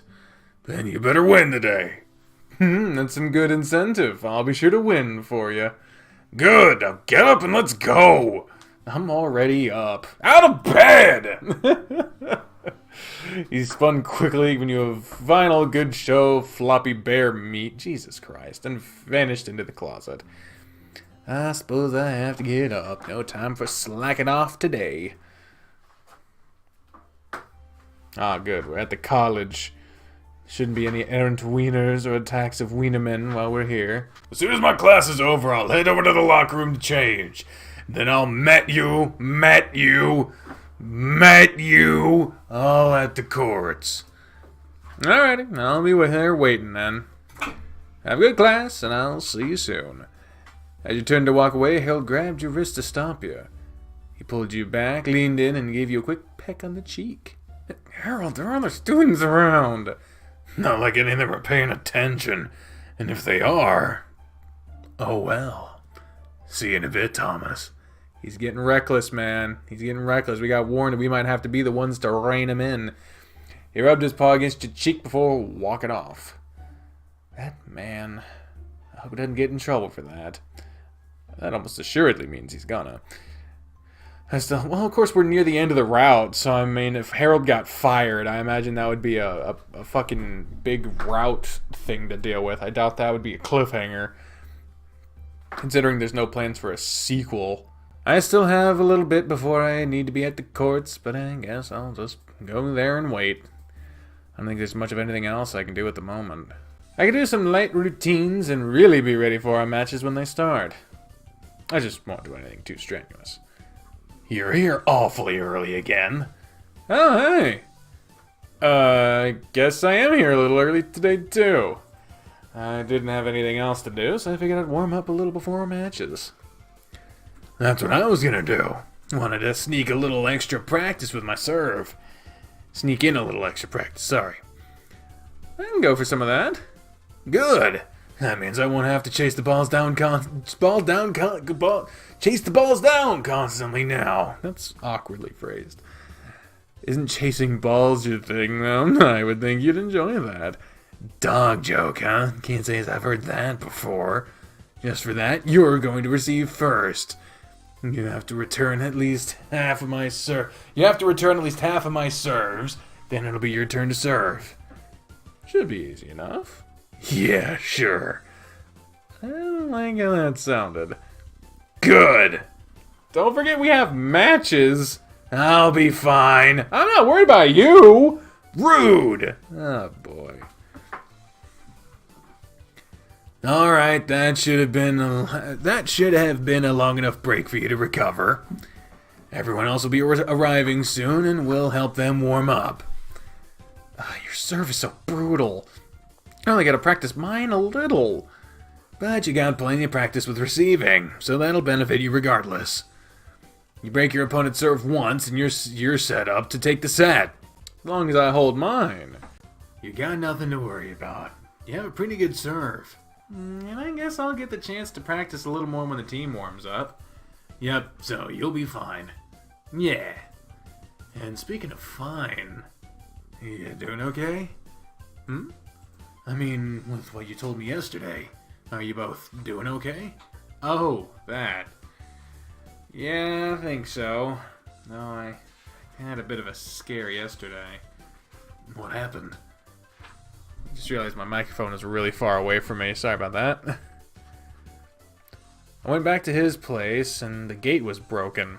I thought I heard glass shattering, too, so I was afraid Diana had gotten loose and was back, so they remembered the glass breaking. Turned out it was nothing, and the gate was probably just broken from what she had done the day before. I ended up getting worked up for no reason. Jeez, I'm glad it was nothing. You guys have been through enough with his ex. Yeah, aside from that little scare, though, I think things are on a good track. I'm glad to hear it. What about you? You and Darius seem to be awfully close lately. Please don't read too much into that. You've been so busy with Coach, I've been left with Darius.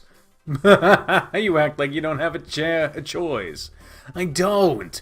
He just randomly shows up and expects me to hang out with him. And it's not like I'm busy at the time, so I just roll with it. Yeah, Spencer not busy? That is total alignment with what we experience on his route, where he's always busy.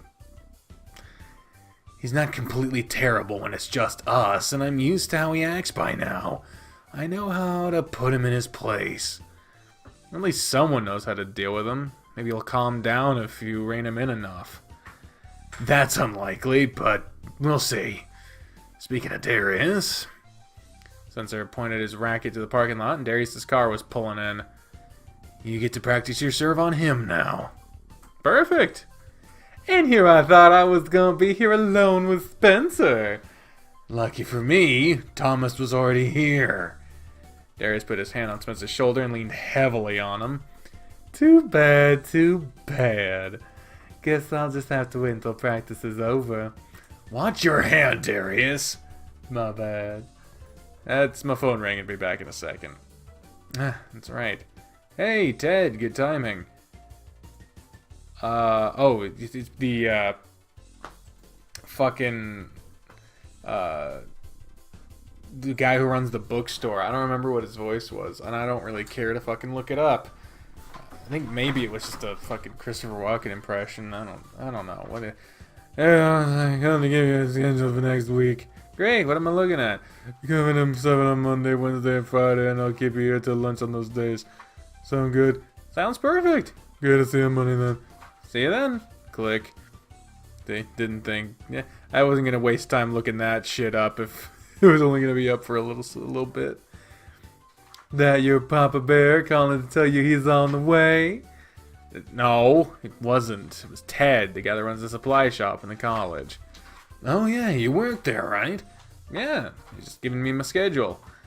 Well, what do you guys want to do now? Chester, Dozer, and Coach will all be here soon. Might as well get started, right? No sense in waiting for them to show up. You should stretch and get ready. Thomas and I have already warmed up some, so we're ready to go. You two been warming up without me, huh? I feel so left out. Just get to it, Darius. You're unusually eager to get started today. I have some good incentives for doing well. What kind of incentives? Someone promised to go on a date with me if I win. I've been trying to get into his pants for a while now, and if the date goes well... Don't count on it, Darius! You doubt my charm. I doubt your ability not to drive that person mad. I think I'll be just fine. I'll let you know how things go. On second thought, Thomas, I'll be practicing my serves with Darius. You can work with Coach when he gets here. I'm sure you don't have any objections to that. None from me. I don't know if I like the fact that those two are getting on like that, considering their history and how they... I don't know. I don't know if I like it. He should be here soon, so I'll just enjoy the show while I wait. Come on, Darius, you're with me now. Exactly what I want. You'll regret that soon enough. Darius is in for it now. Spencer's really gonna let him have it. He stood off to the side and watched as Darius and Spencer practice. It was clear Spencer was not going to take it easy, even for just warming up. Oh boy, how long is it going to be until Darius gets tired of it? Heavy paws gripped your shoulder and give them a squeeze, and you glance back to see a familiar face smiling back at you. Hey. Hey, Coach. Rested his chin on your head while watching Spencer and Darius. What's going on here? You should be out there practicing with them too. Well, I was warming up with Spencer until Darius got here. He kinda got on Spencer's nerves, I think, so Spencer wanted some time with him. I can relate to that feeling. Darius certainly has that effect on people. Yeah, he really asked for it. Since you're here now, I'd like to work on a little more. I'd like to work a little more on my serve before my match. Sure, I'll stretch and we can get started. Was your class all right? It was fine. Nothing unusual, really. That's good. What'd you do?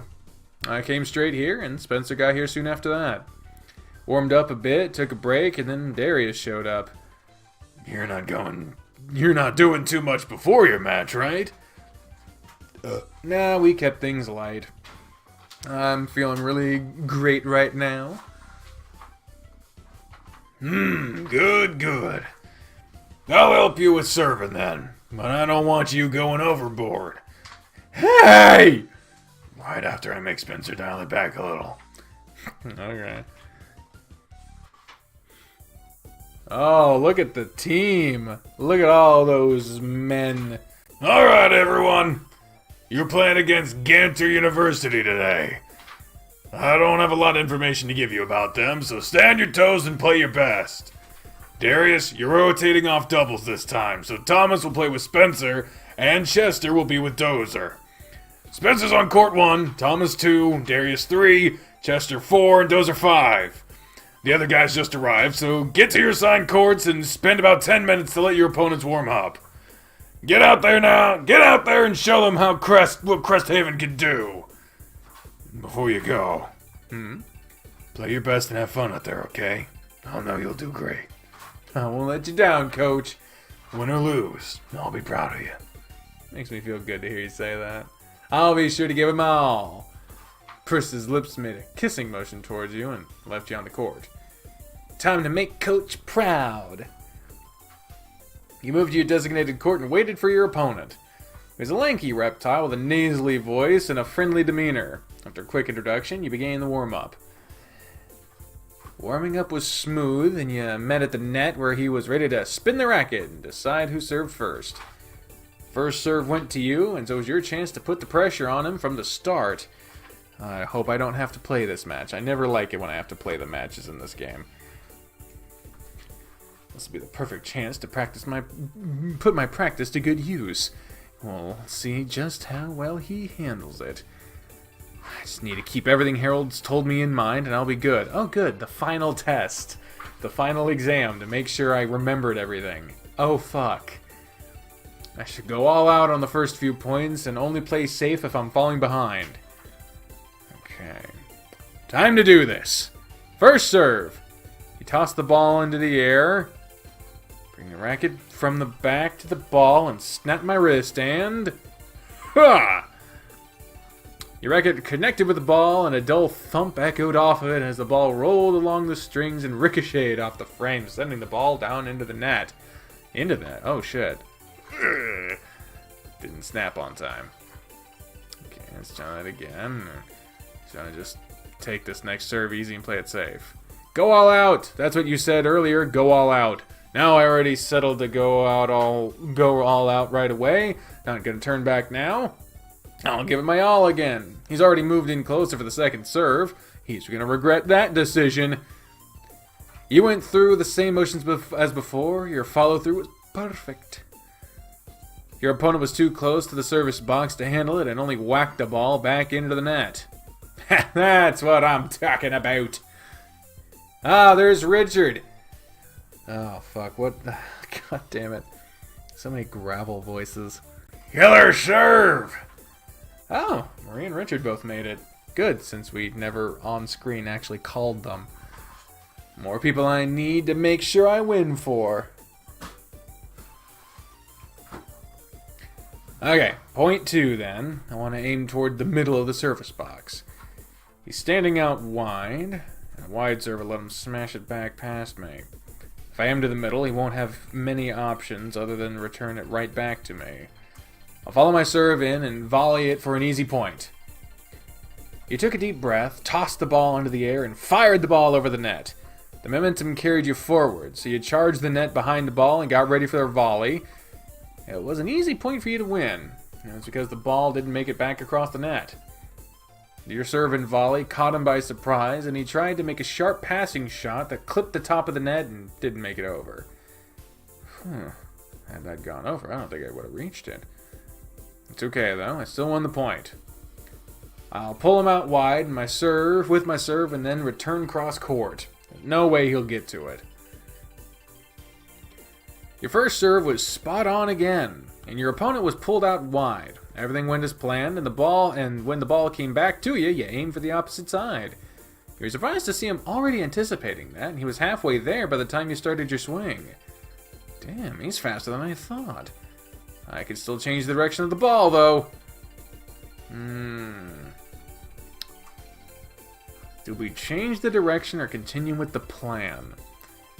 Well, I think changing the direction would be good because, it'd be a counterplay. So let's do that. It's risky, but I can still adjust my shot. Your body wasn't set up to aim back to where the ball just came from, and you were thrown off balance when you swung. Your opponent didn't even try to turn around for it, and you toppled to the ground. Oof. Literally oof. Oh, lost my balance there. I got the point, though. Coach was clinging to the fence watching you, and you waved and let you know you were fine. I should be more careful. I don't need him worrying about me. I just have to be more aware of what the other guy is doing. I'm ahead right now, so I need to keep it that way. Just gotta nail this next serve. He's more towards the middle this time. I don't think he'll fall for the serve and volley again, so I'll just have to wait for my opportunity. Still, straight down the middle to reduce his options for a counter. He aimed a flat, powerful serve right down the center of the court, and it just barely landed within the service box. Your opponent reached for the serve, but only nicked it with the tip of his racket. Yeah! First game goes to me without much trouble. Just need to break his serve, and I'll be on my way to taking the first set. This is for you, Harry. I have the upper hand right now, so I can't let up. All I need to do is win 2 more points, and the match is mine. Some shit's gonna happen. You wouldn't highlight this part right before the end, and without some shit happening. Even if I don't win, it'll go into a tiebreaker, and I can win that. But it's my serve now, and I am not losing it. He's pretty familiar with my serves now, and I don't have anything else new to try.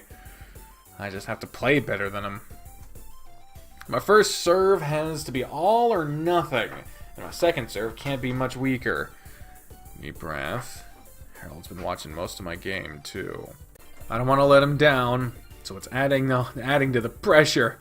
I've got this. You psyched yourself up and got ready to serve. The ball was released from your hand, and you waited for it to reach the perfect height before bringing your racket down on it. Dots? It was an ace. Yes! Yay! Yay! Attaboy, that's how it's done. Woo! Sorry, I see a woo, I got a woo. One more point. Just one more. He's standing back and towards the center of the service box. But he expects a flat serve down the middle again, but a kick serve directly at him sounds more effective. I'll go flat for a second if I need it. You bounced the ball onto the ground a few times, then tossed it into the air. Your aim was true, and the serve was all you could ask for it to be. Your opponent wasn't ready for the ball to come directly at him, so the most he was able to do was knock it straight into the air. It was a perfect setup for you to slam the ball back. The ball was moving slow, and the entire court was open for you. As long as it lands in, the point will be mine. With a jump and a loud grunt, you put all your strength behind your racket and smashed the ball back over the net.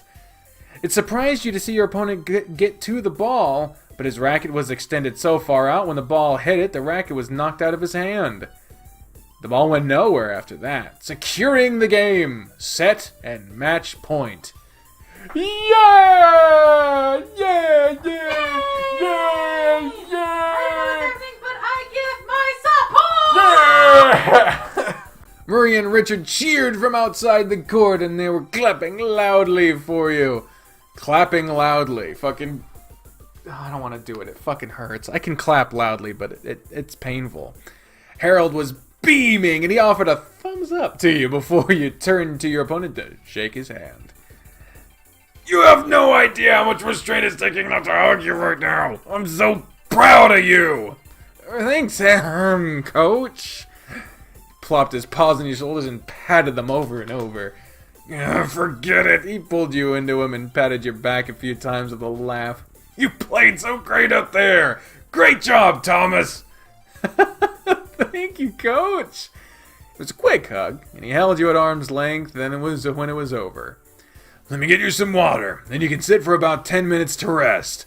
Spencer's match is done, so you'll be starting your doubles match soon, too. Feels good to sit down for a minute.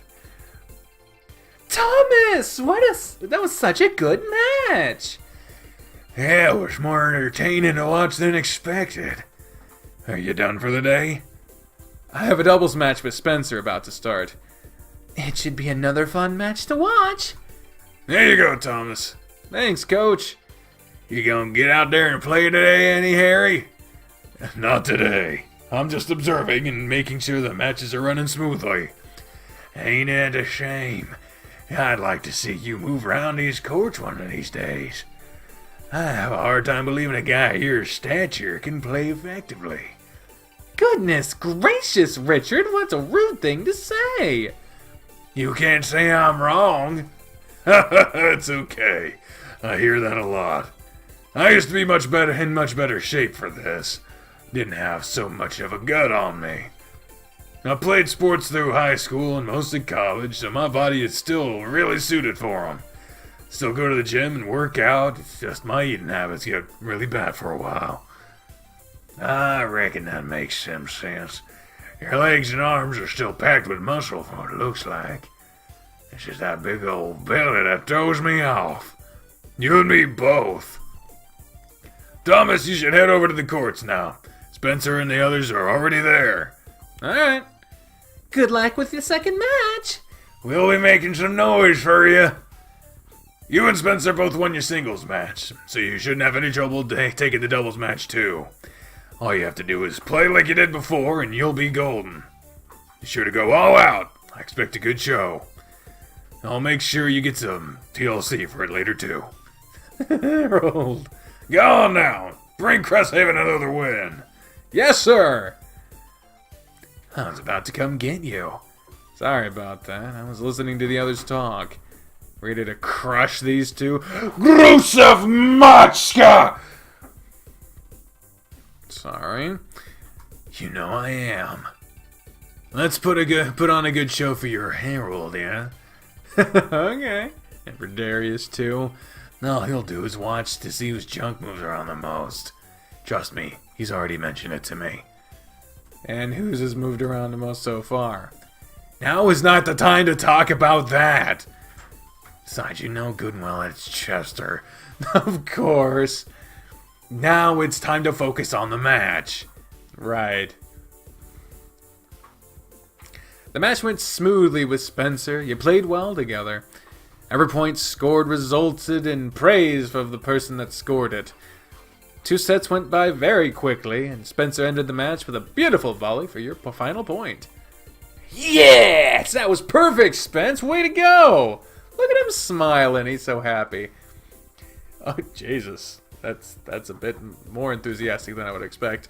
You set me up for that last baseline shot. It could have been more perfect. We have such a good chemistry together, don't we? On the courts, that is. Yeah, we totally do, guy who totally doesn't want to fuck me. I always enjoy playing with you platonically and only as friends. His tail's wagging uncontrollably now. Let's go report to Coach and see how Dozer and Chester's match is going. Gotta shake hands first. Yeah, that first.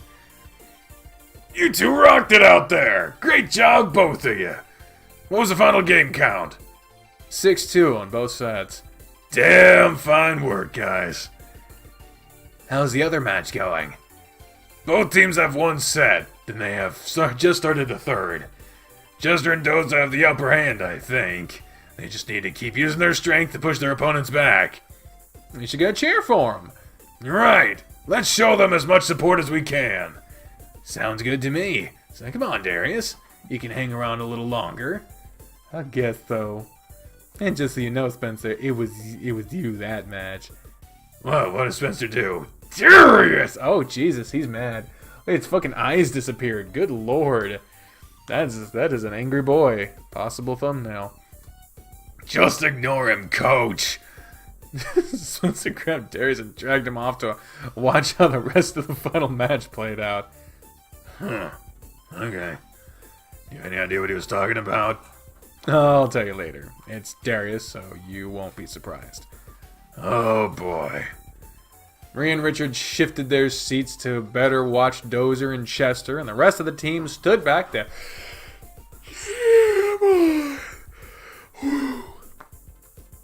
There was an intensity about those two that nobody else could match.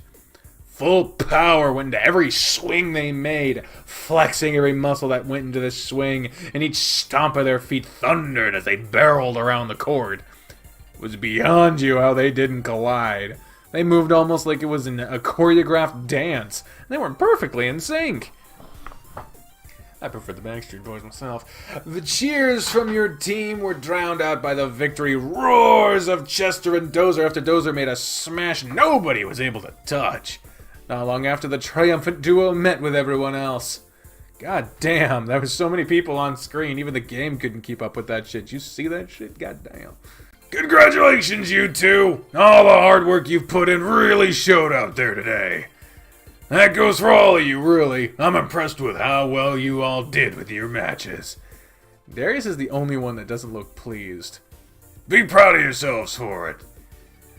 I expect you all to keep working hard and play just as well in all your future matches. Now, do some cool-off stretches and you're all dismissed. I need to go talk to the other coach.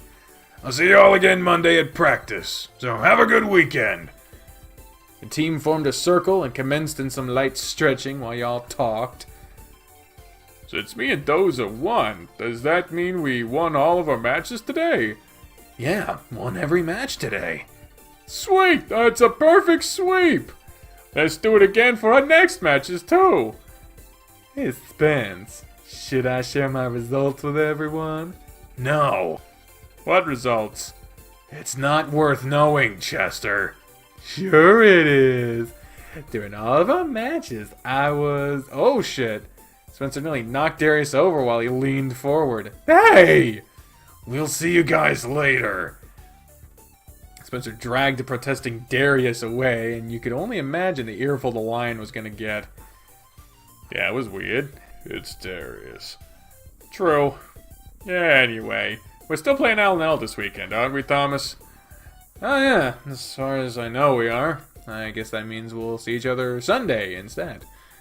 I'll make sure we're with Coach and text you later about it, but as far as I know, we're still on. Good. I've been really looking forward to it. He's been going on and on about it all week. I'm so excited. I have such a good campaign planned out, and I want to see how you guys handle it.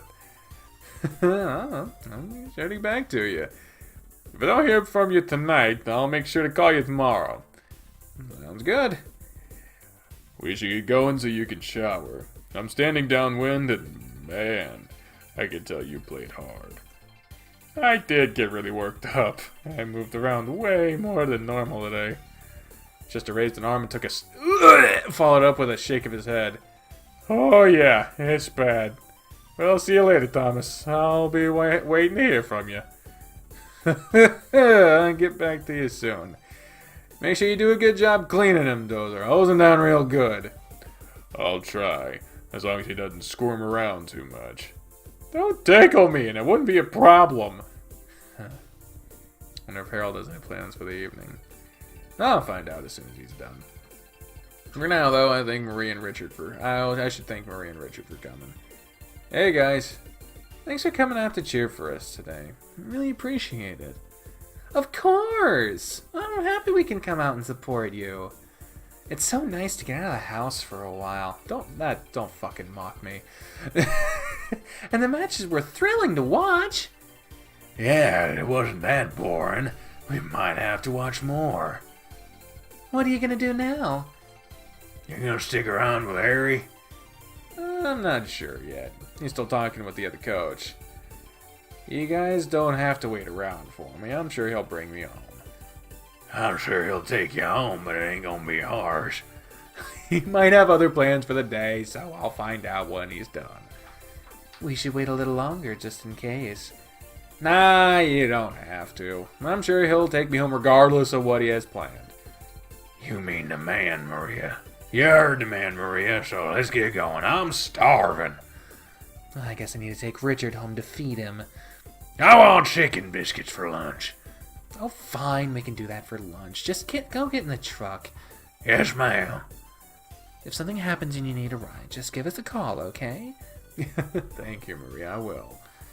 Good luck dealing with Richard. Thank you, dear. I'll see you later. See you later.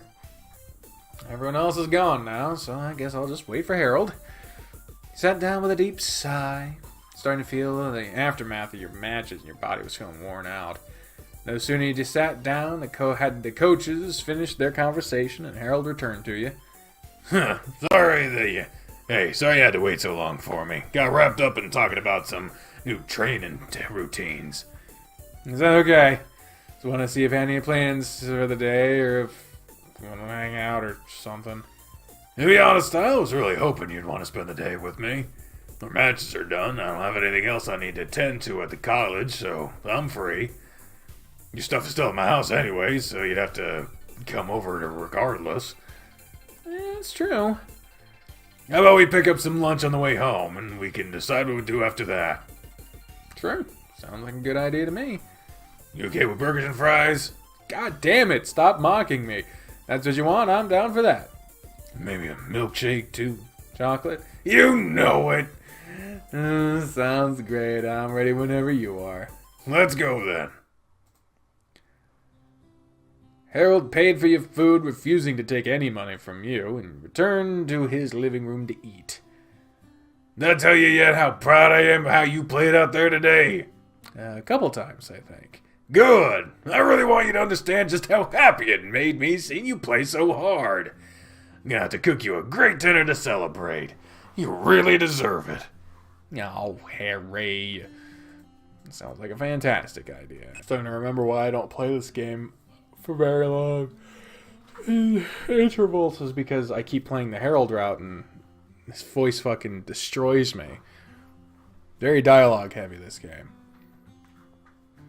Not that that's a bad thing, mind you. I'm the one that chose the voice, I'm the one that sticks by it, and I'm the one that fucking reads it, so it's all me, promise. After that, we can watch a movie or something. Just really spend the rest of the day relaxing. I can go for that. Feeling a bit sore after those matches. Well, how about this?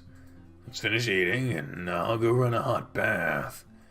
Have some bubble bath mix used for relaxing, and how about we take a bath together? A bath for the two of us? Will we fit? A bathtub's big enough for me, and if you're sitting on my lap, there should be plenty of space. It's just a suggestion, though, if you want to relax. So I want you to relax, so if you don't... I'd really like that, Harold. Sounds like the perfect way to relax. Yeah? Mm-hmm. Harold grinned and stuffed the last of his hamburger into his mouth and hopped up. I'll go get the bath started since you're almost done. Sure, I'll be in there in a few minutes. He's awfully excited. Who am I kidding? I'm excited too. I haven't relaxed in a bath in a while. You did as Harold had and began shoveling the rest of your food into your mouth, swallowing it down quickly so you could join Harold.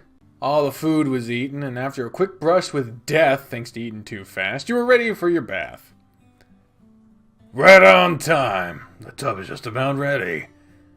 Smells good in here. It's the bubble bath, and it's the bubbles and bath salt. I added both to the water to really give it that relaxing power. I just want to dive in already. Strip then! That's what he did. I'll get in first, you can climb in with me. Ugh, the water's hot. It feels so good. Oh, look at this CG that's totally appropriate and in no way shows anything that would get me flagged on YouTube. Totally fine. Still gonna keep the banner up because I don't fucking know. CGs tend to evolve. Hurry up and get in here. I'm coming. Just thinking about how best to approach this. Step in and sit on my lap. We'll adjust from there. I just don't want to shove my butt in your face. You honestly think I'd have a problem with that?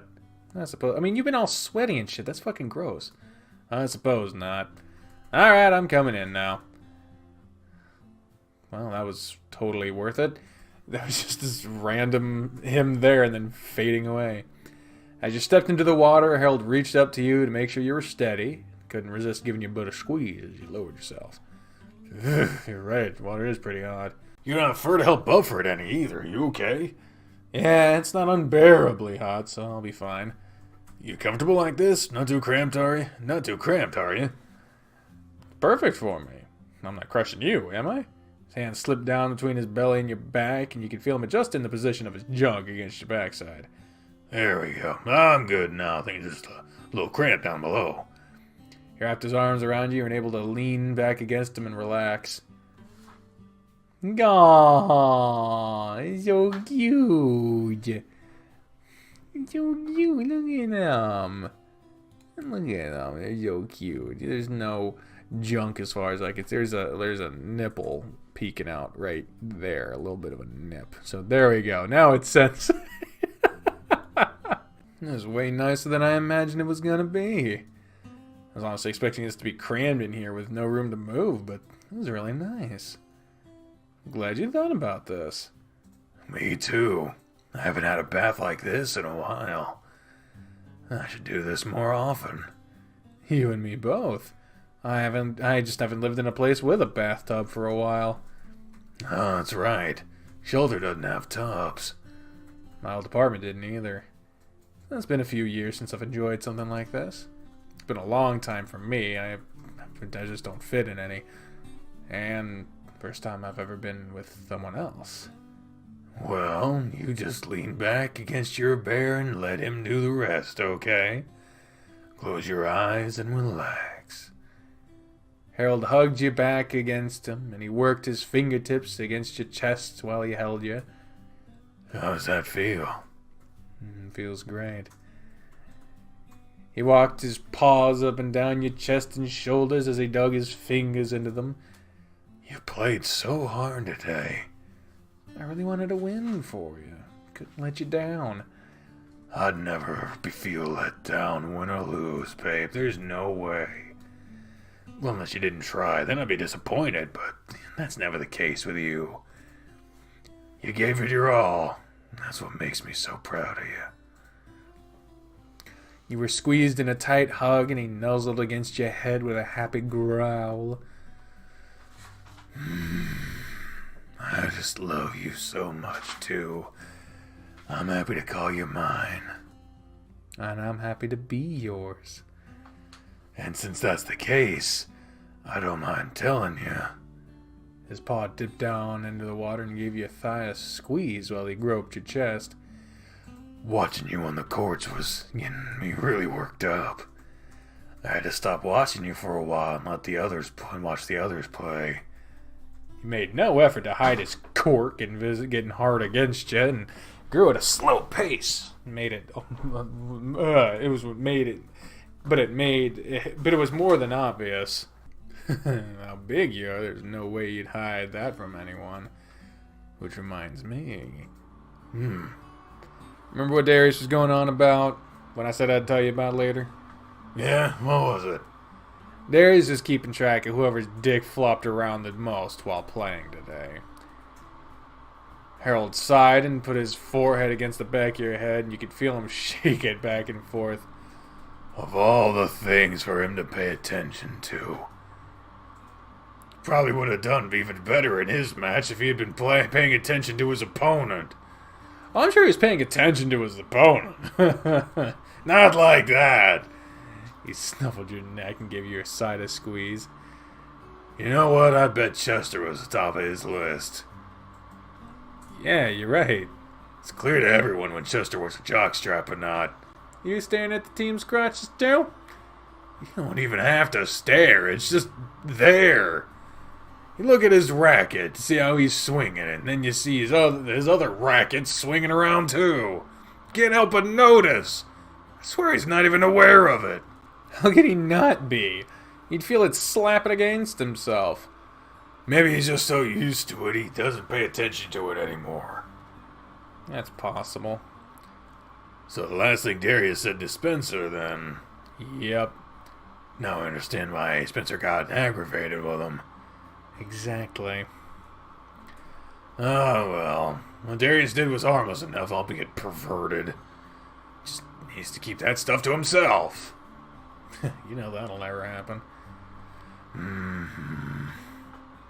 His paws resumed rubbing your body, starting at your shoulders, moving down your arms, and settled on your legs.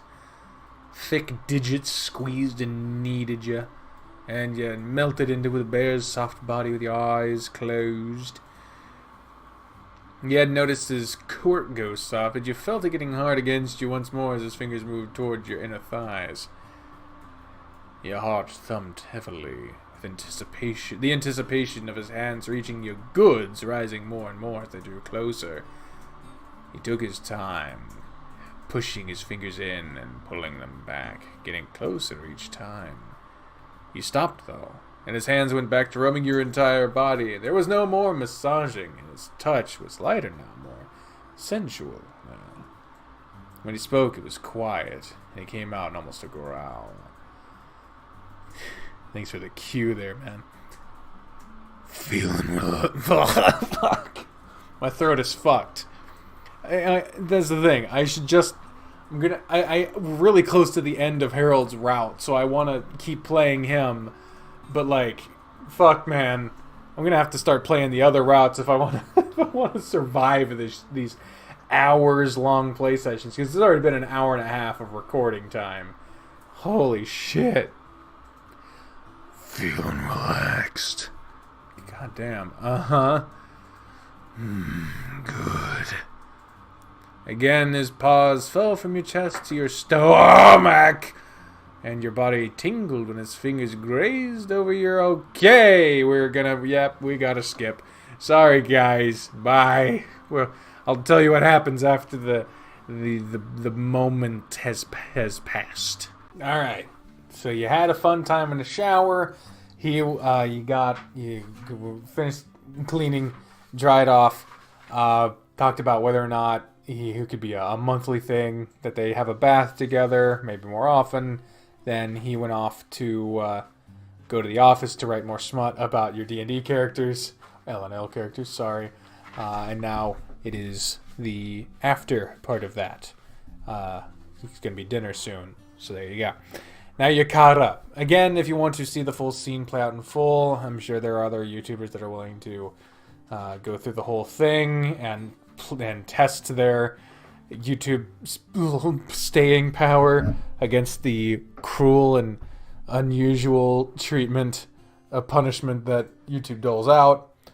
But, or you could just play the fucking game yourself. The link's in the description. Just play it. It's free. Fuck. You stayed sprawled out on the couch, and Harold would pop in and out periodically to check on you. After a while, he informed you he would be in the kitchen making dinner, so you migrated in there to see if you could help. I'm supposed to be relaxing, but is there anything I can do to help with dinner? Nope. Are you sure? Absolutely. It's an easy meal to prepare, so I can handle it all. Huh. Guess I'll head back to my couch then. You can sit at the table and chat with me if you want. Unless the couch is just calling to you, of course. I'll stay in here. You can tell me about how your writing was going. What kind of juicy story were you writing about Relgor and Radovan? He took a seat at the table and leaned on it while Harold got to work. Considering the kind of mood I was in, it's probably something better left for you to read than for me to explain. Thinking about telling you out loud is embarrassing. That erotic, huh? It's just sex. There's nothing abnormal about it, but writing it and then having someone read it is weird to me.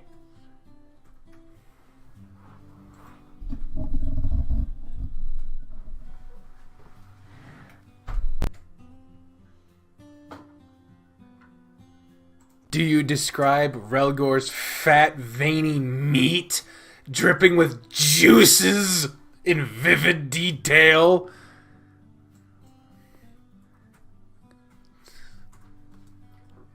Hearing you say it like that makes things worse. Maybe I shouldn't let you read it after all.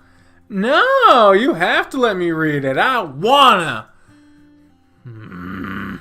I won't laugh or anything. I really liked what I've read already, so I could totally go to read some more. If you behave, I might let you. I'll just leave you alone in the office while you read it. And maybe you can tell me what you think after I get over the embarrassment. After dinner, then? Okay. I guess we'll watch a movie after that, then. Awesome. Hurry up with dinner, then. What's it, you? Dinner will be ready when it's ready. I'm not gonna take long anyway. It's not gonna take long anyway. What are you making? Boneless chicken bites. Cut up the chicken and toss the pieces in flour, pan fry them, and coat them in a variety of sauces.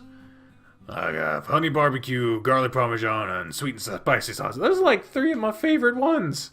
There's like 3 of... This sounds awesome. This sounds like a great meal. That sounds tasty. I'll have rice cooking to serve with it, and I'll have some celery sticks to go on the side, too. Simple meal, but it should be satisfying. Sounds like it. I'm already hungry, and that's making me hungrier. You won't have long to wait. Maybe 15 minutes more, and it'll be ready.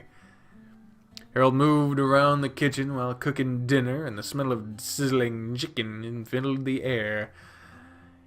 He spent less time talking and more time just watching the bear. He was so focused on cooking, you didn't think he'd hear you, even if you did talk. It was no big deal for you. There was something about watching him cook that filled you with even more appreciation for him. 15 minutes passed, and sure enough, dinner was ready. Hope you're hungry. I made a lot. They look so good. Plates are on the counter, so go grab one and fill it up. Eat as much as you want. Thank you for dinner, Harold. You're welcome. Now, let's eat. You both piled your plates with rice and chicken and sat at the table to eat. Apparently, Cassius is now the narrator. This is perfect. Everything tastes as great as it looks. I'm glad you think so. I picked up those sauces as a pack on sale. Figured this should be a good use for them. A perfect idea. You were enjoying the food thoroughly when the thought crossed your mind. Oh, I almost forgot. What's that? We're still playing L&L on Sunday, right? Chester asked me about it, and I need to let him know. Course! I'm looking forward to playing again. So I hope everyone still plans on showing up. I thought as much, but I guess he just wanted to make sure. I'll be sure to text everyone a reminder. Same time as last week, right? Yep. Ask everyone what they want to eat, too. We can order pizza again, or we can do something else. Okay. I'll just send everyone a group message after dinner. He nodded, having a mouth stuffed full of food, and he continued to stuff more in as soon as he swallowed. His fork was in one hand, and his other was resting on the table. He turned it with his palm up, and slid it toward the middle of the table, wiggling his fingers like he wanted something.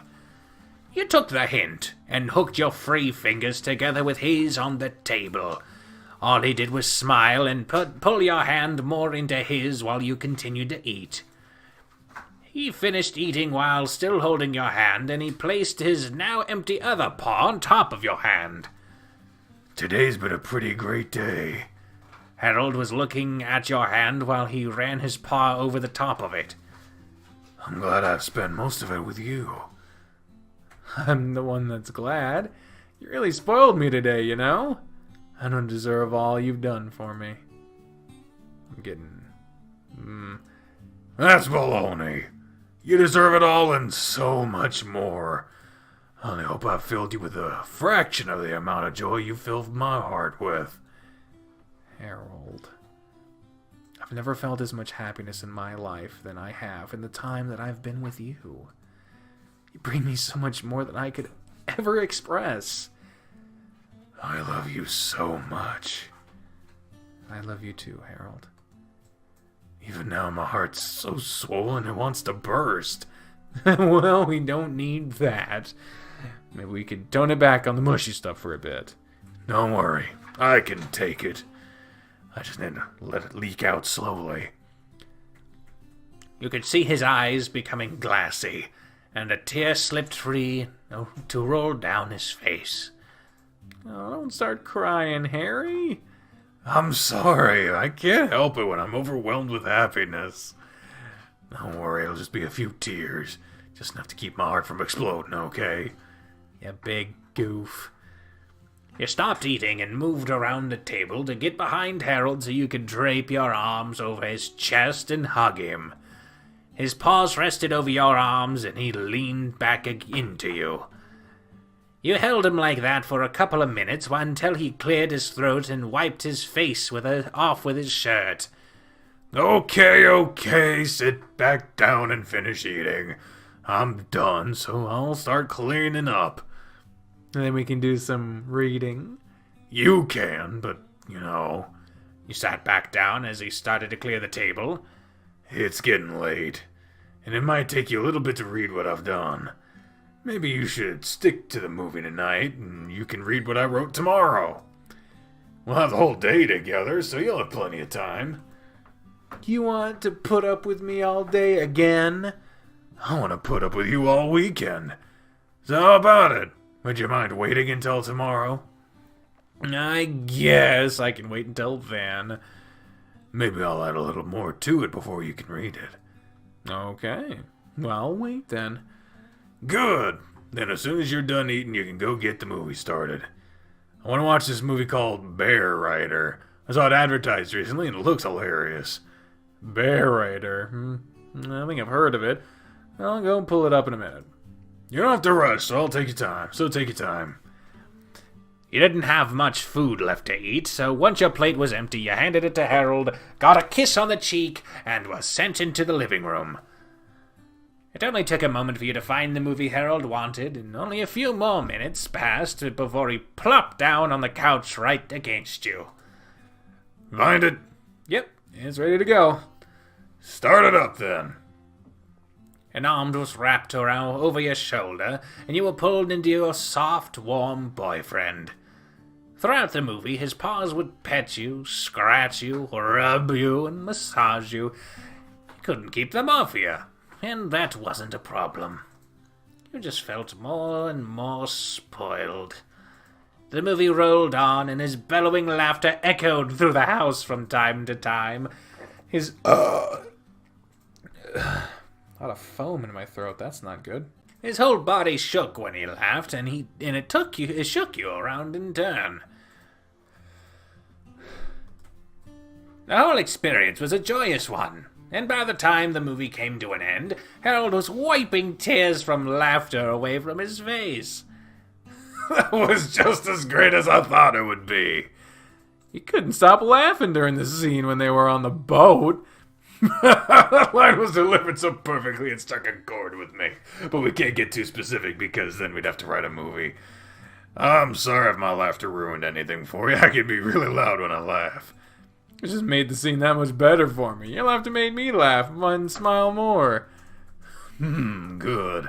I was afraid I'd disturb you. Nah, not at all. I'm pretty drained now, though. Ready for bed? I think so. Me too. Been a busy day, so I'm ready to crash. To the bedroom, then! You took turns with the bathroom as you prepared for bed, and when long before you were snuggled up under the blankets on your sides, facing each other. Today was such a good day. Yeah, it's been great. I'm happy we got to spend so much of it together.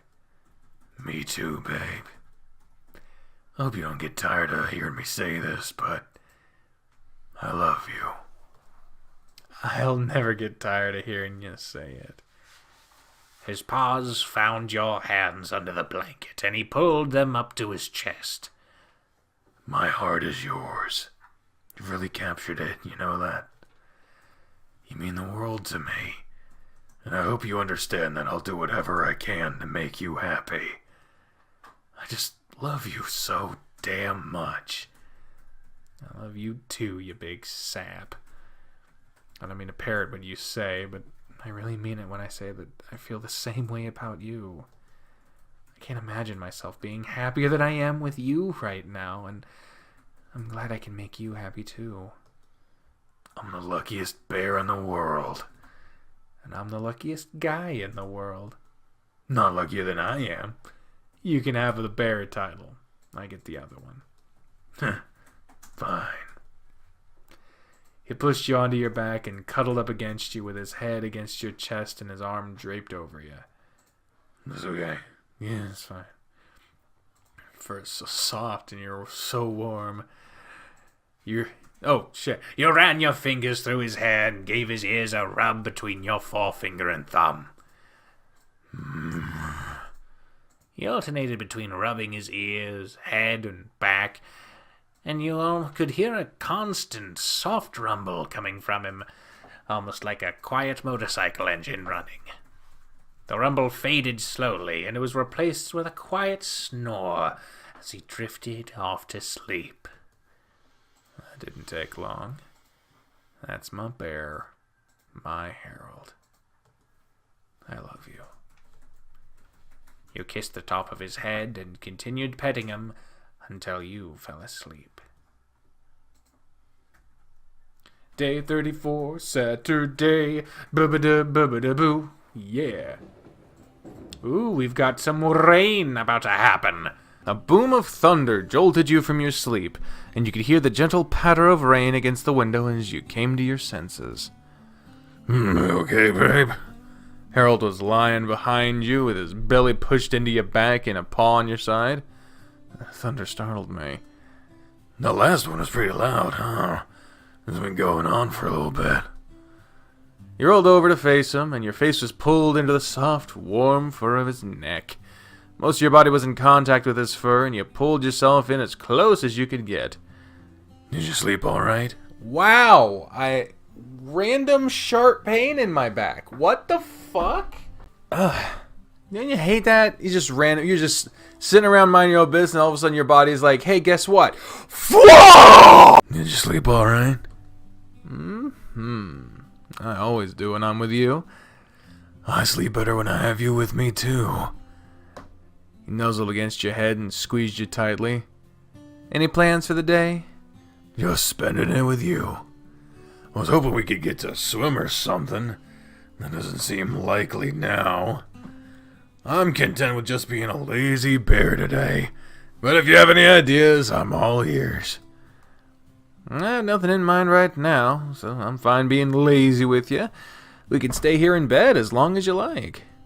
That's dangerous. That's a dangerous thing to say to a bear.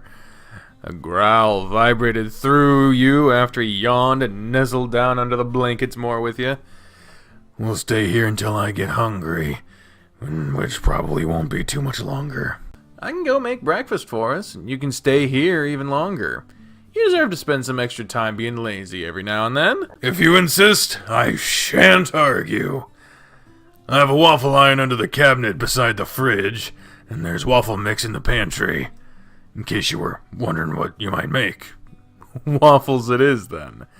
There's some whipped cream in the refrigerator, too, and I have a butter-flavored syrup we can smother them in. Okay, I've never understood whipped cream on waffles. I've seen people do it. I do not get it. Butter-flavored syrup, though. I don't know if that means it's like a liquid butter, or if it's like a maple syrup, but instead of maple, it's butter? That's weird. I don't know what the fuck that's referring to. I'm already salivating thinking about it. How about you let me go, and I'll go get it started then? I'm gonna hold on to you just a little longer. I'm not ready to let you go just yet. Okay, I'm fine with that. Harold nuzzled against your head and rumbled out affectionate growls while rubbing his paws up and down your back. Most of your body was surrounded by his fur, and his sounds mixed with the sound of the weather outside. Most of your body was surrounded by fur, and his sounds, mixed with the sound of the weather outside, was lulling you back to sleep. You were almost out, but a grumble from his stomach, one you felt, signaled it was time for food.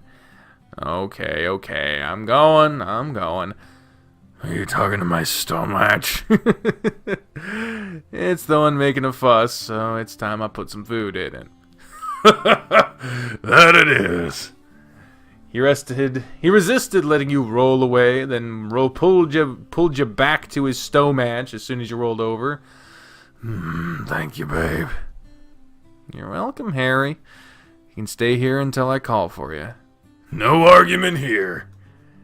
You were finally able to get out the bed, and Harold gave you one of his interested growls since you were naked.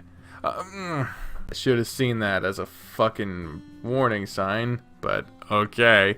You better put something else on, or I'm not having waffles for breakfast. Would you rather have sausage and eggs? Ha ha ha. I just might. He paused after he said that and flopped over onto his back. My belly has other wants, though. Waffles it is, then. Alright, he put clothes on. All clear. All clear. You gave Harold's stone match a pat, and you rested your cheek against it, rubbing your face around. I'll feed you soon, so don't you worry. The bear flicked the top of your head, so after another pat and a laugh, you left to the kitchen. Let's see. He has some bacon in here, too. Looks like he's getting waffles and bacon. I better get to work before his stone match starts to eat itself. Okay, table is set and the food is done. Harold! Food! He popped into the kitchen as soon as your mouth closed, almost like he had been waiting right outside the kitchen. That was quick. The smell was so alluring, I was almost here already. Smells like you cooked bacon, too. I did. So we've got a big breakfast to enjoy. Sounds like you're trying to make me hibernate the day away. It'd make it easier on me. I'm kidding! Damn it, I love this story. If it happens, it happens. I'll be right along with you. Now sit. The food's all on the table, and if there's anything you need, I'll get it. Oh, spoiling me today, huh? What did I do to deserve this? You cooked dinner for me last night, and you've done so much else for me. I wanted to be able to do something for you in return. So, this is just some small way to show my appreciation. Oh, you don't have to do anything like that. I do what I do for you because I love you. And I want to make you happy as I can. As happy as I can. And I want to make you as happy as I possibly can as well. I don't think I could be any happier, babe. You gave him a kiss on his forehead and sat across from him at the table.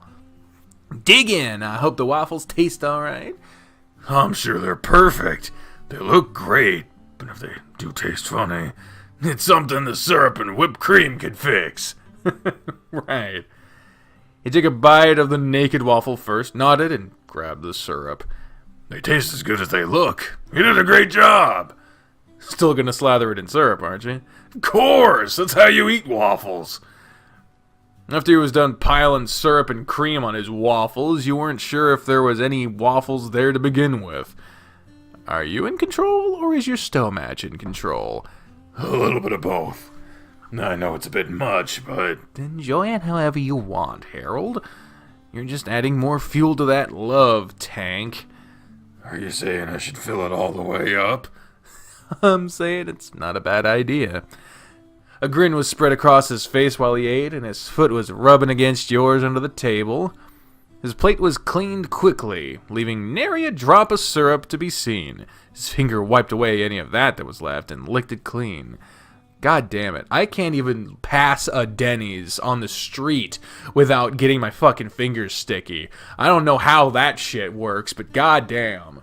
There were specks of syrup decorating the fur on his chin, and his tongue slapped all around his mouth, trying to clean any remnants of the sticky liquid. He was surprised to see just how far his tongue reached. None of the syrup was left on his face when he was done. I had no idea your tongue was as long as it is. Bears have long tongues. They're good for all sorts of things. I can only imagine. And while it's on my mind, how would you feel if I wanted to incorporate something like syrup or honey into some foreplay? Oh my. You coughed and had to clear your throat with a long chug of milk before replying. Say that again? How would you feel if I wanted to lick honey or syrup off your body? I could really put my tongue to use. I won't lie, but I've been complimented about how good I am with it.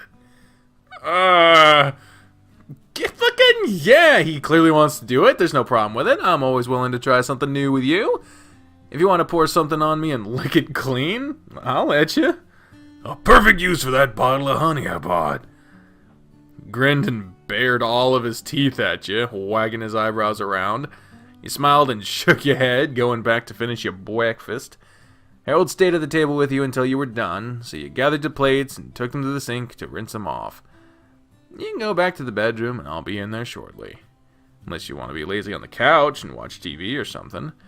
Or we could do something else. Oh my. He wasn't subtle with his hint, reaching around from behind you and stuffing his paw into your underwear to cup your junk. Okay. Breakfast makes him horny. Good to know. What do you have in mind? What do you think? You couldn't keep your body from shuddering when his tongue dragged slowly up your neck. He followed up by blowing on it and growling. He worked his paw over. Okay, let's... YouTube's yelling at me again. I'll see you on the other side of this. I don't know how long it's gonna last. Alright, I believe we're on the other side of this. It was a blowjob, and then he went to go write some more in his book. His smutty smut book, and we took a shower. So now we continue. He showered and returned to the couch, letting Harold work away in peace in his office. Nearly an hour later... Oh, hey, Maria. Good morning, Thomas. I hope I'm not disturbing you and Harold. Nah, you're not.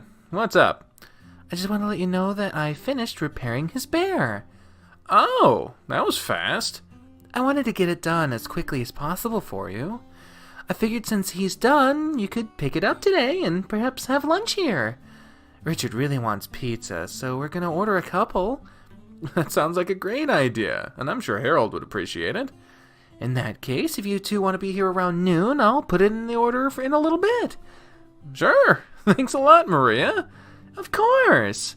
The weather is so dreary today, but you two be careful on your way over. We will be. We'll see you in a little bit then. I'll see you both soon. Beep. I'm sure he'll be happy about that. Who was that? It was Maria. She invited us over for a pizza lunch with her and Richard. Oh, that sounds like a great idea. I thought you might like that, so I said we'd be there. Should we get going then? She said noon, so we have a little longer. In that case, I can write a little more before getting ready. The juices are really flowing, it sounds like. Yeah. I've felt all sorts of inspiration lately. I feel like it's mostly thanks to you. I haven't done anything. Not true at all. He leaned down from behind that couch and give your cheek a kiss. Okay, back to the office then. Come check on me if I don't come out soon. I might lose track of time. Will do. Glad he's feeling so inspired to write lately.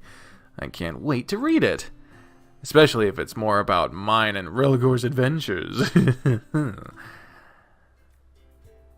Hey! Get some... This is nice music. Whew.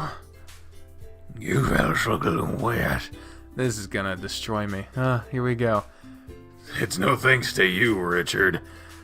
You'll have to let me fix that one of these days. I'll get you a towel. No need water getting tracked everywhere. He trotted off down the hallway and he returned a moment later with a towel. You know something I realized when I was editing the last Dozer episode? The one right before this? I just realized I never really thought about why Richard is homeless. Right? Like, it doesn't seem to affect him any. Like, he doesn't seem to have any social life. He doesn't seem to have any strive to get out of this place. He also doesn't seem to have any qualm with being there. Also, how does Maria have infinite money? Is she a crime boss? Is she yakuza? He trotted off down the hallway and he returned a moment later with a towel. Here. Thanks. Harold took the towel and used it to dry you off first, patting the towel on your arms and head to get all the water he could. Oh, good! You made it here safely. The rain got really bad all of a sudden. Yeah, it wasn't this bad when we left, but it got worse. I feel guilty ordering pizza now. I hate making someone get out in this weather. It's their job. They'll be fine. Still, I hope it lets up before they get here. I already put in the order, so it'll be about 15 more minutes before they get here. Thank you for inviting us over for lunch. We had no plans for the day, so this was welcomed. Well, it was Richard's idea. Yeah, so you can thank me for that. Then thank you, Richard. You're welcome, Harry.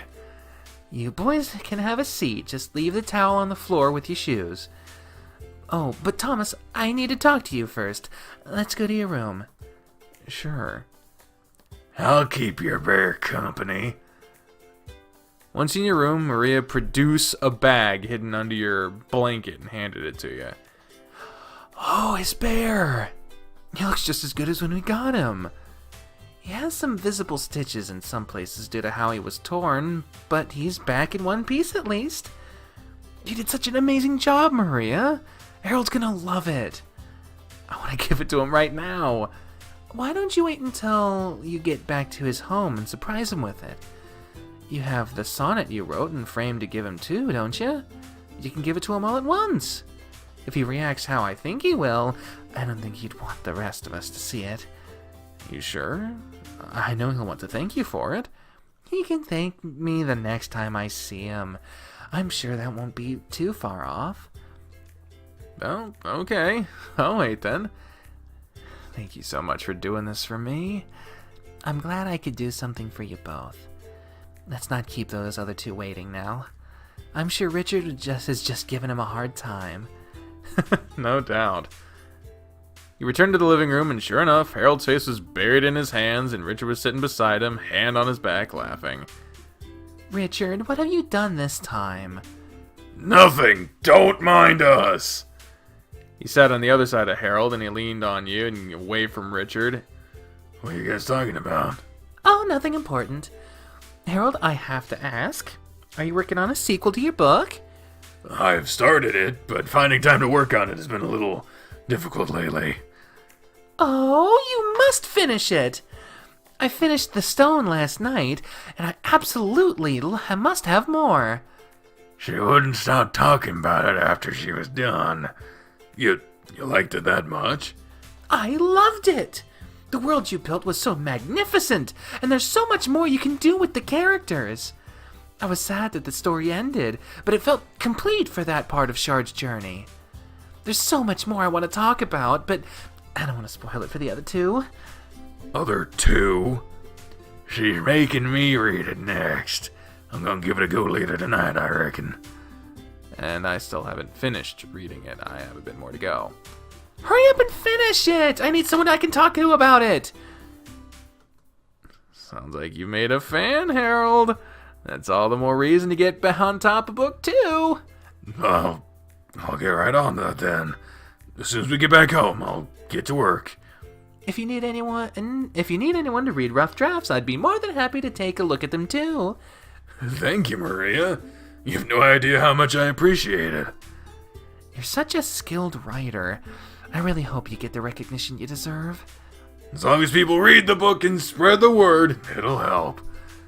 You should do an event at the college for it. Oh, that'd be a great idea! You could donate a few copies to the library, do another signing event, and even host a seminar about what it takes to get published. I'm sure there are a lot of aspiring writers out there, and you could be an inspiration to them. Maybe. Maria's right. You never know what it could do for someone. You might as well plan some, or at least you will never get off your case about it. I'll look into it and see what I can do. Keep me updated then. I'll do whatever I can to help. You know I will too. Maria turned to Richard like she was waiting for him to offer his support too. What are you staring at me for? I ain't read it yet, so I don't know if it's any good or not. I swear. But I guess if there's something I can do to help Harry, just let me know. I don't know if I'd be of any use or something like that. Well, thank you, Richard. Thank you all so much. I never had such support for my writing, so this means so much to me. Harold looked like he was on the verge of crying. So you put your hand on him your hand on his for him to squeeze tightly. Don't go getting all emotional on us. Pizza'll be here soon. I don't want your tears ruining the food. Be nice, you big bully. Maria berated Richard while you and Harold sat by and laughed. He was lucky the doorbell went off and it was time to have lunch. Oh. Hey, it's the back patio. They got it done. Nice. This is behind the shelter. After lunch was finished and you sat around for a while chatting, you and Harold moved to the swing out back to enjoy the melodic sound of rain against the metal awning above. He had his arm over your shoulder and you were leaning against his chest, holding his other paw while grazing your fingers through his fur. I need something like this for my house. Feel so relaxed right now. I could stay here all day just listening to the rain with you. It's nice, isn't it? Very. Did you say you helped Richard build this patio? Sure did. Wonder if he'd be willing to help plan something like this for my place. I bet he would. He loves doing stuff like that. I'll have to ask him about it before we leave. The swing rocked back and forth slowly, and he squeezed you closer. Speaking of, I think I'm about ready to head back home. Already? I mean, I guess we've been here for a couple hours already. Well, there's some things I want to talk to you about, and I'd rather it be in private. Is he going to ask us to move in with him? Is he going to propose? Is he going to say that we stink? What is it? What do you want to talk about? You have privacy right here. It's a big conversation, so... Is everything okay? I think so. You're making me worry now. I'm sorry. So much has happened lately, and I've had a lot to think about. And being here with you right now, I'm at peace. I'm happy. This happiness, I want it to last. I want to keep experiencing it. I'm gonna have to make some really big choices, though. And I'm finally ready to do so. Let's head back to your place so we can talk about it then. Yeah. Oh, shit. Hey, guys, we're gonna head back to his place now. You guys just got here, though. They've been here for a while now, Richard. I'm sorry to leave so soon, but I have some things I need to talk about with Thomas. Oh, I see. You two are gonna talk about something. You two go take care of whatever you need to. It was nice having you over regardless. Besides, I want you to have all the time you need to be able to work more on your next book. And keep me informed about what you find out about... What the fuck? And keep me informed about what you find out about holding a seminar and another book signing. Of course! I'll find out ASAP. Thank you for inviting me over to lunch. It was nice getting to see you both again. Probably for the last time of this route. You're always welcome. You're always welcome here, Harold. Thank you, Maria. Oh yeah, before we go, Richard. What's up? I was talking to Thomas about your patio, and I was wondering if you'd be interested in helping me plan and do something similar at my house. I'd like to add a patio of some sort, and you did such a great job with Maria's. Oh, that sounds like it could be promising. I'll pay you for your time and labor, of course, but I wanted to run that by you while it was on my mind. You serious? Very. Alright. I'll come by on the next clear day we have and check it out. See what we're working with. If the rain lets up any, I'll send you some pictures of it too. You got my number. I'll get it from Thomas.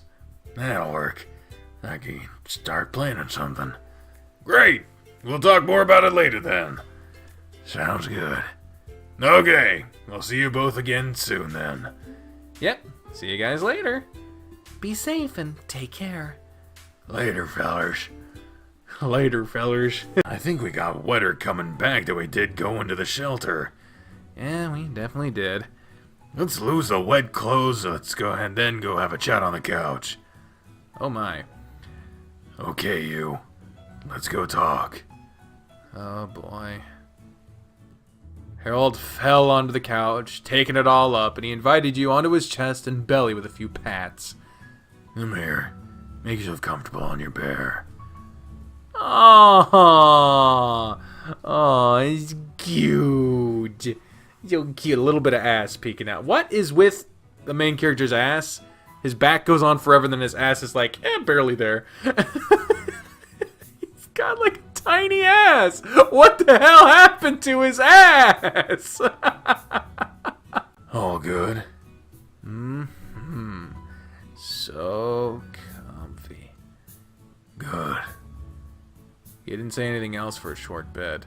He just moved his paws idly around your back while nuzzling against your head. So, what did you have in mind? Have to talk to me about? You know that I love you, right? I do. And I love you too. I know you do. And you've made me so very happy since we've been together. I don't think I've ever been happier than the time I've had you with me.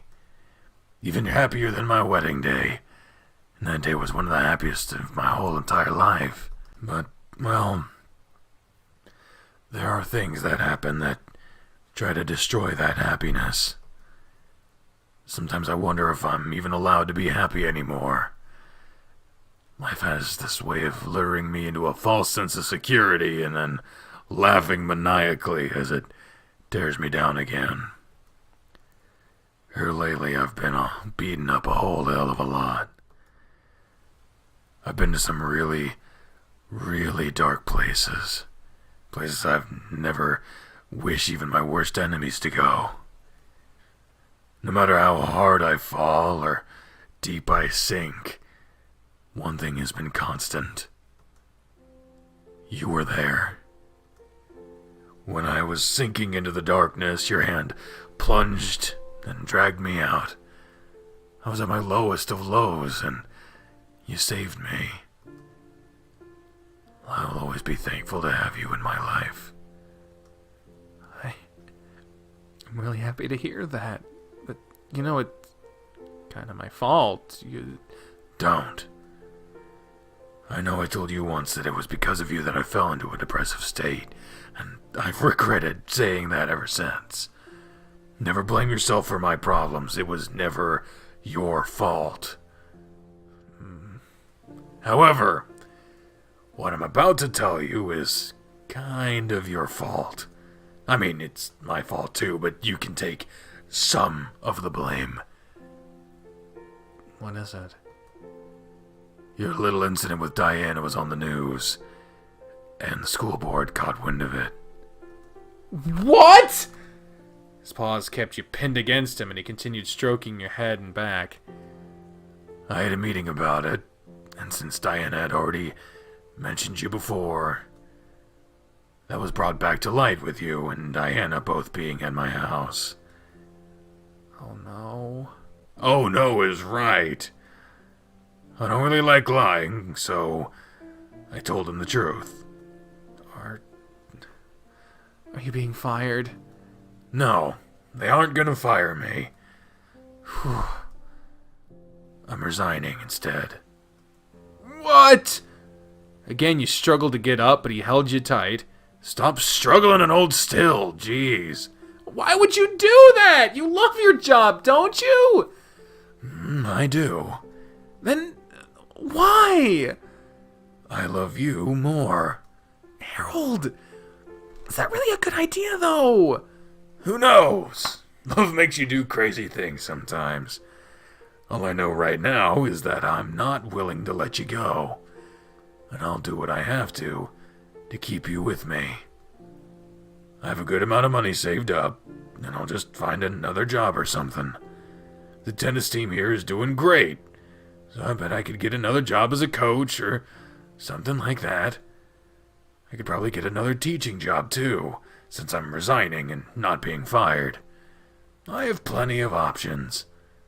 Are you sure I can't say this is all my fault? It was all my decision, so you cannot. Are you really sure about this? That's a huge decision to make all of a sudden. Can't you take some time to think about it? I've thought plenty about it, and this is what I want to do. I think I'll take some time to do more writing and see if I can get book 2 done in the next few months. Maria will be definitely excited about that. No doubt, seeing how much you liked the first one. I'll start looking for more work in a couple of months, but I'm not hurting for money right now. Is there any way to talk you out of this? There's no point in trying. It's making me choose between you and my job. There are countless jobs out there for me, but there's only one of you. I'll choose you every time. But you could just lie about me. It doesn't bother me any. It bothers me, though, so that's out of the question. Just accept this. If worst comes to worst, I'll just move into the shelter with you. Oh, jeez. Everything will work out, Thomas. Trust me. As long as I have you by my side, I know everything will be just fine. Okay, then. If you're absolutely sure this is what you want to do, I'll trust you. Absolutely. 100% sure. When will your resignation go through? I'll have to go through mediation with the school board in regards to that. We'll have another meeting on Monday and go from there. I have a solid record, so I'm sure it'll go over smoothly. Are you going to tell the guys tomorrow? No, I don't want to tell them just yet. I want everyone to have fun tomorrow. I'll break the news to them after I get more details about what my resignation will entail. It's going to suck to not have you coaching us anymore. I can still come practice with you guys. I'll need to do something to stay in shape. I think you meant get in shape, because your current shape is mostly round. He laughed as he squeezed you and rubbed his face against your head, shaking you around gently. You calling me fat? No! There's nothing wrong with stating the obvious. Won't you miss this belly, though? It makes a pretty good cushion to rest on, doesn't it? I'm sure I can maintain this shape while staying in shape, if that makes sense. I get what you mean. You sighed and wiggled around to make yourself comfortable again. Thank you, babe. Thank you for staying by my side through everything that's happened. I'll be here with you for everything that'll happen, too. I think you're stuck with me indefinitely. Maybe I should rethink this. Hey, now! Maybe I'm the one that should be rethinking my choices. It's too late for that. I've got you right here.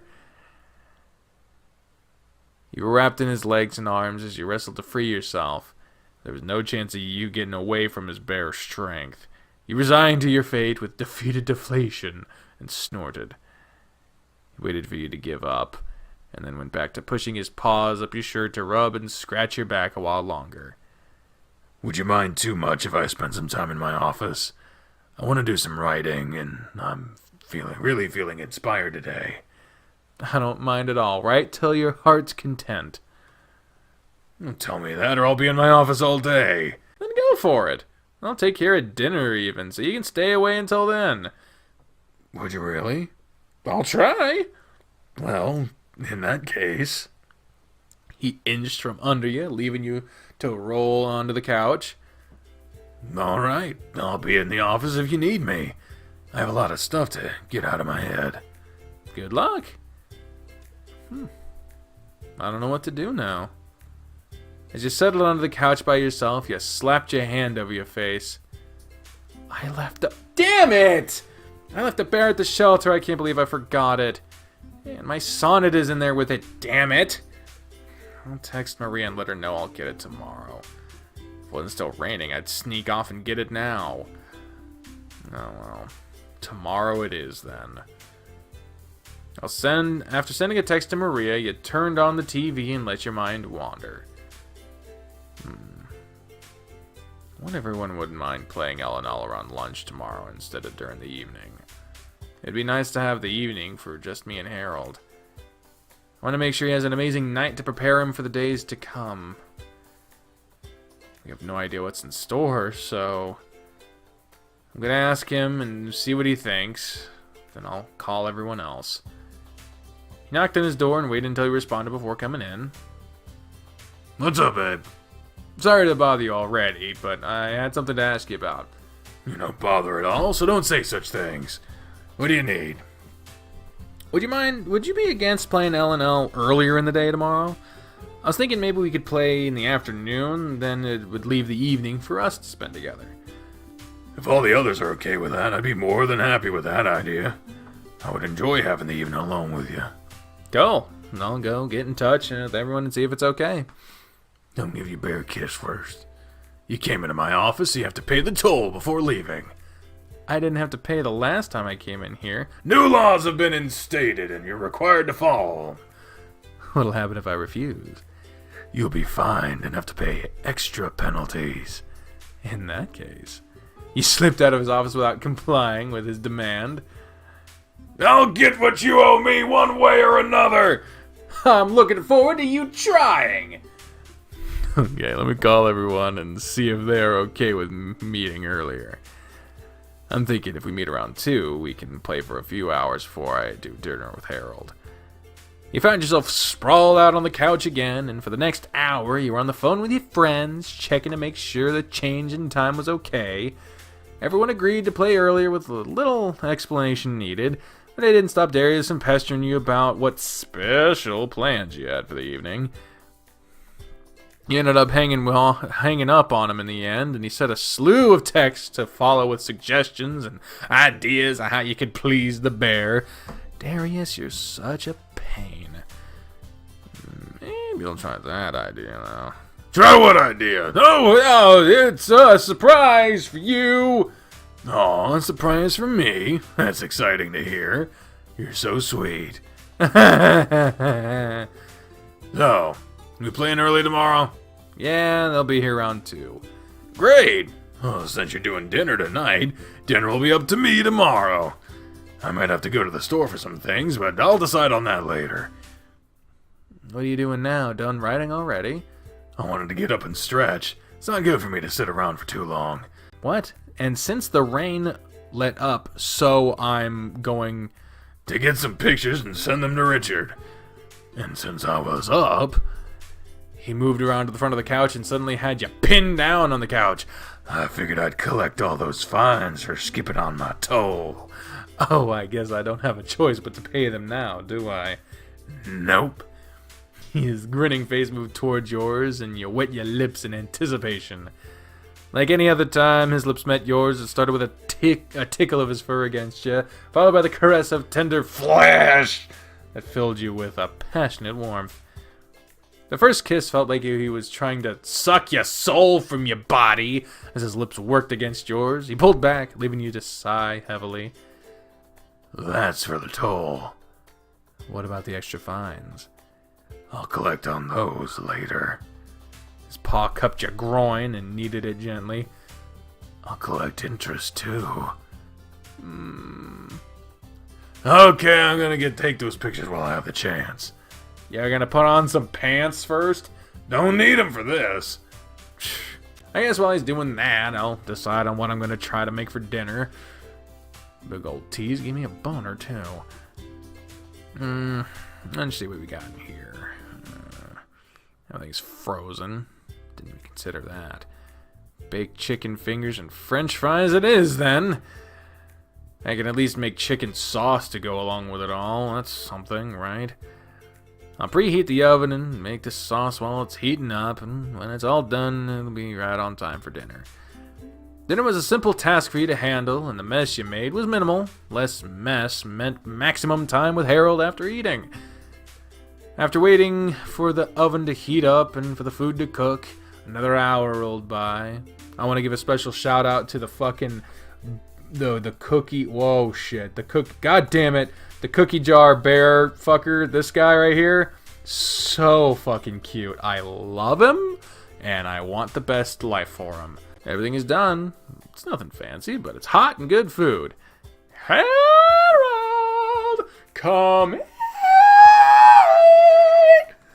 You called for him and got plates ready while you waited. Oh, it smells good in here. What'd you cook? Well, everything was frozen, so he presented him pans covered with chicken and fries. Ta-da! Chicken and French fries! Oh my, the chef is treating me well tonight. To kick it up an extra notch, I made some chicken sauce to go along with it. What's that? It's a mixture of condiments with some seasoning added to it. Makes perfect dipping sauce for dinner. He dipped a fry in a bowl of sauce and gave an approving nod. Okay, yeah, that's pretty tasty. Good! Go ahead and fill up a plate and eat. Thank you, babe. With loaded plates and nothing left on the pan, just sat with Harold to eat. How's the writing going? Great. I had a really good stride, so I've gotten a lot done already. For which writing? Relgor or your next big novel? I was working on the novel this time. But who's to say I won't turn the adventure of Relgor and Radovan into an erotic novel? Would you publish something like that? I don't know if I could bring myself to do something like that. I would definitely use a pen name if I ever did. I bet it would be insanely popular if you did. I don't know about that, but maybe I'll give it a shot one day. Writing erotica is fun when I need a break from the more serious tales. With proper inspiration, I really get a lot done. I'll be sure to offer as much inspiration as I can then. Can you imagine Maria reading it? Never! Even the thought of that is making me blush. There's no way. Richard, maybe, but Maria, good lord, no. I'd never be able to look at her again. You don't want her to read about how tenderly Relgor drags his fingers over Radovan's naked body? Or how he peppers his body with gentle kisses, working down towards his thick, throbbing... No! He hit his face in his paws and shook his head slowly. Hearing you say it out loud like that makes me feel ashamed enough. My smudge might be reserved for my eyes and my eyes only. And mine? I want to read your porn, too. I might let you read it. We'll see if I don't die of embarrassment. Yes, excellent. Harold's face was flushed, and he kept his eyes on his plate until the rest of his food was gone. So, you have me for the evening. What do you want to do? I haven't thought that far yet. You wanted to spend the evening with me without a plan, huh? Just being with you makes me happy. I don't have to be doing anything. In that case, you remember yesterday how we talked about making some new traditions for Saturdays? Yeah. Let's add on to that. He grabbed your hand and traced a thick digit around the top of it. We'll go take our hot bubble bath together and soak in there for a little bit. Then we'll move to the couch and watch a movie. After the movie is done, we'll retire to the bedroom and we can lie in bed together and read a book until it's time to sleep. How's that sound for a way to spend the rest of the evening together?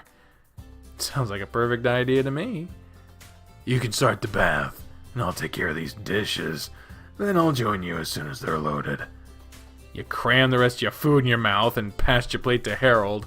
He grinned, rolled his eyes, and patted your butt as you skipped past him to the bathroom.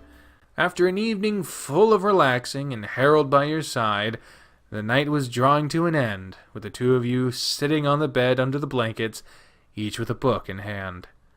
You were reading The Stone, and Harold was engrossed in one called Eternal Conflicts. Your eyes were getting droopy, so you put yours aside and scooted over to lean on Harold. Did my book bore you that much? What? No, I'm just tired is all.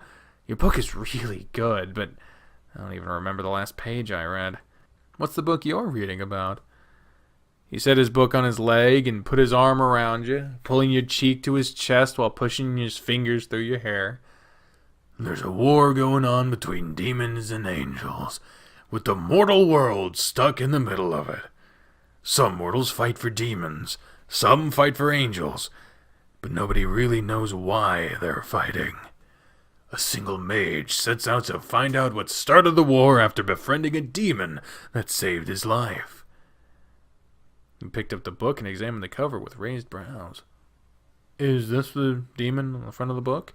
Going by descriptions, I'd say yes. He's rather alluring, isn't he? Whenever you write erotic fiction, the cover needs something enticing on it. This is erotic fiction.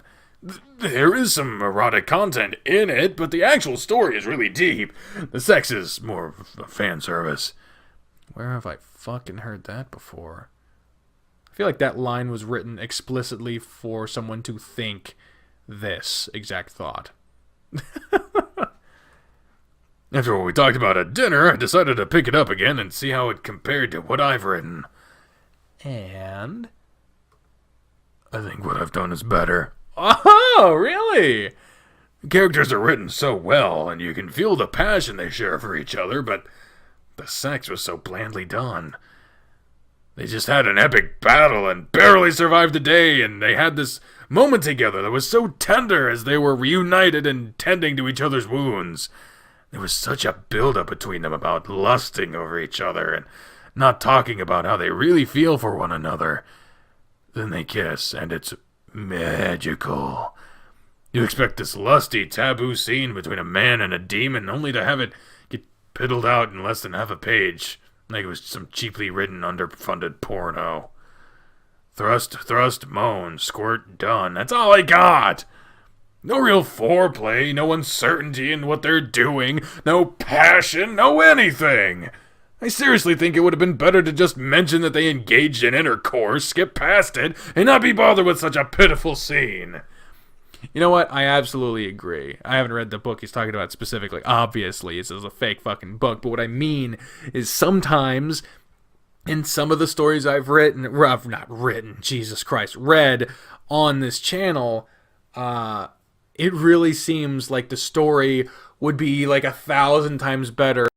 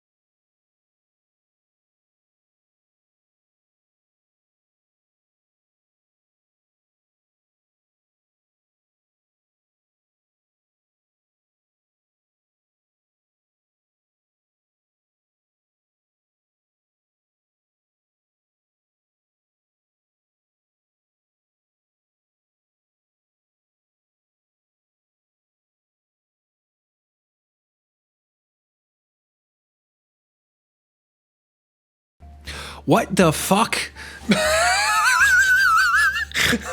Whoa. Okay, so I guess that's a way to show the passage of time. And you've been living with a bear, so I guess it's gonna get more rugged. I can't believe the bus decided to run late today. Coach Grifter is my teacher for this class, so I'm sure he'll understand. The classroom is empty. Where is everyone? No, there you are, Thomas. You're a bit late to class, aren't you? Oh, I'm sorry, Coach. My bus ran late today, so it put me behind. Why isn't anyone else here? I just had everyone turn in their papers for today. It'll give me time to start reading through them. Since you're here, I guess I'll let you go ahead and turn yours in too. Maybe I won't dock you for being late. I hope he's joking about that. Don't worry, I'm just joshing. I know you can't help it with your bus being late, so I'll cut you some slack. Thanks, Coach. I guess I have some time to burn now before my next class. Doesn't start for a couple hours. If you like, you could always keep me company while I read reports. I always come across some hilarious things in these papers. Real professional of you, Coach. That doesn't seem like a bad idea. What should I do? Hang with Coach. This is an alternate version of one of the previous things, but the beard is there, so this is different. What is happening? Do I even have to ask myself? Of course I'll hang with Coach. You don't mind me hanging here with you? Not at all. In fact, I'd be happy if you did. In fact, follow me to my office. Sure. Why are the lights off? Oh, there we go. Did you need me for something in here?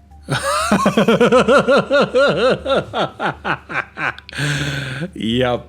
Okay, so the epilogue will in fact have a version on OnlyFans and a version on YouTube. Holy shit. Okay, so yeah, I was saying like this is eerily familiar. It isn't now, and the beard was a clue that this wasn't just a repeat. I have a bonus assignment for you to take care of.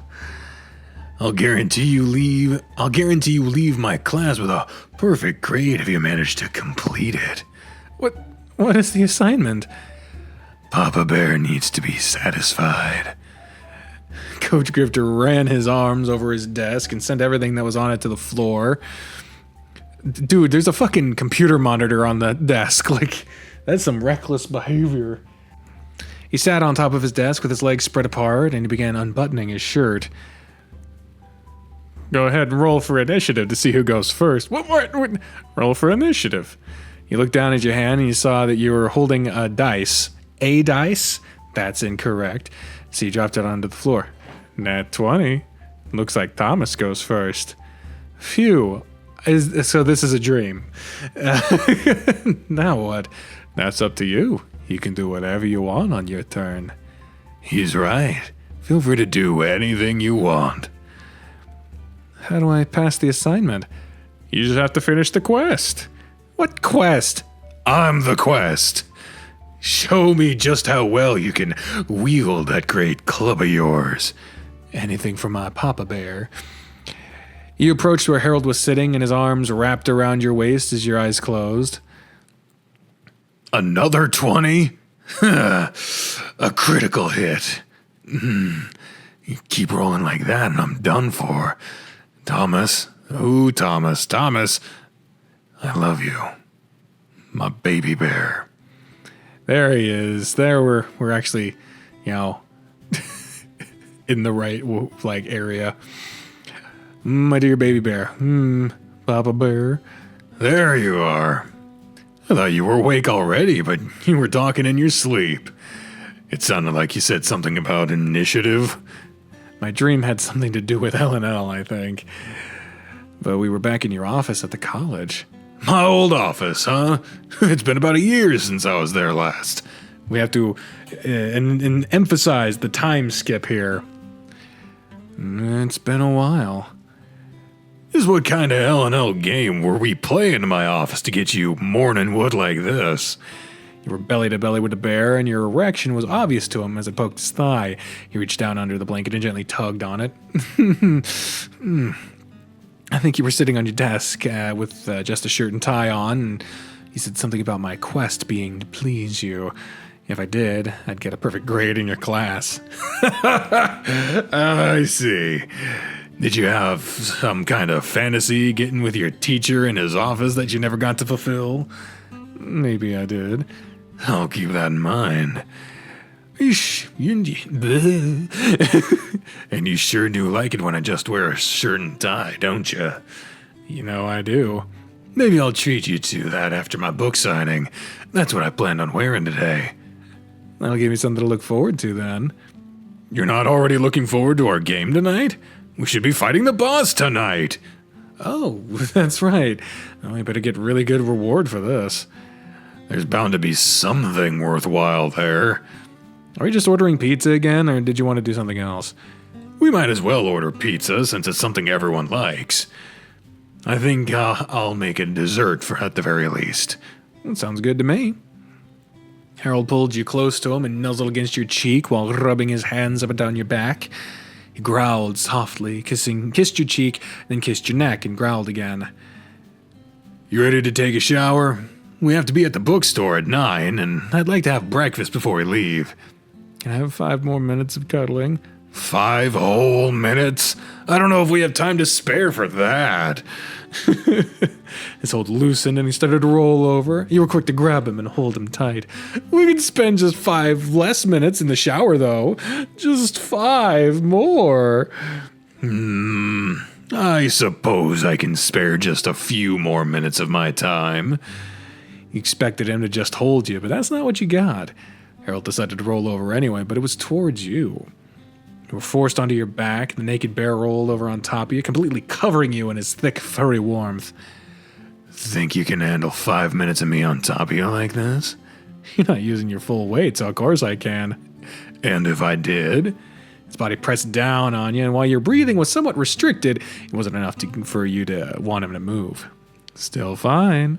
Are you sure? Mm-hmm. Despite what you said, he supported himself on his knees and elbows, so all of his weight wasn't on you.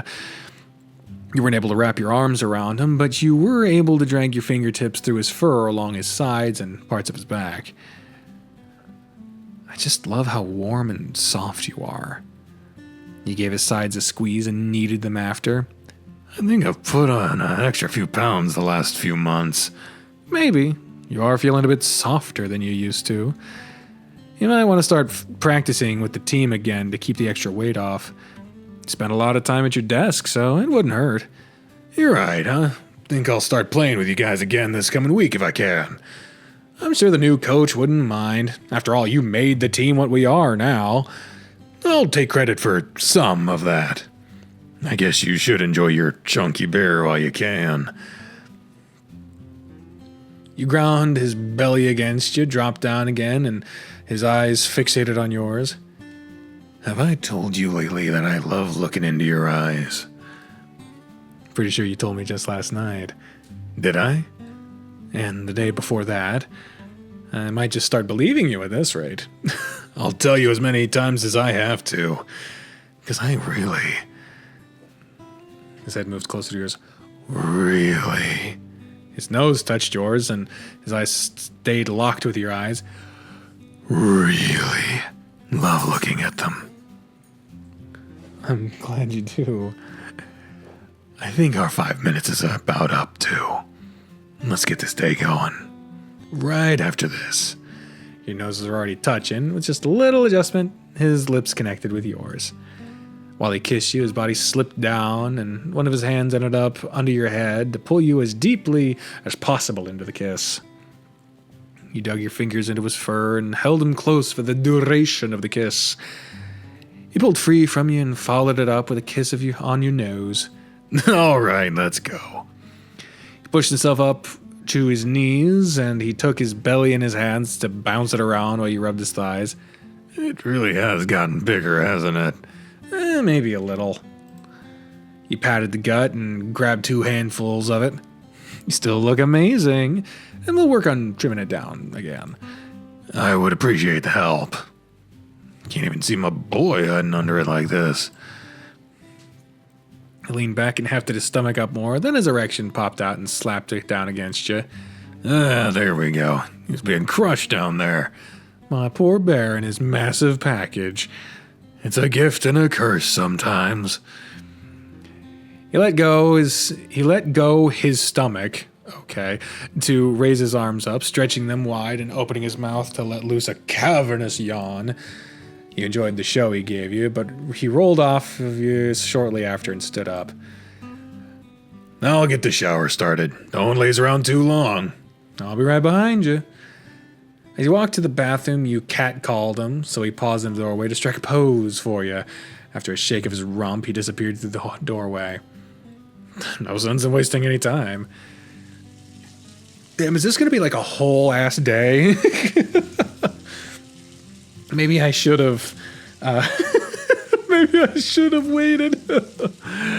You stepped into the bathroom and Harold was standing at the toilet with one fist planted on his hip and the other pointing his stiff dick down to guide the... Oh, golden trickle running from it.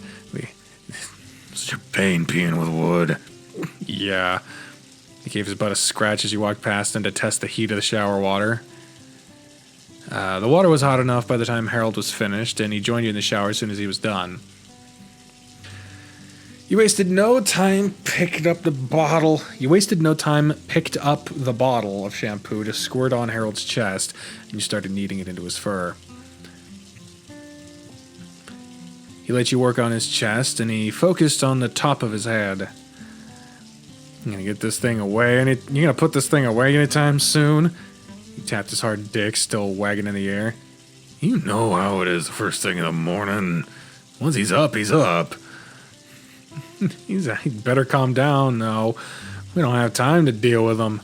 Yeah, he'll soften up eventually. Just don't give him any attention.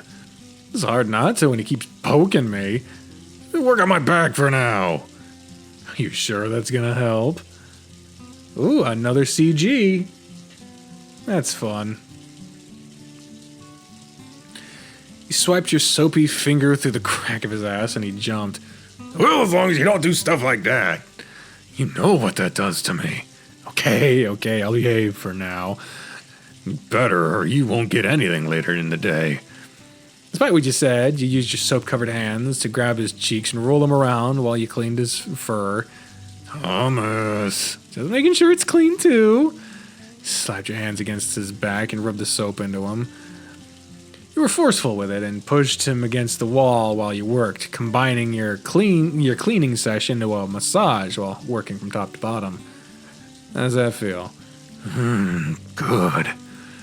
You have no idea how much I appreciate you rubbing my back for me lately. Slept like a baby last night after you finished massaging me. You really need to make sure you're standing up more often while you're working. Your back will thank you. This feels targeted. I had to get up like almost 2 hours ago to take the dog outside, and my back felt like hell. I even mentioned it. Oh, for fuck's sake. I just forget when I really get into the groove. Same. You should set timers for yourself then. Maybe we should work some yoga into our morning routine to help you with that. I think we can fit 15 minutes of yoga into our mornings. It just means less time for us to lounge and cuddle. If it means you'll feel better, I'd be willing to make that sacrifice. I don't know if I'd be willing to, so I'm gonna try the other methods first. As long as you're making the effort, I think the back pain will start to let up. You finished with his back, but you continued to rub him a minute more before letting up. Okay, your back is done. Oh, your problem is also gone. But who's to say it'll stay gone while I wash you? Oh, let's just keep talking and maybe that'll help. Like, what do you want for breakfast? His thick fingers pressed into your chest and he worked the soap into a lather by circling his hands. It won't help if the first thing that comes to mind is you. Look, the goal is to keep you from being turned on again. My stomach is starting to grumble because I'm getting hungry. How about sausage, egg, and cheese muffins? That's easy to make. I'm fine with that. Is there anything else we need to do before we leave? Anything we need? I don't think so. The books are at the bookstore already, and I have markers and pens for signing them loaded in my car already. I just have to show up at this point. All right, good. Suppose we can eat breakfast, get dressed, and go right away. If we're early, I'll just give you a moment to make sure everything's in order. Yeah. I'm starting to feel a little nervous, though. How come? What if nobody shows up? He flumped against you and pinned you into the wall with his chin on your shoulder. I put so much work into the second one, and this is the debut day for it. There's a chance nobody around here has even heard of it, and I'm doing a signing the day of the release. His forehead, damn it! His forehead moved to the back of your head, and he hugged you, grumbling something you couldn't understand. Oh, come on. People will absolutely show up. You know, our friends will be there to support you too, and I'm sure there will be more people beyond them too. That'll make me happy. And I'll be there for you. I'll be supporting you for the entire event. You really don't have to.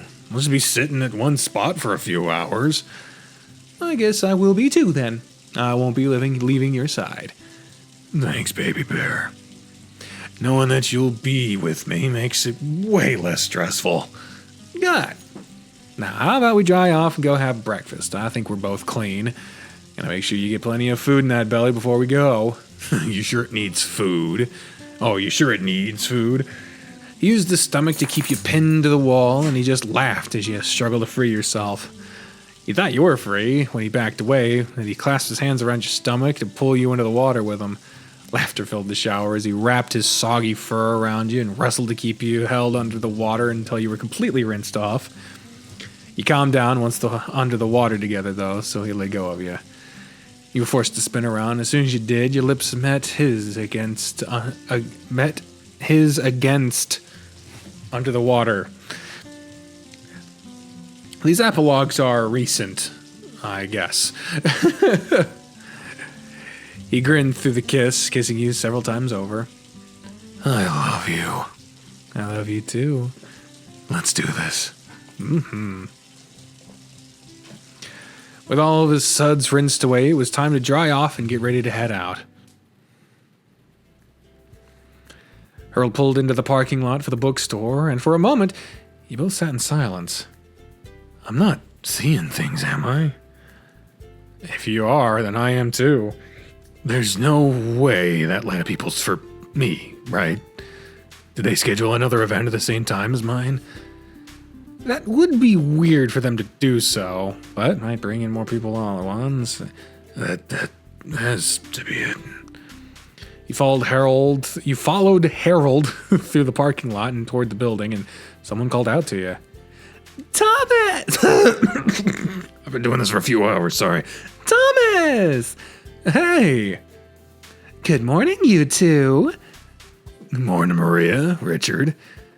What are you in this line for? This is the line for your signing. Isn't it exciting? Is it really? Are you sure this isn't a line for something else?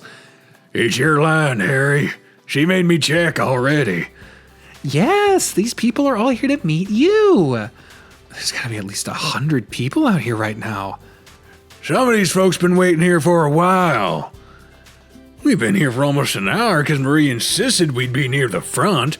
But the people in front of us, they started lining up around 6 this morning. Whoa, you're gonna have some big fans here today, Harold. Pop Bear, you okay? I think he broke. You waved your hands in his face and he blinked a few times. Oh. Maybe we should get you inside so you can prepare yourself. Yeah. He looked dazed as you guided him toward the front door. Well, see you guys inside. Again, inside. Of course. Good luck, fellas. Come on, maybe I should get you some coffee or something. Hey, look! It's Harold Grifter! He's here!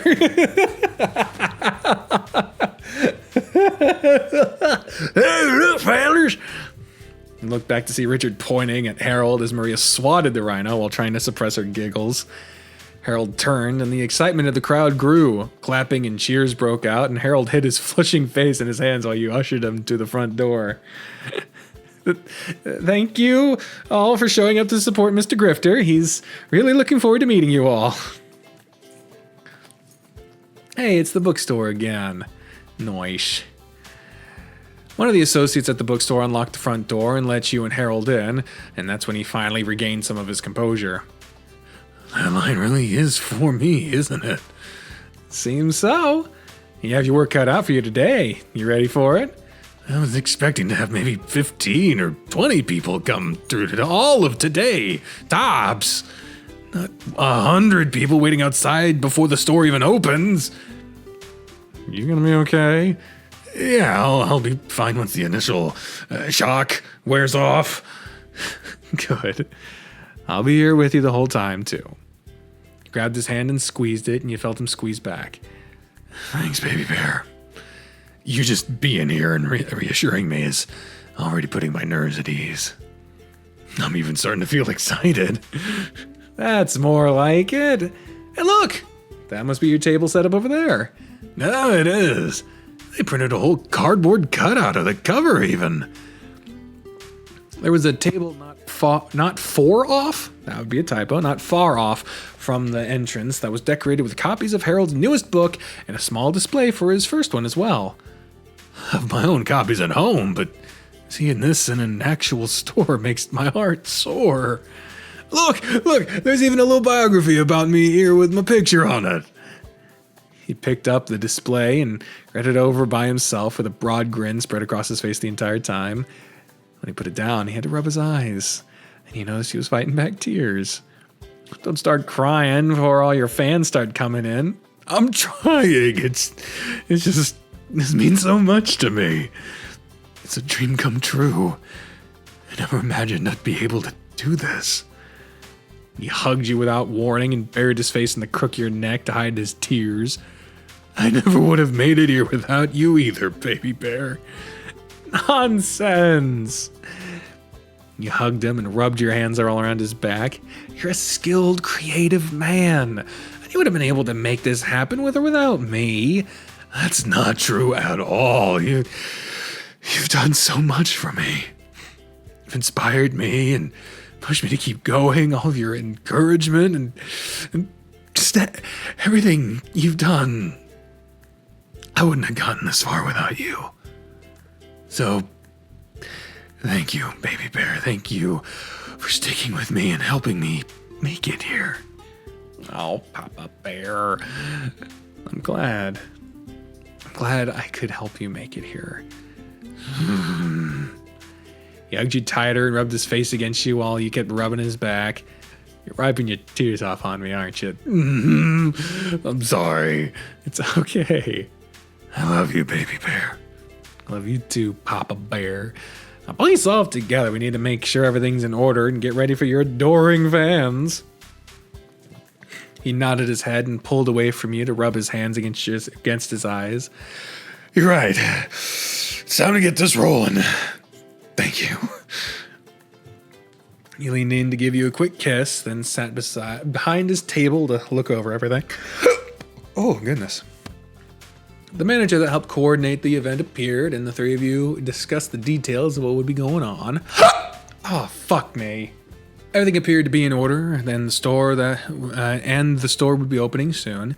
The manager was going to be working on keeping the line orderly while selling books, and your job would be to stay with Harold and help him with whatever he needed. You all set? I need to pee. You better go now, or you'll be holding it for the next 3 hours. I think he's just from being nervous again, but I think I'll try just to make sure. Harold jumped and rushed away. That bear. He's only away for a few minutes before he returned to his table. Yep, just nerves. You'll be fine, Harold. When the first few people come through, you'll calm down. I hope so. So if anyone wants your signature in the book, they have to have already bought the book or have brought a book from home. The manager will be giving people cards to indicate if they brought one, and I'll be punching them for verification. Then you can sign their book, make some small talk, whatever. And the printed covers of my book? Those pictures are for anyone that wants one. You can sign those too. Okay. Thank you for staying to help. I don't know if I'd manage all this on my own. I'll do whatever I can to make things run smoothly. Don't be surprised if people ask for pictures with you, too. A picture with me? Yes. You're officially a famous writer now, after all. I'm not famous, though. I get to tell people I'm dating a famous author. I'll be famous by association. I really don't think I'm famous. You better get used to it quick. It's time for the doors to open. I don't think I'm ready for this. You don't have much of a choice. Here comes your first fan. The doors to the bookstore were unlocked, and people from the line outside were allowed to start forming a line inside the store. You glanced down to see Harold fidgeting in his seat, so you put your hand on his shoulder and gave it a squeeze. I'll be right here the whole time, Papa Bear. Thanks, baby bear. The person at the front of the line stepped forward with 2 books in his hands. Hey, I don't recognize you, but you look cool. Hello. Thank you for coming out today. Hello, Mr. Grifter. It is a pleasure to get to meet you. What can I do for you? I managed to get a hardbound copy of your first book, so I had to get a hard copy of your second one. I was hoping you could sign them both for me. Gladly. Do you have a preference where I sign it? The page with your bio would be perfect. And who should I thank here? My name is Roland. Got it. Well, thank you, Roland. Your support means a lot to me, and it's even more special to me since you were the first one in line. My shift starts soon, so I had to make sure I was here as early as possible. Glad I got here when I did, otherwise I might have had to skip out on the signing. I'm happy you were able to make it then. Would you mind if I asked what your favorite part of the book was? I think one of my favorite parts is when Zadal stepped up to protect Shard and showed how much his character changed throughout the book. Him risking his life like that just struck a chord with me. For a moment, I really thought you were going to let Zadal die. Ha! That scene. I really enjoyed how all that played out myself. I rewrote it over and over and over until I finally felt like it was complete. The way it ended up was perfect. Really, the whole book had me gripped from beginning to end. I'm looking forward to diving into that new one as soon as I can later. Thank you for that. I hope you enjoy reading it as much as I did writing it. If it's even half as good as the first one, I know I'll enjoy it. Personally, I think this one's even better. That makes me even more excited to read it. Harold finished signing the books and handed them back to Roland. Thank you so much, Roland. I'm really happy to have a fan such as yourself. Thank you as well, Mr. Grifter, for writing such captivating stories. You have a lot of people here to show their appreciation, so I won't take up any more of your time. Please, take one of these pictures, too. He scrawled over another message on one of the printed cover pictures, and fuck! Come on now, and gave it to Roland. Thank you again. I can't wait to read more of your work. Thank you, Roland. Roland left the line, and Harold sighed as he looked up to you. First one down, how'd that feel? Amazing! I'm already feeling more relaxed. First one was really nice to deal with, so as long as the rest are similar to him, it'll be a great event. Good. You'll have a lot more people coming, so I hope that attitude sticks with you. I think it will. Guest after guest approached the table. Some had books to sign, some just wanted a signed picture, and all of them had nothing but praise to give to Harold over his book and their excitement for the new one. The line moved along, and then your friends popped up at Harold's table. A couple of familiar faces. I'm glad to see you guys finally make it in here. My, you've been busy, haven't you? I have been, but it's been amazing getting to talk with so many people who... What the fuck was that noise? Oh, someone's in the bathroom. Like what I've written. I never would have imagined so many people would have read it. Don't you know how many copies you sold? I have an idea, but it's still shocking to me anyway. There's something about actually meeting them in person that makes it feel so much more different. Well, you have another fan right here. I'm so excited to get to read your second book. I even brought the first one I bought with me so I can have you sign it again. A true fan. Your book looks well loved, too. I've read it 3 times. Richard even read it once. Did you really, Richard? Yeah, I read it.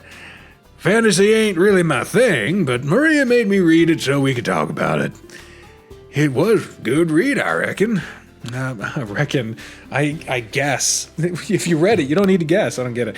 I might even read the second one since the first one was good.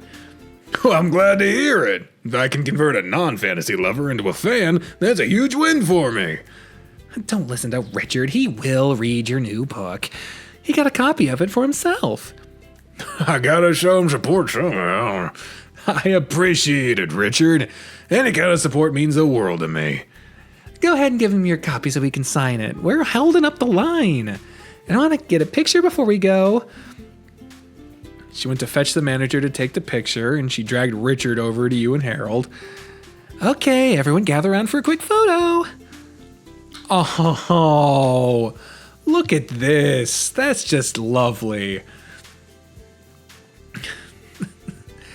The Stone Unholy Relics. That looks like a good book. And also that's just awesome. Look at that. Smile for the camera.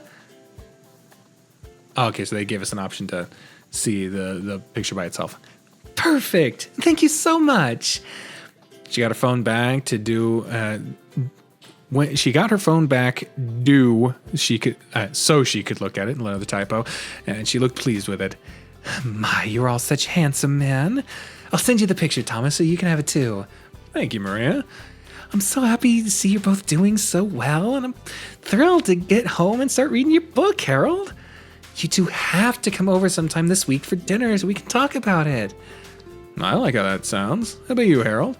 I'd love that, Maria. Perfect. I'll set up something with Thomas then. All right, sounds good to me. Sounds like I got a good reason to grill then. And I can bake a cake. Your chocolate cake, by chance? I know it's your favorite, so absolutely. I'm even more excited now. I think we need to get moving now, Maria. People are going to start getting antsy. Oh, yes.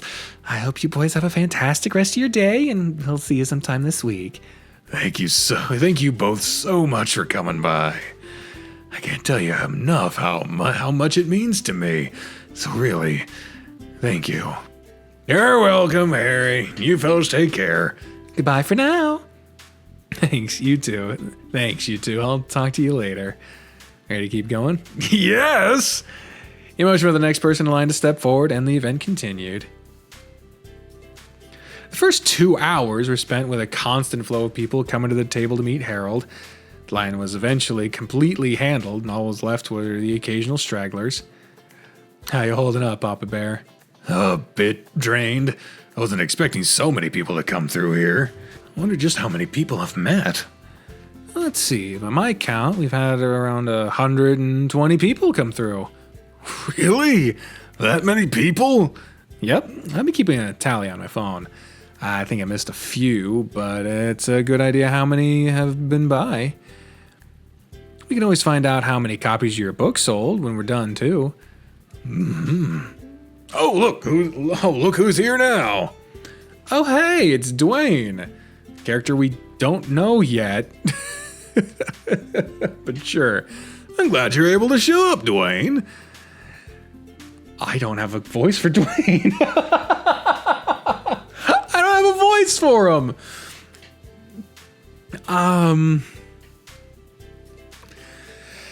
Math teacher, sweater vest. I'm thinking something soft, easy to speak for 35 days in a row.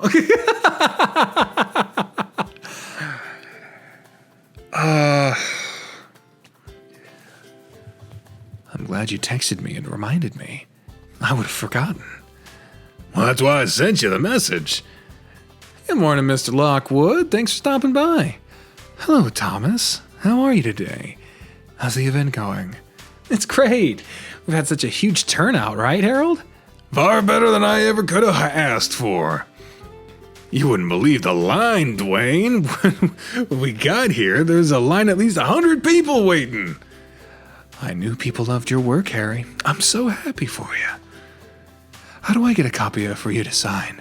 Do I buy it from you right here? No, you need to. You don't need to buy one. I have yours right here and signed already.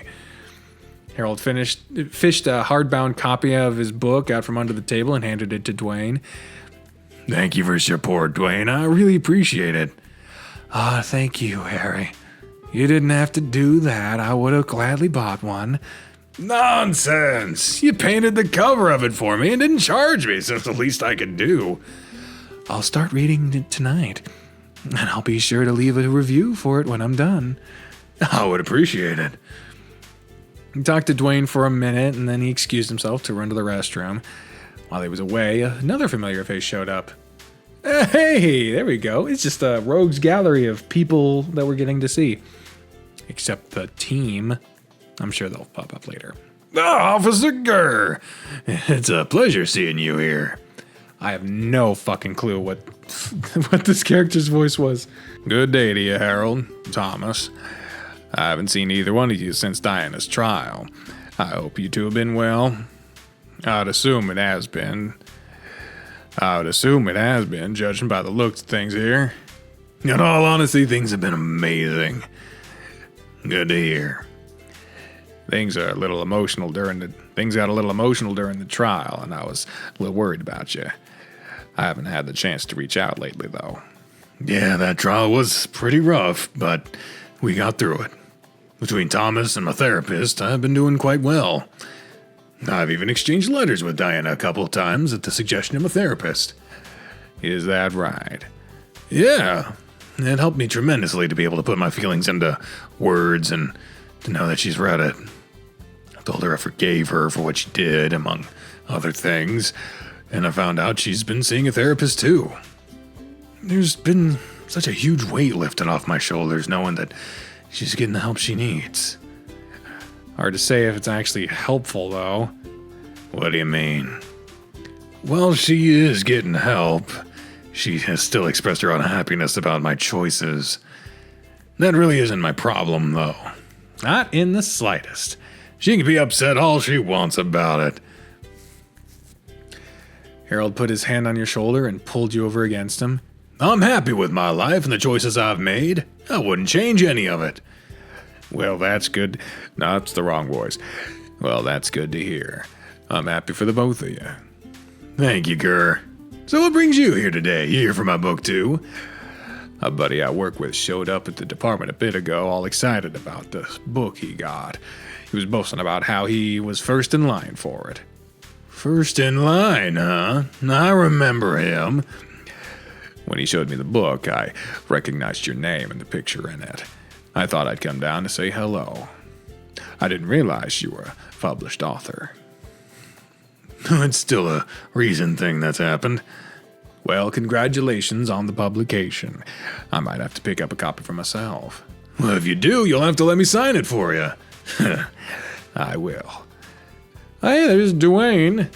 A lot of voices I'm unfamiliar with. I'm back. Sorry to keep you two waiting. No worries, Dwayne. This cute fella, friend of yours. Everyone is flirty. Yes, Dwayne is a friend. We work together at the college. It so happens that he's the one that painted the cover for the book you see here. Did he now? The man's got some skill, it looks like. The cover looks wonderful. Yeah, he's definitely skilled with what he does. It seems so. I do appreciate a man with a creative side. Fucking hell. You can always take one of those cover prints with you if you like, Gurr. These are free for me to hand out. I'll even sign it for you. Sure, I'll take one. Since the artist's here, would it be too much trouble to ask you to sign it too? You want me to sign it? You are the artist, aren't you? I'm starting to realize that my Gurr is slowly morphing into what Richard's original voice was. Something like this. So I need to lighten it up a little. It's getting too bad in the throat. Yes. Then I absolutely want you to sign it. Is that okay, Harold? Harold held out a marker to Dwayne. Like I'd say no. I'd love for you to sign it too. Dwayne took a marker and leaned over the table to sign the picture under Harold's signature. While you're at it, why not leave your phone number on the back of it, too? Unless, of course, your phone number is already spoken for. My phone number? Why would you need that? You're really a little oblivious sometimes. Huh? Why do you say that? Harold and Gur exchanged glances, then Harold leaned over and whispered something into Dwayne's ear. Really? Really? Are you sure? Absolutely. Dwayne flipped the picture over and hastily scribbled his phone number on the back of it. Then he handed it to Officer Gur. I'm free this evening and all day tomorrow. You can call or text me anytime. Good to know. I'm on duty for now, but I'll get in touch with you soon. And speaking of, I should get back to my patrols now. I've spent enough time in here. I'm glad to see things are going well for you both, Harold. We'll have to meet up for coffee or something one day to catch up more. I'd like that. You fellas take care. You too. It was good to see you again, Officer Gur. And I'll talk to you sometime soon too, Dwayne. He gave the gorilla a wink and walked off. Dude, do you really think he was into me? Oh, he absolutely was, Dwayne. He was definitely interested. He even said you were cute. Well, that's a nice feeling. Gur's a nice guy. He really helped us out a lot, so go and have a good time with him when you can. Like this just saying about the actual Gur. Well, looks like you have some more fans that want to talk to you too. I'll be going now so you can focus on them again. I'm really proud of you, Harold. I'm so happy I can call you my friend. Thank you, Dwayne. I'm glad we're friends too. Take care. And let us know how things go with you and Officer Gur. I will. See you later. Dwayne left, and two more people approached the table with books in their hands. Hello! Thanks for coming out. Noon rolled around, so it was time for the event to end. While wrapping up, a few stragglers came up to Harold for his autograph to talk with him. It was nearly an hour after the time to stop before you were ready to go. Really? The team didn't show up? I mean, they're going to be there for the L&L later, but come on, man. All right, looks like everything's in order. We don't have to do anything else? No, manager said the staff would take care of putting the stuff up. We just have to take what we brought with us. Did she tell you how many copies were sold? All in all, she said there were 98 copies of the standard edition and 39 of the hardbound editions. So 137 copies total. Not bad for half a day. That's magnificent. That number matches up with the way my hand feels. I suppose you're done writing for the day, huh? Yeah, my poor hand needs a rest. Do you think you can manage holding a plate full of food from the buffet? Do you even have to ask? My stomach will force it to hold a plate no matter how sore it is. Then shall we be off for some lunch? Celebrate a job well done. Please. My stomach feels like it's already eating itself. Well, let's go before you wither away, then. You hooked your arm into Harold's and left for the nearby buffet. It's been a few months since we came here last. Hope everything still tastes as good as I remember. The smell is familiar, so I'm sure the food is as good as always. It better be, or my belly's gonna have to have a word with someone. A waiter escorted you and Harold to a regular table, and you were left to travel between the food bars and fill up your plates. You met Harold at the table, but he only put down his plate. What? You met Harold at the table, but he only put down his plate and was getting ready to go grab another. Did you see the new stuff they have to try? They added a soup bar in the Vietnamese section, something called pho. I want to try a bowl of it and see how it tastes. You should try it too. Seems they have all sorts of stuff you can put on it. How about we eat some of what we have first, and then we can get the soup? I don't want the stuff to get cold before we get back. If that means you're going to try a bowl with me, I'll wait. I will. Then I'll wait. Let's enjoy what we have already. I have a few new things to try right here, too. Same here. Sat across from Harold, and the two of you wasted no time diving into your food. Aw, look at this! That is such a nice fucking picture. This one's so tasty. Did you try to get any of it? No, I didn't see it. Here, try it. His fork was held up to your mouth right away, so you took a swig of water before eating the meat off his fork. What was that one? I think it was the sweet and spicy chicken from the Korean section. It's delicious. I bet it would be perfect over rice. Probably, but we can't waste any room with fillers like rice. Hey! Rice can be the fucking meal. Glad you still take my advice about that to heart. To think you used to eat all the boring things and fill yourself up before having all the good food. He wiped an imaginary tear from his eye. You've come so far. Hey, what's really important is that I enjoyed the food and always ended up satisfied. Is that how it is with me, too? You're satisfied with some bland, boring old bear. What did your therapist say about self-deprecating humor? That I shouldn't do it, even if it's something so minor. But you know I'm just joking about that. I know you are. But I'll not listen to my bear saying even the slightest negative thing about himself. You're amazing and wonderful and skilled and cute and sexy and amazing. And you said amazing twice, because it's true. I never think anything less of you, even as a joke. You shouldn't either. You rubbed your feet against his, and he returned the gesture.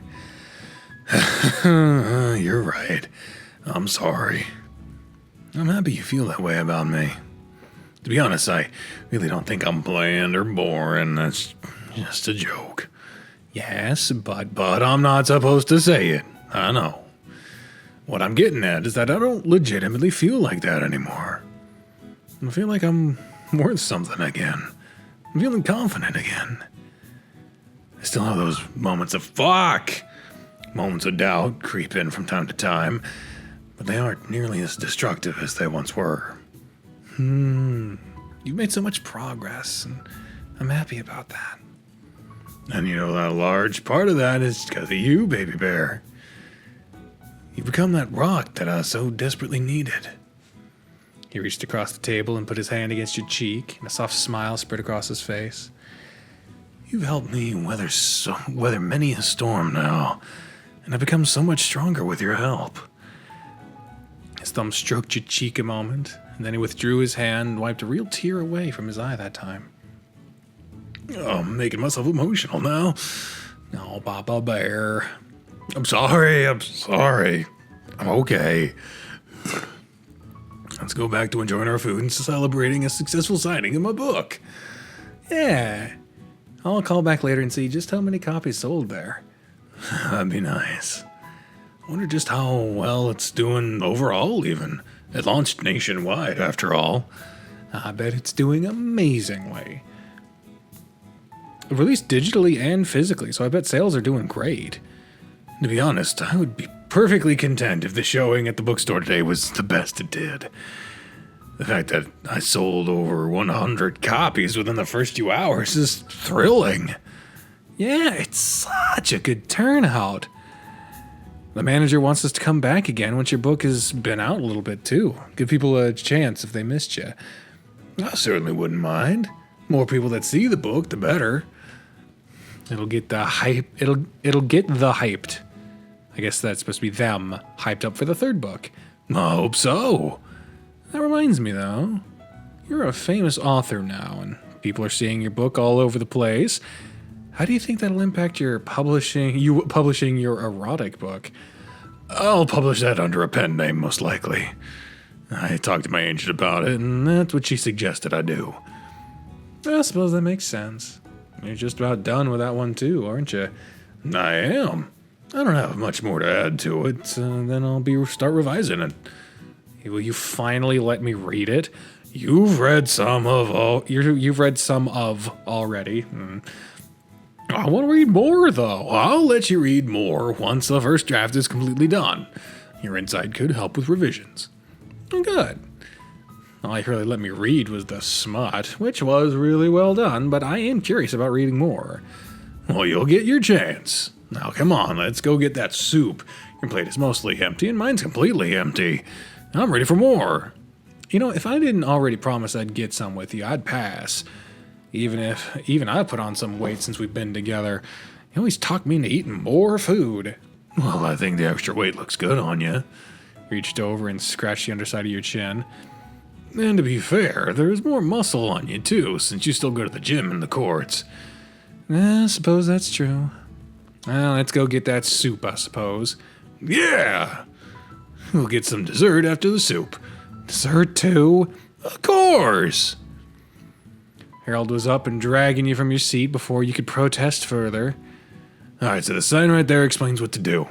Now we get the noodles from the chef, put in our meat and broth, and put whatever toppings we want. We even have a suggestion for a traditional bowl pho. It looks like we have a whole bunch of options to try out. I feel like we could make an entire meal out of just this. We could, but for now, we'll just keep it light. He expressed childlike glee while he constructed his bowl of noodles. What he came back with was not what you considered light, but there was no arguing with how happy it made him when you sat down to eat it.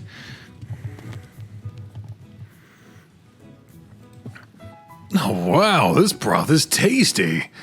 It does taste good. Looks like the meat cooked through nicely too, just like the sign said. It was super thin, and the broth is piping hot, so it makes sense. It's pretty nice. It is. You know, I love getting to try new food with you. Same. You think this is something we could make together at home? I don't know. We can always try. We've made some fantastic new dishes together over the last few months, so we can always try adding another success to that. Yeah, I don't think we've ever made anything I haven't liked. Same. Everything we've made so far has been delicious.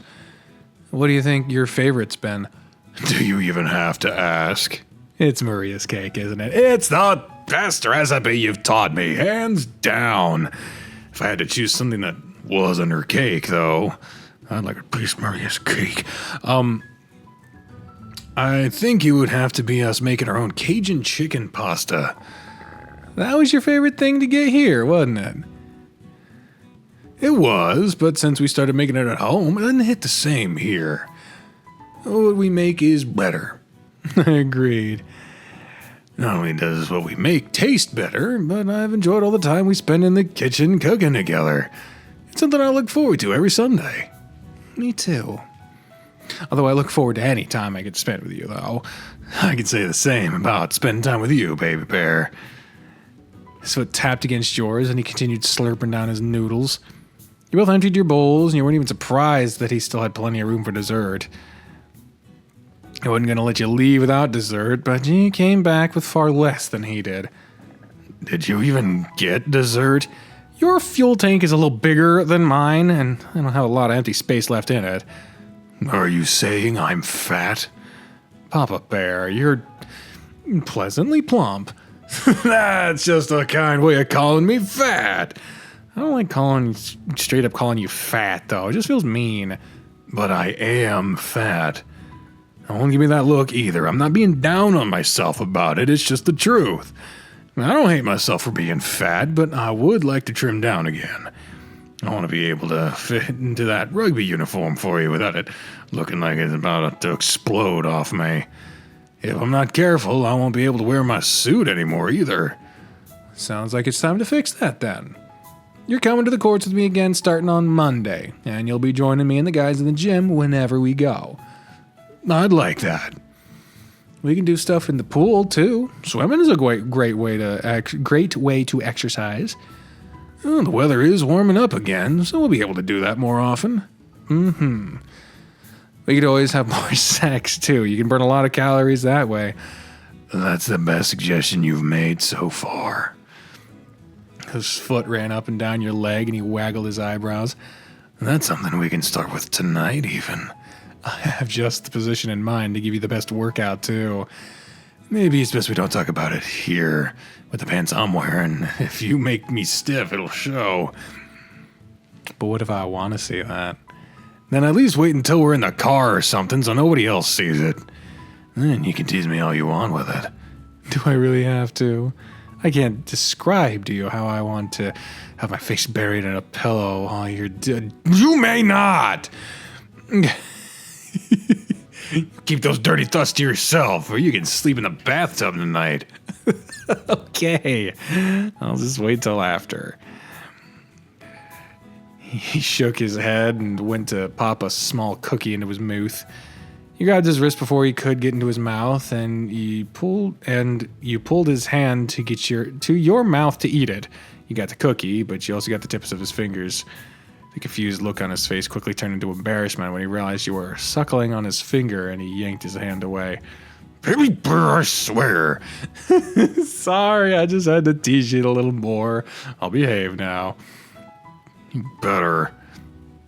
It's been a while since I've slept alone, so I hate making you sleep in a tub. I don't think I could do that to you even if you were mad at me. I don't think I could let you sleep anywhere other than next to me either. I wouldn't get any sleep. I'd have nightmares again. You haven't had any in a while, have you? No, it's been a few months at least. Even those weren't terrible. I was just able to get back to sleep quickly with you cuddled in my arms. He put his fork down, propped his elbow on the table, and rested his cheek in his hand while looking at you. There are a lot of things in my life that have been made better with you, it seems. I could say the same about you. I want to argue with you about that, but I'll resist and just say I'm glad. You know it's an argument you lose, so that's for the best.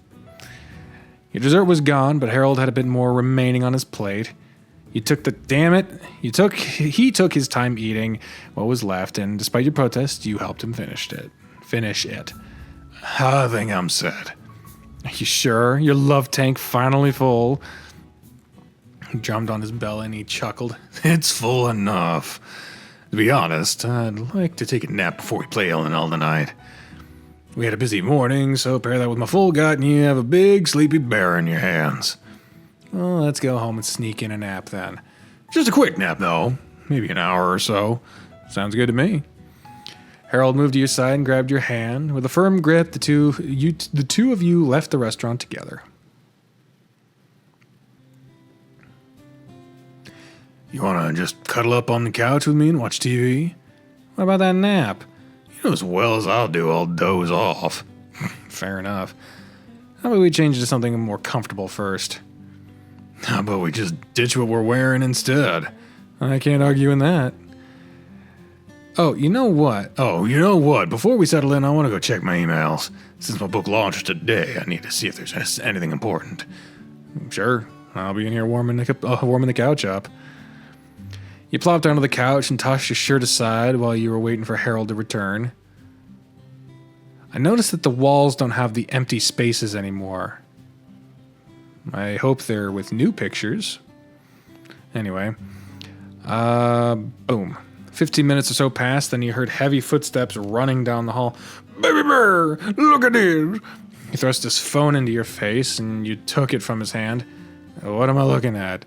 My book is already listed as a top seller on Humble Stores and Nozama. Humble Stores and Nozama. Well, I know Amazon is Nozama backwards. Humble Stores? I mean, I don't know what the fuck that is. I don't know. Had an email from my agent that said it had a spectacular launch nationwide so far. Oh, damn, that's fantastic, Harold. That must mean it's selling like hotcakes out there. Well, that's what she said. She said that books are only listed as top sellers if they sell over 100 copies in a day. Over 1,000 copies in a day. Whoa! That's only around 3. Yeah! Oh my god. 1,000 copies already sold? Harold dropped on the couch with you and he put his hand against his forehead. He looked at you with a dazed expression. It's hardly 3 and 1,000 copies have sold. 1,000 plus, even. Plus, over 1,000. I was excited over 100 or so we sold during the signing event. And put your hand on his back and rubbed it. He leaned over to put his elbows on his knees. All your hard work has really paid off, Papa Bear. Wait, are you crying? You noticed a tear rolling down his face, and he was quick to wipe it away. You move to him and put your arm around him as more tears rolled out. What's wrong? Why are you crying? Don't worry, it's not because I'm sad. I'm just so happy. I never would have imagined in my wildest dreams that the book I wrote would be that popular. It's a little overwhelming, it's all. Okay, good tears then. He sniffled and wiped his eyes over and over, and he turned to hug you. I couldn't have done it without you either, baby bear. No way. You've got such a knack for writing. I bet this is what would happen no matter what. And the story is amazing, too. It would have been a hit regardless. You don't understand, though. I'd probably still be teaching while only poking at it from time to time. And you've been so encouraging through all of it. You've helped me get so much more done than I ever could have by myself. You have just no idea. I see that. Well, I'm glad then. I'm glad I can be a part of this with you. Seeing you be successful like this makes me so happy. You worked so hard and you're so amazing. You deserve it. Thank you.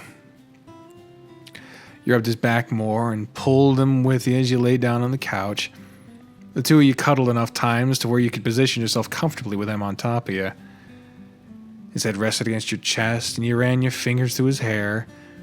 You never turned on the TV before you heard him snoring against your chest. All you did was stroke his head until you dozed off beneath him. The nap didn't last for long, and you woke up to find your chest was wet from Harold drooling all over it. You're that cold to have drooled this much. I should wake him up, though. It's almost time for L&L. You pushed your fingers through his hair again and spoke softly to him. Hey, Papa Bear, gotta cut your hibernation short. You wiggled your body around while you talked, and he stirred to life.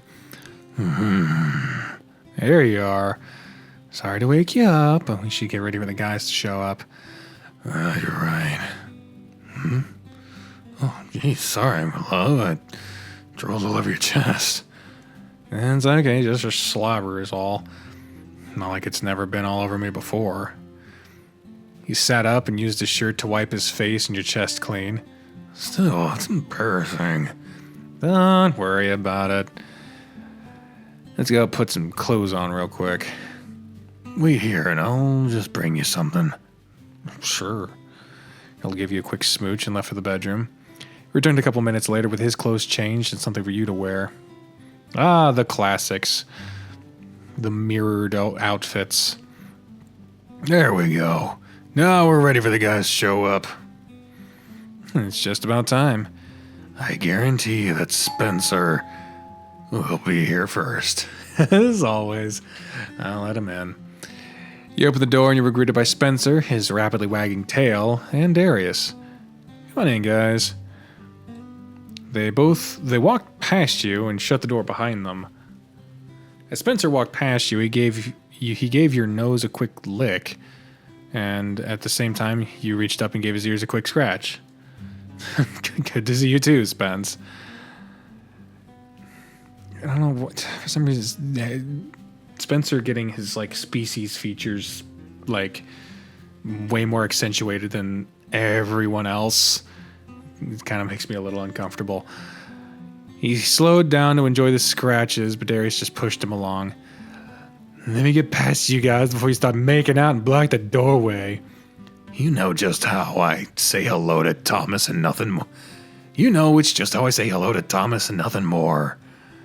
One of these days you're gonna slip up and Harry there is gonna hit you with a racket. I wouldn't hit him with my racket. A fist would suffice. You better watch it then, Spence. I can't say I'd be willing to take the hit for you.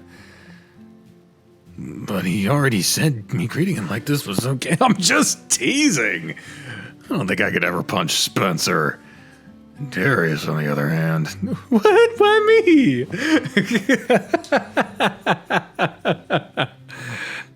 Because if anyone happened to overstep their boundaries, it would be you and your wandering hand syndrome. Fair enough. I'll do my best to behave. It's good to see you, though. Oh, you've all been well this week. We have been. Speaking for the both of you now, I think I've earned the right to do so for putting up with him for so long. He's right, though. It's been a good week. Always glad to hear it. Looks like you guys finally got your new pictures up. Yeah, I commented on that earlier. I'm glad to see it's new pictures. We did. It didn't take long, but Thomas poked me long enough that I finally hunkered down and did it. Looks so much better than having all those holes in the wall, don't you think? Much better. How was your book signing today, Harold? I'm sorry we missed it. No need to apologize. I remember you telling me you two wouldn't be able to make it. The turnout was unbelievable, though. He had well over 100 people in line when we first showed up. He was talking to people and signing books for the entire time he was there. It was mind-blowing to me. Well, that's great. That's great to hear. Did you remember to keep copies set back for us? Of course. I have a copy for each of you that I'll give you before you leave tonight. Do you have any extras that I can buy here? I can give them to people I work with, and maybe something good come from that. Book 1 or 2? Both. I have copies of both if you want them. Cool. I don't know if any of them can have read the first, so I might as well give them as a pair, just in case. Book 1 was great, so I look forward to reading Book 2. I'd almost be willing to skip tonight's session just to read it. Tonight's session is way too important to skip, though. Yeah, we need everyone for the fight we should be encountering. Oh yeah, I guess there's the fight, too. What are you talking about if not the fight? Darius. What? I can't look forward to the story and how it unfolds for everyone. Yeah, I guess that is really important too, huh? The course of our lives could be altered forever. True. I'm actually excited to see how things turn out. Me too. Same here. Ah, I see. Well, I think things are going to turn out perfectly. You think so, huh? Yeah. I was thinking the same thing. That must be the other two. Let's go to the kitchen. Spencer and Darius took a seat, and Harold came in shortly after with the others. Hi, everyone. I haven't been here for a while. Fucking... I haven't done this fucking voice in god damn a while. Dozer held up his hand in greeting and let Chester talk.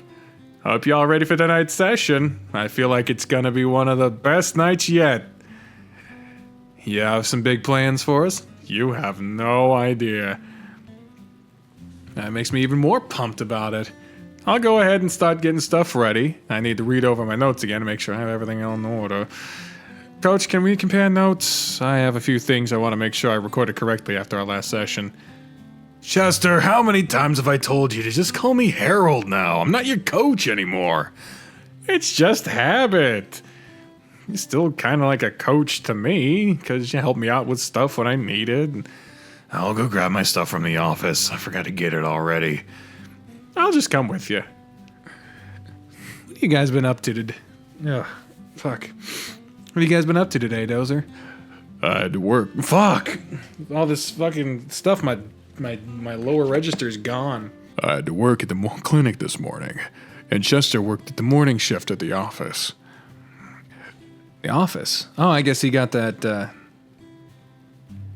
gaming job, even if we weren't there to encourage him. So work is about all we've been up to today. This will be a nice way to relax. How was Harold's event? I managed to swing by on my lunch break, but the line was still pretty long when I got there. I didn't have time to eat lunch and wait in line. It was great. The line was pretty long for a while. We stayed busy the entire time and had people there even after the event ended. Well, that's good. I'm glad to see his writing's taking off. Sheila, our receptionist, is a fan of his first book, and she was looking forward to getting book 2 when she got off work. We have to tell Harold about that. He loves hearing about that stuff. Do you think he would sign her a book if I brought it to him? He definitely would. You could give it to me at school or practice, and I'll have him sign it so I can give it back.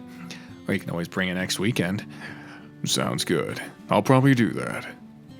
I'll ask him about it before we leave tonight just to make sure. Sounds good. You guys know where the cups are, so if you want to drink, feel free to help yourself. kind of host makes his guests get their own drinks? A host whose friends are familiar enough with his home to know that they can take care of themselves. I'll get you a drink, Darius. Ah, you're such a good boy. What do you want to drink? Water's fine. Would you be a good boy and bring me a glass too?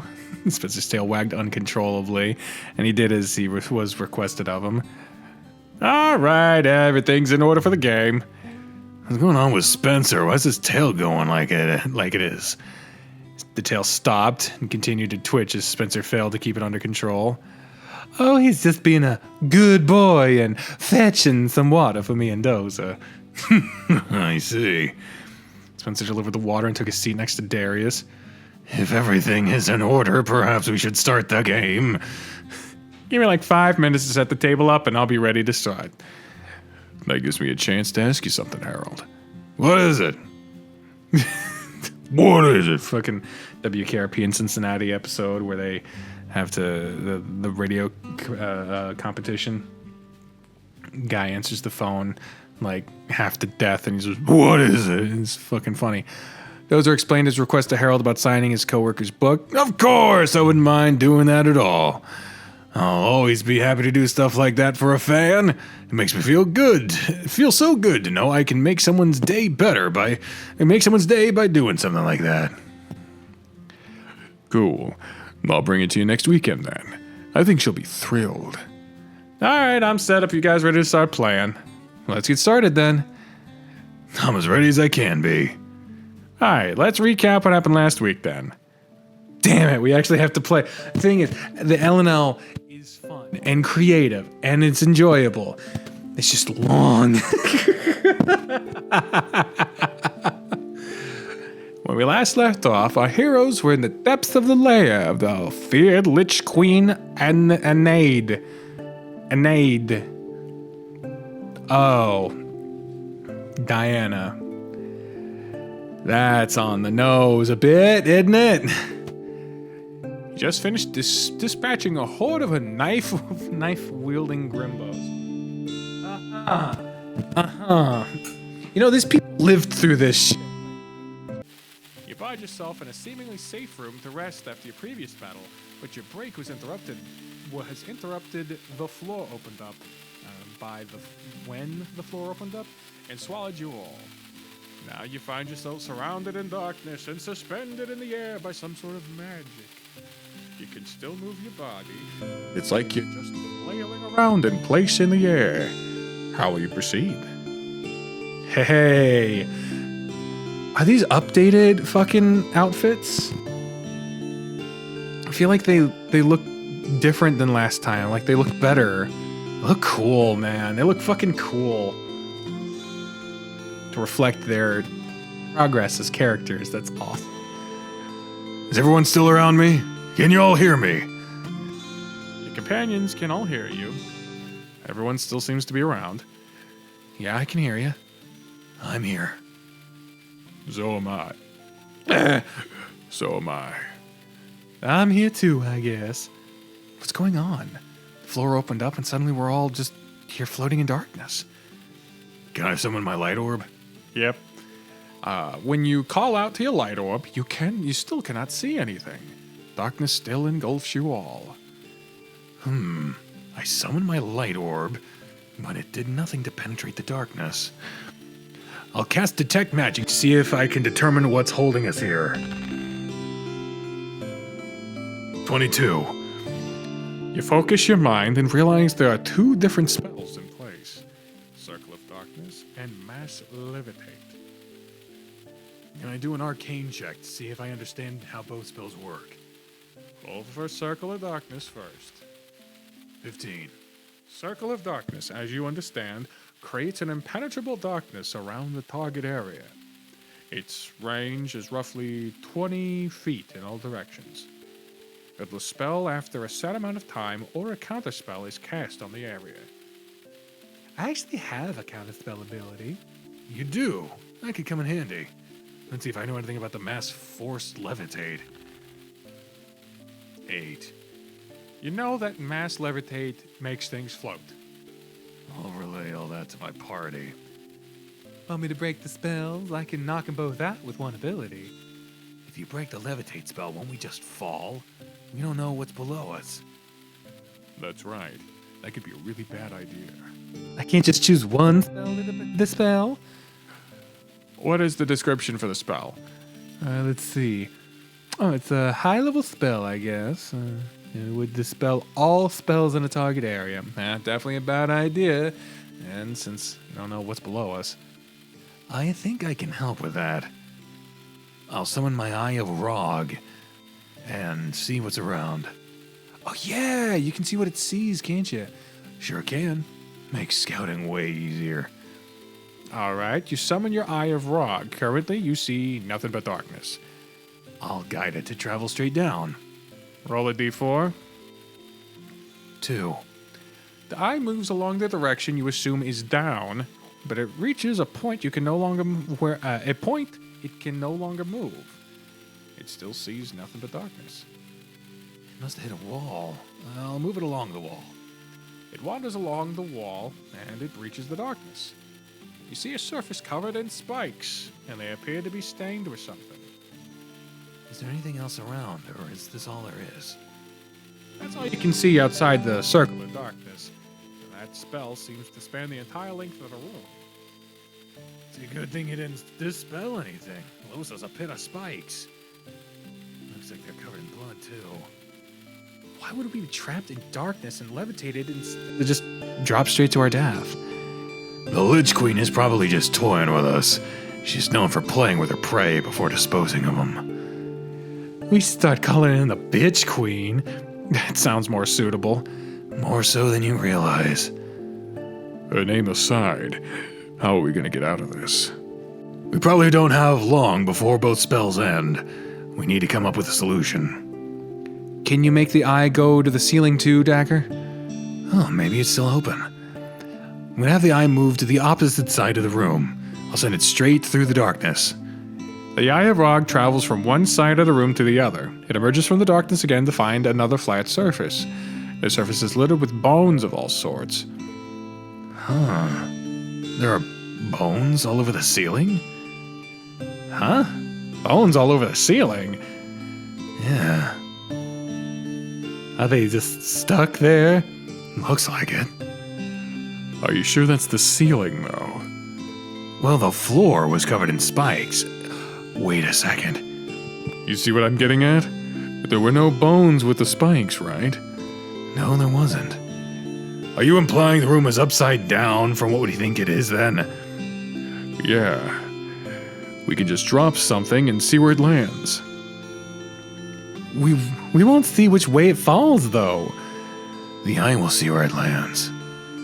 I'll drop a copper piece then. Just watch for it. You drop a copper piece in the darkness. Sure enough, the Eye of Rog sees it fall into the pile of bones. Why wouldn't the levitate spell affect the coin? Oh, whatever. The coin landed in the bones. We must be upside down or something. Does that mean I can dispel all the magic and get us down? I think it'll be okay now. What do you think, Relgor? It should be fine. There were only 2 active spells in here. What does everyone else think? Seems safe to assume we'll fall into the bones. Yeah. Well, in that case, dispel away. Okay, so I'm gonna use my dispel area spell where I'm at. Alright. Use your dance's melody to dispel. Darius stood up and put his hands on his hips and he swirled them around and spoke, "In the air, the magic fucking..." What the fuck was that? "In the air, the magic's thick. To dispel it all, I wave my dick." The darkness dissipates around you, and at the same time, you feel gravity pulling you toward the ground. Everyone needs to roll dexterity saves. Anyone that rolled less than 12 takes 6 damage from falling as you land on the pile of bones. There we are. That's what I get for not being very dexterous. Relgor is the only one that failed his roll, it seems. The rest of you land on your feet among the pile of bones. With the circle of darkness dispelled, you see that you are in a normal room with bones that litter the floor and a ceiling covered with spikes. You see no signs of a way out. Well, what now? Well, there has to be a way out. We did get in, after all. It could have been portal magic. Well, then how are we supposed to get out? I'll start checking the walls to see if there is some sort of hidden switch or door somewhere. Roll for investigation. 17. You work your way around the room, looking over the walls for any signs of a way out. As you do, you find one brick on each wall that seems like it can be pushed in. I found some bricks that might be switches. It's hard to say if they're traps or a way out. Will investigating them further yield more answers? Roll again. Another 17. You're pretty sure that they all link to some kind of mechanism, but you aren't sure what. Other than Dagger, who in here has the highest passive perception? I do. Roll for me.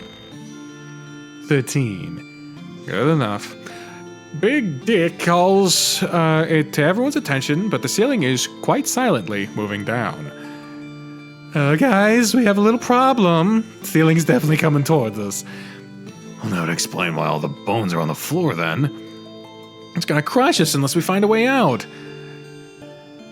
Dagger, if those buttons do anything to stop it, you better figure out now. Might as well see what happens. I'm gonna push the button on the left wall. You notice nothing from doing so. I dash the next one and press it.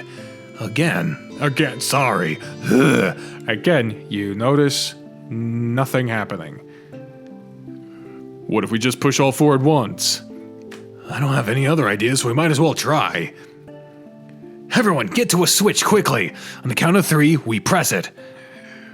While they deal with the buttons, I'm gonna sit in the middle of the room and channel concentration. Alright. Everyone else ready? 1, 2, 3! 4 if you take up a position at the... Fuck! I didn't mean to do that. At a switch, and on 3 you all push one in.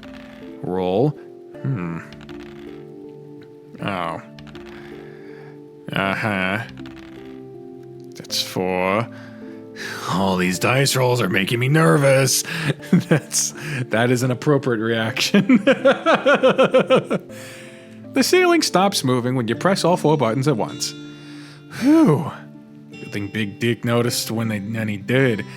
Had it been too much longer, we might not have had time. Yes, shower me with praise. We can save that for when we figure out how to get out of here. Dozer is still channeling. He's charming too, but he is channeling. So while he does that, we can look around a little more. There were switches to disable the trap, so there's bound to be a way out of here too. Could just be another ploy to give us hope. I'll examine all the walls again to see if I missed anything. I guess I can move the bones aside and check out the floor.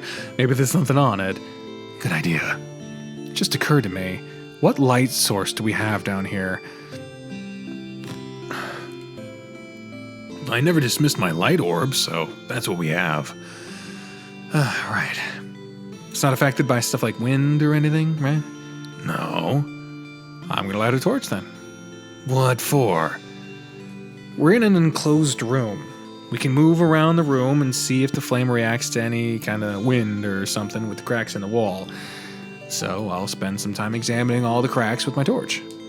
Oh, that's a clever idea. So Radovan walks around the room with his torch.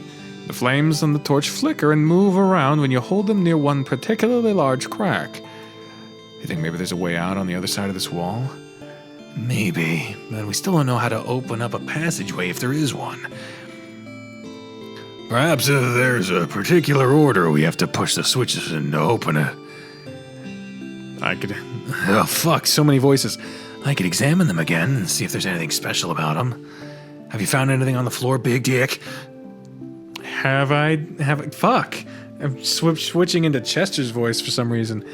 Have I, DM? You do find something while the others are examining the walls. It appears to be something scrawled in blood. It's a box with one written on the north end. What? With a 1 written on the north end. I found this drawing, but I don't know what it means. It could be the room layout.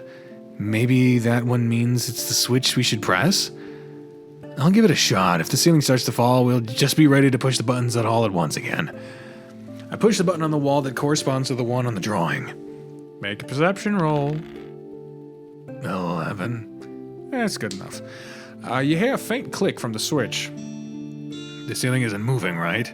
Not from what you can tell. Fucking dodgy ass DM answers, man. The switch made a noise when I pressed it, and the ceiling isn't moving. Maybe there really is a pattern. I'll push the button on the east wall now. As soon as you push it, you realize the ceiling begins to move towards you again, only faster than before. Everyone, buttons now! The party all scrambles to the buttons, and you push them together. The ceiling stops. It's only about 6 feet above you now.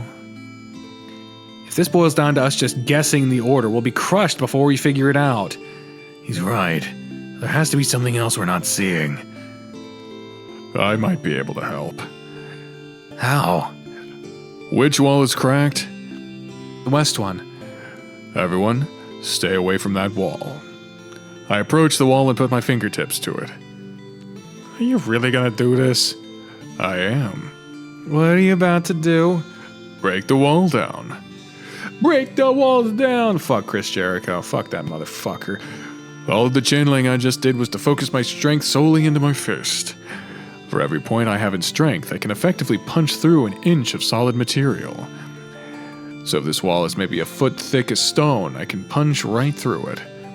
And if I have more strength than the wall does thickness, the whole size expands.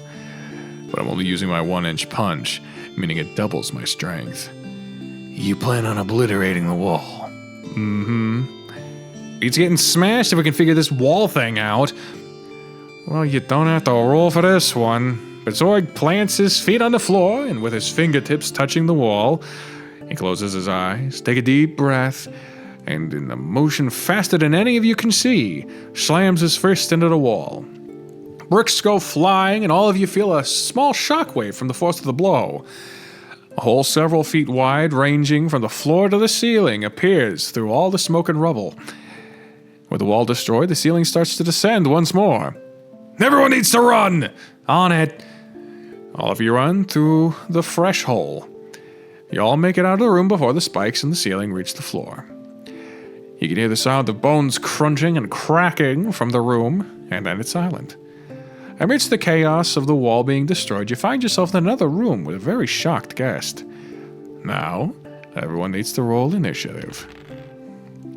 Everyone threw a dice on the table, and Chester recorded the results along with his own dice rolls. Let's see what kind of enemy we have this time. Oh boy. You notice the figure amidst all the dust and dirt swirling through the dimly lit room. He towers above you all as he steps forward and emerges from the veil of dust. Oh my, okay. Gonna have to censor that. A massive gnoll appears before you. He has a wild look in his eyes, and his tongue is hanging freely from his mouth as he eyes you all. A leather harness is the only armor hugging into and supporting his muscular chest. The only other things to decorate his upper half are 2 bald hoops that pierce his nipples. One other harness adorns his body, and it was the one, I guess, that he wore like a jockstrap, missing the pouch. This free-balling hunk of meat sees no need to hide the gifts the gods blessed him with. A ring matching those through his nipples pierced through the tip of his dangling meat, and a coil of rings wrapped snugly around the sack of boulders swaying behind it. In his hands, he's holding a spiked ball flail. Flail? Okay. I'm gonna go with flail. That he's swinging in circles. There's a lusty hunger hidden in the madness of his eyes. Looks like some fresh meat has just presented itself to me. You lot will make a fine addition to my toys to play with. Sounds kinda hot. Gonna have to do some wasting no time, huh? Seduce away. Looks like you got a nice toy to play with, too. Why don't you put down your weapon, and then you could put me down on your bed. Roll persuasion. Thoughts? Well, 2. Fucking 2. Wow, he fucking fucked that one up to match him succeeding last time. My toys a bit more. My toys a bit more like a runt, bit more than a runt like you can handle. It split you in two. Now, if you all don't want to be split like that, then surrender to me. I'll make sure you're treated as well as my toys. If you're lucky, I won't bite hard enough to kill you right away. Big Dick fails to seduce the Gnall, and it's time to fight. First up in the turn order is Relgor. Feel the fury of my wrath as it burns through your flesh. Relgor casts Burning Hands, dealing 13 damage to Harness Knoll. I'll tear you to shreds for that. Look at me. Oh, sorry. Look at me. Look at me. It's time to die as I stab you in the eye. Big Dick uses Prickle to try and blind his opponent with his attack. Harness Knoll is blinded. Bastards! Unseen, Dagger steps through the shadows and shanks the enemy, dealing 13 damage to Harness Knoll. Harness Knoll attacks, but he's blind and just attacks wildly, hurting himself in his confusion. Batorg attacks Harness Knoll with his weapon. The attack hits and deals 16 damage. You'll pay with your flesh for that. What will you do? Well, I will what? We can't heal? We know that Relgor is 6 damage down. Oh, greater heal. Sorry, I'm fucking blind. Oh, well, apparently his damage from before doesn't count. Oh, well. Divine Thunder, motherfucker! I used Divine Thunder on Harness Knoll, dealing 13 damage. Damn! I'll tear you to shreds for that. Flames of fire erupt and consume my enemy's souls. Relgor casts a Phoenix Flame, dealing 20 damage to Harness Knoll. Damn! These guys are nothing to us. They couldn't harm a kobold if they wanted. Big Dick bolsters the party's defenses with encouragement. Dagger attacks Harness Knoll with his weapon. The attack hits and deals 9 damage. I'll tear you to shreds, whatever. Harness Knoll attacks. Attacks Radovan with a heavy kick. Whiffed. No damage dealt. Batorg attacks Harness Knoll with his weapon. The deck hits and deals 13 damage. Bastards! What will you do? Fucking Divine Thunder, bitch. 9 damage. I'll tear you to shreds. Relgor attacks Harness Knoll with his weapon. Whiff, no damage dealt. These guys are nothing to us with a horrible kobold. Big Dick bolsters the party's defenses with encouragement. Dagger attacks Harness Knoll with his weapon. The attack hits and deals 12 damage. Bastards! Harness Knoll attacks. Batorg with heavy kick. Batorg only takes 10 damage due to the increased defense. Batorg assaults the enemy with imploding fist, dealing 18 damage to Harness Knoll. Rough. Grr. Playtime is over. My mistress will punish me if I don't end this now. I don't want to suffer her wrath again. Why not forget you? Then why not forget your mistress and come with us? I'll punish you when you misbehave, but it'll be in a way that I'm sure you'll love. Chester rolls his eyes. I already know what's coming, and for the sake of time, Darius, do your thing. Damn. The bathroom door is really loud at this place, so it just happened out of nowhere. I activate my stole and unleash the dragon's kiss on him. Of course you do. Roll away. Look at that. I rolled a 19, so with my bonuses added in, I get a 29. Everyone on the table laughed, and Chester dragged his hand down over his face. Due to the effects of the dragon's kiss and your stupidly high seduction stats, the Knoll seems to contemplate your offer. You'd bring me with you, even after I tried to kill you? You wouldn't be the first. I think everyone deserves a second chance, especially someone as fine as you. The Knoll blushes and drops his weapon. Then I'll come with you. I'm not happy here anyway. The mistress treats me like I'm some kind of monster. I just wanted to live a happy and peaceful life somewhere, not a life like this. Come with us then, and I'll make sure you're taken care of. I'll treat you like a good boy, and I know you are. Darius smirked and glanced at Spencer, who flushed and turned away. The Knoll takes a step forward, but a dagger pierces through him from behind. He barks out in pain, then collapses to the floor when the knife is yanked free. Worthless creature. I've grown tired of his neediness, so I'll just dispose of him. Oh, there you go. So the bitch queen reveals herself. Only you just waltz right in here. Silence, you impudent fool. I shouldn't have left something so incompetent a fuck to take care of you in the first place. I should have handled it myself. So here I am. I will put an end to all of you right here. The Lich Queen joins the battle along with her minions. Aye! Lich Queen screeches and you hear an earth-shattering wail as she goes down. But you see a cage with something inside it floating in the air. Her wounds begin to heal and she rises up again. I grow tired of you mortals. I'll draw upon the source of my power and bring an end to you all right here. The Lich Queen raises her hands and the air around you begins to freeze and crackle. Damned ruination. Oh, damned ruination, that's the spell. That was just like an exclamation. Everyone still standing needs to roll Constitution saves. Damn! Zorg is down! Big Dick's down! Dagger's down! Only of course. For story reasons. The only ones left standing are Relgor and Radovan. It's Relgor's turn. What will you do? Radovan, What? you trust me, don't you? Of course I do. I trust you with my life, which is on the line right now, so I very much trust you, and whatever you have in mind. Aha! The soul box! The MacGuffin is coming back. I'm gonna use the power stored in the soul box to end this once and for all. What if you can't control it? Won't it consume you? As long as I can get rid of her and ensure you survive, I'll do whatever it takes. I pull the soul box from my bag and hold it out in front of me. There has to be something else we can try first. You have to trust me, Radovan. I trust you. Infernal fires of hell, open your doors for me.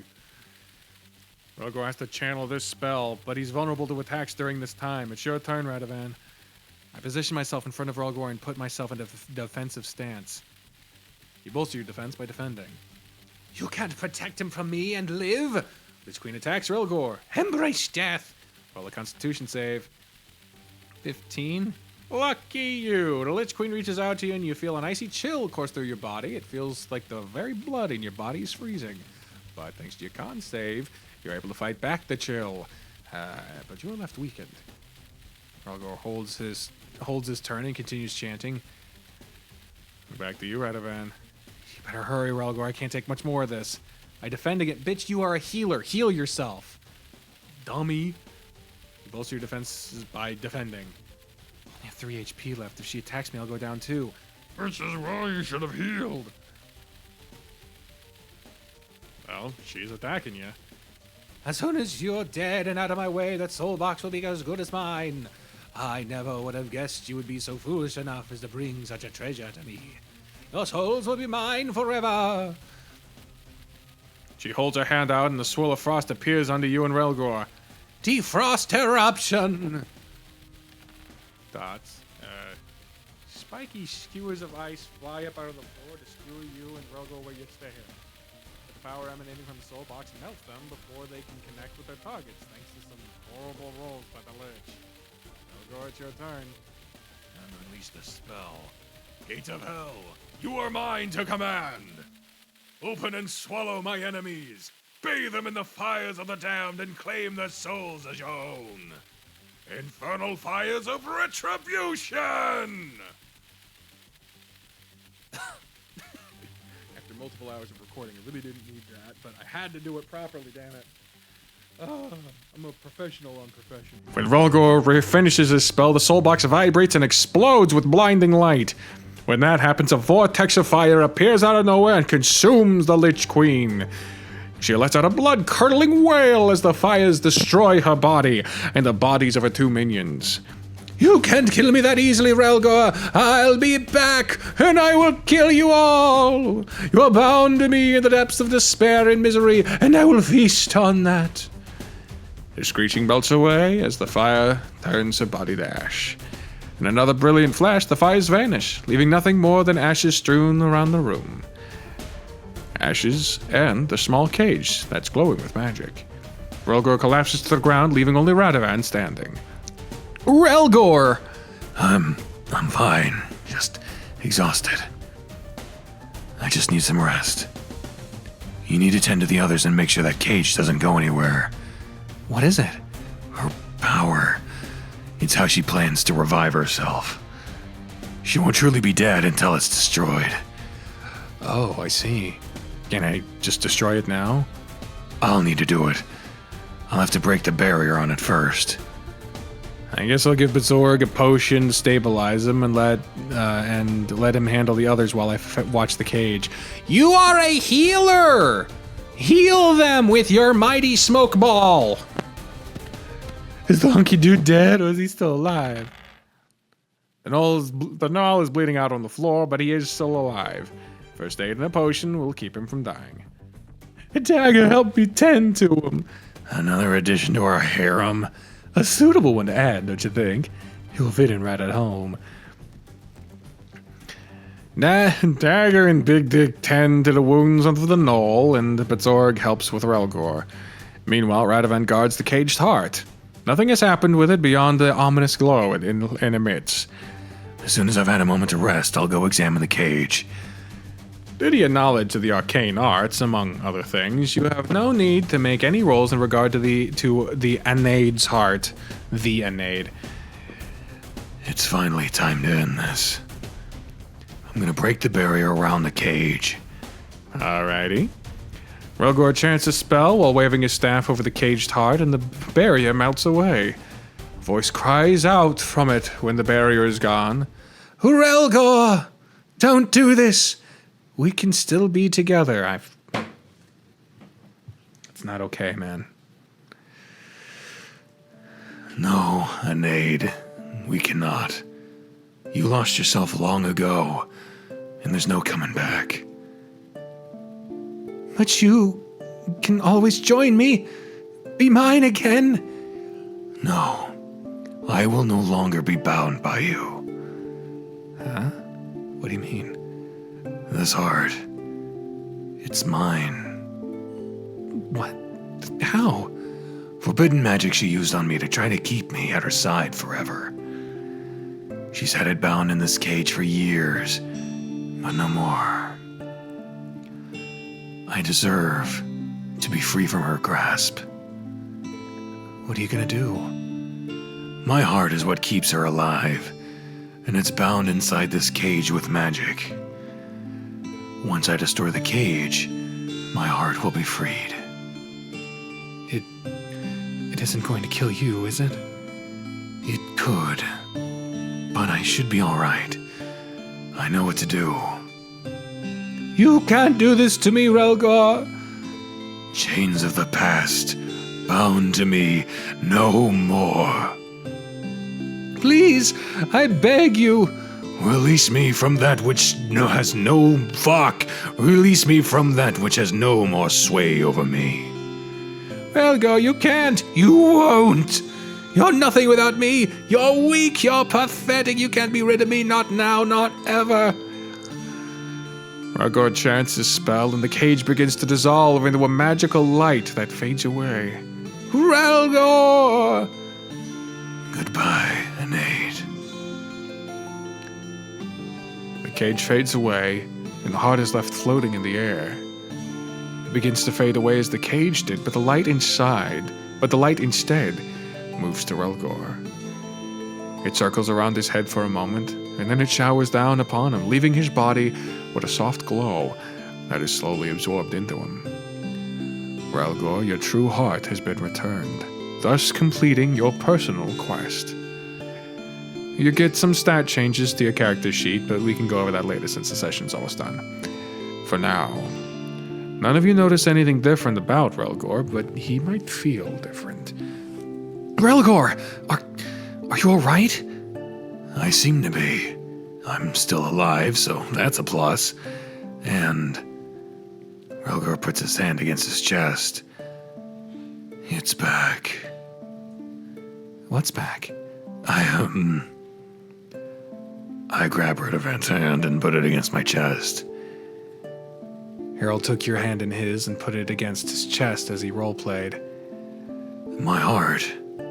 You can feel it again. I can feel it. I suppose you've not felt that in a while? You could really feel it. It was pounding heavily in his chest. No, I haven't. It feels nice, though. I've missed it. You rubbed his chest for a moment, then Spencer cleared his throat. You jerked your hand away, and Harold jumped. I hate to ruin the moment, but maybe we should look around for any kind of loot. Leave it to the rogue to care more about that treasure than Rilgor getting his heart back. We almost died taking this thing out for him. We should be rewarded somehow. So you're searching the area? His fucking face holding the dice. Yes. Poor dog, you really suck at this. I'll try. Your roll's no better. While the rogue and the dancer struggle to find any loot, Relgor does spy something among the remaining pile of ash. Something I just so happen to have a prop for. Is it a wedding ring? Is it a wedding ring? Oh, what is it this time? There it is. I had a feeling when they went off to be in the room, like, go over the notes, for fuck's sake. Like, I had a feeling that's what this was prepped for. Chester reveals a ring and places it on the center of the table. A sparkle of gold is seen in the ash, and upon investigation you find it's a ring. A ring? You think it's cursed? I've heard tales of adventurers finding treasure and it being cursed, so it is possible. A good rule of thumb is to never put something on until it's properly identified. Well, it just so happens that I can cast Identify Dwemer. I should be able to determine what it is. You identify the ring and reveal that it was the ring she used to bind all spirits and souls to her service. It's a ring of soul binding, and as its name implies, it is used to bind someone's soul to yours. Considering that this whole thing has to have been arranged beforehand, I can see that the use of the real-life trauma had to be cleared beforehand, so and it's fine, but like, man, had to touch on everything. Laid it on a little thick at the end of that confrontation, but oh well. Usually the spell only lasts for 1 day, and it increases the power of those bound by it. But if the souls are willing, the bond can be made permanently, also increasing the stats permanently. Well, that sounds useful. Well, in that case, I use the Ring of Soul Binding on Thomas. Not even Radovan. He just... Alright, illusion shattered. Here we go. Fucking And a rushed, very awkward, and quite clumsy motion, Harold slid out of his chair and onto his knee on the floor. Your chair was forcefully turned to face him, and he took your hand in his with the ring held in the other. And that's what the others were like hinting at. Like, I look forward to the story playing out. Yeah, that's so lovely. Which brings me to my question. Would you like to be bound to me permanently?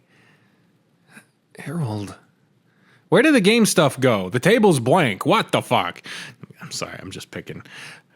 I love you more than words will ever be able to express, Thomas.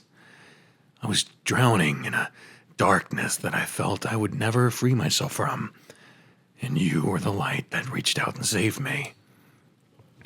You set my heart free and showed me that I'm worthy of love still, and nothing in the world would make me happier than for the two of us to be together for the rest of our time. Are you asking me to... I am.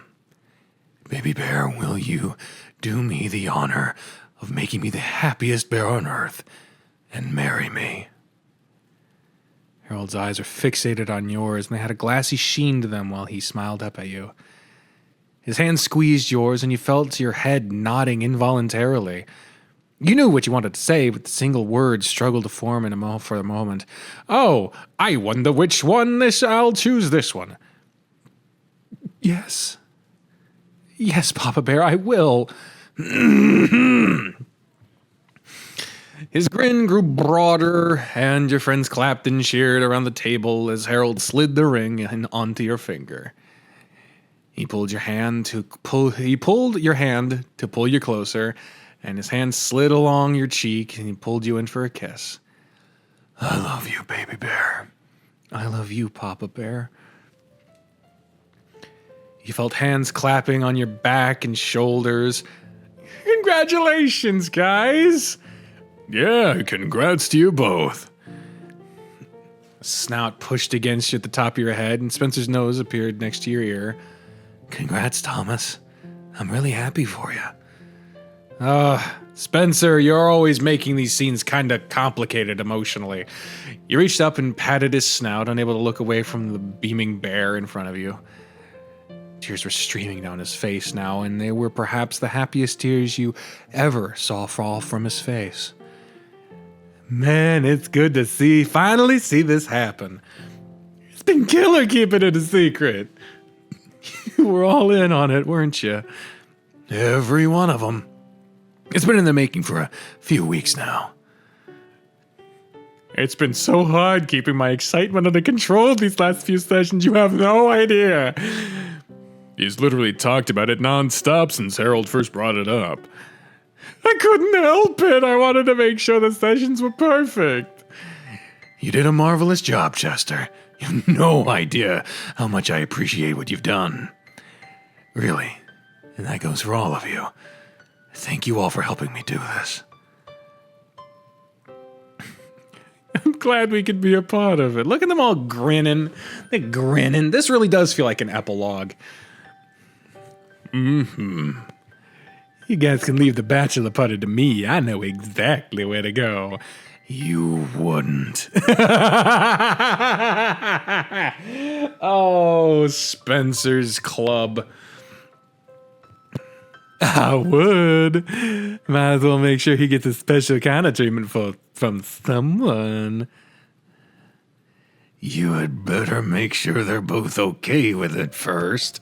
Oh, he's secretly, wanting to still dance for the main character. You will never... See, that's what makes these pairings when they're not, with the main character, kind of awkward.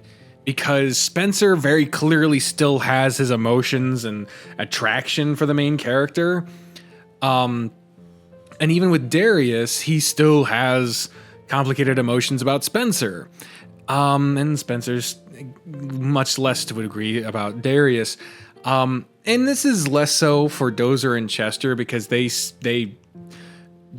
don't have any previous, longing for the main character before that. So it genuinely feels like when those two get together, Dozer and Chester, it feels more natural. But anytime you're not with Spencer, it feels awkward knowing that his whole heart isn't in whatever pairing he winds up with. And that's complicated because it's real. That really happens. There are a lot of situations where a person can be in a relationship and, want to, and still long to be with someone else, but they know they can't. It's a horrific feeling. And it's not one I enjoy seeing in Spencer. Anyway. I'll ask one of them. Whatever you're planning sounds devious. Oh, it is. Harold stayed on the floor in front of you, and he laid his head in your lap while you stroked his head. I'm so happy. Me too, Papa Bear. I never would have thought you'd ask me to marry you, let alone during an L&L game. I hope you aren't disappointed by that. Are you kidding? I love it. You somehow managed to work it into our weekly game nights without me having a slightest clue, and you involved my friends in it. I don't think you could have made it any more perfect. There's pizza. Hopefully that's the fucking pizza. Huh? I wonder who that could be. Maybe it's just Richard and Dwayne having to be shoveled into the fucking scene. Just like how they were shoveled into this fucking game. Pizza's here. Come help me, Spencer. Yeah, it's the Spencer. It's the Spencer. It's the pizza. I've been too nervous all night to even think about dinner. Me too. I've been so antsy. I was afraid I was gonna mess something up. He tossed and turned all night. It took a lot of convincing that he was gonna do it just fine. You did everything perfectly, Chester. Thank you so much. Everything went smoothly, even better than I could have imagined. I'm relieved. Here's dinner. Thank you for thinking to order pizza, Darius. The timing on it was really good. It was really lucky. What if they showed up during the proposal? Oh, they were here already. What do you mean? They were to alert me. They were to alert. I asked them to, or whatever, some other phrasing would make it. They were to alert me when they arrived and not ring the doorbell until I gave the okay. In return, they got an extra tip. I wanted food to get here so we could celebrate right after. You know, as a delivery driver, not specifically for a pizza place, but for DoorDash, I can honestly tell you that I am one of the fucking rare ones that actually listens to the customer directions. Like, don't knock, do ring the doorbell, leave it at this specific door of the house. Like, I listen to that shit. But if I had one where it was like, text me when you arrive, but don't ring the doorbell until I tell you, I would give them 5 minutes. 5 fucking minutes, and that would be it. Because after that, I'm losing money. Unless the tip was really good, in which case I could be persuaded. Good thinking, Darius. That was a pretty good idea. Yeah, I guess it was. Go ahead and start digging in then. Yep, Chester cleared things off the table for the food, and Harold got plates while Spencer and Dozer prepared the drinks. Darius watched since he ordered the pizzas. Just so everyone is aware, that's where tonight's session ends. It took me a while to get that far, so after we ate, we wouldn't have much time left to do anything anyway. I don't get to find out about my new husband till next week. He didn't die, did he? Right. Oh, you guys stabilized. In fact, with Anae dead, the grip she had on him is completely gone, and he'll be even more complacent than he was before. Score! That means I'll have 7 men in my harem to Dagger's 3. It's not like I'm actively trying to build one. You've implied that you've slept with all 3 of them, though. At the same time, even. It's all for the sake of RP. Oh, that's funny. Maybe he's got some repressed feelings in there that he can only get out during L&L. If he does, that's a good outlet. Our sessions have gotten a little raunchy here and there. Mostly because of Darius and Spencer. I just let you guys have fun. Doesn't bother me any if things go there. Chester can take some of the blame for writing the descriptions that he does for the men. Maybe a little. I don't have any repressed feelings. Fucking. You are a repressed feeling. You're a raw nerve ending. Spencer's a dirtier dog than we all realized. Darius. Maybe he is. Oh, you started on it too. Everyone is seated around the table by now, so it was time to eat while carrying on. You know, if you don't want your 3-man harem anymore, we could just combine forces. We'd have enough of a force to start our own brothel. Just think of the passive income.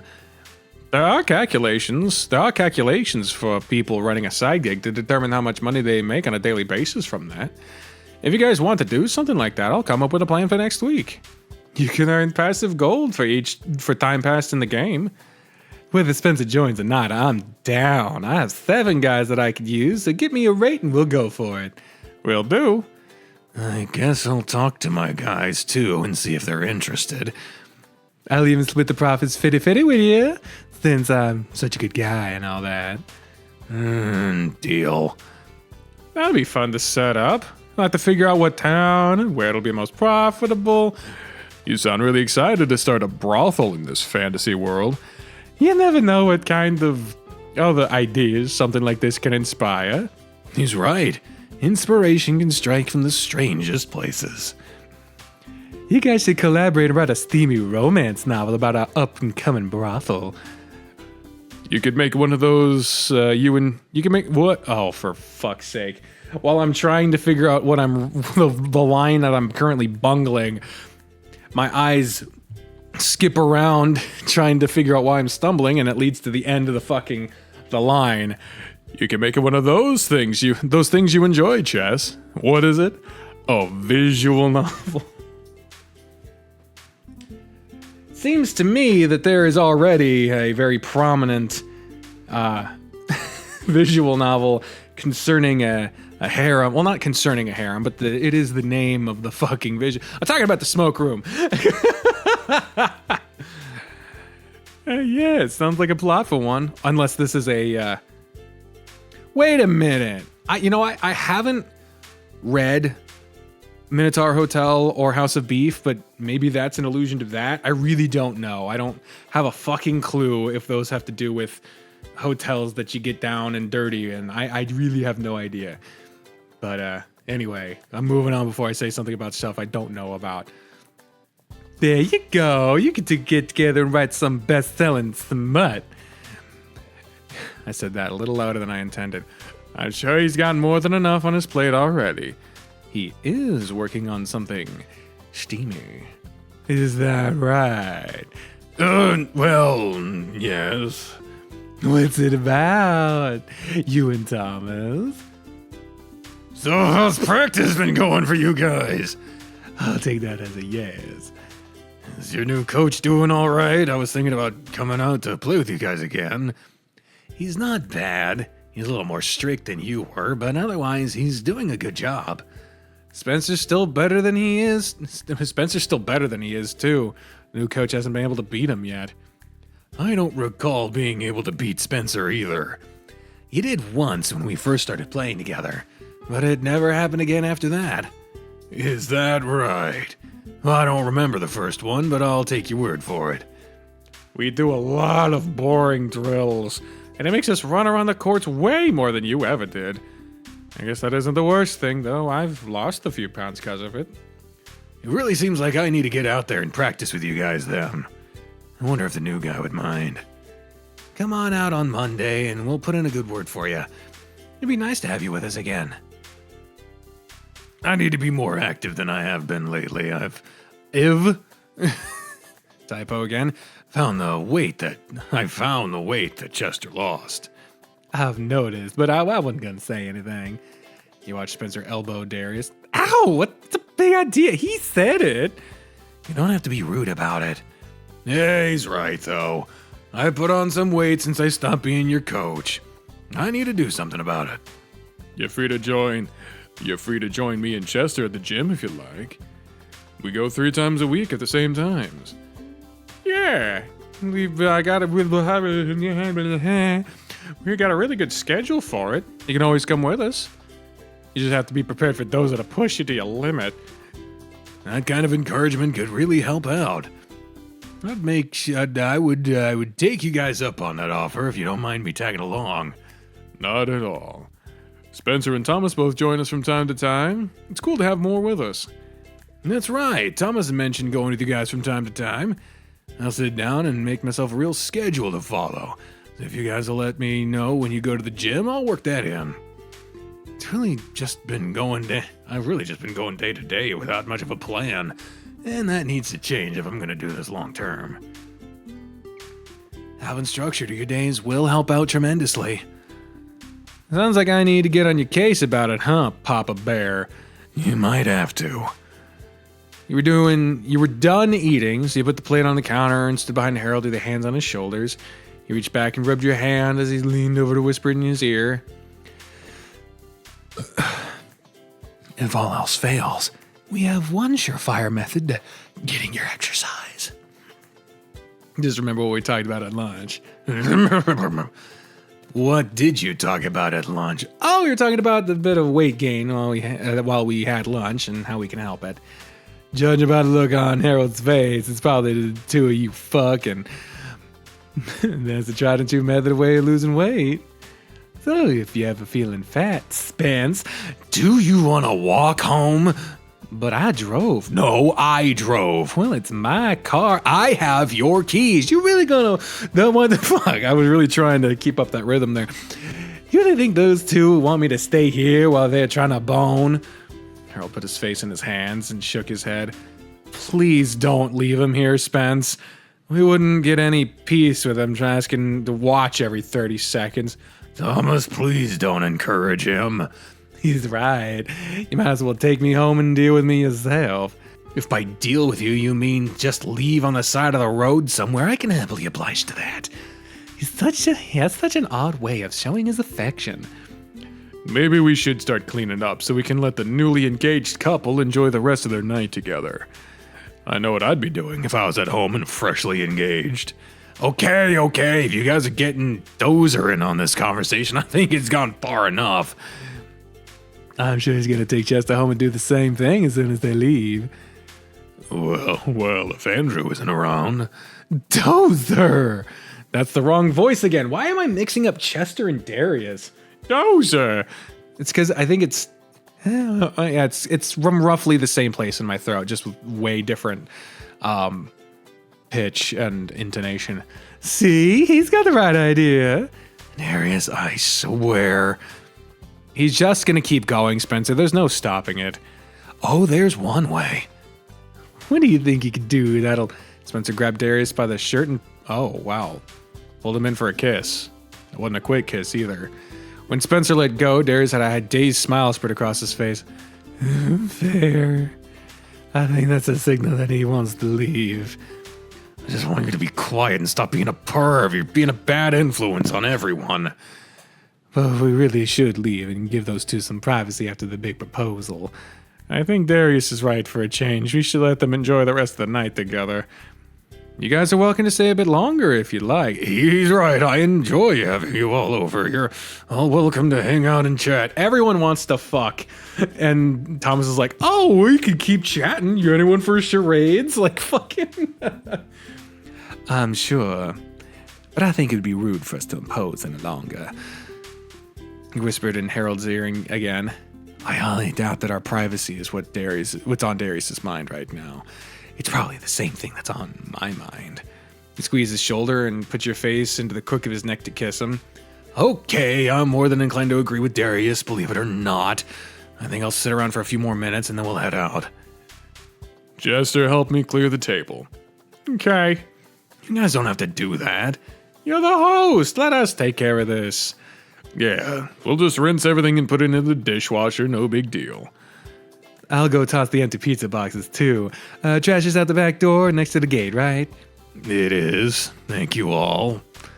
You want to help me, Spence? I think you have it under control. Can you at least open the door for me? I'm already standing. I'll get it. Oh, but Spencer could have helped. Just take the boxes out like you offered. You opened the door for Darius and he vanished. He was only gone a moment before he returned. All right, trash is handled. Those in Chester done with the dishes. Spencer, I'm sure you're okay to stand up by now. It's time for us all to leave. Let these two lovebirds retire to the nests. I'm sure Papa Bear is craving some honey right about now. At this rate, I think he'll just be glad to be rid of you. I wouldn't put it quite like that, but I am looking forward to relaxing with Thomas for the rest of the evening. Yeah, relax then. You don't know what Spencer did, but Darius jumped and looked to be pulled backwards. Yeah, could fucking guess. Okay. Thank you for hosting us for L&L as usual, Harold. And thank you for the game, Chester. It was fun. An extra special thanks for all you did these last few sessions. To all of you. I can't tell you how much you all mean to me and how happy I am to have gotten to know you all so well. As your teacher, as your coach, and as your friend. Thank you. And that even goes for you, Darius. Harold moved towards Darius and grabbed him in a bear hug. You might be a deviant and a pervert, but I'm still glad to know you. Whatever, you don't have to get all sappy about it. Oh, Darius is gonna get kind of emotional about that later. Harold kept an arm around Darius and reached in to pull Spencer into. Come here, all of you.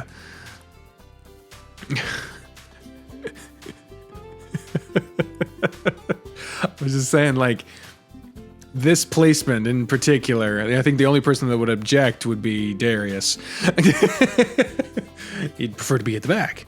Anyway, you moved in and you were smashed in Harold's arms along with Darius and Spencer, leaving Chester and Dozer to come in from the outside and wrap you all up in a giant group hug. Thank you all so much for being here with me. How did I end up in the middle of all this? Just shut up and enjoy it. Oh, I'll enjoy it, all right. Darius, you watch that hand or you will lose it. I love you all. I love you guys too.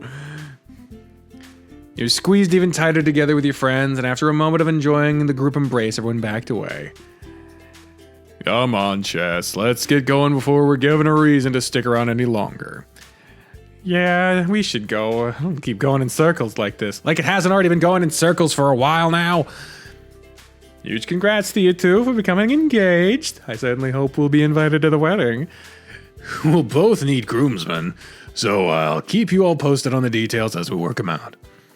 Congratulations on your second book releasing too, Harold. I'll be sure to give it a read. Oh, that's right, I need a copy to read. I'll pick up both a copy after clinic tomorrow since the bookstore's nearby. Cool. Hang on a second, I had copies for you both. It's the least I could do for you helping me with tonight. Oh, you don't have to do that. I'd like to buy it so I can support you. Same. No, you two will take the ones I set aside for you. I've already signed them and everything. Well, I guess it can't be helped then. Nope. Wait here and I'll get the books. I need to get Spencer's and Darius's too. Harold ran off and returned a moment later with the books for everyone. Thanks, Harold. Thank you. You didn't have to give me one too, but I appreciate it. And I'll pay you for the extra copies at least. That I'll accept, Darius, but that's the only payment I'll take. Deal. Thank you guys so much too, for everything. It's like the third or fourth time he said thank you all for everything. Guess we'll be on our way now. See you guys. Be safe on your way home, and I'll hopefully see you all on Monday. I hope so. See you later. Chester and Dozer walked off, with Dozer urging Chester forward by grabbing his butt and pushing him along. We'll just follow them out, and you can lock up behind us.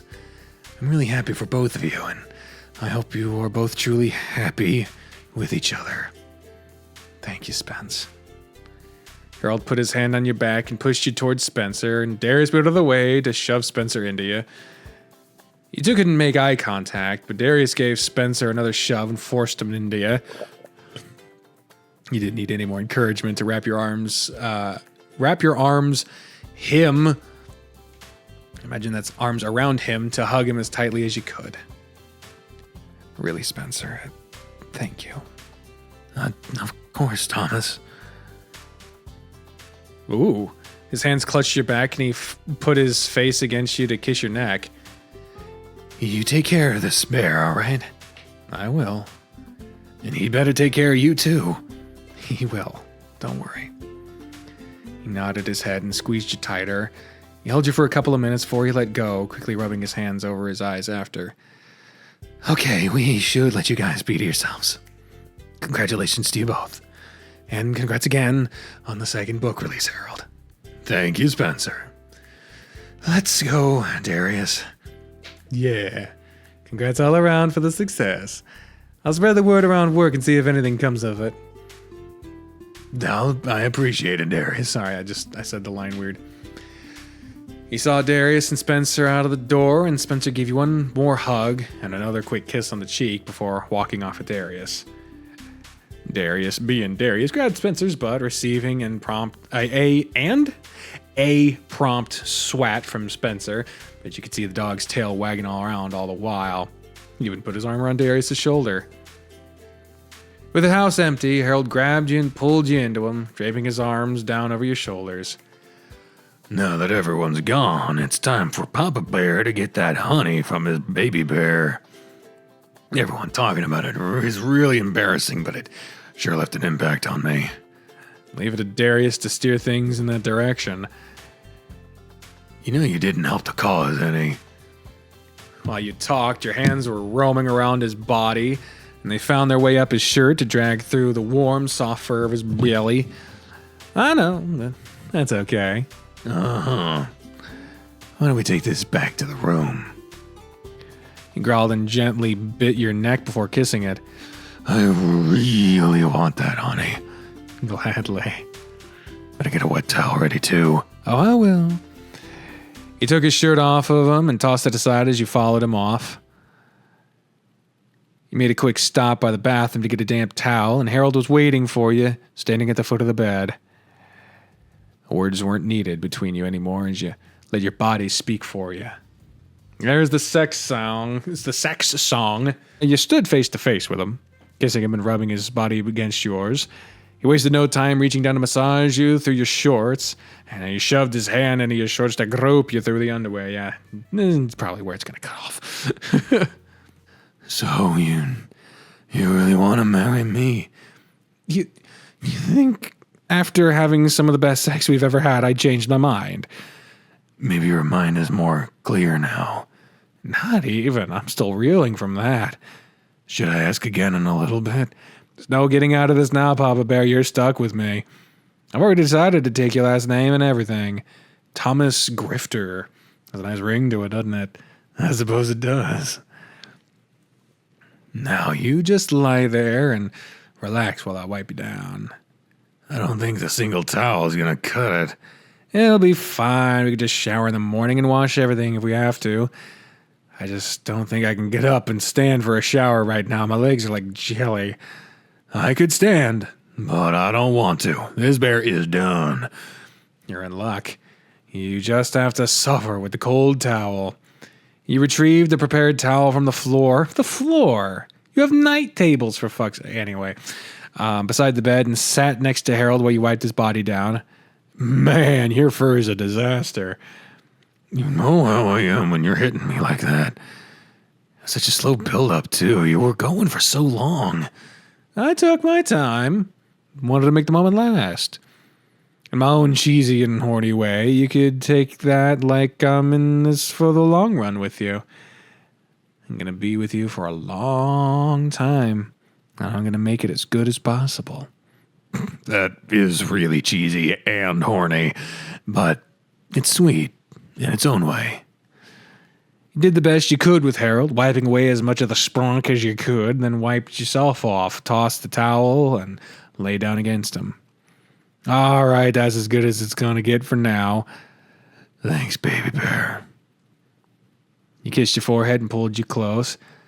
It sure has been a day, hasn't it? It's catching up to me. It's catching up to me all at once. It was a loaded day. We were going almost nonstop all day. Yeah. I never would have thought that the L&L session was going to end with you proposing to me. You held your hand up to your face to admire the ring on it. You really had no idea, huh? Not even in the slightest. It wasn't until you were there on the floor in front of me that I even realized what was going on. Good. How long have you been planning it? About a month. You fell asleep facing me one night when I was scratching your beard, and I looked at you and I realized this is the man I want to spend the rest of my life with. I know it's not exactly the first time I felt this way about someone, but I really mean it when I say that.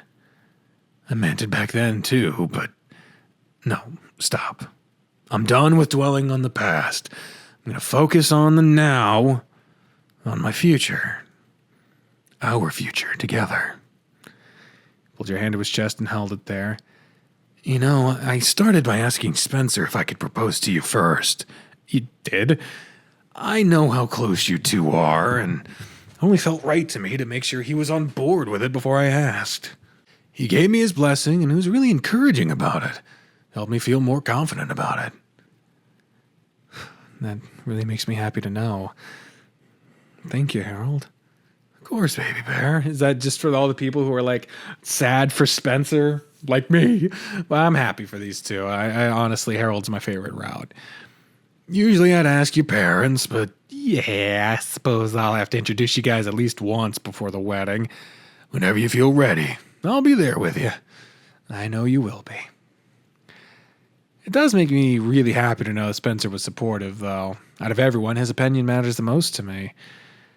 It's a really sweet gesture from you to have asked him, too. It means so much to me. I never understood that gesture personally, but whatever. I'm glad to hear it. You ran your fingers through his thick tuft of fur on his chest, and you looked up to see him watching you. Aw, look at these two. So happy. Yes? Just admiring the view. I thought you were cute when we first got together, but ever since you let this grow out, his fingers grazed your beard. Now you're a downright fucking stud. Harold, it's true. And don't take it the wrong way, baby bear, but damn, do you look fine with that face of yours covered in fur. I can't even get mad when Darius flirts with you because you're just so irresistible with it. I love how it feels against my face when I kiss you, and I love to rub my fingers through it. You finally see what I love doing, why I love doing it to you so much? I do. It makes sense now. He continued to rub his fingers through your beard, and his other hand tightened around your wrist. You know, I don't think you'll ever realize just how much I love you. I have a pretty good idea of it. It's possible it's close to just how much I love you. Maybe not quite as much, but close. You're kidding, right? There's no way you love me more than I love you.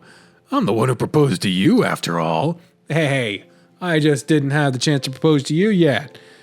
Do you want to propose to me now? You can propose to me, too. Oh. Your face flushed and you were suddenly flustered at the idea. But you were already proposed. Are you saying that I love you more than you love me, then? No. Then? It just isn't the same. Maybe not, but if you don't do it, I suppose that means I win. I win out for having the most love. This is weird. Fine, Harold. Will you marry me? I did ask you first, so... Harold! Grabbed his chest fur and gave it some playful tugs while he laughed. I'm sorry, baby bear, I'm sorry. Yes, I'll marry you. I will love and cherish you, always and forever. Always and forever, each moment with you. Something I can't explain, just the things that you do. And when you get lonely, hold me and take a second to give to me the magic you make. And okay, this fucking hell. That's that's just a song that I have thought about doing a cover of as Darius. Obviously, when I haven't been reading for hours on end and my throat's fucked. But yes, always and forever. I don't know who it's by, but it's an older song and it's really very sweet. My heart is eternally yours to keep. I'll keep it safe then. You can count on me to nourish it and keep it happy and healthy. In turn, I'll trust my heart to you to always keep. Give you a soft smile and you can see his eyes glistening. I'll keep it for as long as you'll keep mine. Forever is a long time. It's not long enough. He moved his head down to kiss you and rubbed his damp eyes against your forehead. I love you, baby bear. Won't let a day go by where I don't tell you that. You're the piece of my heart that was missing. You've helped me so much to heal and to become whole again. It's taken a long time. A lot of time, sorry. And you've been through so many ups and downs with me.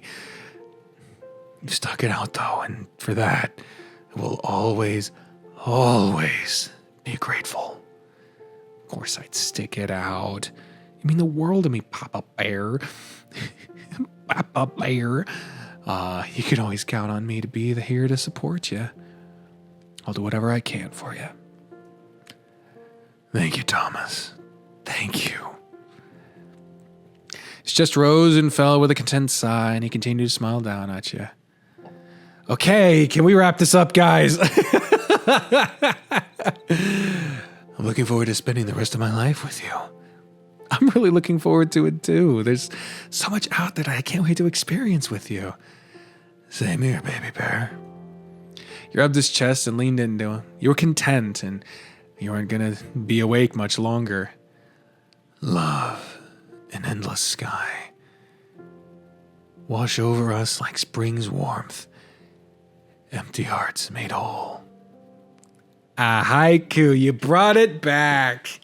You brought it back. You brought the fucking theme back. That was good. That was satisfying. Haiku. What I've been playing with lately. It was during the spring that I fell in love with you, and my love has only grown and grown. It'll keep growing too. It'll keep growing too, endlessly. You'll have to say it to me again. You yawned and nuzzled in close to him, and he